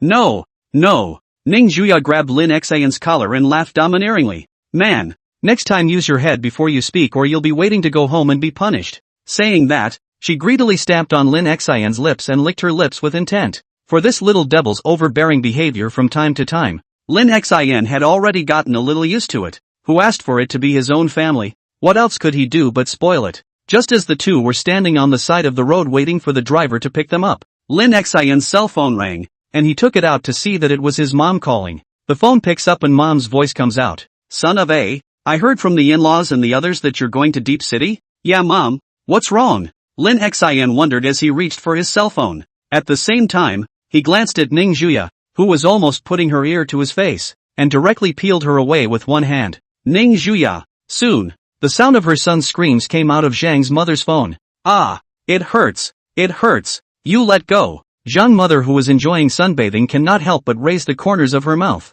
Young people are youth. Early in the morning cannot resist loneliness. After a full while, when the movement on the other end was a bit smaller, Zhang mother then continued. "You forget that mom's old home is not in the Deep City. Your grandparents went away for so many years. Because of you I have not gone back to see all these years. If you want to go back, it is just the right time to help mom to show up. And I occasionally call back to hear that your uncle these years have some difficulties. You happen to go to help. When I was a child he also bought you candy to eat it." After hearing this, Lin Xin bitterly looked at Ning Zhuya, who was biting his left hand, and responded, "Oh good, why don't you give me the address, and I'll stop by then." Zhang mother softly then heard the scuffle from the other end, smiled and hung up the phone. Lying back in his chair, he smiled and muttered, "It doesn't look like it will be long before I can hold my grandchildren." In the car on the way to the office, the driver of the car looked at the scene of scuffling in the rearview mirror with secret admiration. Worthy of Mr. Lin, he easily did what others couldn't, only to see that at this time on the back seat, Ning Zhuya was tied up by Lin Xin, who took the opportunity to use his hands to hold her waist to death to prevent her from breaking free. "Rinshin, let go of me. Do you think I'm stupid? If I let you go, I'm sure I'm going to do it to me again." "No, resolutely no." Seeing Lin Xin's death grip around his waist and not letting go, Ning Zhuya directly turned to Ning De, who was sitting in the co-pilot, and ordered, "Ning De, hold this guy down." "Yes, Missy." Ning De helplessly lowered the backrest of the passenger side, and quickly rescued his own miss. The originally great situation was instantly reversed, and the bound Lin Xin was stepped on by Ning Zhuya, looking miserable. "Daughter-in-law, I was wrong. Why don't we make a deal and just let it go? Lin Xian looked at the small hand reaching towards him and gulped. The smile on his face was worse than crying. Forget it? Ning Juya suddenly withdrew her hand, then leaned over and took off her shoes, bringing a piece of paper from the side and placing it on Lin Xian's face. If I don't teach you a lesson today, you won't be able to tell who the big and small king is. Saying that, Ning Juya ruthlessly stomped on Lin Xian's face, constantly rubbing and abusing him. From the Civil Affairs Bureau to the group, a journey of more than 10 minutes, Lin Xian could be said to have suffered a lot. Although those pink and white jade feet were very seductive, Lin Xian wasn't a pervert. Who could accept such pain? When he reached the company's downstairs, under the calm gaze of the security guard at the entrance, Lin Xian was dragged by Ning Juya by the collar towards the elevator. This young Master Lin's posture is different every time he comes to the company. Do all rich people play so fancy? Who knows? Maybe it's a special hobby of our Missy. A few moments later, inside the chairman's office, Mother Ning, dressed in her work clothes, sighed as she looked at her son-in-law, who had been lifted onto the sofa by her own daughter. Girls can't be gentler and more ladylike, so as to keep a man's heart. You're like this every day to others, Xiao Xian. Be careful he can't stand you later and run away. Upon hearing this, Ning Juya, who was sitting on the sofa, glanced at Lin Xian, who was pinching his feet, and said indifferently, "Can you run?" In the face of these threatening words, Lin Xian resolutely shook his head in a firm manner. With a beautiful daughter-in-law like you here, how could I ever want to run away? Looking at the way the two of them were getting along, Mother Ning secretly shook her head. Could this be the contemporary way for young people to fall in love? It seemed that she was already outdated. Then returning to the topic, Mother Ning looked at the information on the table and described it in a serious tone. According to what I know, the Bai family has already opened a company in Deep City, and has also established partnerships with several cell phone manufacturers in the country, developing a game software that is expected to be released soon. The gaming industry is definitely one of the most profitable, with hundreds of millions of dollars being sold for just a few lines of code, and it's still sustainable. It had to be said that the White family had a keen eye. Mother Ning couldn't help but praise this hand as well. Make connections with the major cell phone manufacturers and download their games on new phones, so that as long as the game itself isn't too cookie, it's only a matter of time before it catches fire. Saying that, Mother Ning looked towards her daughter, her inquiring words carrying a test. Xiao Ye, do you have any ideas yet? Ning Juya, however, turned her gaze toward Lin Xian and gave him a look. Seeing this, Lin Xian had no choice but to answer for his daughter-in-law. Imitate their tactics. If they can make a game, why can't we? The Ning family had one absolute advantage over the Bai family, and that was money. The same quality game that costs you $5 million. Then I'll spend $50 million, or even $500 million, to make it better. How much you spend on publicity, then I'll spend double. This method was simple, but unexpectedly practical. At least that boss Ma of the Kome group had relied on this hand to reign supreme within the gaming industry over the years. Your game is of better quality than mine? Then I'll acquire you. What? You don't agree? Then I'll spend a huge amount of money to make a copy of your game and publicize it with even more money as a way to be invincible. Chapter 124, Deep City Rich Kids. Conflict. Early March, on an airplane bound for Deep City. Mr. Lin, this is the deluxe set meal you requested. The stewardess came respectfully and placed the fine delicacies on the cart behind her on the table one by one. Enjoy your meal. Lin Xian looked at the sirloin steak in front of him, as well as the braised lion's head, and turned his head to Ning Juya, who was flipping through little Schwer's photos beside him, and inquired, "Are you going to eat it?" "Don't eat." Ning Juya returned indifferently. Upon hearing this, Lin Xian's eyes rolled and he picked up a knife and fork and cut off a small piece and handed it to her mouth. And unsurprisingly, Ning Juya opened her small mouth and ate it. Sure enough, a woman's mouth deceives a ghost. Her mouth says no, but her body is quite honest. Seeing that she had been staring at Lin Schwer's picture, Lin Xian, who was sitting on the side, pretended to sigh. Ugh, there's no love. I can't believe I'm thinking about another woman when my favorite husband is sitting right next to me. If you don't want to sleep on the streets tonight, shut your doggy mouth. Ning Juya glanced at the guy, then proceeded to look through the photos he had taken of little Schwer, which showed Lin Schwer playing amongst the snowdrifts with a big smile on her face. If you have a daughter in the future, you'll be as cute as this, right? Ning Juya thought so, but then gave up on the idea for the time being. She still had a goal that needed to be accomplished. She wasn't going to think about having children until she became the richest person in the country. And as for why she wanted to become the richest person in the country, consuming her childhood in exchange for business knowledge. If she couldn't make it to the top of the business world, Ning Juya would inevitably look too cheap. The Magic City is still a bit of a trip from Shenzhen, and the plane left in the morning and didn't arrive at its destination until noon the next day. Walking out of the airport, Lin Xin looked at the bustling metropolis in front of him, and didn't feel anything in his heart. After all, he had stayed in God's capital and magic capital, and had already seen a lot of big scenes. Deep City, which was known as the capital of the internet, hadn't had time to build a branch of the Canopy Group because it had only developed in recent years. Not far away, Ning De drove over in his car, followed by 2 other cars, which were filled with bodyguards who had arrived one step ahead. The big lady of the Ning family went out. This facade still needs to be there. It's not that Ning Juya likes to be in the limelight, but this can save a lot of trouble. After getting into the car, Ning De, who was sitting in the driver's seat, inquired, "Where are we going next, Missy? I've booked a hotel in advance. Want to go ahead and rest for the day?" At this moment, Ning Juya snuggled into Lin Xin's arms, closing her eyes and faintly saying back, "No, I'll be staying in Deep City for a long time to come, so let's go pick out a suitable villa first." "Yes, Missy." The car started slowly and drove towards the largest real estate trading center in Deep City. About half an hour later, in front of the largest Hanchang real estate transaction center in Deep City, $3 million luxury cars stopped one after another, instantly attracting the attention of the salesman. Their eyes lit up, knowing that a big customer had come.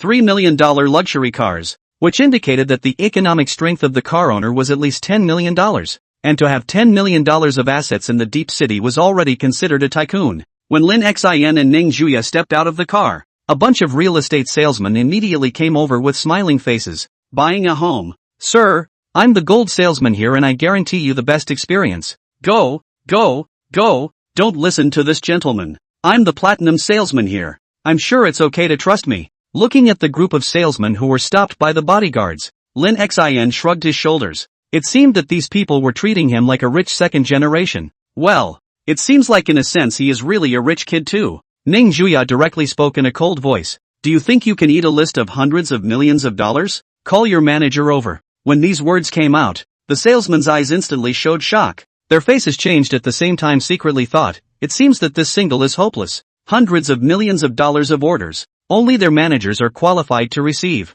Not they salesmen are qualified to touch. Not far away, the same as being prepared to buy a house of a handsome boy looked at this scene, and looked at his side of the empty, really is a person than a person. Angry people. Soon, under the reception of a charming woman, Lin Xin and Ning Juya walked into the real estate transaction center. To the eye, there is a wide range of real estate models, which can ensure that customers can feel the immersive feeling most conveniently. There weren't many people in the trading center at this time, and it seemed a bit empty. Manager Luo brought Lin Xin and the two of them into the villa area, pointing to one of the villas in the center of the city and introducing it. "Ms. Ning, this villa is currently located in the prime location of Deep City. It's our bottom-of-the-barrel villa. No matter it's the scenery or the service, it's the top configuration. What do you think?" Ning Juya looked sideways at Lin Xin and asked, "What do you think? If it fits, just buy it." Hearing this, a glint flashed in the eyes of Manager Luo on the side, and the smile on his face increased. This villa has not had a buyer since it was built because of the high price tag, so it looks like there is hope this time. Upon hearing this, Lin Xin inquired towards the female manager, "How much is the villa selling for?" "The total price is 130 million, but I'll do the honors and give you a discount." Manager Luo smiled and respectfully returned. With her knowledgeable eyesight, she could naturally see that this Miss Ning seemed to have been soliciting this Mr. Lin's attention, and her attitude was naturally incomparably respectful. Hearing this price, Lin Xin couldn't help but smack his lips. Good lord, a villa actually sells for so much money. It can make himself struggle for many years less. Right at this moment, a handsome-looking youth with arrogance in his eyes walked over from the side, his gaze sweeping straight over this Manager Luo's body. Wanton and arrogant. "Manager Luo, how's what I told you yesterday? I will, if you promise to go to dinner with me." Before the words were finished, Hu Jun's gaze suddenly looked as if he had seen something. His pupils instantly contracted, and even the words he was about to say stopped instantly. The eyes instantly noticed Ning Juya, who looked like a heavenly fairy,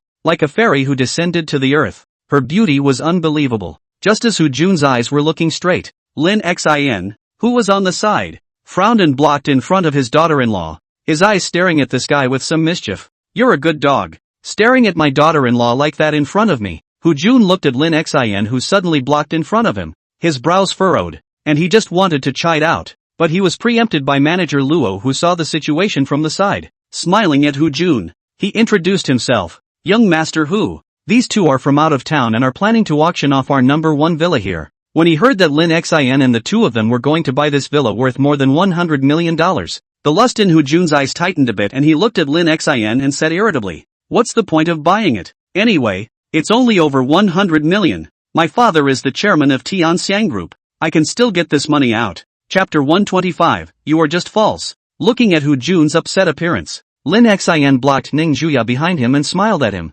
"Since Young Hu is so rich, do you dare to buy this villa?" Manager Luo on the side didn't stop the scene. Instead he was happy to see it and watched the scene with interest. Seeing that Lin Xin even provoked himself, the arrogant and accustomed Jun which could stand this anger, directly from his body to pull out a gold VIP card of the Bank of China. At Lin Xin sneered, "It's only $100 million.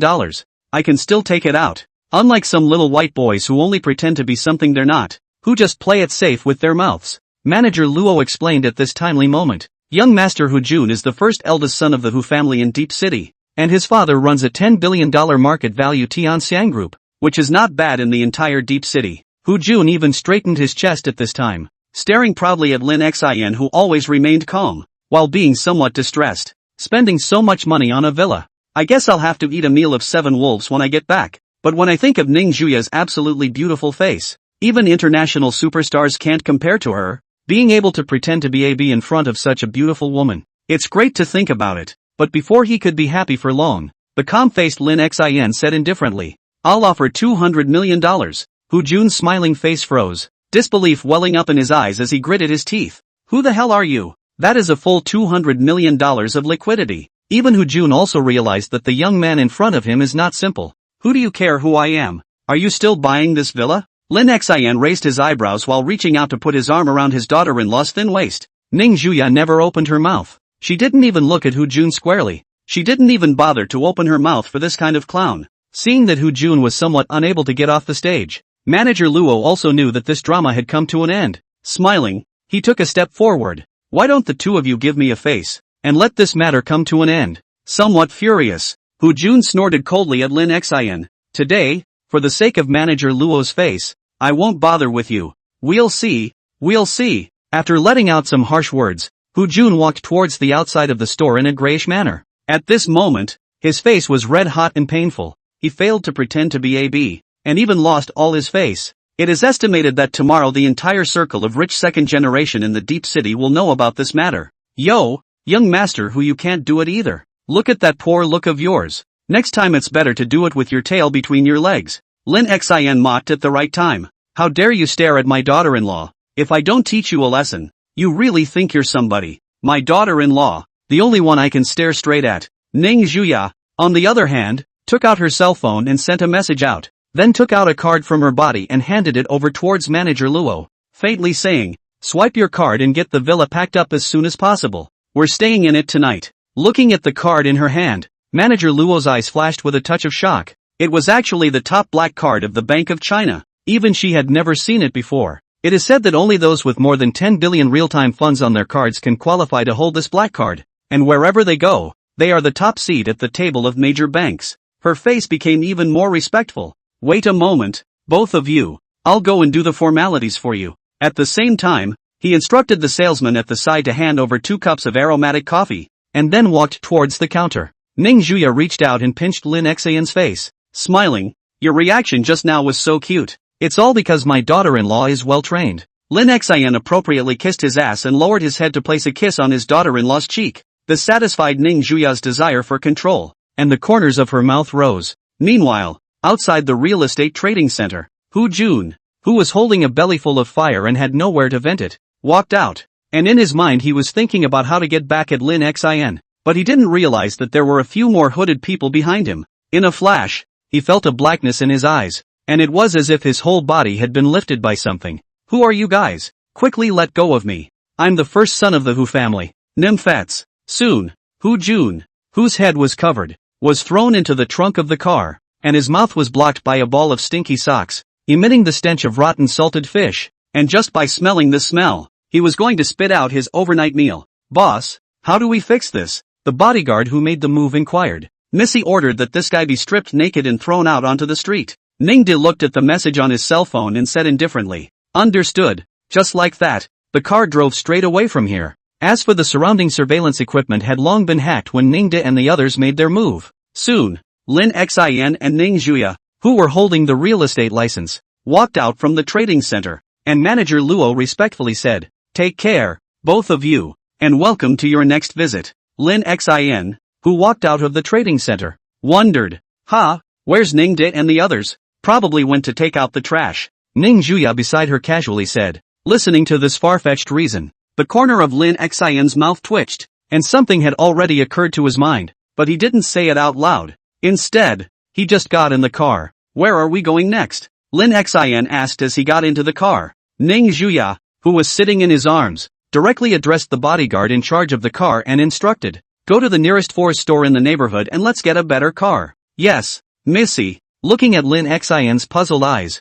Ning Juya cupped his face and explained expressionlessly, "There's a deep city upper-class circle gathering tonight. Many bosses in the internet industry will be there. It's a good opportunity to learn about Deep City's market." Ning Juya touched Lin Xin's abdomen. "That said, it seems like you've been living too lazily lately. Your abs are gone." Lin Xin hugged her small waist and said indifferently, "What can abs do? I've hugged a rich woman. What's the point of practicing that?" As he said that, a certain salty pig hand even groped Ning Juya's waist, and a bad laugh came out of his mouth. Looking at Lin Xin, whose eyes were somewhat complacent, the corners of her mouth could not help but raise. Ning Juya raised her hand, and in the next second directly slapped a big mouth on it. Agu. Caught off guard, Lin Xin yelped in pain and commiserated. "What are you mad about again? What did I do to you?" Ning Juya, who was sitting on top of him, lengthened his face and spoke in a tone that was not to be questioned. "Within 3 days, I want to see you practicing your abs. As my ladies' man, if you don't even have abs, then it wouldn't be a virtual dog.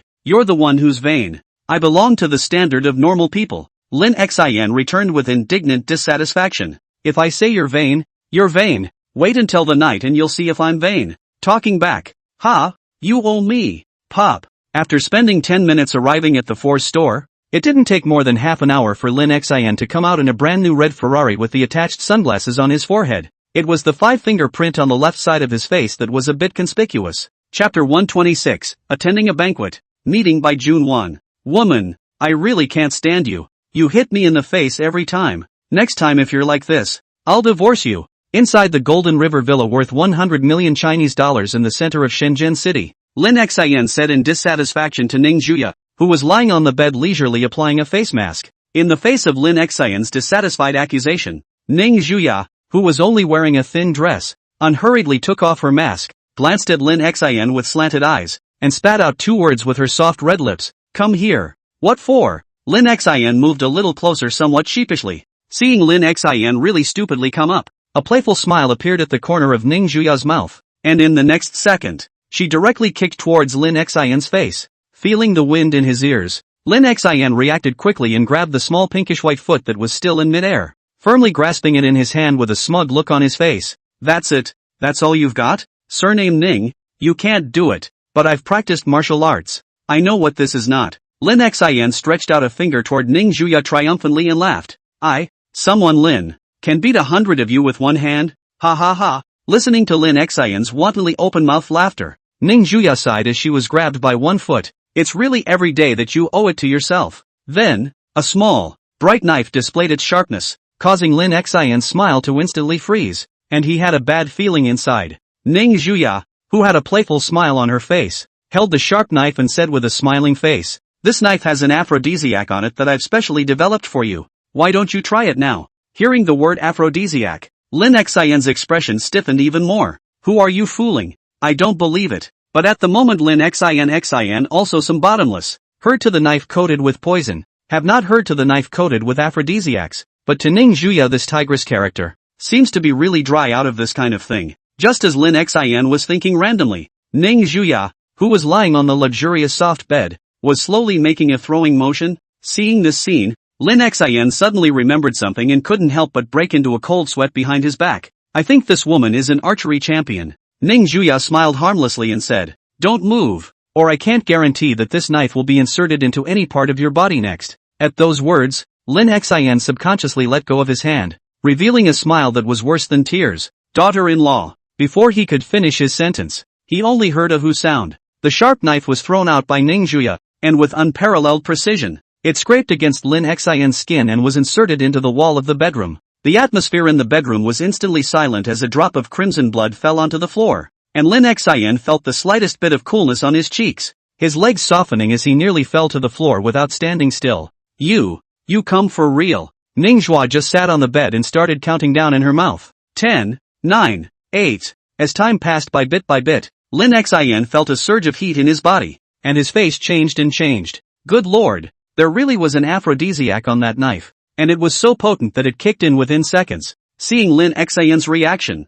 the corners of Ning Juya's mouth rose. Then she got out of bed and walked barefoot towards the outside of the bedroom without looking back. Just take your time here alone and enjoy the lust. I won't be accompanying you. Seeing that this woman was really going to leave, Lin Xin bitterly chased after her and pulled her back, begging bitterly, "Daughter-in-law, I won't dare to do it again. Just give me a hand. I can't carry it." Ning Juya didn't say anything, and after directly peeling away Lin Xin's hand, she walked towards the door without any hesitation, thinking darkly inwardly, "Make sure you teach this guy a lesson this time." But she seemed to have somewhat underestimated the effects of the drug.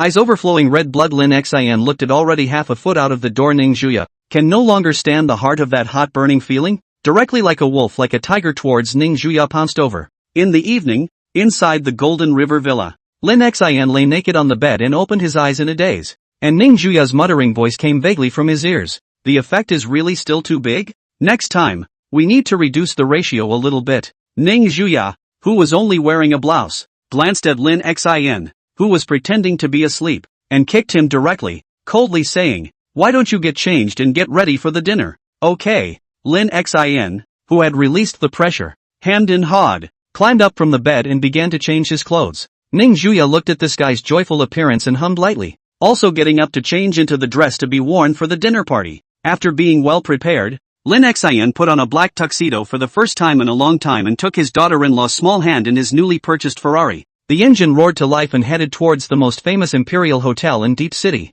As a meeting place for the upper-class people in Shenzhen City, the scale and various facilities of the Imperial Hotel are naturally very perfect, and the appearance alone can only be described by the word splendid. Ha ha, long time no see, Mr. Li, are you still satisfied with the last cooperation? So it's Mr. Wang. Last time's cooperation was certainly good. I happen to have a new big project here. I was looking for time to get together with you. That's great. Let's go inside and talk slowly. This business gathering was organized by the three major conglomerates in Deep City, and was used to pull in all sorts of connections, so there were a lot of people who came. Basically, as long as they were able to call themselves by name in Deep City, they had pretty much all come. Outside the hotel, the atmosphere quieted a bit as a white Porsche 911 came to a stop and a man and a woman stepped out of it. That's Bai Junwan, the chairman of the Wanjun Group, who has gained notoriety in the past 2 days, isn't it? And the one beside her is rumored to be her husband. Bai Junwan slowly walked towards the hotel on Xiaojie's hand, looking at the surprised expressions of the people around her with a smile on her face. In just 2 short months, she had already managed to get her footing in Deep City and had made a name for herself. The two had just walked out not 2 steps. Another roar came from behind them, only to see a red Ferrari beautifully dumped and stopped next to that Porsche 911. The surrounding people sniffed and looked, only to see 2 more figures walking down, and when they saw the woman's appearance, their eyes could not help but flash with astonishment. Those who came to the banquet naturally included some rich second generation who liked to play with cars, and they looked at the red Ferrari, their mouths letting out exclamations. I throw low, that is Ferrari SP3, just landing price is as high as 20 million ah. Hiss, which big shot is here again? Looks like tonight's dinner party will be very lively. The visitors were naturally Ning Juya and Lin Xin, her beautiful eyes glancing obliquely at the white Porsche worth $4 million beside her, and then at the 2 Bai Junwan who looked back not far ahead, the corners of her mouth rising. Seeing this, Lin Xin laughed in tandem at the right time.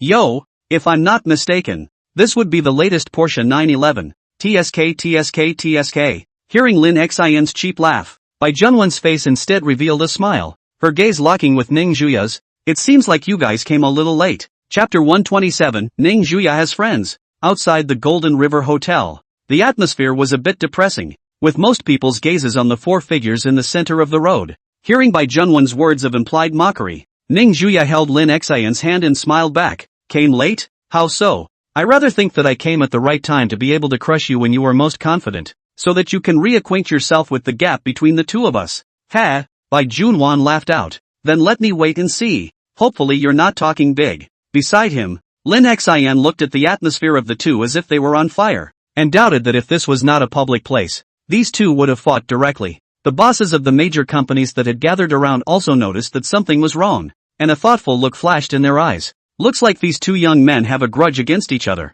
With the Wanjun Group's current power, coupled with the Bai family as a backer, there were still quite a few people who wanted to flatter them. When they saw this scene, they directly drew a line with Lin Xin and Ning Juya in their hearts, unwilling to risk offending the Wanjun Group by dealing with the two. The dinner party soon officially began, because there was no threshold set up, so the people present appeared to be a bit of a mixed bag, and the scene was chaotic. As a result, the guests who come to the venue are also graded. Those with assets of 1 million can enter the first floor of the hotel, 10 million assets are on the second floor, and the final third floor requires assets of 1 billion. After entering the hotel, Bai Junwan and Xiaojie directly walked in the direction of the third floor, and at the end of the day, they didn't forget to take a provocative glance at Ning Juya. Just as Ning Juya was planning to lead Lin Xin to the third floor, shouts came from behind him. Yeah. Hearing this familiar address, Ning Juya turned around to look, only to see a familiar silhouette trotting over with an excited smile on her face. Yun Luo? Ning Juya looked at the woman in front of her with a bit of baby fat on her face and about the same height as herself, and called out with some uncertainty. At this suddenly arriving woman, a sentence subconsciously emerged from Lin Xin who had accidentally seen something in his afterglow. It turns out that the old saying is true. A woman is already the best color on earth when she lowers her head and doesn't see her toes. In the next second, Lin Xin only felt pain coming from his feet as a small foot in high heels kept stomping hard on his shoes. Ning Juya's warning gaze glared over, causing Lin Xin's head to tremble. Yun Luo, who was wearing a light golden dress, then hugged Ning Juya in surprise and said happily, "Little yeah, it's been a long time, I've missed you." Seeing this, Lin Xin beside him was puzzled. "You guys know each other?" Ning Juya, who was being hugged, nodded and casually pushed this busty woman away, faintly returning, "A friend from high school." "Friend?" Shock appeared in Lin Xin's eyes, looking incredulously at his daughter-in-law, his tone exaggerated. "You? Friend? I can't believe you have pals with a personality like that." Before the words were finished, Lin Xin suddenly sucked in a mouthful of cold air as the flesh around his waist was given a 360-degree spin by a small hand. Yun Luo took Ning Juya's hand in an incomparably natural manner and looked at Lin Xin, wondering, "And you are?" Ning Juya said in an unchanged tone, "My husband." As soon as the words fell, consternation appeared on Yun Luo's fair face. Then covering her mouth, she opened her mouth in disbelief and said, "How could you? You actually managed to find a husband?" Hearing these familiar words, Ning Juya inwardly became extremely upset and pinched Lin Xin's neck with force as the latter cried without tears, "Why are you pinching me? I didn't say it." In response, after venting, Ning Juya only lightly returned, "Playing nice. Why? You got a problem with that?" Lim Shin. Afterwards, Ning Juya pulled Lin Xin's collar and introduced himself to Yun Luo.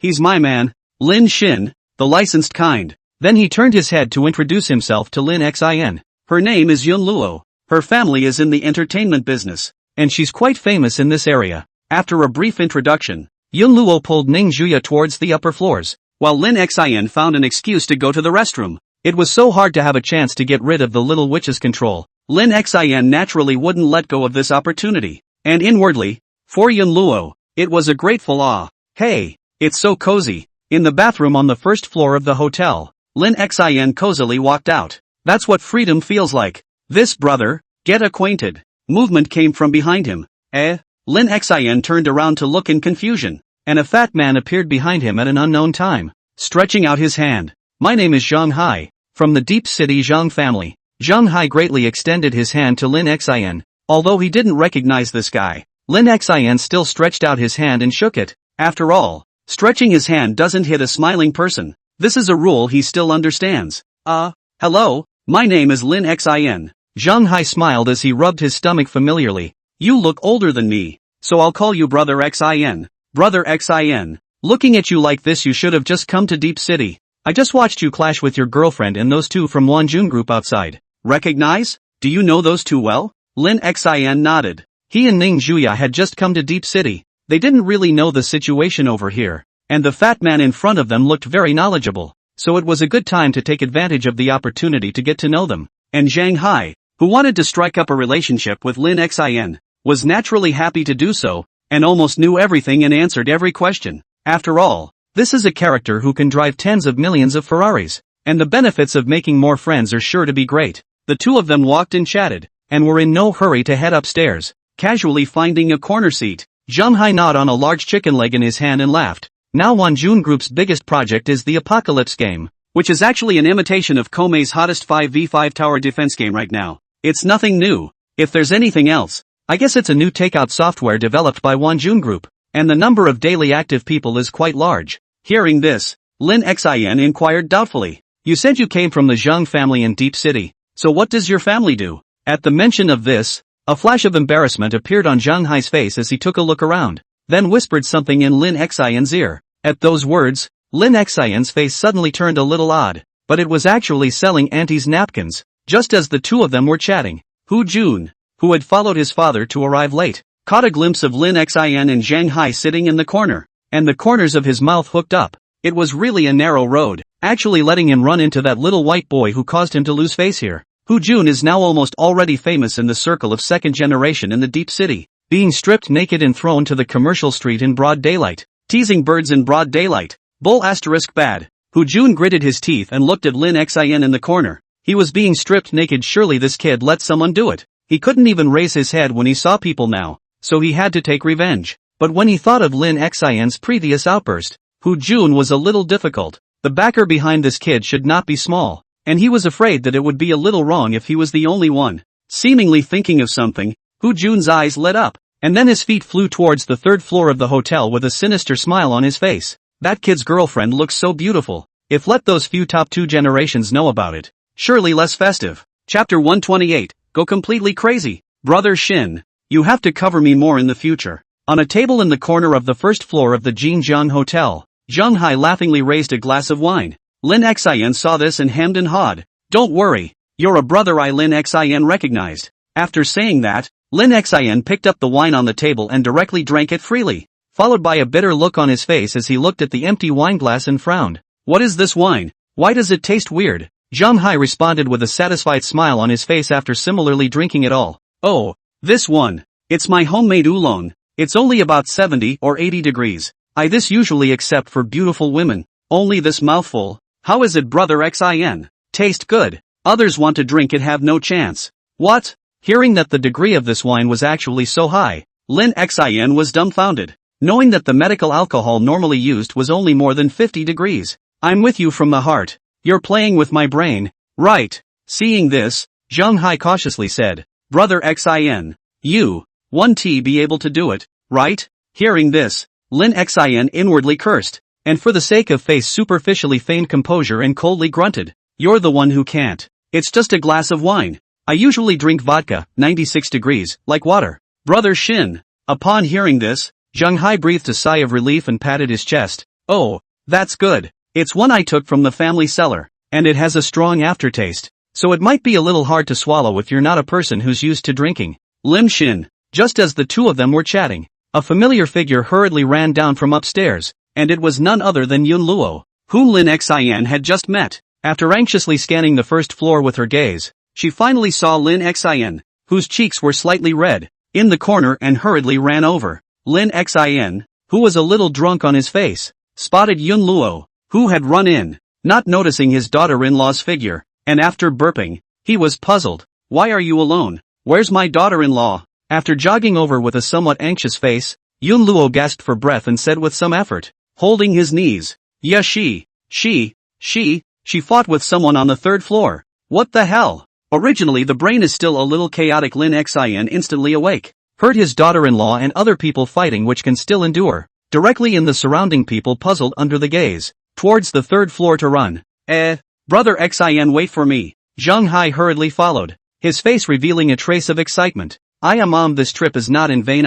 Recognized a big leg, not to mention, there are melons to eat. This can be too good. Yun Luo, on the other hand, looked at her boobs with some annoyance and muttered, Who let you grow so big, causing me to struggle to run? Then she also walked towards the third floor panting, and at that moment the third floor was already in chaos. The crowd of onlookers watched the atmosphere of saber rattling at one of the tables with interest. TSK, who is that woman? How dare she even beat up Tang Hu? That's too fierce. Tang Hu is the Tang family's internalized next family head, and now he's being slapped in public. This is a good show. In front of a large round table in the very center of the third-floor restaurant, a group of second generation directly surrounded the lone Ning Juya, their faces unkind. In the midst of the crowd, a stocky man with a big backcombed hair rubbed his reddened face and grimaced. He, the next successor of the Tang family, had always called the shots in Deep City, and now someone actually dared to hit him in the face in public. At Tang Hu's side, Hu Jun, who was supporting him,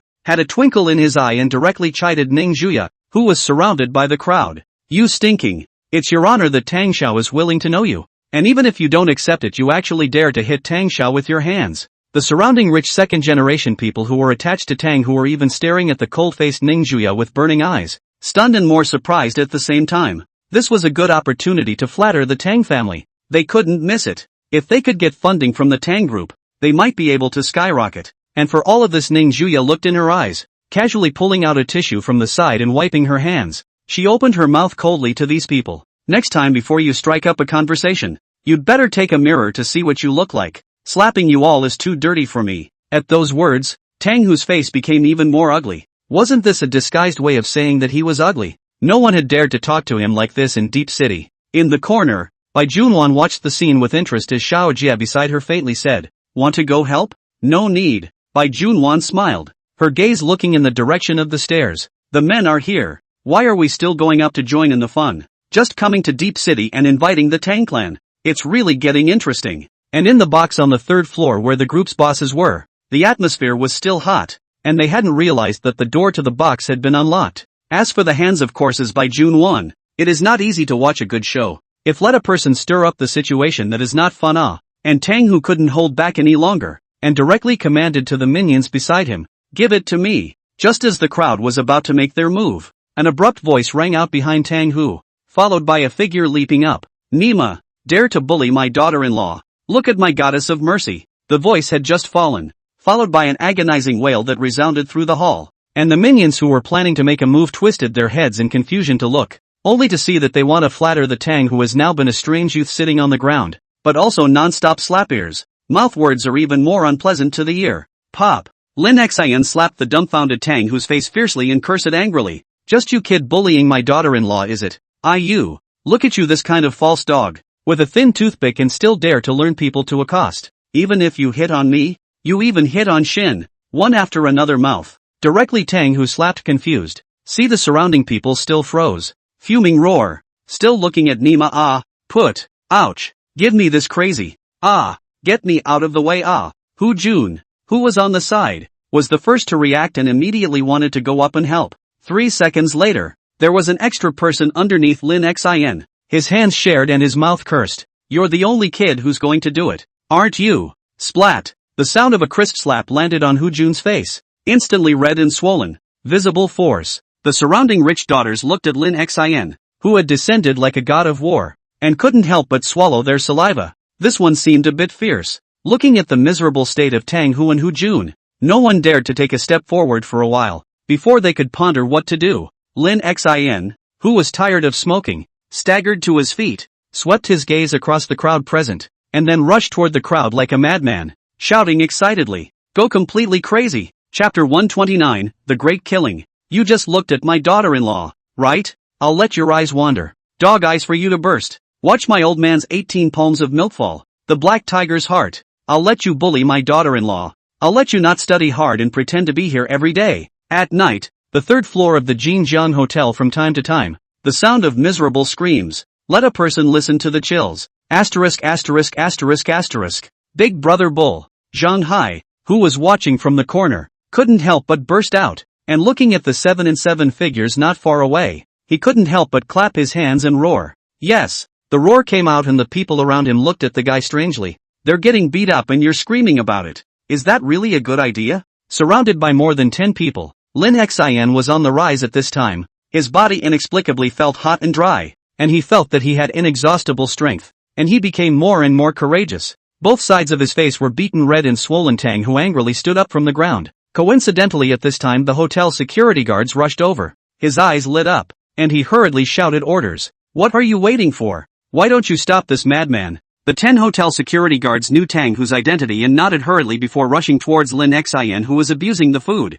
Seeing these people rushing over, Lin Xin made a standard pose of running in place, and then rushed towards these security guards with a warlike intent. The words were still spewing from his mouth. Tackle the thief. The regiment has to hit the back of the line. For vain dogs like you, Brother Shin, I can beat 100 of them with one hand. Cool, Brother Shin. Zhang Hai cheered out, already having a look of adoration in his eyes. Facing 24 people, nearly crushing, who else? And at this time, beside the large round table, Yun Luo, who had tipped off the others, walked back at this time, and said worriedly to Ning Juya, who had a cold face beside her, "Yeah, why don't we go and stop it? What if something happens in the fight later?" At those words, Ning Juya, who was staring at the battle, faintly returned, "Don't worry, it's only a few people, Lin Xin can handle it." To Lin Xin's hands, no one present knew more than Ning Juya, that was trained from a young age by the King of Soldiers and the King of Soldiers. To beat such a few small minions was not an easy task.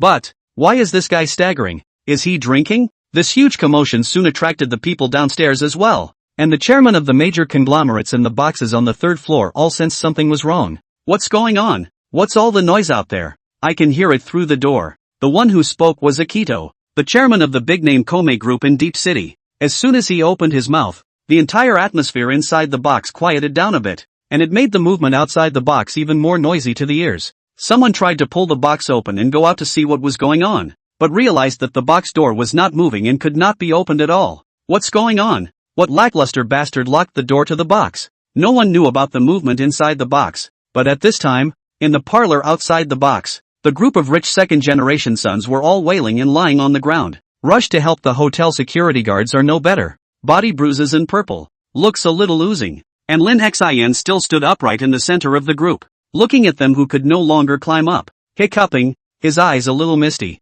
Just as he was about to proceed to make a mocking remark, Ning Juya's voice came from behind him. Just about. I didn't think you'd react so well. That's encouraging. Upon hearing this, the hot-blooded Lin Xin turned to look and scan Ning Juya up and down, then directly pushed her to the ground with one hand and screamed, "Who the hell are you? Hurry up and walk away. Xin brother, I don't beat up old and weak women and children." Caught off guard, Ning Juya was directly pushed to the ground, her small face looking at Lin Xin with disbelief, her face suddenly as cold as frost, her silver teeth clenching her shell teeth. "Lin Xin, you're going to heaven." Right at this moment, Zhang Hai, who had finally reacted to Lin Xin's drunkenness, somewhat sheepishly walked behind Lin Xin with a basin of cold water and then splashed it on him. Cold water drenched his head and beads of water dripped down his hair. Lin Xin, who was intoxicated by alcohol, recovered some clarity in his eyes after being splashed with cold water, looked at his daughter-in-law who had been pushed to the ground, realized what was going on, and instantly broke out in cold sweat behind him. The black-faced Ning Juya stood up from the ground, her hands clenched into fists, her cold eyes staring at Lin Xin with a chilling voice. "How do you want to die?" Lin Xin, who had just been killing people in all directions, was scared and took a step back at this moment. His eyes flashed with panic, and his speech was a bit stuttered. Daughter-in-law, you listen to me to explain. Explain ah." Seeing Ning Juya walking towards him, Lin Xin was frightened and pulled his legs out, his face in shock. "Lin Xin, stop right there. Cootie, just stand still. You're sure to hit me again. Come over here and I promise not to hit you. Do you believe that yourself?" The commotion just now was too great, so naturally someone called the police, who just happened to arrive at that moment while Lin Xin was being whisked away by Ning Juya. Looking at the police officers who went upstairs, Lin Xin's eyes lit up and he immediately ran over and hid behind one of the police officers, crying, "I'm the one who hit the man. Uncle, police, arrest me and go away." Police. 6-inch. They've only just arrived, and the murderer himself is up here begging to be arrested. When did the police become so intimidating? However, seeing Lin Xin take the initiative to beg for arrest, the two policemen immediately stepped forward and stopped Ning Juya, persuading him, "This lady, please calm down. We'll take care of the murderer." Soon, Lin Xin, who was still in a drunken state, was taken away by the police as he wished, temporarily escaping the bloodbath. The unlocked box was also noticed and the door had to be forced as the keyhole was filled with glue. When a group of group chairmen saw their own son lying on the ground with a swollen nose, their hearts were filled with anger, and they directly called the police station, vowing to ask for an explanation. Who can stand the idea of giving their son a facelift over a meal? Outside the hotel, Yun Luo held Ning Juya's hand and suggested with a smile, "Xiao Ya, let's sleep at my house tonight. We haven't seen each other for a long time. It's the perfect time to tell me how you suddenly got a license to get married." Ning Zhuya, who had just calmed down, returned expressionlessly. Not going. She still had to go to the police station to fish for someone. And when she did, she had to pack a hard punch, so she was very busy. Ning Zhuya pulled open the door of the Ferrari and sat in the driver's seat. Seeing this, Yun Luo directly slipped into the passenger side, smiling sideways and pouting. Go on, go on, go on, go on, go on, go on, go on, go on, go on, go on, go on, go on. Ning Zhuya looked at her with a helpless face and sighed. It's been so long, and your dog's skin character still hasn't changed. Sticking to me is only sticking to you. Yun Luo laughed. First things first, I'll reluctantly accompany you tonight. In the end, Ning Zhuya compromised. As for that dog man, let him suffer in the police station for now. Chapter 130, The Chase. Deep City Police Department. Inside the chief's office, Police Chief Chen Daoan hung up the phone in his hand with a difficult face and sighed as he looked at the piece of information on his desk. What's all this? Now the entire Deep City had gone crazy with rumors that a young man had killed a large number of people at the Golden River Hotel last night, beating a group of Deep City's second generation to their knees and begging for forgiveness. The elders of those rich kids were about to call his phone in arrears, and one by one, they wanted justice. The most difficult thing for Chen Daoan is that the person who did it came from a bigger place. That son of the Lin family hit people. The identity is harder to mess with than those who are the chairman of the board of directors. Chen Daoan said helplessly with sorrow between his brows. The son-in-law of the Ning family of the magic capital, or the god-grandson of the current head of God's capital. Can it be that I'm too blessed? So the heavens have sent such a bogeyman over specifically to cure me? At this moment, the captain of the squad that arrested the man last night pushed the door and walked in, stepping forward to inquire. Bureau Chen, what's going to happen to that murderer?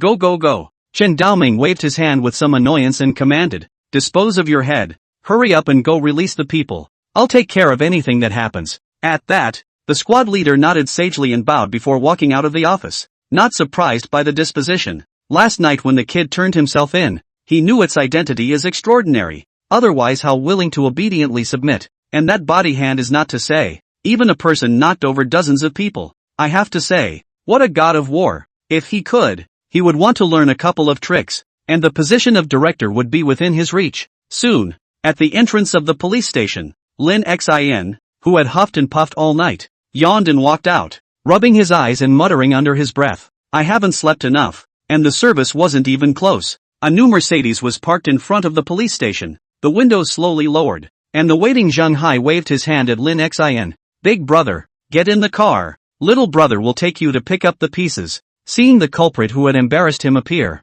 Lin Xin walked over with a black face, and just as he was about to break into a rage, his face instantly changed wildly when his afterglow caught a glimpse of the red Ferrari that was rapidly approaching in the distance. In the next second, he slipped into the passenger side of the car and hurriedly said to Zhang Hai, *******, hurry up and drive. Upon hearing this, Zhang Hai swept the rearview mirror and immediately reacted. Directly stepping on the gas pedal to the bottom, Mercedes roared. Like a sharp arrow off the string rushed out. The red Ferrari at the back saw this and picked up speed straight away, closing in on the Mercedes in front. Inside the car, Ning Zhuya's face was unsightly. This dog man actually dared to run away. Is it possible that she thought she couldn't lift the knife? Thinking of this, Ning Zhuya directly instructed the silly girl at the side. Yun Luo, have your men stopped that car in front of me? No problem. Yun Luo nodded and directly took out his cell phone to send a message out. The two cars chased one after the other. Like a spectacle, passers-by couldn't help but take out their cell phones and start videotaping,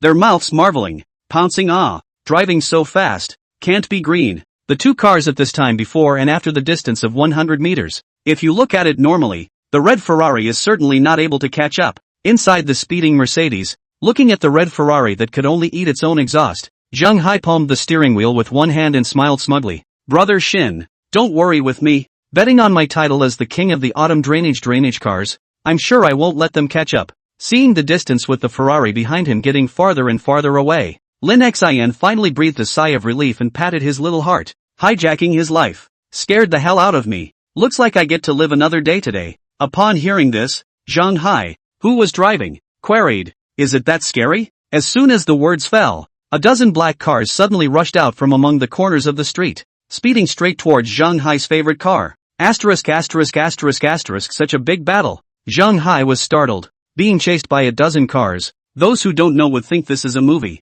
Just then, Lin Xin's pupils shrunk and he hastily reminded, Brake, brake, brake. Once again, several black cars rushed out of the street in the distance, directly blocking the road. Seeing this, despair appeared in Lin Xin's eyes. It seemed that he would not be able to escape this beating today. Goodbye, beautiful world. 10 minutes later, a scene of deja vu was playing out in a bamboo forest outside the suburbs of Deep City. Snap! 3 slaps in a row landed on Lin Xin's face, and a fiery pain came. Ning Juya smiled and squatted down to look at Lin Xin, who was tied up in front of him, and said, "Aren't you a good runner? Show me another one? Daughter-in-law." "You're wrong, aren't you?" Ning Zhua directly jumped ahead, then rubbed his hair and narrowed his eyes and smiled. "Every time it's daughter-in-law. I was wrong. Do you think that's still going to work?" On the side, Zhang Hai, who was also tied up, turned to Yun Luo and cried out, "Sister, this has nothing to do with me, please let me go. If there is anything to punch my big brother, Lim Xin." Upon hearing this, Yun Luo looked sideways at the bodyguard on the side and inquired in a somewhat droll manner, "That's the guy that caused me and you to chase after him for so long. What's going to be done with him?" When the bodyguard heard this, he looked at Zhang Hai with a stern face and said with killing intent embedded in his tone, "Missy, for a guy like this who bothers you, I'll let him go to hell and repent in no time if you give me an order." The bodyguards standing around shouted in unison, "Kill, kill, kill." The sound was so loud that Lin Xin, who was on the side, was chilled and looked at Yun Luo with a strong fear in his gaze. "Good guy. No wonder you can become friends with this woman Ning Juya. Feelings one more than one ruthless moving to kill." Seeing this, Ning Juya played with Lin Xin's hair and laughed playfully. "I do think they have a good suggestion. Shinchan, don't you?" Hearing this, Lin Xin immediately went to rub his daughter-in-law's hand like a worm and smiled fawningly. "Daughter-in-law, we can't do anything illegal. Without me, who will serve you by your side in the future? If I die there'll be no one to warm the bed, dress you, or put you to sleep." The words are reasonable, but it just means it's a bit late. Ning Juya stood up and ordered the several bodyguards beside her, "Throw this guy in the pit and bury it." These bodyguards all saw the relationship between Ning Juya and their own Missy, so they obeyed her words. "Daughter-in-law, I really know I'm wrong. Without me, what will you do in the future?" Lin Xin began to struggle violently, but these bodyguards will not care. Directly threw Lin Xin into the freshly dug pit. Zhang Hai on the side of the same cannot escape. The first time he encountered this scene his legs were scared soft. "Nima, for real, I'm not sure I can fix it. This young man has not lived long enough."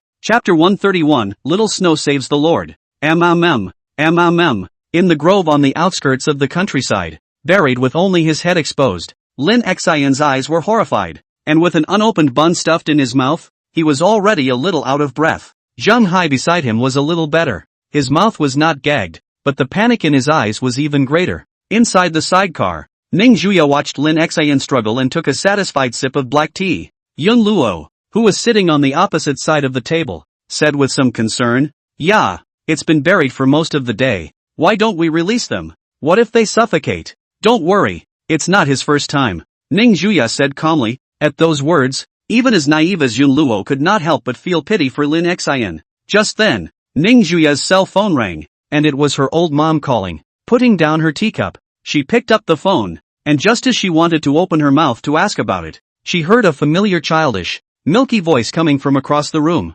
"Sis, can you hear Yuki?" Hearing this little milkbag's voice, Ning Juya's originally somewhat cold gaze instantly softened. The corners of her mouth rose, and she softly said, "I can hear you." "Why?" Cheryl, who had just gotten out of school on the other end of the phone, exulted. "Sister, I miss you. When are you and brother coming back?" "Sister will go back when you're on summer vacation." Ning Juya gave a look to the bodyguards outside the car as she spoke, signaling them to get Lin Xin out. The little guy was pestering her more than she could handle on her own. Soon, Lin Xin, whose body was covered with dirt and face flattered, walked over and smiled heatedly. "Daughter-in-law, I knew you still love me." Ning Juya glanced obliquely at the guy and casually handed him his cell phone, saying faintly, "Little Schwer called." Anyway, his whole body was covered in dirt. Lin Xin simply sat down directly on the ground and began to coax the child, and Lin Schwer on the opposite side laughed out every now and then, and it was obvious that she was very happy. Ning Zhua, on the other hand,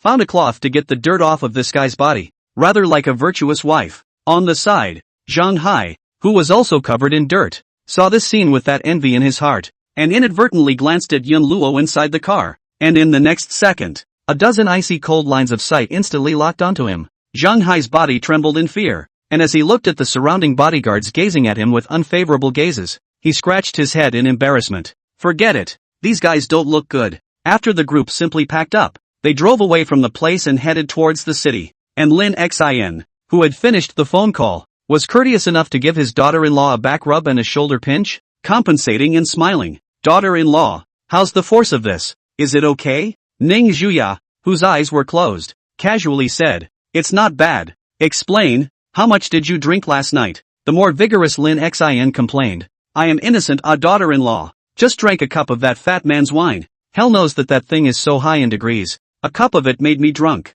You don't know how to drink and still drink. If you don't get drunk, who will? Ning Zhuya snorted coldly. When she thought of how this dog man dared to push herself yesterday, her heart was just furious. So she reached out and frantically rubbed Lin Xin's face to vent her dissatisfaction. Lin Xin didn't dare to resist in the slightest, and laughed out stupidly, coaxing continuously. A group of people quickly returned to the city to casually find a restaurant to eat. Lin Xin from the morning until now, but not a drop of water. At the dinner table, Zhang Hai, who had learned about Lin Xin's situation, sighed as he ate and drank indiscriminately. Brother Xin, you practically beat up all the sons of those bigwigs in Deep City last night. If you want to start a company, you'll definitely be targeted. Especially that Tang Hu. Yesterday you beat him to the ground in front of so many people and lost face. This face he will definitely get back. Upon hearing this, Lin Xin bristled and said, he deserves it. Who let him harass my daughter-in-law? I'll beat him once I see him in the future. As long as it didn't go too far, Lin Xin wouldn't have to squat in the police station. And that was the bottom line of his hand. See what you can do. Ning Zhuya hummed lightly, picked up a spoonful of porridge and blew on it, sending it to Lin Xin's mouth. As she pitched the feed, she trailed off. The company's not a big problem. Yun Luo will help me. Other than that, there's still no problem to gain a foothold in Deep City. Don't you still have to see that uncle of yours? Go there sometime. It's better to do the things our mom ordered earlier. Aha, Lin Xin answered, then looked at Yun Luo, who was sitting beside his daughter-in-law, and wondered, say, what do you do at home? Those bodyguards don't look like good guys. They're gangly. That's it. Zhang Hai nodded in agreement. The thought of being stopped by those bouncers on the main street scares me. What kind of person carries a kitchen knife with them? They look immodest. Upon hearing this, Yun Luo, who was leisurely drinking tea, queried, doing entertainment business? Ah, what's wrong? Lin Xin looked towards Ning Zhuya, who spoke in a calm tone.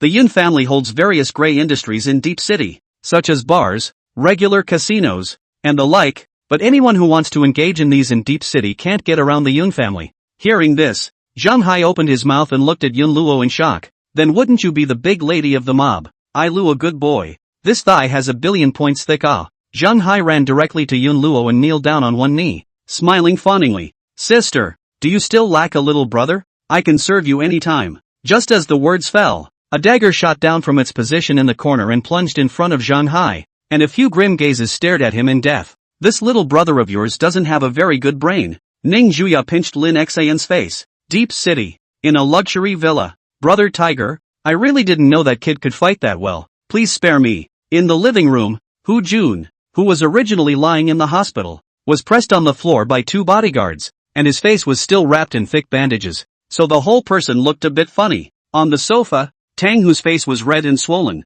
and his murderous gaze fell on Hu Jun's body as he sorrowfully said, "You kid is quite bold. You dare to count on me. That TM is the first daughter of the Ning family in Mordor. And the identity of that bastard who hit me is obviously not simple either. The person was hit yesterday, and today the police department gave the release. Hu Jun, your kid is intentionally giving me trouble, right?" Hu Jun quickly explained with a bitter face. "Tiger brother, I really do not know that the kid is so big.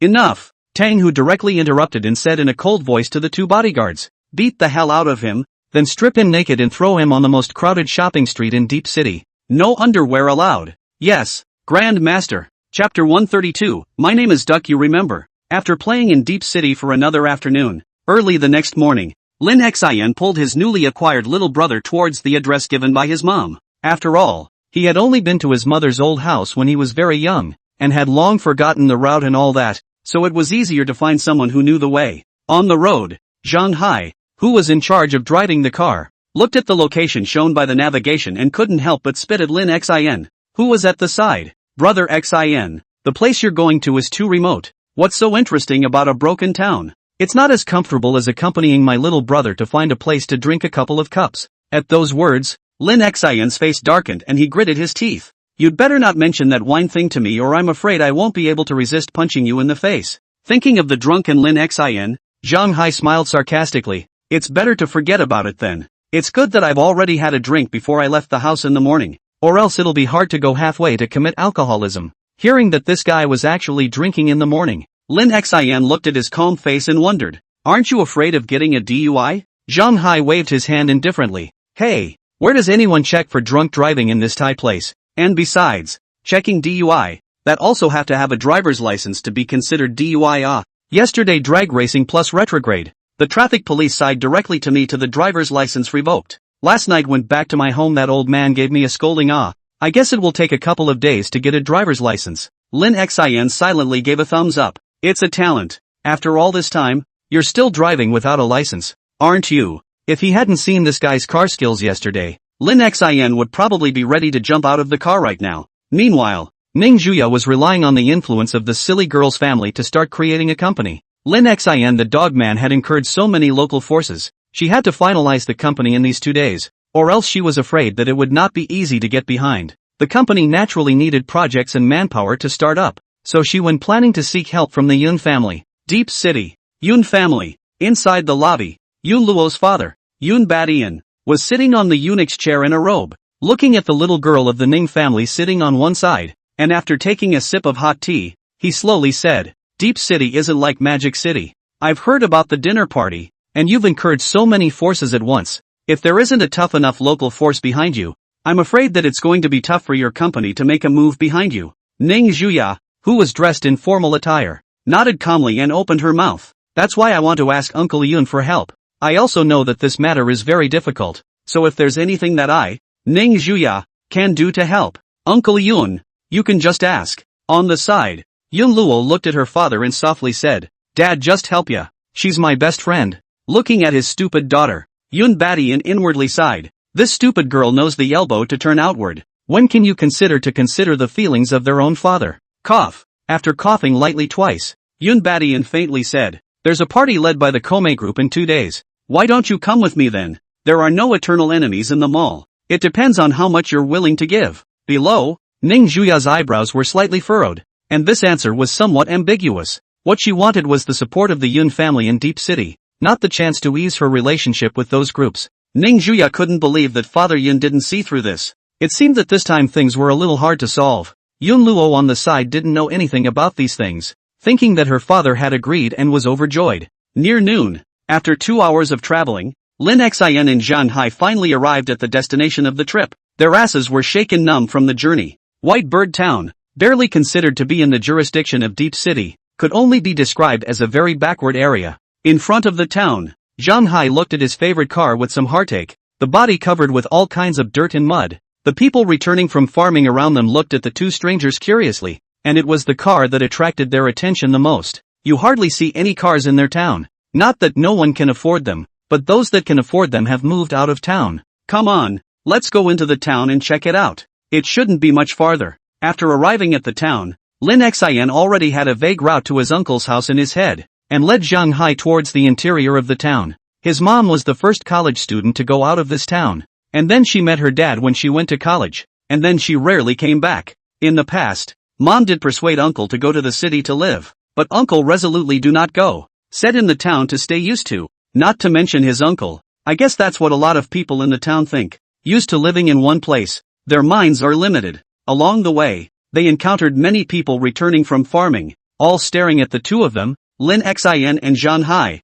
with curious faces, as if they were looking at monkeys in a zoo. Brother Xian, look, you have a daughter-in-law now. Little brother, I'm still single. Why don't you ask your sister-in-law to introduce a few friends to me? Zhang Hai hemmed and hawed. Lin Xian looked at the diverging roads around him, following his vague memories towards the front, and faintly said, Fine, if you're not afraid of being buried again, go tell her yourself. I won't stop you.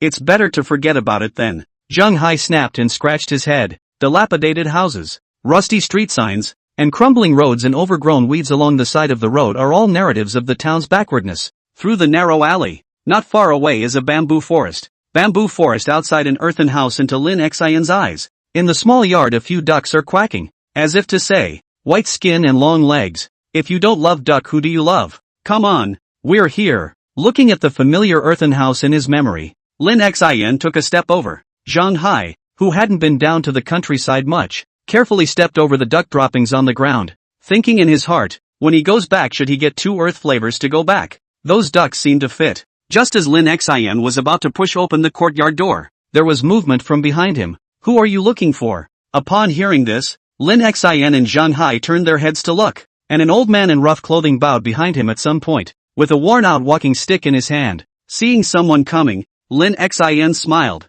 Master, my name is Lin Xin. My uncle's name is Zhang Guowa. My mom called to visit him. Hearing the word Zhang Guowa, Moncler Outlet Storely looked Lin Xin up and down and said suspiciously, "Are you Hu Ajuan's child?" "Right," Lin Xin smiled and answered. Knowing that it was his old neighbor's nephew who came back to visit, Master Li walked up to Lin Xin and the two of them with his walking stick inside. "Hey, it's useless for you to go in. Just now Guowa was called over by Minnie's teacher, saying that the kid fell in love early at school and liked a yellow hair." Chapter 133, Dropout Conflicts. Although the town of White Bird is relatively backward, there is still an elementary school and a middle school, and they are both in the same school. After learning a bit more about the situation from Master Li, Lin Xin led Zhang Hai in the direction of Lieutenant Colonel Shiratori. "Hey, it's rare that there are actually yellow hairs in just this hole of a place." Zhang Hai marveled. The biggest threat to the fathers of daughter slaves would have to be the ubiquitous ghostfire sluts on the streets. Lin Xin also did not expect his uncle to live so unsatisfactory over the years,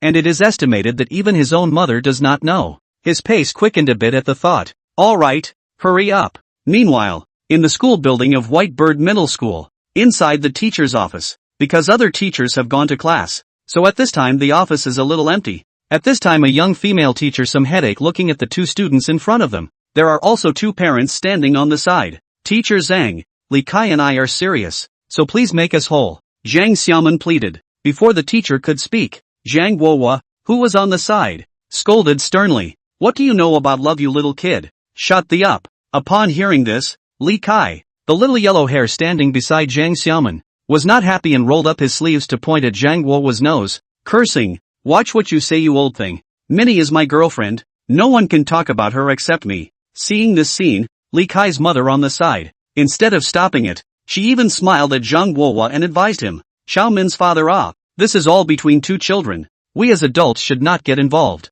Besides, my family Xiao Kai but went to the city to study. To marry your daughter you just steal joy." Seeing this scene, just a short time on the job, teacher Zhang also made a problem. Such a thing she also encountered for the first time. If this were anyone else, a casual warning would be enough. But these 2 students of their own that are killed to be together. The teacher is quietly talking about love at the bottom while the teacher is lecturing at the top. Often hang on to what a lifetime, and what glorifies the greatness of love. "You," Zhang Guowa stared at the woman with glaring eyes, his heart filled with anger, almost roaring. "There are you like this as a parent? 2 children just how old to help early love? My little Minnie was still the 1st grade. Now the academic performance are ranked at the bottom. You don't feel ashamed?" Being pointed at and scolded, the woman also came to be angry and spilled her guts. "You old thing, speak with no quality. My son can look at your daughter. That is your family 3 lifetimes of virtue. So people like you can only stay in the mountains for the rest of your life. You deserve to be poor." Seeing that the atmosphere was getting more and more unpleasant, Mr. Zhang rushed forward to discourage him. "Both parents, stop arguing for now. Let's discuss what's going on. It's not a good idea to keep arguing like this." Just as the teacher was rounding up, Zhang Xiaoman was whispering with Li Kai, seemingly not taking the teacher's and father's discouragement to heart at all. "Mandy, go to my house later. Don't go back tonight. Your dad is talking about you when you go back anyway." Upon hearing this, Zhang Xiaoman's face revealed a difficult look. "It's not good. We still have to go to school. What else is there to go to school for?" Li Kai struck the iron while it was hot and compelled. "When I become an adult I'll go out and work to support you, so you can bring up your baby at home in peace." His mom had said that as long as she coaxed Minnie into her home today, the 2 of them would be able to be together all the time in the future, and it would be useless even if Minnie's father stopped them. After hesitating for a while, Zhang Xiaoman, who was in love, still nodded her head, with some hidden expectations in her heart. A young girl in puberty, coupled with the fact that she had never stepped out of the mountains, had absolutely no resistance to a boy like Li Kai. Just as the scene became more and more boisterous, 2 figures pushed open the door of the office and walked in. wearing expensive clothes that could be seen as extraordinary at a glance. In such a poor town, the two of them, Lin Xin and Zhang Hai, are just so out of place, like two wolves in a flock of sheep. Seeing the two people who had suddenly barged in, the scene that had been somewhat noisy quieted down almost at once, and teacher Zhang breathed a sigh of relief and looked at the Lin Xin duo in confusion, wondering, "Who are you looking for?" Zhang Guohua, who was in the midst of his anger, noticed Lin Xin's face with his gaze and inexplicably felt some familiarity, as if he had seen it somewhere. In the next second, Lin Xin walked up to him and smiled. "Uncle, don't you remember me?" "Uncle." Hearing this name, the mean woman standing on the side froze. This young man is not a person from the town at a glance. The fabric of the clothes looks not cheap. I did not think that this surname Zhang has such a number of relatives. "Are you Shin?" Zhang Guohua said with some uncertainty, noticing the subtle change in the atmosphere. Even Li Kai and Zhang Xiaoman, who were whispering on the side, came with sideways glances. Lin Xin nodded. Then his gaze swept over the mean woman who had just made a fuss. Then his gaze landed on Zhang Xiaoman's body as he faintly said, "What? You don't even call out to your cousin when you see him?" At that time, Li Kai beside her immediately wanted to open his mouth to rebuke. Not waiting to open his mouth, an icy cold line of sight fell on him. The two gazes looked at each other. The words came to his mouth but could not say out. "Children don't interrupt when adults are talking. Didn't your mom even teach you that courtesy?" After all, children were only children. And when Lin Xin said this, Li Kai, who was still fearless, wilted at once and had to look at his mother for help. When the woman saw this and intended to speak out, Zhang Hai, who had followed Lin Xin, looked at her, tossed his flowing hair, and laughed harmoniously. "This lady, you don't want your children to go without school, do you? Lim Shin, why does that sound a bit wrong?" The Zhang state beside him was delighted to see that brat being stunned, and hurriedly urged his daughter, "What are you still waiting for? Quickly call your cousin. Your cousin has come from the god's capital with great difficulty." Since he hadn't had much contact over the years, Zhang Guohua assumed that Lin Xin had traveled a long way from god's capital. But Mr. Zhang and the mean woman standing on the side reacted greatly when they heard this. All the people in god's capital are either rich or noble. This is something. Cousin, Zhang Xiaoman coyly shouted with her head down. "Aha!" Lin Xin nodded and walked over to her and squatted down in front of her, saying in a calm tone, "I've heard that you're at the top of your class in school, and since you want to drop out with this little yellow hair next to you now, as a cousin I'm going to have to remind you of a few things." "That's right, your cousin is from a prestigious university. You should listen to his words." Zhang Gui nodded in agreement. At the same time, he let out a sigh of relief in his heart. It seemed that this troublesome matter was finally able to be resolved. Chapter 134, Tyrannosaurus Rex Warrior Debut. Inside the slightly quiet teacher's office, Lin Xin squatted down and locked eyes with this cousin he had never met before, his eyes calmly speaking, "There are only two paths before you, and you can listen to them." Lin Xin raised a finger, glanced obliquely at the cowering little yellow hair beside him, and said indifferently, "1. That is, you for your so-called great love. With this yellow, Li Kai drop out of school, and then married to his family. But in that case, no one can serve you to go to school and make breakfast in the future. You marry into someone else's family. You have to get up early in the morning every day to help out, and you have to put that sharp-tongued mom of his through the ringer. And you saw her just now when she was arguing with your father. And you think you're going to get what you call a good life when you marry into it?" Upon hearing this, Zhang Xiaoman subconsciously stole a glance at Li Kai's mother who was standing not far away, and her character, which was already a bit weak, shrunk her body, not daring to speak. "As for the second one, I personally still recommend it." Lin Xin raised his second finger, a smile appearing at the corner of his mouth, and said, "You and your father follow me to go to school in the big city, and you don't have to worry about food and shelter in the future. I'll help you out. You just need to study at ease. Don't be afraid of becoming a burden to your father." Zhang Guohua, who was beside him, subconsciously showed a touch of resistance in his eyes when he heard this, but once he thought of his daughter's future, his mind was instantly firm. He can go wherever he wants, but the kid has to study and then go to college, just like his sister. In this almost isolated town, a college student in the family is the desire of all families. On the side, Li Kai's mother, seeing that her future daughter-in-law, who she had found with great difficulty, was going to be lost, hurriedly stood out and yelled, "How can you be like this? Nowadays we all advocate the freedom of marriage and love. You are not stirring up people's happy events." With that said, Li Kai's mother wanted to run out of the office to draw the others over, wanting Lin Xin to know what to do. This lady, have you forgotten what I just said?" Zhang Hai appeared at the right time. The slightly obese body blocked the office door completely, and a sinister smile appeared on his face as he laughed morosely. This person. Bah! Kai student's mother. You don't force me. Oh, I'm crazy, but even I beat myself. As he spoke, Zhang Hai also symbolically shook the 2 tails of meat on his body, and the evil smile at the corner of his mouth, but it immediately scared the woman. How about it? Have you thought about it yet? This is the only time you'll get a chance. Lin Xian turned back to his cousin. The father on the sidelines was urging the same. What's there to hesitate about? Other people want this opportunity yet. Do you want to spend most of your life in the mountains like your father and I did? I'll tell you what. If you dare to drop out of school today, get ready to work in the fields with me tomorrow. No one will spoil you then. Hearing this, Zhang Xiaoman finally couldn't help but nod her head and said with a sobbing voice, I'll take the second one. That's right. Lin Xian received an answer, turned his head to look at teacher Zhang, who was smiling, and said with a smile, then please trouble the teacher to do the transfer procedures, knowing that her most valued student would be able to go to a better environment to study. As her teacher, Ms. Zhang was naturally pleased and hurriedly got ready. Zhang Guohua smiled gratefully and took Lin Xian's hand, thanking him. Today it's really thanks to you, Xiao Xian. Otherwise this girl might want to go down some crooked path. It's okay, uncle. This is all my cousin should do it. This time or my mom let me come it. She always said that she misses you. But recently there is something happened at home, so there has not been much time. The great love had fallen just as it had begun, and Kylie's mother pulled her son away with a red face, not having the face to stay any longer. Today's disgrace can be considered a big disgrace. Not tomorrow. I guess tonight things will be spread throughout the town, and then everywhere you go there will be people gossiping about this. Thinking of the future, Li Kai's mother's heart is a burst of regret. If I had known that I should also directly ask my son to bring people back first, when the time comes to directly cook rice.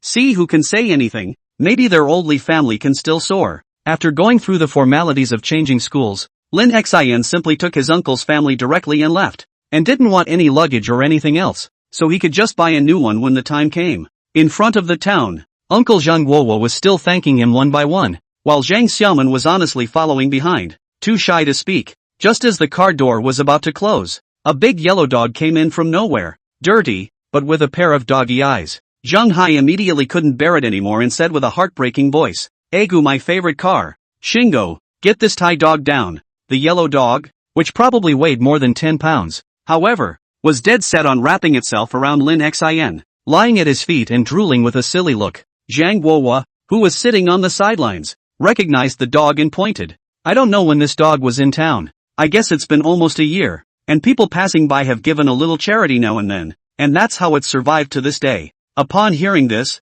the yellow dog that was dripping with harumph very spiritually barked twice at Lin Xian, as if to say, Big brother, little brother begs for adoption. You want to follow me? Lin Xian asked tentatively. Looking down, the yellow dog nodded its doggy head and rubbed affectionately against Lin Xian's leg, putting on a pitiful appearance. Zhang Guohua, who was on the side, laughed. Dogs in the country can be much more spiritual than those in the city. If you don't want to keep them, just drive them down. They can't starve anyway. Hearing this, Lin Xian pondered for a moment, and a brilliant idea suddenly came to his mind, and he couldn't help but have a silly smile on his face. Women are more afraid of dogs. If they let the dog bite their daughter-in-law, their family status will not be. Ha ha ha ha. Lin Xian laughed out an uncontrollable laugh. Zhang Xiaoman looked up at her father and said weakly, Cousin, is so obscene. Lim Xin. After thinking about it for a while, Lin Xian still decided to adopt this little guy, and after closing the car door, he instructed Zhang Hai,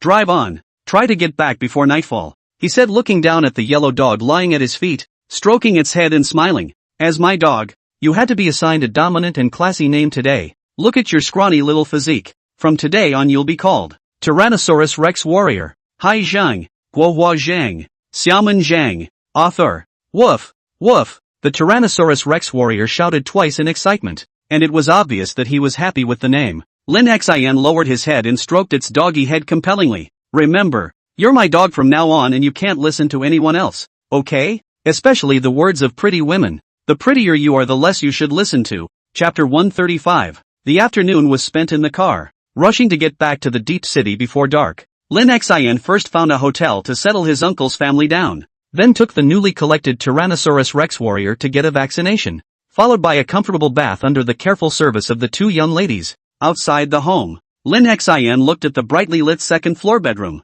hid the Tyrannosaurus warrior in his clothes, quietly pushed open the door, and tiptoed inside. Just when Lin Xin thought that his daughter-in-law had already gone to sleep, a cold voice suddenly came from the sofa with his back turned. "Why are you so late?" Lin Xin, who was planning to go upstairs, instantly froze his body in place, awkwardly looking back at Ning Juya, who had sat up from the sofa, and said with a leathery smile, "Daughter-in-law, daughter-in-law, not yet asleep." Ning Juya, who was applying a face mask, squinted at Lin Xin's bulging stomach, which had something else wriggling inside, and narrowed her eyes and laughed. "What are you, hiding in your clothes?" Upon hearing this, Lin Xin said somewhat sheepishly, "Would you believe me when I say I'm pregnant?" Ning Juya, she hooked her hand at Lin Xin, her eyes unkind, and said, "Be good, come here." Hearing this, Lin Xin walked over like a child who had made a mistake, and on the way, a dog's head burrowed out of his collar and then popped out. A brightly coated yellow dog blinked its doggy eyes.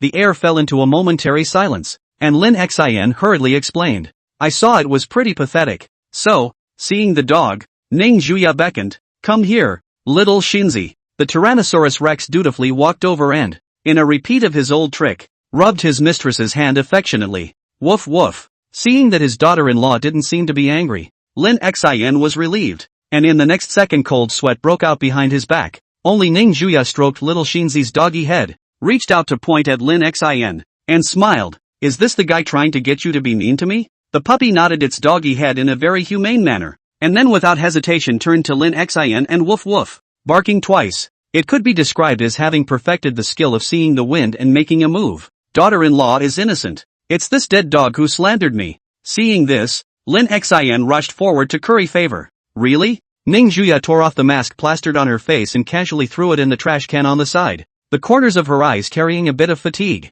Seeing this, Lin Xin gently wrapped his arms around her waist and hurriedly changed the topic, his voice gentle. "It's been hard on you today." Looking at the instantly gentle Lin Xin, Ning Juya blankly glanced at this guy, then snuggled into his embrace and said in a somewhat sleepy tone, "I'm tired. Carry me to my room and go to bed." "Hard work." Lin Xin looked down at his daughter-in-law, who had a tired look in the corner of her eyes, and suddenly blamed himself a little in his heart. After coming to Deep City for several days, he hadn't done anything to help, and seemed to have done a lot of backtracking, causing him to struggle now. "You'll sleep in the living room today, and if you try to tear the house apart, I'll slaughter you tomorrow for stew." After giving the Tyrannosaurus Rex warrior a stern warning, Lin Xin reached out and picked up Ning Juya, heading towards the upstairs bedroom, while the dog whimpered twice before looking around and then burrowing under the couch. Moments later, the upstairs bedroom. After changing Ning Juya into the pajamas she wore to bed, Lin Xin also followed closely into the comforter, his hands skillfully wrapping over the soft petite body, his ink-like long hair emitting a refreshing aroma. The lights in the room turned off and it was dark. A pair of legs wrapped up to Lin Xin's waist, holding him like an octopus, and a steady breathing sound came from the tip of Ning Juya's nose, and the entangled Lin Xin looked at the stunningly beautiful sleeping face close at hand, and after coming forward to barf a mouthful, he also closed his eyes. "I'd better get to bed early tonight. Tomorrow we're going to get down to business." Early the next morning, by the time Ning Juya woke up from her bed, Lin Xin's figure was no longer beside her, and she opened her eyes suspiciously, looking at the empty bedroom. "Where's that dog man off to this early in the morning?" Without a mind to sleep, Ning Juya began to get up and change her clothes. After a night's rest, the whole person's spirit looked a lot better. After a brief change into a housecoat, she headed downstairs in her cotton shoes, and at that moment downstairs, Lin Xin lifted the dead dog that betrayed him last night from under the sofa and grabbed its head viciously. "You lie in a small storm. I did not expect you still see the wind rudder wall grass woof, woof." The Tyrannosaurus warrior screamed twice in aggravation. "Don't you know what your family status is? You'll be starved to death sooner or later." Lin Xin couldn't understand dog language, and just as he was about to warn the dead dog, his afterglow caught a glimpse of a silhouette walking down the stairs. He immediately dropped the dog in his hand and grinned as he hugged towards Ning Juya. He. "Daughter-in-law is awake so soon. Give me a hug." Seeing this, the yellow dog also rushed up and rubbed his mistress's feet in a pleasing manner. Ning Juya cupped Lin Xin's face and kissed it, blinked, and said softly, "Where's breakfast?" "All saved for you in the kitchen." Lin Xin hemmed and hawed, then glanced braggadociously toward the dog at his feet. After giving a good morning kiss, Ning Juya turned toward the kitchen, not forgetting to wave at the little yellow dog. "Little Shinzi, come here." Lim Shin. He'd been tempted to spit out the dog's name yesterday, but thought better of his family status. Hearing the mistress call herself The successfully renamed Little Faithful dog's legs flew as fast as they could and hurriedly spat out her tongue to follow her.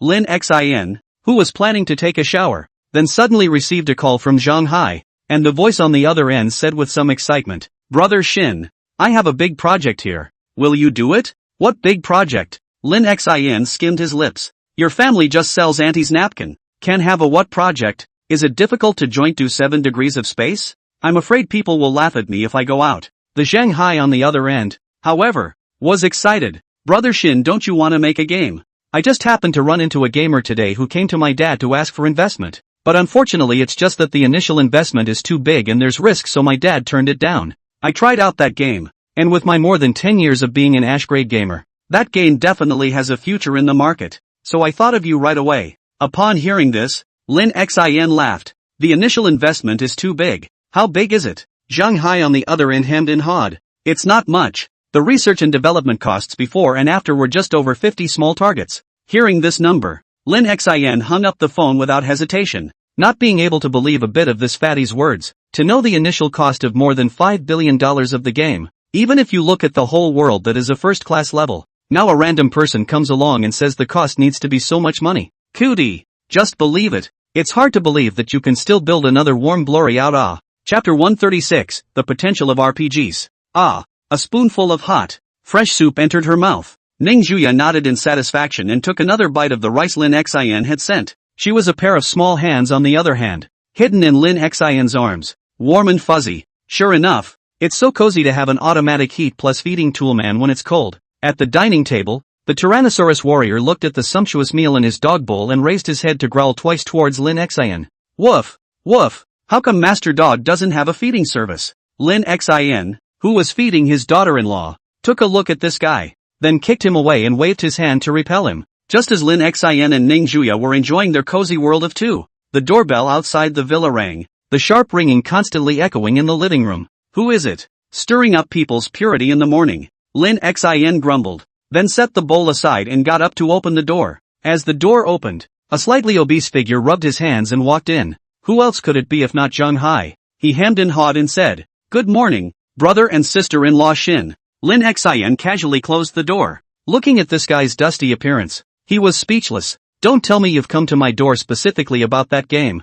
I told you it's hopeless. It's too risky." He, brother Xin. "Don't say that." Zhang Hai pulled out his cell phone from his body and waved it. "You definitely won't say that after you've played it. This game is really good. I won't lie to you. And now that the domestic MOBA game market are almost given away by Koei Group, only RPG still has the potential to continue to develop. If you really want to occupy a place in this industry, there's no better way than to launch a masterpiece. Is it as mysterious as you say?" Lin Xin took the bastard's cell phone with skepticism and casually walked over to the sofa and sat down. The well-fed and well-drunk Ning Juya walked over with a jacket draped over her body, sitting beside Lin Xin and watching curiously. She looked at the constantly moving male characters on the screen and quizzically inquired, "Is this game fun?" Lin Xin briefly got his hands on it, and all aspects of it felt okay, just that the production was a bit too rough, and so far there weren't any highlights. Zhang Hai, who was sitting on the other side, hurriedly explained, "This game is different from other RPGs in that it focuses more on the plot.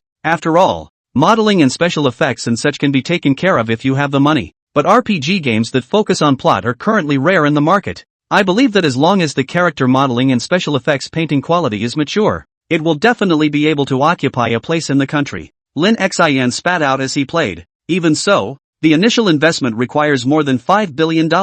Then the later stages shall not go up to the sky." After trying out the game for a while longer, Lin Xin shoved the phone to his daughter-in-law beside him, who had long been curious, and commented, "There is potential, but if you want to rely on this one game alone to try to gain a foothold in the country, I'm afraid you'll have to pay a small price." Just when Zhang Hai thought that he was going to be rejected again, Lin Xin was the one who changed his words and said, "But it's lucky you met me. If it were anyone else, you wouldn't have dared to spend such a large sum of money on gambling." Lin Xin wrapped his arm around Ning Juya's small waist, raised his eyebrows and smiled. "Don't you think so, daughter-in-law? It's not bad. You can try it." Ning Juya gave a pertinent evaluation. He then pulled the salty hand wrapped around his waist away and yawned as he got up and headed upstairs. "A little sleepy. I'll be up there getting some sleep. You can do what you want. It's not like I'm short of that much money anyway. Brother Xin, you're really my good big brother." Zhang Hai somewhat excitedly hugged Lin Xin's waist, his fat body twisting around continuously. Lin Xin disgustedly dislodged the guy and said breathlessly, "Are you a big man evil or not? Come on, let's go together and talk to the producer of this game. And by the way, I have an idea for a game design. Let's see if we can make it." "Brother Xin, you wanna make a game? What type?" Zhang Hai froze. Lin Xin got up and smiled evilly. "Ever heard of a virtual girlfriend?" Upon hearing this, Zhang Hai scratched his head, puzzled. "That thing seems to be some sort of spiritual support. Right, can it be made into a game and catch fire? This you don't understand. Right, only beggars know the most about beggars." Lin Xin smugly clasped his hands and laughed. "Do you desire to have the service of someone to put you to bed every night? Do you long to have a beautiful girlfriend wearing different black, white, or two-tone stockings for you every day? Do you long for a schoolgirl quality beauty to comfort you when you're sad?" Hearing this, Zhang Hai, who had yet to hold hands with a girl, had his mouth open wide, his mind racing in these few seconds, already thinking about the name of his future child. He then nodded his head twice fiercely, his eyes eagerly saying, "Of course I want to. So are you going to introduce me to a girlfriend?" Shin, Lin Xin looked at his thirsty eyes, the corner of his mouth twitching, this child daydreaming in broad daylight. It is difficult not to sleep stupid. Take your own time. Why? I'm going up to change my clothes. Lin Xin turned around and headed upstairs. Woof, woof, the dog ran over and yelled and barked twice. Master Dog is going too. Seeing this, Zhang Hai squatted down and stroked its doggy head with a bad smile at the corner of his mouth. Tyrannosaurus warrior, are you going too? Then I won't let you. Soon, when Lin Xin changed into a casual outfit and went downstairs, he happened to see Zhang Hai being chased by the dog all over the living room, his obese body as athletic as a fly at this moment. "Dog, I was wrong. Don, bite my ass. Ouch." Before he could finish his sentence, the Tyrannosaurus warrior directly bit towards his ass, causing Zhang Hai to wail in pain. Lin Xin laughed at these two living treasures and whistled casually before pulling out two sunglasses from his arms and putting one of them on his forehead. The Tyrannosaurus Rex warrior who heard the whistling sound stopped chasing Zhang Hai, and the four little short legs that were striding ran to Lin Xion's side in a puff of smoke, rightfully wearing a pair of sunglasses. A person and a dog just so pulling out the door, followed by a cover. The buttocks of Zhang Hai is a bit out of place. Just as he sat in the car, a message popped up on Lin Xion's cell phone from his daughter-in-law. "Favorite little Yaya, come back early tonight. There's a bad party to deal with tomorrow. Yaya's little Shinshin, Ak. Yes, your wife. Favorite little Yaya, Mua. Yaya's little Shinshin, Mua." Chapter 137, Game Plot. A brand new BMW stopped in a certain old small building in Deep City, followed by Lin Xin and Zhang Hai walking down from the car, with a yellow dog wearing sunglasses beside their feet that was dripping with harumph. After locking the car, Zhang Hai walked towards one of the residential buildings. "Come on Shin, a whole team of them just happened to be there, so feel free to ask any questions." Soon, under the leadership of Zhang Hai, Lin Xin, a man and a dog, arrived in front of a residential building and walked up and knocked hard on the big iron door on the first floor. "Wah, open the door. I've brought you a valuable person this time." The building is very quiet. Knocking on the door in the stairwell echoed a few times. That with rust on the iron door clang open. Open the door to the person's face looks a little weak. It seems to be long-term malnutrition caused by. After Zhang Hua pulled open the door, his eyes with heavy dark circles unconsciously swept a glance at Lin Xian who was standing on the side, and then looked at Zhang Hai, with some fatigue and a touch of grudge in his voice. "What are you doing here again? All of my inventory has been gleaned by you. That's a dozen or so USB drives. Don't tell me you've lost them in a few days. Young people or moderation." Stop. Seeing this guy's mouthy appearance, Zhang Hai hurriedly waved his hand to stop him from continuing, then proudly introduced Lin Xian who was standing by the side. "This is my big brother Lin Xian. Although he does not look like what rich people, but I tell you, my sister-in-law can be rich. The famous first daughter of the richest man in the Magic City is worth 10 billion. Understand what this is the gold content. Isn't your game lacking funds? I've dragged my big brother here this time." "You," without waiting for Zhang Hai to finish his sentence, Zhang Hua, who was originally depressed from checking the program loopholes all night, immediately burst his eyes with a brilliant light when he heard about Lin Xian's origin. In the next second, like a flashback, he came to Lin Xian with an arrow step, and directly just kneeled down and hugged his thigh, emotionally excited. "Big brother, I finally found you. You must see our game." With that, Zhang Hua directly shouted towards the house in excitement. "Little ones, a big brother has come to invest. Quickly prepare wine. Ba ba ba ba ba ba ba ba ba ba ba ba. Quickly prepare tea." The moment these words came out, it was like hitting some kind of signal. and the originally silent house instantly chickened out, with several chicken-blooded voices ringing out at the same time. What? Investment? What, big brother? That's my real daddy. All get up. I want to serve tea to my daddy. Asshole, what do you mean by making tea when you're making tea and pouring boiling water over me? Sorry about that, huh? Mostly just too excited. Listening to the commotion coming from inside, Lin Xin didn't need to look to know what kind of chaos was going on inside, and looked down at Zhang Hua, who was still clinging to his leg, speechless. I said, can you let go first? I'm not going to run since I'm here. Zhang Hai hurriedly pulled the bastard up from the ground and laughed in embarrassment. They must be so excited. After all, if they can't pull in any more funds, they'll probably be sleeping in a bridge at the end of the month. A moment later, Lin Xin stepped over the threshold and walked in. Scanning the layout of the narrow room, there was not a clean spot to be found in the room barely big enough for 4 people, and the air was thick with the smell of bubbling noodles, which at first sniff smelled like old tan, altar, pickles. I didn't know you were coming, so I didn't pack in advance. I'm sorry, brother Xin. Zhang Xiang smiled in embarrassment, then glared at Zhang Hai. There is a big investor to come. This guy also did not say a word in advance, so that they are now a big disgrace. It's fine. I'm familiar with this environment.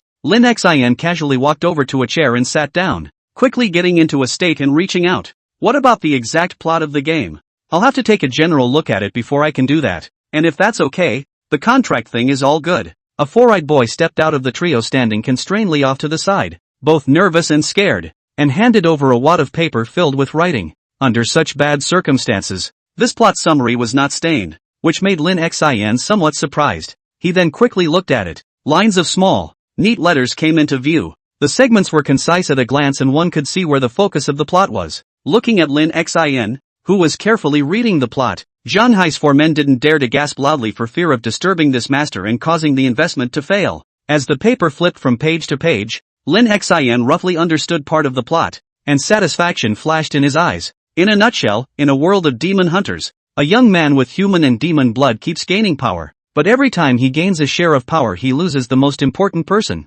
and in the end, he is the only one who sits high on a lonely throne of demons for eternity. Zhang Hai cautiously stepped forward and inquired, Brother Xin, how do you feel? Under the watchful eyes of several people, Lin Xin placed the plot plan on a side table and then made an OK gesture with his hand. Overall it's considered over the top, but if you want to get it on the shelves, you'll need a major overhaul, with all the character modeling and special effects being changed from top to bottom. Zhang Hua's few people nodded in deep thought. The current modeling was indeed too simple. Now that there was an injection of funds, it naturally needed to be properly updated. This game is really innovative, so it's a gamble to either not be accepted by the public or to storm the entire RPG industry and create another new king. But well, before that it's better to improve your environment. It's just too messy here. Getting an injection of funds. The entire Dragon's Den studio seemed to be bursting with new life, and cheers of delight came out. Looking at their excitement, Lin Xin shook his head helplessly, and after leaving behind a bank card, he turned around and walked towards the outside of the house, waving with his back to a few people.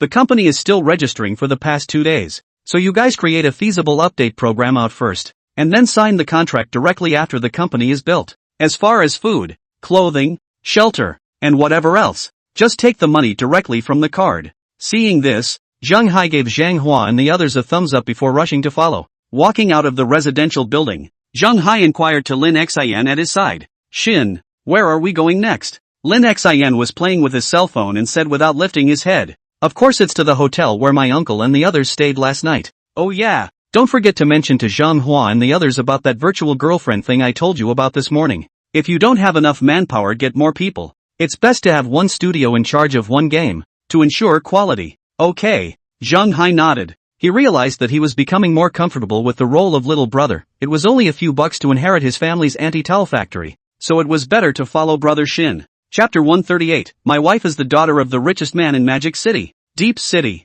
In the middle of a hotel building in the center of the city, a dispute is taking place. Where did you come from, hillbillies? Is this a place where people like you can afford to spend money? I said, why does it smell so bad? So it's coming from you. Inside the hotel's lobby, a woman in a flashy dress looked at Zhang Guowo and Zhang Xiaoman with a face full of disgust. You! Hearing the insulting words, Zhang Guowo glared angrily and just wanted to open his mouth to say something, but thinking that it was not good for them to cause trouble for his nephew when they first arrived, he forced himself to hold back. The kid was hungry, so he brought it down for a meal, not realizing it would happen. Off to the side, The hotel's female receptionist saw the scene and didn't make a move, just acquiesced to it all. The woman who was arguing was a VIP of their hotel and came often. Not something a receptionist like her could afford to mess with. The big deal was to give the old man a little housing discount when it was over. Why don't you hurry up and get as far away as you can? It's dirty. The woman in Chinese clothes waved her hand, looking at the two Zhang Guowa with a sense of superiority in her gaze.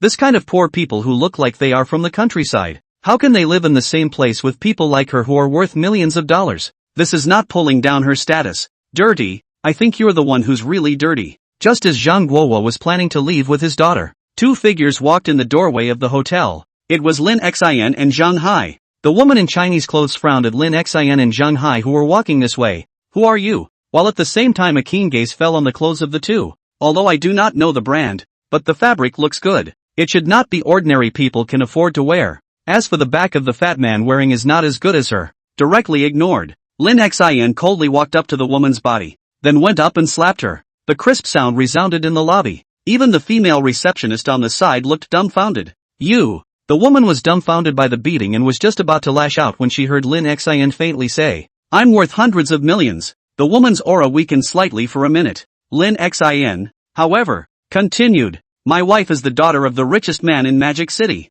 My family has a background inside the police department. When these three words were uttered, Lin Xian inadvertently revealed his black card again, frightening the woman's pupils and her heart with remorse. I should have known better than to get myself into trouble. This is a kick in the teeth. That black card she'd only had the pleasure of seeing once in the possession of a male customer. And while she didn't know how much it was going to be deposited, it would be absolutely easy for a being like that to screw himself. Thinking of this, the woman trembled and wisely walked to the verbally abused Zhang Guowa to apologize, whispering, I am sorry to you. Looking at the woman who knew what she was doing, Lin Xian snorted coldly, don't get out yet. You're dirtying the air by staying here. Do you have any self-awareness? This way, this way. The woman didn't dare to be offended, and left the hotel with a lowered body in a sorry state. Zhang Hai, who was behind Lin Xian, gave a thumbs up and laughed heatedly. Handsome, brother Shin. People like this dog-eyed man should be taught a hard lesson. Lin Xian walked over to his uncle's side, and after seeing that the two didn't seem to have any problems, he smiled and inquired. Nothing happened, did it? I got delayed in the middle of something and came in a little late. Zhang Guowa smiled and waved his hand. Hey, what can be the matter? I've long been used to hearing these words. Those old ladies in the village can talk much harder than this. It's good that it's okay. Lin Xian nodded, turned back and swept an offhand glance at the female receptionist who was doing something on the sidelines, and said indifferently, you'd better quit of your own accord if you know what's good for you. The job at the front desk isn't for you. Hearing this, the female receptionist immediately lowered her head with a pale face, her heart filled with remorse. Had she known she would lose her job over this, she should have just gone up and discouraged it. But unfortunately it was too late to say anything now. There's never a pill for regret in the world. This Zhang Hai guy, on the other hand, smiled cheaply at the female receptionist. Geez, that's pathetic. How can anyone be so pathetic? Ugh, it's so hard to find a job again. Ha ha ha. The group then headed out of the hotel. And before dropping his uncle off at the airport to God's capital, Lin Xian went to get some things for him, previously in a backward town. So a lot of things weren't available, like smartphones and new clothes and such. At least come out dressed nicely and things like today won't happen. After spending an hour buying everything he needed to use, Zhang Hai drove the man to the airport, and before boarding the plane, Lin Xian forced a bank card into his uncle's arms. Uncle, this card has $1 million. You first take with, if not enough then find my mom to ask for it. Anyway, she is now in charge of the money at home. Bitter who cannot be bitter child. $1 million. Hearing this huge figure, Zhang Guohua hurriedly tried to refuse. He had never seen so much money in his life. Knowing that working in the fields was not even estimated to be $50 a day, let alone $1 million. No, no, no, you take this money back. I've still saved some money over the years. It should be enough for the kids to go to school. Lin Xian and Zhang Hai glanced at each other, and without waiting for their uncle to hand over the card, they directly turned around and left, not forgetting to wave their hands. Uncle, you're welcome. If it were my mom, I'd probably give more. Zhang Guohua looked at the backs of the two running, shook his head helplessly, looked at the bank card in his hand, and muttered, how can you pay back such a big favor? Zhang Xiaoman, who didn't know the world yet, grabbed her father's hand and looked at her cousin's back with some admiration, thinking in her heart, in the future, even if I want to find a boyfriend, I'll look for one like my cousin. If Lin Xian had heard that, I'm afraid he would have cried and laughed. Soon the radio blared the announcement to board the plane,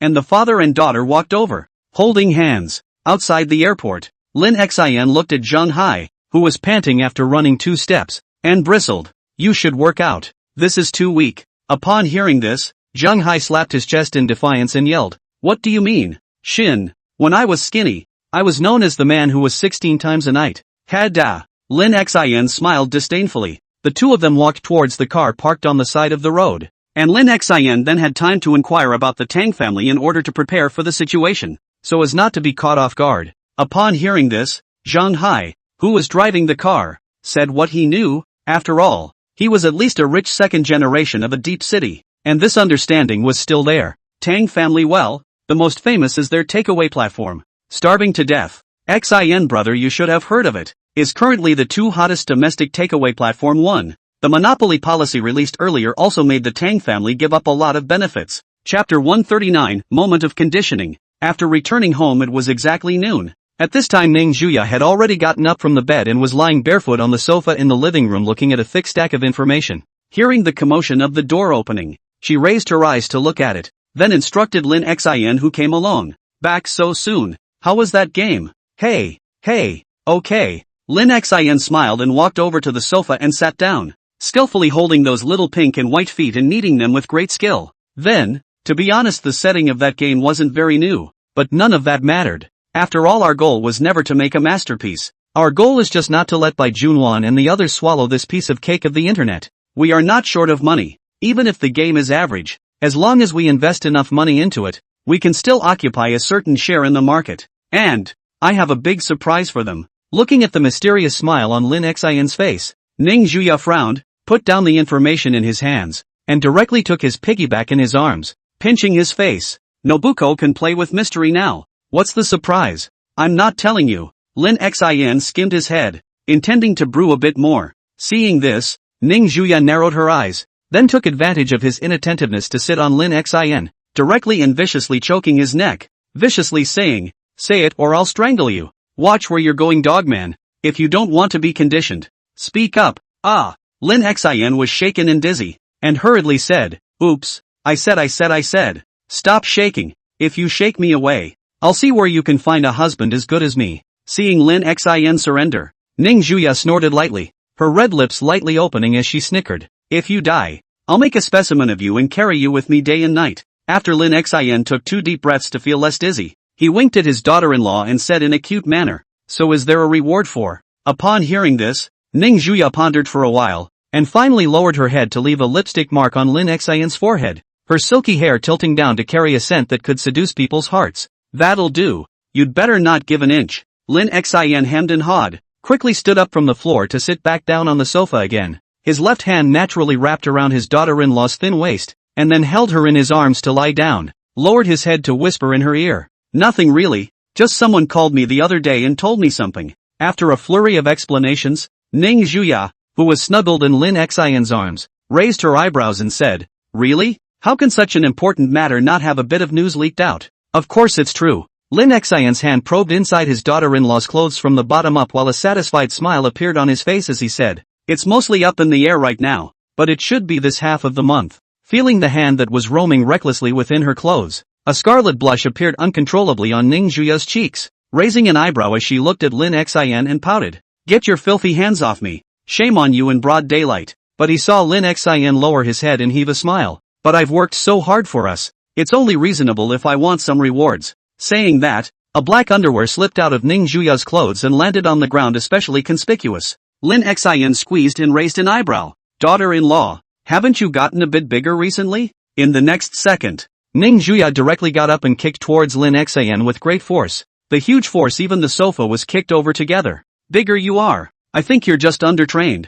Egu my ass. Lin Xin screamed miserably. Along with the sofa together was kicked over. Directly on the cold ground a face rolled several times before stopping. Feeling the hot pain in the abdomen. Sucked in a mouthful of cold air. Expression were twisted up by the pain. Looked up to Ning Zhuya, gritted his teeth dissatisfaction said, Can't you lighten up? I'm telling you. I'm scared of myself when I start a fire, and I'm going to get angry if you keep doing this to me. Upon hearing this, Ning Zhuya had a cold smile on her face as she casually kicked the slippers that were in the way to one side and walked barefoot just like that on the cold ground. approaching towards Lin Xin. Seeing this, Lin Xin retreated several steps in fear, wincing. You, what do you want? Don't come over. I usually don't beat women. You don't force me to do it. As Lin Xin retreated to the corner, Ning Juya leaned closer and closer, her mouth smiling playfully. Do it? Then try moving a hand with me. I'd like to see what happens when you, young Master Lin, reach out and use it to hit a woman.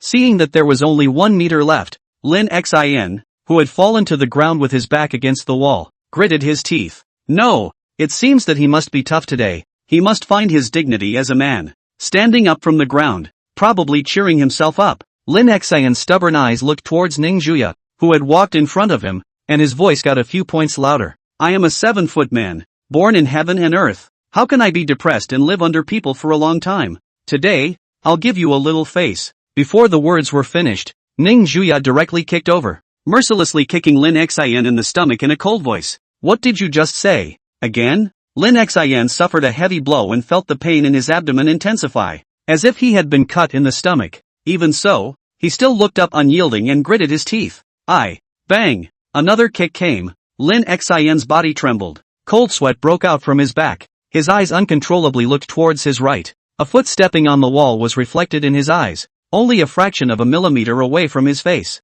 Any more crooked and you might be disfigured. Ning Juya, who stood condescendingly in front of Lin Xian, withdrew her feet and raised her eyebrows coldly. Didn't hear you. Say that again? Lim Shin, this is a kick in the pants. Women are such horrible creatures. Just horrible. Enduring the pain, Lin Xian pulled a forced smile from his face and snapped. Daughter-in-law, I love you like a mouse loves rice. How can I live in a world without you? Listening to Lin Xian's complimentary words, Ning Juya revealed a kind smile on her face and said with a smirk, is that really what you think? Didn't you just say you were going to give me some credit? Which is not true. You must have misheard. Lin Xian stood up from the ground by holding onto the wall, then pulled out a small red box from his body and handed it over, saying sheepishly, what I was just going to say is that I actually bought you a present in passing when I was shopping for my uncle and the others. A pink ring that I picked out just for you. Ning Juya reached out and took it, opened the box. Inside it was indeed quietly lying a heart-shaped ring inlaid with pink diamonds. The surface flowed gracefully.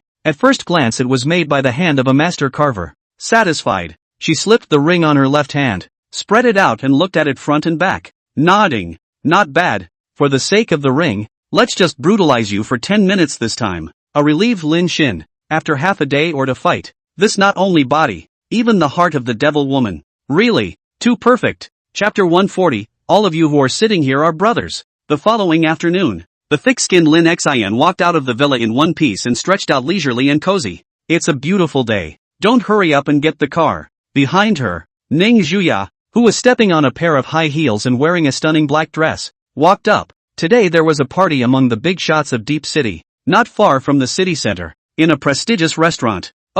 After the violent beating, Lin Xian once again became very obedient and honestly walked to the garage and drove the red Ferrari out. Ning Juya pulled open the passenger door and walked in, slowly saying, if that thing you said is true, then let this party play out as you wish, and don't worry about the faces of those people. Stepping on the gas, the car roared off. This gathering was led by the Ming family of the Guangmei group, and the number of people present was very small, only a few, but none of them were big names that rang a bell in Deep City. It was worth mentioning that Bai Junwan and Xiao Jie also came and had a good conversation with Ming Tang, the chairman of the Guangmei group, and the two families had been cooperating closely recently. Unsurprisingly, Bai Junwan is considered to have completely stabilized herself in the gaming industry, and the next step is just to wait until the end of the game's testing and then officially release it. The box was roughly divided into two tables of people. Respectively, Ming Tang and his son Ming Haosheng had the highest status. After all, looking at the entire Deep City, there was almost no one who could compete with Guangmei Group.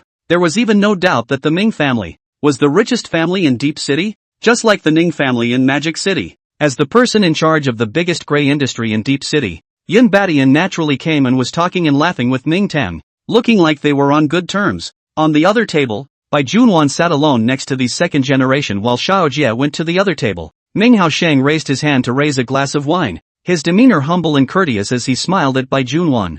Miss Bai is considered the prettiest person I've ever seen, but it's an honor for me. Ming Haosheng. Tang, who sat a little farther away and looked at Ming Haosheng's toast, skimming his lips and whispering, what a pretender. You don't get tired of posing as a hypocrite all day long. Seeing Ming Haoshang make a toast towards himself, Bai Junwan pursed her lips and similarly raised her wineglass and clinked it, laughing lightly. Then I'm afraid young Ming won't say that when he meets that Miss Ning later. At this moment, there was a movement from outside the box, the door slowly opened, and two arm-in-arm figures walked in. Bai Junwan twisted her head to look, her eyes narrowing slightly. Speak of the devil, and the devil arrives. Because Ming Haoshang hadn't been at the dinner party the other day, he naturally hadn't seen Lin Xian's great display of power, and craned his head to look with a curious gaze. Tang Hu, on the other hand, looked at Lin Xian, who walked into the box with a confident smile on his face and gritted his teeth, thinking of something and then holding back. Forget about it, this one is not an ordinary person, so maybe we can fall in line when we have the chance. The gazes of the rest of the people also looked towards the entrance of the box, curious about these last two to arrive. One could only see Lin Xian with his head held high, a confident look in his eyes, and his stance was erect with eyebrows like sword blades, giving off a feeling of sharpness. The Ning Zhuya beside him even made Ming Haoshang, who had just complimented Bai Junwan's appearance, feel shocked inside and understand why the other party had just said that. Bai Junwan was indeed very pretty, but this Ning family's eldest young lady surpassed her in almost every way, whether it was from her figure, her looks or her temperament. Ming Haoshang put down the wineglass in his hand and sighed heartily. This woman is only found in heaven, and it's rare to see her in life. Just as the two of them were vaguely imposing themselves over the group, Lin Xian frowned at Ming Haoshang, who was staring at his daughter-in-law obsessively, and pointed at him nonchalantly and shouted, "What are you looking at? You've never seen a handsome man. A big man staring at me is not disgusting." The sight of Ning Zhuya helplessly propped up his forehead. Thanks to his own carefully dressed this guy in a human-like manner, the result was broken in a second. Ming Haoshang, who was pointed at, also froze, and his face darkened at once. God TM has never seen a handsome man. Ghosts stare at you. Where is the face? Although in his heart, he only felt that Lin Xian, this person, didn't want billion, but due to politeness, Ming Haoshang still stood up and wanted to explain, which unexpectedly, Lin Xian directly waved his hand and said indifferently, "Ugh, forget it. Just look. After all, I'm so handsome. It's understandable that you like to look. Human nature. It's not your fault. If you want to blame it, you can only blame it on my good looks." Hearing this, Tang Hu, who had always been antagonistic to Ming Haoshang, couldn't hold back his laughter and let out a pft. The gazes of the others towards Ming Haoshang were also a bit strange. Cough cough. Yun Badian, who was sitting at the main table, lightly coughed twice and faintly said to the two Ning Zhuya, "Let's find a seat first." Seeing Father Yun's somewhat cold face, Ning Zhuya understood something and pushed Lin Xian beside her,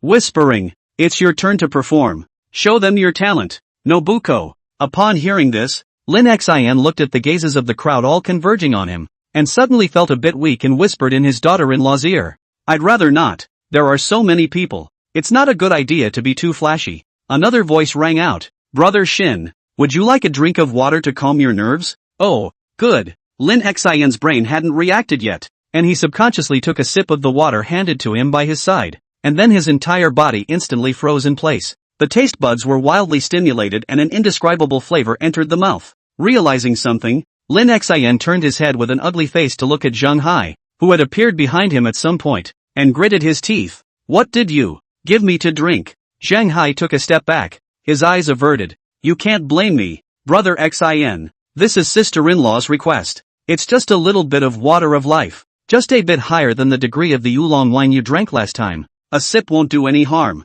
Lin Xian didn't believe a word of this statement, and was then pushed to the main table by Ning Zhuya, eyeing the crowd. As the saying goes, the wine is strong. Under a sip of Polish vodka, 96 degrees, Lin Xian's guts instantly soared, and his face had a mesmerizing blush. Anticipating what would happen next, Ning Zhuya directly walked out of the box, and Zhang Hai directly closed the door of the box, silently praying in his heart for the people inside. Inside the box, Lin Xian burped, his eyes looking scornfully at the deep city dignitaries in front of him, the corners of his mouth rising as he lifted his hand and slowly extended his middle finger then towards Ming Tong and the others, his tone extremely arrogant and domineering. "Not that I'm saying that everyone here is a brother. What the hell fart Guangmei group Tang groups? To be able to become a stepping stone for Master Xin me. You guys are enough to be proud of yourselves. Ha ha." Chapter 141, My daughter-in-law is the most powerful woman in the world. Listening to Lin Xian's grandiose words, Akito, the chairman of the Komei group, frowned as he stood up and spoke coldly at him. "It's good for young people to be energetic, but too much ego might just be a frog in a well." Xiao Jie, who was sitting beside Yun Badian, looked at the scene and shook his head helplessly. It seemed that this meal could not continue. Bai Junwan also gave him a look at this time, and Xiao Jia, who had been together for many months, understood and got up and walked over to take her hand and walked out of the box. Lin Xin, who had been mocked by the dark words, furrowed his brows and looked at Akito with a dazed consciousness. Disgruntled. You damn owe a beating, don't you? Don't you know that children can't interrupt when adults are talking? Akito. Movement soon came out from within the box, and the corner of Bai Junwan's mouth rose as she had already stepped out of the box ahead of time, and in a repeat of her old trick, she directly locked the door of the box behind her. Ning Juya clasped her hands and looked at Bai Junwan, who walked out, smiling. I hear you've been doing pretty well lately. Average. Just a bit better than someone. Bai Junwan disliked it without showing any weakness. Then he walked towards the downstairs and laughed softly as he passed by Ning Juya. I heard that Lin Xin has a younger sister. TSK. It's probably very unsafe to leave a child that young in Magic City. Hearing this, Ning Juya's eyebrows furrowed as she turned around and said, What do you mean by that? Bai Junwan's footsteps didn't stop and she didn't look back. Just yesterday, my mother-in-law who was away on a trip came back, and you should have heard of her old man's name. As the words fell, Bai Junwan and Xiao Jie's figures disappeared at the end of the corridor. Ning Juya, on the other hand, bowed her head and contemplated what the other party had just said, a sense of uneasiness arising in her heart. White family old lady, she has heard of some things. Means sinister and ruthless, do things by any means. This huge white family, most of the industry is her down. Could it be that the white family is going to make a move against little Schwer? Thinking of this, Ning Juya's eyes flashed a touch of cold color, and immediately did not want to stay here for a moment more, directly picking up the key aside to open the door of the box and quickly walked in. At this time in the box, Lin Xin has completely played high,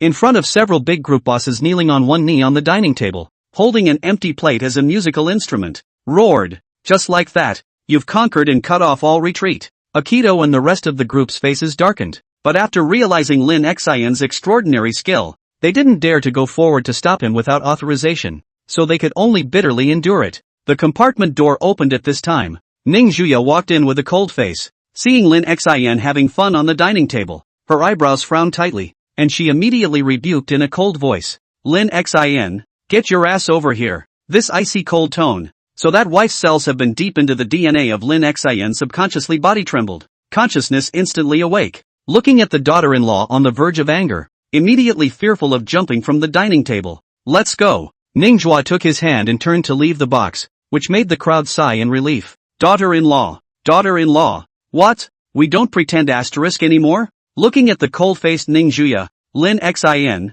who was following behind him, cautiously inquired. In front of the hotel, Zhang Hai is squatting and drinking, a mouthful of face without redness, pursing his lips. No, it's still not strong enough. When I go home I have to let the old man improve and refine it more, so that he doesn't force me to inherit the family business all day long. On the busy street, Bai Junwan and Xiao Jie strolled along the roadside, looking at the surrounding flowers and wines aimlessly. Looking at Bai Junwan, who was walking in front of him with her arms crossed, Xiao Jie slowly said, You just told her about old Mrs. White's plan like that. Aren't you afraid that old Mrs. White will come after you when she finds out? At those words, Bai Junwan stared at the hurried passers-by on the side of the road and laughed indifferently. If you know it, and you think she and my father don't know about my displeasure with her. The simple-minded young girl tilted her head back and looked at the sky, looking at the cloudy night sky, her eyes narrowing slightly. What I want is to have a fair competition with Ning Juya, not to win by some vile and dirty tactics. I'm going to prove to everyone that I,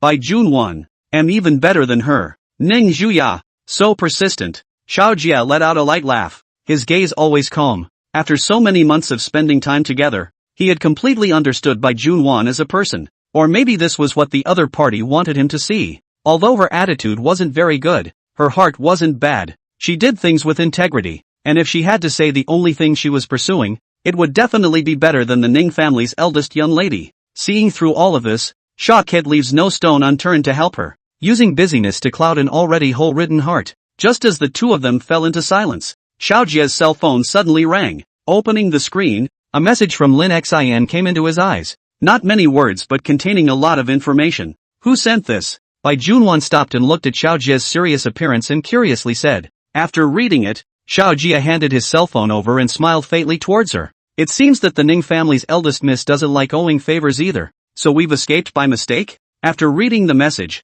Bai Junwan snorted unconvincingly. It's just luck. After handing the phone back, Xiao Jie murmured with a thoughtful look on his face. Looking at Akito, it's obvious that he doesn't know anything about this yet-to-be-released policy, and that the Koumei group will be devastated by it, which is a good opportunity. Bai Junwan nodded with approval and couldn't help but laugh out loud. Originally, it would still take a long time to prepare, but according to this current situation, perhaps our plan to eat the Guangmei group is expected to be realized soon. That's right. Bai Junwan and Xiao Jie's purpose from the beginning was not to run towards cooperating with Guangmei group, but to hold the purpose of annexation. For this reason even gave up 50% of the profits of the new game to the Koumei group, a huge share that belongs to the loss to the grandma's house. However, it can be used to mix into the core layer of the Guangmei group, coupled with the Bai family's original chain of relationships and power. As long as it masters one of the patriarchs, eating the Guangmei group is just around the corner. The biggest gap between the two sides is that the strength of the cognitive is not clear.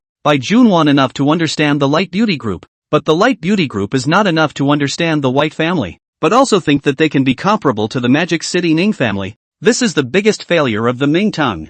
Meanwhile on the other side, because Lin Xin had been drinking, Zhang Hai who was planning to go to the footwash was bitterly caught as a driver. In the back seat, a groggy-headed Lin Xin lay on Ning Juya's lap and muttered, "It's a shame that you're so willing to give up such a good opportunity." If he didn't reveal the news of the game's impending anti-sedation to Bai Junwan, he could definitely gain an absolute upper hand in future fights. Ning Juya stroked Lin Xin's head, her small hand gently sliding over his face, cool with a hint of delicacy, and faintly said, "Give and take, am I less than she without these conveniences?" At these words, the lying Lin Xin rolled over, wrapped his hands around her waist, buried his face in his daughter-in-law's fragrant and soft embrace, and giggled. "Of course not. Who is my daughter-in-law? That's the most powerful woman in the world." Hearing this reply, Ning Juya stroked Lin Xin's hair with satisfaction. "Count on you to speak." Chapter 142, The Little Demon Seeks the King of Hell. It's a quiet morning in the Magic City. Spring is just around the corner and temperatures are starting to warm up everywhere.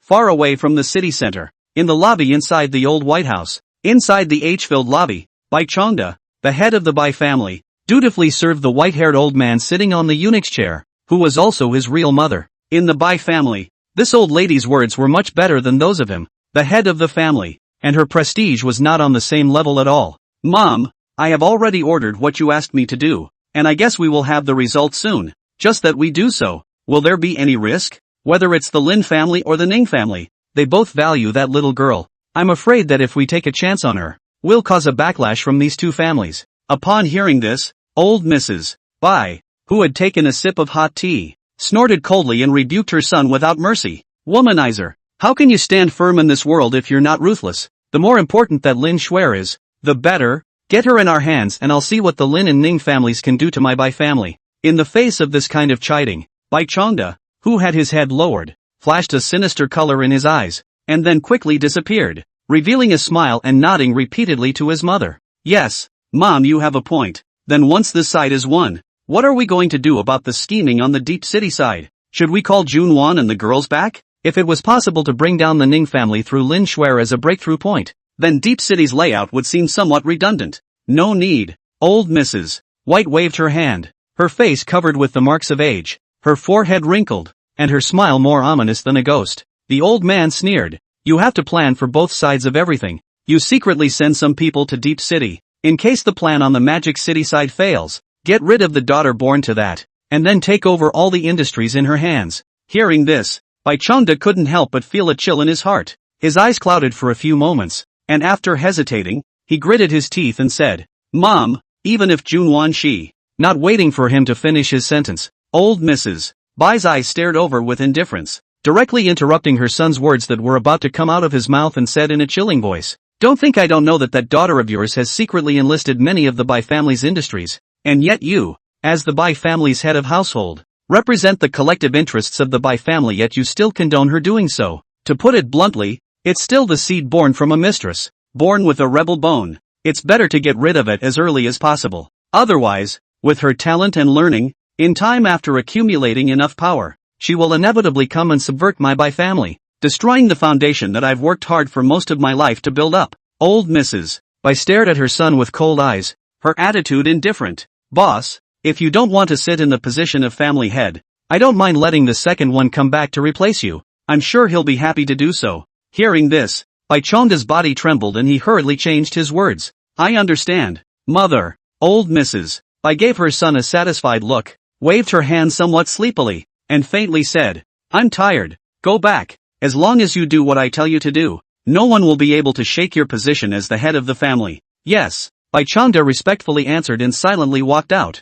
turning around with nothing but a coldness under his eyes. Meanwhile, Deep City. After knowing that little Shuer may be in danger, Ning Juya directly sent a message to her own mother. Let her pay more attention to point. At the same time ready to quickly deal with the matter in hand. Hurried back to a trip to the Magic City. Now both of them were busy. Ning Juya had to go and set up the company initially, as well as recruiting employees for various positions and other chores. Lin Xin, on the other hand, established a new game company called New Century to prepare for the release of the game produced by Manhwa. The name of the game has already been decided. It's called The Eternal King, and the modeling and voice acting are all being remade, so it's estimated that it will be successfully launched in May. However, there was still a problem at the moment, because Lin Xin and Ning Juya both had to go back, but this side of Deep City was just starting out, and it needed someone who could carry the load to sit on it, or else I was afraid that something would go wrong. Inside the temporarily rented office building, Lin Xin used it exclusively for the office of Yongcheng Game Studio, Zhang Hua, whose hair was disheveled into a chicken's nest, excitedly walked up to Lin Xin's body and laughed with some excitement. Brother Xin, the initial production of the game has been completed, and it's estimated that it won't be long before we can conduct an internal test, and then after that, we can officially release it. This game Lin Xin has fully invested more than 5 billion into the game production is one aspect. More or please all kinds of star voice actors spend too much. The next problem is how to publicize. Upon hearing Zhang Hua's report, Lin Xin, who was reviewing the information on his computer, nodded his head and said without looking away, just go by the book. There's no need to be too impatient. You can't rush this stuff. Zhang Hua, who was in the midst of his excitement, looked towards Lin Xin's line of sight and stared at the cell phone information on the computer. Puzzled, if you're replacing your cell phone, Brother Shin, don't we have a fruit store downstairs? Lin Xin shook his head. It's not about buying a cell phone. I'm thinking about publicity. Maybe I can start with the cell phone aspect. Then, Lin Xin tapped the mouse, and the interface of a medium-sized cell phone manufacturer immediately popped up on the computer screen. Zhang Hua said indistinctly, oh, that's so. He then pointed at this cell phone manufacturer and laughed. This I know. The cell phone world does not count the fruit phone. In addition to those three giants, the most famous is this Linglong cell phone. The main focus is an extreme cost-effective. It's just that it's been doing the low-end cell phone industry, resulting in a name that is not as famous as those three giant cell phone manufacturers, and a lot of old people do know more about it. After that, the two of them discussed for a while more, and only then did Lin Xin get up and leave the studio after finalizing his target. Before leaving, he did not forget to bark at Zhang Hua. I might be leaving Deep City for a while in the next few days, so you can keep things steady with the new game, and you can call me if anything happens. Only after Zhang Hua patted his chest with a burst of assurances did Lin Xin feel relieved to leave. Underneath the office building, Lin Xin looked at the street with traffic inside.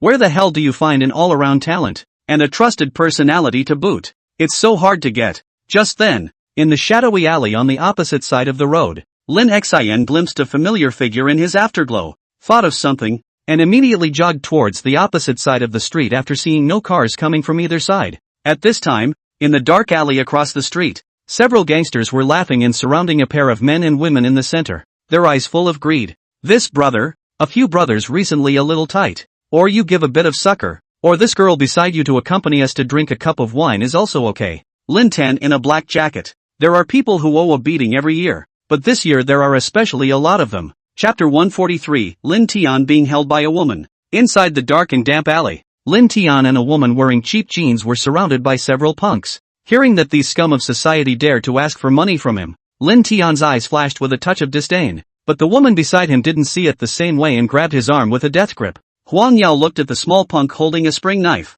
She had never seen this kind of scene. Her 2 feet were a little soft, raised her head and hugged Lin Tian beside her in fear. Her voice trembled. Ah Tian, what should we do? They have knives in their hands. Why don't we give them all the money? Upon hearing this, Lin Tian sighed and said helplessly, I said can you let go of me first? I don't. Huang Yao stubbornly skimmed her head and clung onto Lin Tian's left arm with both hands in a death grip. Get loose. I don't. I'll throw you out if you don't let go. Beat me to death I won't let go. You dump it. I'm not afraid. The punks on the side can't help but see the situation. They are robbing it. Cannot give some face? Actually engage in ambiguity in public. Give some respect line. Nyet. Brothers together. First beat this pair of dogs and girls down, then directly on the hand search. A total of 5 punks surrounded them together, and when Lin Tian saw this, a cold color flashed in his eyes before he directly reached out and picked up Huang Yao, who was beside him, with one hand. Soon, sounds of fighting as well as screams came out from within the alley, but it was the punks who were screaming, and even though Lin Tian was carrying a person in his arms, he only relied on one hand to wander around the alleyway, easily putting these punks down. With his stature, not to mention 5, even 10 together would be meaningless. Soon, the 5 punks who were looking for trouble were knocked to the ground one by Lin Tian. How could they not understand that they had met a tough opponent? Asterisk.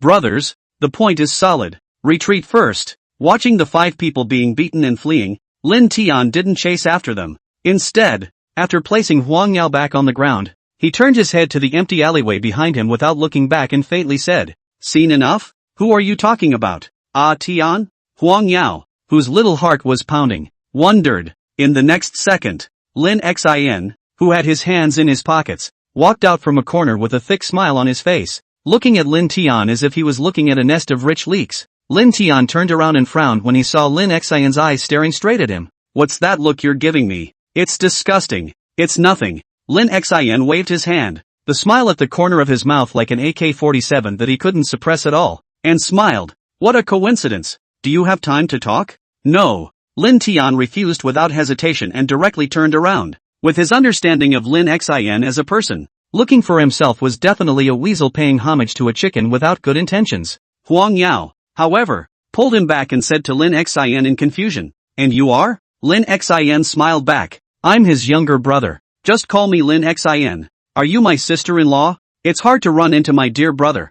I want to have a good chat with him to promote a relationship, but it looks like he's not happy about it." This was something Lin Xin said on purpose. Serving that little witch at home for so long, he had absolute confidence to guarantee that Lin Tian was definitely taken down by this woman. Otherwise, with his cold personality, he definitely wouldn't have saved Huang Yao just now, and would definitely have walked off by himself. Hearing the word sister-in-law, Huang Yao's face instantly blushed and she said somewhat shyly, "Geez, Tin and I haven't gotten that far yet." However, her heart felt very flattered, especially after realizing that Lin Xin was Lin Tian's younger brother. Her goodwill increased a lot. Soon, as Lin Xin expected, Huang Yao directly turned around and hugged Lin Tian to death to prevent him from leaving, and the latter's face darkened so he had no choice but to hopelessly oblige Lin Xin. "It just so happens that there's a coffee shop nearby. Let's go there and have a chat." Brother Lin Xin smiled and walked over to Lin Tian's side, placing her hand on his shoulder. Full of depression, Lin Tian,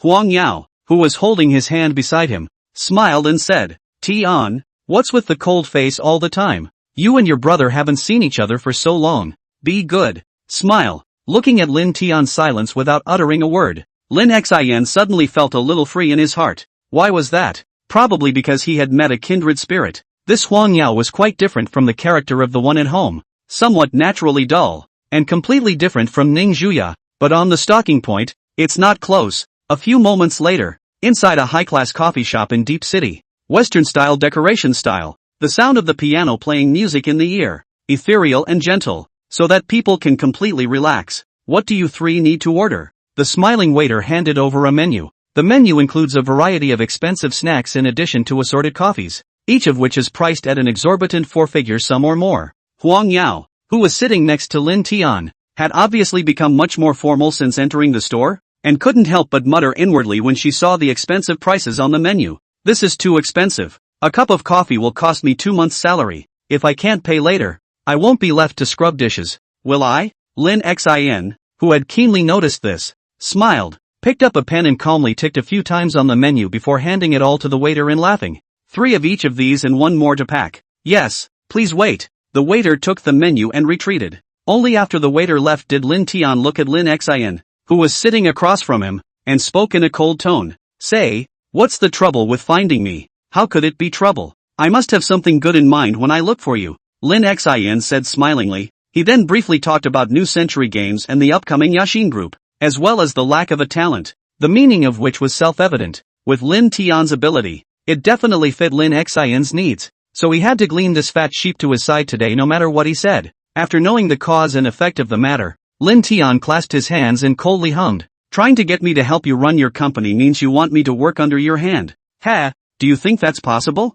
Huang Yao, who was on the side, sniffed and asked curiously. Running a company? Is that management? How much does it pay? Lin Xian put up 5 fingers and let Huang Yao guess. Huang Yao boldly said, 50,000. For her, who grew up in the town, 50,000 a month was already an astronomical figure, and anything higher was simply unthinkable. Lin Xian shook his head and laughed. $5 million a year. And if you're willing to stay with the company, I'll give another 30% of the shares and dividends at the end of the year. $5 million.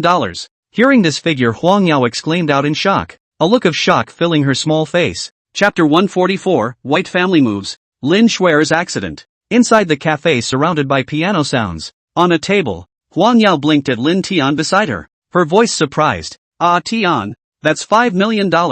There's also dividends and shares. Even though I don't know anything about that, it must be worth a lot of money. Looking at the curious babies coming up beside him, Lin Tian's face grimaced as he glared at the smiling Lin Xian across the room. Huang Yao was still continuing her output, her eyes already blinded by money, and said in a delicate voice, Tian, just go, okay? Lin Xian also gave his assistance from the side, looking at Lin Tian and smiling. Yes brother, you're not the same as before. It doesn't matter if you live a miserable life alone. But now that you have your sister-in-law, you can't let her live a miserable life with you, can you? Besides, after you get married you'll have to have children, buy milk powder, and all sorts of places where you'll need money, so you won't lose out by earning more money while you're still here. These words accurately inserted into Lin Tian's soft underbelly. His originally cold face changed for a while, showing some hesitation, and this even made Lin Xian, who was observing his expression, light up. There's something going on. It looks like these two are progressing in their relationship far more than they thought they would.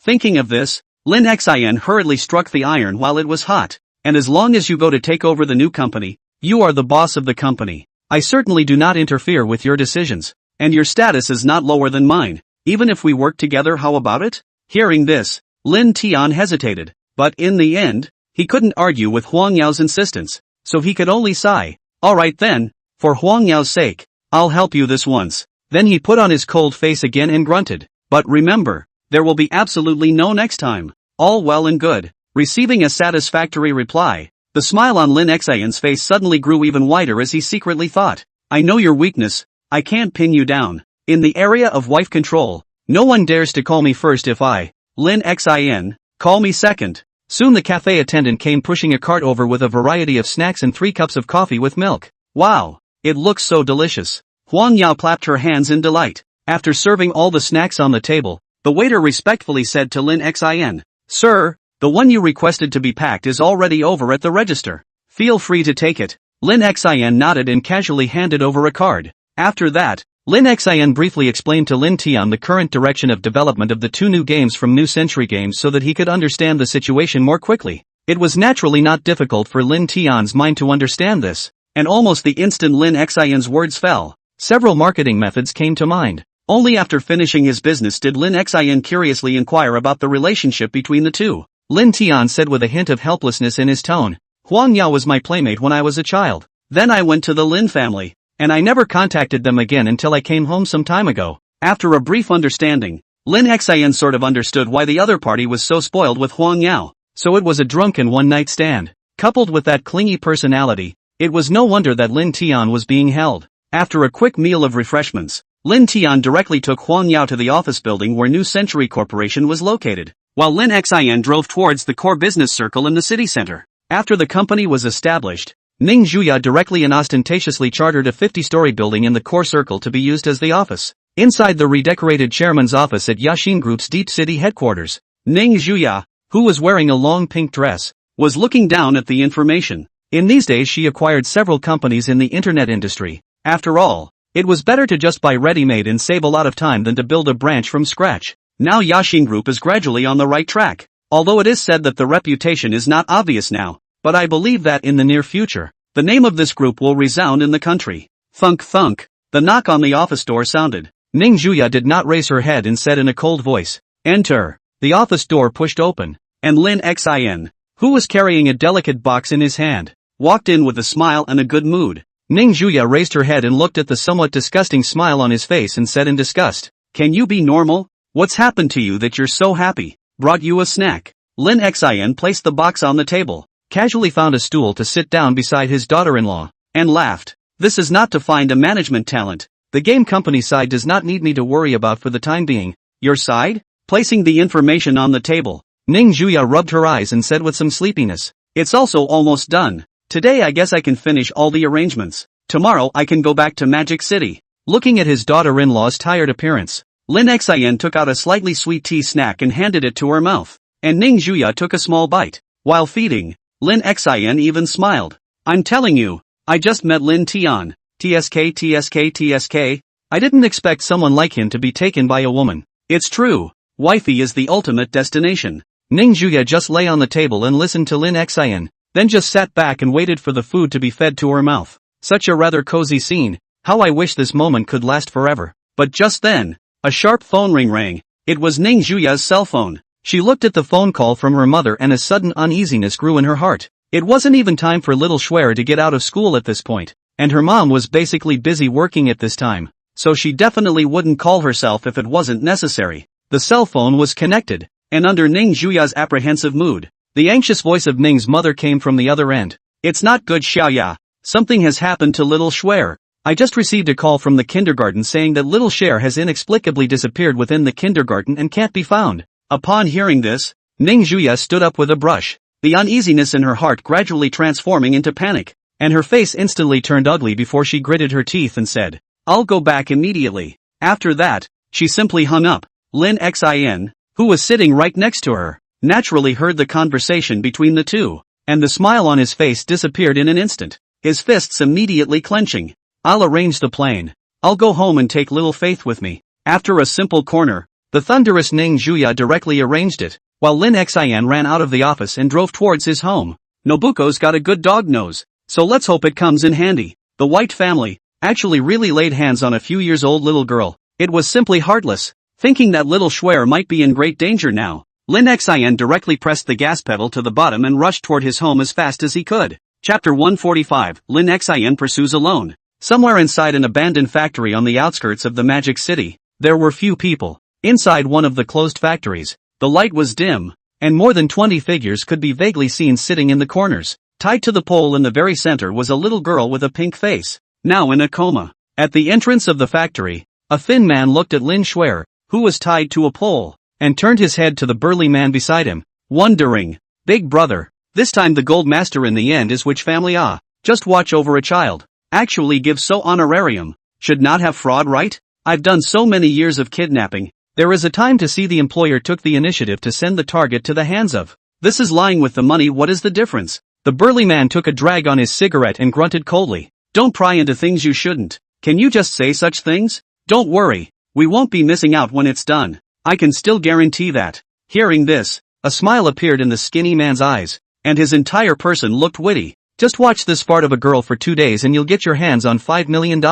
It's really pie in the sky." At the same time, right after Lin Schwer had been kidnapped, the Bai family's people had also found the Ning family, and it was Bai Chongda, the Bai family's head, who had come in person. Inside the Ning group's confidential conference room, Mother Ning looked at Bai Chongda, who was sitting across from her, with a chilly face and said in a cold voice, "Sure enough, it was your Bai family that moved. After so many years that old woman's methods are still so shameless. Tell me what it will take to give the man back." At those words, Bai Chongda smiled faintly. "It was the old lady's idea, so you can't blame me. Her old man said that he wants all of your shares of Ning's, so if she dares to play any tricks, the little girl won't be able to keep her." Despicable. Ning Donghong gritted his teeth, his fists clenched tightly as he glared at him in death. Bai Chongda shrugged indifferently. "Sometimes being mean is a means to an end, and you can only be blamed for being too naive. I'm afraid I never thought in a million years that we'd start with the school teachers. Digging that tunnel took a lot of work." The atmosphere instantly fell into a scorching. Ning mother's face was ugly. Now that the child was in the hands of the other party, there was no chance for them to negotiate terms. Even if the surveillance here to the police, there is no role, mouth to mouth. Bai Chongda at most go into lockup a few years, and the most critical Bai old lady is still at large. A moment later, Mother Ning stood up and said in a cold voice to Bai Chongda, "It's about the entire Ning group. We need time to discuss it. You guys won't even give us that much time, right?" At those words, Bai Changde smiled and lifted one hand, laughing. Of course it's no problem, but you only have 2 days, and I hope you'll give me a satisfactory answer by then. After saying that, Bai Changde got up and left the place, with a faint smile on his face from the beginning to the end, as if kidnapping a child to fulfill his purpose was not something difficult to talk about. Inside the conference room, Ning Donghong sat in his chair with a sad face and said, "What are we going to do now? We can't find any clues at all to follow. We have no idea where the child has been tied up." Mother Ning gritted her teeth. "I'll send a few more waves of people to look for them, if they can't find them in 2 days. So what if they meet their conditions? Ning's group is the couple's half a lifetime of hard work. Said to give up, just give up. Heart not pain, that is impossible." The Bai family didn't want their property at all, but rather the Ning group's position as the leading group in the country, and they wouldn't stop until they achieved their goal. At 3 or 4 o'clock the following morning, Lin Xin and Ning Juya, who were in a hurry to catch up, walked out of the airport with little Shinzi on their feet, and split up in 2 directions. Ning Juya went home to understand the current specifics, while Lin Xin took advantage of the fact that the kindergarten was not open yet, and planned to first go and understand how little Shuer was kidnapped. You have to know that both inside and outside the school have his bodyguards arranged, even if the other party dug a hole in the ground, and then without the help of the school personnel, it is impossible to hide from the bodyguards in the school. On the way, Lin Xin stroked Little Faith's doggy head and worried, "After raising you for so long, it's time for you to utilize your strength. If I can find out where little Shuer is tied up, I'll provide you with good food and drink in the future." Spitting out his tongue, Little Faithful sniffed, his doggy eyes lit up, and he barked twice. "Woof, woof, don't worry, dog is here. No accidents." Soon, Lin Xin, who was riding in a cab, arrived at the entrance of the kindergarten, and there were already people waiting at the entrance of the school, the very same bodyguards that had been arranged inside the school. After paying the money, Lin Xin walked straight over with his dog in tow, his brows furrowed. Seeing Lin Xin walk up, several bodyguards lowered their heads in shame. "I'm sorry, Mr. Lin, this time it was a mistake in our work. It's done. Let's start with what you've investigated." Lin Xin waved his hand in annoyance. "You follow me." The lead bodyguard nodded, then turned towards the playground within the kindergarten. As he led the way, he said, "After it happened, we quickly found that hole in the ground on the school grounds, and Ms. Lin Shuer was presumably taken from this hole. There were construction signs placed here before this, so we didn't pay too much attention to this side. It wasn't until after it happened, when we went to look for the principal, that we realized he was gone too, as if he had vanished into thin air. There's something wrong with that principal." Lin Xin narrowed his eyes, his mind making up its mind. He immediately took out his cell phone and made a call out, instructing the person on the other end. "I need the registration records of all air and train tickets for the last 3 months in Mordor." When the order was finished, the group also walked to the corner of the playground. At this time the sky was already brightening. Lin Xin could barely make out the depth of the hole, probably about 2 meters, while the width was just enough to accommodate 2 people. The bodyguard on the side handed over a school uniform that Lin Shuer usually wore, which had her scent on it. Lin Xin took it and squatted down to put it by the dog's nose, stroking its doggy head and asking, "How about that? Can you smell the same odor down here?" At this time, not even a day had passed since Lin Shuer had been taken away, and it hadn't rained in the past 2 days, so the level of stagnation of the odor could reasonably be smelled. Energetic little Shinji sniffed at the school uniform. The dog's nose twitched, and the next second the whole dog scurried straight toward the hole below, apparently smelling it. Seeing this, Lin Xin didn't dare to delay and directly instructed the bodyguard behind him, "Go and investigate the teachers of the entire kindergarten to see if there are any missing clues." After saying that, Lin Xin followed suit by plunging into the hole in the ground and followed. This hole can only accommodate 2 people to pass through. Too many people will get in the way. He is just enough. Chapter 146, The Coming Crisis. In the early hours of the morning, when the sky was just slightly bright, in a rare forest in Magic City near the city center, a man and a dog were constantly running wildly, and it was none other than Lin Xin and Xiao Xinzi. Looking at the little letter in front of him who was running on 4 legs, Lin Xin was already a little tired at this point, but he didn't dare to slow down at all for fear of being thrown off, and the longer it dragged on, the more dangerous Cheryl's situation would become, and it was imperative to find the point where the kidnappers were located as quickly as possible. The little letter in front of the playful running, on the other hand, is in high spirits. As soon as he thought that as long as he found the person, he would be able to eat and drink, the dog's legs took a quick step, running toward the suburbs. 3 hours later, at 8:30 in the morning, Ning's mother, who was discussing countermeasures at home, Received a call from Bai Changda. The white Changda on the other end said with a smile, Mrs. Ning, it looks like you didn't take my warning seriously. I have to congratulate you. That son-in-law of yours is on his way to where that little girl is. It's just a shame. What good is he alone? In the end it's just one more hostage to add to the list. Ning Zhuya, who was sitting on the sofa to the side, sniffed and immediately dialed Lin Xin's number. But the phone beeped off. Her hand clutched her cell phone tightly. Her face was ugly. At the critical time that Guy Lin Xin's cell phone was actually turned off. In that case, there was no way to use the positioning function. Mother Ning frowned. What exactly are you trying to say? The end of the cell phone was suddenly noisy for a moment, and soon it was quiet again. And then an old voice came out, and it was the old lady of the Bai family. There are more than 100 people on the side of the robbers. If you still want that kid from the Lin family as well as his sister to live, tomorrow morning at 9 o'clock, I'll be waiting for you at the Dragon Hotel. Remember to bring the contract. This time both hostages are in my hands. There won't be so much chance to make a deal. After saying that, the phone was hung up without waiting for Ning's mother to say anything, and the other party didn't give them a chance to refuse at all. Beside him, Ning's father stood up from the sofa and sighed. Just in case, I'll go ahead and prepare the contract. Why don't you guys go and call in some more people? We have to find out where the kidnappers are within the day so we can break the game. Ning Zhuya stood up from her position and directly walked quickly towards the door of her house, her face as cold as ice, with a strong concern under her eyes. Dog man, don't let anything happen to you. Meanwhile, in the White family's old mansion, inside the lobby, the Bai family's old lady hung up the phone and instructed her son at the side. You go back, tell those people to be a bit more measured when they strike. In the end, they're from the Lin family. If they go too far, they might bring about the destruction of the Bai family. Bai Changda nodded with a serious and solemn expression and turned to walk out. This time, this matter is a big gamble for the Bai family. If you win the gamble, you will be able to get that position. If you lose, I am afraid that the consequences will be unimaginable. Even if he was dissatisfied with this mother in his heart, at this time, even for the sake of the future, he had to pour out his help.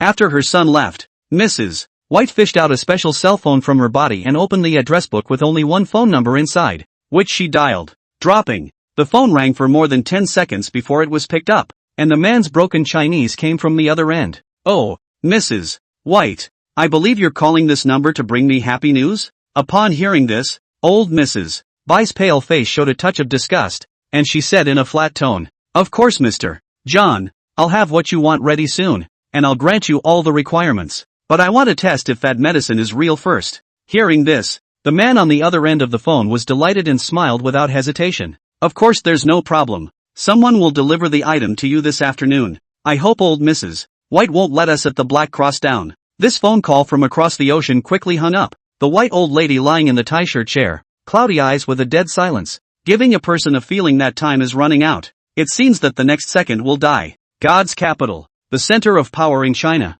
In a hidden conference room inside the Red Star building, 3 men sat in the dimly lit conference room, watching the images on the curtain, as the head of special operations pointed to an injection shown on the screen with a serious look. This is the latest new type of drug that has flowed into the borders of my country of China, and although it has appeared in very small quantities at the moment, the effect of this drug is several times stronger than the effect of any previous drug. And according to our investigation, many organizations in the country of me are secretly flowing a large amount of this drug into the middle of my country of China. And although they have successfully intercepted a part of it, there are still some flowing in, and they don't know where they are going at the moment. Inside the conference room, Lu Ying, who had returned to the military department, was also sitting in his seat, wearing a straight uniform. He looked at the introduction on the screen for the drugs and frowned. Now that this meeting has been called, it means there are clues, right? Sitting on the side, Elder Wang didn't open his mouth and let the two of them handle this matter, wanting to see what they would do. You don't raise thriving eaglets under plentiful feathers.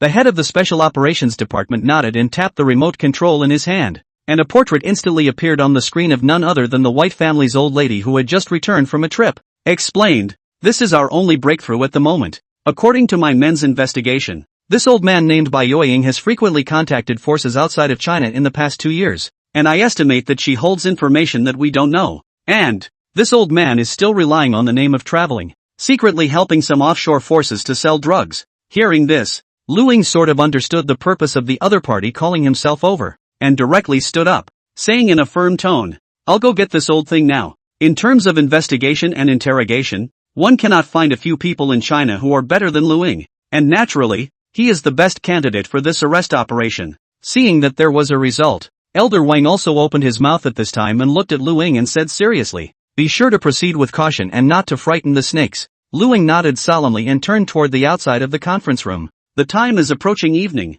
The outskirts of the magic city. Running for a whole day, Lin Xin is already about to be deflated. If it is not in the middle of the food and drink, this moment is estimated to have long been kneeling. Xiaox Xinzi was no better at this time. Tired. Dog legs weak and numbstride. A look of wilting breath. Not far away was an abandoned factory area, and a panting Lin Xin compelled to the little letterman. "Come on, dog. After this, I'll get you 100 beautiful ES of your choice." Upon hearing this, Little Faith's doggy eyes lit up, and his doggy legs once again flew up and approached towards the factory ahead. And a man and a dog don't know they've been dozens of pairs of eyes. Every move is under the watchful eye of the kidnappers. Chapter 147, Moment of Life and Death. Life hangs in the balance. It was just nighttime. The evening breeze was cool, and the world seemed to be quiet for a moment. In front of a certain abandoned factory on the outskirts of Magic City, Lin Xin squatted down and stroked Little Faith's dog head, and commanded in a low voice with a serious face, "It's going to be dangerous in there, so just wait here,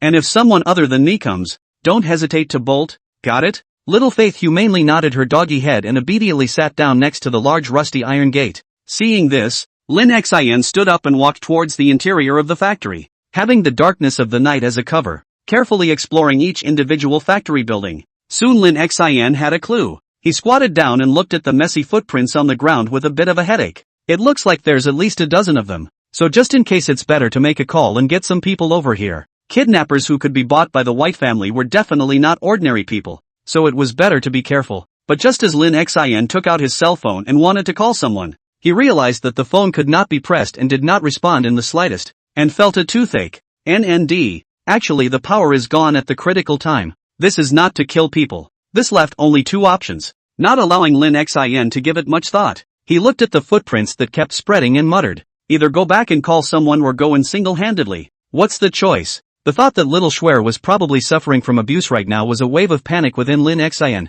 who finally clenched his teeth.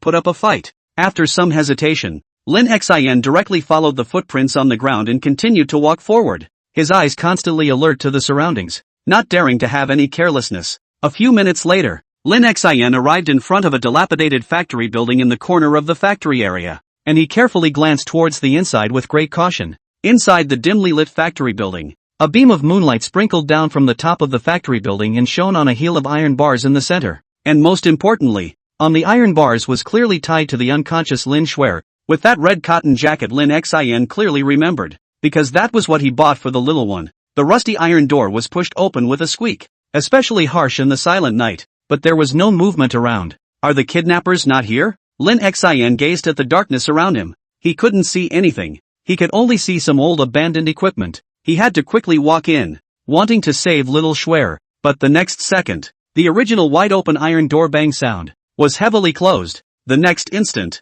bright lights from the overhead instantly illuminated the entire plant. The abrupt voice came from above. "Ha ha, worthy of being a big brother, this kid really rushed in stupidly alone." Lin Xin, who had already come to little Schwer's side, stopped his footsteps for a moment. His pupils contracted violently as he looked toward the source of the sound, and smiled bitterly after scanning the surrounding circle. Looks like it's going to be really hard this time. Looking around, there were actually dozens of people standing in the corners of the factory building with sticks and knives in their hands, and because the environment was so dark just now, Lin Xin had completely failed to realize that he had already intruded into the tiger's den. The burly man in the lead jumped down from the old equipment, blocking Lin Xion's only escape route, and laughed confidently. "Kid, you'd better behave yourself. Your employer has requested that you can't go too far, but if you don't listen, you won't be able to blame us for missing an arm or a leg when the time comes." Looking at the circle of people who had gathered around, Lin Xin first released little Schwer from the iron bars and laid the little one flat on the ground,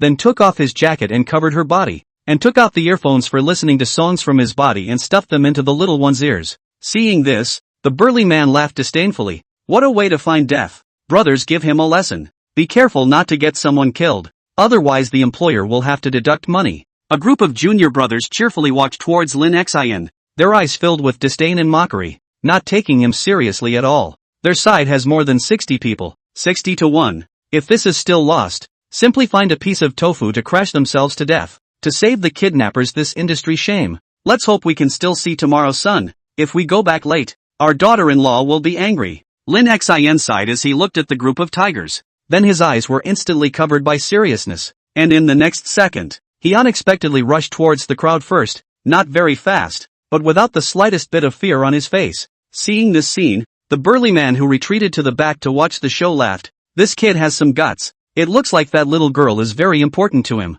The skinny man beside him scoffed. Obviously, if you can live by obediently conceding, you have to come up and seek death. This brain must have been kicked by a donkey. But not a moment later, just when the two thought that the loss had been decided, the scene in front of them stunned them, rubbing their eyes in disbelief. And the screams of their little brother came from their ears, only to see Lin Xin like a tiger into the flock. A fist put down a little brother, rather like a Zhao Yun Changban Pa7 into 7 out of the might. These punks cannot get close to him. Rubbish. TMD, get together. He's just one person. We'll consume him even if we have to. Seeing that his little brothers were somewhat afraid to go forward, the burly man couldn't help but roar angrily, his veins rising on his arms. Upon hearing this, a group of people once again swarmed towards Lin Xin, and it just continued for a while. With the huge disparity in numbers, Lin Xin soon became a bit overwhelmed. This kid is dying. Everyone together. The little brother who was shouting for support swung his fist towards Lin Xin's face, but Lin Xin crouched down to avoid it, and the next second his entire body was kicked out. Lin Xin, whose forehead was oozing with a trace of blood, sneered. Who says I can't? How can a man say he can't? Then, Lin Xin took a deep breath, all his blood boiling up, pounded his chest twice to make a dull sound, and roared, "Come on! Master Shin hasn't had his fun yet. None of you will escape today." Lin Xin's entire body rushed into the crowd like a sharp arrow and began to fight with wounds for wounds, not caring about the extra wounds on his body and focusing on the enemy in front of him. A flash of fear flashed in the thin man's eyes as he watched Lin Xin's lunatic-like fighting style. As for so desperate, this is to be immortal. When the leader of the kidnappers saw this, his brows instantly furrowed. He was aware of Lin Xin's true identity and understood that Lin Xin must not die at his hands. He was trying to get rich. He wasn't trying to get killed. If Lin Xin died here, he didn't even dare to think about what the consequences would be for him. Thinking of this, the lanky man directly took off the shirt on his body, revealing a full body of tendon flesh,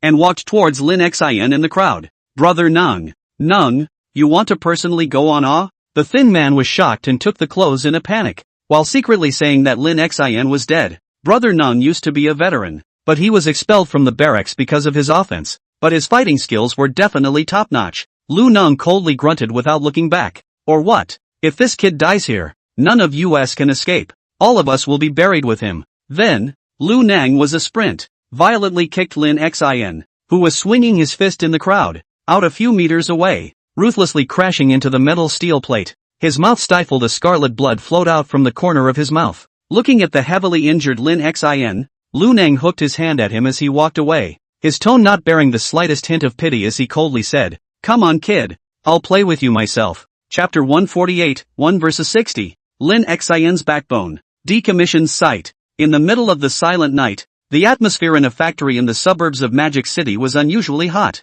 Surrounded by dozens of people, the blood-soaked Lin Xin was fighting their big brother one-on-one, fist to fist. Both of them were using military fighting techniques, but Lin Xin's techniques were obviously much more mature, and he was practically overpowering Lu Nang. But he wasn't in any better physical condition at this point. The long struggle in exchange for the rapid depletion of physical strength. Even if he beat Lu Nang, surrounded by so many leaping minions, this is almost already a certain death. Bang! Only to see the bloodstained Lin Xin dodging Lu Nang's punch before quickly returning the favor. The fist carrying a strong wind landed on the opponent's abdomen, sinking in deeply. Good brat! Lu Nang's mouth was overflowing with blood, and his teeth were laced with scarlet blood, which looked extremely oozing. But he laughed freely and charged towards Lin Xin once again. The attack was swift and powerful, while the voice was rough and harumphing. "Who taught you your fighting skills, to be able to utilize them to such an extent at such a young age? What a monster! You don't deserve to know." Lin Xin took a step back and returned in a cold voice.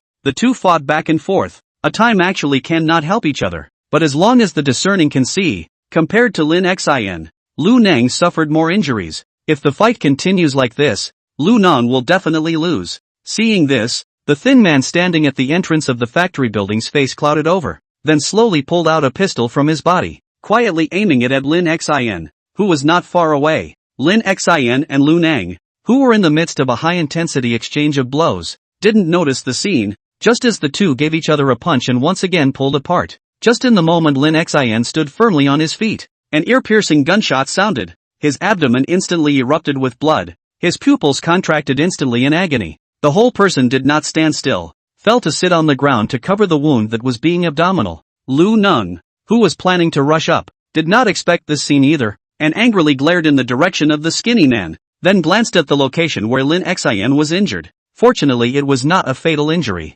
Seeing this, he immediately ordered the nearest junior, "Get a doctor over here. Fast." Just when everyone thought it was finally over, Lin Xin struggled to his feet and took advantage of Lu Nang's efforts to order his little brother to charge forward with red eyes and gritted teeth. Seeing this scene, the surrounding junior brothers hurriedly wanted to remind their big brother, but it was already too late. In the next second, Lu Nung, who was unable to react, was locked by Lin Xin's neck and slammed hard into the hard ground with a heavy thud. Lu Nung still wanted to say something, but the heavy blow on his head made him instantly faint and unconscious. Lin Xin forcibly stood up with the pain in his abdomen and once again faced the surrounding watching minions with an untamed smile on his face. Forcing a smile. "Already taken care of one. Which one of you will go first next? Or, together?" Seeing this scene, the juniors gathered around subconsciously trembled inwardly, looking at Lin Xin with fear in their eyes. Getting shot and still being able to put down their big brother with one blow. This guy is the devil, right? At this moment everyone understood one thing.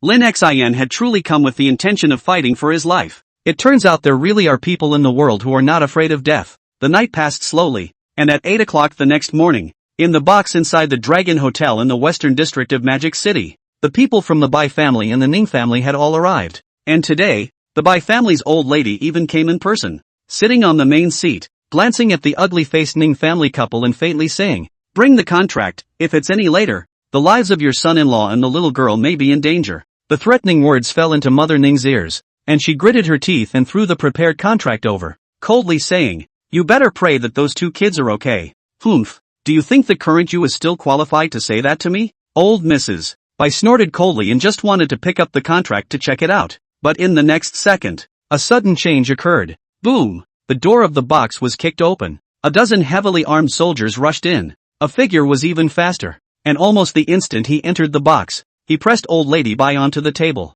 Lu Ying, who was wearing regular clothes, took out a silver bracelet from behind his back and tackled the old lady's hands with one hand, and his words were cold. "Bai Yueying, you're suspected of several major cases. Come with us." Followed by the Bai family members are also all rushed in the soldiers' control. One eyes frightened do not dare to speak, only to look at the hands were handcuffed. You are Ning Zhuya, who was originally sitting on the side with a lowered face, recognized the suddenly appearing Lu Ying, her face slightly surprised. Then thinking of something, he hurriedly stood up and said, "They have little Cheryl and Lin Xin. Can you help us find out?" Upon hearing this, Lu Ying looked down at Old Lady Bai, who was filled with fear, and inquired in a cold voice, "Say, where is the man?" "It's just in an abandoned factory in the eastern suburbs." Old Mrs. White returned with a trembling voice. In her heart, she constantly prayed that these people were here because of Lin Xin. Otherwise, she would be dead. Drug trafficking in China, a country with strict laws, is almost no different from selling the country, and is definitely a capital offense. After learning where Lin Xin was, Ning Zhuya ran towards the outside of the box without hesitation, not wanting to wait a moment longer. Seeing this, Lu Ying frowned and instructed the soldiers beside him, "You guys escort the people back secretly. I'll rush back later." Lu Ying then followed suit and left the box, rushing towards the eastern suburbs. Ning's father and mother looked at each other. They had gotten away with it? Half an hour later, in the eastern suburb, in front of the abandoned factory, a black Rolls-Royce sped up and stopped directly in front of the rusty gate with a dump. At this time by the door, a big yellow dog that was having a spring dream was sleeping soundly, scratching with its legs from time to time, not realizing that the danger had come. The car door opened. Ning Zhuya stepped out and looked at the little letter that was whimpering, frowned, and directly walked up and kicked it, waking up the little letter that was having a spring dream, doggy-eyed and bewildered. "Where is Lin Xin?" Crouching down, Ning Zhuya asked in a cold voice as she grabbed its doggy head. Little Faithful sniffed. Woof woof. After barking twice, it drew its legs in fear and darted towards the factory, its dog legs striding fast. Lu Ying followed in an SUV at this time and chased after him closely. Soon, under the lead of Little Faithful, Ning Juya and Lu Ying arrived in front of a closed factory building in a remote corner. After approaching, Lu Ying's eyebrows instantly wrinkled. Smelling the strong smell of blood, it is from inside. The heart gave birth to a bad premonition. Immediately pushed open the iron door and walked in. But the scene in front of them froze the two on the spot, their pupils contracting. Chapter 149, Blindness from a Fall. After opening the door of the plant, the scene in front of her made Ning Juya inwardly vomit, covering her mouth with fear in her eyes. The strong smell of blood even more stimulated the ferociousness of the little letter, grimly shedding its sharp teeth. A look of encountering a strong enemy. Into the eyes. The dilapidated factory building. The ground lying full of people with all kinds of bruises and injuries. The appearance of the extremely oozing, like suffering some kind of abuse. Knives and sticks with blood were scattered all over the place. And Lu Ying also realized that one of them was actually holding an old-fashioned pistol in his hand. In the innermost part of the plant lay an unconscious figure, covered with a man's jacket. And Lin Xian saw back to the plant door, cross-legged and head down sitting there motionless, like a statue. Lu Ying, who had seen more bloody scenes, was the first to react, and ran over one step ahead of Ning Juya, his gaze still constantly scanning over these fallen people on the way. It looks like all of them were knocked out hard, roughly estimated to be more than 60 people. A dozen 60. Even professionally trained soldiers do not dare to brag about being able to knock down so many people. But Lin Xian, this guy actually did it. Arriving at Lin Xian's side, Lu Ying realized that Lin Xian had completely fainted. His whole body carried wounds. After a night's time most of the tiny wounds had stopped bleeding, but his abdomen could only be described as miserable. He hurriedly grabbed Lin Xian's hand and measured it, although it was very weak but it did have a pulse, which meant that Lin Xian was still alive.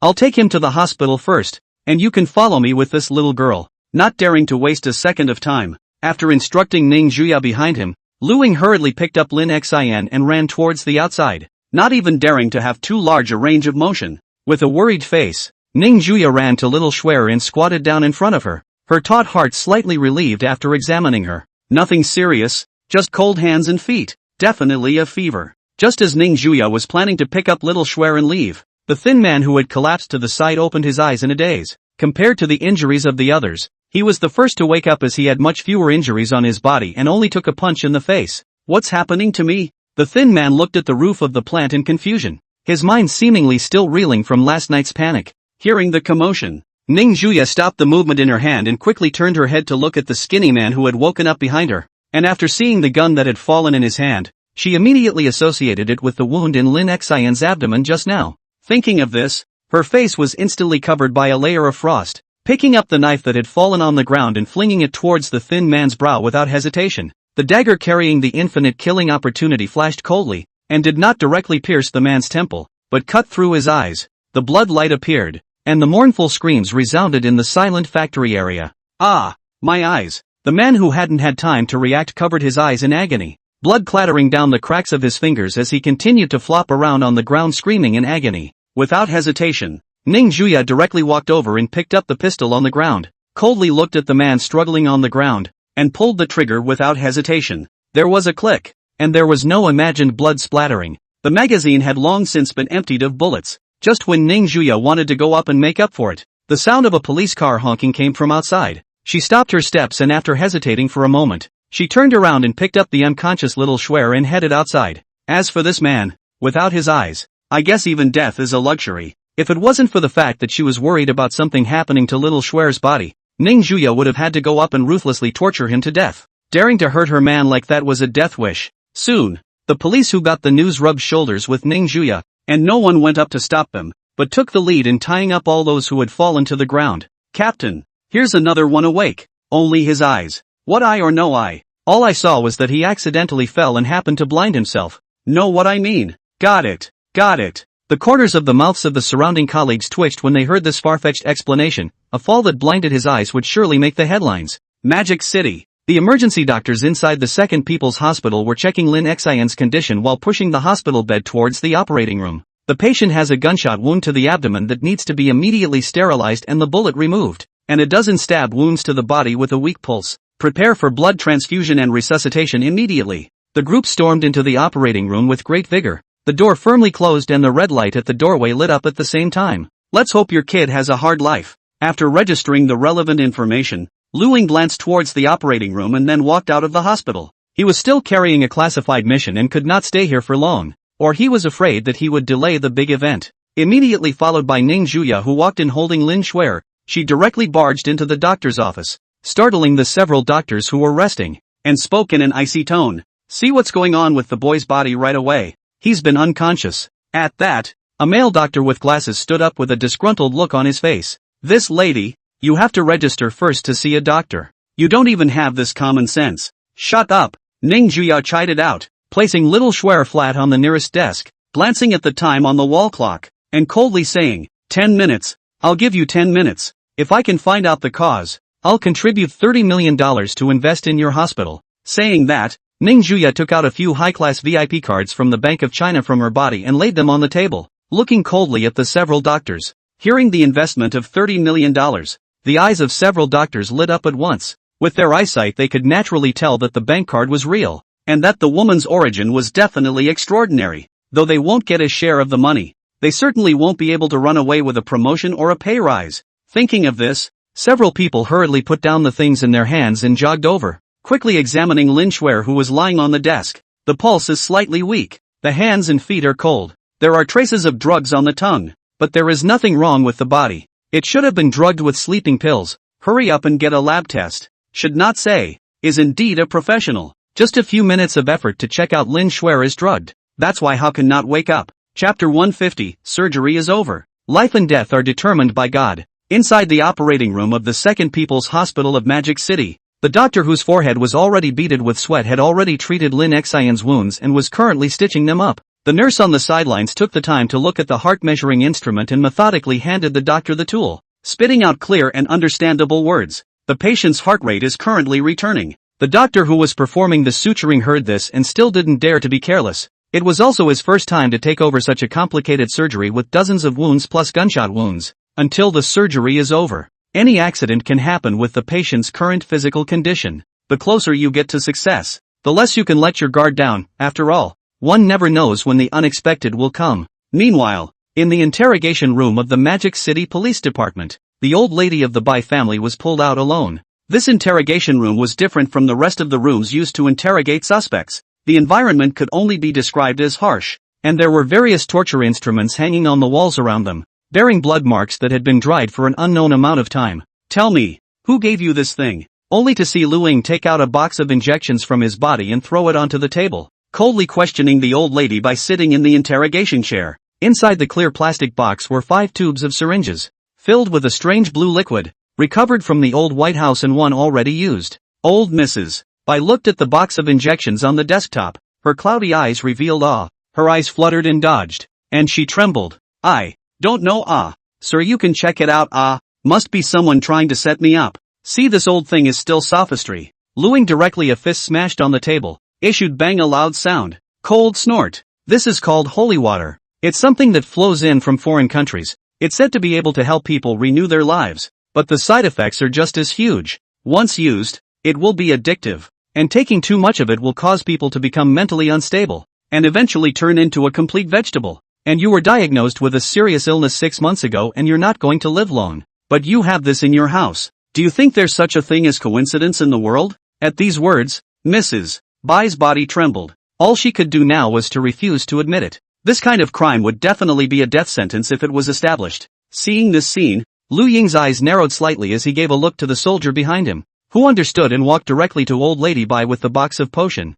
According to the researcher's report, the stuff is so addictive that more than 3 shots at once will have the effect of making a person completely inseparable from it. Lu Ying spoke slowly, coldly watching the soldier inject the remaining injection into old lady Bai's body in one go, without the slightest bit of pity in his heart. Once this thing spreads in the country, the victims will not be an individual case, but millions of Chinese people. When dealing with extraordinary things, extraordinary means must be adopted, and things that jeopardize national security will not be tolerated. Soon, all 5 tubes of injections were injected into old Mrs. Bai's body, and her body instantly became paralyzed, and if she hadn't been tied to the interrogation chair, she would probably have started rolling all over the floor. Seeing this, Lu Ying once again opened his mouth and coldly said, "I'm going to ask one last time. Who gave this to you and what was the contact information between you?" "I really don't know," old Mrs. Bai screamed in agony. At this moment, it only felt like there were 10,000 ants crawling on his body. His body itched unbearably, and his body temperature was still rising. please let me go. I've really been wrongly accused. I really don't know anything. LOL. Ha ha. The drug began to take effect and the old woman began to laugh wildly for no apparent reason, somewhat beginning to lose control of herself. Who gave you the injection? Lu Ying took the opportunity to inquire. The old woman, who was already somewhat mentally unbalanced, laughed maniacally. Of course they are. As long as I help them transport stuff, they'll let me live all the time. Upon hearing this, Lu Ying frowned and asked, transporting things? Where to? What about the specific time? Gulfport. Is the night after tomorrow. After saying these words, the old lady completely could not withstand the high temperature of her body, and even fainted directly, her hands and feet hanging down helplessly, and the surface of her skin seeped out a dense red rash, which looked extremely oozing. Give her to stay down and isolate her. Didn't the people from the institute research the antidote and still don't have a candidate for experimentation? Take a tube for this old lady to try. After commanding, Lu Ying stood up from his position and walked out of the interrogation room, while taking out the intercom on his body and pressing the button before ordering, "Attention all special ops personnel. Proceed to the Gulfport in secret right now and prepare to give our foreign friends a big honkin' feast." It was a little hot at 3 in the afternoon. In the second hospital of Magic City, the closed door of the operating room was finally opened, and Ning Zhuya, who was sitting in the corridor waiting for the situation, hurriedly stood up. Then, the nurses pushed the beds towards the intensive care unit, while the doctor, whose forehead was sweating, stayed behind and looked at Ning Zhuya to explain. You're the patient's family, right? The patient is currently out of life-threatening condition, but his body is in a very weak stage due to the massive blood loss, plus he's still running a high fever, so his condition is very unstable. This also requires you family members to accompany the individual in the hospital all the time to take care of. If possible, it is best to buy some have rich vitamins of fruits and vegetables and so on. Supplements can never give him to eat, or it will only be counterproductive.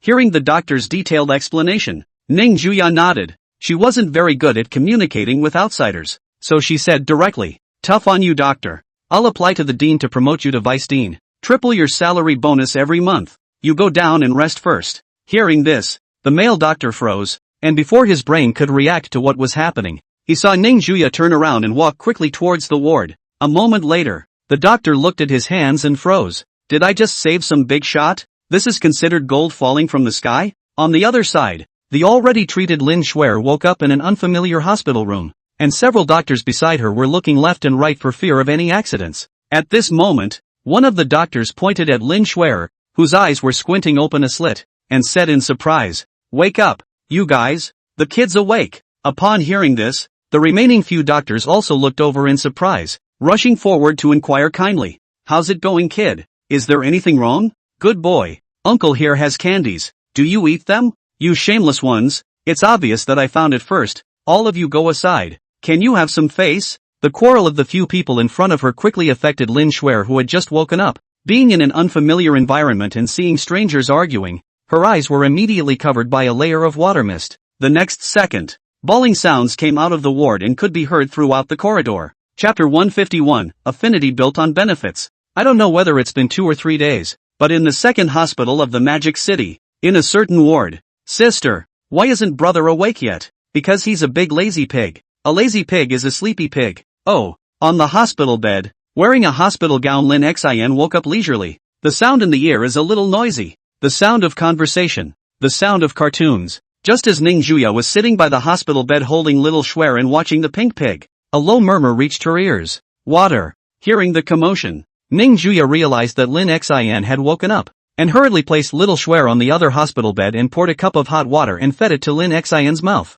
After drinking the water, Lin Xin's consciousness woke up a bit, looking at the clean white ward, realizing that he had survived, and inquired towards his daughter-in-law beside him. "How long have I been unconscious?" 2 whole days and 2 nights, Ning Zhuya said without a good breath, then reached out and helped Lin Xin up from the bed, leaning his back against the bedside. Little Shuer, who was concentrating on watching cartoons, heard a familiar voice and turned her head to look at her brother, who woke up, her little face surprised. Brother is awake. The 2 hospital beds were right next to each other, and there wasn't much of a gap in between, so Lin Shuer happily stood up from the bed and directly jumped onto the other hospital bed with her bare feet, and jumped into Lin Xin's arms. Because Ning Zhuya hadn't told the little one what had happened, Lin Shuer thought that her brother had come back specifically to see her, and acted very happy. Brother is a big lazy pig. He actually slept for so long and didn't even play with Snowy. At those words, Lin Xin, whose body was in a weakened state, raised his hand with some effort and touched the little one's head,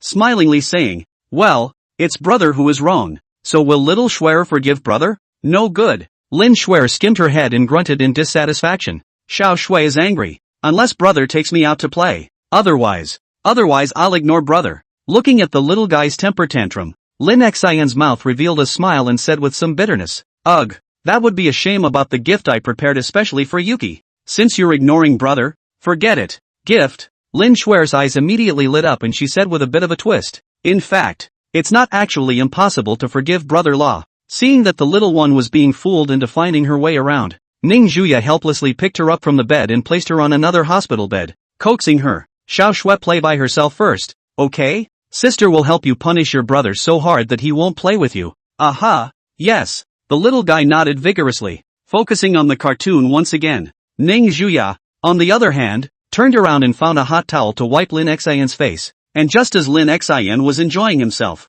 he only heard the person beside him faintly say, "Getting more and more capable, all the while daring to treat your own life like a child's play. One person beating up over 60 people from other people. Lin Xin, you're very powerful. Do you realize that if it weren't for your luck, you'd be down there in hell right now?" "Ha!" Hearing these words, Lin Xin's back chilled, only feeling a crisis approaching, and hurriedly explained, "Daughter-in-law, listen to me. The main thing is that the cell phone is turned off, so you couldn't come back to inform me first." Ning Zhuya glared at Lin Xin and gritted her teeth. "Last time at the airport it was the same way. Making decisions on your own without consulting me about everything. Do you know how worried I was?" Upon hearing this, Lin Xin lowered his head in a sensible manner and said with a grimace, "I'm wrong, isn't it okay?" Ning Zhuya, after a few glares, she still held back her intention to make a move. Right now Lin Xin's body was still too weak. At least she had to wait for him to get better before slowly tempering him. The 2 times when his life was on the line had already made Ning Zhuya completely run out of patience,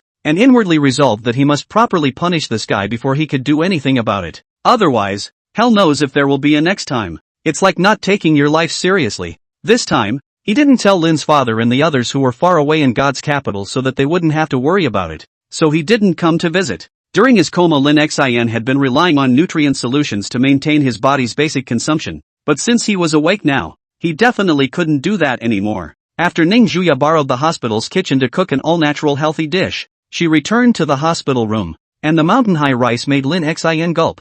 Good lord, this is the same amount of food he usually eats. Is this trying to hold him up? Ning Zhuya silently took a stool and sat on the edge of the hospital bed, her gaze looking slyly at Lin Xin, her tone calm and abnormal. She said, "Prepare yourself and enjoy your 2 months." When he finished speaking, he took a spoonful of the dish and handed it to Lin Xin's mouth. Lin Xin looked at his daughter-in-law's eyes and swallowed, wanting to cry a little in his heart. He might actually get killed this time. Meanwhile, inside the White family's old mansion, released after interrogation, Bai Chengde strolled through the small courtyard, looking at the rockery and the goldfish in the pond, and murmured, "Mother, I didn't think you'd have a day. Selling drugs, taking drugs. It seems you have no chance to return to the White family, because old Mrs. Bai's actions were not told to any other Bai family members, and she didn't even dare to use the Bai family's power to transport the poison for fear of being found out something." The entire Bai family was blessed by the disaster. Not only preserved the entire Bai family, not to mention, Bai Chengde is to take this opportunity to completely control all the family's industry and the right to speak, become a real sense of power. I've been waiting for this day for too long. The days of being used as a puppet on strings are over. Now I'm the one in charge of the Bai family. Walking into the lobby, Bai Chengde's face wore a wanton smile as he sat down on the seat that originally belonged to old Mrs. Bai. After a short period of ecstasy, Bai Chengde, who was worthy of being able to become the head of the family, quickly calmed down and did not get swept away by this sudden surprise. A moment later, he took out his cell phone and dialed out, tapping his fingers on the wooden armrest. Thunk thunk. "Hello." The call was quickly answered, still with the familiar electronic voice, but showing impatience. "I should have said not to come back to me. Bai, what the hell do you want?" Bai Chengde said with a faint smile on his face. "There's a small favor I need you to do. It's not about the Lin family. Of course, I'll have the payoff I should have prepared, and I promise I won't let you suffer." "What favor?" the head asked. Bai Chengde still had that smiling face. His words calmly said, "I want you to kill my daughter, which is Bai Junwan." The words fell, and there was a long silence on the other end of the line before the sound came out again. "Are you crazy? Even if it's born from a mistress, It's still your own daughter. And you're willing to do it? In response, Bai Changde just faintly returned. If someone threatened your position and thought of dealing with you at all times, would you let such a person grow up? After a while, the caller slowly returned. No problem, but it's risky to do it now. Price-wise, name your price. I'll directly call it into the old account after it's done, Bai Changde said without hesitation. Deal. Chapter 152, The Fall of the Kome Group. Ha. Brother turned into a piggyback. Inside the hospital room, Lin Shuer sat on Lin Xin across her calves, an erasable oil-based pen in her hand, very pleased with her masterpiece, only to see that Lin Xin's face was drawn everywhere with red oily pens, especially the nose all painted red, looking like a joker from some movie. Sitting on the edge of the hospital bed, Ning Zhuya took the happy little one into her arms and sat down, stroking her head and praising her. It's really worthy of our little Shuer. She'll definitely be a master painter in the future. Hey, it's okay. Lin Shuer lowered her head somewhat shyly, but her cheeks were uncontrollably happy. Lin Xin, who wanted to cry without tears, silently watched the scene, tears of humiliation slipping from the corners of his eyes. Hell knows how he had gotten through the past few days. During the day was little Shuer as a toy to play, also cannot be angry to coax, to the night and have a big one to coax. This more dare not careless. Sometimes he suspected in the end who is the sick one. In the past half month, because of the kidnapping of little Shuer, Ning Zhuya simply did not let her go to kindergarten school, and it just so happened that there was a labor force lying around here. So he simply let Lin Xin teach. When he thought that this kind of day wanted to last for more than a month, Lin Xin became even more depressed inwardly. He didn't want to be a home cook. So looking to his daughter-in-law, he commiserated. Honey, I think I'm almost well enough. Why don't we get out of the hospital tomorrow? Upon hearing this, Ning Zhuya, who was teasing little Shuer, glanced at him and said in a calm and collected tone, Okay, then I'll go back and get my dick ready tonight. If you hold out.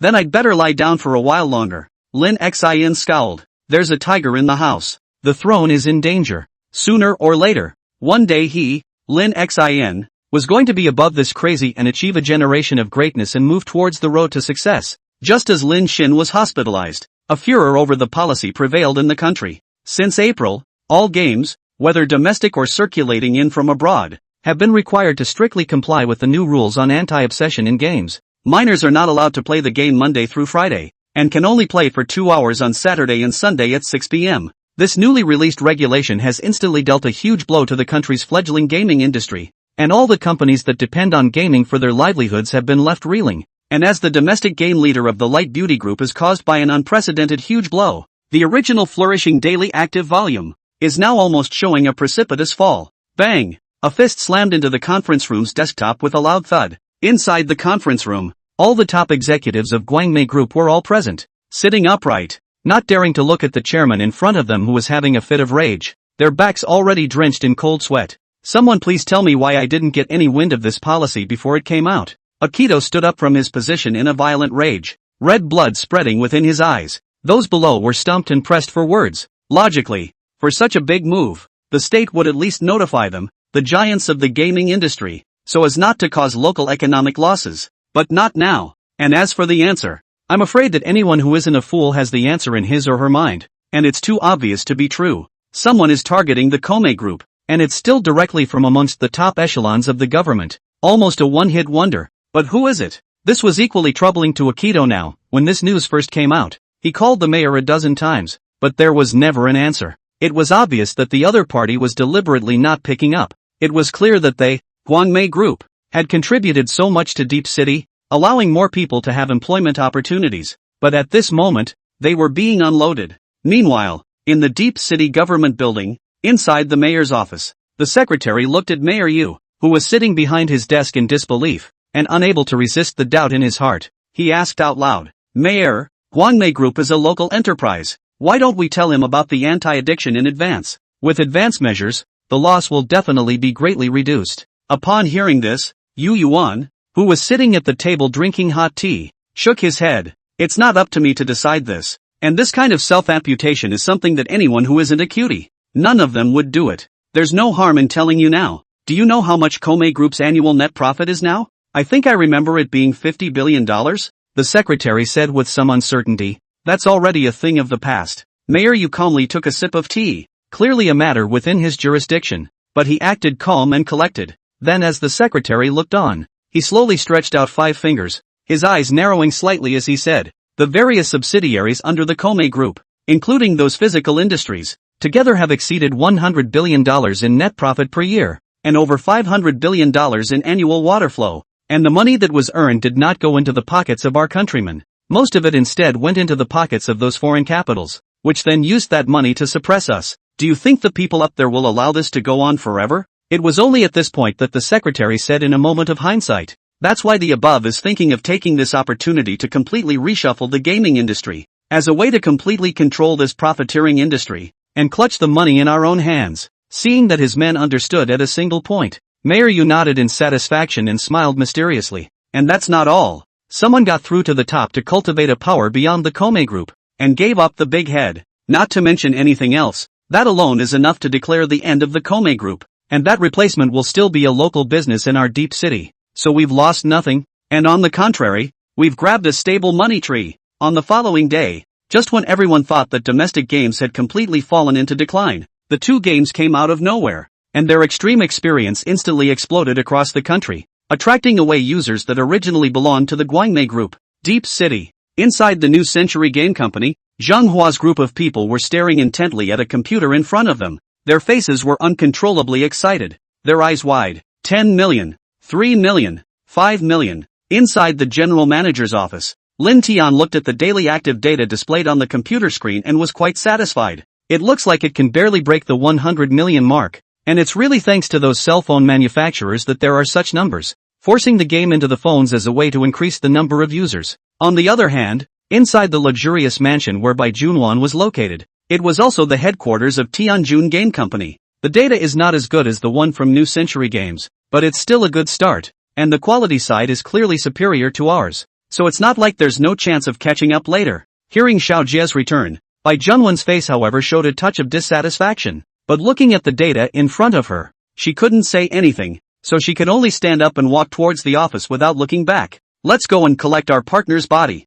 Chapter 153, A Beautiful Moment of Conditioning. In May, the temperatures have warmed up so thoroughly that very few people go out in their big, thick coats anymore. After many months, in the riverfront villa of Magic City, the screams rang out after a long time. The gardener who was mowing the grass outside the small courtyard heard the scream and a comfortable smile appeared on his face. The familiar smell was back. At this time, inside the bedroom on the 2nd floor of the villa, the atmosphere was unusually depressing. "Daughter-in-law, I really know I'm wrong. I definitely won't be impulsive next time. Please spare my life." Drawing the curtains closed, the bedroom was suddenly dim and filled with a slightly eerie atmosphere. At this moment, Lin Xian was shivering and kneeling on an old rubbing board, looking at Ning Zhuya who was slowly walking towards him, and that cold look in his eyes made him even more frightened. Looking at Lin Xian's humble plea for mercy, Ning Zhuya, who was holding a metal coat hanger in her hand, sneered, "Aren't you quite capable of fighting? Your life can be given away. What are you kneeling here for now? Get up and fight one for me. I want to see how capable you are." Lin Xian didn't dare to talk back and could only shrink his neck and weakly say, Little don't dare how dare I make a move against you." Ning Zhuya, however, did not have a soft heart and directly pounced towards Lin Xian with open teeth and claws, ruthlessly saying, "Then you will die obediently." This time, she had to give this man a deep lesson before she could do so, or else she would have to cry and collect her corpse in case an accident threw her life away next time. Soon, the villa Lin Xian miserable howl resounded, the voice as if the 9 ghosts under the pain of the harsh ghosts, piercing and oozing. In the living room on the 1st floor, Lin Shuer sat on the sofa with a rabbit doll and watched the TV, wobbling around, not giving the screams the slightest bit of thought. Meanwhile, a plane bound for a foreign country returned temporarily, and several police cars were parked in the airport, waiting for the plane to land. With a loud roar, after this airliner slowly landed, the principal of the kindergarten that Lin Shuer attended was brought down by a few people and sent into a police car, joining forces with kidnappers to murder his own students. Such a charge is enough for him to regret it for the rest of his life in prison. There's even a good chance they'll get some warm care in prison. On the other hand, the holding cell inside the Mordor police station, a figure walked in the dark and damp corridor, slowly stopped in front of a holding room, and in the corner inside the iron bars sat the old lady of the white family whose appearance had changed greatly. At this time, her state was the complete opposite of her previous confident appearance. The whole person was like an evil spirit crawling out of hell. Just looking at its appearance made one's scalp numb. Bare skin is full of dense red spots. The pupils of the eyes are lifeless. The limbs are only skin and bones. It is hard to imagine what kind of pain was endured to become this way. Outside the guard room, Luing looked at the old man whose life was about to end, and without any pity in his heart, he just spoke coldly. Based on the information you provided, we managed to capture a large quantity of holy water and directly destroyed a dozen drug manufacturing dens in the country, indirectly saving countless lives. Seeing these things for what they are, the higher-ups have decided to give you some humane treatment when you enter the prison, so that your life in there won't be so painful. Remember, this is the last mercy that the state will grant you, and for the rest of your future life you will keep this in your mind until you die. After saying that, Luing didn't want to stay in this gloomy place for a moment longer, and directly turned around and left the place, his footsteps traveling further and further away. And after Luing left, the old lady Bai, who was originally sitting in a damp corner, made a move, only to see her gray and godless pupils, groped her hand behind her messy white hair for a while, and finally fished out a dark pill, which she then swallowed into her stomach. Soon after, the police officer in charge of the patrol discovered that Mrs. Bai had taken poison and killed herself, with an eerie smile at the corner of her mouth before she died. This matter did not set off many waves. Luing in his own hands will be seized, drugs destroyed, which returned to the Shindu to resume orders. The drugs of the matter also came to an end. The door to the bedroom on the second floor of the Linjiang villa suddenly opened,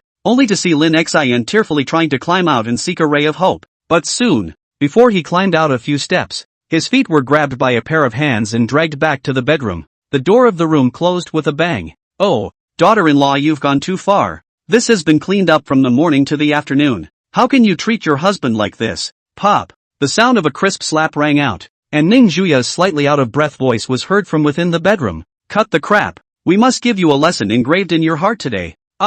This battle started in the morning and didn't end until sunset and dusk, without even a break in the middle of the inhumane oppression that went on uninterruptedly. By the time Lin Xian was carried into the bathroom by the bodyguards, his face was all smiles of relief. He, Lin Xian, was at least considered an expert, and he didn't even die when he single-handedly challenged more than 60 people. But as a result, he was almost beaten to death by his own daughter-in-law today. Inside the bathroom, Ning did sked, looking at Lin Xian, who was lying helplessly in the bathtub with his arms and legs, especially that little but that was covered in bruises, which showed how serious the situation was this time. While removing Lin Xian's clothes, Ning sighed. "Lin Xiao, not I say you, why do you have to go through with Missy every time? And as a result, you are tortured half to death every time. I look at it and feel unworthy for you." Lin Xian, who was being served, was also low inside and said with a touch of bitterness at the corner of his mouth, "What can I do? It's not that your lady is too brutal. She doesn't dare to hit or scold.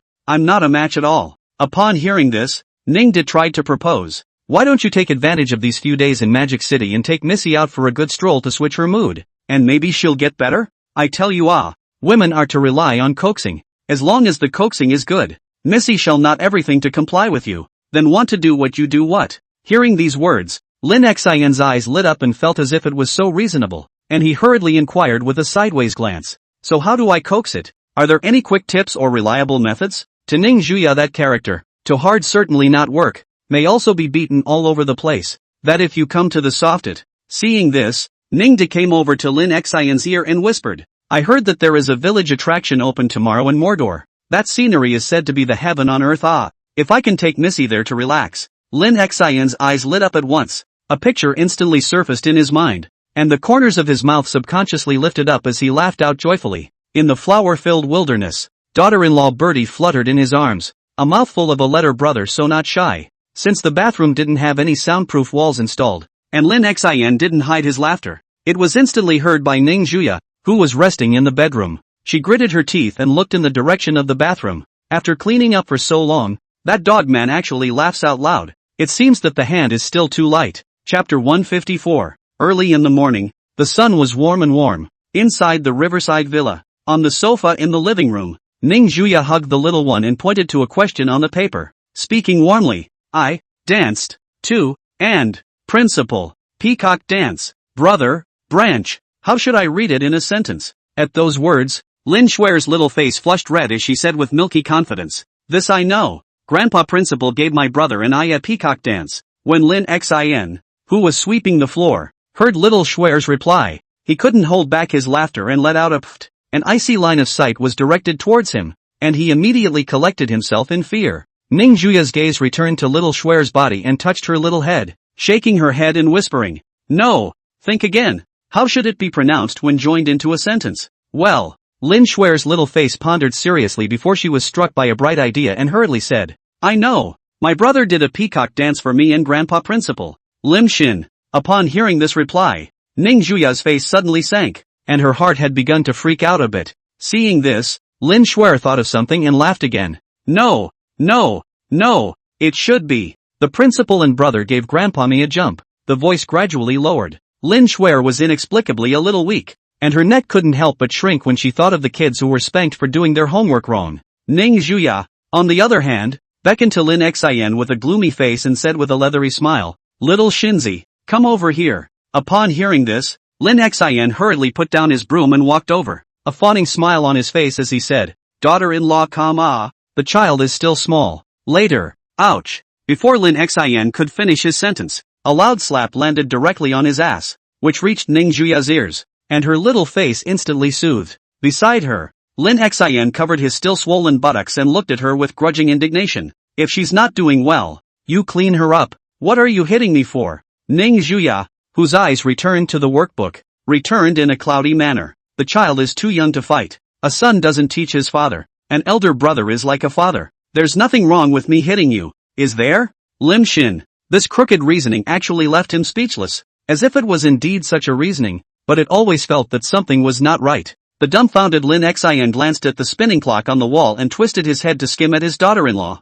"It's about time. We should get going." Upon hearing this, Ning Juya looked at the time to place little Shuer on the sofa to the side, and the latter was puzzled. "Where are my brother and sister going?" Lin Xian smiled mysteriously and said, "Of course I'm going on a date, so you can go watch cartoons while you're at it, or you won't be able to watch it when sister comes back." Hearing these words, Lin Shuer's eyes immediately lit up, and she hurriedly pushed Ning Juya and Lin Xian towards the door in her little slippers, still laughing as she did so. "Take care, brother and sister. It's okay if you don't come back at night. I'll be fine on my own. Only 2 hours of viewing, no more." Ning Juya glanced at Lin Shuer. This little guy mentioned playing brain turn faster than anyone else. If it can be used in the study is not the proper provincial top student. Don't let her have too much fun. After instructing the maid, Ning Juya took Lin Xian's hand and the two of them walked towards the garage together. "Say, daughter-in-law, when is our wedding going to be? So soon you're so desperate to be mine. Let mom and dad pick a good day. It's about time." "Gotcha. I'll do as I'm told. Look at you, bear. Come on, give me a kiss." Just as Lin Xian and Ning Juya were on vacation, the other side of Deep City could be described as a mess. The original three-legged situation of the Ming family, Tang family and Yun family was broken, and the market was chaotic and could not see the way forward. Under the Guangmei Group building, Bai Junwan and Xiao Jie stepped out one after another and got into the car for the return trip. I didn't expect it to actually go so smoothly. It seems like those foreign capitals have completely abandoned the Ming family. Driving in the car on the road, Bai Junwan sat in the co-pilot and looked at the documents in her hand with satisfaction. Just now, the hottest game branch under the Guangmei Group had completely belonged to her. By the time the two companies merged, I believe it wouldn't take long to surpass that woman Ning Juya, but Xiao Jie, who was driving at the moment, did not look good, swept the rearview mirror and frowned. "We're being followed. Sit tight and I'll see if I can lose them." At those words, Bai Junwan was startled and hurriedly grabbed the armrest of the car firmly while her eyes looked into the rearview mirror. And as expected, there were two cars that had been following them. The Porsche 911 traveling on one side of the crowded road began to accelerate, and with a kick of the gas to the floor, jostled its way through the oncoming traffic. Seeing this, the two black cars in the back hurriedly began to step on the gas as an afterthought and rushed out after them. "Boss, we've been spotted. What should we do?" Inside one of the black cars, the driver inquired to the man wearing a baseball cap in the back seat. The man had a black shirt. The muscles in his chest seemed to be bursting out of his clothes, and the muscles in his arms were bulging, so it was obvious that he was a practiced man. Lu San looked at the white Porsche that was speeding through the traffic through the front windshield, extinguished the half-burned cigarette in his hand, and frowned in a deep voice. "Go after them. We've traveled all the way from the northern part of the Sake. There's no room for error on this mission." "Yes, boss." After the command, Lu San took out a cell phone from his bag and opened his address book to make a call. After the call was connected, he directly said in a cold voice, "Our side has been spotted by the target.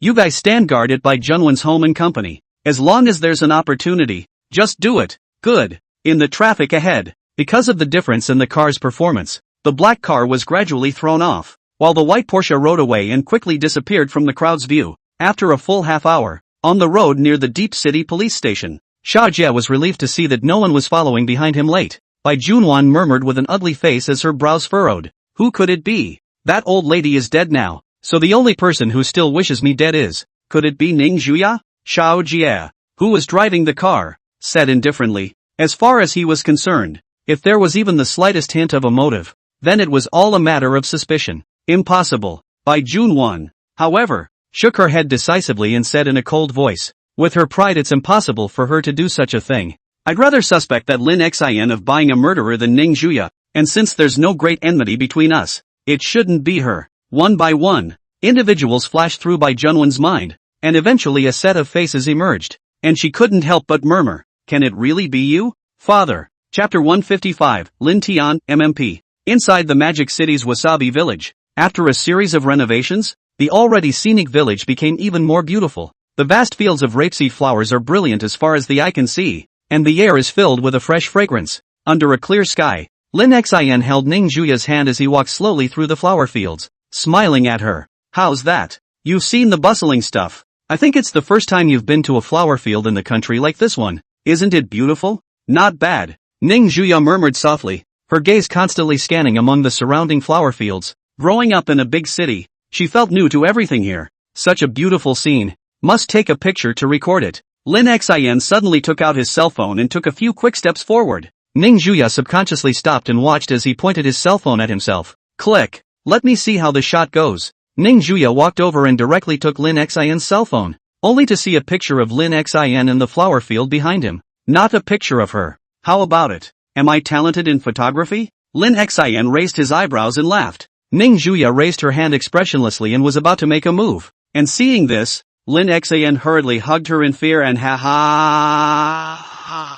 I'm just kidding. Don't get mad. After saying that, Lin Xin re-picked up the cell phone and raised it above his head, while his right hand swept over his daughter-in-law's waist and hugged her tightly in his arms. Looking at his daughter-in-law's cold face, Lin Xin, who was posing for a photo, couldn't help but mutter, daughter-in-law, smile instead. This is to be kept as a souvenir. Seeing that Ning Zhuya paid no attention, Lin Xin's eyes rolled, and the hand holding her waist directly began to tickle her, a cheap laugh escaping his mouth. Caught off guard, Ning Zhuya subconsciously laughed, and Lin Xin quickly pressed the shooting button to capture the scene. When it was done, he let go and clicked right into the album. Looking at the perfect photo he'd taken, gleefully, I do have a talent for taking pictures. What a nice smile. Ning Zhuya glared at him, clasping her hands and grunting coldly. Eat a bear's heart and leopard's gall you. Go back at night and clean you up. The two of them then went to the rest of the attractions and wandered around, and the entire afternoon passed, taking most of the day to barely make it around the attractions near the village.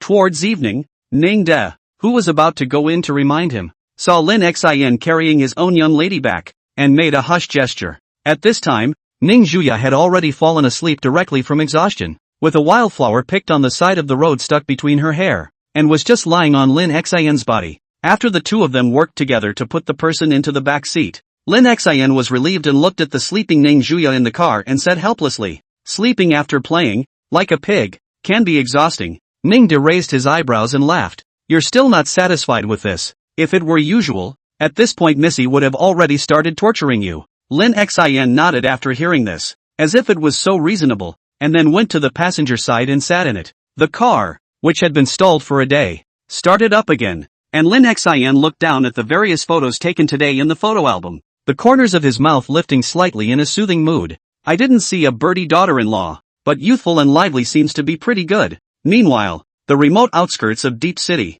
In the darkness of the night, the dirt-covered Porsche sped down the dirt road, with two headlights coming up behind it in pursuit. Inside the car, Xiaojie's face was grim as he looked at the two black cars that were in hot pursuit in the rearview mirror and said in a deep voice to Bai Junwan, who was the co-pilot, I'll find a chance to put you down later. Then I'll go and distract them. You take the opportunity to leave Deep City. It's best to find a place to hide. Don't go back to Magic City. Upon hearing this, Bai Junwan, who knew that the situation was urgent, nodded with a heavy face and did not say much. The three cars kept chasing each other, and soon entered the middle of the forest road. The surrounding dense forest was silent and dark. It was hard to see anything. The next stretch of road was straight. Xiaojie directly pressed the gas to the bottom, and the car behind him barely pulled away from a distance. But once you're past this part of the route, you're expected to be caught up quickly, and you only get one chance. In the rear car that was catching up, Lusan looked at the light that was gradually disappearing into the corner in the distance and smiled grimly.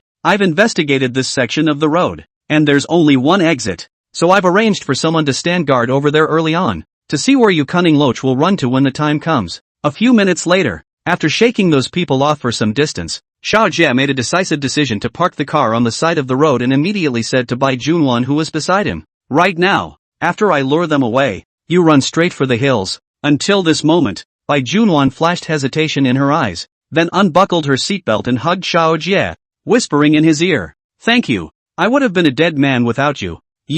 Just as Xiao Jie was planning to push her away, a sudden stabbing pain came from the back of his neck. His vision instantly began to blur. His unbelieving eyes looked towards Bai Junwan. He opened his mouth, and before he could even get his words out, he directly fainted. Bai Junwan then stepped out of the car and walked around to the driver's seat, dragging Xiao Jie, who had fainted inside the car, and laboriously pushed him toward the gentle slope below. As Xiao Jie's figure disappeared into the darkness, Bai Junwan's eyes reddened, wrapped in a layer of tears, and crystalline teardrops slipped from the corners of her eyes as she thought, "Thank you for this journey. If only I could have met you earlier in my next life, that would have been great. Unfortunately, it's too late for that." The roar of a car engine was in his ears. Obviously the men were close to catching up. A tear was blown away by the wind, and Bai Junwan resolutely got into the car, closing the door and then directly stepping on the gas pedal. The car roared to life and sped off again. A few moments after Bai Junwan left, the black car also followed closely towards the front and chased after her,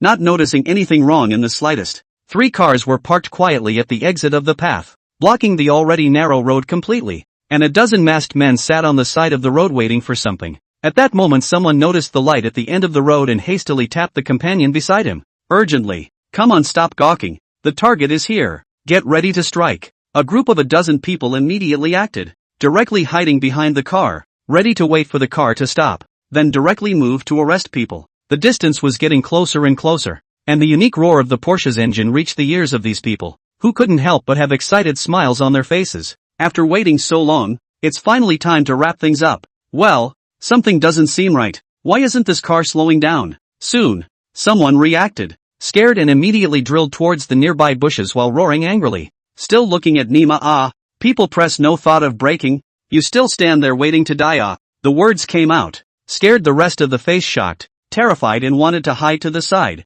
But it was too late. The speeding white Porsche simply did not give them this opportunity. Boom! The Porsche, with a speed of more than 100 yards, directly hit the 3 cars blocking the road. The body directly flipped out, and the powerful inertia directly slid out several hundred meters away. The unlucky ones hiding behind the car weren't so lucky. They were directly knocked out, and the unlucky ones even directly turned into a puddle of flesh and mud, with blood splattering all over the place. On the far side of the highway, as the smoking Porsche came to a stop, Bai Junwan, whose life had been saved by the airbag in the driver's seat, was now dying, her head covered in blood. The suddenly rushing Porsche forced a Lexus coming down the road directly to a stop, braking in time to cross the center of the road. "Ah, it's going to crash. Tian, you hit the brakes." "Shut up." Lexus door was violently pushed open. Face ugly Lin Tian walked down from the car. Eyes fierce looked at the Porsche, almost let him die on the spot. There is a sentence of MMP in his heart I do not know when to say. Chapter 156, Seibei's moves.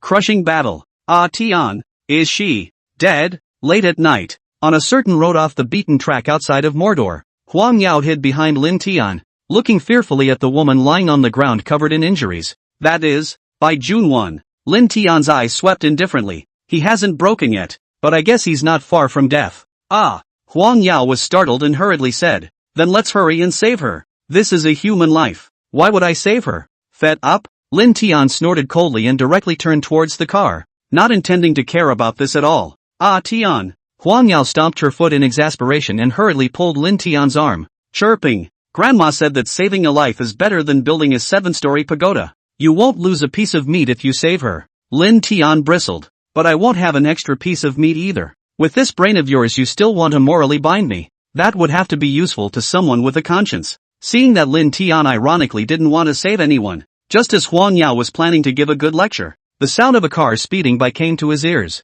Soon, 2 black cars stopped not far from Lin Tian's 2 men. 5 or 6 black-clothed men stepped out of the cars, then retreated to the sides, and the ugly-faced Lu San stepped out. How could he not expect a simple killing mission to actually cause him to lose several of his men? Training these people would take a lot of time and effort. This time it was simply a big loss. Looking at Lin Tian and Huang Yao who were standing not far away, Lu San somewhat annoyedly ordered his subordinates. What are you waiting for? Get rid of the two. And then find a random place to bury them. Obviously, Lu San did not intend to let the two Lin Tians go and intended to kill them.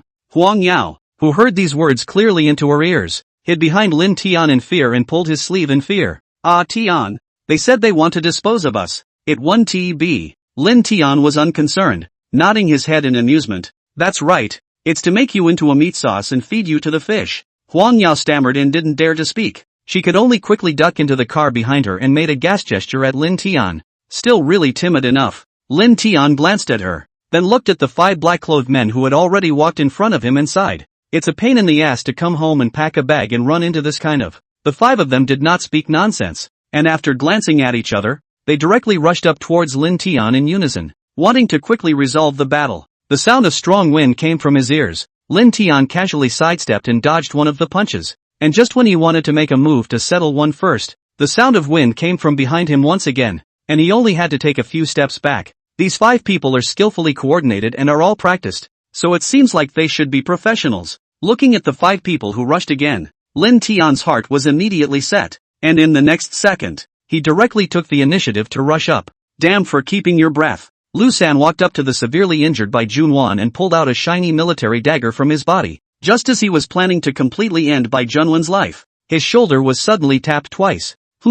It settled so quickly? Lu San, who was interrupted, turned his head in confusion, and his eyes were filled with a fist that was bigger than a sandbag, and it landed directly on the bridge of his nose. Miserable screams echoed in the silent countryside. Lu San was knocked to the ground, his nose bleeding directly, his face looking at Lin Tian who appeared in front of him in horror. Not far away, the 5 big men in black who had just been alive and well were now lying curled up on the ground, screaming in misery. What are you? You! Lu San's heart was shocked beyond repair at this point. These people were all trained by him personally, and only less than 3 minutes had passed before they were actually resolved by the young man in front of him. Lin Tian moved his muscles and looked at Lu San, who kept retreating backwards, and said indifferently, a unique move for the CBs. Unfortunately the offense is a slam dunk, and as long as you know the loopholes, these guys are no better than the trippy punks. Lu San swallowed his saliva and trembled. You are the top of the CBay army? The loopholes in these moves are indeed very large, but ordinary people are not qualified to touch these, and this person in front of him is so young. How can he look at it? He doesn't look like a senior member of the CBay army. It's not much. I used to rely on my family's connections to find a few soldier kings from the northern part of the country to practice on, so I just know some of these moves. After saying that, under Lu San's horrified gaze, Lin Tian decisively kicked him in the head, ruthlessly slamming into a stone wall to the side, and collapsed on the ground and fainted. After that was done, when Lin Tian turned around, he found that woman Huang Yao had actually carried the severely injured by Junwan to the car, smiling and waving at him. Worthy of being a woman from the countryside, her strength was much greater than normal. After reporting to the police, the Lexus started up again and drove straight away from here, heading towards the Magic City area. As for the men who were shot in the vitals, they couldn't even get up for an hour or two, enough time for the police to arrive and arrest them. Just an hour after Lin Tian left, Xiao Jie's figure stumbled and appeared. Seeing the twisted body of the Porsche, his face tightened, just wanting to go over to see what was going on, when he heard the sound of a police car's siren coming from behind him. Leave a comment if there's anything you'd like to see snappy. I'll try to satisfy you before the end. Chapter 157, Selection of a Consort. Early in the morning, the Magic City pet market was bustling with noise. Oh Shinchan, even though I promised you that I would find you 100 ES, there is only so much space in the house, so just pick the prettiest one you can find. Lin Xin led Xiao Xinz to walk into the noisy market. Around people come and go in the air with a strange smell. Chickens, ducks, fish and dogs and so on everything. Therefore today, Ning Zhuya and Lin Shuer didn't follow and went to the amusement park, and only Lin Xin brought little Xinz out to choose a concubine. Woof, woof, little faithful barked twice towards Lin Xin. Fine, fine, you're playing master dog like that, aren't you? You said you'd have concubines. I think you're just envious that I can have a harem. Although Lin Xin couldn't understand what it was barking at, he could still see the dislike in the dog's eyes, and directly went up and slapped its doggy head, saying viciously, I'm your master at least. Show me some respect from now on,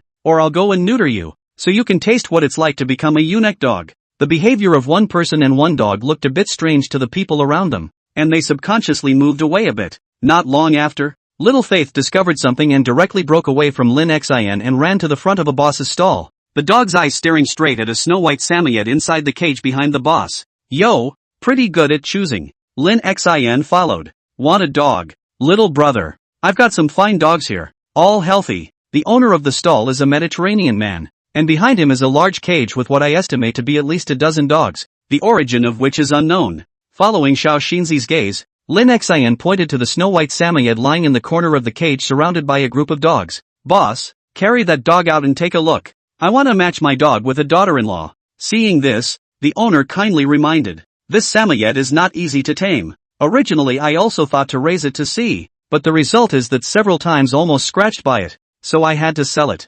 Hearing this, Little Faith immediately howled twice towards the boss, her doggy face towing the line. Woof, woof, Lin Xin helpfully translated. My dog wants to try it, so open the cage and let him in. Okay, there is a big business door to door. The boss naturally won't refuse, and hurriedly opened the cage to put the little letter in. The boss looked at it bumbling and laughed curiously. This should be a dirt dog from the countryside. Little brother has raised it well. It should have cost a lot of money. For a body like Shinji's, which is a few turns wider than the average hyena, it's obviously a good meal. That's not true. This guy's mouth is even pickier than mine. He only eats beef, and it has to be cooked. Lin Xin skimmed his lips. Inside the cage, seeing an unfamiliar big yellow dog come in, several male dogs surrounding the snow-white Samoyed immediately became alert, barking twice towards Little Faith, signaling him to stay away. Xiao Xinz can't be happy to hear that. It's here to choose a concubine today. Can it be hindered by a few of you miscellaneous soldiers?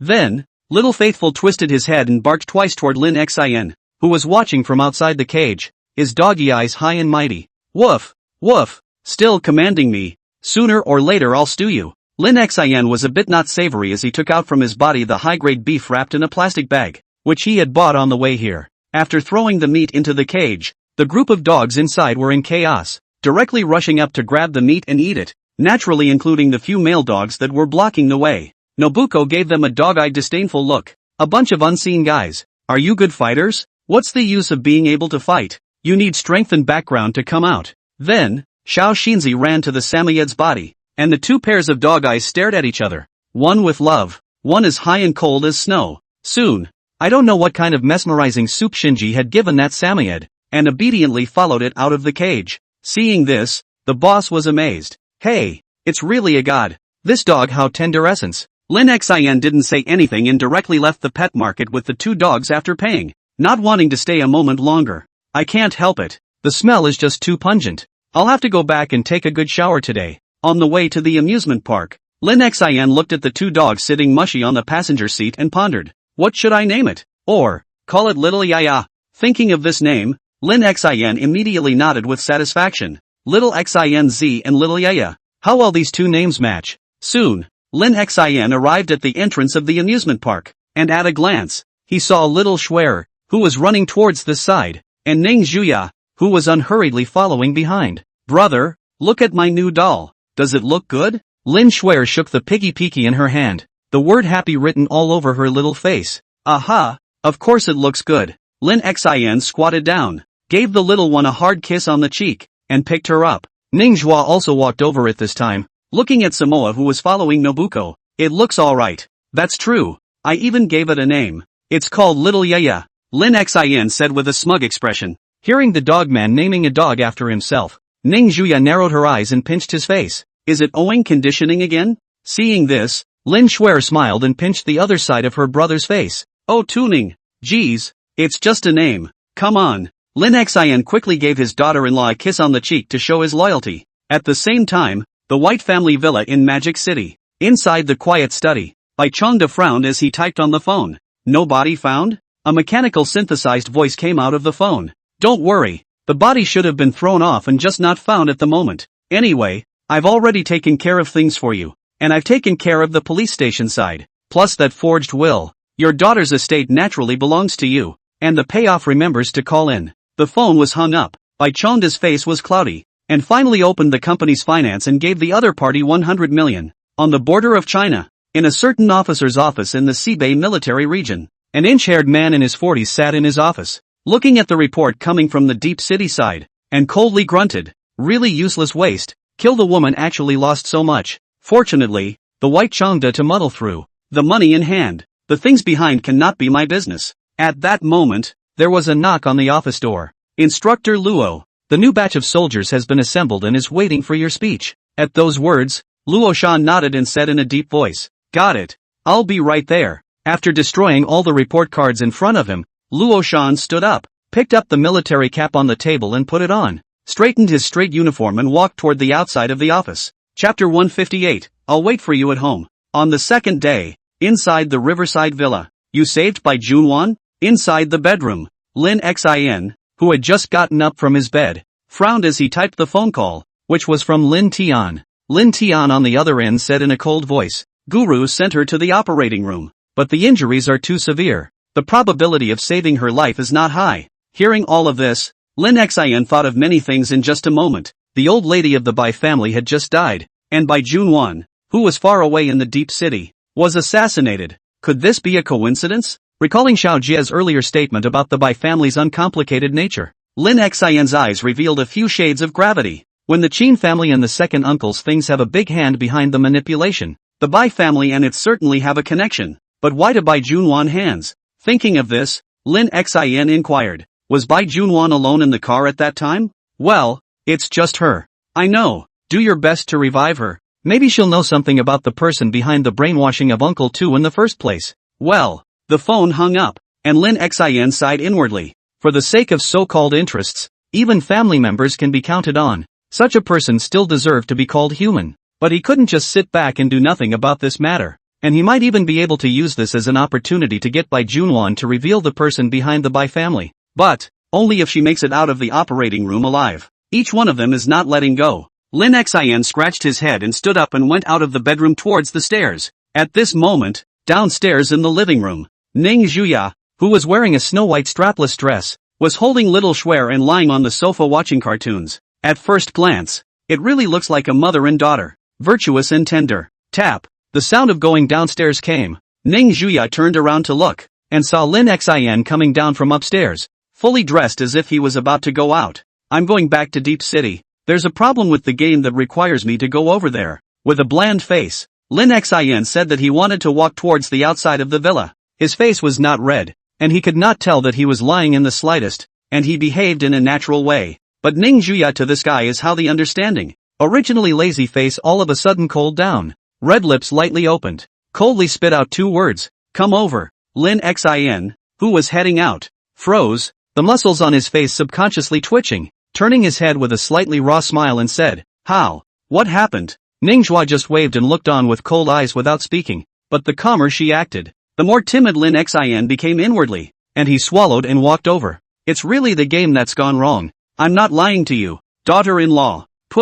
Don't worry, I'll be back in a day or two." Well, just a day or two. The more he said, the more vain Lin Xin became, and even Lin Shuer, who was lying in Ning Zhuya's arms, heard that something was wrong and milked her voice. "Sister, is brother going out to steal women? That's what they say on TV. Lim Shin, from now on, you're not allowed to pester your daddy Donghong to watch those dramas, or I'll smack your little butt." Ning Zhuya blankly glanced at the mouthy little guy. People are so young that they even know things like stealing women. Upon hearing this, Lin Shuer shrunk her neck in fear, pouting her little mouth and not daring to speak anymore. After calming the little naughty boy, Ning Zhuya raised her eyes to look at Lin Xin, who had walked up to her, reached out and pinched his face, narrowing her eyes and smiling. "Say, what the hell are you going for? Better think before you speak." Thinking about the consequences of being conditioned before, Lin Xin didn't dare to hide it, so he had to tell the original story of Bai Junwan's murder. After listening, Ning Zhuya pondered.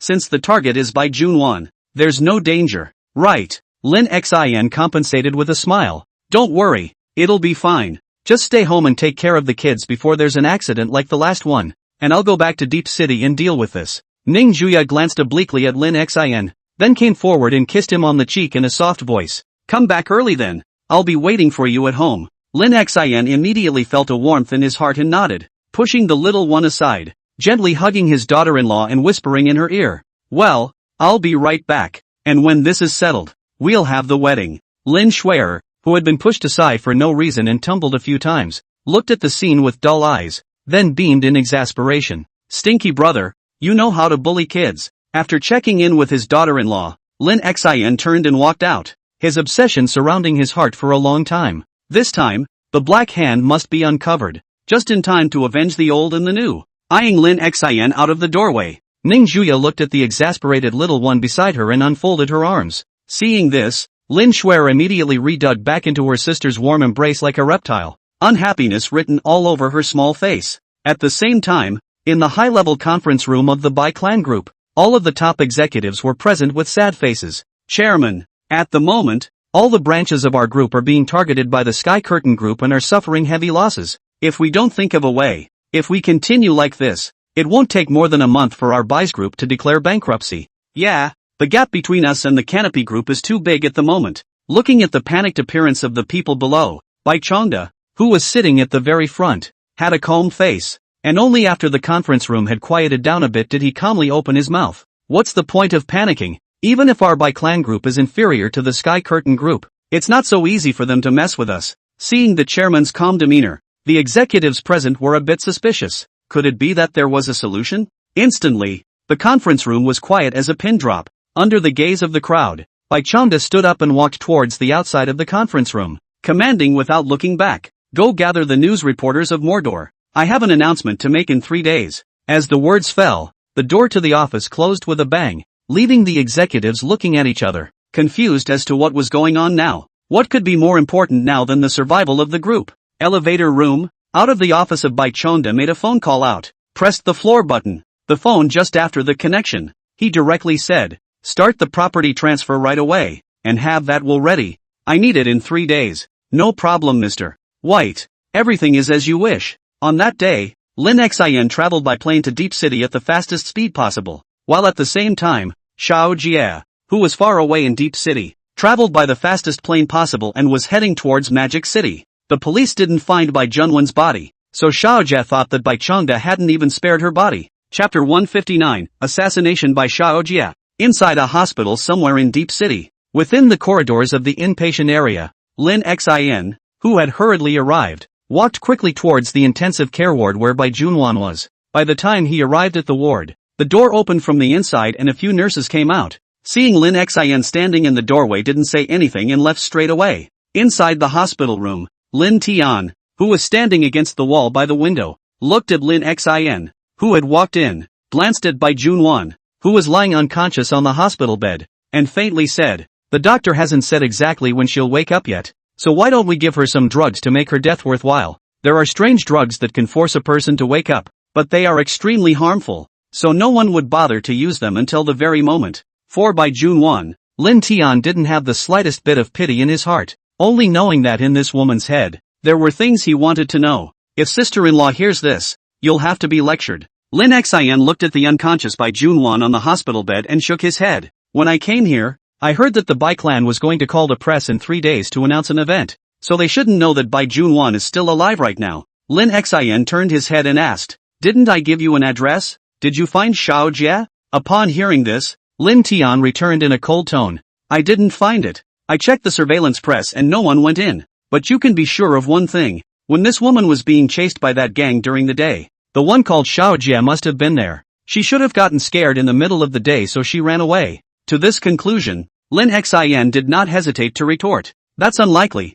That guy's not that much of a wimp. The words fell. Lin Tian did not reply, and the ward was quiet for a while before Lin Xian added, right now the matter of Bai Junwen being alive is only known to us, so keep watch here. Since there's no whereabouts of Xiao Jie right now, he's probably already left Deep City. Being commanded by Lin Xian, Lin Tian coldly grunted with some displeasure and remained silent. Lin Xian, who knew his temperament well, didn't say much and turned around to leave the ward. His trip was considered a wasted one. The odds were that the Bai family was going to announce Bai Junwen's death in 3 days, and then her father, Bai Chongda, would inherit her estate. At this juncture, Xiao Jie disappeared again, presumably back to the Magic City wanting to take revenge on Bai Junwen. Thinking of these conjectures, Lin Xian's footsteps couldn't help but quicken a bit as he hurried towards the airport. Had he known that the Bai family was going to convene Bai Junwen's death, he definitely wouldn't have made this trip. And in the intensive care ward, Lin Tian, who was hugging his hands and leaning against the wall, looked sideways at the unconscious Bai Junwan, thought for a moment, and took out a few pills from his bag. Secretly, "It's okay, it's not fatal anyway, so you can lay there as long as you like when we get this straightened out." Just as Lin Tian was planning to make a move, the door to the ward suddenly opened and Huang Yao bounced in, holding a thermos bucket in her hand, scaring him so much that he quickly retracted his hand. "Ah, Tian, what are you doing?" Huang Yao looked at Lin Tian's movements suspiciously, her eyes filled with innocence. "No, nothing. Magic City." 2 days passed in a blink of an eye, during which nothing else happened, as if everything had returned to calm, but underneath this calm, there were dark currents. At lunchtime, located in the core of the Magic City commercial street under the White Group building, but it is lively, the scene is very noisy. TSK, TSK, TSK. Now everyone knows that the Ning family is targeting the Bai family group. Now the Bai family has summoned reporters at this juncture. Is it possible that they are going to raise the white flag and surrender?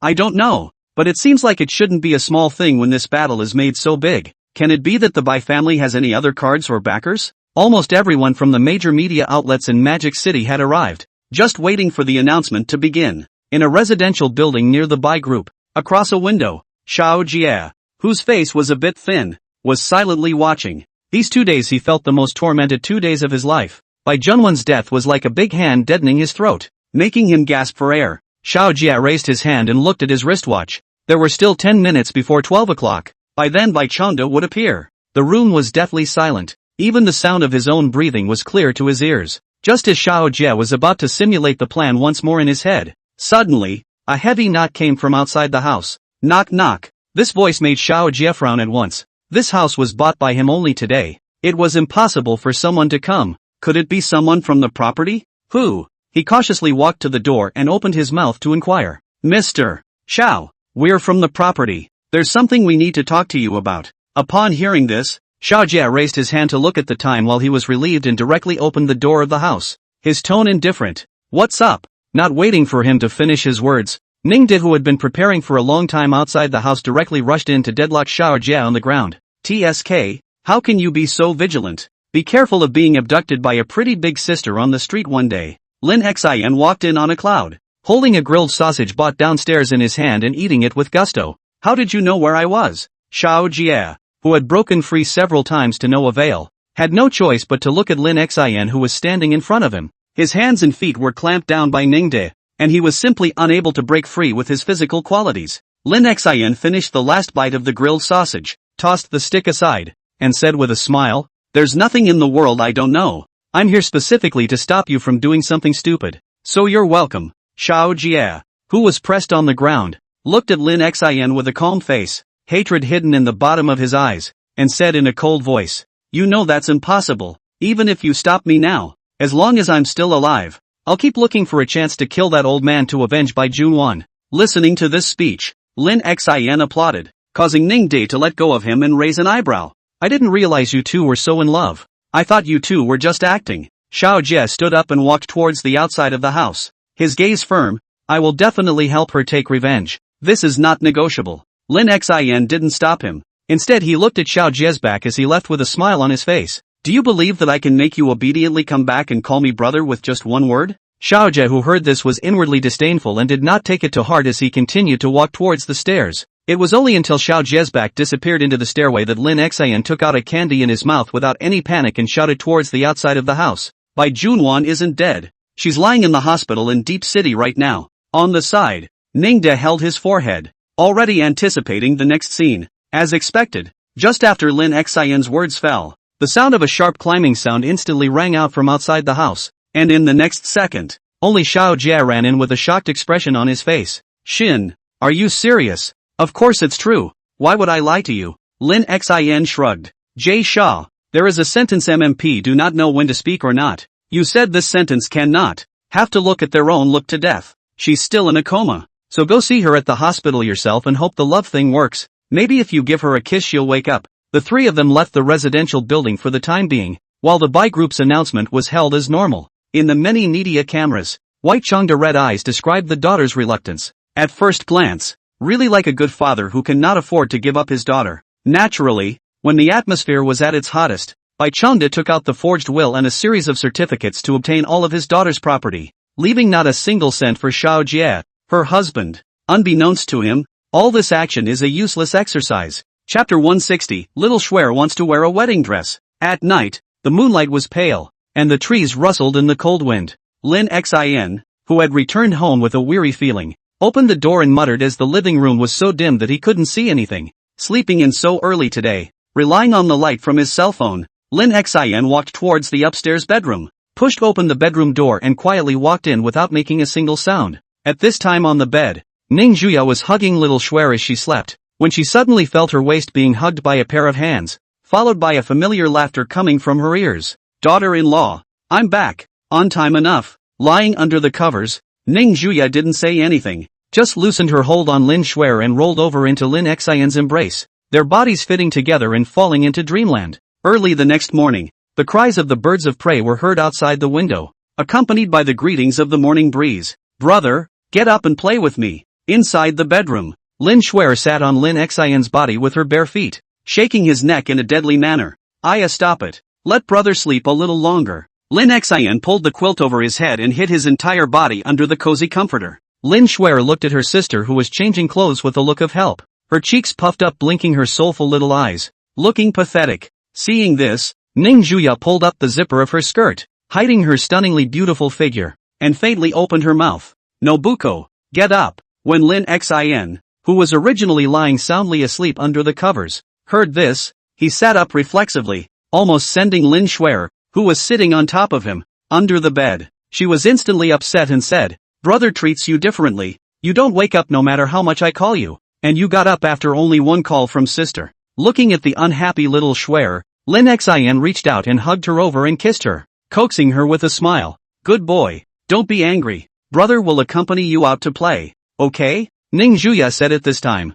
Hurry up and get up and change, we're going to pick out a wedding dress today. Yes, sir. Soon, Lin Xin changed into a brand new shirt after a simple wash, only his hair looked a bit messy. Seeing this, Ning Juya walked up and took the comb to straighten him out. How old is he? Unkempt. Hey, it's not that you have a daughter-in-law. Lin Xin reached out and hugged her, taking the opportunity to sneak a peek at those soft lips. Ning Juya gave this guy a blank look and didn't care. After tidying up Lin Xin, Ning Juya picked up the little one in her arms again and sat down in front of the dresser to start braiding her pigtails and putting on a few rabbit hair clips. Sister, I want to eat sugar candy. No, eat candy early in the morning, watch out for cavities. Just one, okay? Don't pull that stunt and say no. Seeing this cozy scene, the corners of Lin Xin's mouth lifted up as he turned around and walked out of the bedroom to go downstairs to prepare breakfast. There's no way. Who told my daughter-in-law that she likes to eat his handmade food? Unlike some people, who can only look at novels and make lewd giggles, and have never even touched a girl's hand. 5 or 6 minutes later, a large and small group came down the stairs. The morning temperature was cold and the little one's face was flushed with cold. Walking over to the couch and sitting down, it didn't take long for Rinchin to come out of the kitchen with 3 servings of eggs and milk. By mealtime, little Faith and little Yaya also darted in from the kennel in the courtyard, growling at Lin Xin, the toolman. Woof, woof, you kid move faster. Master dog is starving to death. Scream again and I'll stew you for dog meat hot pot tonight. Lin Xin glanced lightly at the 2 little ones, then started eating breakfast on his own. Lin Schwer ate only a little before she was full, and after regaining her energy, she directly chased the 2 dogs all over the yard, with Ning De carefully following behind. Afraid of falling, the cold wind blew in along the gap in the door, and Ning Juya, who was only wearing a skirt, was so cold that she immediately put her hands into Lin Xin's back, which made her feel better. I see you don't think of me as a husband, but as a portable warmer.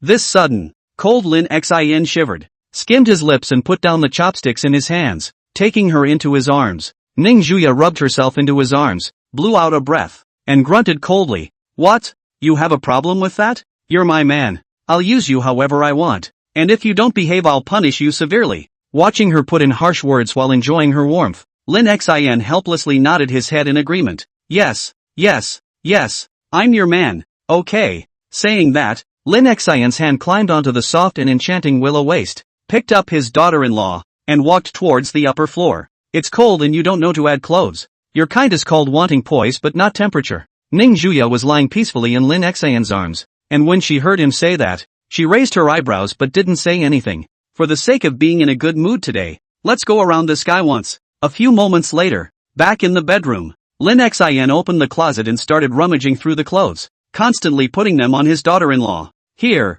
put this warm coat on. It's warm. Don't. It's ugly, I'm not wearing it. If you want to wear it you can wear it yourself. Be good. You're not little Cher. You can't still have me coaxing you to wear it, can you? As he spoke, Lin Xin stretched out his claws to put the clothes on Ning Juya's body, and the latter struggled, kicking her little pink and white feet restlessly at the end of the bed. I told you not to wear it. I'll bite you to death. A scuffle went on for a little over half an hour before it was over, and this time it was Lin Xin who won slightly. It was the bite marks on his neck that looked a little miserable. Are you being reasonable? I'm afraid you'll freeze and help you get dressed. And you're actually being gracious. Lin Xin sat on the edge of the bed with a grim gaze, looking at Ning Juya, who was thickly covered by his own set, with a face full of displeasure, possibly realizing that something was wrong. Ning Juya walked up 2 steps and kissed him twice on the cheek, her eyes swirling like autumn waves as she looked at Lin Xin and blinked. So is this okay? Not enough. I want more. Lin Xin swept her onto his lap and sat down, wanting to take advantage of the opportunity to eat tofu, but before his mouth could kiss him it was pushed away by a small hand. Ning Juya stood up and clasped his hands and grunted coldly. Don't give me an inch. It just spoils you. Seeing his daughter-in-law turn around and walk away after saying that, Lin Xin, who had no success in asking for a kiss, had no choice but to stand up and follow him. Daughter-in-law, just one more kiss. Just one more. Get out. Soon, the family was in a car heading towards the most famous bridal store in Magic City to customize the world's most beautiful wedding dress for the world's most beautiful woman. On the way there, Lin Shuer, who was holding a white bear doll in the car, lay in Ning Juya's arms and looked up with her small eyes blinking in confusion. Sister, is the wedding dress pretty? At those words, Ning Juya reached down and touched her little head, softly saying, yeah, it's especially nice. Real doo-doo. So can I wear it? Well, you ask your brother when he says you can wear it when he says you can wear it. Hearing this, the little guy's eyes immediately fell on his brother who was driving, with a bright light in his eyes that seemed a little excited. As long as there's a brother me, you won't be able to wear it for the rest of your life. Lin Xin cut off her thoughts without hesitation, his tone decisive. Lin Shuer's little mouth instantly pouted as she gamely turned her head away and milkily said, ignore your brother no more. Big bad egg. Lim Shin. Chapter 161, Family Emperors. The center of the city of Magic City near the location of the lake has an area of 500 or 600 square feet of bridal store, visible owner of the strong financial resources, with the country's top designers. The surrounding area is full of various restored landscapes, which is one of the best in Magic City. With such a luxurious configuration, the price aspect is naturally not cheap. Even the general power elite of Magic City would not dare to come here to spend money. The breeze was crisp and warm, and a Rolls-Royce slowed to a stop in front of the store, which was immediately greeted by 2 young men and women, so similar in appearance that they looked like twins, coming out of the store. Oops, brother was wrong.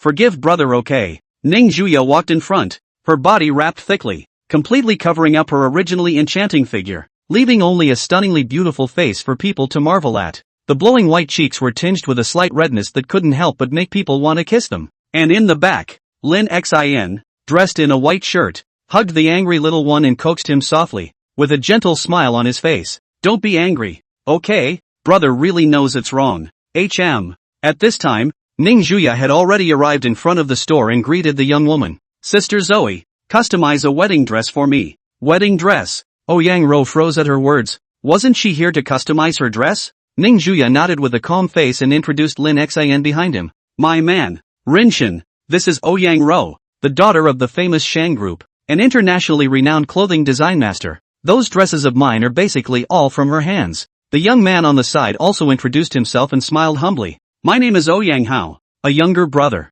As the group walked in, Lin Xin also learned some information about the rich siblings and marveled a bit. This store is a partnership between the 2 siblings opened, or their own money did not use the family half a penny, can be seen in the top of its talent. Sister Yang Ro was an internationally renowned clothing designer, while brother Yang Hao was a garden designer. And all those landscapes around the bridal store were his masterpieces. After walking into the store, the inside is very spacious. Decorating style is basically white tone, so that people can feel cozy looking at. Yang Ro looked a little excited as she pulled Ning Juya's hand towards the room inside, her tone a little agitated. In fact, I've already made a wedding dress using you as a model. Xiaoya, you're the most suitable person for modeling I've ever seen in my sister's life. Coupled with the wedding dress that I've specially customized for you, it'll definitely be a global sensation by the time it's done. This would be a stretch. Ning Juya's voice revealed a few points of helplessness, but she couldn't argue with Ouyang Ro, so she had to let her have her way. In front of the seat by the window, Lin Xin spent a lot of effort to coax the little one. Looking at her little pink face, he couldn't help but come forward and kiss her. I remember Sister Ya. She hasn't graduated from college yet, right? Your daughter is this old? Ouyang Hao curiously said, because the young and wild Ouyang Hao had been taught a few times by Ning Juya before, and had a psychological shadow since then. He was still called sister even though he was older than her. Pinching the little one's face, Lin Xin smiled back. This is my sister, and my daughter-in-law, and I plan to have children after we get married. The two chatted for a while, and the originally rusty relationship suddenly became much closer, which made Lin Shuer feel a bit bored and directly ran to the inner room to find her pretty sister. Ouyang Hao came to Lin Xin's ear and mysteriously whispered and laughed. Xin, with your sister to fall in love is probably not good. After all, for that character general people cannot stand. Hearing this, Lin Xin immediately straightened his back and said confidently with his head held high. This you don't understand, right? My family empire that you can't imagine. Usually I talk, she doesn't dare to interrupt. The family is all I manage. So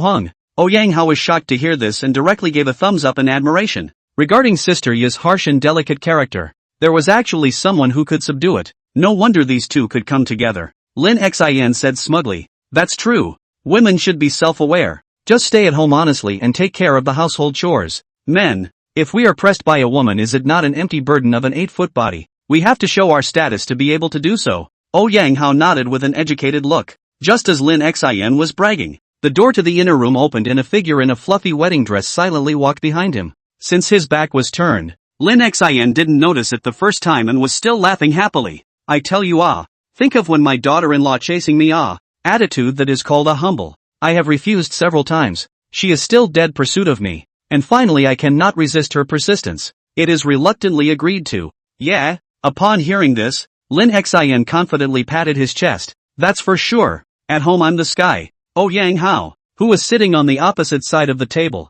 kept scowling at Lin Xin, trying to remind him, but the latter was already on top of his head at this point and couldn't stop at all. It was so hard to be able to pretend in front of others. How could he let go of this opportunity? He had to pretend all at once.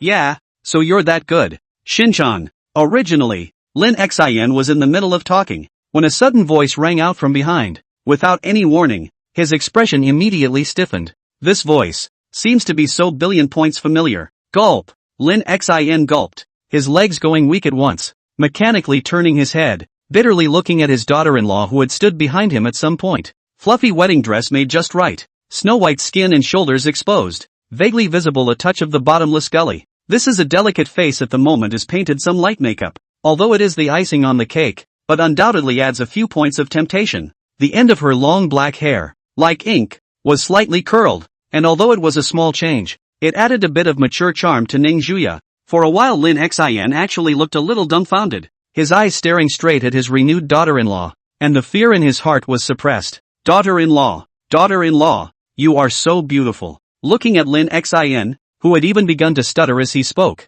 Ouyang Ro proudly laughed. How about that? I told you it's perfect. It'll definitely take your man's soul. What are you looking at? Ning Juya grabbed Lin Xin's ear, glaring and coldly humming. Eaten the bear's heart and leopard's guts. Want to turn over a new leaf? Is that it? Lin Shuer walked out from the back at this time, and seeing her brother's miserable state, she mercilessly added, that's what my brother told me the last time my sister wasn't there, and that she was a big dummy. Lim Shin. Soon, Lin Xin's miserable pleas for mercy came from inside the store. With a sobbing tone, daughter-in-law, I'm wrong. I'm just going through the motions. You're the big head at home. How dare I go against your wishes? Really? I thought you looked like you were capable just now. Now you're just being perfunctory, right? Every word is true. Daughter-in-law, if I, Lin Xin, were to lie, I would be directly struck by heaven and thunder. Inside the store, Ouyang Hao, who was sitting in the window seat, looked at Lin Xin, who flipped his face faster than a book, and the corners of his mouth twitched, and he now sort of understood why these two people could come together. With your double-standard attitude, who wouldn't be confused reading this? One second he's bragging about how awesome he is, the next he's on his knees without hesitation. It was only after a full 10 minutes that Ning Juya let out a cold snort as she carried the hem of her snow-white wedding dress towards the inner room, but in her heart, she was very satisfied with Lin Xin's reaction just now. If you can't even seduce this stinky man, won't this wedding dress be in vain? Lin Xin reluctantly turned back, saw Ouyang how this kid actually still staring at his daughter-in-law's back looking dumbfounded, directly slapped him on the head. No good mood. What are you looking at? This is my daughter-in-law. Only I can look at it. Lin Shuer beside her followed suit and crossed her arms, repeating in a milky voice. This is my sister. Only I can look at it. None of you can. Looking at the siblings' reaction, the corners of Ouyang Ro's siblings' eyes twitched, forcing themselves to hold back the desire to spit. Seeing the little guy inserting his small waist in a petulant manner, Ouyang Ro smiled and came over, took this warm and cheering mass into her arms and rubbed the little guy's soft face vigorously. Aya, so cute. Seeing this, Lin Shuer's extremely old-fashioned Sai reached out her fleshy little hand to push away the sister's face. You adults. Ah, you're not reserved at all. Even if I know I'm cute, you guys could at least watch your image. Lin Xin, Ouyang Ro siblings. Chapter 162, The Householder. In the evening, inside a certain ward of the Deep City Hospital, Xiao Jia was helping Bai Junwan, who was lying unconscious on the bed, wipe her face with a somewhat lost look. 2 whole days had passed since Bai Junwan had fallen into a coma, and because of Lin Xin's help in covering it up, the people of the Bai family hadn't realized that Bai Junwan hadn't died yet. Changing blankets, changing gowns, even rubbing his body. He had never cared for someone so carefully before. When he was done with everything, Xiao Jia slowly walked over to the bedside and sat down, holding her somewhat cold little hand against his forehead, and praying to God continuously in his heart. He wasn't a religious man, but he'd do anything he was asked to do if praying would make the person in the bed wake up sooner. In the quiet of the hospital room, apart from the sound of the cold wind whistling outside the window, the only sound left was the man's heavy-voiced mumbling. Maybe I should have said thank you a long time ago, but hopefully it's not too late for that. Thank you for pulling me back from the brink of death in the first place and giving me a real sense of what it means to truly be alive. You made me feel the best thing in the world, and I've never lived like this after my mother died. Thanks. Inside the hospital room, Xiao Jia held her hand and kept pouring out, and for a while his eyes actually turned a little red, and his heart fell into endless guilt. It may be that two people come together at first just because they have a common goal, but without realizing it, the seed known as love has sprouted. Bai Junwan's desperation, on the other hand, completely broke down this already fragile wall. Just as a flash of tears appeared in the corner of Xiao Jia's eyes, Bai Junwan, who was originally lying quietly on the bed, suddenly drew back the hand that he had held in his hand and rolled over in his shocked and stunned gaze. It's so noisy, can't you let me get some rest and relaxation? Bai Junwan, who had her back to Xiao Jia, still had her eyes closed, but the corners of her mouth could not help but raise, and her cheeks carried a wisp of scarlet color, somewhat like a ripe apple. You're awake. Xiao Jia's pupils were wide with shock, but immediately afterward, when he thought of the words he had just said, his face rolled, and even at this point in his life, he felt incomparably fleshy. But none of this was worth mentioning compared to Bai Junwan being able to wake up. The atmosphere in the hospital room was briefly dull for a moment, and in the end, it was Bai Junwan who couldn't pretend anymore and whispered with a blushing face, I'm hungry, go get me something to eat. Upon hearing this, Xiao Jia, who was thinking wildly, nodded and stood up to walk towards the outside of the ward, not forgetting to turn back and instruct with concern when his hand touched the door handle. Your body is still very weak right now. Lie in bed and don't move. Just call me if there's anything. I'll be there anytime. Bai Junwan, who was lying on the hospital bed, nodded imperceptibly in understanding. Seeing this, Xiao Jia was relieved to walk out of the hospital room and at the same time took out his cell phone and sent a message out. That behind-the-scenes thing is not the only one Lin Xin cares about. His hatred is equally not lost. By dinner time, the sky outside had darkened, and the sun was slowly setting, signaling that the busy day was coming to an end. Inside the riverside villa, the heating was turned on at full power and the house was warm. Lin Xin, who had walked out of the kitchen, looked at Ning Juya, who was sitting on the sofa playing a game with little Shuer, with a grudging gaze, and then looked down at the spatula in his hand, which still had grease stains on it. Sometimes he would wonder why he has to cook every day when his family is so rich and employs a top chef, and why he is not a full-time husband. Lin Xin is now at least considered a stormy figure. This family status is not too low. Thinking of this, Lin Xin looked up again and glanced at the two girls who were playing, and a nameless fire was born in his chest, so he directly threw away the spatula and walked over quickly. Tap! The footsteps were rapid, coming from far away. Hearing the commotion, Ning Juya's eyebrows furrowed as she touched little Shuer's soft face while twisting her head to see Lin Xin walking quickly in front of her, narrowing her eyes. What do you want? Upon hearing this, a smile suddenly bloomed on the cold-faced Lin Xin's face. and he looked fawning as he compensated and laughed. Daughter-in-law, I didn't see that you've been working hard with the baby, so I'm going to give you a whack on the back. Hearing this, a ferocious light flashed through Ning Juya's beautiful eyes, staring at him for a while before she turned back and faintly said with confidence, "Well, let's fulfill that request then." Lin Shuer, who was lying barefoot in her arms, followed and raised one hand, smiling. "Brother, I want it too. Lim Shin, if I can't cure the big one, I can't cure the little one." Ning Juya glanced obliquely without thinking. No problem." Lin Xian's mouth twitched, itching to slap himself twice. If I had known it would be like this, I might as well have been a master in the kitchen. Hey, I was born with a cheap life. Chapter 163, Choosing a Wedding. After dinner, Ning Juya went back to her room to rest first, while Lin Xian sat on the sofa and watched TV with the little one. And in the corner of the living room, there were two dogs in heat, their doggy eyes mesmerized. Lin Xian's gaze fell on the cell phone with a smile between his brows, naturally because the unconscious Bai Junwan had woken up. If that happened, they would be able to learn more information, and then they could make a move against the White family. These 2 days, Bai's group has been in the limelight, relying on Bai Junwan's game company, and even directly confronting the Sky Curtain group. Of course, this was also because Lin Xian didn't want to make a move yet. Otherwise, the Bai clan would still not be enough. According to Lin Tian's narration, those who had made a move on Bai Junwan had used Sibei's moves,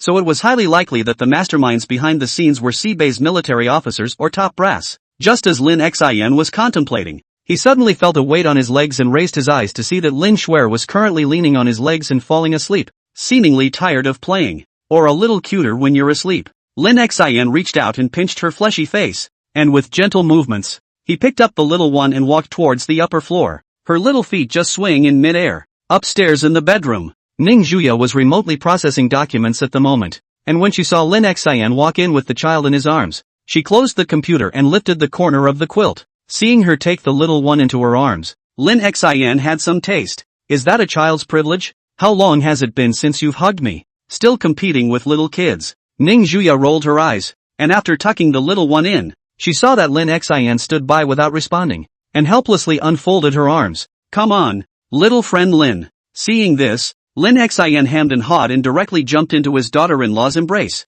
rubbing himself east and west and closing his eyes in contentment. Looking at a large and small group of people who both hugged themselves, the corner of Ning Juya's mouth lifted up, dotingly stroking the two's heads and murmuring softly, "I still like that untamed look you had back then. Now this seems a bit too well behaved. It always feels like something is missing." Upon hearing this, Lin Xian, who was enjoying himself with his eyes closed, bristled. "You're a double standard. You didn't have this attitude when you were conditioning me before. What? You have a problem with that?" Ning Juya raised an eyebrow, her gaze unkind as she looked at Lin Xian, who was lying on her chest, and the hand that was stroking his hair was secretly hard. Lin Xian hastily waved his head. No. Daughter-in-law is the sky. Daughter-in-law is the earth. Daughter-in-law is my whole world. That's more like it." Hearing Lin Xian's reply, Ning Juya hummed lightly and played with his face before closing her eyes in preparation for sleep as well. Early the next morning, Ning Juya was woken up by a loud noise. On the bed, Lin Shuer stood barefoot,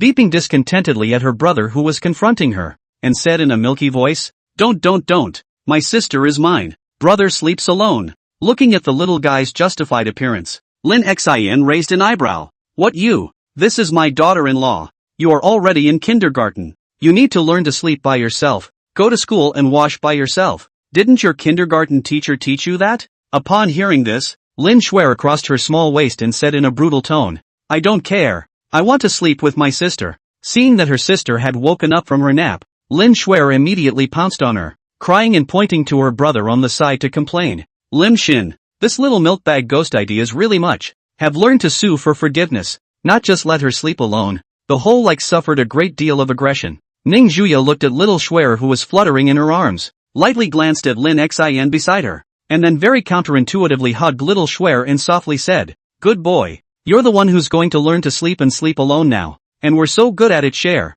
Surely it's okay?" Lin Shuer pinched the corner of her coat and beamed, "But I want to sleep with my sister." Ning Juya gave the little one a kiss on his little face and patiently coaxed, "Then from now on, you'll sleep alone Monday through Friday, and sleep with your sister on Saturday and Sunday, okay?" Upon hearing this, Lin Shuer finally nodded her head and said somewhat unhappily, "All right then." Lin Xian on the side heard, directly admired thumbs up, Not worthy of being my daughter-in-law. Directly take this barbaric capricious little guy to hold steady. When Lin Shuer saw the smugness on his face, she was instantly upset and looked at her sister pitifully, blinking her eyes in a cute way. But my brother just bullied me. Ning Juya stroked her little head and smiled. Want to ride a horse? The little guy's eyes lit up and he nodded repeatedly. Think. The gazes of the two women coincidentally looked toward the expressionless Lin Xian on the side, the meaning of which was self-evident. In no time at all, the bedroom resounded with the sound of the little one's happy laughter. Having fun. The laughter echoed in the ears, and it took a good half hour before it subsided.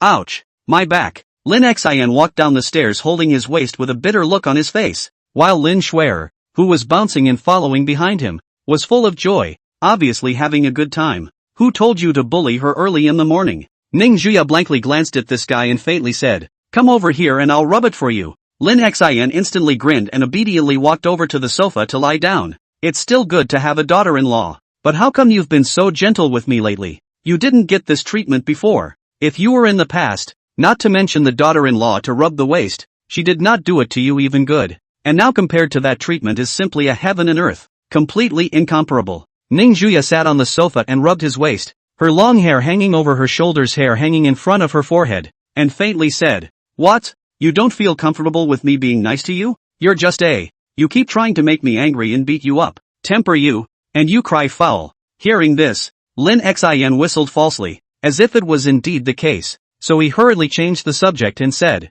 our mom sent a message this morning saying that the wedding date has been set. It's set for August 8th of this year, so let's both get ready and see where would be a good place to have the wedding. Lin Shuer, who was sitting on the ground beside her to put a bow on little Faith, heard this and her eyes lit up with some excitement. A wedding? Will I get to eat lots of candy then? The little letter with 3 pink bows tied around its head barked twice, reluctance written all over the dog's face. Master dog, I've been wise and valiant all my life. I have no face to see a dog. Little Shinzi, be obedient or I'll beat your ass. Lin Shuer slapped its doggy head, and the latter immediately obediently closed its mouth, only to look at the bare child with a sultry look. As for little Yaya, she's still lying asleep in her kennel, looking like she didn't get tossed around much last night. Good thinking. Ning Juya blankly glanced at this milk bag, then turned to Lin Xian. It's up to you. I'm a little busy these days dealing with things over in Deep City, and don't forget we have to go to school for graduation at the beginning of next month. Speaking of which, Lin Xian just remembered that he is still in the internship period, but in the blink of an eye a year has passed. It passes really fast.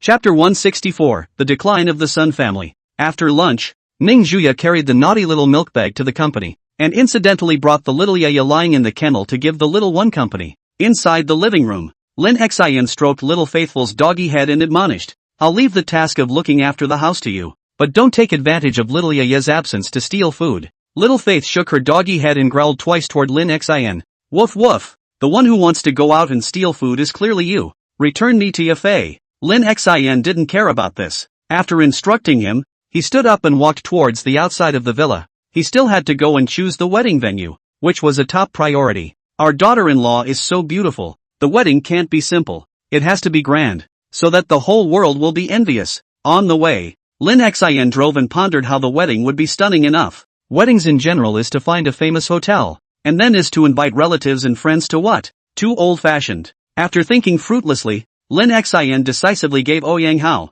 who had just met him, a phone call over marriage in this regard that siblings are certainly professional. After Ouyang Hao heard about the cause and effect of the incident, he was snatched by his sister who snatched the cell phone from the side before he had a chance to open his mouth. This is the right person you're asking, Ouyang Ro said with some excitement in her tone. In fact, I had an idea a long time ago, just have never had the opportunity to use it. It will be reluctantly used in the wedding of you and Xiaoya. In fact, is not so complicated. After a half-hour-long narration, Lin Xian nodded with seeming comprehension, understanding some of it. Simply put, it is to buy a mountain, and then get married when the sun rises. The moral is also very good scenery that is not to mention. The sun rises in the east, the purple east.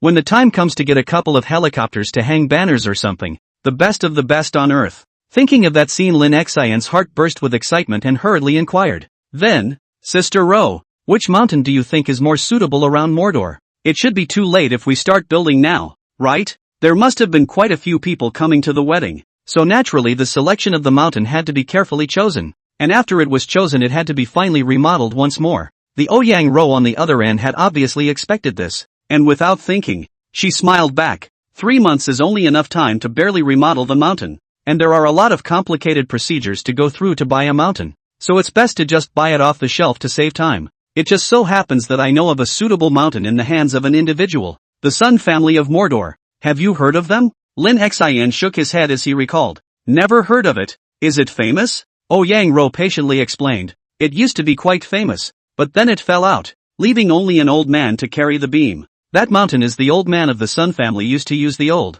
At that time, the Sun family has not fallen. Just to buy the mountain spent more than $1 billion it. I will send you the information later. You go to see it yourself. Thanks Sister Zoe. I'll invite you for wedding wine later. Lin Xian laughed. Count on your conscience. Hang up I'm still busy here. After hanging up the phone, Lin Xian directly clicked on the phone of Zhang Hai's kid, letting him come to a trip to Magic City as a tool. To help. You have to be exhausted if you're by yourself. After learning a bit about the Sun family's current residence, Lin Xian drove directly toward outside the city center. Inside the general manager's office of the Canopy Group, Ning Zhuya in business formal wear was looking down to deal with a foreign contract, while Lin Shuer, who was wearing a pink princess dress on the side, was shaking her feet and laying on the sofa, pulling on little Yaya's dog ears and skimming her lips. Doggy, why don't you talk? All the puppies in the cartoon talk. Are you too stupid to learn? Little Yaya with a head full of bows. If I could talk, I'd still be a dog, and I'd probably be taken away tomorrow to be sliced up for research.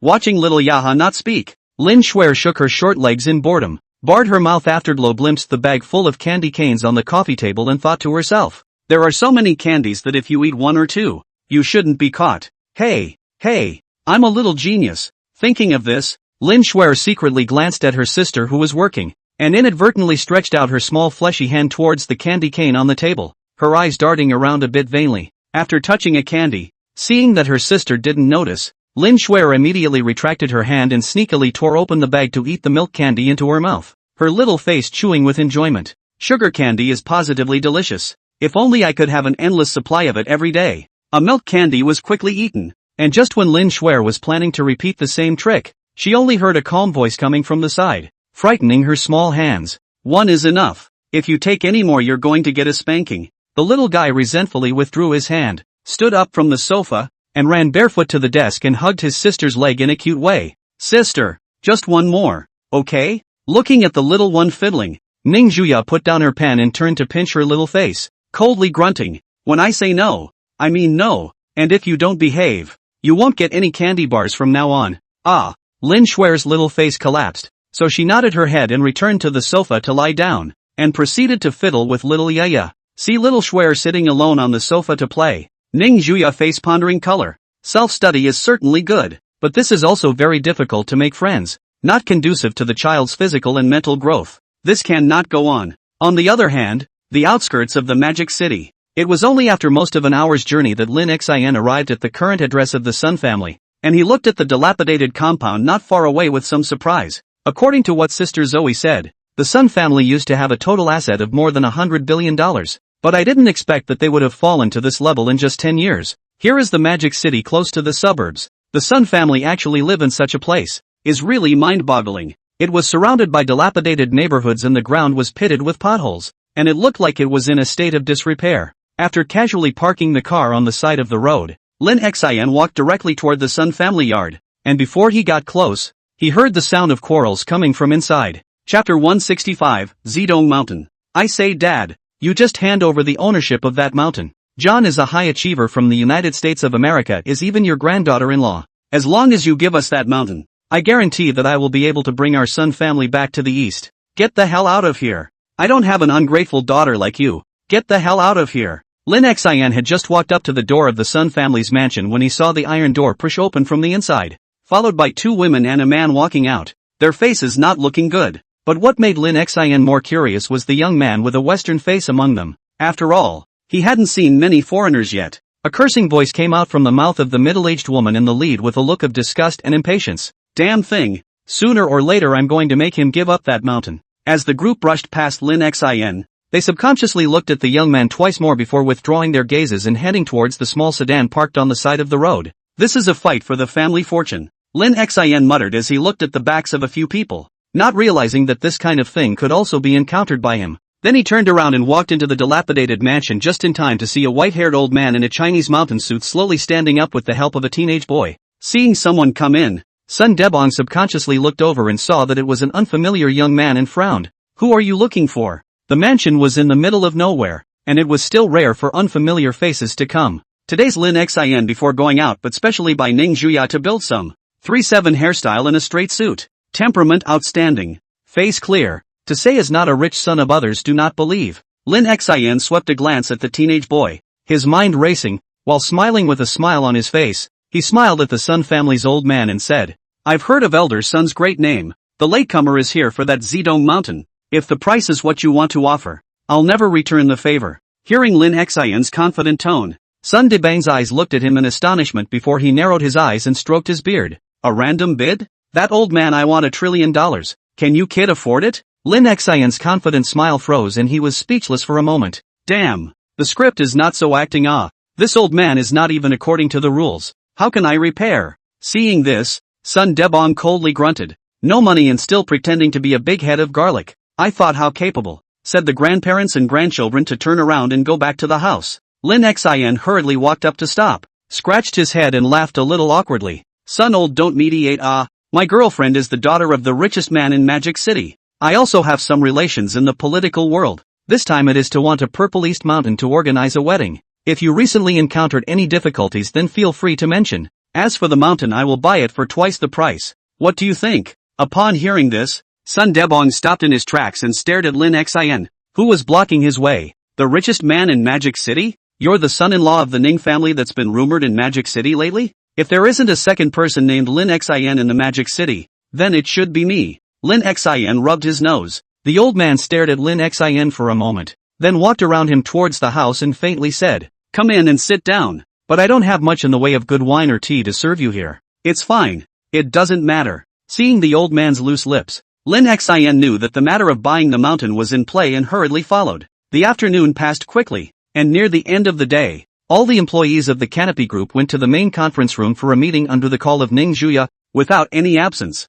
At this time, the conference room is constantly talking, are wondering how the above so big battle, whether there is something big to be announced and so on. Hey, I guess it's time to launch a full-scale business crackdown on Bice Group. After all, I've been watching them act as a bully for the past 2 days, so I guess it's the top that's holding back a big move. And now it's time to strike. It's possible, even Mr. Ning came to the company today. 9 times out of 10 it's because of this. Mother asterisk asterisk asterisk asterisk her, this is the best. These 2 days have suffocated me. Now the internet is spreading the rumor that our Canopy Group is not as good as Bice Group, and we are going to be pulled down. Shoo, Mr. Ning is here. All be quiet. As the door of the conference room opened, Ning Juya, whose temperament was cool and outstanding, stepped in, with a milk ball behind her, her watery eyes looking at the people sitting in the conference room with some fear. Originally there was some noise in the conference room suddenly quieted down. Nearly 1,000 people's eyes are watching the figure on the stage holding their breath and not daring to speak.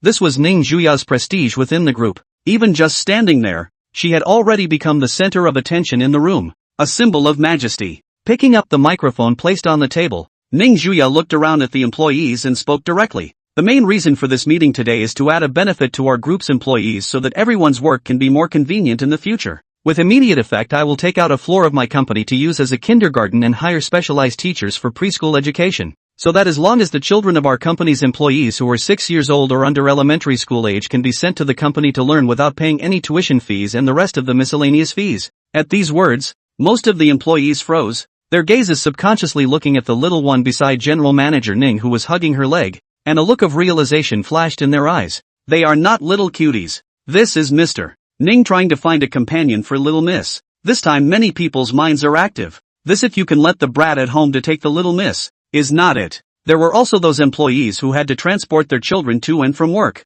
and they even looked at Mr. Ning with gratitude. This benefit can be too practical for them, and the teachers invited by the group are definitely the top ones in the country. So who can't be touched by the fact that they can let their children enjoy the top education for free? Mr. Ning is wise. Mr. Ning is wise. Cheers grew. Ning Juya satisfied with this crowd scene. She wanted this effect, lowered her head to see the little one still deadlocked on her leg, reached out and picked her up, laughing softly. "You'll have lots of kids to play with from now on. Are you happy?" Upon hearing this, The fearful Lin Shuer directly flung her face into her sister's arms. Her ears were red, obviously shy. After announcing the matter, it happened to be the end of work point. Ning Zhuya did not delay to directly announce the end of work, and then turned toward the company downstairs holding little Shuer. At the entrance of the building, seeing the two women come out, Lin Xin, who was a little bored of waiting, smiled and waved his hand. Brother! Lin Shuer immediately broke free from her sister's arms and trotted towards the car, excitement on her plump face. Ning Zhuya followed behind and said helplessly, "Run slower, you'll have to cry if you fall." After sitting in the car, Ning Zhuya held the child back in her arms and asked Lin Xin, who was at the side, "Have you chosen a venue for the wedding?" Lin Xin nodded as he drove. "It's almost done. I guess we can settle it tomorrow." Chapter 166, It's Missy who's being confessed. Early the next morning, outside the Magic City airport, Brother Xin, I'm here. Zhang Hai, who had taken an overnight flight to run to Mordor from Deep City, waved his hand towards the Rolls-Royce coming not far away. After Lin Xin stopped the car, he pointed to the back seat and smiled. "Get in the car, just in time to go with me to do something big." Upon hearing this, Zhang Hai, who had pulled open the car door, was puzzled. "Big deal? What's the big deal?" Lin Xin started the car again and drove towards the city center, casually taking an invitation from the side and handing it to him. "Here, you're the first person to receive an invitation from me.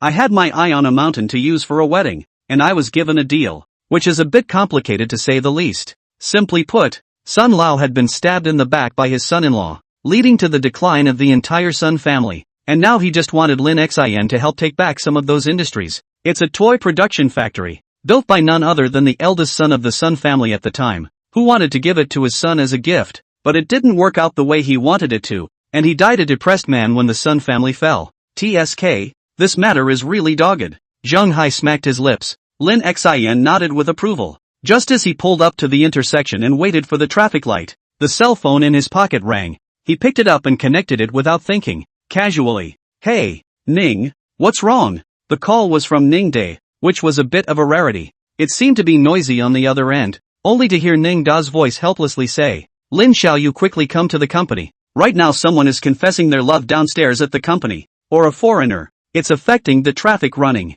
At that, Lin Xin yawned, saw the red light turn green, stepped on the gas again and skimmed. "This kind of small matter, just call a few security guards to drive people away, not on the line. Tell me why. I'm 100,000 miles away from here. Still can fly over to drive people away, not ah." As soon as these words came out, Ning De on the other end of the phone was silent for a moment, then faintly said, "But, that gringo confessed to Missy." Lim Shin, sitting in the back of the Zhang Hai, did not hold back. Pooh bared a laugh, and then a fierce eyes glaring at him. Scared, hurriedly covered his mouth, did not dare to make a sound. The Rolls-Royce that had already driven by directly made a big drift towards the Canopy Group, and Lin Xin's angry curses were heard from inside the car. His grandmother's leg? I'd like to see which grandson dares to take a shot at my daughter-in-law. The third leg will be chopped up for him and fed to the fish. Rolls-Royce gas pedal slammed. Speed instantly reached more than 100 yards. Fortunately at this time there are not many people on the road, or else Lin Xinjia drive the way to be cursed to peace. On the other hand, under the Canopy Group building, Ning De shook his head as he looked at the gringo who was confessing his love not far away. Really asking for trouble. You talk about cooperation on cooperation. This also confessed on. When Lin Xiao came, teeth are for you to knock out. The distance has gathered a large crowd of onlookers, mainly or this foreigner confession of love is too conspicuous. Full of rose petals and prayers, even candles on the whole. Want not to attract attention is difficult. At the center, a fair-faced Westerner was kneeling down on one knee, his gaze reverent and sincere as he looked aloud at a certain floor-to-ceiling window on the top floor of the building. "Miss Ning, you are a beam of light in the dark night, illuminating my gray life and bringing me hope. I truly like you." The employees onlookers in the building were also talking, all waiting for a good show. After all, not to mention the high and cold character of General Ning, just that boyfriend of hers is not something to be messed with. Listening to the bodyguard beside General Ning said that he can fight a group of people one by one. The foreign trade cooperation between our group and the Caesar Consortium will probably go down the drain. And the young son of the Caesar Consortium is really bad, confessing his love to anyone but Mr. Ning. If you can say goodbye to me, how good ah. People always not bad. And behind the world 500 top Caesar Consortium, 10 lifetimes to eat and drink are not worried. Come on, if we're like that, we won't even give it to them. Inside the general manager's office on the top floor, Lin Shuer sat by the floor-to-ceiling window holding little Faith and little Yaya, looking at the confession scene below with surprise. "Sister, Why are there so many people down there? And candles, eh? Am I allowed to eat the cake? Upon hearing this, Ning Juya put down her pen, stood up and picked up the little one. Eat, eat, eat, just know how to eat. Be careful of eating into a little fatso, then no one will like you. Seeing this, the two dogs took the opportunity to slink off to a corner and look at the pigtails on each other's heads, showing their teeth. Alright then. Lin Shuer sighed, shrinking into her sister's arms. Ning Juya, on the other hand, looked at the confession ceremony under the building. Her eyebrows frowned tightly. A wave of loathing grew from the bottom of her heart. She hated this kind of a mouthful of a favorite, full of philandering men, worse than the one at her own home. Just as she was about to call Ningde to get rid of the people, out of the corner of her eye, she glimpsed a small black dot traveling rapidly appearing in the distance, a Rolls Royce that kept overtaking the car. Ning Zhua's mood instantly improved, and she hummed softly, "Count on this guy having a bit of a conscience, or else he'd have to go home and kneel on a scrub board." Saying that, she hugged little Shuer and walked towards the outside of the office. And the two dogs who were kissing each other had no choice but to interrupt their show of affection and follow them when they saw this. At this moment under the building, the sudden Rolls Royce did not have any intention to brake, and rushed straight towards Caesar Tulls, who was confessing. "Fack," said Tulls, who had just finished reciting his confession, and at the sight of it, not caring about the ring and roses he held in his hand, he dodged towards the side in terror. The onlookers not far away also exclaimed out in shock, watching the outrushing Rolls Royce crush the roses and candles,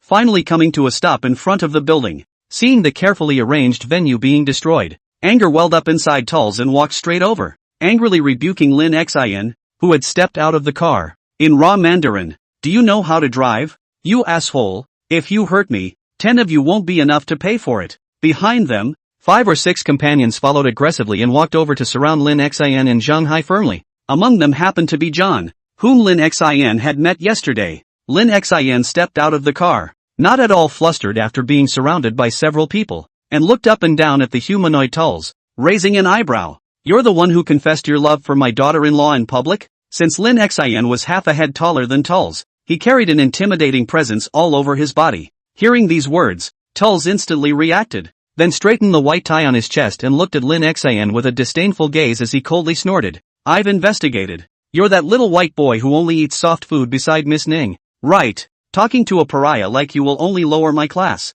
I advise you to obediently leave Miss Ning and then get the hell out of here as far away as you can." Chapter 167, China, is so scary. After listening to some confident speech from Tulls, Lin Xin felt very amused. Even if he confessed to his daughter-in-law, he still had to tell himself to get lost. How arrogant he had to be. Behind him, Zhang Hai took a pitying look at Tulls, who was full of pride, and silently prayed in his heart that no one would be killed. This guy is still too young to have experienced the beatings of society. And that's okay, he'll soon learn his lesson under the iron fist of love. As expected, as the words fell, the crowd only felt a black shadow flashing before their eyes, followed by the miserable screams of Tulls beside their ears. Lin Xin took an arrow step forward. Tulls only felt a flash in front of his eyes, followed by intense pain underneath his body, his eyes staring straight up in horror as he collapsed to the ground screaming in agony. Looking at the gringo who covered his crotch and kept convulsing on the ground, the males watching around them only felt a chill underneath their bodies and subconsciously took 2 steps back.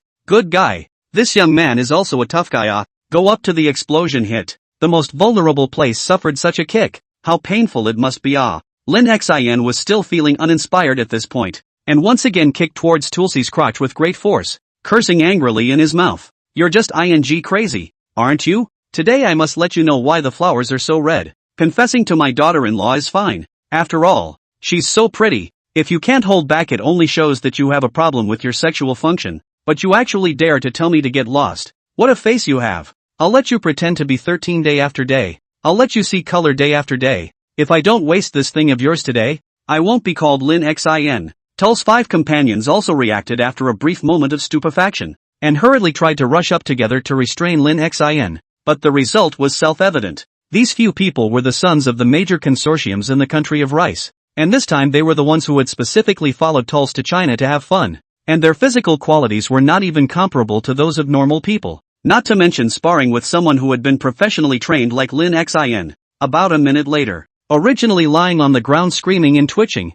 Tulls had 5 more companions, their voices screaming louder than one another, and as soon as they received a blow, their bodies could not make any force at all, let alone resist. Seeing this familiar scene, Zhang Hai, who was on the side, silently took out his cell phone and recorded the scene while sighing. Worthy of being Brother Shin. He's so awesome even when he's not drinking. Surrounding the crowd watching the situation. Even more excited. Usually by the rich son of the dog's eyes. And now it is not easy to meet the storm hit scene. Cannot be excited. The brainy ones had even taken out their cell phones to record this scene. And then posted it online without even thinking about it. Over here, Lin Xin continued to output. And none of the 6 could run away. Each one coming one by one with a kick. Just weaklings like you still dare to play tricks in front of my daughter-in-law. Fortunately I'm the one to do it today. Otherwise when my daughter-in-law comes, you probably won't even be able to keep your roots down there. Says you. What are you physically shaking for? Not convinced. I'll make you disobey.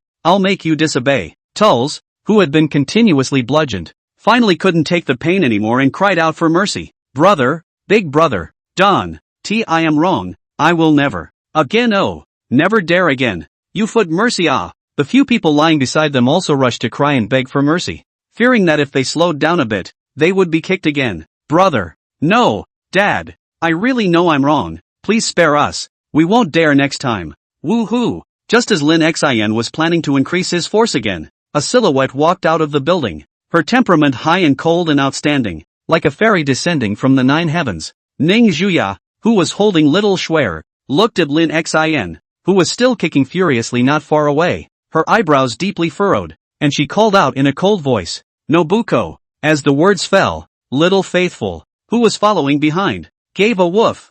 Barked. Lin Xin followed suit and stopped his movements, turning his head to look at his daughter-in-law who was walking towards him, especially those cold eyes that subconsciously made him shiver in his heart. Zhang Hai, who had experienced this once, put away his cell phone and sighed. It seems that I can only see here today. Clearly understand the character of Ning Zhuya. Lin Xin see the situation. A look no daughter-in-law is angry, or very bad coaxing the kind, and hastened to smile up, compensating for the smile. Daughter-in-law, why are you down here? I'll take care of it right away. Don't worry. I promise I won't let these little scumbags get in your way in the future. Ning Zhuya, however, put the little one down and turned to grab Lin Xin's ear with her hand forcefully, narrowing her eyes and coldly saying, in the future, without my permission, you are not allowed to hit people with your hands, and handle things in a civilized manner. Those who don't know will think that my Ning Zhuya's men only hit people with their hands. Lin Shuer nodded in agreement as she hugged her sister's leg. That's right. The teacher said that those who hit people are bad kids, and brother is a bad kid. Lin Xin immediately lowered his head coyly and squirmed. This is not I heard you were confessed. So the emotions are a little excited. Well, next time I will definitely change. Seeing this scene, the crowd of onlookers also understood and smiled at each other. Look at the hands of the time, so powerful. After half a day or a rake years so powerful, actually still afraid of his wife. Sure enough, everyone has a natural enemy, and no one can be absolutely invincible. Hearing Lin Xin's reply, Ning Zhuya glared away with cold eyes and chided. How dare you talk back? You've grown so capable. As she said that, the force in her hand increased once again, directly crushing Lin Xin in terms of might. Egu, daughter-in-law, I'm wrong. Wrong. Promise there won't be a next time. In the future I will definitely do things in a civilized manner. Lin Xin begged in pain. At his feet, Little Faith looked at Lin Xin, who was being deathly restrained, and barked towards the Yafei beside him, somewhat pleased with himself. Woof. See, no daughter-in-law. This is the wimpy master. If it wasn't for his good cooking, Master Dog, I would have repudiated him a long time ago. A look of adoration appeared in little Yaya's dog's eyes, and he went forward to rub his head. Seeing this, the smugness in little Shinji's eyes increased. Suddenly feeling a rush of urine, he looked towards the surroundings, and then directly ran his legs towards the 6 people of Tulls who were still screaming in pain over there. Tulls had cursed in his heart at the moment. Had he known that this little white boy was so powerful, he wouldn't have made such a big show. I don't know if that thing down there still works. Just then, Tulls only felt a blackness in his eyes and gazed up as a large bubble of yellow liquid entered his mouth with the precise amount of tartness that filled his mouth. His eyes glazed over and he rolled over and coughed, his face flushed a shade of red and purple, the taste of urine lingering in his mouth as he raged toward the dead dog that was peeing in front of him. MD, even a broken dog bullied me. I have to kill you today. Woof. Shinji cozily barked twice after peeing. Hearing that the human in front of him was actually going to slaughter himself, he immediately showed a ferocious face and directly swung his sharp dog claws towards Tull's face. Woof woof. Who gave you the guts to actually dare to speak harshly to Master Dog? Let's see if I don't teach you a good lesson. The crotch wound Tulls could not use his strength at all. Just in a few moments there were a few more bloody marks on his face, and he lay lifelessly on the ground, no longer moving. His eyes were lifeless. Hua Gua. So scary. Chapter 168, what's next? 4 children? Hey, hey, hey, daughter-in-law. So many people are watching. Give some face. The gazes of dozens of people looked toward this side in unison, and even Lin Xin couldn't help but blush a little in his old face. Lin Shuer was still fanning the flames and smiling. Brother is a wimp and afraid of his wife. These words made everyone around them laugh. Such a small child knows what it means to be afraid of his wife. Ning Zhuya, however, did not have the slightest intention of letting go. Instead, the force in his hand grew larger and larger. Not intending to give him any face at all, Lin Xin finally couldn't help it, directly forcefully knocked off the hand that grabbed his ear. Seeing the gazes of the surrounding people watching, the bottom of the barrel couldn't help but grow. There are so many people. The daughter-in-law should not do it in public. Thinking of this, Lin Xin coldly locked eyes with the astonished Ning Zhuya, his posture indifferent. Can you give me some face outside? There are so many people here. I advise you not to give an inch, or else don't blame me for not being polite. Looking at the suddenly hardened Lin Xin, Ning Zhuya's face revealed an eerie chill. Her delicate white face suddenly gloomy as she sneered. Fine. You want face, right? Then I'll give you that face. Upon hearing this, Lin Xin thought it had worked, and patted his daughter-in-law on the shoulder with some small triumph, saying in a serious tone, that's right. The most important thing for couples is to respect each other. Pay attention in the future, otherwise. Without waiting for Lin Xin to finish his words, he only saw Ning Zhuya take out her cell phone and dialed a number, coldly commanding in a cold voice as she gazed at him with cold eyes. Arrest him for me. I'll strip him naked and parade him. As the words fell, a dozen black-clothed bodyguards instantly rushed out of the building, and the one who rushed at the forefront was none other than Ningde, who had tipped off Lin Xin, and rushed straight towards the side. Asterisk asterisk asterisk asterisk. Are you going to be so mean? Hearing that he was going to be stripped naked and paraded, Lin Xin's back went cold, where he still dared to stay here for a long time, and hurriedly ran towards the Rolls-Royce that was parked on the side. OMG mom, this is crazy. I should have known better than to get a hard-on. Hurry up Shin. If you run any slower I'll be ready to enjoy your marvelous body. The reactive Zhang Hai had already taken a step ahead and sat in the driver's seat, waving at Lin Xin who was running this way with a cheap smile on his face. Hearing this dead fat man's flirtatious words, Lin Xin's forehead sprouted 3 black lines, forcibly resisting the urge to violently beat up the other party here. He hurriedly got into the car, and then heavily closed the door. Drive. 1 step slower and you'll be waiting to parade with me. Soon, the Rolls-Royce with the ejection start was chased by a dozen black Mercedes-Benz and fled from the scene, and the surrounding crowd had to disperse when they saw that there was no more show to watch. Ning Zhuya still stood in place with a cold face, her gaze grim as she looked in the direction Lin Xin had fled and gritted her teeth. Damn dog man, you better not come home tonight or I'll make you look good. After saying that, Ning Zhuya turned towards the building with little Shuer in her arms, pondering in her mind how to temper her while not forgetting to instruct the security guards guarding the entrance. Those 6 people are interfering with the normal operation of the company. Tie them up and find a remote place to throw them away. Remember to smash their cell phones and such. I'll be responsible for anything that happens. Yes, Mr. Ning. The security guard sniffed and nodded repeatedly. After Ning Zhuya left with the child in her arms, the security guard looked at the gringo lying not far away screaming in pity and shook his head. Mr. Ning's move was ruthless, knowing that these foreigners were being thatched down there, and deliberately throwing them far away to prevent them from being treated. On the other hand, Lin Xin, who was fleeing from the city center, received a call from Ningde. Lin Xiao, you'll just immediately tie your hands.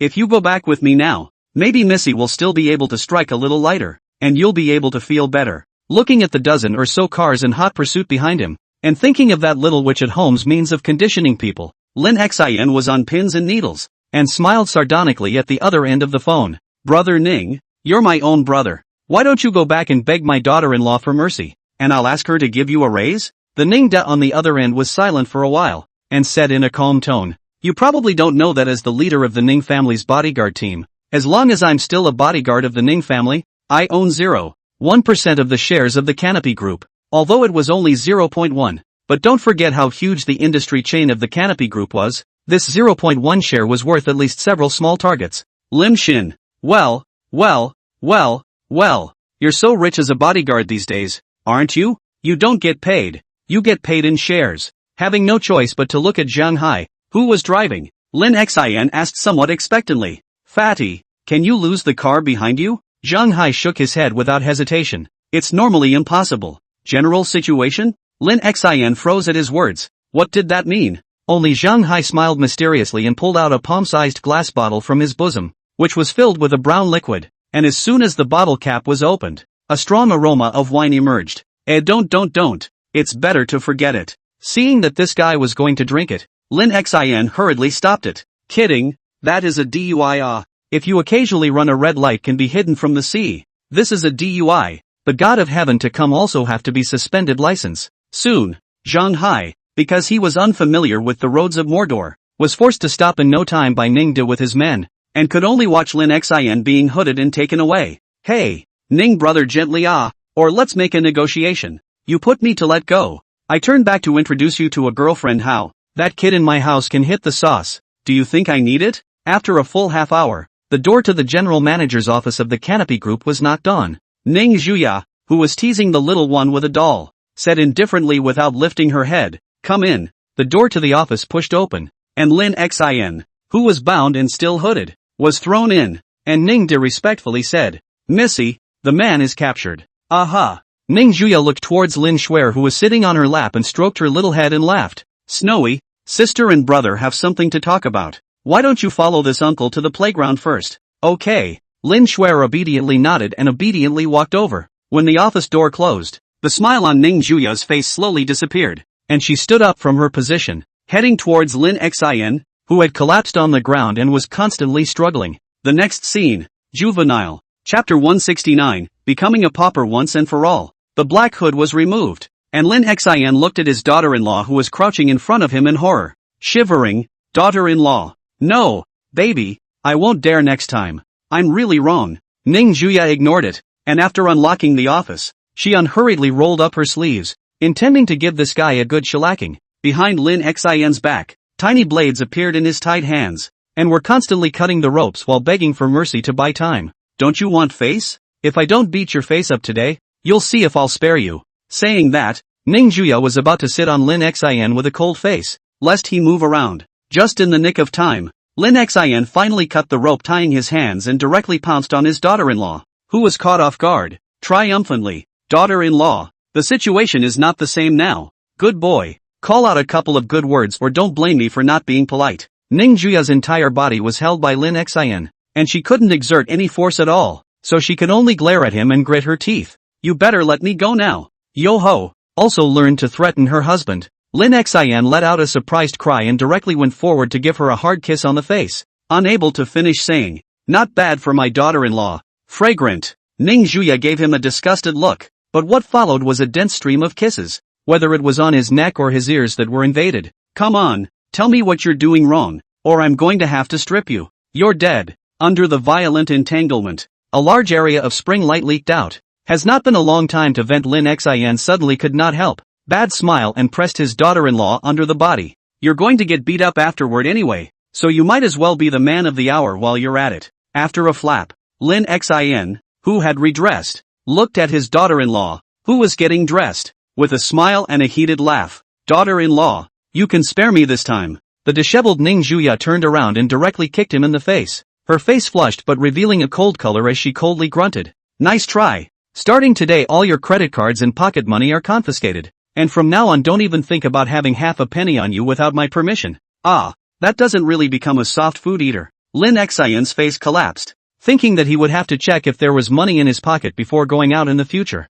Lin Xin hurriedly stood up from the ground and went up to hug his daughter-in-law's waist, leaning his head on her shoulder and pampering her. "Daughter-in-law, just spare me this time. How can I go out without money? I still have to buy you a mountain as a wedding venue." Ning Zhuya didn't eat this, and directly peeled the guy away, grunting, "Come on, take me with you when the time comes. How much you want? I'm not going to pay you anyway, and don't even think about going to mom and dad for it or you're going to pack up your stuff and move out of the house." Then, Ning Zhuya threw her socks and shoes in front of Lin Xin, while she herself sat on a chair with the corners of her mouth rising. "Come on, young Lin, how did you get it off me? Now how can you put it on me? Weren't you just so excited to get it off?" Lim Shin, looking at the victor's smile on her face, Lin Xin bitterly picked up the socks on the floor and walked up to put them on her, only kneeling on one knee because of her height. This scene knows that it's a couple, but those who don't know think it's a high-strung millennial and her male slave. A few minutes later, Lin Xian finally put Ning Juya's clothes back on her as is,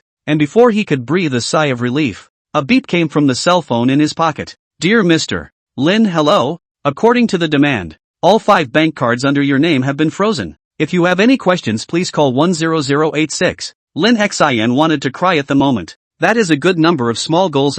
This can only look at but cannot be used. He will not become a pauper in the future. To lose so much for a face is a loss to outer space. If you want to blame it, you can only blame it on yourself. Ning Juya snorted coldly. In the next second, Lin Xian directly picked up Ning Juya from the chair and walked towards the outside of the office with an expressionless face. Ning Juya, who was held in her arms, didn't rush to break free, but blinked at Lin Xian. Looks like the punishment with you wasn't enough. What do you want again? At those words, Lin Xian, who had pushed open the office door, bristled. You froze all my cards. I have to go to acquire a company in the afternoon. Now I have no money on me, so I have to take you, a rich woman, with me. Hearing this, Ning Juya, who had heard about the Sun family when she left the house in the morning, just let Lin Xian carry her and walk out. It's not like you've done it to yourself. You haven't been good at all. On the first floor of the company, several receptionists were gossiping, and when their afterglow glimpsed the opening of the special elevator,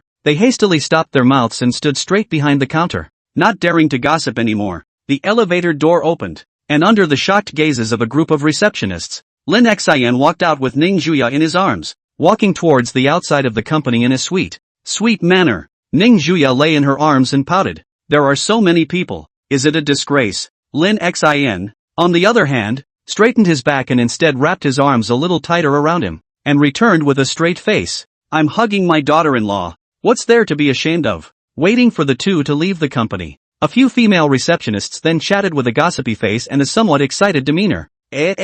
See, our Mr. Ning and Mr. Lin more love. In broad daylight it is hugging up. I'm really envious. When will I be able to find a boyfriend as handsome as Mr. Lin? I'll be able to wake up laughing in my dreams then. I'll kowtow to this pair. Zhang Hai, who received the news in advance, drove his car and waited in front of the company, and when he saw Lin Xian holding his sister-in-law out, he greeted her with a smile and a wave. Yo, brother Xian, you're still alive. I thought you were definitely dead this time. Looks like sister-in-law still has a soft heart. Lin Xian's face was dark, just wanted to pack this fat man a meal, but when he thought that his daughter-in-law had just said that she was trying to be civilized, he forcefully suppressed the grumpiness in his heart again. After carrying his daughter-in-law into the back seat, he turned his head to Zhang Hai in the driver's seat and said with a leathery smile, That's a bad mouth, you kid. You should be careful when you walk at night in the future, lest you get squatted. Zhang Hai touched his nose and hurriedly started the car, smilingly changing the topic. Hey, it's worthy of being a Rolls-Royce Phantom limited edition. It's much better to drive than my Mercedes. Ha ha. Ning Juya, who was sitting on Lin Xian, then sent a message to Ning Di, telling him to take the child to play more, and to send him directly to the Ning family's old mansion in the evening. Lin Xian was still unwilling at this point and pleaded for mercy. I a daughter-in-law. You say men go out with no money. That is not lost. Or you give me to unblock 2 cards. Off and leave me alone. After Ning Juya's overbearing rebuke, she directly pulled open Lin Xian's clothes and curled in to start warming herself. Lim Shin. So cold. Chapter 170, The Overbearing Female President. Inside the ordinary box of the Heavenly Star Hotel, Magic City, a couple was chatting about something in a low voice. Just received a call from Xiaomei. John seems to have been beaten up now he doesn't know where he ran away. So she's not coming anymore. Sun Qinghua whispered. Wen Tao was unconcerned, but instead, he showed a thoughtful face and frowned. Have you inquired about the buyer this time? Is the other party really willing to pay $1 billion for that crappy toy factory? We looked for so many people before. The biggest price was only $20 to $30 million.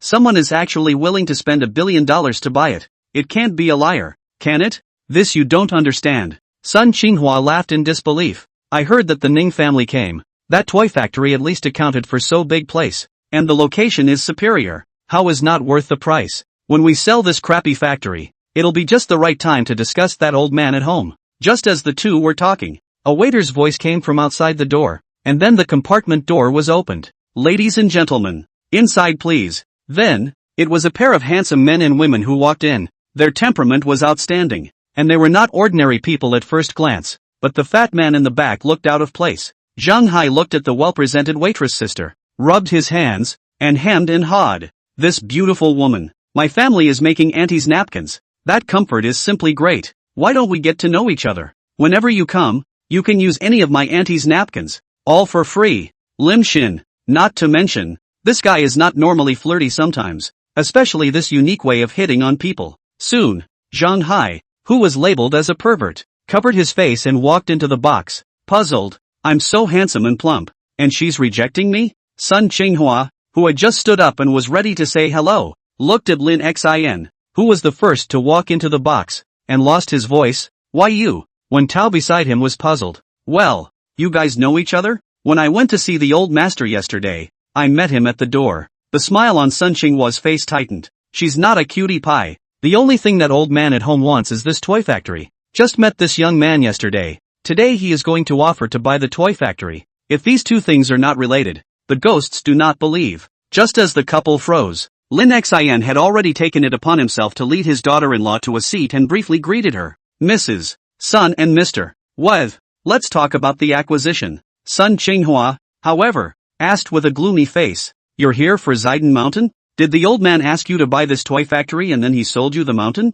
Yes, that's right. Lin Xin nodded, then spread his hands and laughed. There shouldn't be any conflict of interest between us. That mountain can be worth more than $1 billion when it comes to its true value. You won't lose out on this deal. Ning Juya sat quietly beside Lin Xin without saying anything, wanting to see how this dog man talked about business. A whole billion. Sun Qinghua and Wen Tao glanced at each other, both seeing the hesitation in the other's eyes, wanting to sell but not wanting to sell. The other party is obviously rushing to that mountain. It is difficult to discover the secrets inside. The couple's hesitation did make Lin Xin feel something was wrong, narrowing his eyes in dark contemplation. According to the investigation, the total assets of the Sun family couple is now no more than $1 million.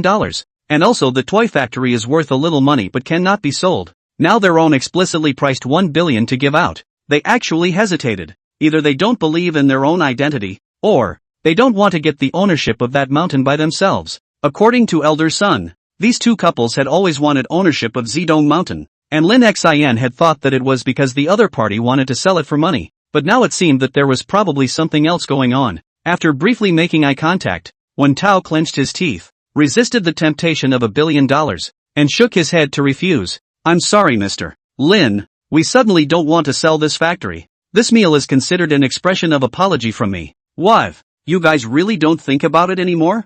Lin Xin still wanted to fight a little more. If he couldn't get his hands on Zidongshan, he would probably have to work a lot harder to pick another suitable venue for the wedding. Zhang Hai, who was on the side, said helpfully, that's right, that's $1 billion. A broken toy factory can sell $1 billion. You guys just sneak happy. Actually not sold. Is it possible that there is a gold mine hidden inside it? The couple's looks were a bit unnatural, but their attitude was unusually resolute. They said, if you say it's not for sale, it's not for sale. You guys take your time eating, we'll just leave. After saying that, the two of them wanted to leave the box. Stop. Ning Juya, who was sitting beside her, finally couldn't help herself and directly called out to the two of them in a stern voice, glaring at Lin Xin without any good humor, as if to say that he needed her to step in for this little matter. Lin Xin shrugged his shoulders, indicating that he couldn't do anything about it, and started peeling the shrimp on his own. Wen Tao obviously recognized Ning Juya's identity and lowered his posture. Miss Ning, is there anything else you need? Ning Juya directly said in a cold voice. Don't say I'm a bully. I'll give you two choices. I've investigated that toy factory. It's worth $15 million at most. I'll double my offer to buy it. You guys take the money and leave. On my way here, I heard that Boss One owns a liquor company. And I don't think you guys want to hear about the company going bankrupt tomorrow. Threats. Naked threats. Hearing this, Sun Qinghua and Wen Tao's faces instantly turned ugly. They believed that this Ning family's eldest miss definitely had the backbone to say this. If they provoked the other party, I'm afraid that the entire Magic City wouldn't be able to tolerate them. The bottom of the heart is even more regret. Had I known, just should have promised that $1 billion, now directly into $30 million, which is not a little less than half a point. Daughter-in-law, let's be civilized. Lin Xin handed the peeled shrimp meat to Ning Juya's small mouth and carefully reminded him. HM? Ning Juya glared away with a single glance, and the latter instantly didn't dare to open his mouth to interrupt again. Wen Tao said grimly, MS. Ning, you have not gone a little too far. My daughter's boyfriend can be the Duke John of the Centon Consortium in the United States of America. Are you threatening me? Ning Juya looked at her with cold eyes, her attitude subdued and domineering. A side of Shanghai checked Baidu. Read out. Centon Consortium, one of the top-ranking consortiums in the United States. Total assets of up to 50 billion US dollars. The person in charge of the Centon Morris Knee has 18 children. Good fellow. Quite capable of giving birth. And this John is ranked at the back of the heirs. In the future it is estimated that there is no chance for him to inherit the consortium. The couple who had been uncovered looked at each other with helplessness and remorse in their eyes, and had to nod. We agree to sell. Soon, after signing a series of transfer contracts, Lin Ningjuya successfully took over the toy factory. Daughter-in-law is mighty and dominant. I worship you like a river. After the couple left, Lin Xian couldn't help but hug his daughter-in-law's waist and praise her with a look of adoration and admiration. Not good. Is this what it feels like to be a gigolo? Seems a bit addictive, eh? Chapter 171, Donation of $1 billion. Come on, daughter-in-law, eat shrimp. Inside the box, Lin Xian smilingly sent a piece of shrimp into Ning Juya's mouth, and also thoughtfully pulled out a paper towel to wipe her mouth. How does it taste? Not bad. This intimate scene made the bachelor Shanghai, who was sitting on the sidelines, have a toothache, and directly turned around and fled like leaving the box, not daring to stay any longer. He was afraid that if he stayed any longer, he probably wouldn't need to eat for the rest of his life, and would just eat dog food to get his fill. After an exquisite meal, Ning Juya touched Lin Xian's head with great satisfaction and praised him in a rare manner. This service was well received by this lady. Keep up the good work in the future. Saying that, Ning Juya leaned forward and gave Lin Xian a kiss on the cheek as a reward. Yes, daughter-in-law. Lin Xian nodded smilingly, while at the same time touching the transfer contract on the table behind his back without a trace. As long as the contract is in hand, it's all worth it. After dinner, Ning Juya went back to the company alone, while Lin Xian rushed to the outskirts of the city with his driver Shanghai impatiently, wanting to take the ownership of Zedong Mountain as early as possible. Half an hour later, inside the Sun family mansion on the outskirts of Magic City, Sun Dipan's gaze was surprised as he looked at the transfer contract on the table. You actually really bought it. And it only cost $30 million. Lin Xian took a sip of hot tea and said smugly, That's not true, old master, but we had a deal beforehand. As long as I get the toy factory back for you, you'll sell the ownership of Zedong Mountain to me. This is naturally no problem. Old man, I still have this credit. Soon, by the time Sun Debong came down from upstairs, he already had an extra certificate in his hand, and smiled as he walked slowly on his feet to the sofa and sat down. This mountain was originally something I used to keep for my retirement, but unfortunately, since my family has fallen, I don't have much use for it anymore, so I'm giving it to you. Send me? Lin Xian was surprised. Master, have you thought this through? This mountain is worth several $100 million. Are you sure you want to give it to me? Sun Lao waved his hand and laughed. Even if it's valuable, it's just a mountain. Take it if you want. It's just sitting here in my place anyway. When the words came to this point, Sun Debong hesitated slightly again, then frowned. But I have to remind you, that ungrateful daughter of mine thinks about this mountain day and night. So I guess there's something else in there that I don't know about. So you have to be on your guard. Lin Xian nodded solemnly. He also felt that there was something odd here, but he didn't know the exact reason. So he guessed that he would have to go and look before he knew. It didn't take long to sit down before Lin Xian left on the grounds that he had something to do, and by the time he was gone, Sun Ingkai came down from upstairs. Elder son waved at his grandson and smiled kindly. Ing, come over here. Grandpa is giving you 2 gifts. Sun Ing, who did not yet understand the world but knew how hard things were, walked to his grandfather's side. Sun Debong took out the contract for the toy factory and smiled at his grandson. This is what your father left you in the first place. Make sure you keep it as his 18th birthday present to you. At the same time, the old man once again pulled out a black card from his body inside. Originally, I was planning to use these tens of billions of family assets to exchange for a toy factory, but now that I can't use it anymore, I'll just wait to give it to you later as startup capital and a bride price. On this day, the youngest 10 billionaire in China was born. The high bride price money, later is to make many of the big girls have begged to marry. Meanwhile, outside the mansion, Lin Xian, who had just stepped out of the courtyard, immediately took out his cell phone, turned it on, and found Ning Juya's phone and called it, and was almost instantly connected, and he hurriedly said with a smile, Daughter-in-law, things have been negotiated. The other side just $1 billion. You see, Ning Juya, who was drinking coffee on the other end, narrowed her eyes as she heard this. Are you sure it's $1 billion? Lin Xian was instantly a bit weak, but once he thought of the lack of money in his pocket, he still summoned up the courage to nod his head and said, Yeah, originally that old man still wanted $2 billion.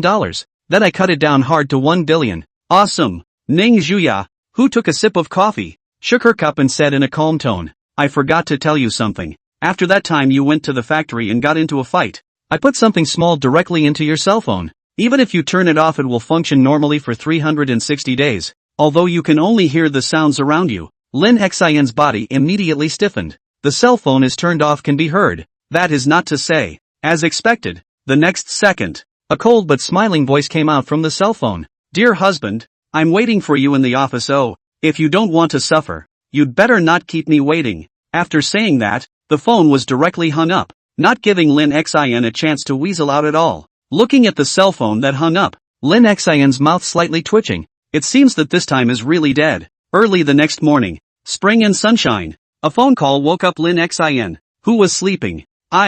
Stirring up people as spring. Dreams in the morning. Who is it? Lin Xin yawned and got up from the bed. The position of his left eye socket was red and swollen, completely asymmetrical with his right eye, and it looked rather comical. When the phone was connected, a familiar and cold voice came from the other end. Bai Junwan confessed everything. Bai Chongda, the head of the Bai family, also known as her father, does have a connection with a certain military officer in the north of Serbia. I already have a couple of suspects. Are you going or am I going? Those killers who made a move on Bai Junwan and Xiao Jie could all have learned the Sibei stance. And with all the ass-wiping the other party had done to help the Bai family before, they must be serving officers without a doubt. And that person mostly has a not small power behind him. Being in the north of Sibei actually can dictate things to the magic capital. Thinking of this, Lin Xin glanced at Ning Zhuya, who was sleeping beside him, and pondered for a while before saying, let's tell those old men up there first. They definitely know more than we do. And since Sibei is the other side's territory,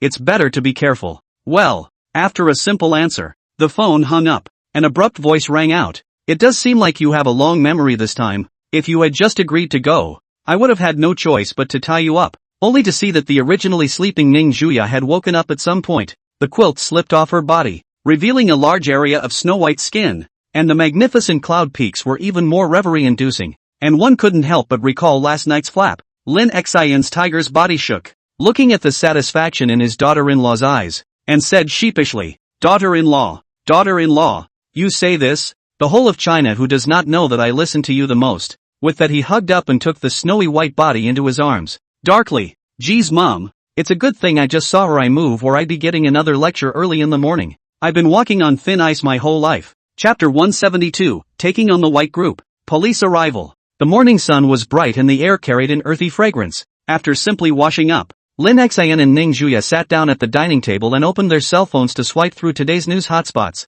Open a short video app. Surprisingly, appeared in the top of the list of hot titles as no longer a star how to how, but instead a disaster news. The shock. A magnitude 6 earthquake struck an area in Sanyang province late yesterday at 11 p.m.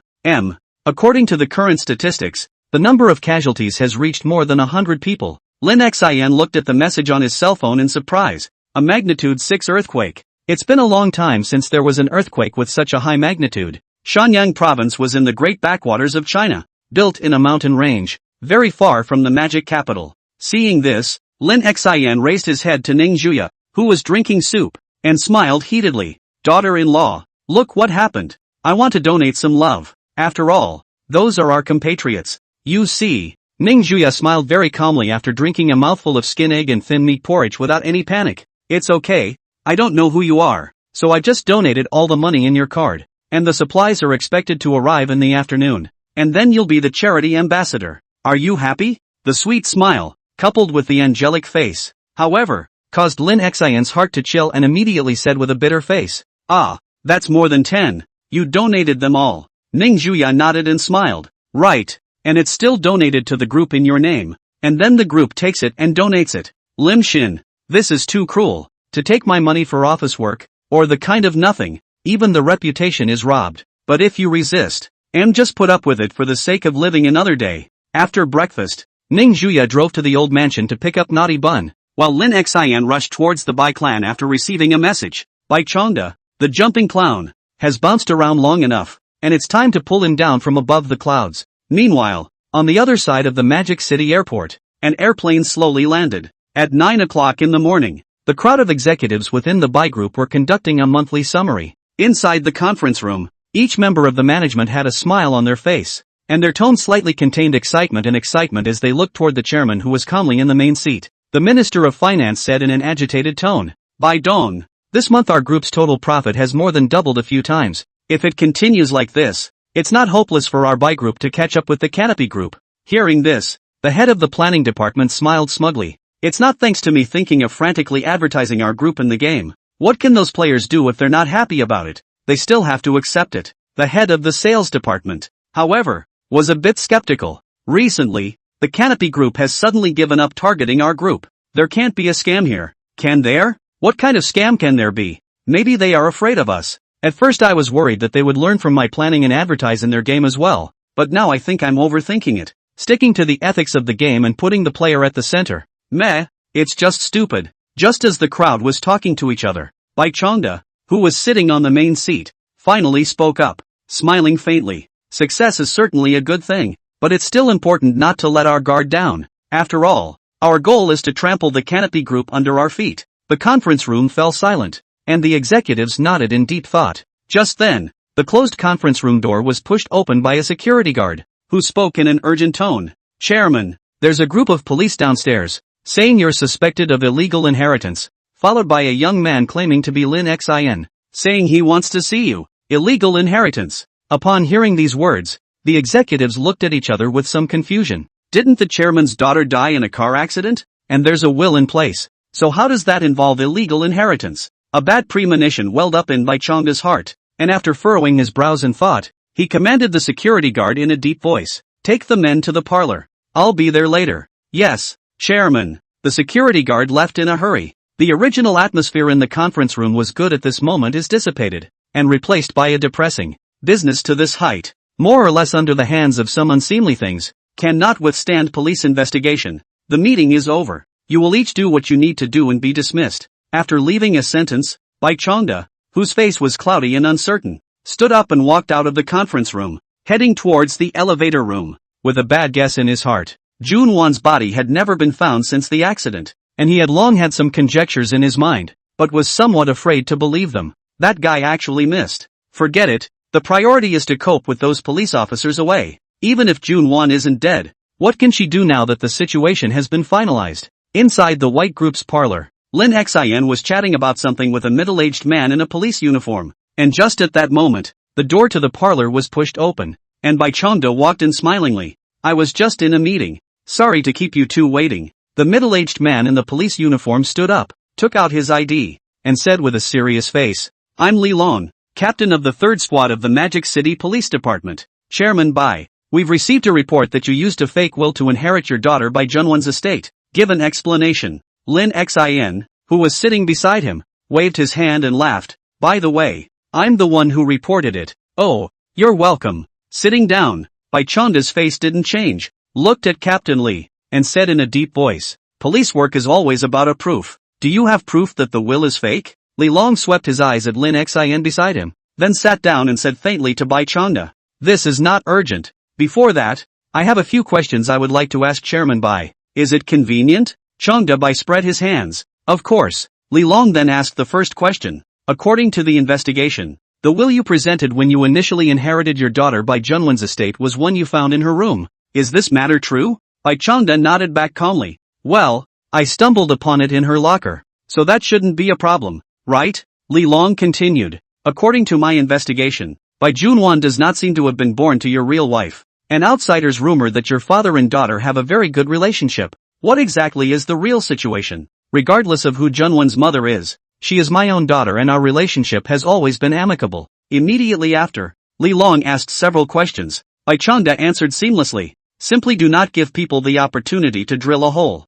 Chapter 173, The Downfall of the Bai Group. After the inquiry, it was about time. Just as Bai Chongda was getting a little impatient, the door to the parlor opened once again and 2 men and 2 women walked in. It was Lin Tian and Bai Junwan and the others who had rushed from Deep City. Snap!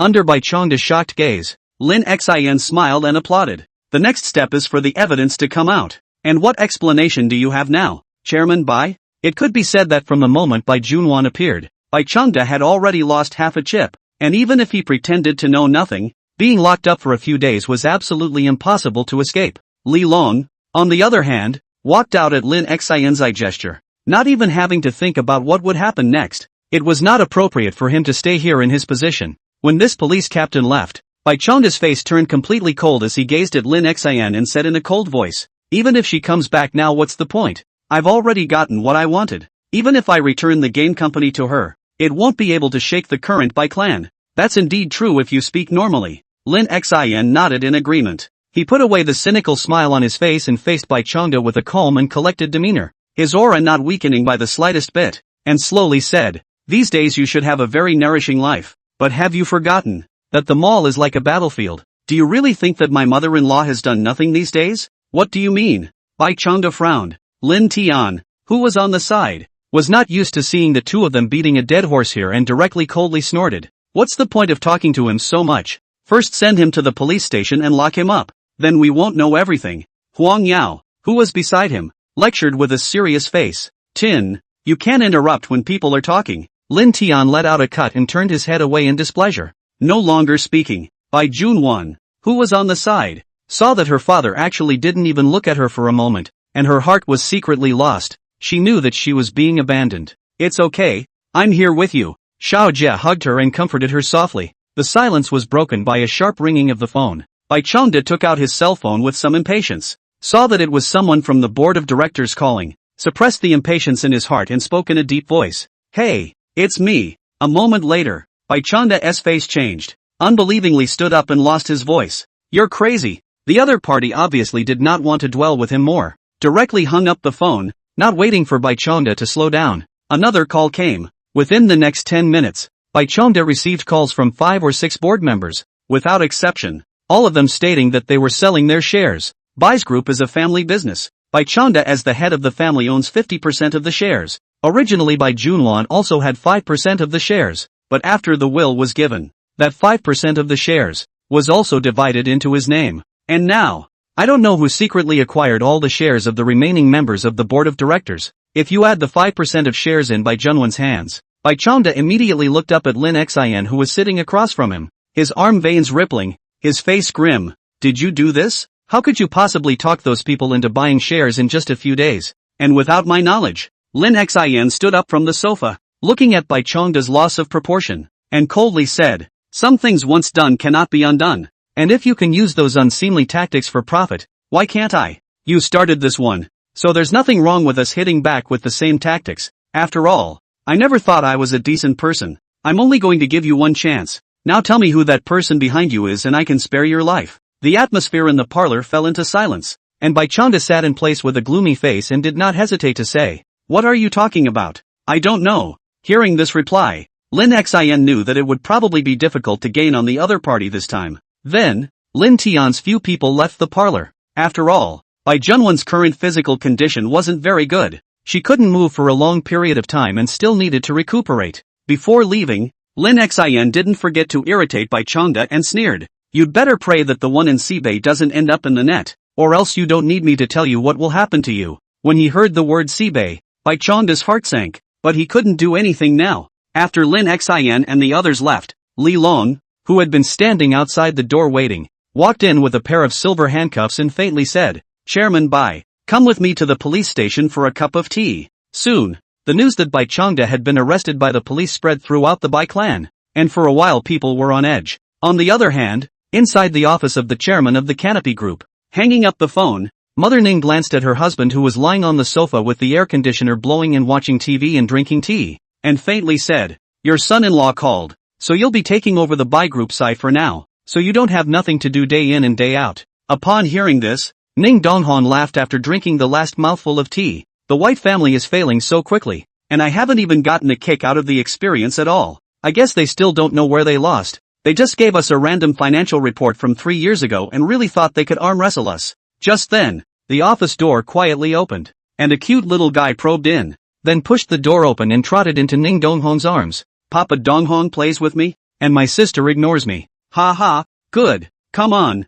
how about daddy takes you to play as a boss?" "Really? Yeah.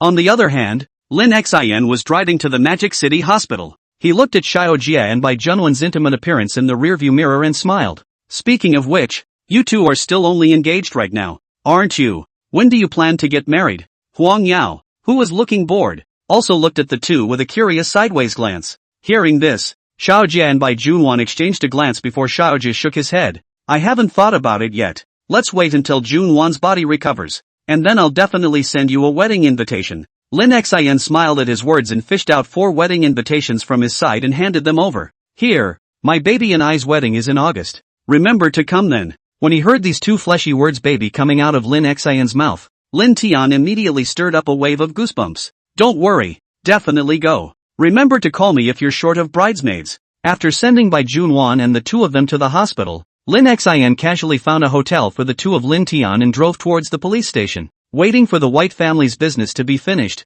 he can have to focus on getting the wedding thing. After all, the investigation of the black hand behind the scenes, not a day or 2 can be fixed. The wedding is the current top priority. Chapter 174, I may not be human, but you're a real dog. With a busy work schedule, the weekend came quickly and the streets were instantly crowded, mostly with parents accompanying their children on their morning walks. After all, you usually get to spend very little time with your children, so naturally, you want to give them the best experience possible during this limited relaxation time. Inside the small courtyard of the riverfront villa in the center of the city, dogs barked continuously, making the originally quiet villa area extraordinarily noisy. Inside the yard, a yellow and a black dog were facing each other, showing their teeth and looking at each other, putting on their fiercest looks. On the side, Lin Xin and Ning De crouched in the doorway and watched the scene. The latter worried. Lin Xiao, nothing will happen, right? Tanks are professionally trained. Why don't I go pull the 2 of them apart? Lin Xin waved his hand in high spirits.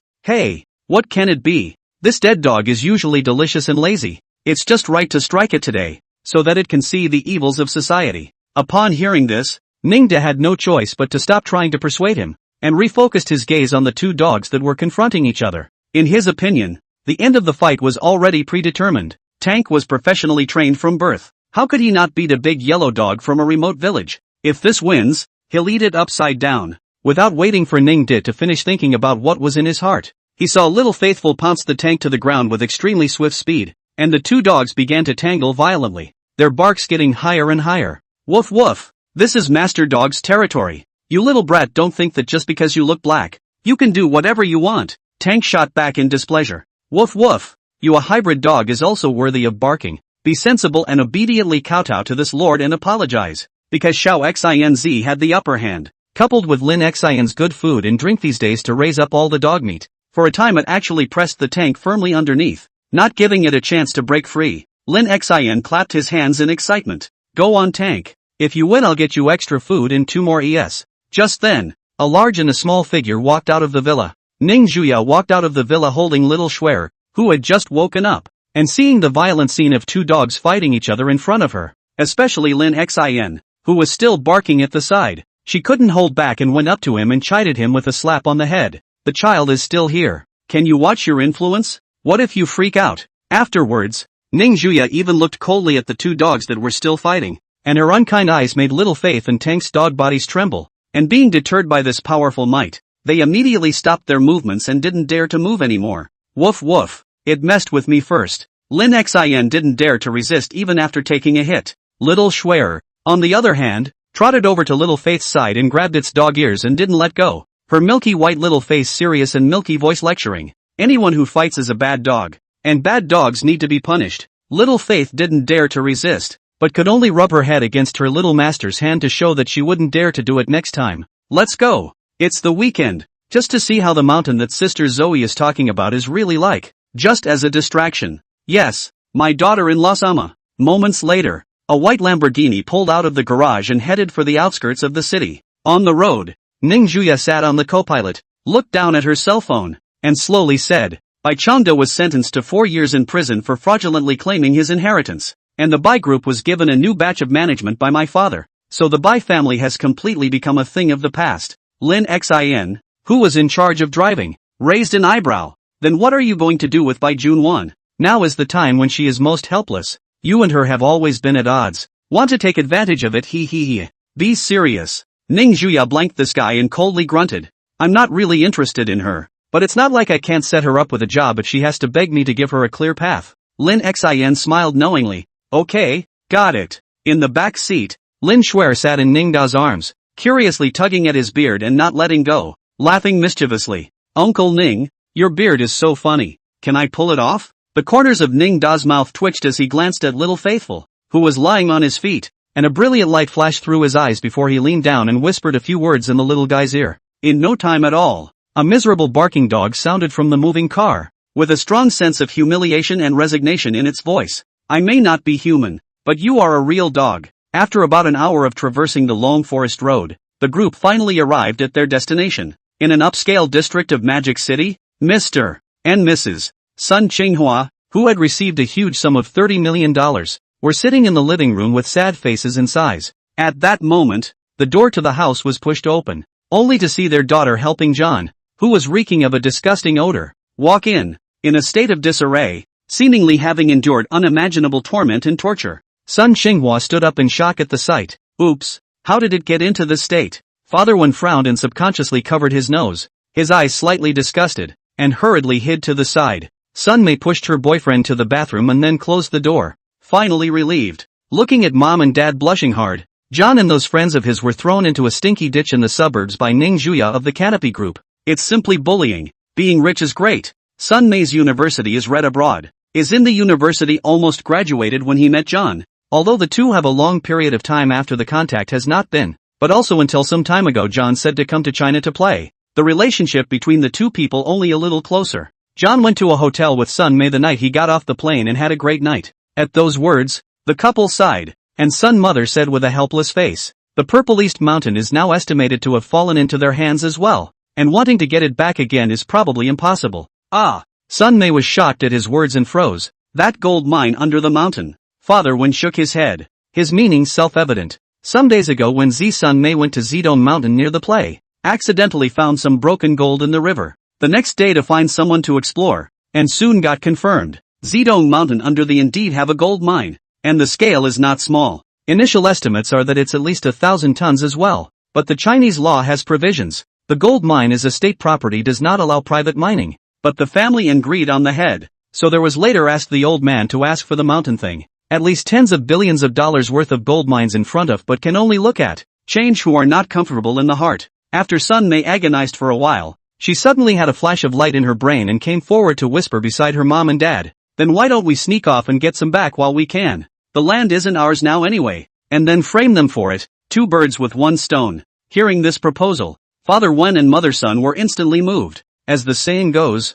support the bold and starve the timid. After the couple looked at each other, they nodded. Since they can't get it, no one else can get it. Moreover, they can also export their anger. Who wouldn't be tempted to do so? Chapter 175, Must Teach You Well. On the outskirts of Magic City, a mountain surrounded by green hills and rivers, with a wide view and pleasant scenery. The mountain was full of upright green pines and flowers, and even the air had a faint fragrance of flowers. Even if you look at the entire Magic City, the scenery and superior location of Zidong Mountain are unique and rarely comparable. In contrast to the usual quiet atmosphere, the sound of children's laughter and dogs barking was heard on a road leading straight to the top of Himtae. Zidong, brother and sister, you guys hurry up, I'm going to leave you behind. Down the mountain road. Because of running too fast, face flushed Lin Shuer's small face excited, followed by a big yellow dog followed closely, the dog's eyes gleaming full of wisdom light. You slow down. Followed a dozen meters later. Ning Zhuya looked at the energetic little Shuer, already cannot bring up the energy to educate. Eyes dissatisfied to the side of the face as usual. Lin Xin seems to say again, you also do not care about the management. Seeing this, Lin Xin touched his nose. It's a child's nature to love to play. What can I do? Ning didn't follow, but instead surveyed around the mountain alone to see if there were any wild animals or anything, just in case. After all, this area is basically unregulated and backed by deep mountains. Even if a tiger or bear appears, it is not impossible. Ning Zhuya, who was used to being pampered, was already a bit tired from looking at the mountain road ahead where she couldn't see the end, and tiny beads of sweat emerged from her forehead. After all, it's May and it's still in the teens and 20s, and you'll sweat with a little exercise. At that moment, Lin Xin stepped forward and squatted in front of her, turning back and skimming his lips. Come on, I'll carry you. If such a dainty daughter-in-law is exhausted, my mom will whip me to death. Looking at Lin Xin, who was looking for excuses, Ning Zhuya's lips lifted up. I didn't expect you to be so understanding today. What a pity. I was thinking I was going to do it if you didn't open your mouth. Lim Xin. Just when Lin Xin felt speechless, A pair of long, snow-white legs crossed his shoulders, the sudden move causing him to almost fall to the ground, only to see Ning Juya actually riding directly on Lin Xian's head, her two small hands palming his head. No turning your head or you're going to go home and kneel on your keyboard. My aunt, you're trying to tire me out. Be careful that I won't be able to stand still later, and then you'll have to suffer. And will you make me suffer? A moment later, Lin Xian grabbed Ning Juya's legs to prevent her from falling off her body, then effortlessly stood up and proceeded to walk towards the front. All that beating wasn't for nothing,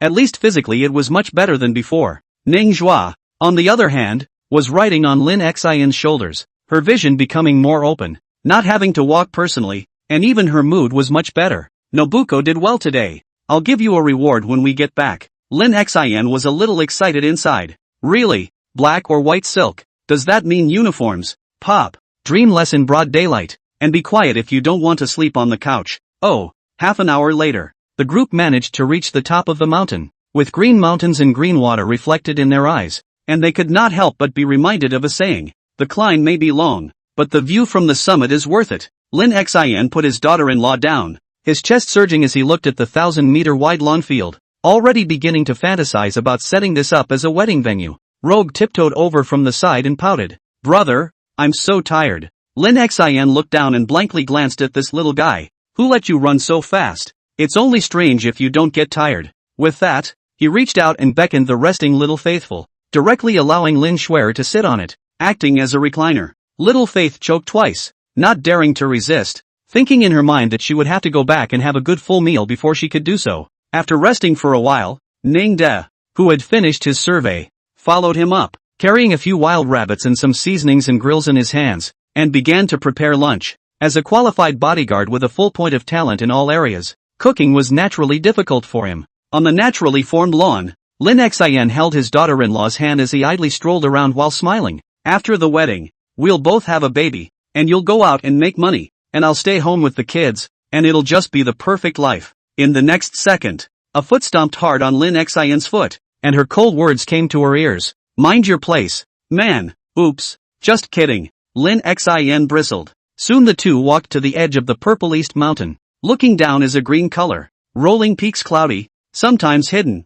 such as a fairyland. It was a hot sunny day, and the two sat down on the spot, enjoying the peace and beauty of the moment. It's an atmosphere where you can't help but want to let go of everything, which you'll never experience in the city. Ning Juya, who leaned her head on Lin Xian's shoulder, suddenly spoke. I sometimes care about one thing in particular. The words fell, and no one answered for a long time. Aren't you curious? Not curious. Pop. Now what? Oh, curious. I'm curious alright. Seeing Lin Xian cover his face, Ning Juya withdrew his hand with satisfaction, turned his head and proceeded to look out over the beauty of the mountains and rivers, and continued on. I'm wondering, if you were given a do-over, would you have been a hard ass against me in the first place? This was naturally speaking of the time when Ning Juya had first approached Lin Xian, when she was still a problem child, and then after all that had happened, she had become the person she was today. Hearing this question, Lin Xian suddenly had a sad face, as if he was very entangled, and his speech was a little unsmooth. Under Ning Juya's somewhat expectant gaze, Lin Xian slowly said, if I were given another chance to do it all over again, I'm afraid a bold idea would have sprung up in my mind. If that day ever comes, I will make sure to tune you up. Lin Xian just spoke, smiled directly, stood up and ran towards the way he came, only leaving a running back to Ning Juya, who was sitting in place and froze. Conditioning. This dog man wants to molest himself? Soon after, the reactive Ning Juya chased after him with a black face and gritted her teeth. Lim Shin, you're dead. Under the sunlight, the two were running on the top of the wide mountain, and if any of the rest of the people saw this scene, they were afraid that they would subconsciously describe a picture of love and affection in their minds. Lin Shuer, who had already been lying on Little Faithful for a while to rest, saw this, and the playfulness that had just been suppressed rose up again, and immediately chased after her with a smile on her face. Brother, what are you playing? I want to play too. Really? Then you have to run faster, or else the big bad wolf behind you will catch you and eat you. Chapter 176, The Plump Beauty. Noon. Mordor University. Inside the slightly noisy school building, Senior Li Liang. Good noon. Look, Senior Li Liang went to deliver food to Senior Sister Qinshi again. I'm so envious. Come on you. Human Qinshi Senior Sister is at least one of the school flowers. You first lose these 200 pounds of meat on you. What do you know? I call this plump. Plump, get it. Dressed in a casual wear, Li Liang carrying a thermos bucket walked to the study room, knocked on the door, making a knock-knock sound. After many months of internship, at this time, he is more than the previous not in tune. The character has become much more mature. Temperament has changed the usual, calm and outstanding, but the heart remains firm and does not lose itself to the ravages of society. An ethereal voice came out from within the study room with a slightly helpless tone. Come in. Getting permission, Li Liang then pushed open the door and walked in, and at a glance, he saw Qin Shi sitting by the window in the study room, reading a book. A few wisps of breeze came, blowing that soft long hair messy. After closing the door, Li Liang lifted the thermos bucket in his hand and smiled faintly. Come eat first. You can't eat spicy food lately, so I had it specially customized to see if it's to your liking. Qin Shi closed the book and said helplessly, I just have a cold. It's not a big deal. You don't have to send food over every day. After gently placing the thermos on the table, Li Liang returned with a serious face. That's not good. If I don't bring it over to you, you'll definitely have to go to dinner after mealtime again. And eating irregularly isn't good for your health. With that, he also closed the window on the side so that no wind would blow in. Qin Shi couldn't refute, so she could only open the insulated bucket in front of her. There were a total of 5 layers, all of which were her favorite dishes, which looked extraordinarily sumptuous. Just as she was eating, Li Liang found a chair and sat down next to the window. Even with the window closed, the coolness would still seep in, so that might make her feel better. After graduation, where do you plan to develop? Li Liang asked with some inattention. After graduating from college, there are not a few couples in long-distance relationships, and they often end in tragedy. Upon hearing this, Qin Shi's hand holding the spoon gave a start, and then he ate a mouthful of greens, taking from the country and using it for the country. Shenyang province needs talents everywhere because of the earthquake in the past 2 days. Li Liang would understand and nodded with a somewhat heavy heart. After graduation, his family had already arranged for him to take the road, but also the threat of expulsion from the family simply cannot be resisted. And as a senior student graduated from the Magic City University, Qin Shi could have chosen a better life, but resolutely ran to the hard place. Not surprisingly, the two may come to the time to separate. I just don't know if this is temporary or forever. Time like a rushing river never stops. Under the busyness, the sky unconsciously darkens. A round of cunning white curved moon hangs high above the sky, emitting a faint light. At the top of Zidong Mountain, a family of 3 just lay on the lawn, big hands holding little hands, enjoying the starlight at night. A somewhat sleepy Lin Xin yawned. Have you seen enough? We should go back. But what was introduced into his eyes was the 2 women sleeping with their eyes closed, smooth breathing coming from the tip of their noses, and the little naughty girl even barred her mouth, seemingly sleeping extraordinarily sweetly. The corners of Lin Xin's mouth twitched slightly when he saw this scene. These 2 heartless ones actually fell asleep just like that. This is to tire him out. What an abomination. I'll have to teach you guys a lesson when we get back. With that said, Lin Xin stood up from the lawn and took his daughter-in-law in his arms before picking up Rogue, who was still drooling. With one hand, seemingly sensing the warmth, the sleeping Ning Zhuya rubbed towards Lin Xin's arms, just like a well-behaved kitten. Soon, after a lot of effort, Lin Xin carried the 2 towards the bottom of the mountain. He had already sent a message to Ning Dafa, who was waiting at the bottom of the mountain and was expected to come later. At night the stars were high, the bright moon appeared and disappeared under the haze of grey mist, and the moment was even the quietest time of the day. Lin Xin, who was walking towards the bottom of the mountain, suddenly twitched his ears and stopped, subconsciously looking towards the bottom corner of the mountain, frowning and murmuring, is that the sound of a pile driver?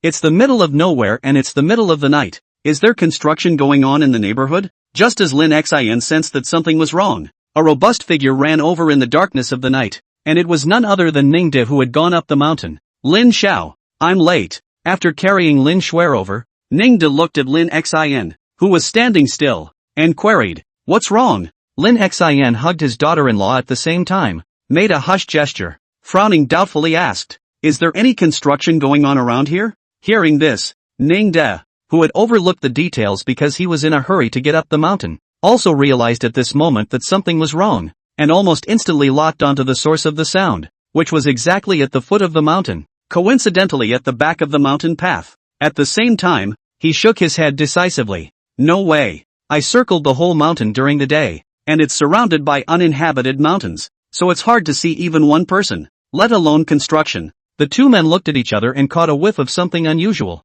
There's definitely something fishy about this. Glancing at his sleeping daughter-in-law, Lin Xin shook his head and walked towards the mountain. Let's wait for tomorrow and ask someone to take a look. There's something odd about this. Ningde nodded with a serious face, holding little miss in his arms as he followed. Meanwhile, on the south side of the mountain, a group of miners wearing engineering hats were digging surreptitiously, with ecstatic faces. Early the next morning, inside the bedroom of the Ning family villa, Ning Juya's eyelids moved slightly, then slowly opened her eyes and looked at the familiar ceiling. Her stomach was a little heavy as if she was being pressed by something. She lifted the covers, only to see little Cheryl in her pajamas sleeping on her stomach, her two little fleshy hands still clasped tightly together, drooling everywhere. What a little rascal! Ning Juya muttered and reached out to carry little Schwer up, wiping away the drool from the corners of her mouth. Then glancing at the sweetly sleeping Lin Xin beside her, the corners of Ning Juya's mouth lifted up as she moved forward to give him a kiss on the cheek. Good morning, hubby. A rare tenderness that, unfortunately, someone is not destined to experience. The Canopy Group had become particularly busy recently because it was taking over the Bai Group, and she, the general manager, naturally had to take the lead. After a simple wash, Ning Juya changed into a lady's suit and walked out of the bedroom, gently closing the door behind her. Chapter 177, Thousands of Tons of Gold Ore. It was another 2 hours after Ning Juya left that Lin Xin gradually woke up. A pink foot kicked him in the face, and Xiao Schwer's dreamy words came to his ears.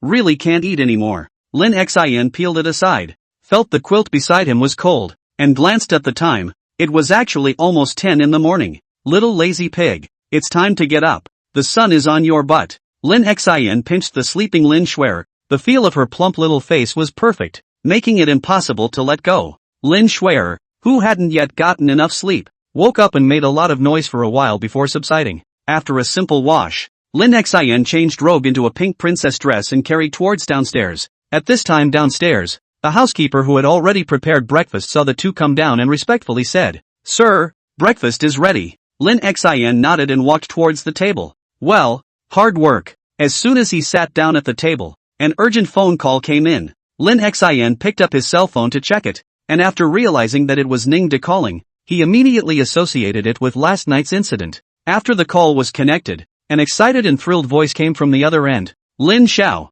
it's amazing. Lin Xin scratched his ears. Calm down. What did you find out that you're so excited about? The Ningde on the other end also realized that he had lost his temper, and after coughing lightly twice, he then said in a serious and earnest tone, "It's a gold mine. There is a very large gold mine in the ground south of Zidong Mountain, and it is also very pure. Last night's commotion should have been someone discovering this gold mine first, so they took advantage of the night to secretly mine it, wanting to take it all for themselves." Upon hearing this, Lin Xion's hand that was holding the food gave a start, and he lost his voice with a face full of shock. Gold mine. Recalling the strange behavior of Mr. and Mrs. Sun Qinghua earlier, Lin Xion's eyes flashed with a clear understanding. No wonder I didn't want to sell it even though I offered such a high price. The feeling is that I know there's a mountain of gold hidden under the mountain. Needless to think, those who secretly mining for sure the Sun family couple to get, presumably to see cannot get the mountain, so want to take advantage of the present they have not taken over, want to make a fortune, but the guts are really big. Private gold mining this kind of thing dare to do out. Can't it be 2 good days? Want to go to prison to experience life? Young Lin, why don't I go and arrest those people tonight? Lin Xian nodded his head after thinking for a while. Good. You'll send me the exact value of the gold mine later. I'll be useful. Okay. After hanging up the phone, Lin Xian glanced towards his side, only to see that Lin Schwer was secretly pouring the bowl of rice into Xiao Xian's dog bowl in a small voice. Shin, no screaming. Oh, if my brother finds out, I'll have my sister take you to be sterilized. Naturally, at the little one's age, he didn't know what sterilization meant, but that's what his sister had said when she had threatened Nobuko before. Upon hearing this, little Faithful, who was spitting out his tongue, his doggy eyes instantly revealed a look of horror, and he coyly nodded his doggy head. Human cubs, what a horror. Yeah, what happens if you get caught? Lin Schwer, who hadn't reacted to being discovered, subconsciously said, of course it's going to open my ass up.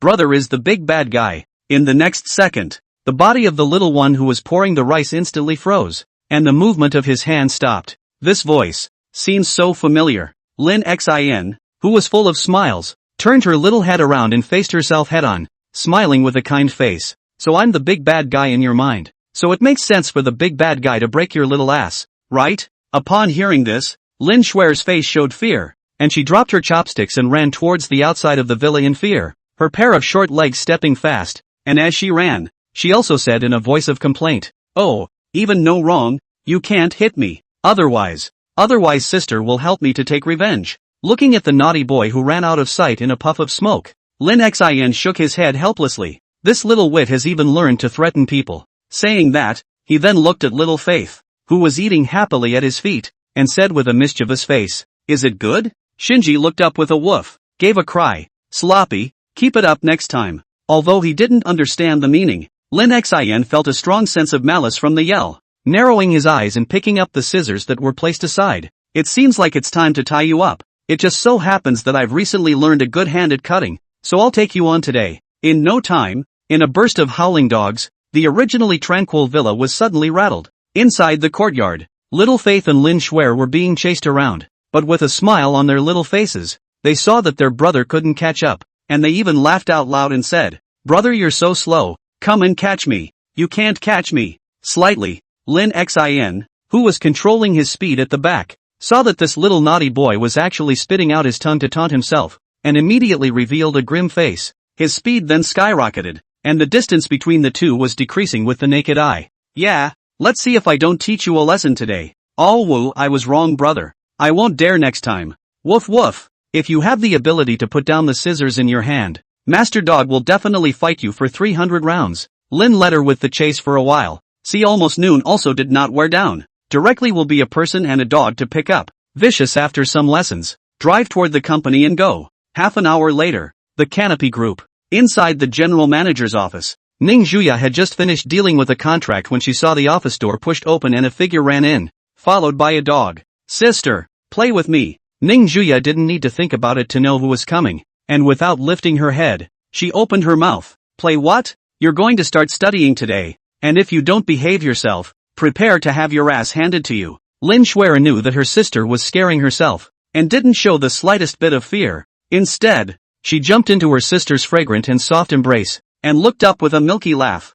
"I don't believe it. I'm so cute. My sister definitely can't afford to beat me." Lin Xin followed closely and opened his arms. "Daughter-in-law, you've missed me. Give me a hug." When he said hugging, his mouth was honest enough to give Ning Juya a kiss on the cheek. Ning Juya asked without stopping, "What was the commotion on Ziden Hill last night?" At those words, Lin Xin froze, then quickly reacted and said in surprise, "You pretended to be asleep yesterday." Ning Zhuan nodded calmly and said rightfully, "What's the problem?" Lim Xin, under the threat of some eyes, Lin Xin had to tell the matter of the gold mine. Originally he also wanted to take advantage of these 2 days to dig a little bit, when the time to frame that group of people on the line. Now it seems to be hopeless. Chapter 178, kind and honest. Oops, daughter-in-law, I was wrong. Inside the office, after sending Lin Shuer off to study, Ning Juya directly grabbed Lin Xin's ear and coldly grunted. "Let you think of hiding your private money day after day. Today you dare to hide money. Tomorrow you dare to hide your little 3 and 4.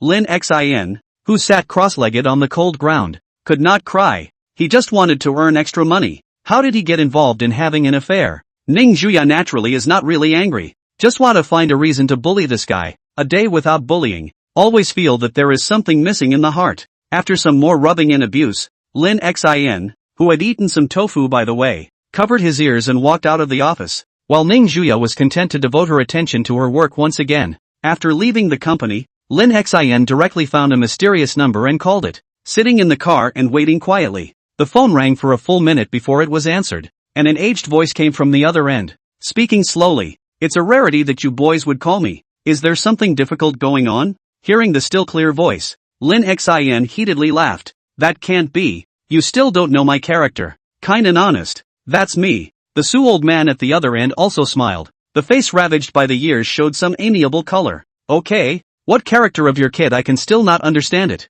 "Something quickly say." The old man, "I am busy. Recently, because of the successive earthquakes in Shenyang province, the nerves of the entire central government have been strained, and there are too many suffering areas. Plus its geographical location is not very good. Disaster relief can be difficult. Now this is no longer a provincial matter, but one that concerns the entire Chinese economy, as post-disaster reconstruction will inevitably involve a great deal of money as well as human and material resources." Knowing that Grandpa Su was busy with his affairs, Lin Xin didn't talk nonsense and directly said, "This is not want to report to you a happy thing. I coincidentally found a gold mine. The volume is not small. Conservative estimates of more than 1,000 tons. Wrongly written earlier. Not 50,000 tons. What? Su Lao on the other end heard this, and immediately became nonchalant, almost taking a breath without gasping for air, frightening the guards on the side to call for a doctor in a hurry. Lin Xin listened to the clamor on the other end of the phone and expressed great understanding. After all, the world's largest known gold mine is only 2,000 tons, and the gold refined after quenching is not a small amount. Note, it's just gold ore. Gold is a product that needs to be refined out of gold ore. Normally, a ton of gold ore can refine 50 g of gold if you are lucky, not to mention the high content of that gold ore in Zedong Mountain. It is estimated that a ton is at least 80 g or more. Those developed countries do not have their own large gold mines, and China is a little behind. But there are many iron ore and copper mines, and now the gold mine under Zedong Mountain will undoubtedly bring unimaginable benefits to the whole of China. After slowing down for a while, Elder Su on the other end finally calmed down and said to Lin Xin without any good humor, "You kids are trying to scare me to death." That said, there was a clear note of joy in his voice. If what this kid is saying is true, the benefits to the country are incalculable. You kid did a good job. Where is the gold mine? I'll immediately have someone go and take a look. If it's really as you said, then I'll give you a big credit. Lin Xin sniffed and bristled. Che, it's all just vanity. Can you come up with some material rewards? Like giving me a high-tech to play with or something. But first things first, I'm getting married there in August, so if you want a mine, you'll have to wait until after my wedding. Elder Su on the other end directly waved his hand and said, "At that time the old man I will personally officiate your wedding. Is this reward enough? Good. Your old man is not allowed to back out." Lin Xin's eyes lit up. Joke, old me, the head of a country, can fool a yellow-haired kid like you. After chatting for a while, Elder Su thought of something and once again said, "Have you heard about the recent successive earthquakes in Shenyang province?" At those words, Lin Xin nodded his head. "I know. I've donated hundreds of millions of dollars. So what? Are you going to give me an award?" "Award your ass." Elder Su snorted coldly, then slowly said with a sullen face, "This earthquake has affected millions of people, and the damage is already over $100 billion. So the country is now in a moment of urgent need for money. Oh, your old man wants to find me popping gold coins." Hearing the number of people affected, even Lin Xin couldn't help but raise an eyebrow, not realizing that this earthquake was actually so severe. Sure enough, natural disasters are relentless. Elder Su on the other end of the phone murmured, "Although the earthquake has calmed down for now, but the post-disaster reconstruction is very troublesome.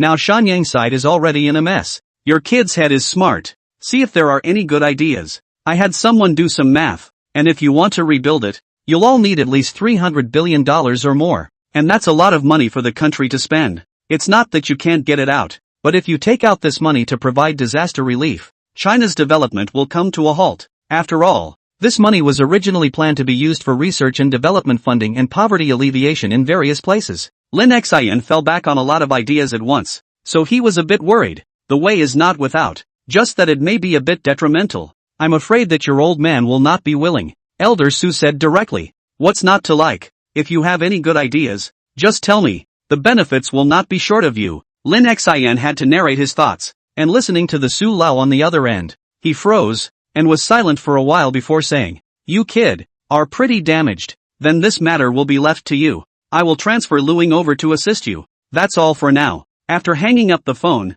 Lin Xin called Ouyang Ro over again and asked the other party to arrange for things to set up the wedding site. Want to hold a wedding in the mountains? Definitely need to give the whole mountain a major overhaul. This kind of thing is still left to the professionals. Good. Meanwhile, on the other side, in the upscale villa where the Sun family couple lived, Harry, how much is this going to be worth? I didn't realize that this gold or content was actually so high. Sun Qinghua and Mr. and Mrs. Wen Tao looked at the handful of freshly refined crushed gold in front of them, their faces flushed with excitement. The couple looked at each other, and Wen Tao directly and boldly proposed, "Why don't we add more people to the dig before it's discovered?" Sun Xinghua nodded his head with greedy eyes. "All right, I'll ask Panther and the others later to bring more people and equipment tonight." After seeing enough benefits, the greed in the hearts of the two men reached a new height, and their guts grew, not realizing in the least what terrible consequences they would suffer if they did so. Chapter 179, Black is nice and durable. At 2 o'clock in the afternoon, inside the inpatient department of the first hospital of Magic City, inside the advanced ward, Bai Junwan was lying on the hospital bed and was talking to Xiao Jie about something when the door to the ward was knocked on, followed by Lin Xin walking in. He smiled at the two and greeted them. "Good afternoon. You too. You look great." how's your recovery going? Seeing Lin Xin arrive, Xiaojia nodded and brought a chair from the side, signaling Lin Xin to sit down and talk. After these days of fine conditioning, Bai Junwan's state was much better than before, and she was already able to walk on the ground like a normal person. And these special care could not be separated from Lin Xin's help. After all, without the Bai family as a backer, they were now, at best, ordinary people with slightly more money. After Lin Xin sat down, he saw that Bai Junwan was in a good state and didn't procrastinate, and spoke bluntly. Because of the large amount of advertisements that Chengda Bai has arranged for your elaborate game, the internet is now cursing it, and it's basically hopeless. Hearing this, the color of loss flickered in Bai Junwan's eyes. After all, it was the game that she had spent so much effort to produce. It was impossible not to be heartbroken. With no source of income from their only industry, the two can't even afford to pay for the servers right now, leaving selling the game as the only way back. Seeing the slight change in the expressions of the two men, Lin Xin turned his words around and smiled. But well, I'm not the kind of person who is greedy for small advantages. I'll take out 20% of the assets of the Bai group and give them to you, and then I need you to do one thing for me. If it goes well, you may even be able to make a comeback in the shortest possible time, sparing you from having to settle down. Doing business was something that needed to be thought out over time, not something that could be successful overnight, and the two Bai Junwan naturally understood this. Xiao Jie, who was beside him, frowned and inquired, "What is it?" Just to be clear, we don't do things that break the law. As we all know, if you want to make a quick buck, just go straight to the Torah on the subject. It's all written there. Then Lin Xin told about the earthquake in Shenyang province, and later told his thoughts about it, narrating it. The key to disaster relief lies in our country's businesses. Lin Xin revealed a mysterious smile and said, "If donating money can gain a lot of benefits, what do you think those corporations will do?" Xiao Jia returned without hesitation. "If it were me, I would invest all the liquidity in my hand." Bai Junwan, whose head was full of fog, turned to Lin Xin and said suspiciously, "What exactly are you trying to say?" Lin Xin held out a finger. "I'm going to create a scam that will pull in 90% of the nation's businesses and then tempt them to donate. That way, we can get those businesses to help rebuild after the disaster. And we just don't care about anything." After a few words, Bai Junwan reacted at once, looking at Lin Xin in surprise and couldn't help but say, "Aren't you afraid that the owners of those businesses are going to come after you and cut you down?" Lin Xin shrugged his shoulders. Full of innocence, this is something they volunteered for. It's normal to lose and win in gambling, right? Besides, haven't they gained a good reputation? Xiao Jie silently gave him a thumbs up while marveling at this approach. "In that case, I am afraid that after the reconstruction of Shenyang province, the degree of development will far exceed that before the disaster. And in order to get those profit-oriented corporations to donate, they have to actually see someone flying off the handle because of it. And the people who were flying high were Bai Junwan and Xiao Jie." Afterwards, after discussing some specific details, Lin Xin got up and left the hospital room. This matter also has to go to discuss with his father-in-law and mother-in-law. In terms of prestige, the Canopy Group is ranked in the top 3 in the country. And with the Canopy Group taking the lead, it is certain that many people will follow suit. At 4:30 in the evening, Lin Xin pushed the door into the office carrying Lin Shuer, who was fussing for candy after studying, and Ning Zhuya, who was preparing to get off work, came face to face. Lin Shuer, who was lifted in her hands, complained aggressively, "Sister, brother is bullying me. You said you'd get candy if you study. He's even lying to kids.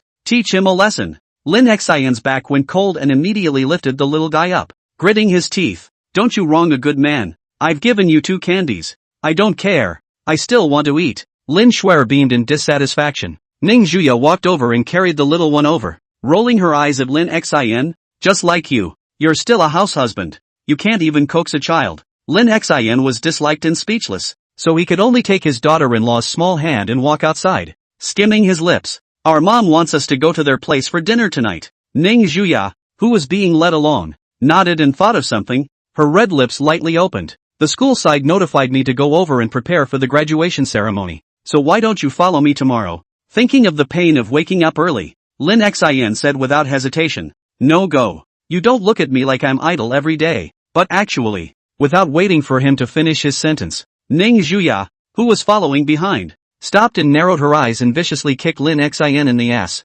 causing him to stagger and fall to the ground. "Egu, what are you doing?" Lin Xian covered his buttocks with a ghostly gaze and looked at his daughter-in-law with dissatisfaction. Seeing this, Lin Shuer, who was hugging and chewing on a lollipop in her arms, immediately applauded with a smile. Sister kicks ass. Stepping on Lin Xin's body with one foot, Ning Juya gazed at him condescendingly and snorted coldly. Man, I'll give you one more chance to organize your words and think before you speak. Lin Xin's attention, however, was diverted elsewhere, peering straight into that dark mystery through his slender jade legs. Daughter-in-law. That's a nice black one you're wearing today. You can have 2 more in the future. It's durable. At those words, Ning Juya briefly froze for an instant, then instantly reacted to the fact that she had gone naked, and subconsciously took 2 steps back, fiercely glaring at Lin Xin, who was lying on the ground showing his satisfaction. What are you giggling about? Get up! Oh! Lin Xin stood up from the ground and hurriedly went up to give his daughter-in-law a back rub and shoulder pinch, smilingly saying, Daughter-in-law, I'm wrong, don't look at me as being idle every day. I'm actually really idle. I'll accompany you to school tomorrow, as long as I can be with you, even if it's hell. I don't bring hesitation. Listening to Lin Xin's flowery words, Ning Juya hummed, I can't get you to take care of children, but you're good at coaxing women. Lin Xin laughed as he walked. Where? It's all because my daughter-in-law is well trained. Without you, how could there be my Lin person today? After a bit of horse's ass, Ning Juya's lips lifted up at the corners and said with some small smug pride, That's right, and don't look who's tuned it up. Chapter 180, Things Fall Apart. Wan Tao instructed us. In the evening, Lin Xin and Ning Juya arrived at the Ning family's old mansion carrying the little naughty bag, and then at the dinner table, they went over the matter of Shenyang province again, seeking the opinions of the 2 old men. After listening, Ning Donghong said with a serious expression, There's no problem with disaster relief. We're in a high position. We're supposed to take on more responsibility, and even if you don't say anything tonight, the group will take action. Ning's mother, on the other hand, was sitting on the side holding the little one who was sitting on her lap and eating candy, her eyes showing her love. Eat slowly, no one is snatching it from you. Lin Shuer, who was chewing on a candy cane, shook her little head and puffed up her cheeks in exasperation. If I don't eat it now, my brother won't let me eat it when I get home. Ha, big bad. Looking at Lin Shuer, who was being pampered by the 2 old men, Lin Xin also felt helpless, so he could only give his daughter-in-law on the side some food. I'll make arrangements for the group's disaster relief tomorrow, at 6 o'clock in the morning of the following day. Inside the Magic City police station, Lin Xin, who had just walked in from outside, heard a plea for mercy, and walked in just in time to see a dozen or so men in work clothes uniforms and gray faces squatting in a circle on the ground with a look of fear. We were also confused for a moment. It was all because that Wan Tao instructed us. Ning De, who was standing on the side, saw Lin Xin coming from outside and walked forward to whisper. 15 people total, and basically all of them are now recruited. Stealing gold mining is not a small matter. Mordor Police Chief Chen Wei was naturally alarmed. Even he didn't expect. Actually someone did this kind of thing under the eyes. At this time a burst of inner happiness. Fortunately found early. Otherwise it will certainly leave a stain on his file. The future promotion is certainly hopeless. Chen Wei, who was wearing a solemn police uniform, walked over and said seriously to Lin Xin. This time it's really thanks to Mr. Lin. Don't worry, we'll definitely investigate this matter thoroughly to the end, and anyone involved will never be tolerated. Then I'll trouble Director Chen. I believe that when this matter is dealt with, your high promotion is expected. Lin Xin smiled modestly. This time, the matter has been stabbed to the Führer's council, and as long as it is dealt with, a promotion is a certainty. Chen Wei nodded with a serious expression on his face, then turned around to continue the interrogation while sending someone to get the Sun family couple over. Lin Xin didn't stay long when he saw this. He was originally here to go through the motions. What's more is the press conference this afternoon, when the mayor of Mordor will all personally come out to encourage and then promise favors. On the way to the company, Lin Xin sat in the backseat and looked at the cell phone news. The heat of the successive earthquakes in Shenyang province was high, and there was even a rough count of the number of people affected. Lin Xin muttered, the death toll has now reached 2,000, and the number of injured is upwards of 100,000, mostly in rural isolated areas. Just then, a phone call came in. As soon as it was connected, a cold voice immediately came out from the other end. Where are you? Why haven't you arrived yet? Spoken by who else but the little devil in the house. Early in the morning Lin Xin was called to the police station, while Ning Juya had to send Lin Shuer to the company to study. Then the 2 of them went to the school together to prepare to participate in the graduation ceremony. 10 minutes later, the car stopped at the company downstairs. Wearing some thin Ning Juya opened the car door directly into the Lin Xin arms baked warm. Some baby fat little face was cold some red. After all, it's only just after 6 a.m., and the temperature is cold. Don't you run your hands up my shirt. It's freezing. Lin Xian's grumbling voice came from inside the car, and in the next second Ning Juya directly began to strip his clothes in displeasure. You're all mine. I can do whatever I want, so you'd better behave. Looking at Ning Juya, who was trying hard to get into his arms, his delicate body that was as smooth as white jade, that pair of ripples was even pressed against his hard and solid chest. The soft touch, coupled with the pair of slender jade legs that were close at hand, made Lin Xian feel a little unnatural, and said with some bitterness, "You're not afraid I'm going to wipe the slate clean, this early in the morning?" Ning Juya, who was sitting on top of him, naturally sensed the unnaturalness underneath him, and reached out one finger to hook Lin Xian's chin, laughing with interest.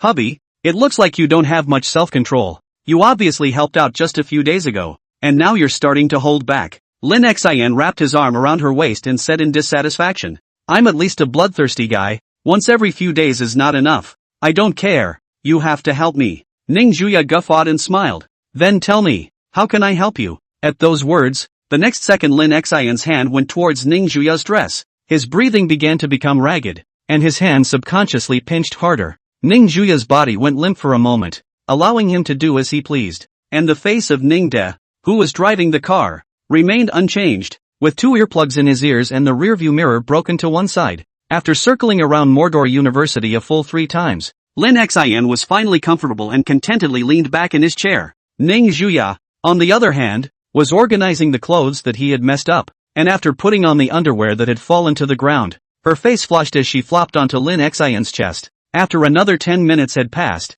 the car slowly stopped in front of Mordor University, and the students coming and going curiously looked at the Rolls-Royce Phantom parked at the entrance of the school with some astonishment. This kind of 10 million level of luxury car in the Magic City University is also considered rare. Cannot help but make people subconsciously stop their feet, stop and watch. Under the attention of the crowd, 2 figures next to each other walked off the bus successively, becoming the focus of the whole scene. Meanwhile, in a certain high-end neighborhood in Magic City, looking at the handful of gold on the table, Sun Qinghua excitedly said, "It's done. This time we've really done it." Sun Mei and Wen's father on the side were equally emotional. As for John, he was sidetracked by the family. The gold you can get is already limited, and as the saying goes, those who see it get it, so naturally the fewer people who know about it, the better. After a short period of excitement, Wen Tao suppressed the excitement in his heart and said in a deep voice to the mother and daughter, "We can't continue mining. This is already enough to last us a lifetime. And let's not forget that we still have to frame the Ning family."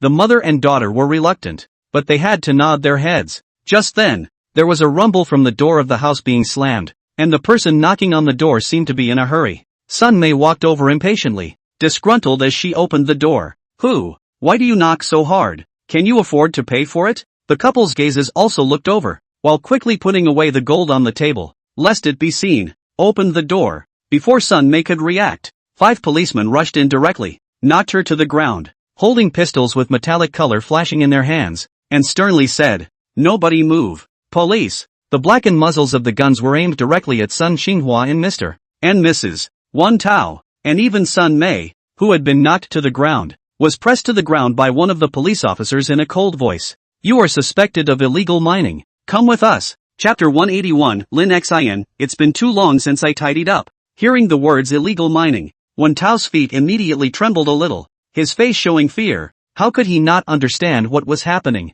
Discovered. How is this possible? Is it possible that the leopard guys ran off with the gold and framed them for it? In just a moment, several thoughts popped up from Wen Tao's mind, and he was handcuffed in a trance. Sun Qinghua, who was still trying to escape, directly tripped and fell to the ground, and was put in a black hood under the horrified gaze. "What are you guys going to do?" Oh. In less than a minute, all 3 members of the family were restrained. One of the policemen realized something and opened the metal box placed on the table, which revealed a golden light. "Captain, we found gold. Take them all. Leave 2 men to search the house carefully to see if anything else has been hidden." Magic City University. Lim Xin. Just as Lin Xian and Ning Juya had approached the club building, a startled voice rang out from behind, both familiar and unfamiliar after many days of absence. Turning his head to look, he saw Li Liang, who was carrying a plastic bag in his hand, walking in surprise, laughing and cursing as he walked. "You kid haven't even made a sound in the past few months. I thought you'd been tricked into going to northern Burma to Karma Waste." At those words, Lin Xian's face darkened as he returned with a leathery smile. "Don't worry, I'm sure I won't die until you're a eunuch." Seeing this, Ning Juya beside him loosened her hold on his hand, her red lips rising lightly as she softly said, "You guys talk, I'm going to go up first." When Ning Juya left, Lin Xin curiously surveyed Li Liang, who was dressed like a nobleman, and walked up and hooked his neck with a cheap smile. "Okay, Ryoko, looks like you're doing pretty well now. How about lending me some money?" The corners of Li Liang's mouth similarly hooked up in a familiar smile. "Your kid has embraced a rich woman, and you're still asking me to borrow money. That's not appropriate, is it?" Hearing this, Lin Xin immediately said with a bitter face, "You kid, don't mention it, buddy, I'm penniless now. Even the beggars on the side of the road are richer than me, just short of going out to sell meat." "Blow? You keep blowing." Li Liang looked disbelieving. The two hooked up and chatted for a while before heading towards the inside of the club building. Even though they hadn't seen each other in months, their relationship had never changed. Looking at the bag Li Liang was carrying in his hand, Lin Xin was puzzled. "You have a cold?" Because it was a clear plastic bag, Lin Xin could tell at a glance that the bag was a box of cold medicine. Upon hearing this, Li Liang shook his head as he walked away. "No, this is for Qin Shi. She has a cold." Lin Xin realized something and his voice suddenly lowered. "How's it going?" "I don't have much confidence in myself." Li Liang let out a bitter smile. "After graduation, she's going to develop in Shenyang province, destined for us to go our separate ways." Seeing him look sad, Lin Xin stopped and solemnly said, "Nothing is doomed. It's just a matter of whether you dare to put up a fight. And don't tell me that you really want to just end this relationship hastily. If you don't go put up a fight now, I promise, you'll regret it later." Seeing that Li Liang still had a sad face, Lin Xin directly pulled him towards the student council office, intending to enlighten the guy. At this time, inside the office of the student union, Ning Juya was sitting in front of the computer pondering over the planning and program for the graduation ceremony, her slender jade legs casually crossed. At this time, Lin Xin walked in with Li Liang and walked towards the small table in the corner on his own,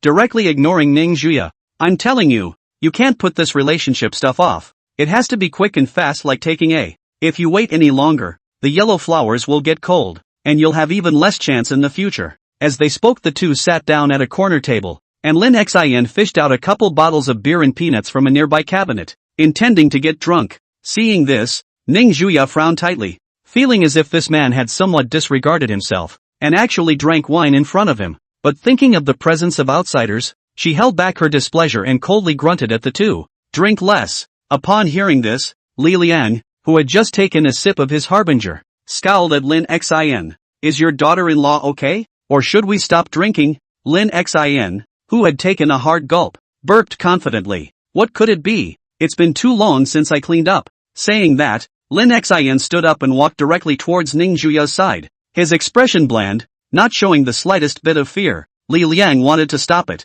but it was too late, and he could only silently mourn for it in his heart. Seeing this, Ning Juya's fair face surfaced with a touch of coldness as she looked at Lin Xin, who had walked up to her, and raised her eyebrows. "What? Is your skin itching to rebel again?" Lin Xin condescendingly scorned her, and in the next second, directly kissed her on the mouth, and also grabbed both of Ning Juya's hands to prevent her from breaking free. Wow! Looking at this fragrant scene, Li Liang bragged for a while and directly gave a thumbs up. After a minute, when Ning Juya stopped resisting, Lin Xin let go of her mouth, full of smugness, then turned around and went back to his position to continue drinking. "How about that? Am I a cow? Bull." Lin Xin looked at Li Liang as if he was looking at his indisputable son and said in a deep voice, "There are over 1 billion people in China. The probability of meeting someone you like is lower than winning the lottery. This may be the only chance you have in your life. If you really like her and want to spend your life with her, be brave enough to keep her, to cherish her, to bet everything you have. Do you have the determination?" Li Liang was inspired by these words, and a surge went through his heart. An impulse to give up everything for the sake of love was born from the bottom of his heart. Soon, Li Liang directly rushed out of the student council office and dashed towards the downstairs, his face overflowing with excitement. The children are teachable. Seeing this scene, Lin Xin nodded in satisfaction. Ning Juya, who was carrying a cup of hot coffee, came from the side and casually sat beside Lin Xin. Puzzled, "Where did you learn those words? It doesn't feel like you're the type to get melodramatic easily, either." At that, Lin Xin took a sip of his coffee and laughed a little foolishly. "I learned it by brushing up on the video. How's that? Doesn't that sound inspiring? I'm telling you, this kid used to be a social terrorist, so he's often fooled by me, and now he probably can't wait to show his love." Saying that, Lin Xin directly poured out the remaining wine on the table. The liquid inside was transparent in color. Obviously not the coppery yellow color that Harbin beer should have. Not to mention, Fatty Zhang's wine does work sometimes. Luckily the bottle I drank contained plain water. I heard him say that this type of wine has a frighteningly strong aftertaste. Ning Zhuya. Chapter 182, Half of the Family's Assets. Still early in the morning. The study room in the club building was violently pushed open by Li Liang, but unfortunately it was empty. Only a book left in the wind blowing, turning pages and chapters. Looking at the quiet study room, Li Liang froze. If the usual words, Qin this point must be in the study room reading. Even the cold insisted on coming. Never broken. But favor today. She didn't come. Thinking of something, Li Liang hurriedly put down the cold medicine in his hand and quickly stepped forward to touch the surface of the stool. Feeling it carefully. There's still a bit of residual warmth, so it should have just gone. Seeing this, Li Liang immediately ran towards the downstairs of the club building, while his mind kept pondering where Qin would go at this hour. Inside the stairwell, freshmen preparing for club classes were walking one after another, talking and laughing along the way, except for a figure running down the stairs that seemed out of place. Damn! You're in a hurry to get reincarnated. Don't worry about bumping into me. If you knock off my goddess's breakfast, can you afford to pay for it? TSK. This elder brother couldn't have failed in his confession and couldn't accept it for a while. I have a friend who was like this before. Remembering it is all tears. Then the best is your friend. Underneath the club building, Li Liang's eyes quickly swept over the surrounding students, searching for Qin figure, anxiously starting to sweat on his forehead, and his breathing gradually shortened. At that moment, on the top floor, a shout reached his ears. Good dire. People are in the back of the mountain. Lin Xian called out towards Li Liang downstairs, while pointing to the back of the club building, where there was a small forest, though basically very few people went there, and Rinchen had glimpsed it inadvertently inside the student council office. Upon hearing this, Li Liang, whose face was red with anxiety, reacted and immediately ran towards the back of the mountain while hissing under his breath. If I make it, I'll give you half of the family fortune, the kind you don't have to pay back. Hearing this, Lin Xian burst out laughing joyfully. Not bad. Father didn't love you for nothing. Behind him, Ning Zhuya came and placed her hand on his shoulder, coming forward to whisper in his ear with a smile. Young Lin, this is starting to be self-sufficient. Not bad. Lin Xian's figure stiffened and turned back to smile awkwardly. Daughter-in-law, you misunderstand. This is not to see you usually work hard, so I want to help you make money. I'd be willing to bet 20 years of Nobuko's singleness that I'm telling the truth. Little Nobuko, who was chirping with little Yaya at home, suddenly sneezed a few times, her intelligent doggy eyes staring cautiously around as a vicious chill grew at the bottom of her heart. Woof, which is cursing master dog. Magic City University, at the entrance of the dense forest in the back of the mountain, on the path between two rows of green trees, Qin, wearing a pink and white floral dress, walked forward, wanting to take a break. Li Liang, who hurriedly ran here, saw that familiar back and hurriedly gasped and shouted, Qin. This shout caused Qin, who was walking forward, to stop and turn around to look puzzledly at Li Liang, who was stumbling towards this side, in disbelief. What brings you here? Seeing her stop, stumbling and running, Li Liang sighed in relief, exhaling loudly while gazing firmly. I've decided. I'm going to accompany you to Shanyang province. I'll follow you wherever you go, even to the ends of the earth. Upon hearing this, Qin was stunned and said, what kind of confusion are you committing? Can your family agree? Li Liang said back in a bottomless voice. I don't care if they agree or not. I'm stuck with you anyway. So can you give me an answer? Hearing that Li Liang actually didn't even want the $10 billion family fortune for his own sake, Qin's heart wasn't moved in the slightest, but instead he frowned. You think I'm going to be happy when you go out of your way to break with your family and come with me? A love like that won't last, and it's not what I want. The hot-blooded Li Liang was a bit embarrassed and said, so, what do you want me to do so you can say yes? A fresh wind came from within the forest, blowing Qin's long, silky hair fluttering in the wind, with grass blades flying behind her, as she pursed her lips. At least until you've convinced your family, Li Liang asked with suppressed excitement. So if I convince them, can you stay with me? The atmosphere was silent for a while, then Qin nodded imperceptibly and somewhat shyly lowered her head, not daring to look at him. Seeing this, Li Liang felt that happiness came too suddenly, making his mind a little dizzy. In the next second, Li Liang directly fell to the ground, and his face rolled in a fainting spell as the alcohol hit his head. Inside the student council office, Lin Xian gave a tisk when he saw the scene and shook his head. What a lack of talent. This can't be carried. How weak it must be. Ning Zhuya, on the other hand, pulled over his collar towards the sofa in displeasure. What's there to see? Hurry up and work for me. Damn dog man. Actually staring at other women in front of me, even if they are friends. That is not okay. Egu, daughter-in-law, you're gentle. Wait for the year to twist off for me. Then, after spending an afternoon, Ning Juya got out a simple process plan and mailed it to the principal. And just in time for the end of the school day, directly dragged Lin Xin towards the outside of the office. In the afternoon of the same day, the press conference held by the Canopy Group announced that it would donate $5 billion for the post-disaster reconstruction of Shenyang province, setting off a furor. At first no one understood why the Canopy Group had to donate so much. Usually everyone just meant it, but soon they understood. Also that afternoon, the mayor of Mordor announced that directly in the core area of Mordor will be a piece of land for free to rent to the Canopy Group to use for commercial production. At the same time, all kinds of cumbersome processes for its enterprises, directly all the way to the green light, can be said to be a great deal of money. You have to know that the land in the core area, but the money is not necessarily to buy, and only the official can be so generous, directly free to rent out. At the same time, a small group in Mordor was acquired and renamed Future Group, and the acquirer was Shao Jie. As soon as he took over the position of chairman, he immediately donated $1 billion for disaster relief, and the Magic City officials cooperated by giving a wave of benefits. The officials' perverse action immediately attracted many enterprises in the Magic City, and then those branches under the Canopy Group also began to make donations, all of which received some benefits from the official. After this powerful news was broken, it immediately attracted most of the enterprises,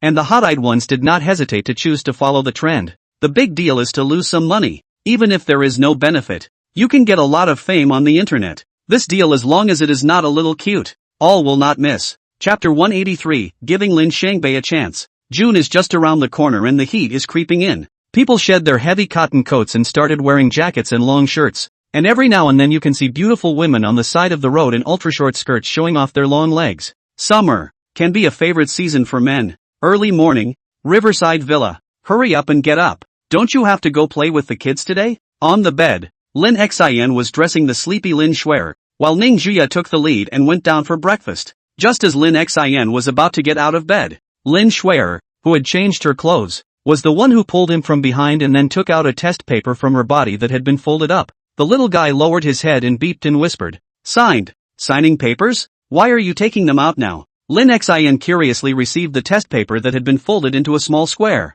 and after unfolding it, he instantly understood why the little guy hadn't taken it out until now. Looking at the conspicuous red zero duck egg on the test paper, Lin Xin squatted down and stroked little Shuera's head and said softly, "Tell me, what's going on?" For the home of this little naughty boy's learning ability, Lin Xin still know, although not much like to study, but the brain is still very witty. In no way can test a zero score back. Lin Shuer lowered her head in some embarrassment, her cheeks puffing out as she stammered, "No, accidentally fell asleep during the exam." Hearing that this was actually the reason, Lin Xin immediately couldn't hold back his and laughed out. "Falling asleep? Ha ha, it has a bit of your brother's style." Just at this moment, the bedroom door suddenly opened. Wearing a pair of cooler slippers, Ning Juya walked in, her long ink-black hair draped behind her shoulders. Underneath, she wore a knee-length dress. Her jade feet were full and white, as if she was a work of art, out of the ordinary temperament. Should not be a mortal girl, should be a fairy. Seeing her sister come in,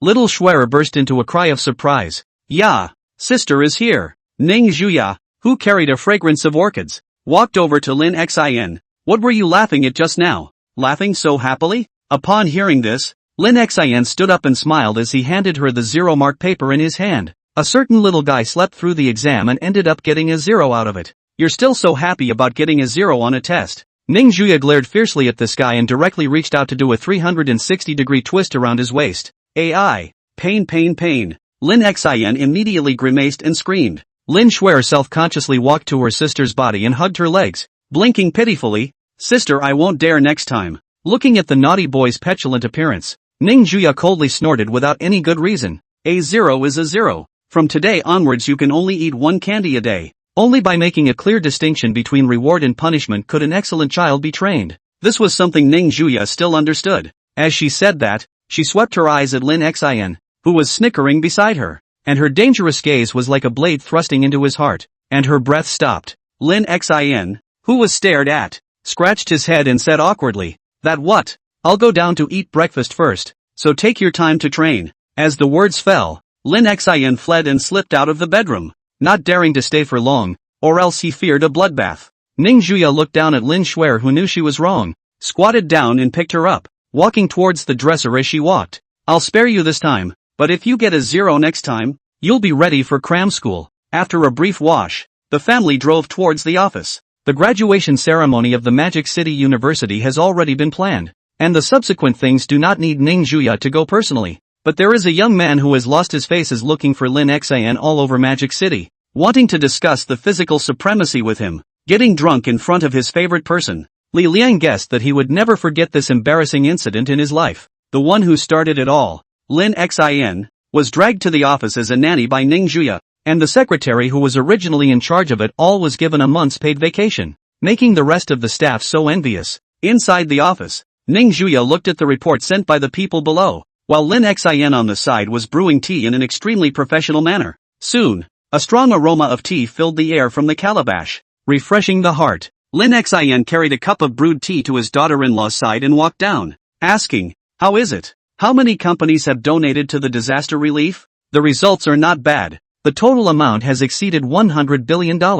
Ning Juya snatched the tea in his hand and took a slight sip, not surprised by the figure. After all, this is the donation of thousands of enterprises across the country, not to mention those individual residents. Although the donation is not much, but once integrated is also a huge number. The country of China has nothing much, but a lot of people and special unity. It was by this that the remaining 4 major countries could be used as stepping stones to ascend to high positions and be at the forefront of the world back then." Lin Xion's mouth was wide open in surprise when he heard this huge number, in stark contrast to Ning Juya beside him. 100 billion. Doesn't that mean that there will still be a lot of money available for local construction after the relief is done? Ning Juya gave him a blank look. Look at your lack of talent. Is $100 billion a lot? Lin Xian immediately and smilingly pulled over its soft and boneless little hand and squeezed it. Of course it's not much for my daughter-in-law. You're the one with the sweet mouth. Just as the two were flirting, Lin Xian's cell phone rang, and it was Elder Su calling. Phone call connected. Elder Su on the other end spoke in a pleased tone. Lin kid, you've done a good job this time. Plus that gold mine under Zedong Mountain. Tell me, what kind of reward do you want? Old man, I'll try my best to satisfy you. These 2 things can be a big credit. Even if Lin Xian wants to become a general is not impossible. Of course, certainly no real power. Upon hearing this, Lin Xian withdrew his hand from within his daughter-in-law's skirt and looked a bit more serious. There's really something I want to trouble you with, Grandpa Su. Well, but say so. I'd like your help in getting my second uncle, also known as Lin Shangbei, into the establishment and getting him a good position. When these words came out, the originally great atmosphere instantly stagnated and became oppressive and heavy, and it had to bring back memories of that sad event. Even Elder Su on the other end was silent for a split second before saying, "Are you serious? You should know what he did, and while it was compelled, he did do it. And you actually want him in the establishment. Give me a good enough reason, or I can't promise you anything," says. Lin Xian's face was serious and earnest,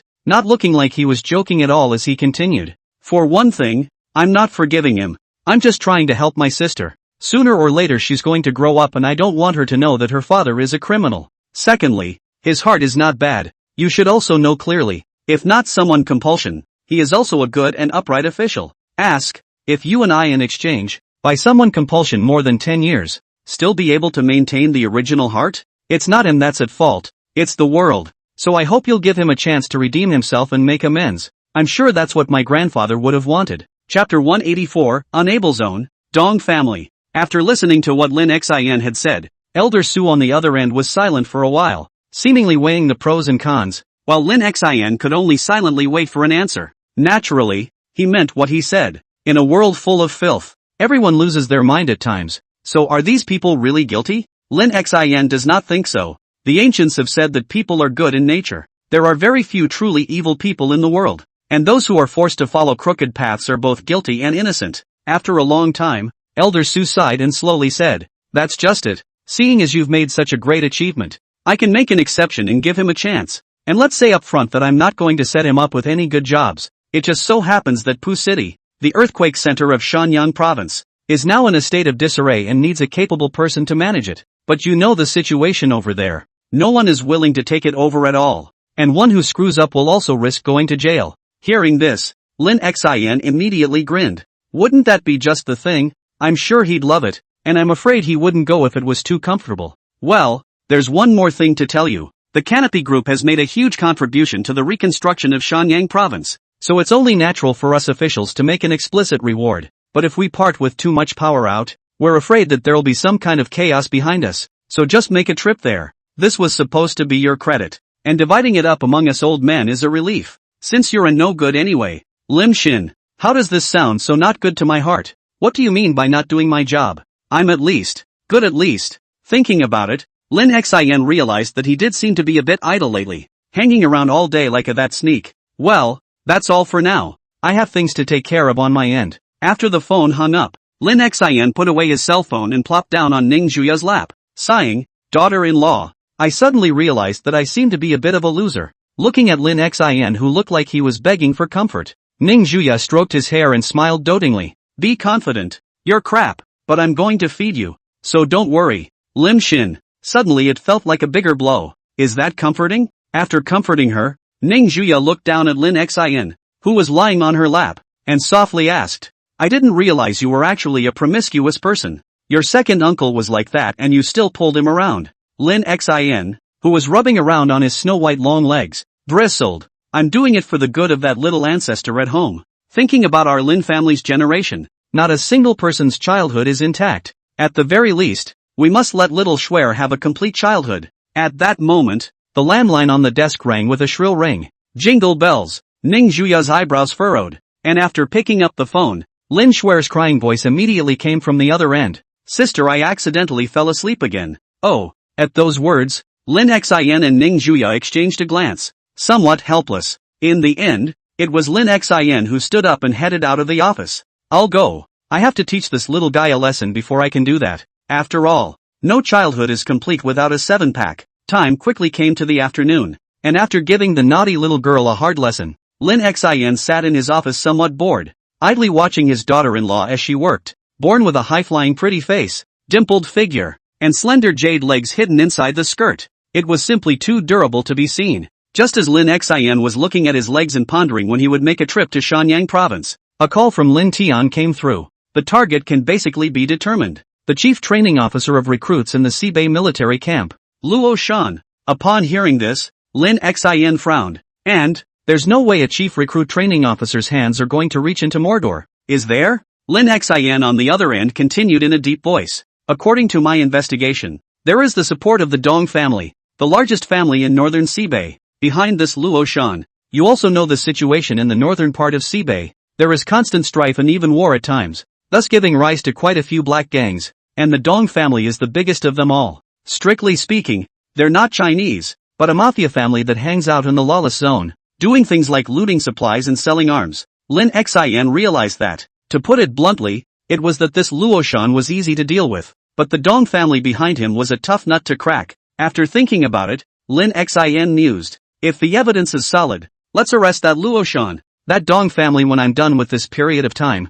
the two of us will go and take a look together. I don't believe that they're ironclad. This word Lin Xin said is still very confident. Bright things he cannot do, but for some unseen small means, he is still slightly experienced. After hanging up the phone, Ning Juya happened to look up and waved at Lin Xin. Come here, rub my shoulders. Okay, daughter-in-law, you say I'm going to Shenyang province tomorrow and I can't even pull out $1 on me. Isn't that a bit too that? Do you need money when I'm around? Early the next morning, after the affairs at hand ended, Ning Juya and Lin Xin boarded a plane to Shenyang province. As for the family's little rogue is naturally happy to be sent to the old mansion to go. On this day, the day of the blazing sun, the temperature had come to more than 20 degrees, and it was a little hot and humid. Only 2 people were seated in the airplane, which was set amidst a sea of clouds, and other than that there were only stewards ready to serve at any time. Inside the cabin, Ning Juya's perfect jade legs were placed on Lin Xin's lap, and the latter was trimming his nails while he couldn't help but complain. Daughter-in-law, can't you do something for yourself for such a trivial matter? Sitting on the side, Ning Juya was leisurely playing with her cell phone, and when she heard his complaint, she raised an eyebrow in doubt. I let you cut my nails. You should be thanking me, right? Other people haven't had the chance to touch it yet, so you have to cherish it, or else one day I'll kick you off and you won't have anywhere to cry. Saying that, Ning Juya even provocatively stepped those beautiful feet on Lin Xin's face, her face full of smiles. This is a reward for you. Satisfied?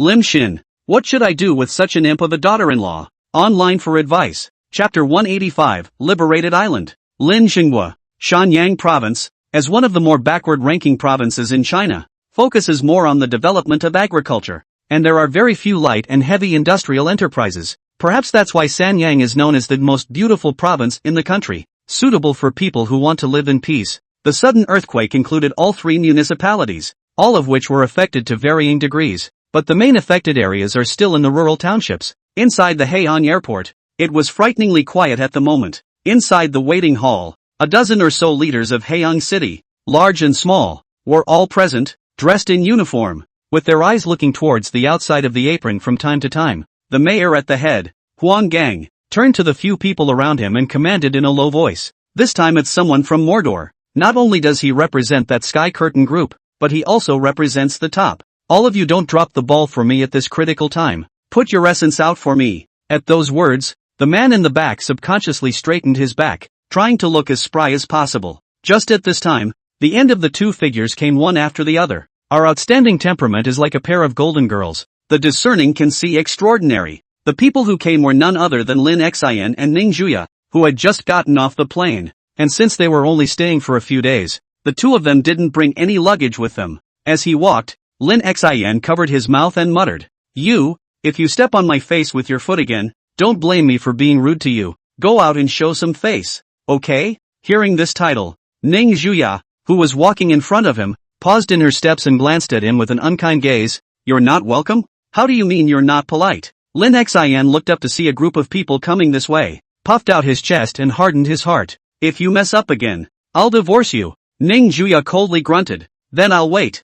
You'd better be true to your word. I'd like to see if you have the guts. Just as the two were being stubborn, Huang Gang had already walked up to them, smilingly extending his hand in greeting. My humble self, the mayor of Haiyang City, Huang Gang. The two of you should be the ones from Magic City coming to inspect. I've already arranged for a hotel. Please move. Lin Xian and Ning Juya also briefly introduced themselves and shook hands before following Huang Gang towards the outside of the airport, with a large group of people following behind. Along the way as the mayor of the Huang Gang posture are set very low, that full of spring smile. The whole followed the municipal party secretary almost thought that this guy was taken over. Usually it's good not to smile, not to put on a cold face, but the moment he thought of the identity of these two young people he let it go again. In his place, he probably laughed even more exaggeratedly than this. Ning Juya, general manager of Magic City Canopy Group, whose group and its subsidiaries contributed over $10 billion in this disaster relief. And this young man called Lin Xian was even more outrageous. According to the news revealed from above, this one would most likely become the youngest general in China after this incident, even though he had no real power. But then again, that's a general. In the future, when you go out, you will directly display your identity, and it is estimated that even the governor will have to be courteous. On the way to the hotel, Huang Gang sighed as he sat in the passenger side. Too many people died in this earthquake, and it's fortunate that there was timely assistance from all over the world, or else the number of people affected would only have been greater. The orphanages and nursing homes in Sui City, Waterfall City, and Jingang City are even more overcrowded, all of them suffering people who lost their parents and children in the disaster. Lin Xian listened with some empathy and spoke in a serious tone. It's okay, there's a long way to go down the road. Everything will be fine. We can't stop disasters from happening, but can do our best to help those in need. Ning Juya beside him didn't have much of a reaction after hearing this, and seeing that Lin Xian had a difficult look on his face, he reached out and held him in his arms and said softly, Good girl, cry if you want to. I'm here. Lim Shin, what's this for? Why does it sound a bit like a mom comforting her son? Watching the actions of the two through the rearview mirror, Huang Gang wisely closed his mouth without interrupting, sighing inwardly. Do young people still play that role-playing thing nowadays? I'm still too old to keep up with the times. After going to the hotel to eat lunch, at the same time determined to go to the disaster area inspection tomorrow, Lin Xian feel calmer here. The afternoon directly pull Ning Juya in the city of Haiyang around the attractions to stroll, live a comfortable world of two people. At the same time, inside a certain office in the Red Star building in God's capital, knock knock, knock on the door sounded. Is Lo reading article Su old man faintly said, Come in. The office opened up and the captain of the guard walked in, saluting before reporting, Elder Su, that Luoshan has been captured. Are we going to take action against the Dong family behind them? We currently have a hold of the Dong family's lair. As long as you give the order, the Dongfeng Red Star missiles can be launched at any time. destroying the enemy at the fastest speed possible. Since the Dong family was in an outlaw zone and did not belong to any country, I believe no one would say anything even if they were to directly use missiles for ground washing. After all, the people in the lawless zone are mostly criminals and gangsters, all black sheep, and there is no need to pity those people. Upon hearing this, Elder Su put down his book, took off the presbyopic glasses he was wearing and placed them on the table, slowly saying, "Don't be so hasty, you'll cause trouble at the border if you take a chance. This is a family matter of the Lin family. Let them deal with it on their own for now. You first have someone lurk in and provide some help to it when necessary." The guard captain asked again, "And what if they can't solve it?" "Can't solve it?" Elder Su's gaze condensed slightly as he said in a calm tone, "Then dispatch the army directly, without giving the enemy a chance to struggle or counterattack, leaving no one behind." "Yes." The guard captain saluted solemnly and turned to leave. When the door to the office was closed again, Elder Su picked up the special cell phone on his desk and dialed a number with all zeros out. The other end picked up almost instantly, and there came the sound of waves lapping against the reef, seemingly on the beach. Elder Su's face was helpless as he said, "You assholes are having a good time, and I have to clean up your mess." A familiar voice came out and the person on the other end laughed. "If you want to come, come, and don't tell me, it's a good life after retirement. Go go go. You think I'm like you?" Elder Su gave a cold snort without any good humor and bristled. "Your two grandsons have already checked into the Dong family. I'll see how long you can hide it. If you let your Lin kid know that you've been lying to him, TSK. Upon hearing this, Lin Jinghua, who was sunbathing on the shore of Liberation Island, was unimpressed. "I've arranged such a beautiful daughter-in-law for him. It's too late for the brat to thank me." Chapter 186, Inspection of Shanyang Province. The following morning, under the Haiyang City Hotel, a car was waiting here early, and two figures walked out from the hotel. Lin Xin held a cup of hot milk in his hand, took a sip then handed it to Ning Zhuya beside him. "Daughter-in-law, you said so many people are following. Can you give me some face outside?" Ning Zhuya, who received the milk, took a sip, the sweet but not greasy milk flavor spreading through her taste buds, then faintly said, "Face? Your face is worth a few dollars. It's not like you're a big shot. Is it useful to have that little face?" The driver in charge of the transportation saw the two of them coming and hurriedly got out of the car and respectfully said, "Mr. Lin, Miss Ning, I'll be the one to escort you to Sui City for inspection. Please get in the car." Huang Gang is the mayor of the natural impossibility to accompany, just yesterday to greet the two, or he was hard to squeeze out the time. The regional disaster. Haiyang City is also inevitably affected. A large influx of victims, how to dispose of is also a big problem. The car quickly started and headed toward the highway. Haiyang was not far from Sui City. It was only an hour's journey. It wouldn't take long to get there. On the way, the driver, as Mayor Huang's exclusive chauffeur, naturally learned more about what was going on than an ordinary person, and told the two of them about the more specific situation. Most of those victims in Suishire are now living in tents outside the city, eating thin gruel every day, and usually more like 6 or 7 people crammed into a tent. Upon hearing this, Lin Xin was puzzled. So bitter? Hasn't so much money been donated from all over the country that you can't even afford a couple of tents? When these words were uttered, the driver who was driving had a hesitant look on his face, and then stammered. "I also just heard the mayor mentioned a couple of words. It is said that now only the donated supplies are successfully arrived in the disaster area. As for those relief money, said that it is under review. It is estimated that it will take a period of time before it will be distributed." Hearing these words, the smart-minded Ning Zhuya immediately thought of something, and beside him, Lin Xion's face changed slightly. How could he not know what this meant? It's a critical time now. Not to mention that money was donated. How could it need to be vetted? Someone must have done something shady in there. Evil really does go everywhere, even to disaster relief money. The greater part of an hour passed quickly. The car drove off the highway, and the road ahead was lined with fertile fields, while in the distance, several channels of black smoke rose straight into the sky. Suishire is built in the midst of a towering wall, said to have been left behind in the past, and has since been repaired to stand on this land to this day, and within it is a place where millions of people can reside. Outside the cement-cast city wall, a bright red banner hung over the wall, reading "Welcome Mr. Lin and Ms. Ning to the inspection." Underneath the wall, Mayor Gong Xiang led a group of people ready to greet them. Hundreds of green tents were placed on both sides of the city wall, inside of which sat many old people in rags with numb faces and children with a mournful appearance. In the townships, people who are a little younger go out to work, leaving only the elderly and children at home. So the elderly and children were the main victims of this earthquake. With the pungent smell of disinfectant in the air and the cries of young children in his ears, the scene was like a hell on earth. At that moment, At the end of the road, a black Santana came straight up. Coming. With a cry of surprise, the crowd looked forward in unison, hastily straightening their backs and putting their best foot forward as a sign of respect. A few minutes later, the car slowly came to a stop, and Lin Xian and Ning Juya walked down from the car, dressed in bright and shiny clothes, making the old people and children in the tents on the side of the road so envious. After getting out of the car, Lin Xian looked at the gray-headed old people and children in the tents around him and asked directly to Gong Xiang, the mayor, who was walking towards him, Mayor Gong, where has all the money donated by businesses around the world gone? Why do I feel like these old people and children don't even have enough to eat? The center that Lin Xian represented this time also had responsibilities and obligations on his shoulders, and now that he saw that these people were not clothed, his tone was subconsciously heavy. This look was a far cry from his usual nonchalant self. Ning Juya, who was on the side, gently held his hand, admiring Lin Xian's serious-faced appearance.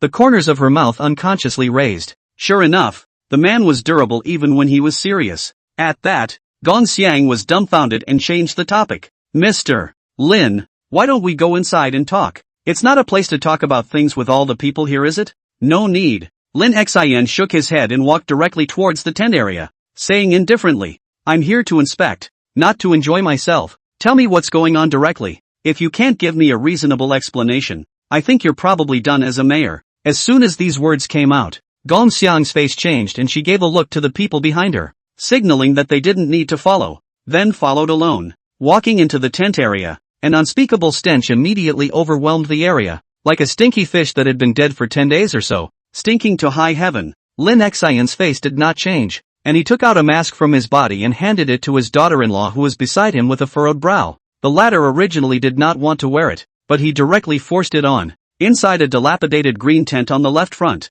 3 gray-haired children about Lin Shuer's age were hiding in the corner, with tiny scars on their arms and feet, which should have been injured when they fled. In the tent with a fist-sized ragged hole broken open in the center of the right front, a thin, white-haired old man lay on a pile of thatch, not knowing whether he was alive or dead. The scene of misery in front of him made Lin Xian's heart subconsciously sink, not expecting to see such a scene of misery today when everyone could afford to eat. Lin Xian narrowed his eyes meaningfully as he walked. Mayor Gong, I'm looking at these people also do not look like they received the supplies.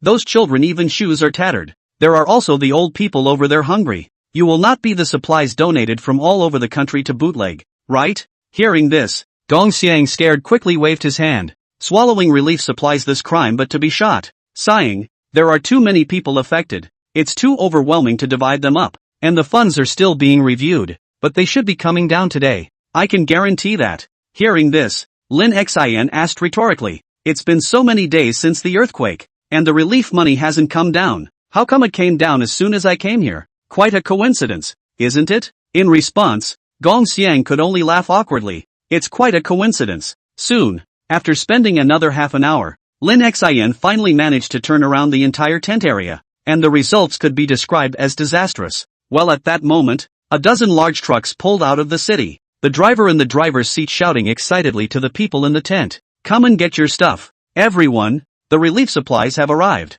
As the words fell, the crowd burst into a flurry of excitement. Hell knows what kind of days they've been having these past few days. Looking at the brand new clothes and food on the cart, one by one, tears of excitement filled their eyes. In a short while, a long queue of receiving supplies was formed, and under the management of the staff, everyone received their share of supplies in an orderly manner. New clothes, bread, cookies, and clean water are so hard to come by. Chapter 187, Private Money Discovered. Oh no! A steady stream of supplies soon fed and clothed the victims at the site. Lin Xian looked at the scene, but he couldn't be happy because these things were supposed to have arrived a few days ago. Gong Xiang cannot do anything about it. He is just a small mayor. Look at the mighty. In fact, cannot do too many things. Soon, everyone received their supplies. Gong Xiang saw this and hurriedly shouted for all the victims to gather over. Folks, this is Mr. Lin from Magic City. He's here to inspect us. The things in your hands are all thanks to Mr. Lin, so let's all say whether or not we should thank him.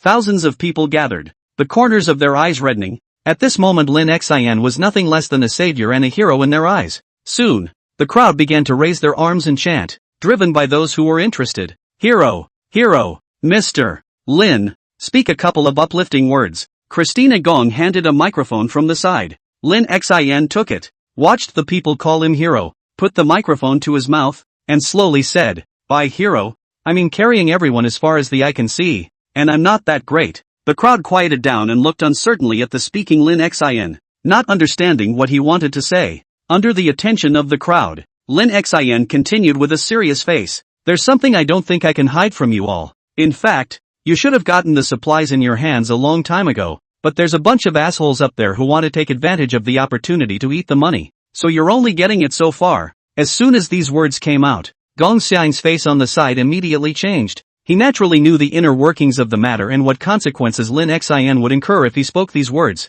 He quickly wanted to step forward to stop them, but a silhouette took the first step to block him. Ning Zhuya curled her hair around her ears with her hand, glanced at Gong Xiang who was full of anxiety, and coldly said, if you don't want to lie on the floor, you might as well stand there. As the words fell, a dozen black-clothed bodyguards suddenly rushed out from the back, looking threateningly at Gong Xiang without the slightest fear. Seeing this, Gong Xiang let out a bitter smile. You guys are breaking the rules. Lin Xin on one side then said aloud, disaster relief is saving lives. And what should you do now that someone is playing with your lives? The masses listening below immediately became angry. The earthquake didn't die, and almost got screwed by their own people. Who else could endure this? One by one, they immediately roared. Asterisk asterisk asterisk asterisk his grandmother. Those people were still breastfeeding when I went to war. We must pull out these assholes. Where's the mayor? There has to be an explanation for this. Almost the instant Lin Xion's words fell, the cell phone in his pocket rang. As soon as it was connected,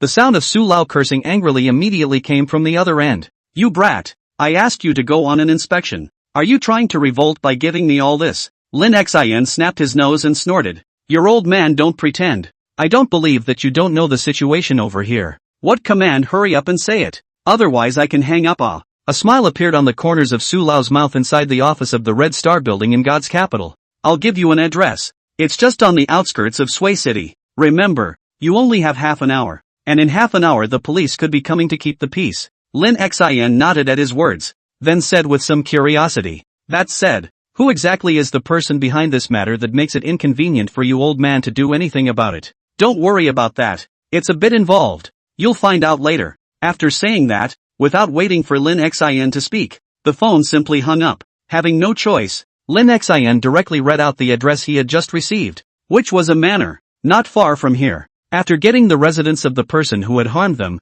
a group of people left in great numbers, all of them fierce and vicious, vowing to bring out that bastard. All that was left in place was a group of children who didn't understand the world and were taken into the city by the staff. Almost simultaneously, there were riots among the victims in the remaining urban areas, even as ordinary people in the city got involved and headed for the suburbs. God's capital. In the most secretive conference room within the Red Star building, a video conference was underway. After hanging up the phone, Elder Su then said to the two old men in the computer in front of him, it's already started, and this time we have to teach those people a lesson for trying to put their hands on disaster relief money. Old man Mo, one of the four great heads, spoke in a deep voice, but with this, those clans everywhere will also be cautious, and I'm afraid that they'll be more and more difficult to deal with in the future. Another said, let's take one step at a time. There's no hurry in this matter. Well, the necessary hammering is still needed. They have to be made to understand that there are some things that touch the bottom line that cannot be done. Near noon,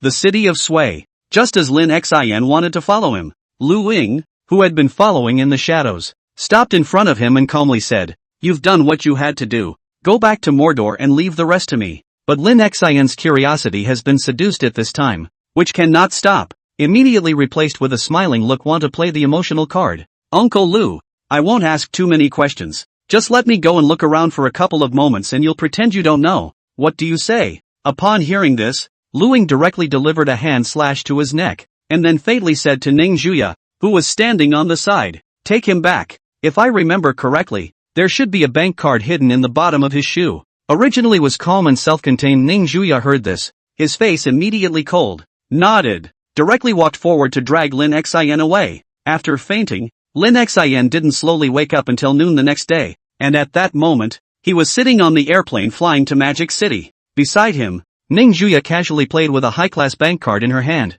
and when she saw him wake up, she narrowed her eyes and smiled. Dog man, you're really good. You actually hid such a huge sum of money behind my back. It's several $100 million.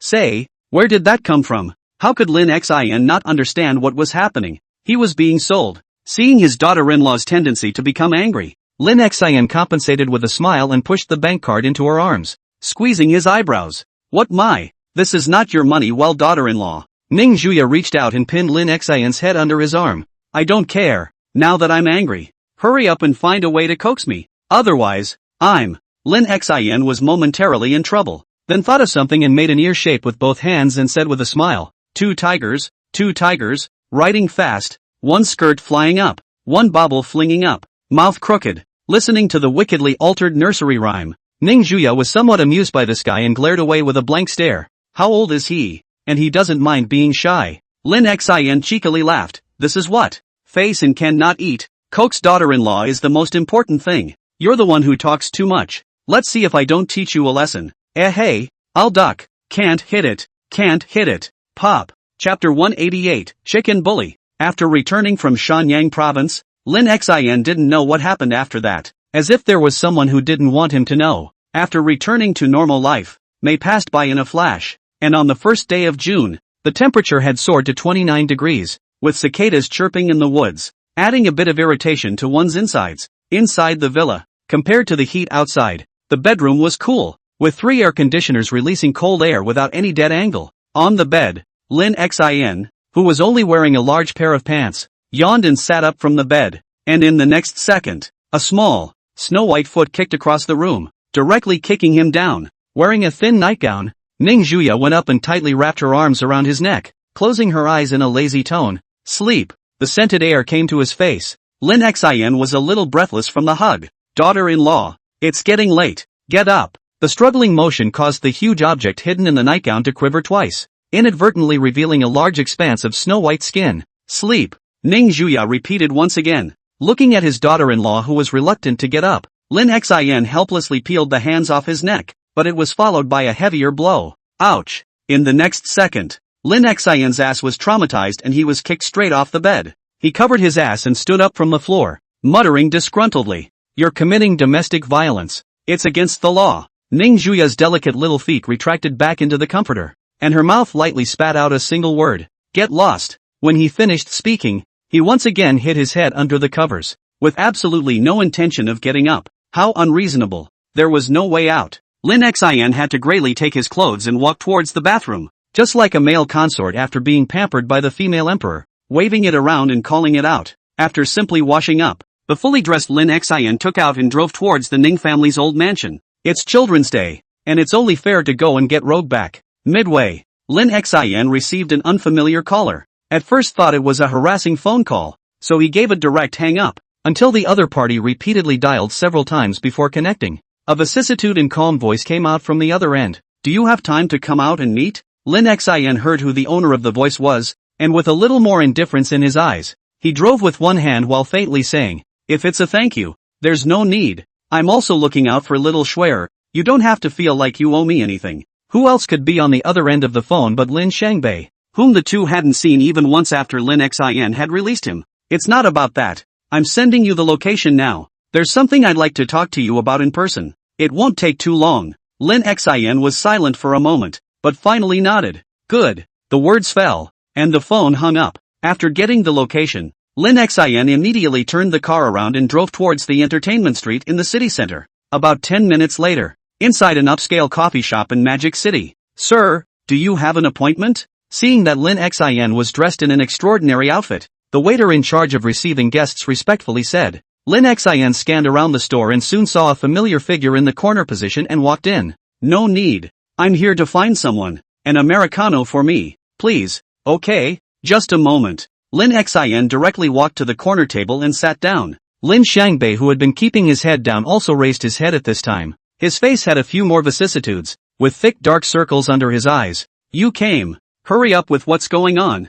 I'm busy." Lin Shangbei didn't care about Lin Xian's impatient attitude and first sincerely thanked him. "I thank you anyway. Without you I might not have gotten a chance to redeem myself for the rest of my life. And there is the fact that I suspect that father, your grandfather, is not dead." Words to live by. Lin Xian couldn't help but tremble violently inwardly, and his gaze that was looking away finally landed on this second uncle. Frowning tightly, "Jokes like that are better left to chance. Are you trying to say that what I saw the other day was a hallucination?" That rainy night was definitely the last night Lin Xian wanted to think about. Lin Shangbei shook his head and propped his hands on the table, his eyes heavy as he locked eyes with Lin Xian and said in a deep voice, I thought he was dead at first, but then the more I thought about it, the more it didn't seem right. Can someone with terminal cancer really still live like a normal person? Isn't it too much of a coincidence that it all happened? In order to get me to turn back, and also to exorcise you, the old man's purpose can be said to have been accomplished. Is it really so easy for such a shrewd man to die? Lin Xian's mind instantly recalled the previous scene he had spent with his grandfather,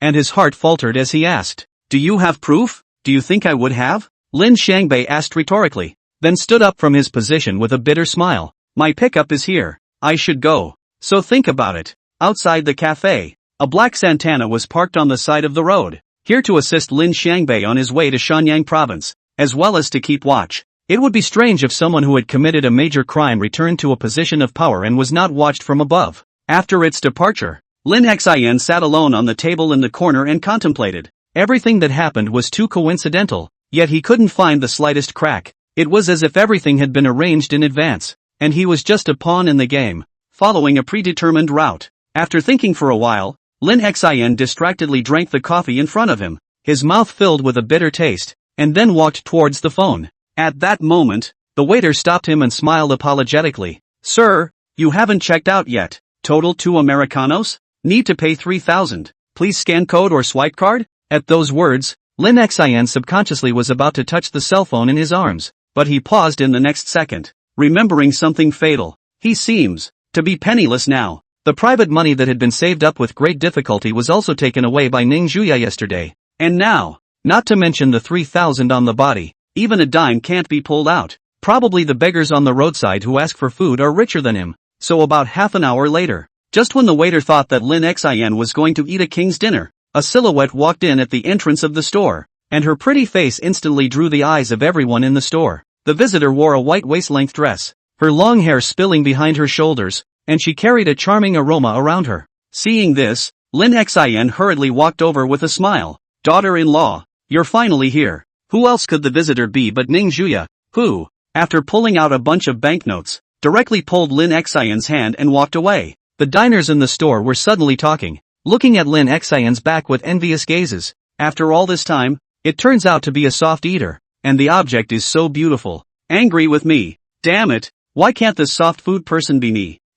Kai, think I'm not so bad looking, and I can sing and dance raps. This brother, could it be that you are the king of chickens who has gained fame in recent days and is known as the chicken bully in the Jianghu? Chapter 189, Graduation Ceremony. After sitting back in the car, Lin Xian was directly grabbed by Ning Zhuya by the collar with an unkind gaze. Say, what vixen is this out on a date? The extremely close proximity brought their bodies close together, and they could even smell that fresh body odor emanating from their bodies. Misunderstanding daughter-in-law. You see me as that kind of person. Lin Xian hurriedly explained the matter. Only after hearing the explanation did Ning Zhuya let him go with a cold snort, and after wrapping her arms around his neck and giving him a kiss on the cheek, she arrogantly said, You're mine, and from now on, you'll report to me when you come out to see anyone. Got it? Got it. Lin Xian hemmed and hawed, then held her small waist to the red lips as a mouth up, finished with the intention of licking the lips. The car started up again and headed in the direction of the old mansion. Along the way did not encounter any accidents.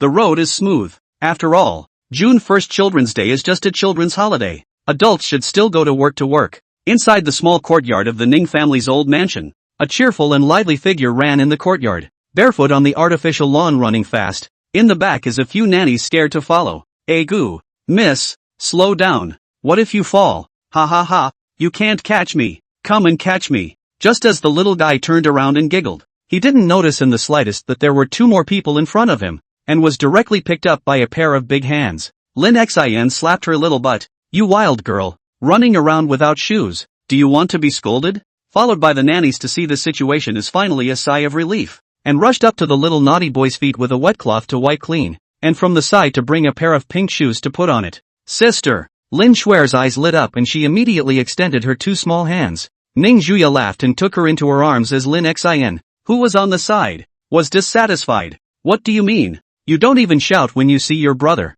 Are you trying to rebel? In response, he was met with the little girl's tongue out, putting the word mischievous to good use. Unable to do anything about it, Lin Xian had no choice but to turn to his daughter-in-law. I've got some things to do, so take her and go play. Just as he turned around to leave, Ning Juya called out to him, casually throwing over a diamond card and faintly saying, "For your pocket money." How humiliating it would be if people knew that my Ning Juya's man couldn't even afford a single. Lin Xian's eyes lit up and he immediately went forward to hug his daughter-in-law and kissed her fiercely. "Mua! Love you, daughter-in-law." Ning Juya pushed him away in disgust. "Shame on you in broad daylight. Hurry up and get lost." Okay. After walking out of the old mansion, Lin Xian took out his cell phone with some anticipation to check the card number. And when he saw the balance of the card, he was dumbfounded. Fact, just $100,000. The bitter Lin Xian put the card away and grudgingly opened the car door. Never mind. Something is better than nothing. After sitting in the car, Lin Xian started the car while calling Elder Su over. The call was answered almost instantly. "Ah, Lin boy. What's wrong again?" Lin Xian drove with one hand and spoke with a heavy voice. "Elder Su, tell me honestly, is my grandfather dead or not? Is he still alive now?" As the words fell, there was a moment of silence on the other end of the phone. "Was it Lin Shangbei who told you something?" As soon as these words came out, Lin Xian instantly had an answer in his mind, and even extended an even more astonishing guess. If the fake death was a setup, then what exactly was Grandpa's purpose? And when did this bureau start? Elder Su on the other end also realized the lapse in his words, and knowing that he couldn't hide it, he had no choice but to sigh. "Never mind. There's no point in hiding it from you now. That's right. Your grandfather is not dead. That old boy is enjoying his retirement on Liberty Island right now, and he even called me yesterday to brag about it." Although he already had the answer in his heart, after hearing it from Elder Su himself, Lin Xian felt a trance. Liberation Island, a place in China dedicated to housing the families of military officers.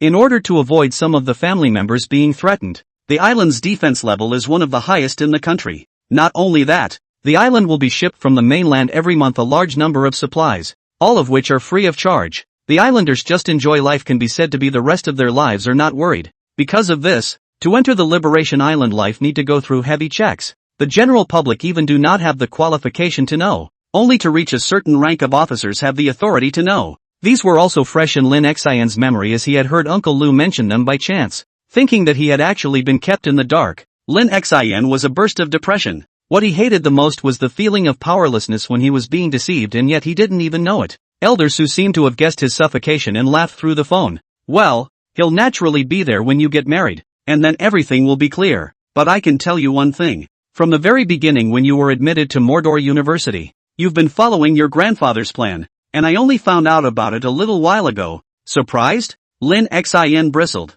"Surprise? I think it's more like a shock. That's all for now. Take your time. I'm hanging up." After hanging up the phone, Lin Xian instantly fell into a deep thought. The thoughts in his head were messed up, and he inexplicably felt some sense of annoyance. Having been set up from the beginning, wouldn't that mean that the encounters with his own daughter-in-law were all set up in advance as well? What a fine thought. Lin Xian, who was a bit uncomfortable, hurriedly called his daughter-in-law and said with a bitter face, "Oh daughter-in-law, husband, I'm irritated. Comfort me. Get out." Lin Xian, who had met with a rebuff, was not discouraged. He had long been accustomed to this kind of treatment, and if he didn't do it one day, he would still feel uncomfortable. After learning that his loved ones were still alive, Lin Xian happily hummed a song and drove towards Zedong Mountain, wanting to check on the progress so far. Daughter-in-law's waist, daughter-in-law's mouth, daughter-in-law's thighs white and white. Hey hey hey. In the days that followed, Lin Xian had been running between Zedong Mountain and his home, 2 points in one line, keeping watch over the progress of the project day and night. Under the busyness, time passed very quickly, and before we knew it, it was the day of the graduation ceremony of the Magic City University. On this day, the entrance to the school was filled with red banners, and the freshmen and sophomores followed with an extra day of vacation. Excited, discussing where to go to wash. Hack 5 rows after the graduation ceremony was done. As aspiring young people of today, the ladies in the foot-washing city are sad because of the lack of business. Behind them is a family. Shouldn't we lend a helping hand? Chapter 190, Brother Xian, the river and lake saved the day. On graduation day, Mordor University was in a festive mood, with cheers coming from time to time. The playground was overcrowded at the moment, and the principal on the stage was speaking fervently while the students below were napping at full attention. "Hey, this eloquence of our principal is really good. He's been rambling for an hour, and not a single sentence has been repeated. Otherwise he can be the principal. Watch. According to my nearly 3 years of experience, today is absolutely not finished without 3 hours. Might as well take advantage of this time to play 2 games really." Makes sense. What game do you play? Original demon. Activate. In the corner of the playground, Ning Zhuya, who was wearing her school uniform, sat on Lin Xian in boredom, her back leaning against his arms. Lin Xian asked as he wrapped his hands around her thin waist, smelling the fragrance coming from his daughter-in-law's hair. Are you sure you don't want to go up and give a speech? This is a great opportunity to show your face, and to pretend in front of so many people. It's exciting to think about it. You think I'm like you? Ning Zhuya gave him a blank look. If it wasn't to bring her college life to a successful conclusion, she wouldn't have wanted to come. Who would have wanted to listen to that old man on stage babbling on and on? The surrounding male compatriots peeked enviously at Lin Xian. This was the most beautiful school flower ever at Mordor University. They hadn't even seen her face a few times. And this guy had actually already hugged her. Big 3 array. Front row seats up. Li Liang and Qin Shi were sitting on the lawn, their gazes looking in unison at the principal who was giving a speech on the stage. But their hands inadvertently touched each other, and then they retracted their hands in an electric shock. This pair is more in line with youthful college love than the mushy pair in the corner. And more trials and tribulations await the two in the future. The principal on the podium spoke in a high voice, blushing, occasionally stealing glances at the lines hidden in his hands, moving fluidly. After 3 hours, this graduation talk was not officially concluded until lunchtime, and the school career of the juniors came to an end, each running to a different faraway place, for the ideal utopia in their hearts. Walking out of the school, Lin Xian saw Li Liang coming this way, lightly coughed twice, and turned to his daughter-in-law beside him, faintly saying, "You go home first. I'll get together with my friends and go back later." Ning Zhuya glanced at the guy, loosened her grip on his hand, and walked towards the car waiting on the side of the road without looking back. Come back early or wait for the keyboard.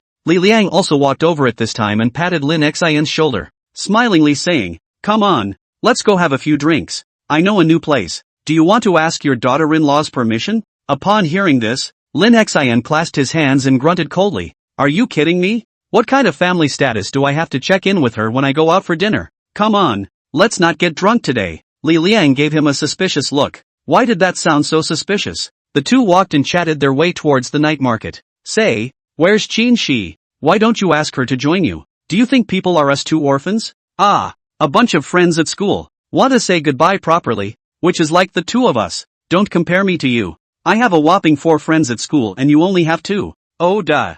For you to be proud of." The two quickly found a newly opened restaurant to eat. The table is full of beer. Because the relationship between the non-drunken, Lin Xian drink extraordinarily freely, without the slightest concern. It was probably because of drinking that fat man Zhang Hai's wine that caused him to be able to drink a lot better now. It was getting dark until nightfall, and the two had had their fill of it. After checking out, the cell phone in Lin Xian's pocket rang, and he picked it up a little nervously, afraid that it was his daughter-in-law calling to check on him. After seeing the contact, he breathed a sigh of relief and slid it through to connect, casually. "Fatty, looking for me for something?" Zhang Hai's crying and panting voice came out of the cell phone. "Brother Xin. Jianghu, help. Someone is trying to cut me." Hearing these words, Lin Xian's somewhat dazed head instantly sobered up and immediately said seriously, "Where are you now?" Li Liang, who was beside him, saw that his face was so serious that he didn't need to think about it to know that something was wrong, and hastily slapped his face, which was slightly drunk, and used the pain to force him to sober up a bit.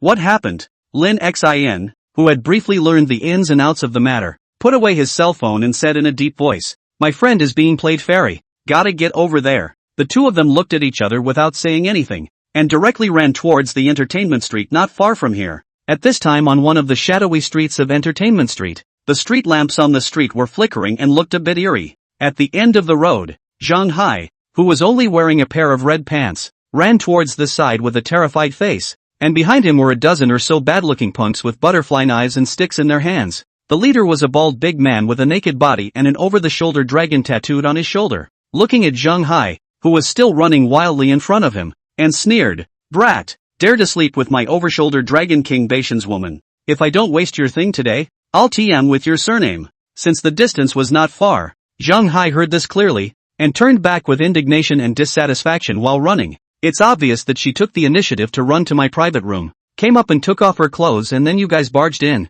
Believe it or not, I'll call the police to arrest you." Wang Batian snorted. "Old man Mixed Road is still afraid of those cops? The big deal is to go in and lock up for 2 days. If you're sensible, hand over that silver card or this isn't over today." As the distance between the two closed in, just as Zhang Hai was about to be caught, two figures suddenly drilled out from the corner in front of them, holding two brightly shining machetes in their hands, which glittered with a silvery color under the moonlight. Stop right there. Don't blame me for being merciless with my sword if you take another step forward. When the two of them blocked Zhang Hai's body, the dozen or so gangsters who followed him were instantly bluffed by the two machetes and didn't dare to go forward easily. Joking. How to fight with the small dagger in their hands with the half-human high machete, and venture up that is not to die. No one would make such a bad deal by burying their little lives for a little money. Seeing that his juniors were intimidated by the two people in the district across the street, Wang Badian walked up and scolded angrily. A bunch of useless losers. We're outnumbered. What are we afraid of them for? The two people who suddenly rushed out were naturally Lin Xian and Li Lian, who had rushed to support them. Zhang Hai was finally relieved in his heart and walked up to point at Wang Badian and his group and complained. Brother Xin, it's these people, bullying the few out of sheer numbers. Help me teach them a hard lesson. Lin Xin, machete in hand, glanced at the guy's big red pants and felt a little hot. Chapter 191, See What You Do Tonight. Just as the two waves were facing each other, a sharp alarm bell rang out from the end of the road, and everyone in the room sniffed at it. They happened to see the scene of Zhang Hai being chased and cut, and directly reported to the police until now. The little brother immediately panicked and inquired to the big brother beside him. Brother Ba, the cops are here. Let's hurry up and bolt. If we get caught, I guess we'll have to go in and squat for a few days again. Wang Beishan's face was cloudy, and his gaze fell on Zhang Hai, who was hiding behind Lin Xian. Somewhat unwillingly, the silver VIP card of the Bank of China indicated that the fat man was worth at least several $100,000. If he let the man go now, he might be retaliated against afterwards. Seeing that the alarm bells were getting closer, Wang Badian gritted his teeth and ordered his minions. Get it together for me. We'll have food for a year if we do this. What's a few days in jail? And don't forget what's going on in your family. When these words came out, the faces of the dozen or so junior brothers changed slightly, knowing that their big brother was using his family as a threat. In the next second, the compelled punks swarmed towards Lin Xian's men, their eyes flashing with madness. Lin Xian reacted, dropping the machete in his hand and turning around to run, not forgetting to shout at Li Liang and Zhang Hai, who were mortared in place. What are you waiting for? Bull asterisk asterisk asterisk asterisk. If my daughter-in-law finds out that I'm in jail for fighting, it'll really be game over. Returning to their senses, Li Liang and Zhang Hai didn't dare to hesitate and hurriedly turned around and ran. When the two brightly shining machetes were trampled by the gangsters, they suddenly became like papier-mâché, obviously a fake. Wang Badian, who saw the scene, was instantly furious. NNs, I can't believe I was bluffed by two plastic toys. TMD. After seeing that the machetes in Lin Xian and Li Liang's hands were fake, the gangsters instantly became fearless and chased towards the three with gritted teeth. Behind them, two police cars were rushing this way, and the cop on the passenger side probed and picked up his horn, warning the chasing punks ahead of him. Those in front of you, hurry up and stop. Repeat, those in front of you, hurry up and stop. A man has only two legs. How can he outrun a police car with four wheels? Within a few minutes, the dozen or so gangsters were subdued by the police officers who came down from one of the police cars, while the remaining one chased after Lin Xian's trio, who were still running. The area was all abandoned housing areas, and basically not much was going on, so the police cars could be said to be unimpeded. Seeing that the distance was getting closer and closer, Zhang Hai, whose stamina was already somewhat exhausted, gasped, Xin brother, this cannot go on. Hurry to support a trick. Upon hearing this, Lin Xin, who was running wildly for his life, gritted his teeth and said, put up a fight. This is a narrow street, and police cars sure don't make good turns. On the count of 3, turn around and run together. Li Liang and Zhang Hai looked at each other and nodded, thinking that this solution was feasible. Lin Xin began to report the number. 3, 2, 1, run. The moment the words fell, Li Liang and Zhang Hai stopped almost simultaneously and rushed towards the incoming police car with a fighting heart. But soon, the two discovered something fatal, realized something, and almost simultaneously roared towards Lin Xian, who hadn't paused in the slightest at the rear. Asterisk asterisk asterisk asterisk. You biker, how dare you sell me, brother Shin, you're damn unkind. Lin Xin, who had already run to the corner of the street in the back, waved at the two with a smile on his face. But don't blame me, this is reality. The police car that followed them saw Li Liang and the two of them rushing towards their side. They directly stopped their car to block the entire street and effortlessly caught the two of them.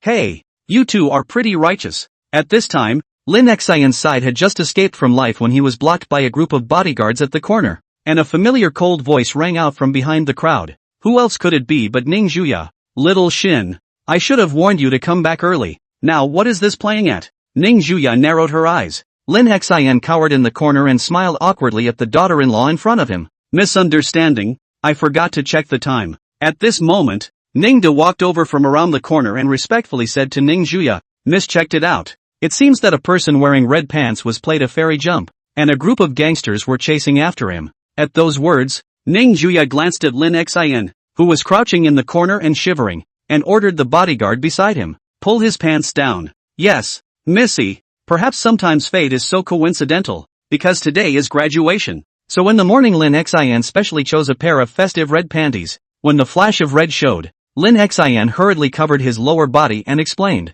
my daughter-in-law is mistaken. That's my friend, not me. Ning Juya was not happy to listen to this guy's explanation at this time. Her pretty face covered with a layer of frost, which was obviously a sign of anger. It was so hard to want to cook a meal for this guy, but the result was that she waited for half a day and didn't see anyone come back, and now the carefully prepared meal was all cold, ruining her originally great mood to nothing. All she wanted to do now was to teach this dog man a good lesson and let off some steam, tie him up and take him back. After giving a command, Ning Juya snorted coldly and directly turned towards the car parked by the side of the road. Under Lin Xion's horrified eyes, several bodyguards came over with bundles of twine smilingly and tied him down heavily. Young Lin, this is also Missy's order, so don't blame us. Soon, the door of the Rolls-Royce parked on the side of the road opened, and Lin Xion, who had his hands and feet tied, was thrown in, landing right at Ning Juya's feet. Thinking back to the beginning, it seemed to be the same scene when the two first came into contact. The car door closed heavily.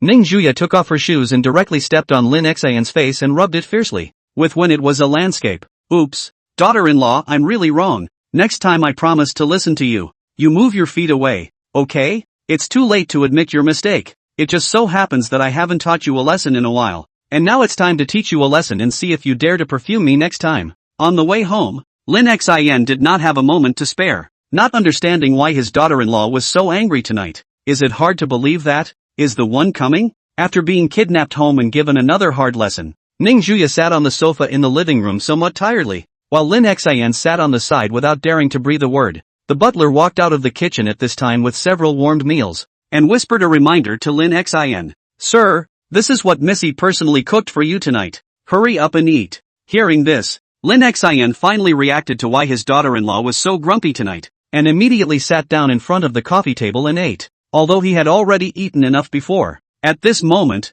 looking at the meal in front of him, his appetite was greatly increased, and he hurriedly ate it with great gusto. Well, it's worthy of my daughter-in-law's cooking. It's much better than the roadside stalls outside. It smells so good. Listening to Lin Xion's praise, Ning Juya, who was sitting on the side with a pair of long legs crossed, although she was happy in her heart, she still coldly snorted on her face. Don't be poor, and don't think I'll forgive you just because of that. So what will it take for you to forgive me? Watch what you do tonight. Chapter 192, Borrowing Something from Neighboring Countries. Early in the morning, the warm sunlight shot into the quiet bedroom, and the gold silk curtains were blown and rustled. As far as the eye could see, the cold floor was filled with broken clothes. Underwear was casually thrown around the bed, all of which were not indicative of how intense the fight had been last night. On the bed, the inchless Ning Juya lay on her back in Lin Xion's arms, her snow-white shoulders bare in the air, her eyelashes fluttering slightly as she slowly opened her eyes, revealing her pure and flawless eyes. Lin Xion was huffing and puffing at the moment,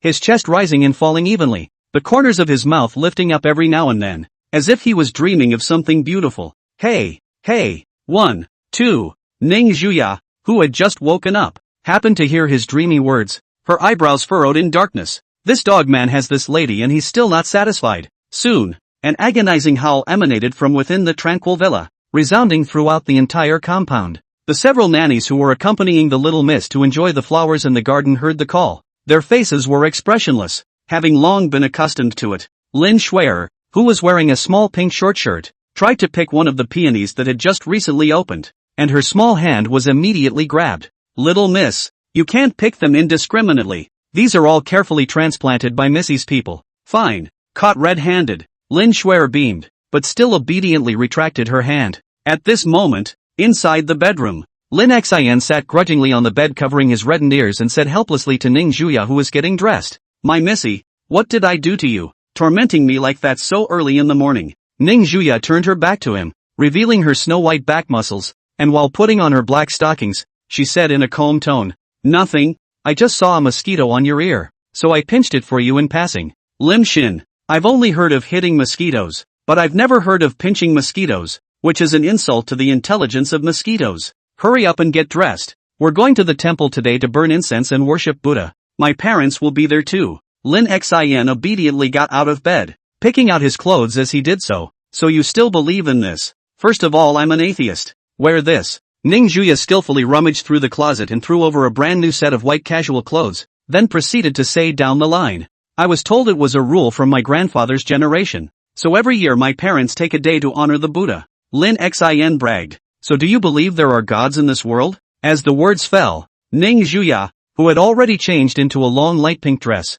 looked at the little cutie with eyes at Lin Xin, not understanding how he could ask such a brainless question. After a moment of silence, she pursed her red lips and slowly said to Lin Xin, Buddha doesn't care if I live or die. But you do, don't you? Lin Xin hemmed and hawed, pointing a finger at himself and smilingly said, so you want to honor me? Limited time special. Incense money don't 998, don't 888, just 88 billion. Miss, this village can't have this store. Oh. Ning Juya's pretty face suddenly turned cold and directly kicked her bare foot towards Lin Xin's ass, but she was caught by Lin Xin, who had expected it, and grabbed her ankle in advance. Thanks to a pair of black silk overlay, the small feet can feel excellent. Lin Xin carefully touched it twice and smiled smugly at Ning Juya, who had a cold expression on her face. Daughter-in-law, this black silk you're wearing today is of good quality, but I personally recommend 2-color stockings. With your temperament, you'll definitely be able to handle it. Listening to Lin Xin share his preferences,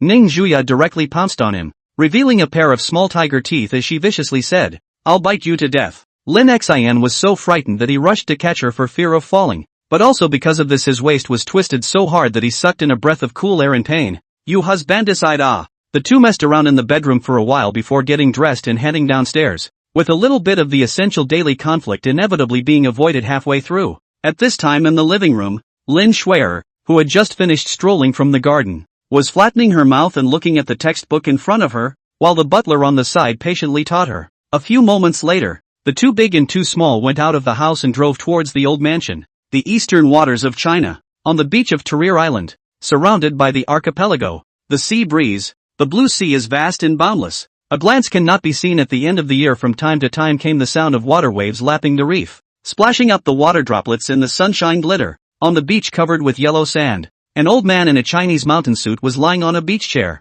wearing a round-framed sunglasses on his forehead, rather like an old codger. Lu Ying, who had just returned from Shanyang province, came from the back, 1 foot at a time, and walked behind the old man, his tone helpless. Elder Lin, your setup this time is really big. Actually, even I was hidden from you. Upon hearing this, Lin Xinghua, who was lying in his chair with his eyes closed, opened his eyes, his gaze sharp as a sword, as if he could point straight to the heart of a person, and his body exuded a sense of oppression if nothing else. He smiled faintly. How did it turn out after the San'io family was dealt with? Behind him, Lu Ying reported truthfully. 5 or 6 people died in the Xia family. The $80 billion of relief money and $5 billion worth of relief supplies that were embezzled have all been brought back, and all of those victims have signed confidentiality contracts, so no one will leak out. The rest of the hidden families should all know about this, but there isn't much movement at the moment. After hearing this, Lin Xinghua coldly snorted in disdain. It's strange that they dare to have a problem with it. They go around committing crimes on the basis of being the local snake. If not for the fear of them going crazy and affecting the society, I would have sent them to the west with a shot of missiles a long time ago. Listening to the old man's bold words, Lu Ying did not doubt its authenticity in the slightest. If this person is angry, but also really dry out that thing, then Lu Ying took out another wedding invitation from his body and handed it forward. Your grandson's wedding on August 8th. He invited Elder Su to preside over it. Upon hearing this, Lin Xinghua's face finally revealed a smile, took it over and flipped the wedding invitation back and forth to look at it, smilingly said, wedding good. Ah, old man, I also happen to want to hold heavy grandchildren. This one of the rebellious son is not neat, grandson is not obedient, or a heavy granddaughter comfort. Lu Ying smiled and nodded. Well, it was pretty good. It was only after a moment of silence that the old man murmured, I thought there was some kind of extra fancy diamond in neon called something heart. Heart of the world. Lu Ying reminded from the side. Lin Xinghua nodded indistinctly. Yes, it's the heart of the world. That thing is quite suitable for my granddaughter-in-law. Go and borrow it for me and make a pair of earrings for my granddaughter-in-law. It's a good use of it. Hearing the word borrow, the corner of Lu Ying's mouth twitched, but he still nodded his head in response. Understood. I'll make a trip to Neon tomorrow to borrow it. Well, remember to take some return gifts over. Our country of China is a country of etiquette. Never let others look down on. Chapter 193, A Wedding for Two Only. It was midday, and the scorching sun was across the sky. Inside the Mingda temple in the Magic City, a golden-faced Buddha has his hands clasped together, and in front of him there is a heavy merit box waiting for a person of destiny to offer his sincerity. Inside the temple, while Ning Zhuya and Mother Ning and the others were worshipping the Buddha, Lin Xian stared straight at the change inside the merit box and thought to himself, with a suitcase this big, there's probably tens of thousands of dollars in it. I have worshipped Buddha. Buddha see me so poor and destitute. Should not bear it. Ning Zhuya, who was on the side, glanced at the afterglow inadvertently and saw Lin Xian's straight eyes, and immediately made it clear that this guy must be in some kind of reckoning, and coldly snorted, "What are you looking at? If you dare to move this merit box, go sleep on the couch tonight." Saying that, he glared at Lin Xuer who had the same sizzling gaze by his legs. The threatening intent was self-evident. It's true that they are brother and sister. Their virtues are exactly the same. Ning's mother, who had finished the incense, looked at her daughter terrorizing her son-in-law and advised, "Xiaoya, you're too strict in your control. Be polite to other people, Xiao Xin. Don't always look like a bratty big miss." Lin Xian nodded with a burst of emotion, very much agreeing with these words. "That's right. Our mom must have a point. You'll have to go easy on me from now on." With someone to back her up, even Lin Xuer's body hardened and raised her head to milk her sister. "I'll need more candy later." Seeing that the two started to gain an inch, Ning Zhuya just looked away with calm eyes, staring the two as if they were enemies, not daring to say anything more.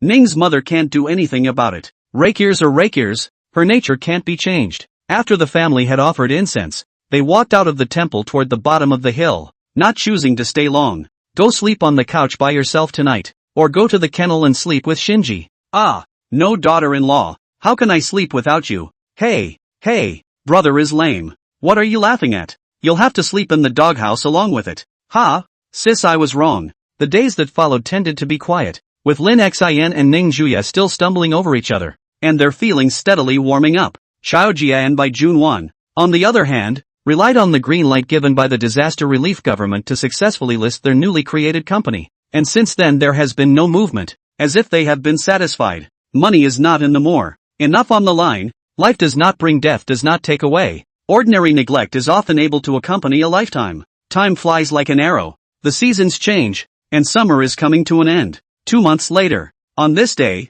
there were constantly expensive luxury cars driving towards the suburbs in the Magic City area, scaring the passers-by, who thought that the end of the world was coming and that these rich people were starting to run away. After some inquiries, only to realize that it is due to a wedding that makes the wind and clouds converge. All the heroes are here. 8 helicopters hovered over the brightly colored flowers of Zidon Mountain, holding long red banners with large gilt letters below. "Congratulations to Mr. Lin and Miss Ning on their new marriage, and I wish you two an early birth." Congratulations to Mr. Lin. The bottom of the mountain, which is usually deserted, is now full of luxury cars from all over the world, completely blocking the road to it. This luxurious array coupled with the drones flying in the sky. If an ordinary person were here, I'm afraid their jaws would be dropped and they would doubt their lives. "This is your wedding? Don't talk about the wedding. I'll believe you if you say the president of Rice is coming." At the top of the mountain, the scene was even more lively, with people coming and going, smiling and greeting each other. Rich people worth less than $100 million can only be regarded as the lowest level among the guests of this wedding, and their positions are even relegated to the corners, but they do not dare to have the slightest complaint, and they are even very proud of themselves. It seemed like it was a great honor for them to come to this wedding. This scene is really something you've never seen in your life. The giants of the country are probably all here. Guess who I just saw? I just saw Führer Su. Nima. We'll have something to brag about. We'll be the ones who have contacted the Führer, so we'll have more face when we say it. At the centermost tables, Xiao Jie and Lin Tian and the others have all arrived, dressed in luxurious gowns. Just as the scene was in a flurry of activity, a deep, thick and melodious bell rang through the heavens and earth. In an instant, everyone subconsciously looked towards the source of the sound, and the originally lively venue was instantly quiet. Light music played from all around the corners, delicate and soothing. At the very center, the bride, Ning Zhuya, stood in a pure white wedding dress that had been customized long ago. Her vermilion lips were gorgeous, and her whole body exuded a soft temperament as she silently waited for something.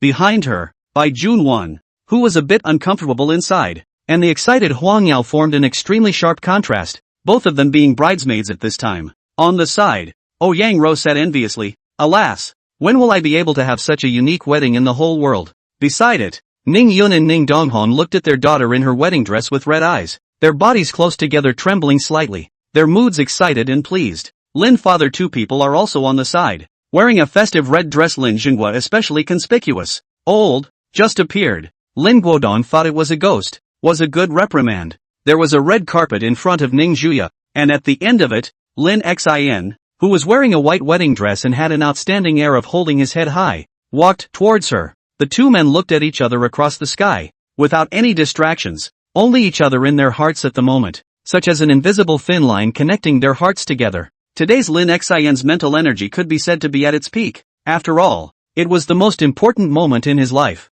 and the whole person looked so sunny and confident. In the next second, in the presence of the crowd, Lin Xin stretched out his hand and smiled faintly at Ning Zhuya. "Honey, you're beautiful today, more beautiful than ever." Oily mouth. Ning Zhuya similarly laughed and stretched out her small white hand to place it on Lin Xin's broad palm. The delicate touch caused a happy smile to spread on Lin Xin's lips as he took her hand and looked toward Grandpa Su on the steps. When the valued junior got married, the smile on Su Lao's face never stopped, and when Lin Xin and Ning Zhuya's lips touched, a cluster of ceremonial cannons shot up into the sky, blossoming with fleeting beauty and witnessing a wedding that belonged only to the two of them. The two embraced each other under the sparkling salute, and no matter what troubled events happened thereafter, nothing could hold them back. Think what you think what you want. Lin Xin hugged Ning Zhuya tightly and whispered in her ear, "Daughter-in-law, I love you." Well, so am I. End of book. First of all, to answer the doubts, the hidden family only appeared at the end is actually not the villain you think.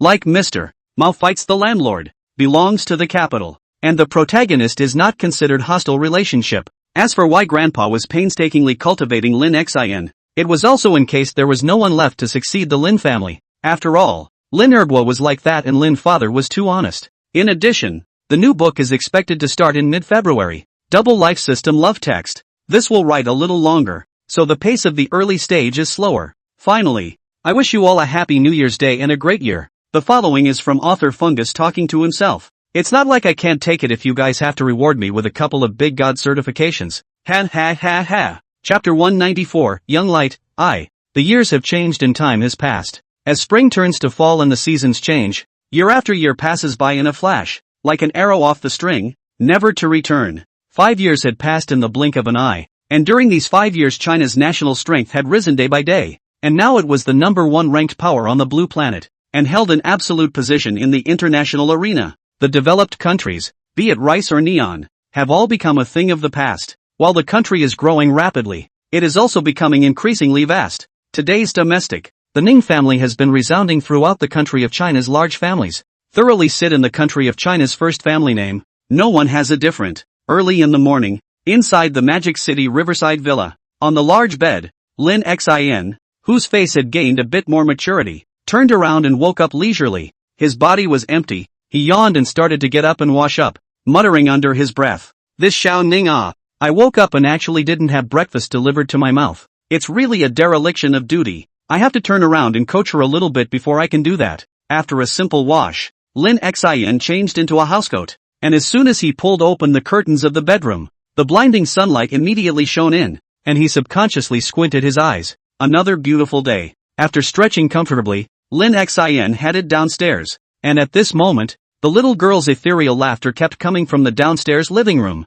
echoing in the villa. A crib sat next to the couch, and beside the bed, a clean-cut little girl with a single ponytail was teasing the little baby girl in the rocking chair with toys. Look closely. The appearance of good-looking cute baby girl and Ning Zhuya actually have 8 points of similarity. Dynamic little eyes look at the toy in front of the wandering blinking, stretching out milky white pink tender little hand grabbed, seems to want to snatch it over. But whenever the fleshy little hands were about to touch the toys, they would fall short, and Lin Shuer, who was on the side, laughed cheekily. "Want a toy? Little Ruoshi can't be naughty. This is Auntie's, not for you to play with." May be to understand its meaning. Lying in the cradle of Lin Ruoshi child, dynamic small eyes were suddenly covered with water mist. Small mouth beamed up which is full of aggression. The next second, began to bawl. Woo woo woo. Bean-dotted teardrops slipped from the corners of her eyes, soaking the little white dress she was wearing, and the sound was deafening. Lin Shuer instantly panicked and hurriedly handed over the toy, carefully coaxing. Aya, why are you still crying? Auntie will give you a game. Don't cry. But no matter how much she coaxed, the little one lying in the cradle cried her heart out and the crying intensified. Just as Lin Shuer was at a loss for words, a brain crash landed on her small head, and a helpless voice came from behind her. I told you to mess with her. Now you've made your little niece cry. Inside the cradle, seeing her father come, Lin Ruoxier cried while aggressively reaching out her little hand for a hug. The little one looked pitiful, with teardrops in the corners of his eyes. Lin Xin, who had just come down from upstairs, reached out and took the little one into his arms, the unique milky scent of a baby hitting him as he patted his daughter's back and coaxed her gently. It's all Auntie's fault. From now on we won't play with Auntie, okay? Lin Royer directly buried her little face in her arms. Daddy! The little one is just learning to talk, and only knows the words mommy and daddy, and sometimes he can't even say them properly. Lin Shuer sniffed, crossed her small waist in dissatisfaction, and grunted. Brother is biased.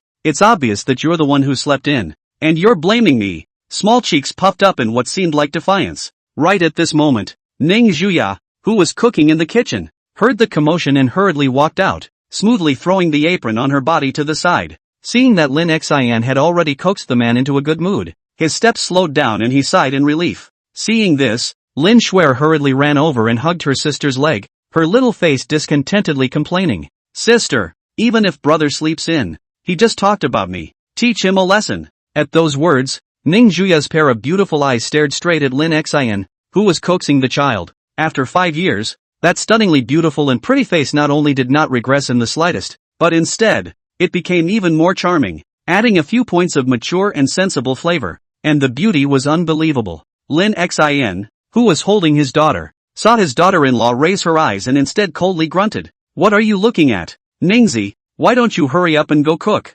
Can't you see I'm hungry? As he said that, he also wrapped Lin Royer into his arms, and a smug look of triumph appeared under his eyes as he said darkly, Little man, with my daughter in my hand, I have the world at my fingertips. After Ning Zhuya touched Lin Shuer's head, her pretty face calmly walked to Lin Xian's body and locked eyes with him, the corners of her lips slightly raised. You owe lessons again? Lin Xian gulped and subconsciously took a step back, hugging his daughter, who was blinking her eyes full of curiosity in his arms. Heartily, you, don't mess around the daughter is still in my hands. If you move your hands, what if it bumps? Lin Xian's tactic of holding his daughter hostage to the empress stunned Lin Shuer, who was watching the show from the sidelines, and covered her mouth to stifle her laughter. My brother is dead this time. Should I go up and kick him twice while he's in the mess later? Only Ning Zhuya stretched out her hand to her daughter, smiling with love and endless gentleness as she said, Come, Ruoshi, mommy hug. Seeing this, Lin Xin bristled. Our daughter is so close to me,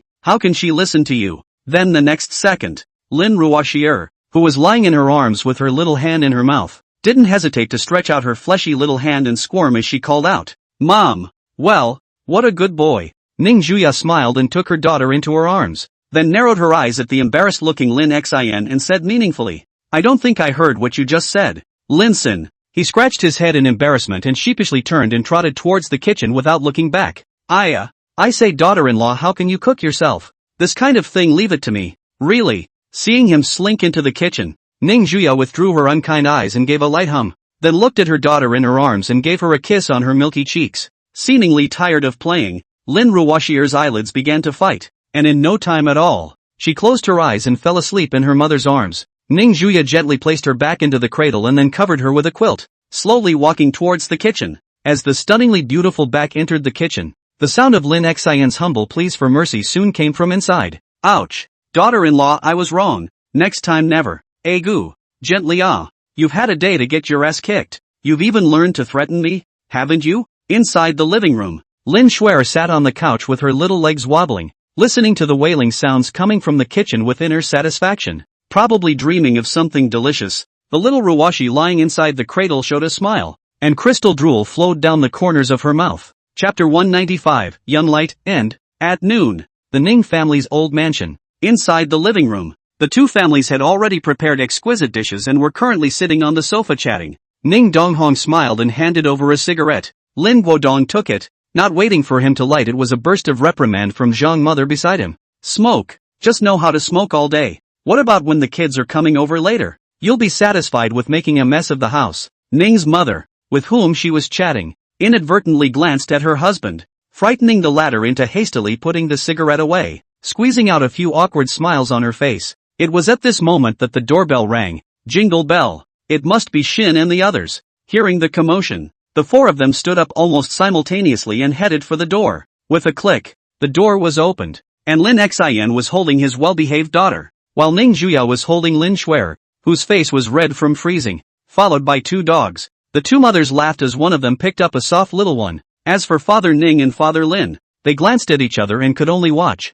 At his feet, the little letterman, who had grown a few sizes, barked at the two men. Woof woof, what are you looking at? It's not like Master Dog can't let you guys hug him. Zhang Huiwan fondly hugged the good granddaughter. See the little guy's spirit-clear little eyes. Did not hold back to reach out and pinch his fat little face. Smilingly said, Little Ruwashi, be good and call your mother-in-law. The little one lying in his arms blinked without saying a word and put his little pink hand in his mouth to suck on it. After closing the door, the family walks to the table and sits down for their annual meal. In 5 years' time, Su Lao, who was in an important position, had accomplished his work and retired, living a retired life as he wished, but as a result, his freedom was also slightly restricted. After all, knowing too many secrets of the country of China, although not so much as to leak, but still need to properly consider for the next generation of successors. No one wants instability under their jurisdiction. Liberty Island, sea breeze by the beach, just in time for New Year's Eve. Two unattended elderly men sat comfortably by the beach enjoying the view,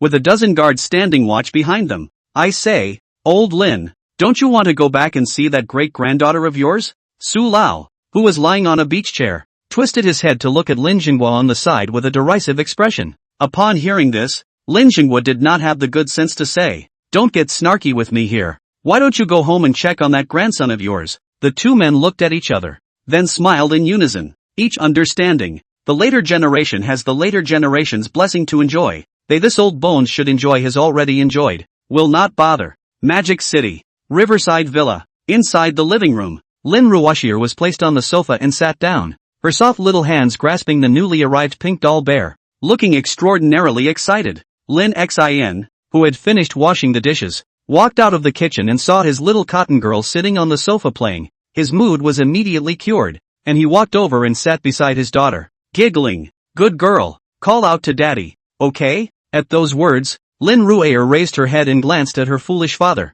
then lowered her head again to play with her doll bear by herself. Ning Juya, who had changed into housecoat, came over from the side and placed her water-stained hand on Lin Xian's head and casually wiped it. When Lin Ruwashir saw her mom coming over, her attitude was instantly different, and she hastily stretched out her two little hands to be hugged.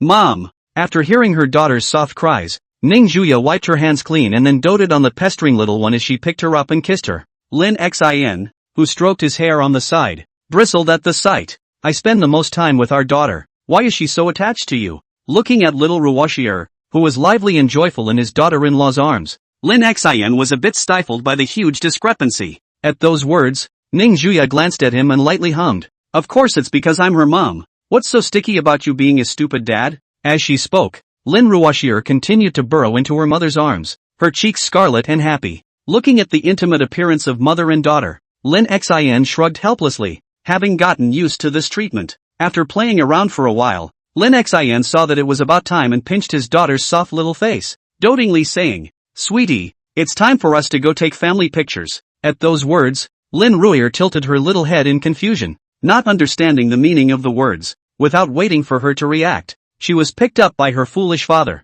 subconsciously grabbing the collar of its coat, with a dull color in her clear eyes. While holding his daughter with one hand, Lin Xin held Ning Juya's small hand as he walked towards the house. Ning's father and the others had also come to the courtyard and stood in their positions after preparing themselves. After calibrating the parameters of the camera, Lin Xin made an OK gesture, then pressed the camera button, then quickly ran to his daughter-in-law's side and wrapped his arms around her shoulders. 3, 2, 1. Just a second before the camera was about to take a picture, Ning Juya suddenly kissed Lin Xian's side face sideways, and the camera happened to record this scene flawlessly. Lin Xin froze, then extended his hand with a bad smile. Well, if you dare to make a bad move on your husband, you have to let me kiss you back. A chase scene soon appeared in the yard, with Lin Xin being chased all over the yard by Xiao Xinz, and the mischievous Lin Shuer following behind to cheer. Lin Ruoxier lying sitting in her mother's arms watching her silly father being chased by the dog, suddenly smiled, and even raised a pair of small hands and began to applaud.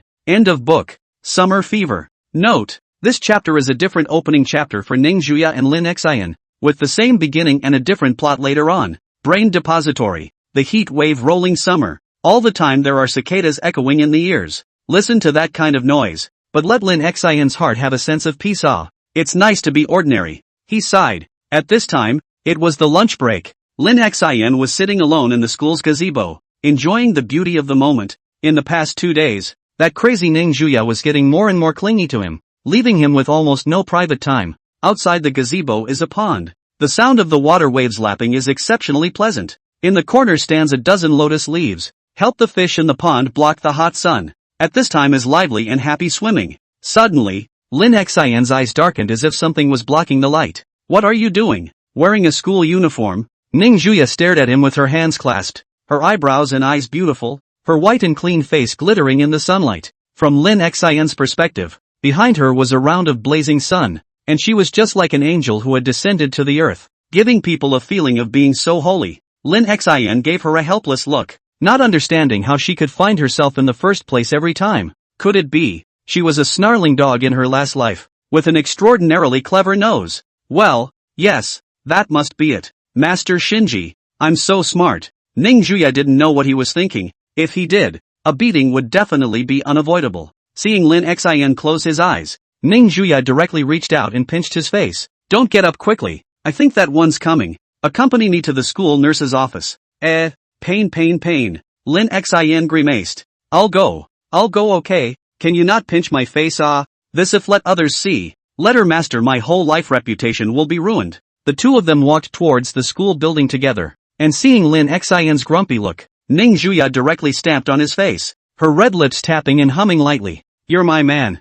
I can squeeze you all I want. Don't say I'm bullying you. If you're upset you can say so and I promise I'll take it seriously, because I love you so much. Oh, then I thank Pop. I love you too, baby. Soon, the school nurse's room. After carefully examining Ning Juya's physical condition, the female school doctor prescribed a glance of painkillers and instructed 2 sentences. If the pain is too much to bear, take 1 capsule. It's a pain reliever, but you can't take more than 1, a maximum of 2 a day. Otherwise it's not good for your health. After finishing her speech, the school nurse sister went upstairs for a meeting, leaving Lin Xin and Ning Juya alone in the large school nurse's room. Ning Juya casually walked over to the hospital bed in the corner and lay down, smiling and patting the empty seat beside her as she turned to Lin Xin. Shin-chan, as a competent boyfriend, what should you do now? Lin Xin revealed an expression that said it all, then followed suit and lay down, letting Ning Juya lean against his own embrace as he reached out and gently rubbed her flat little tummy. How's the force? Does it hurt? Not bad. Under my lady's tutelage, the technique is getting more and more skillful, but you can only rub it for me alone. If you rub it for any other woman, I'll beat you up. Under Lin Xin's skillful techniques, Ning Juya soon drifted off to sleep and curled up in his arms, quiet as a kitten.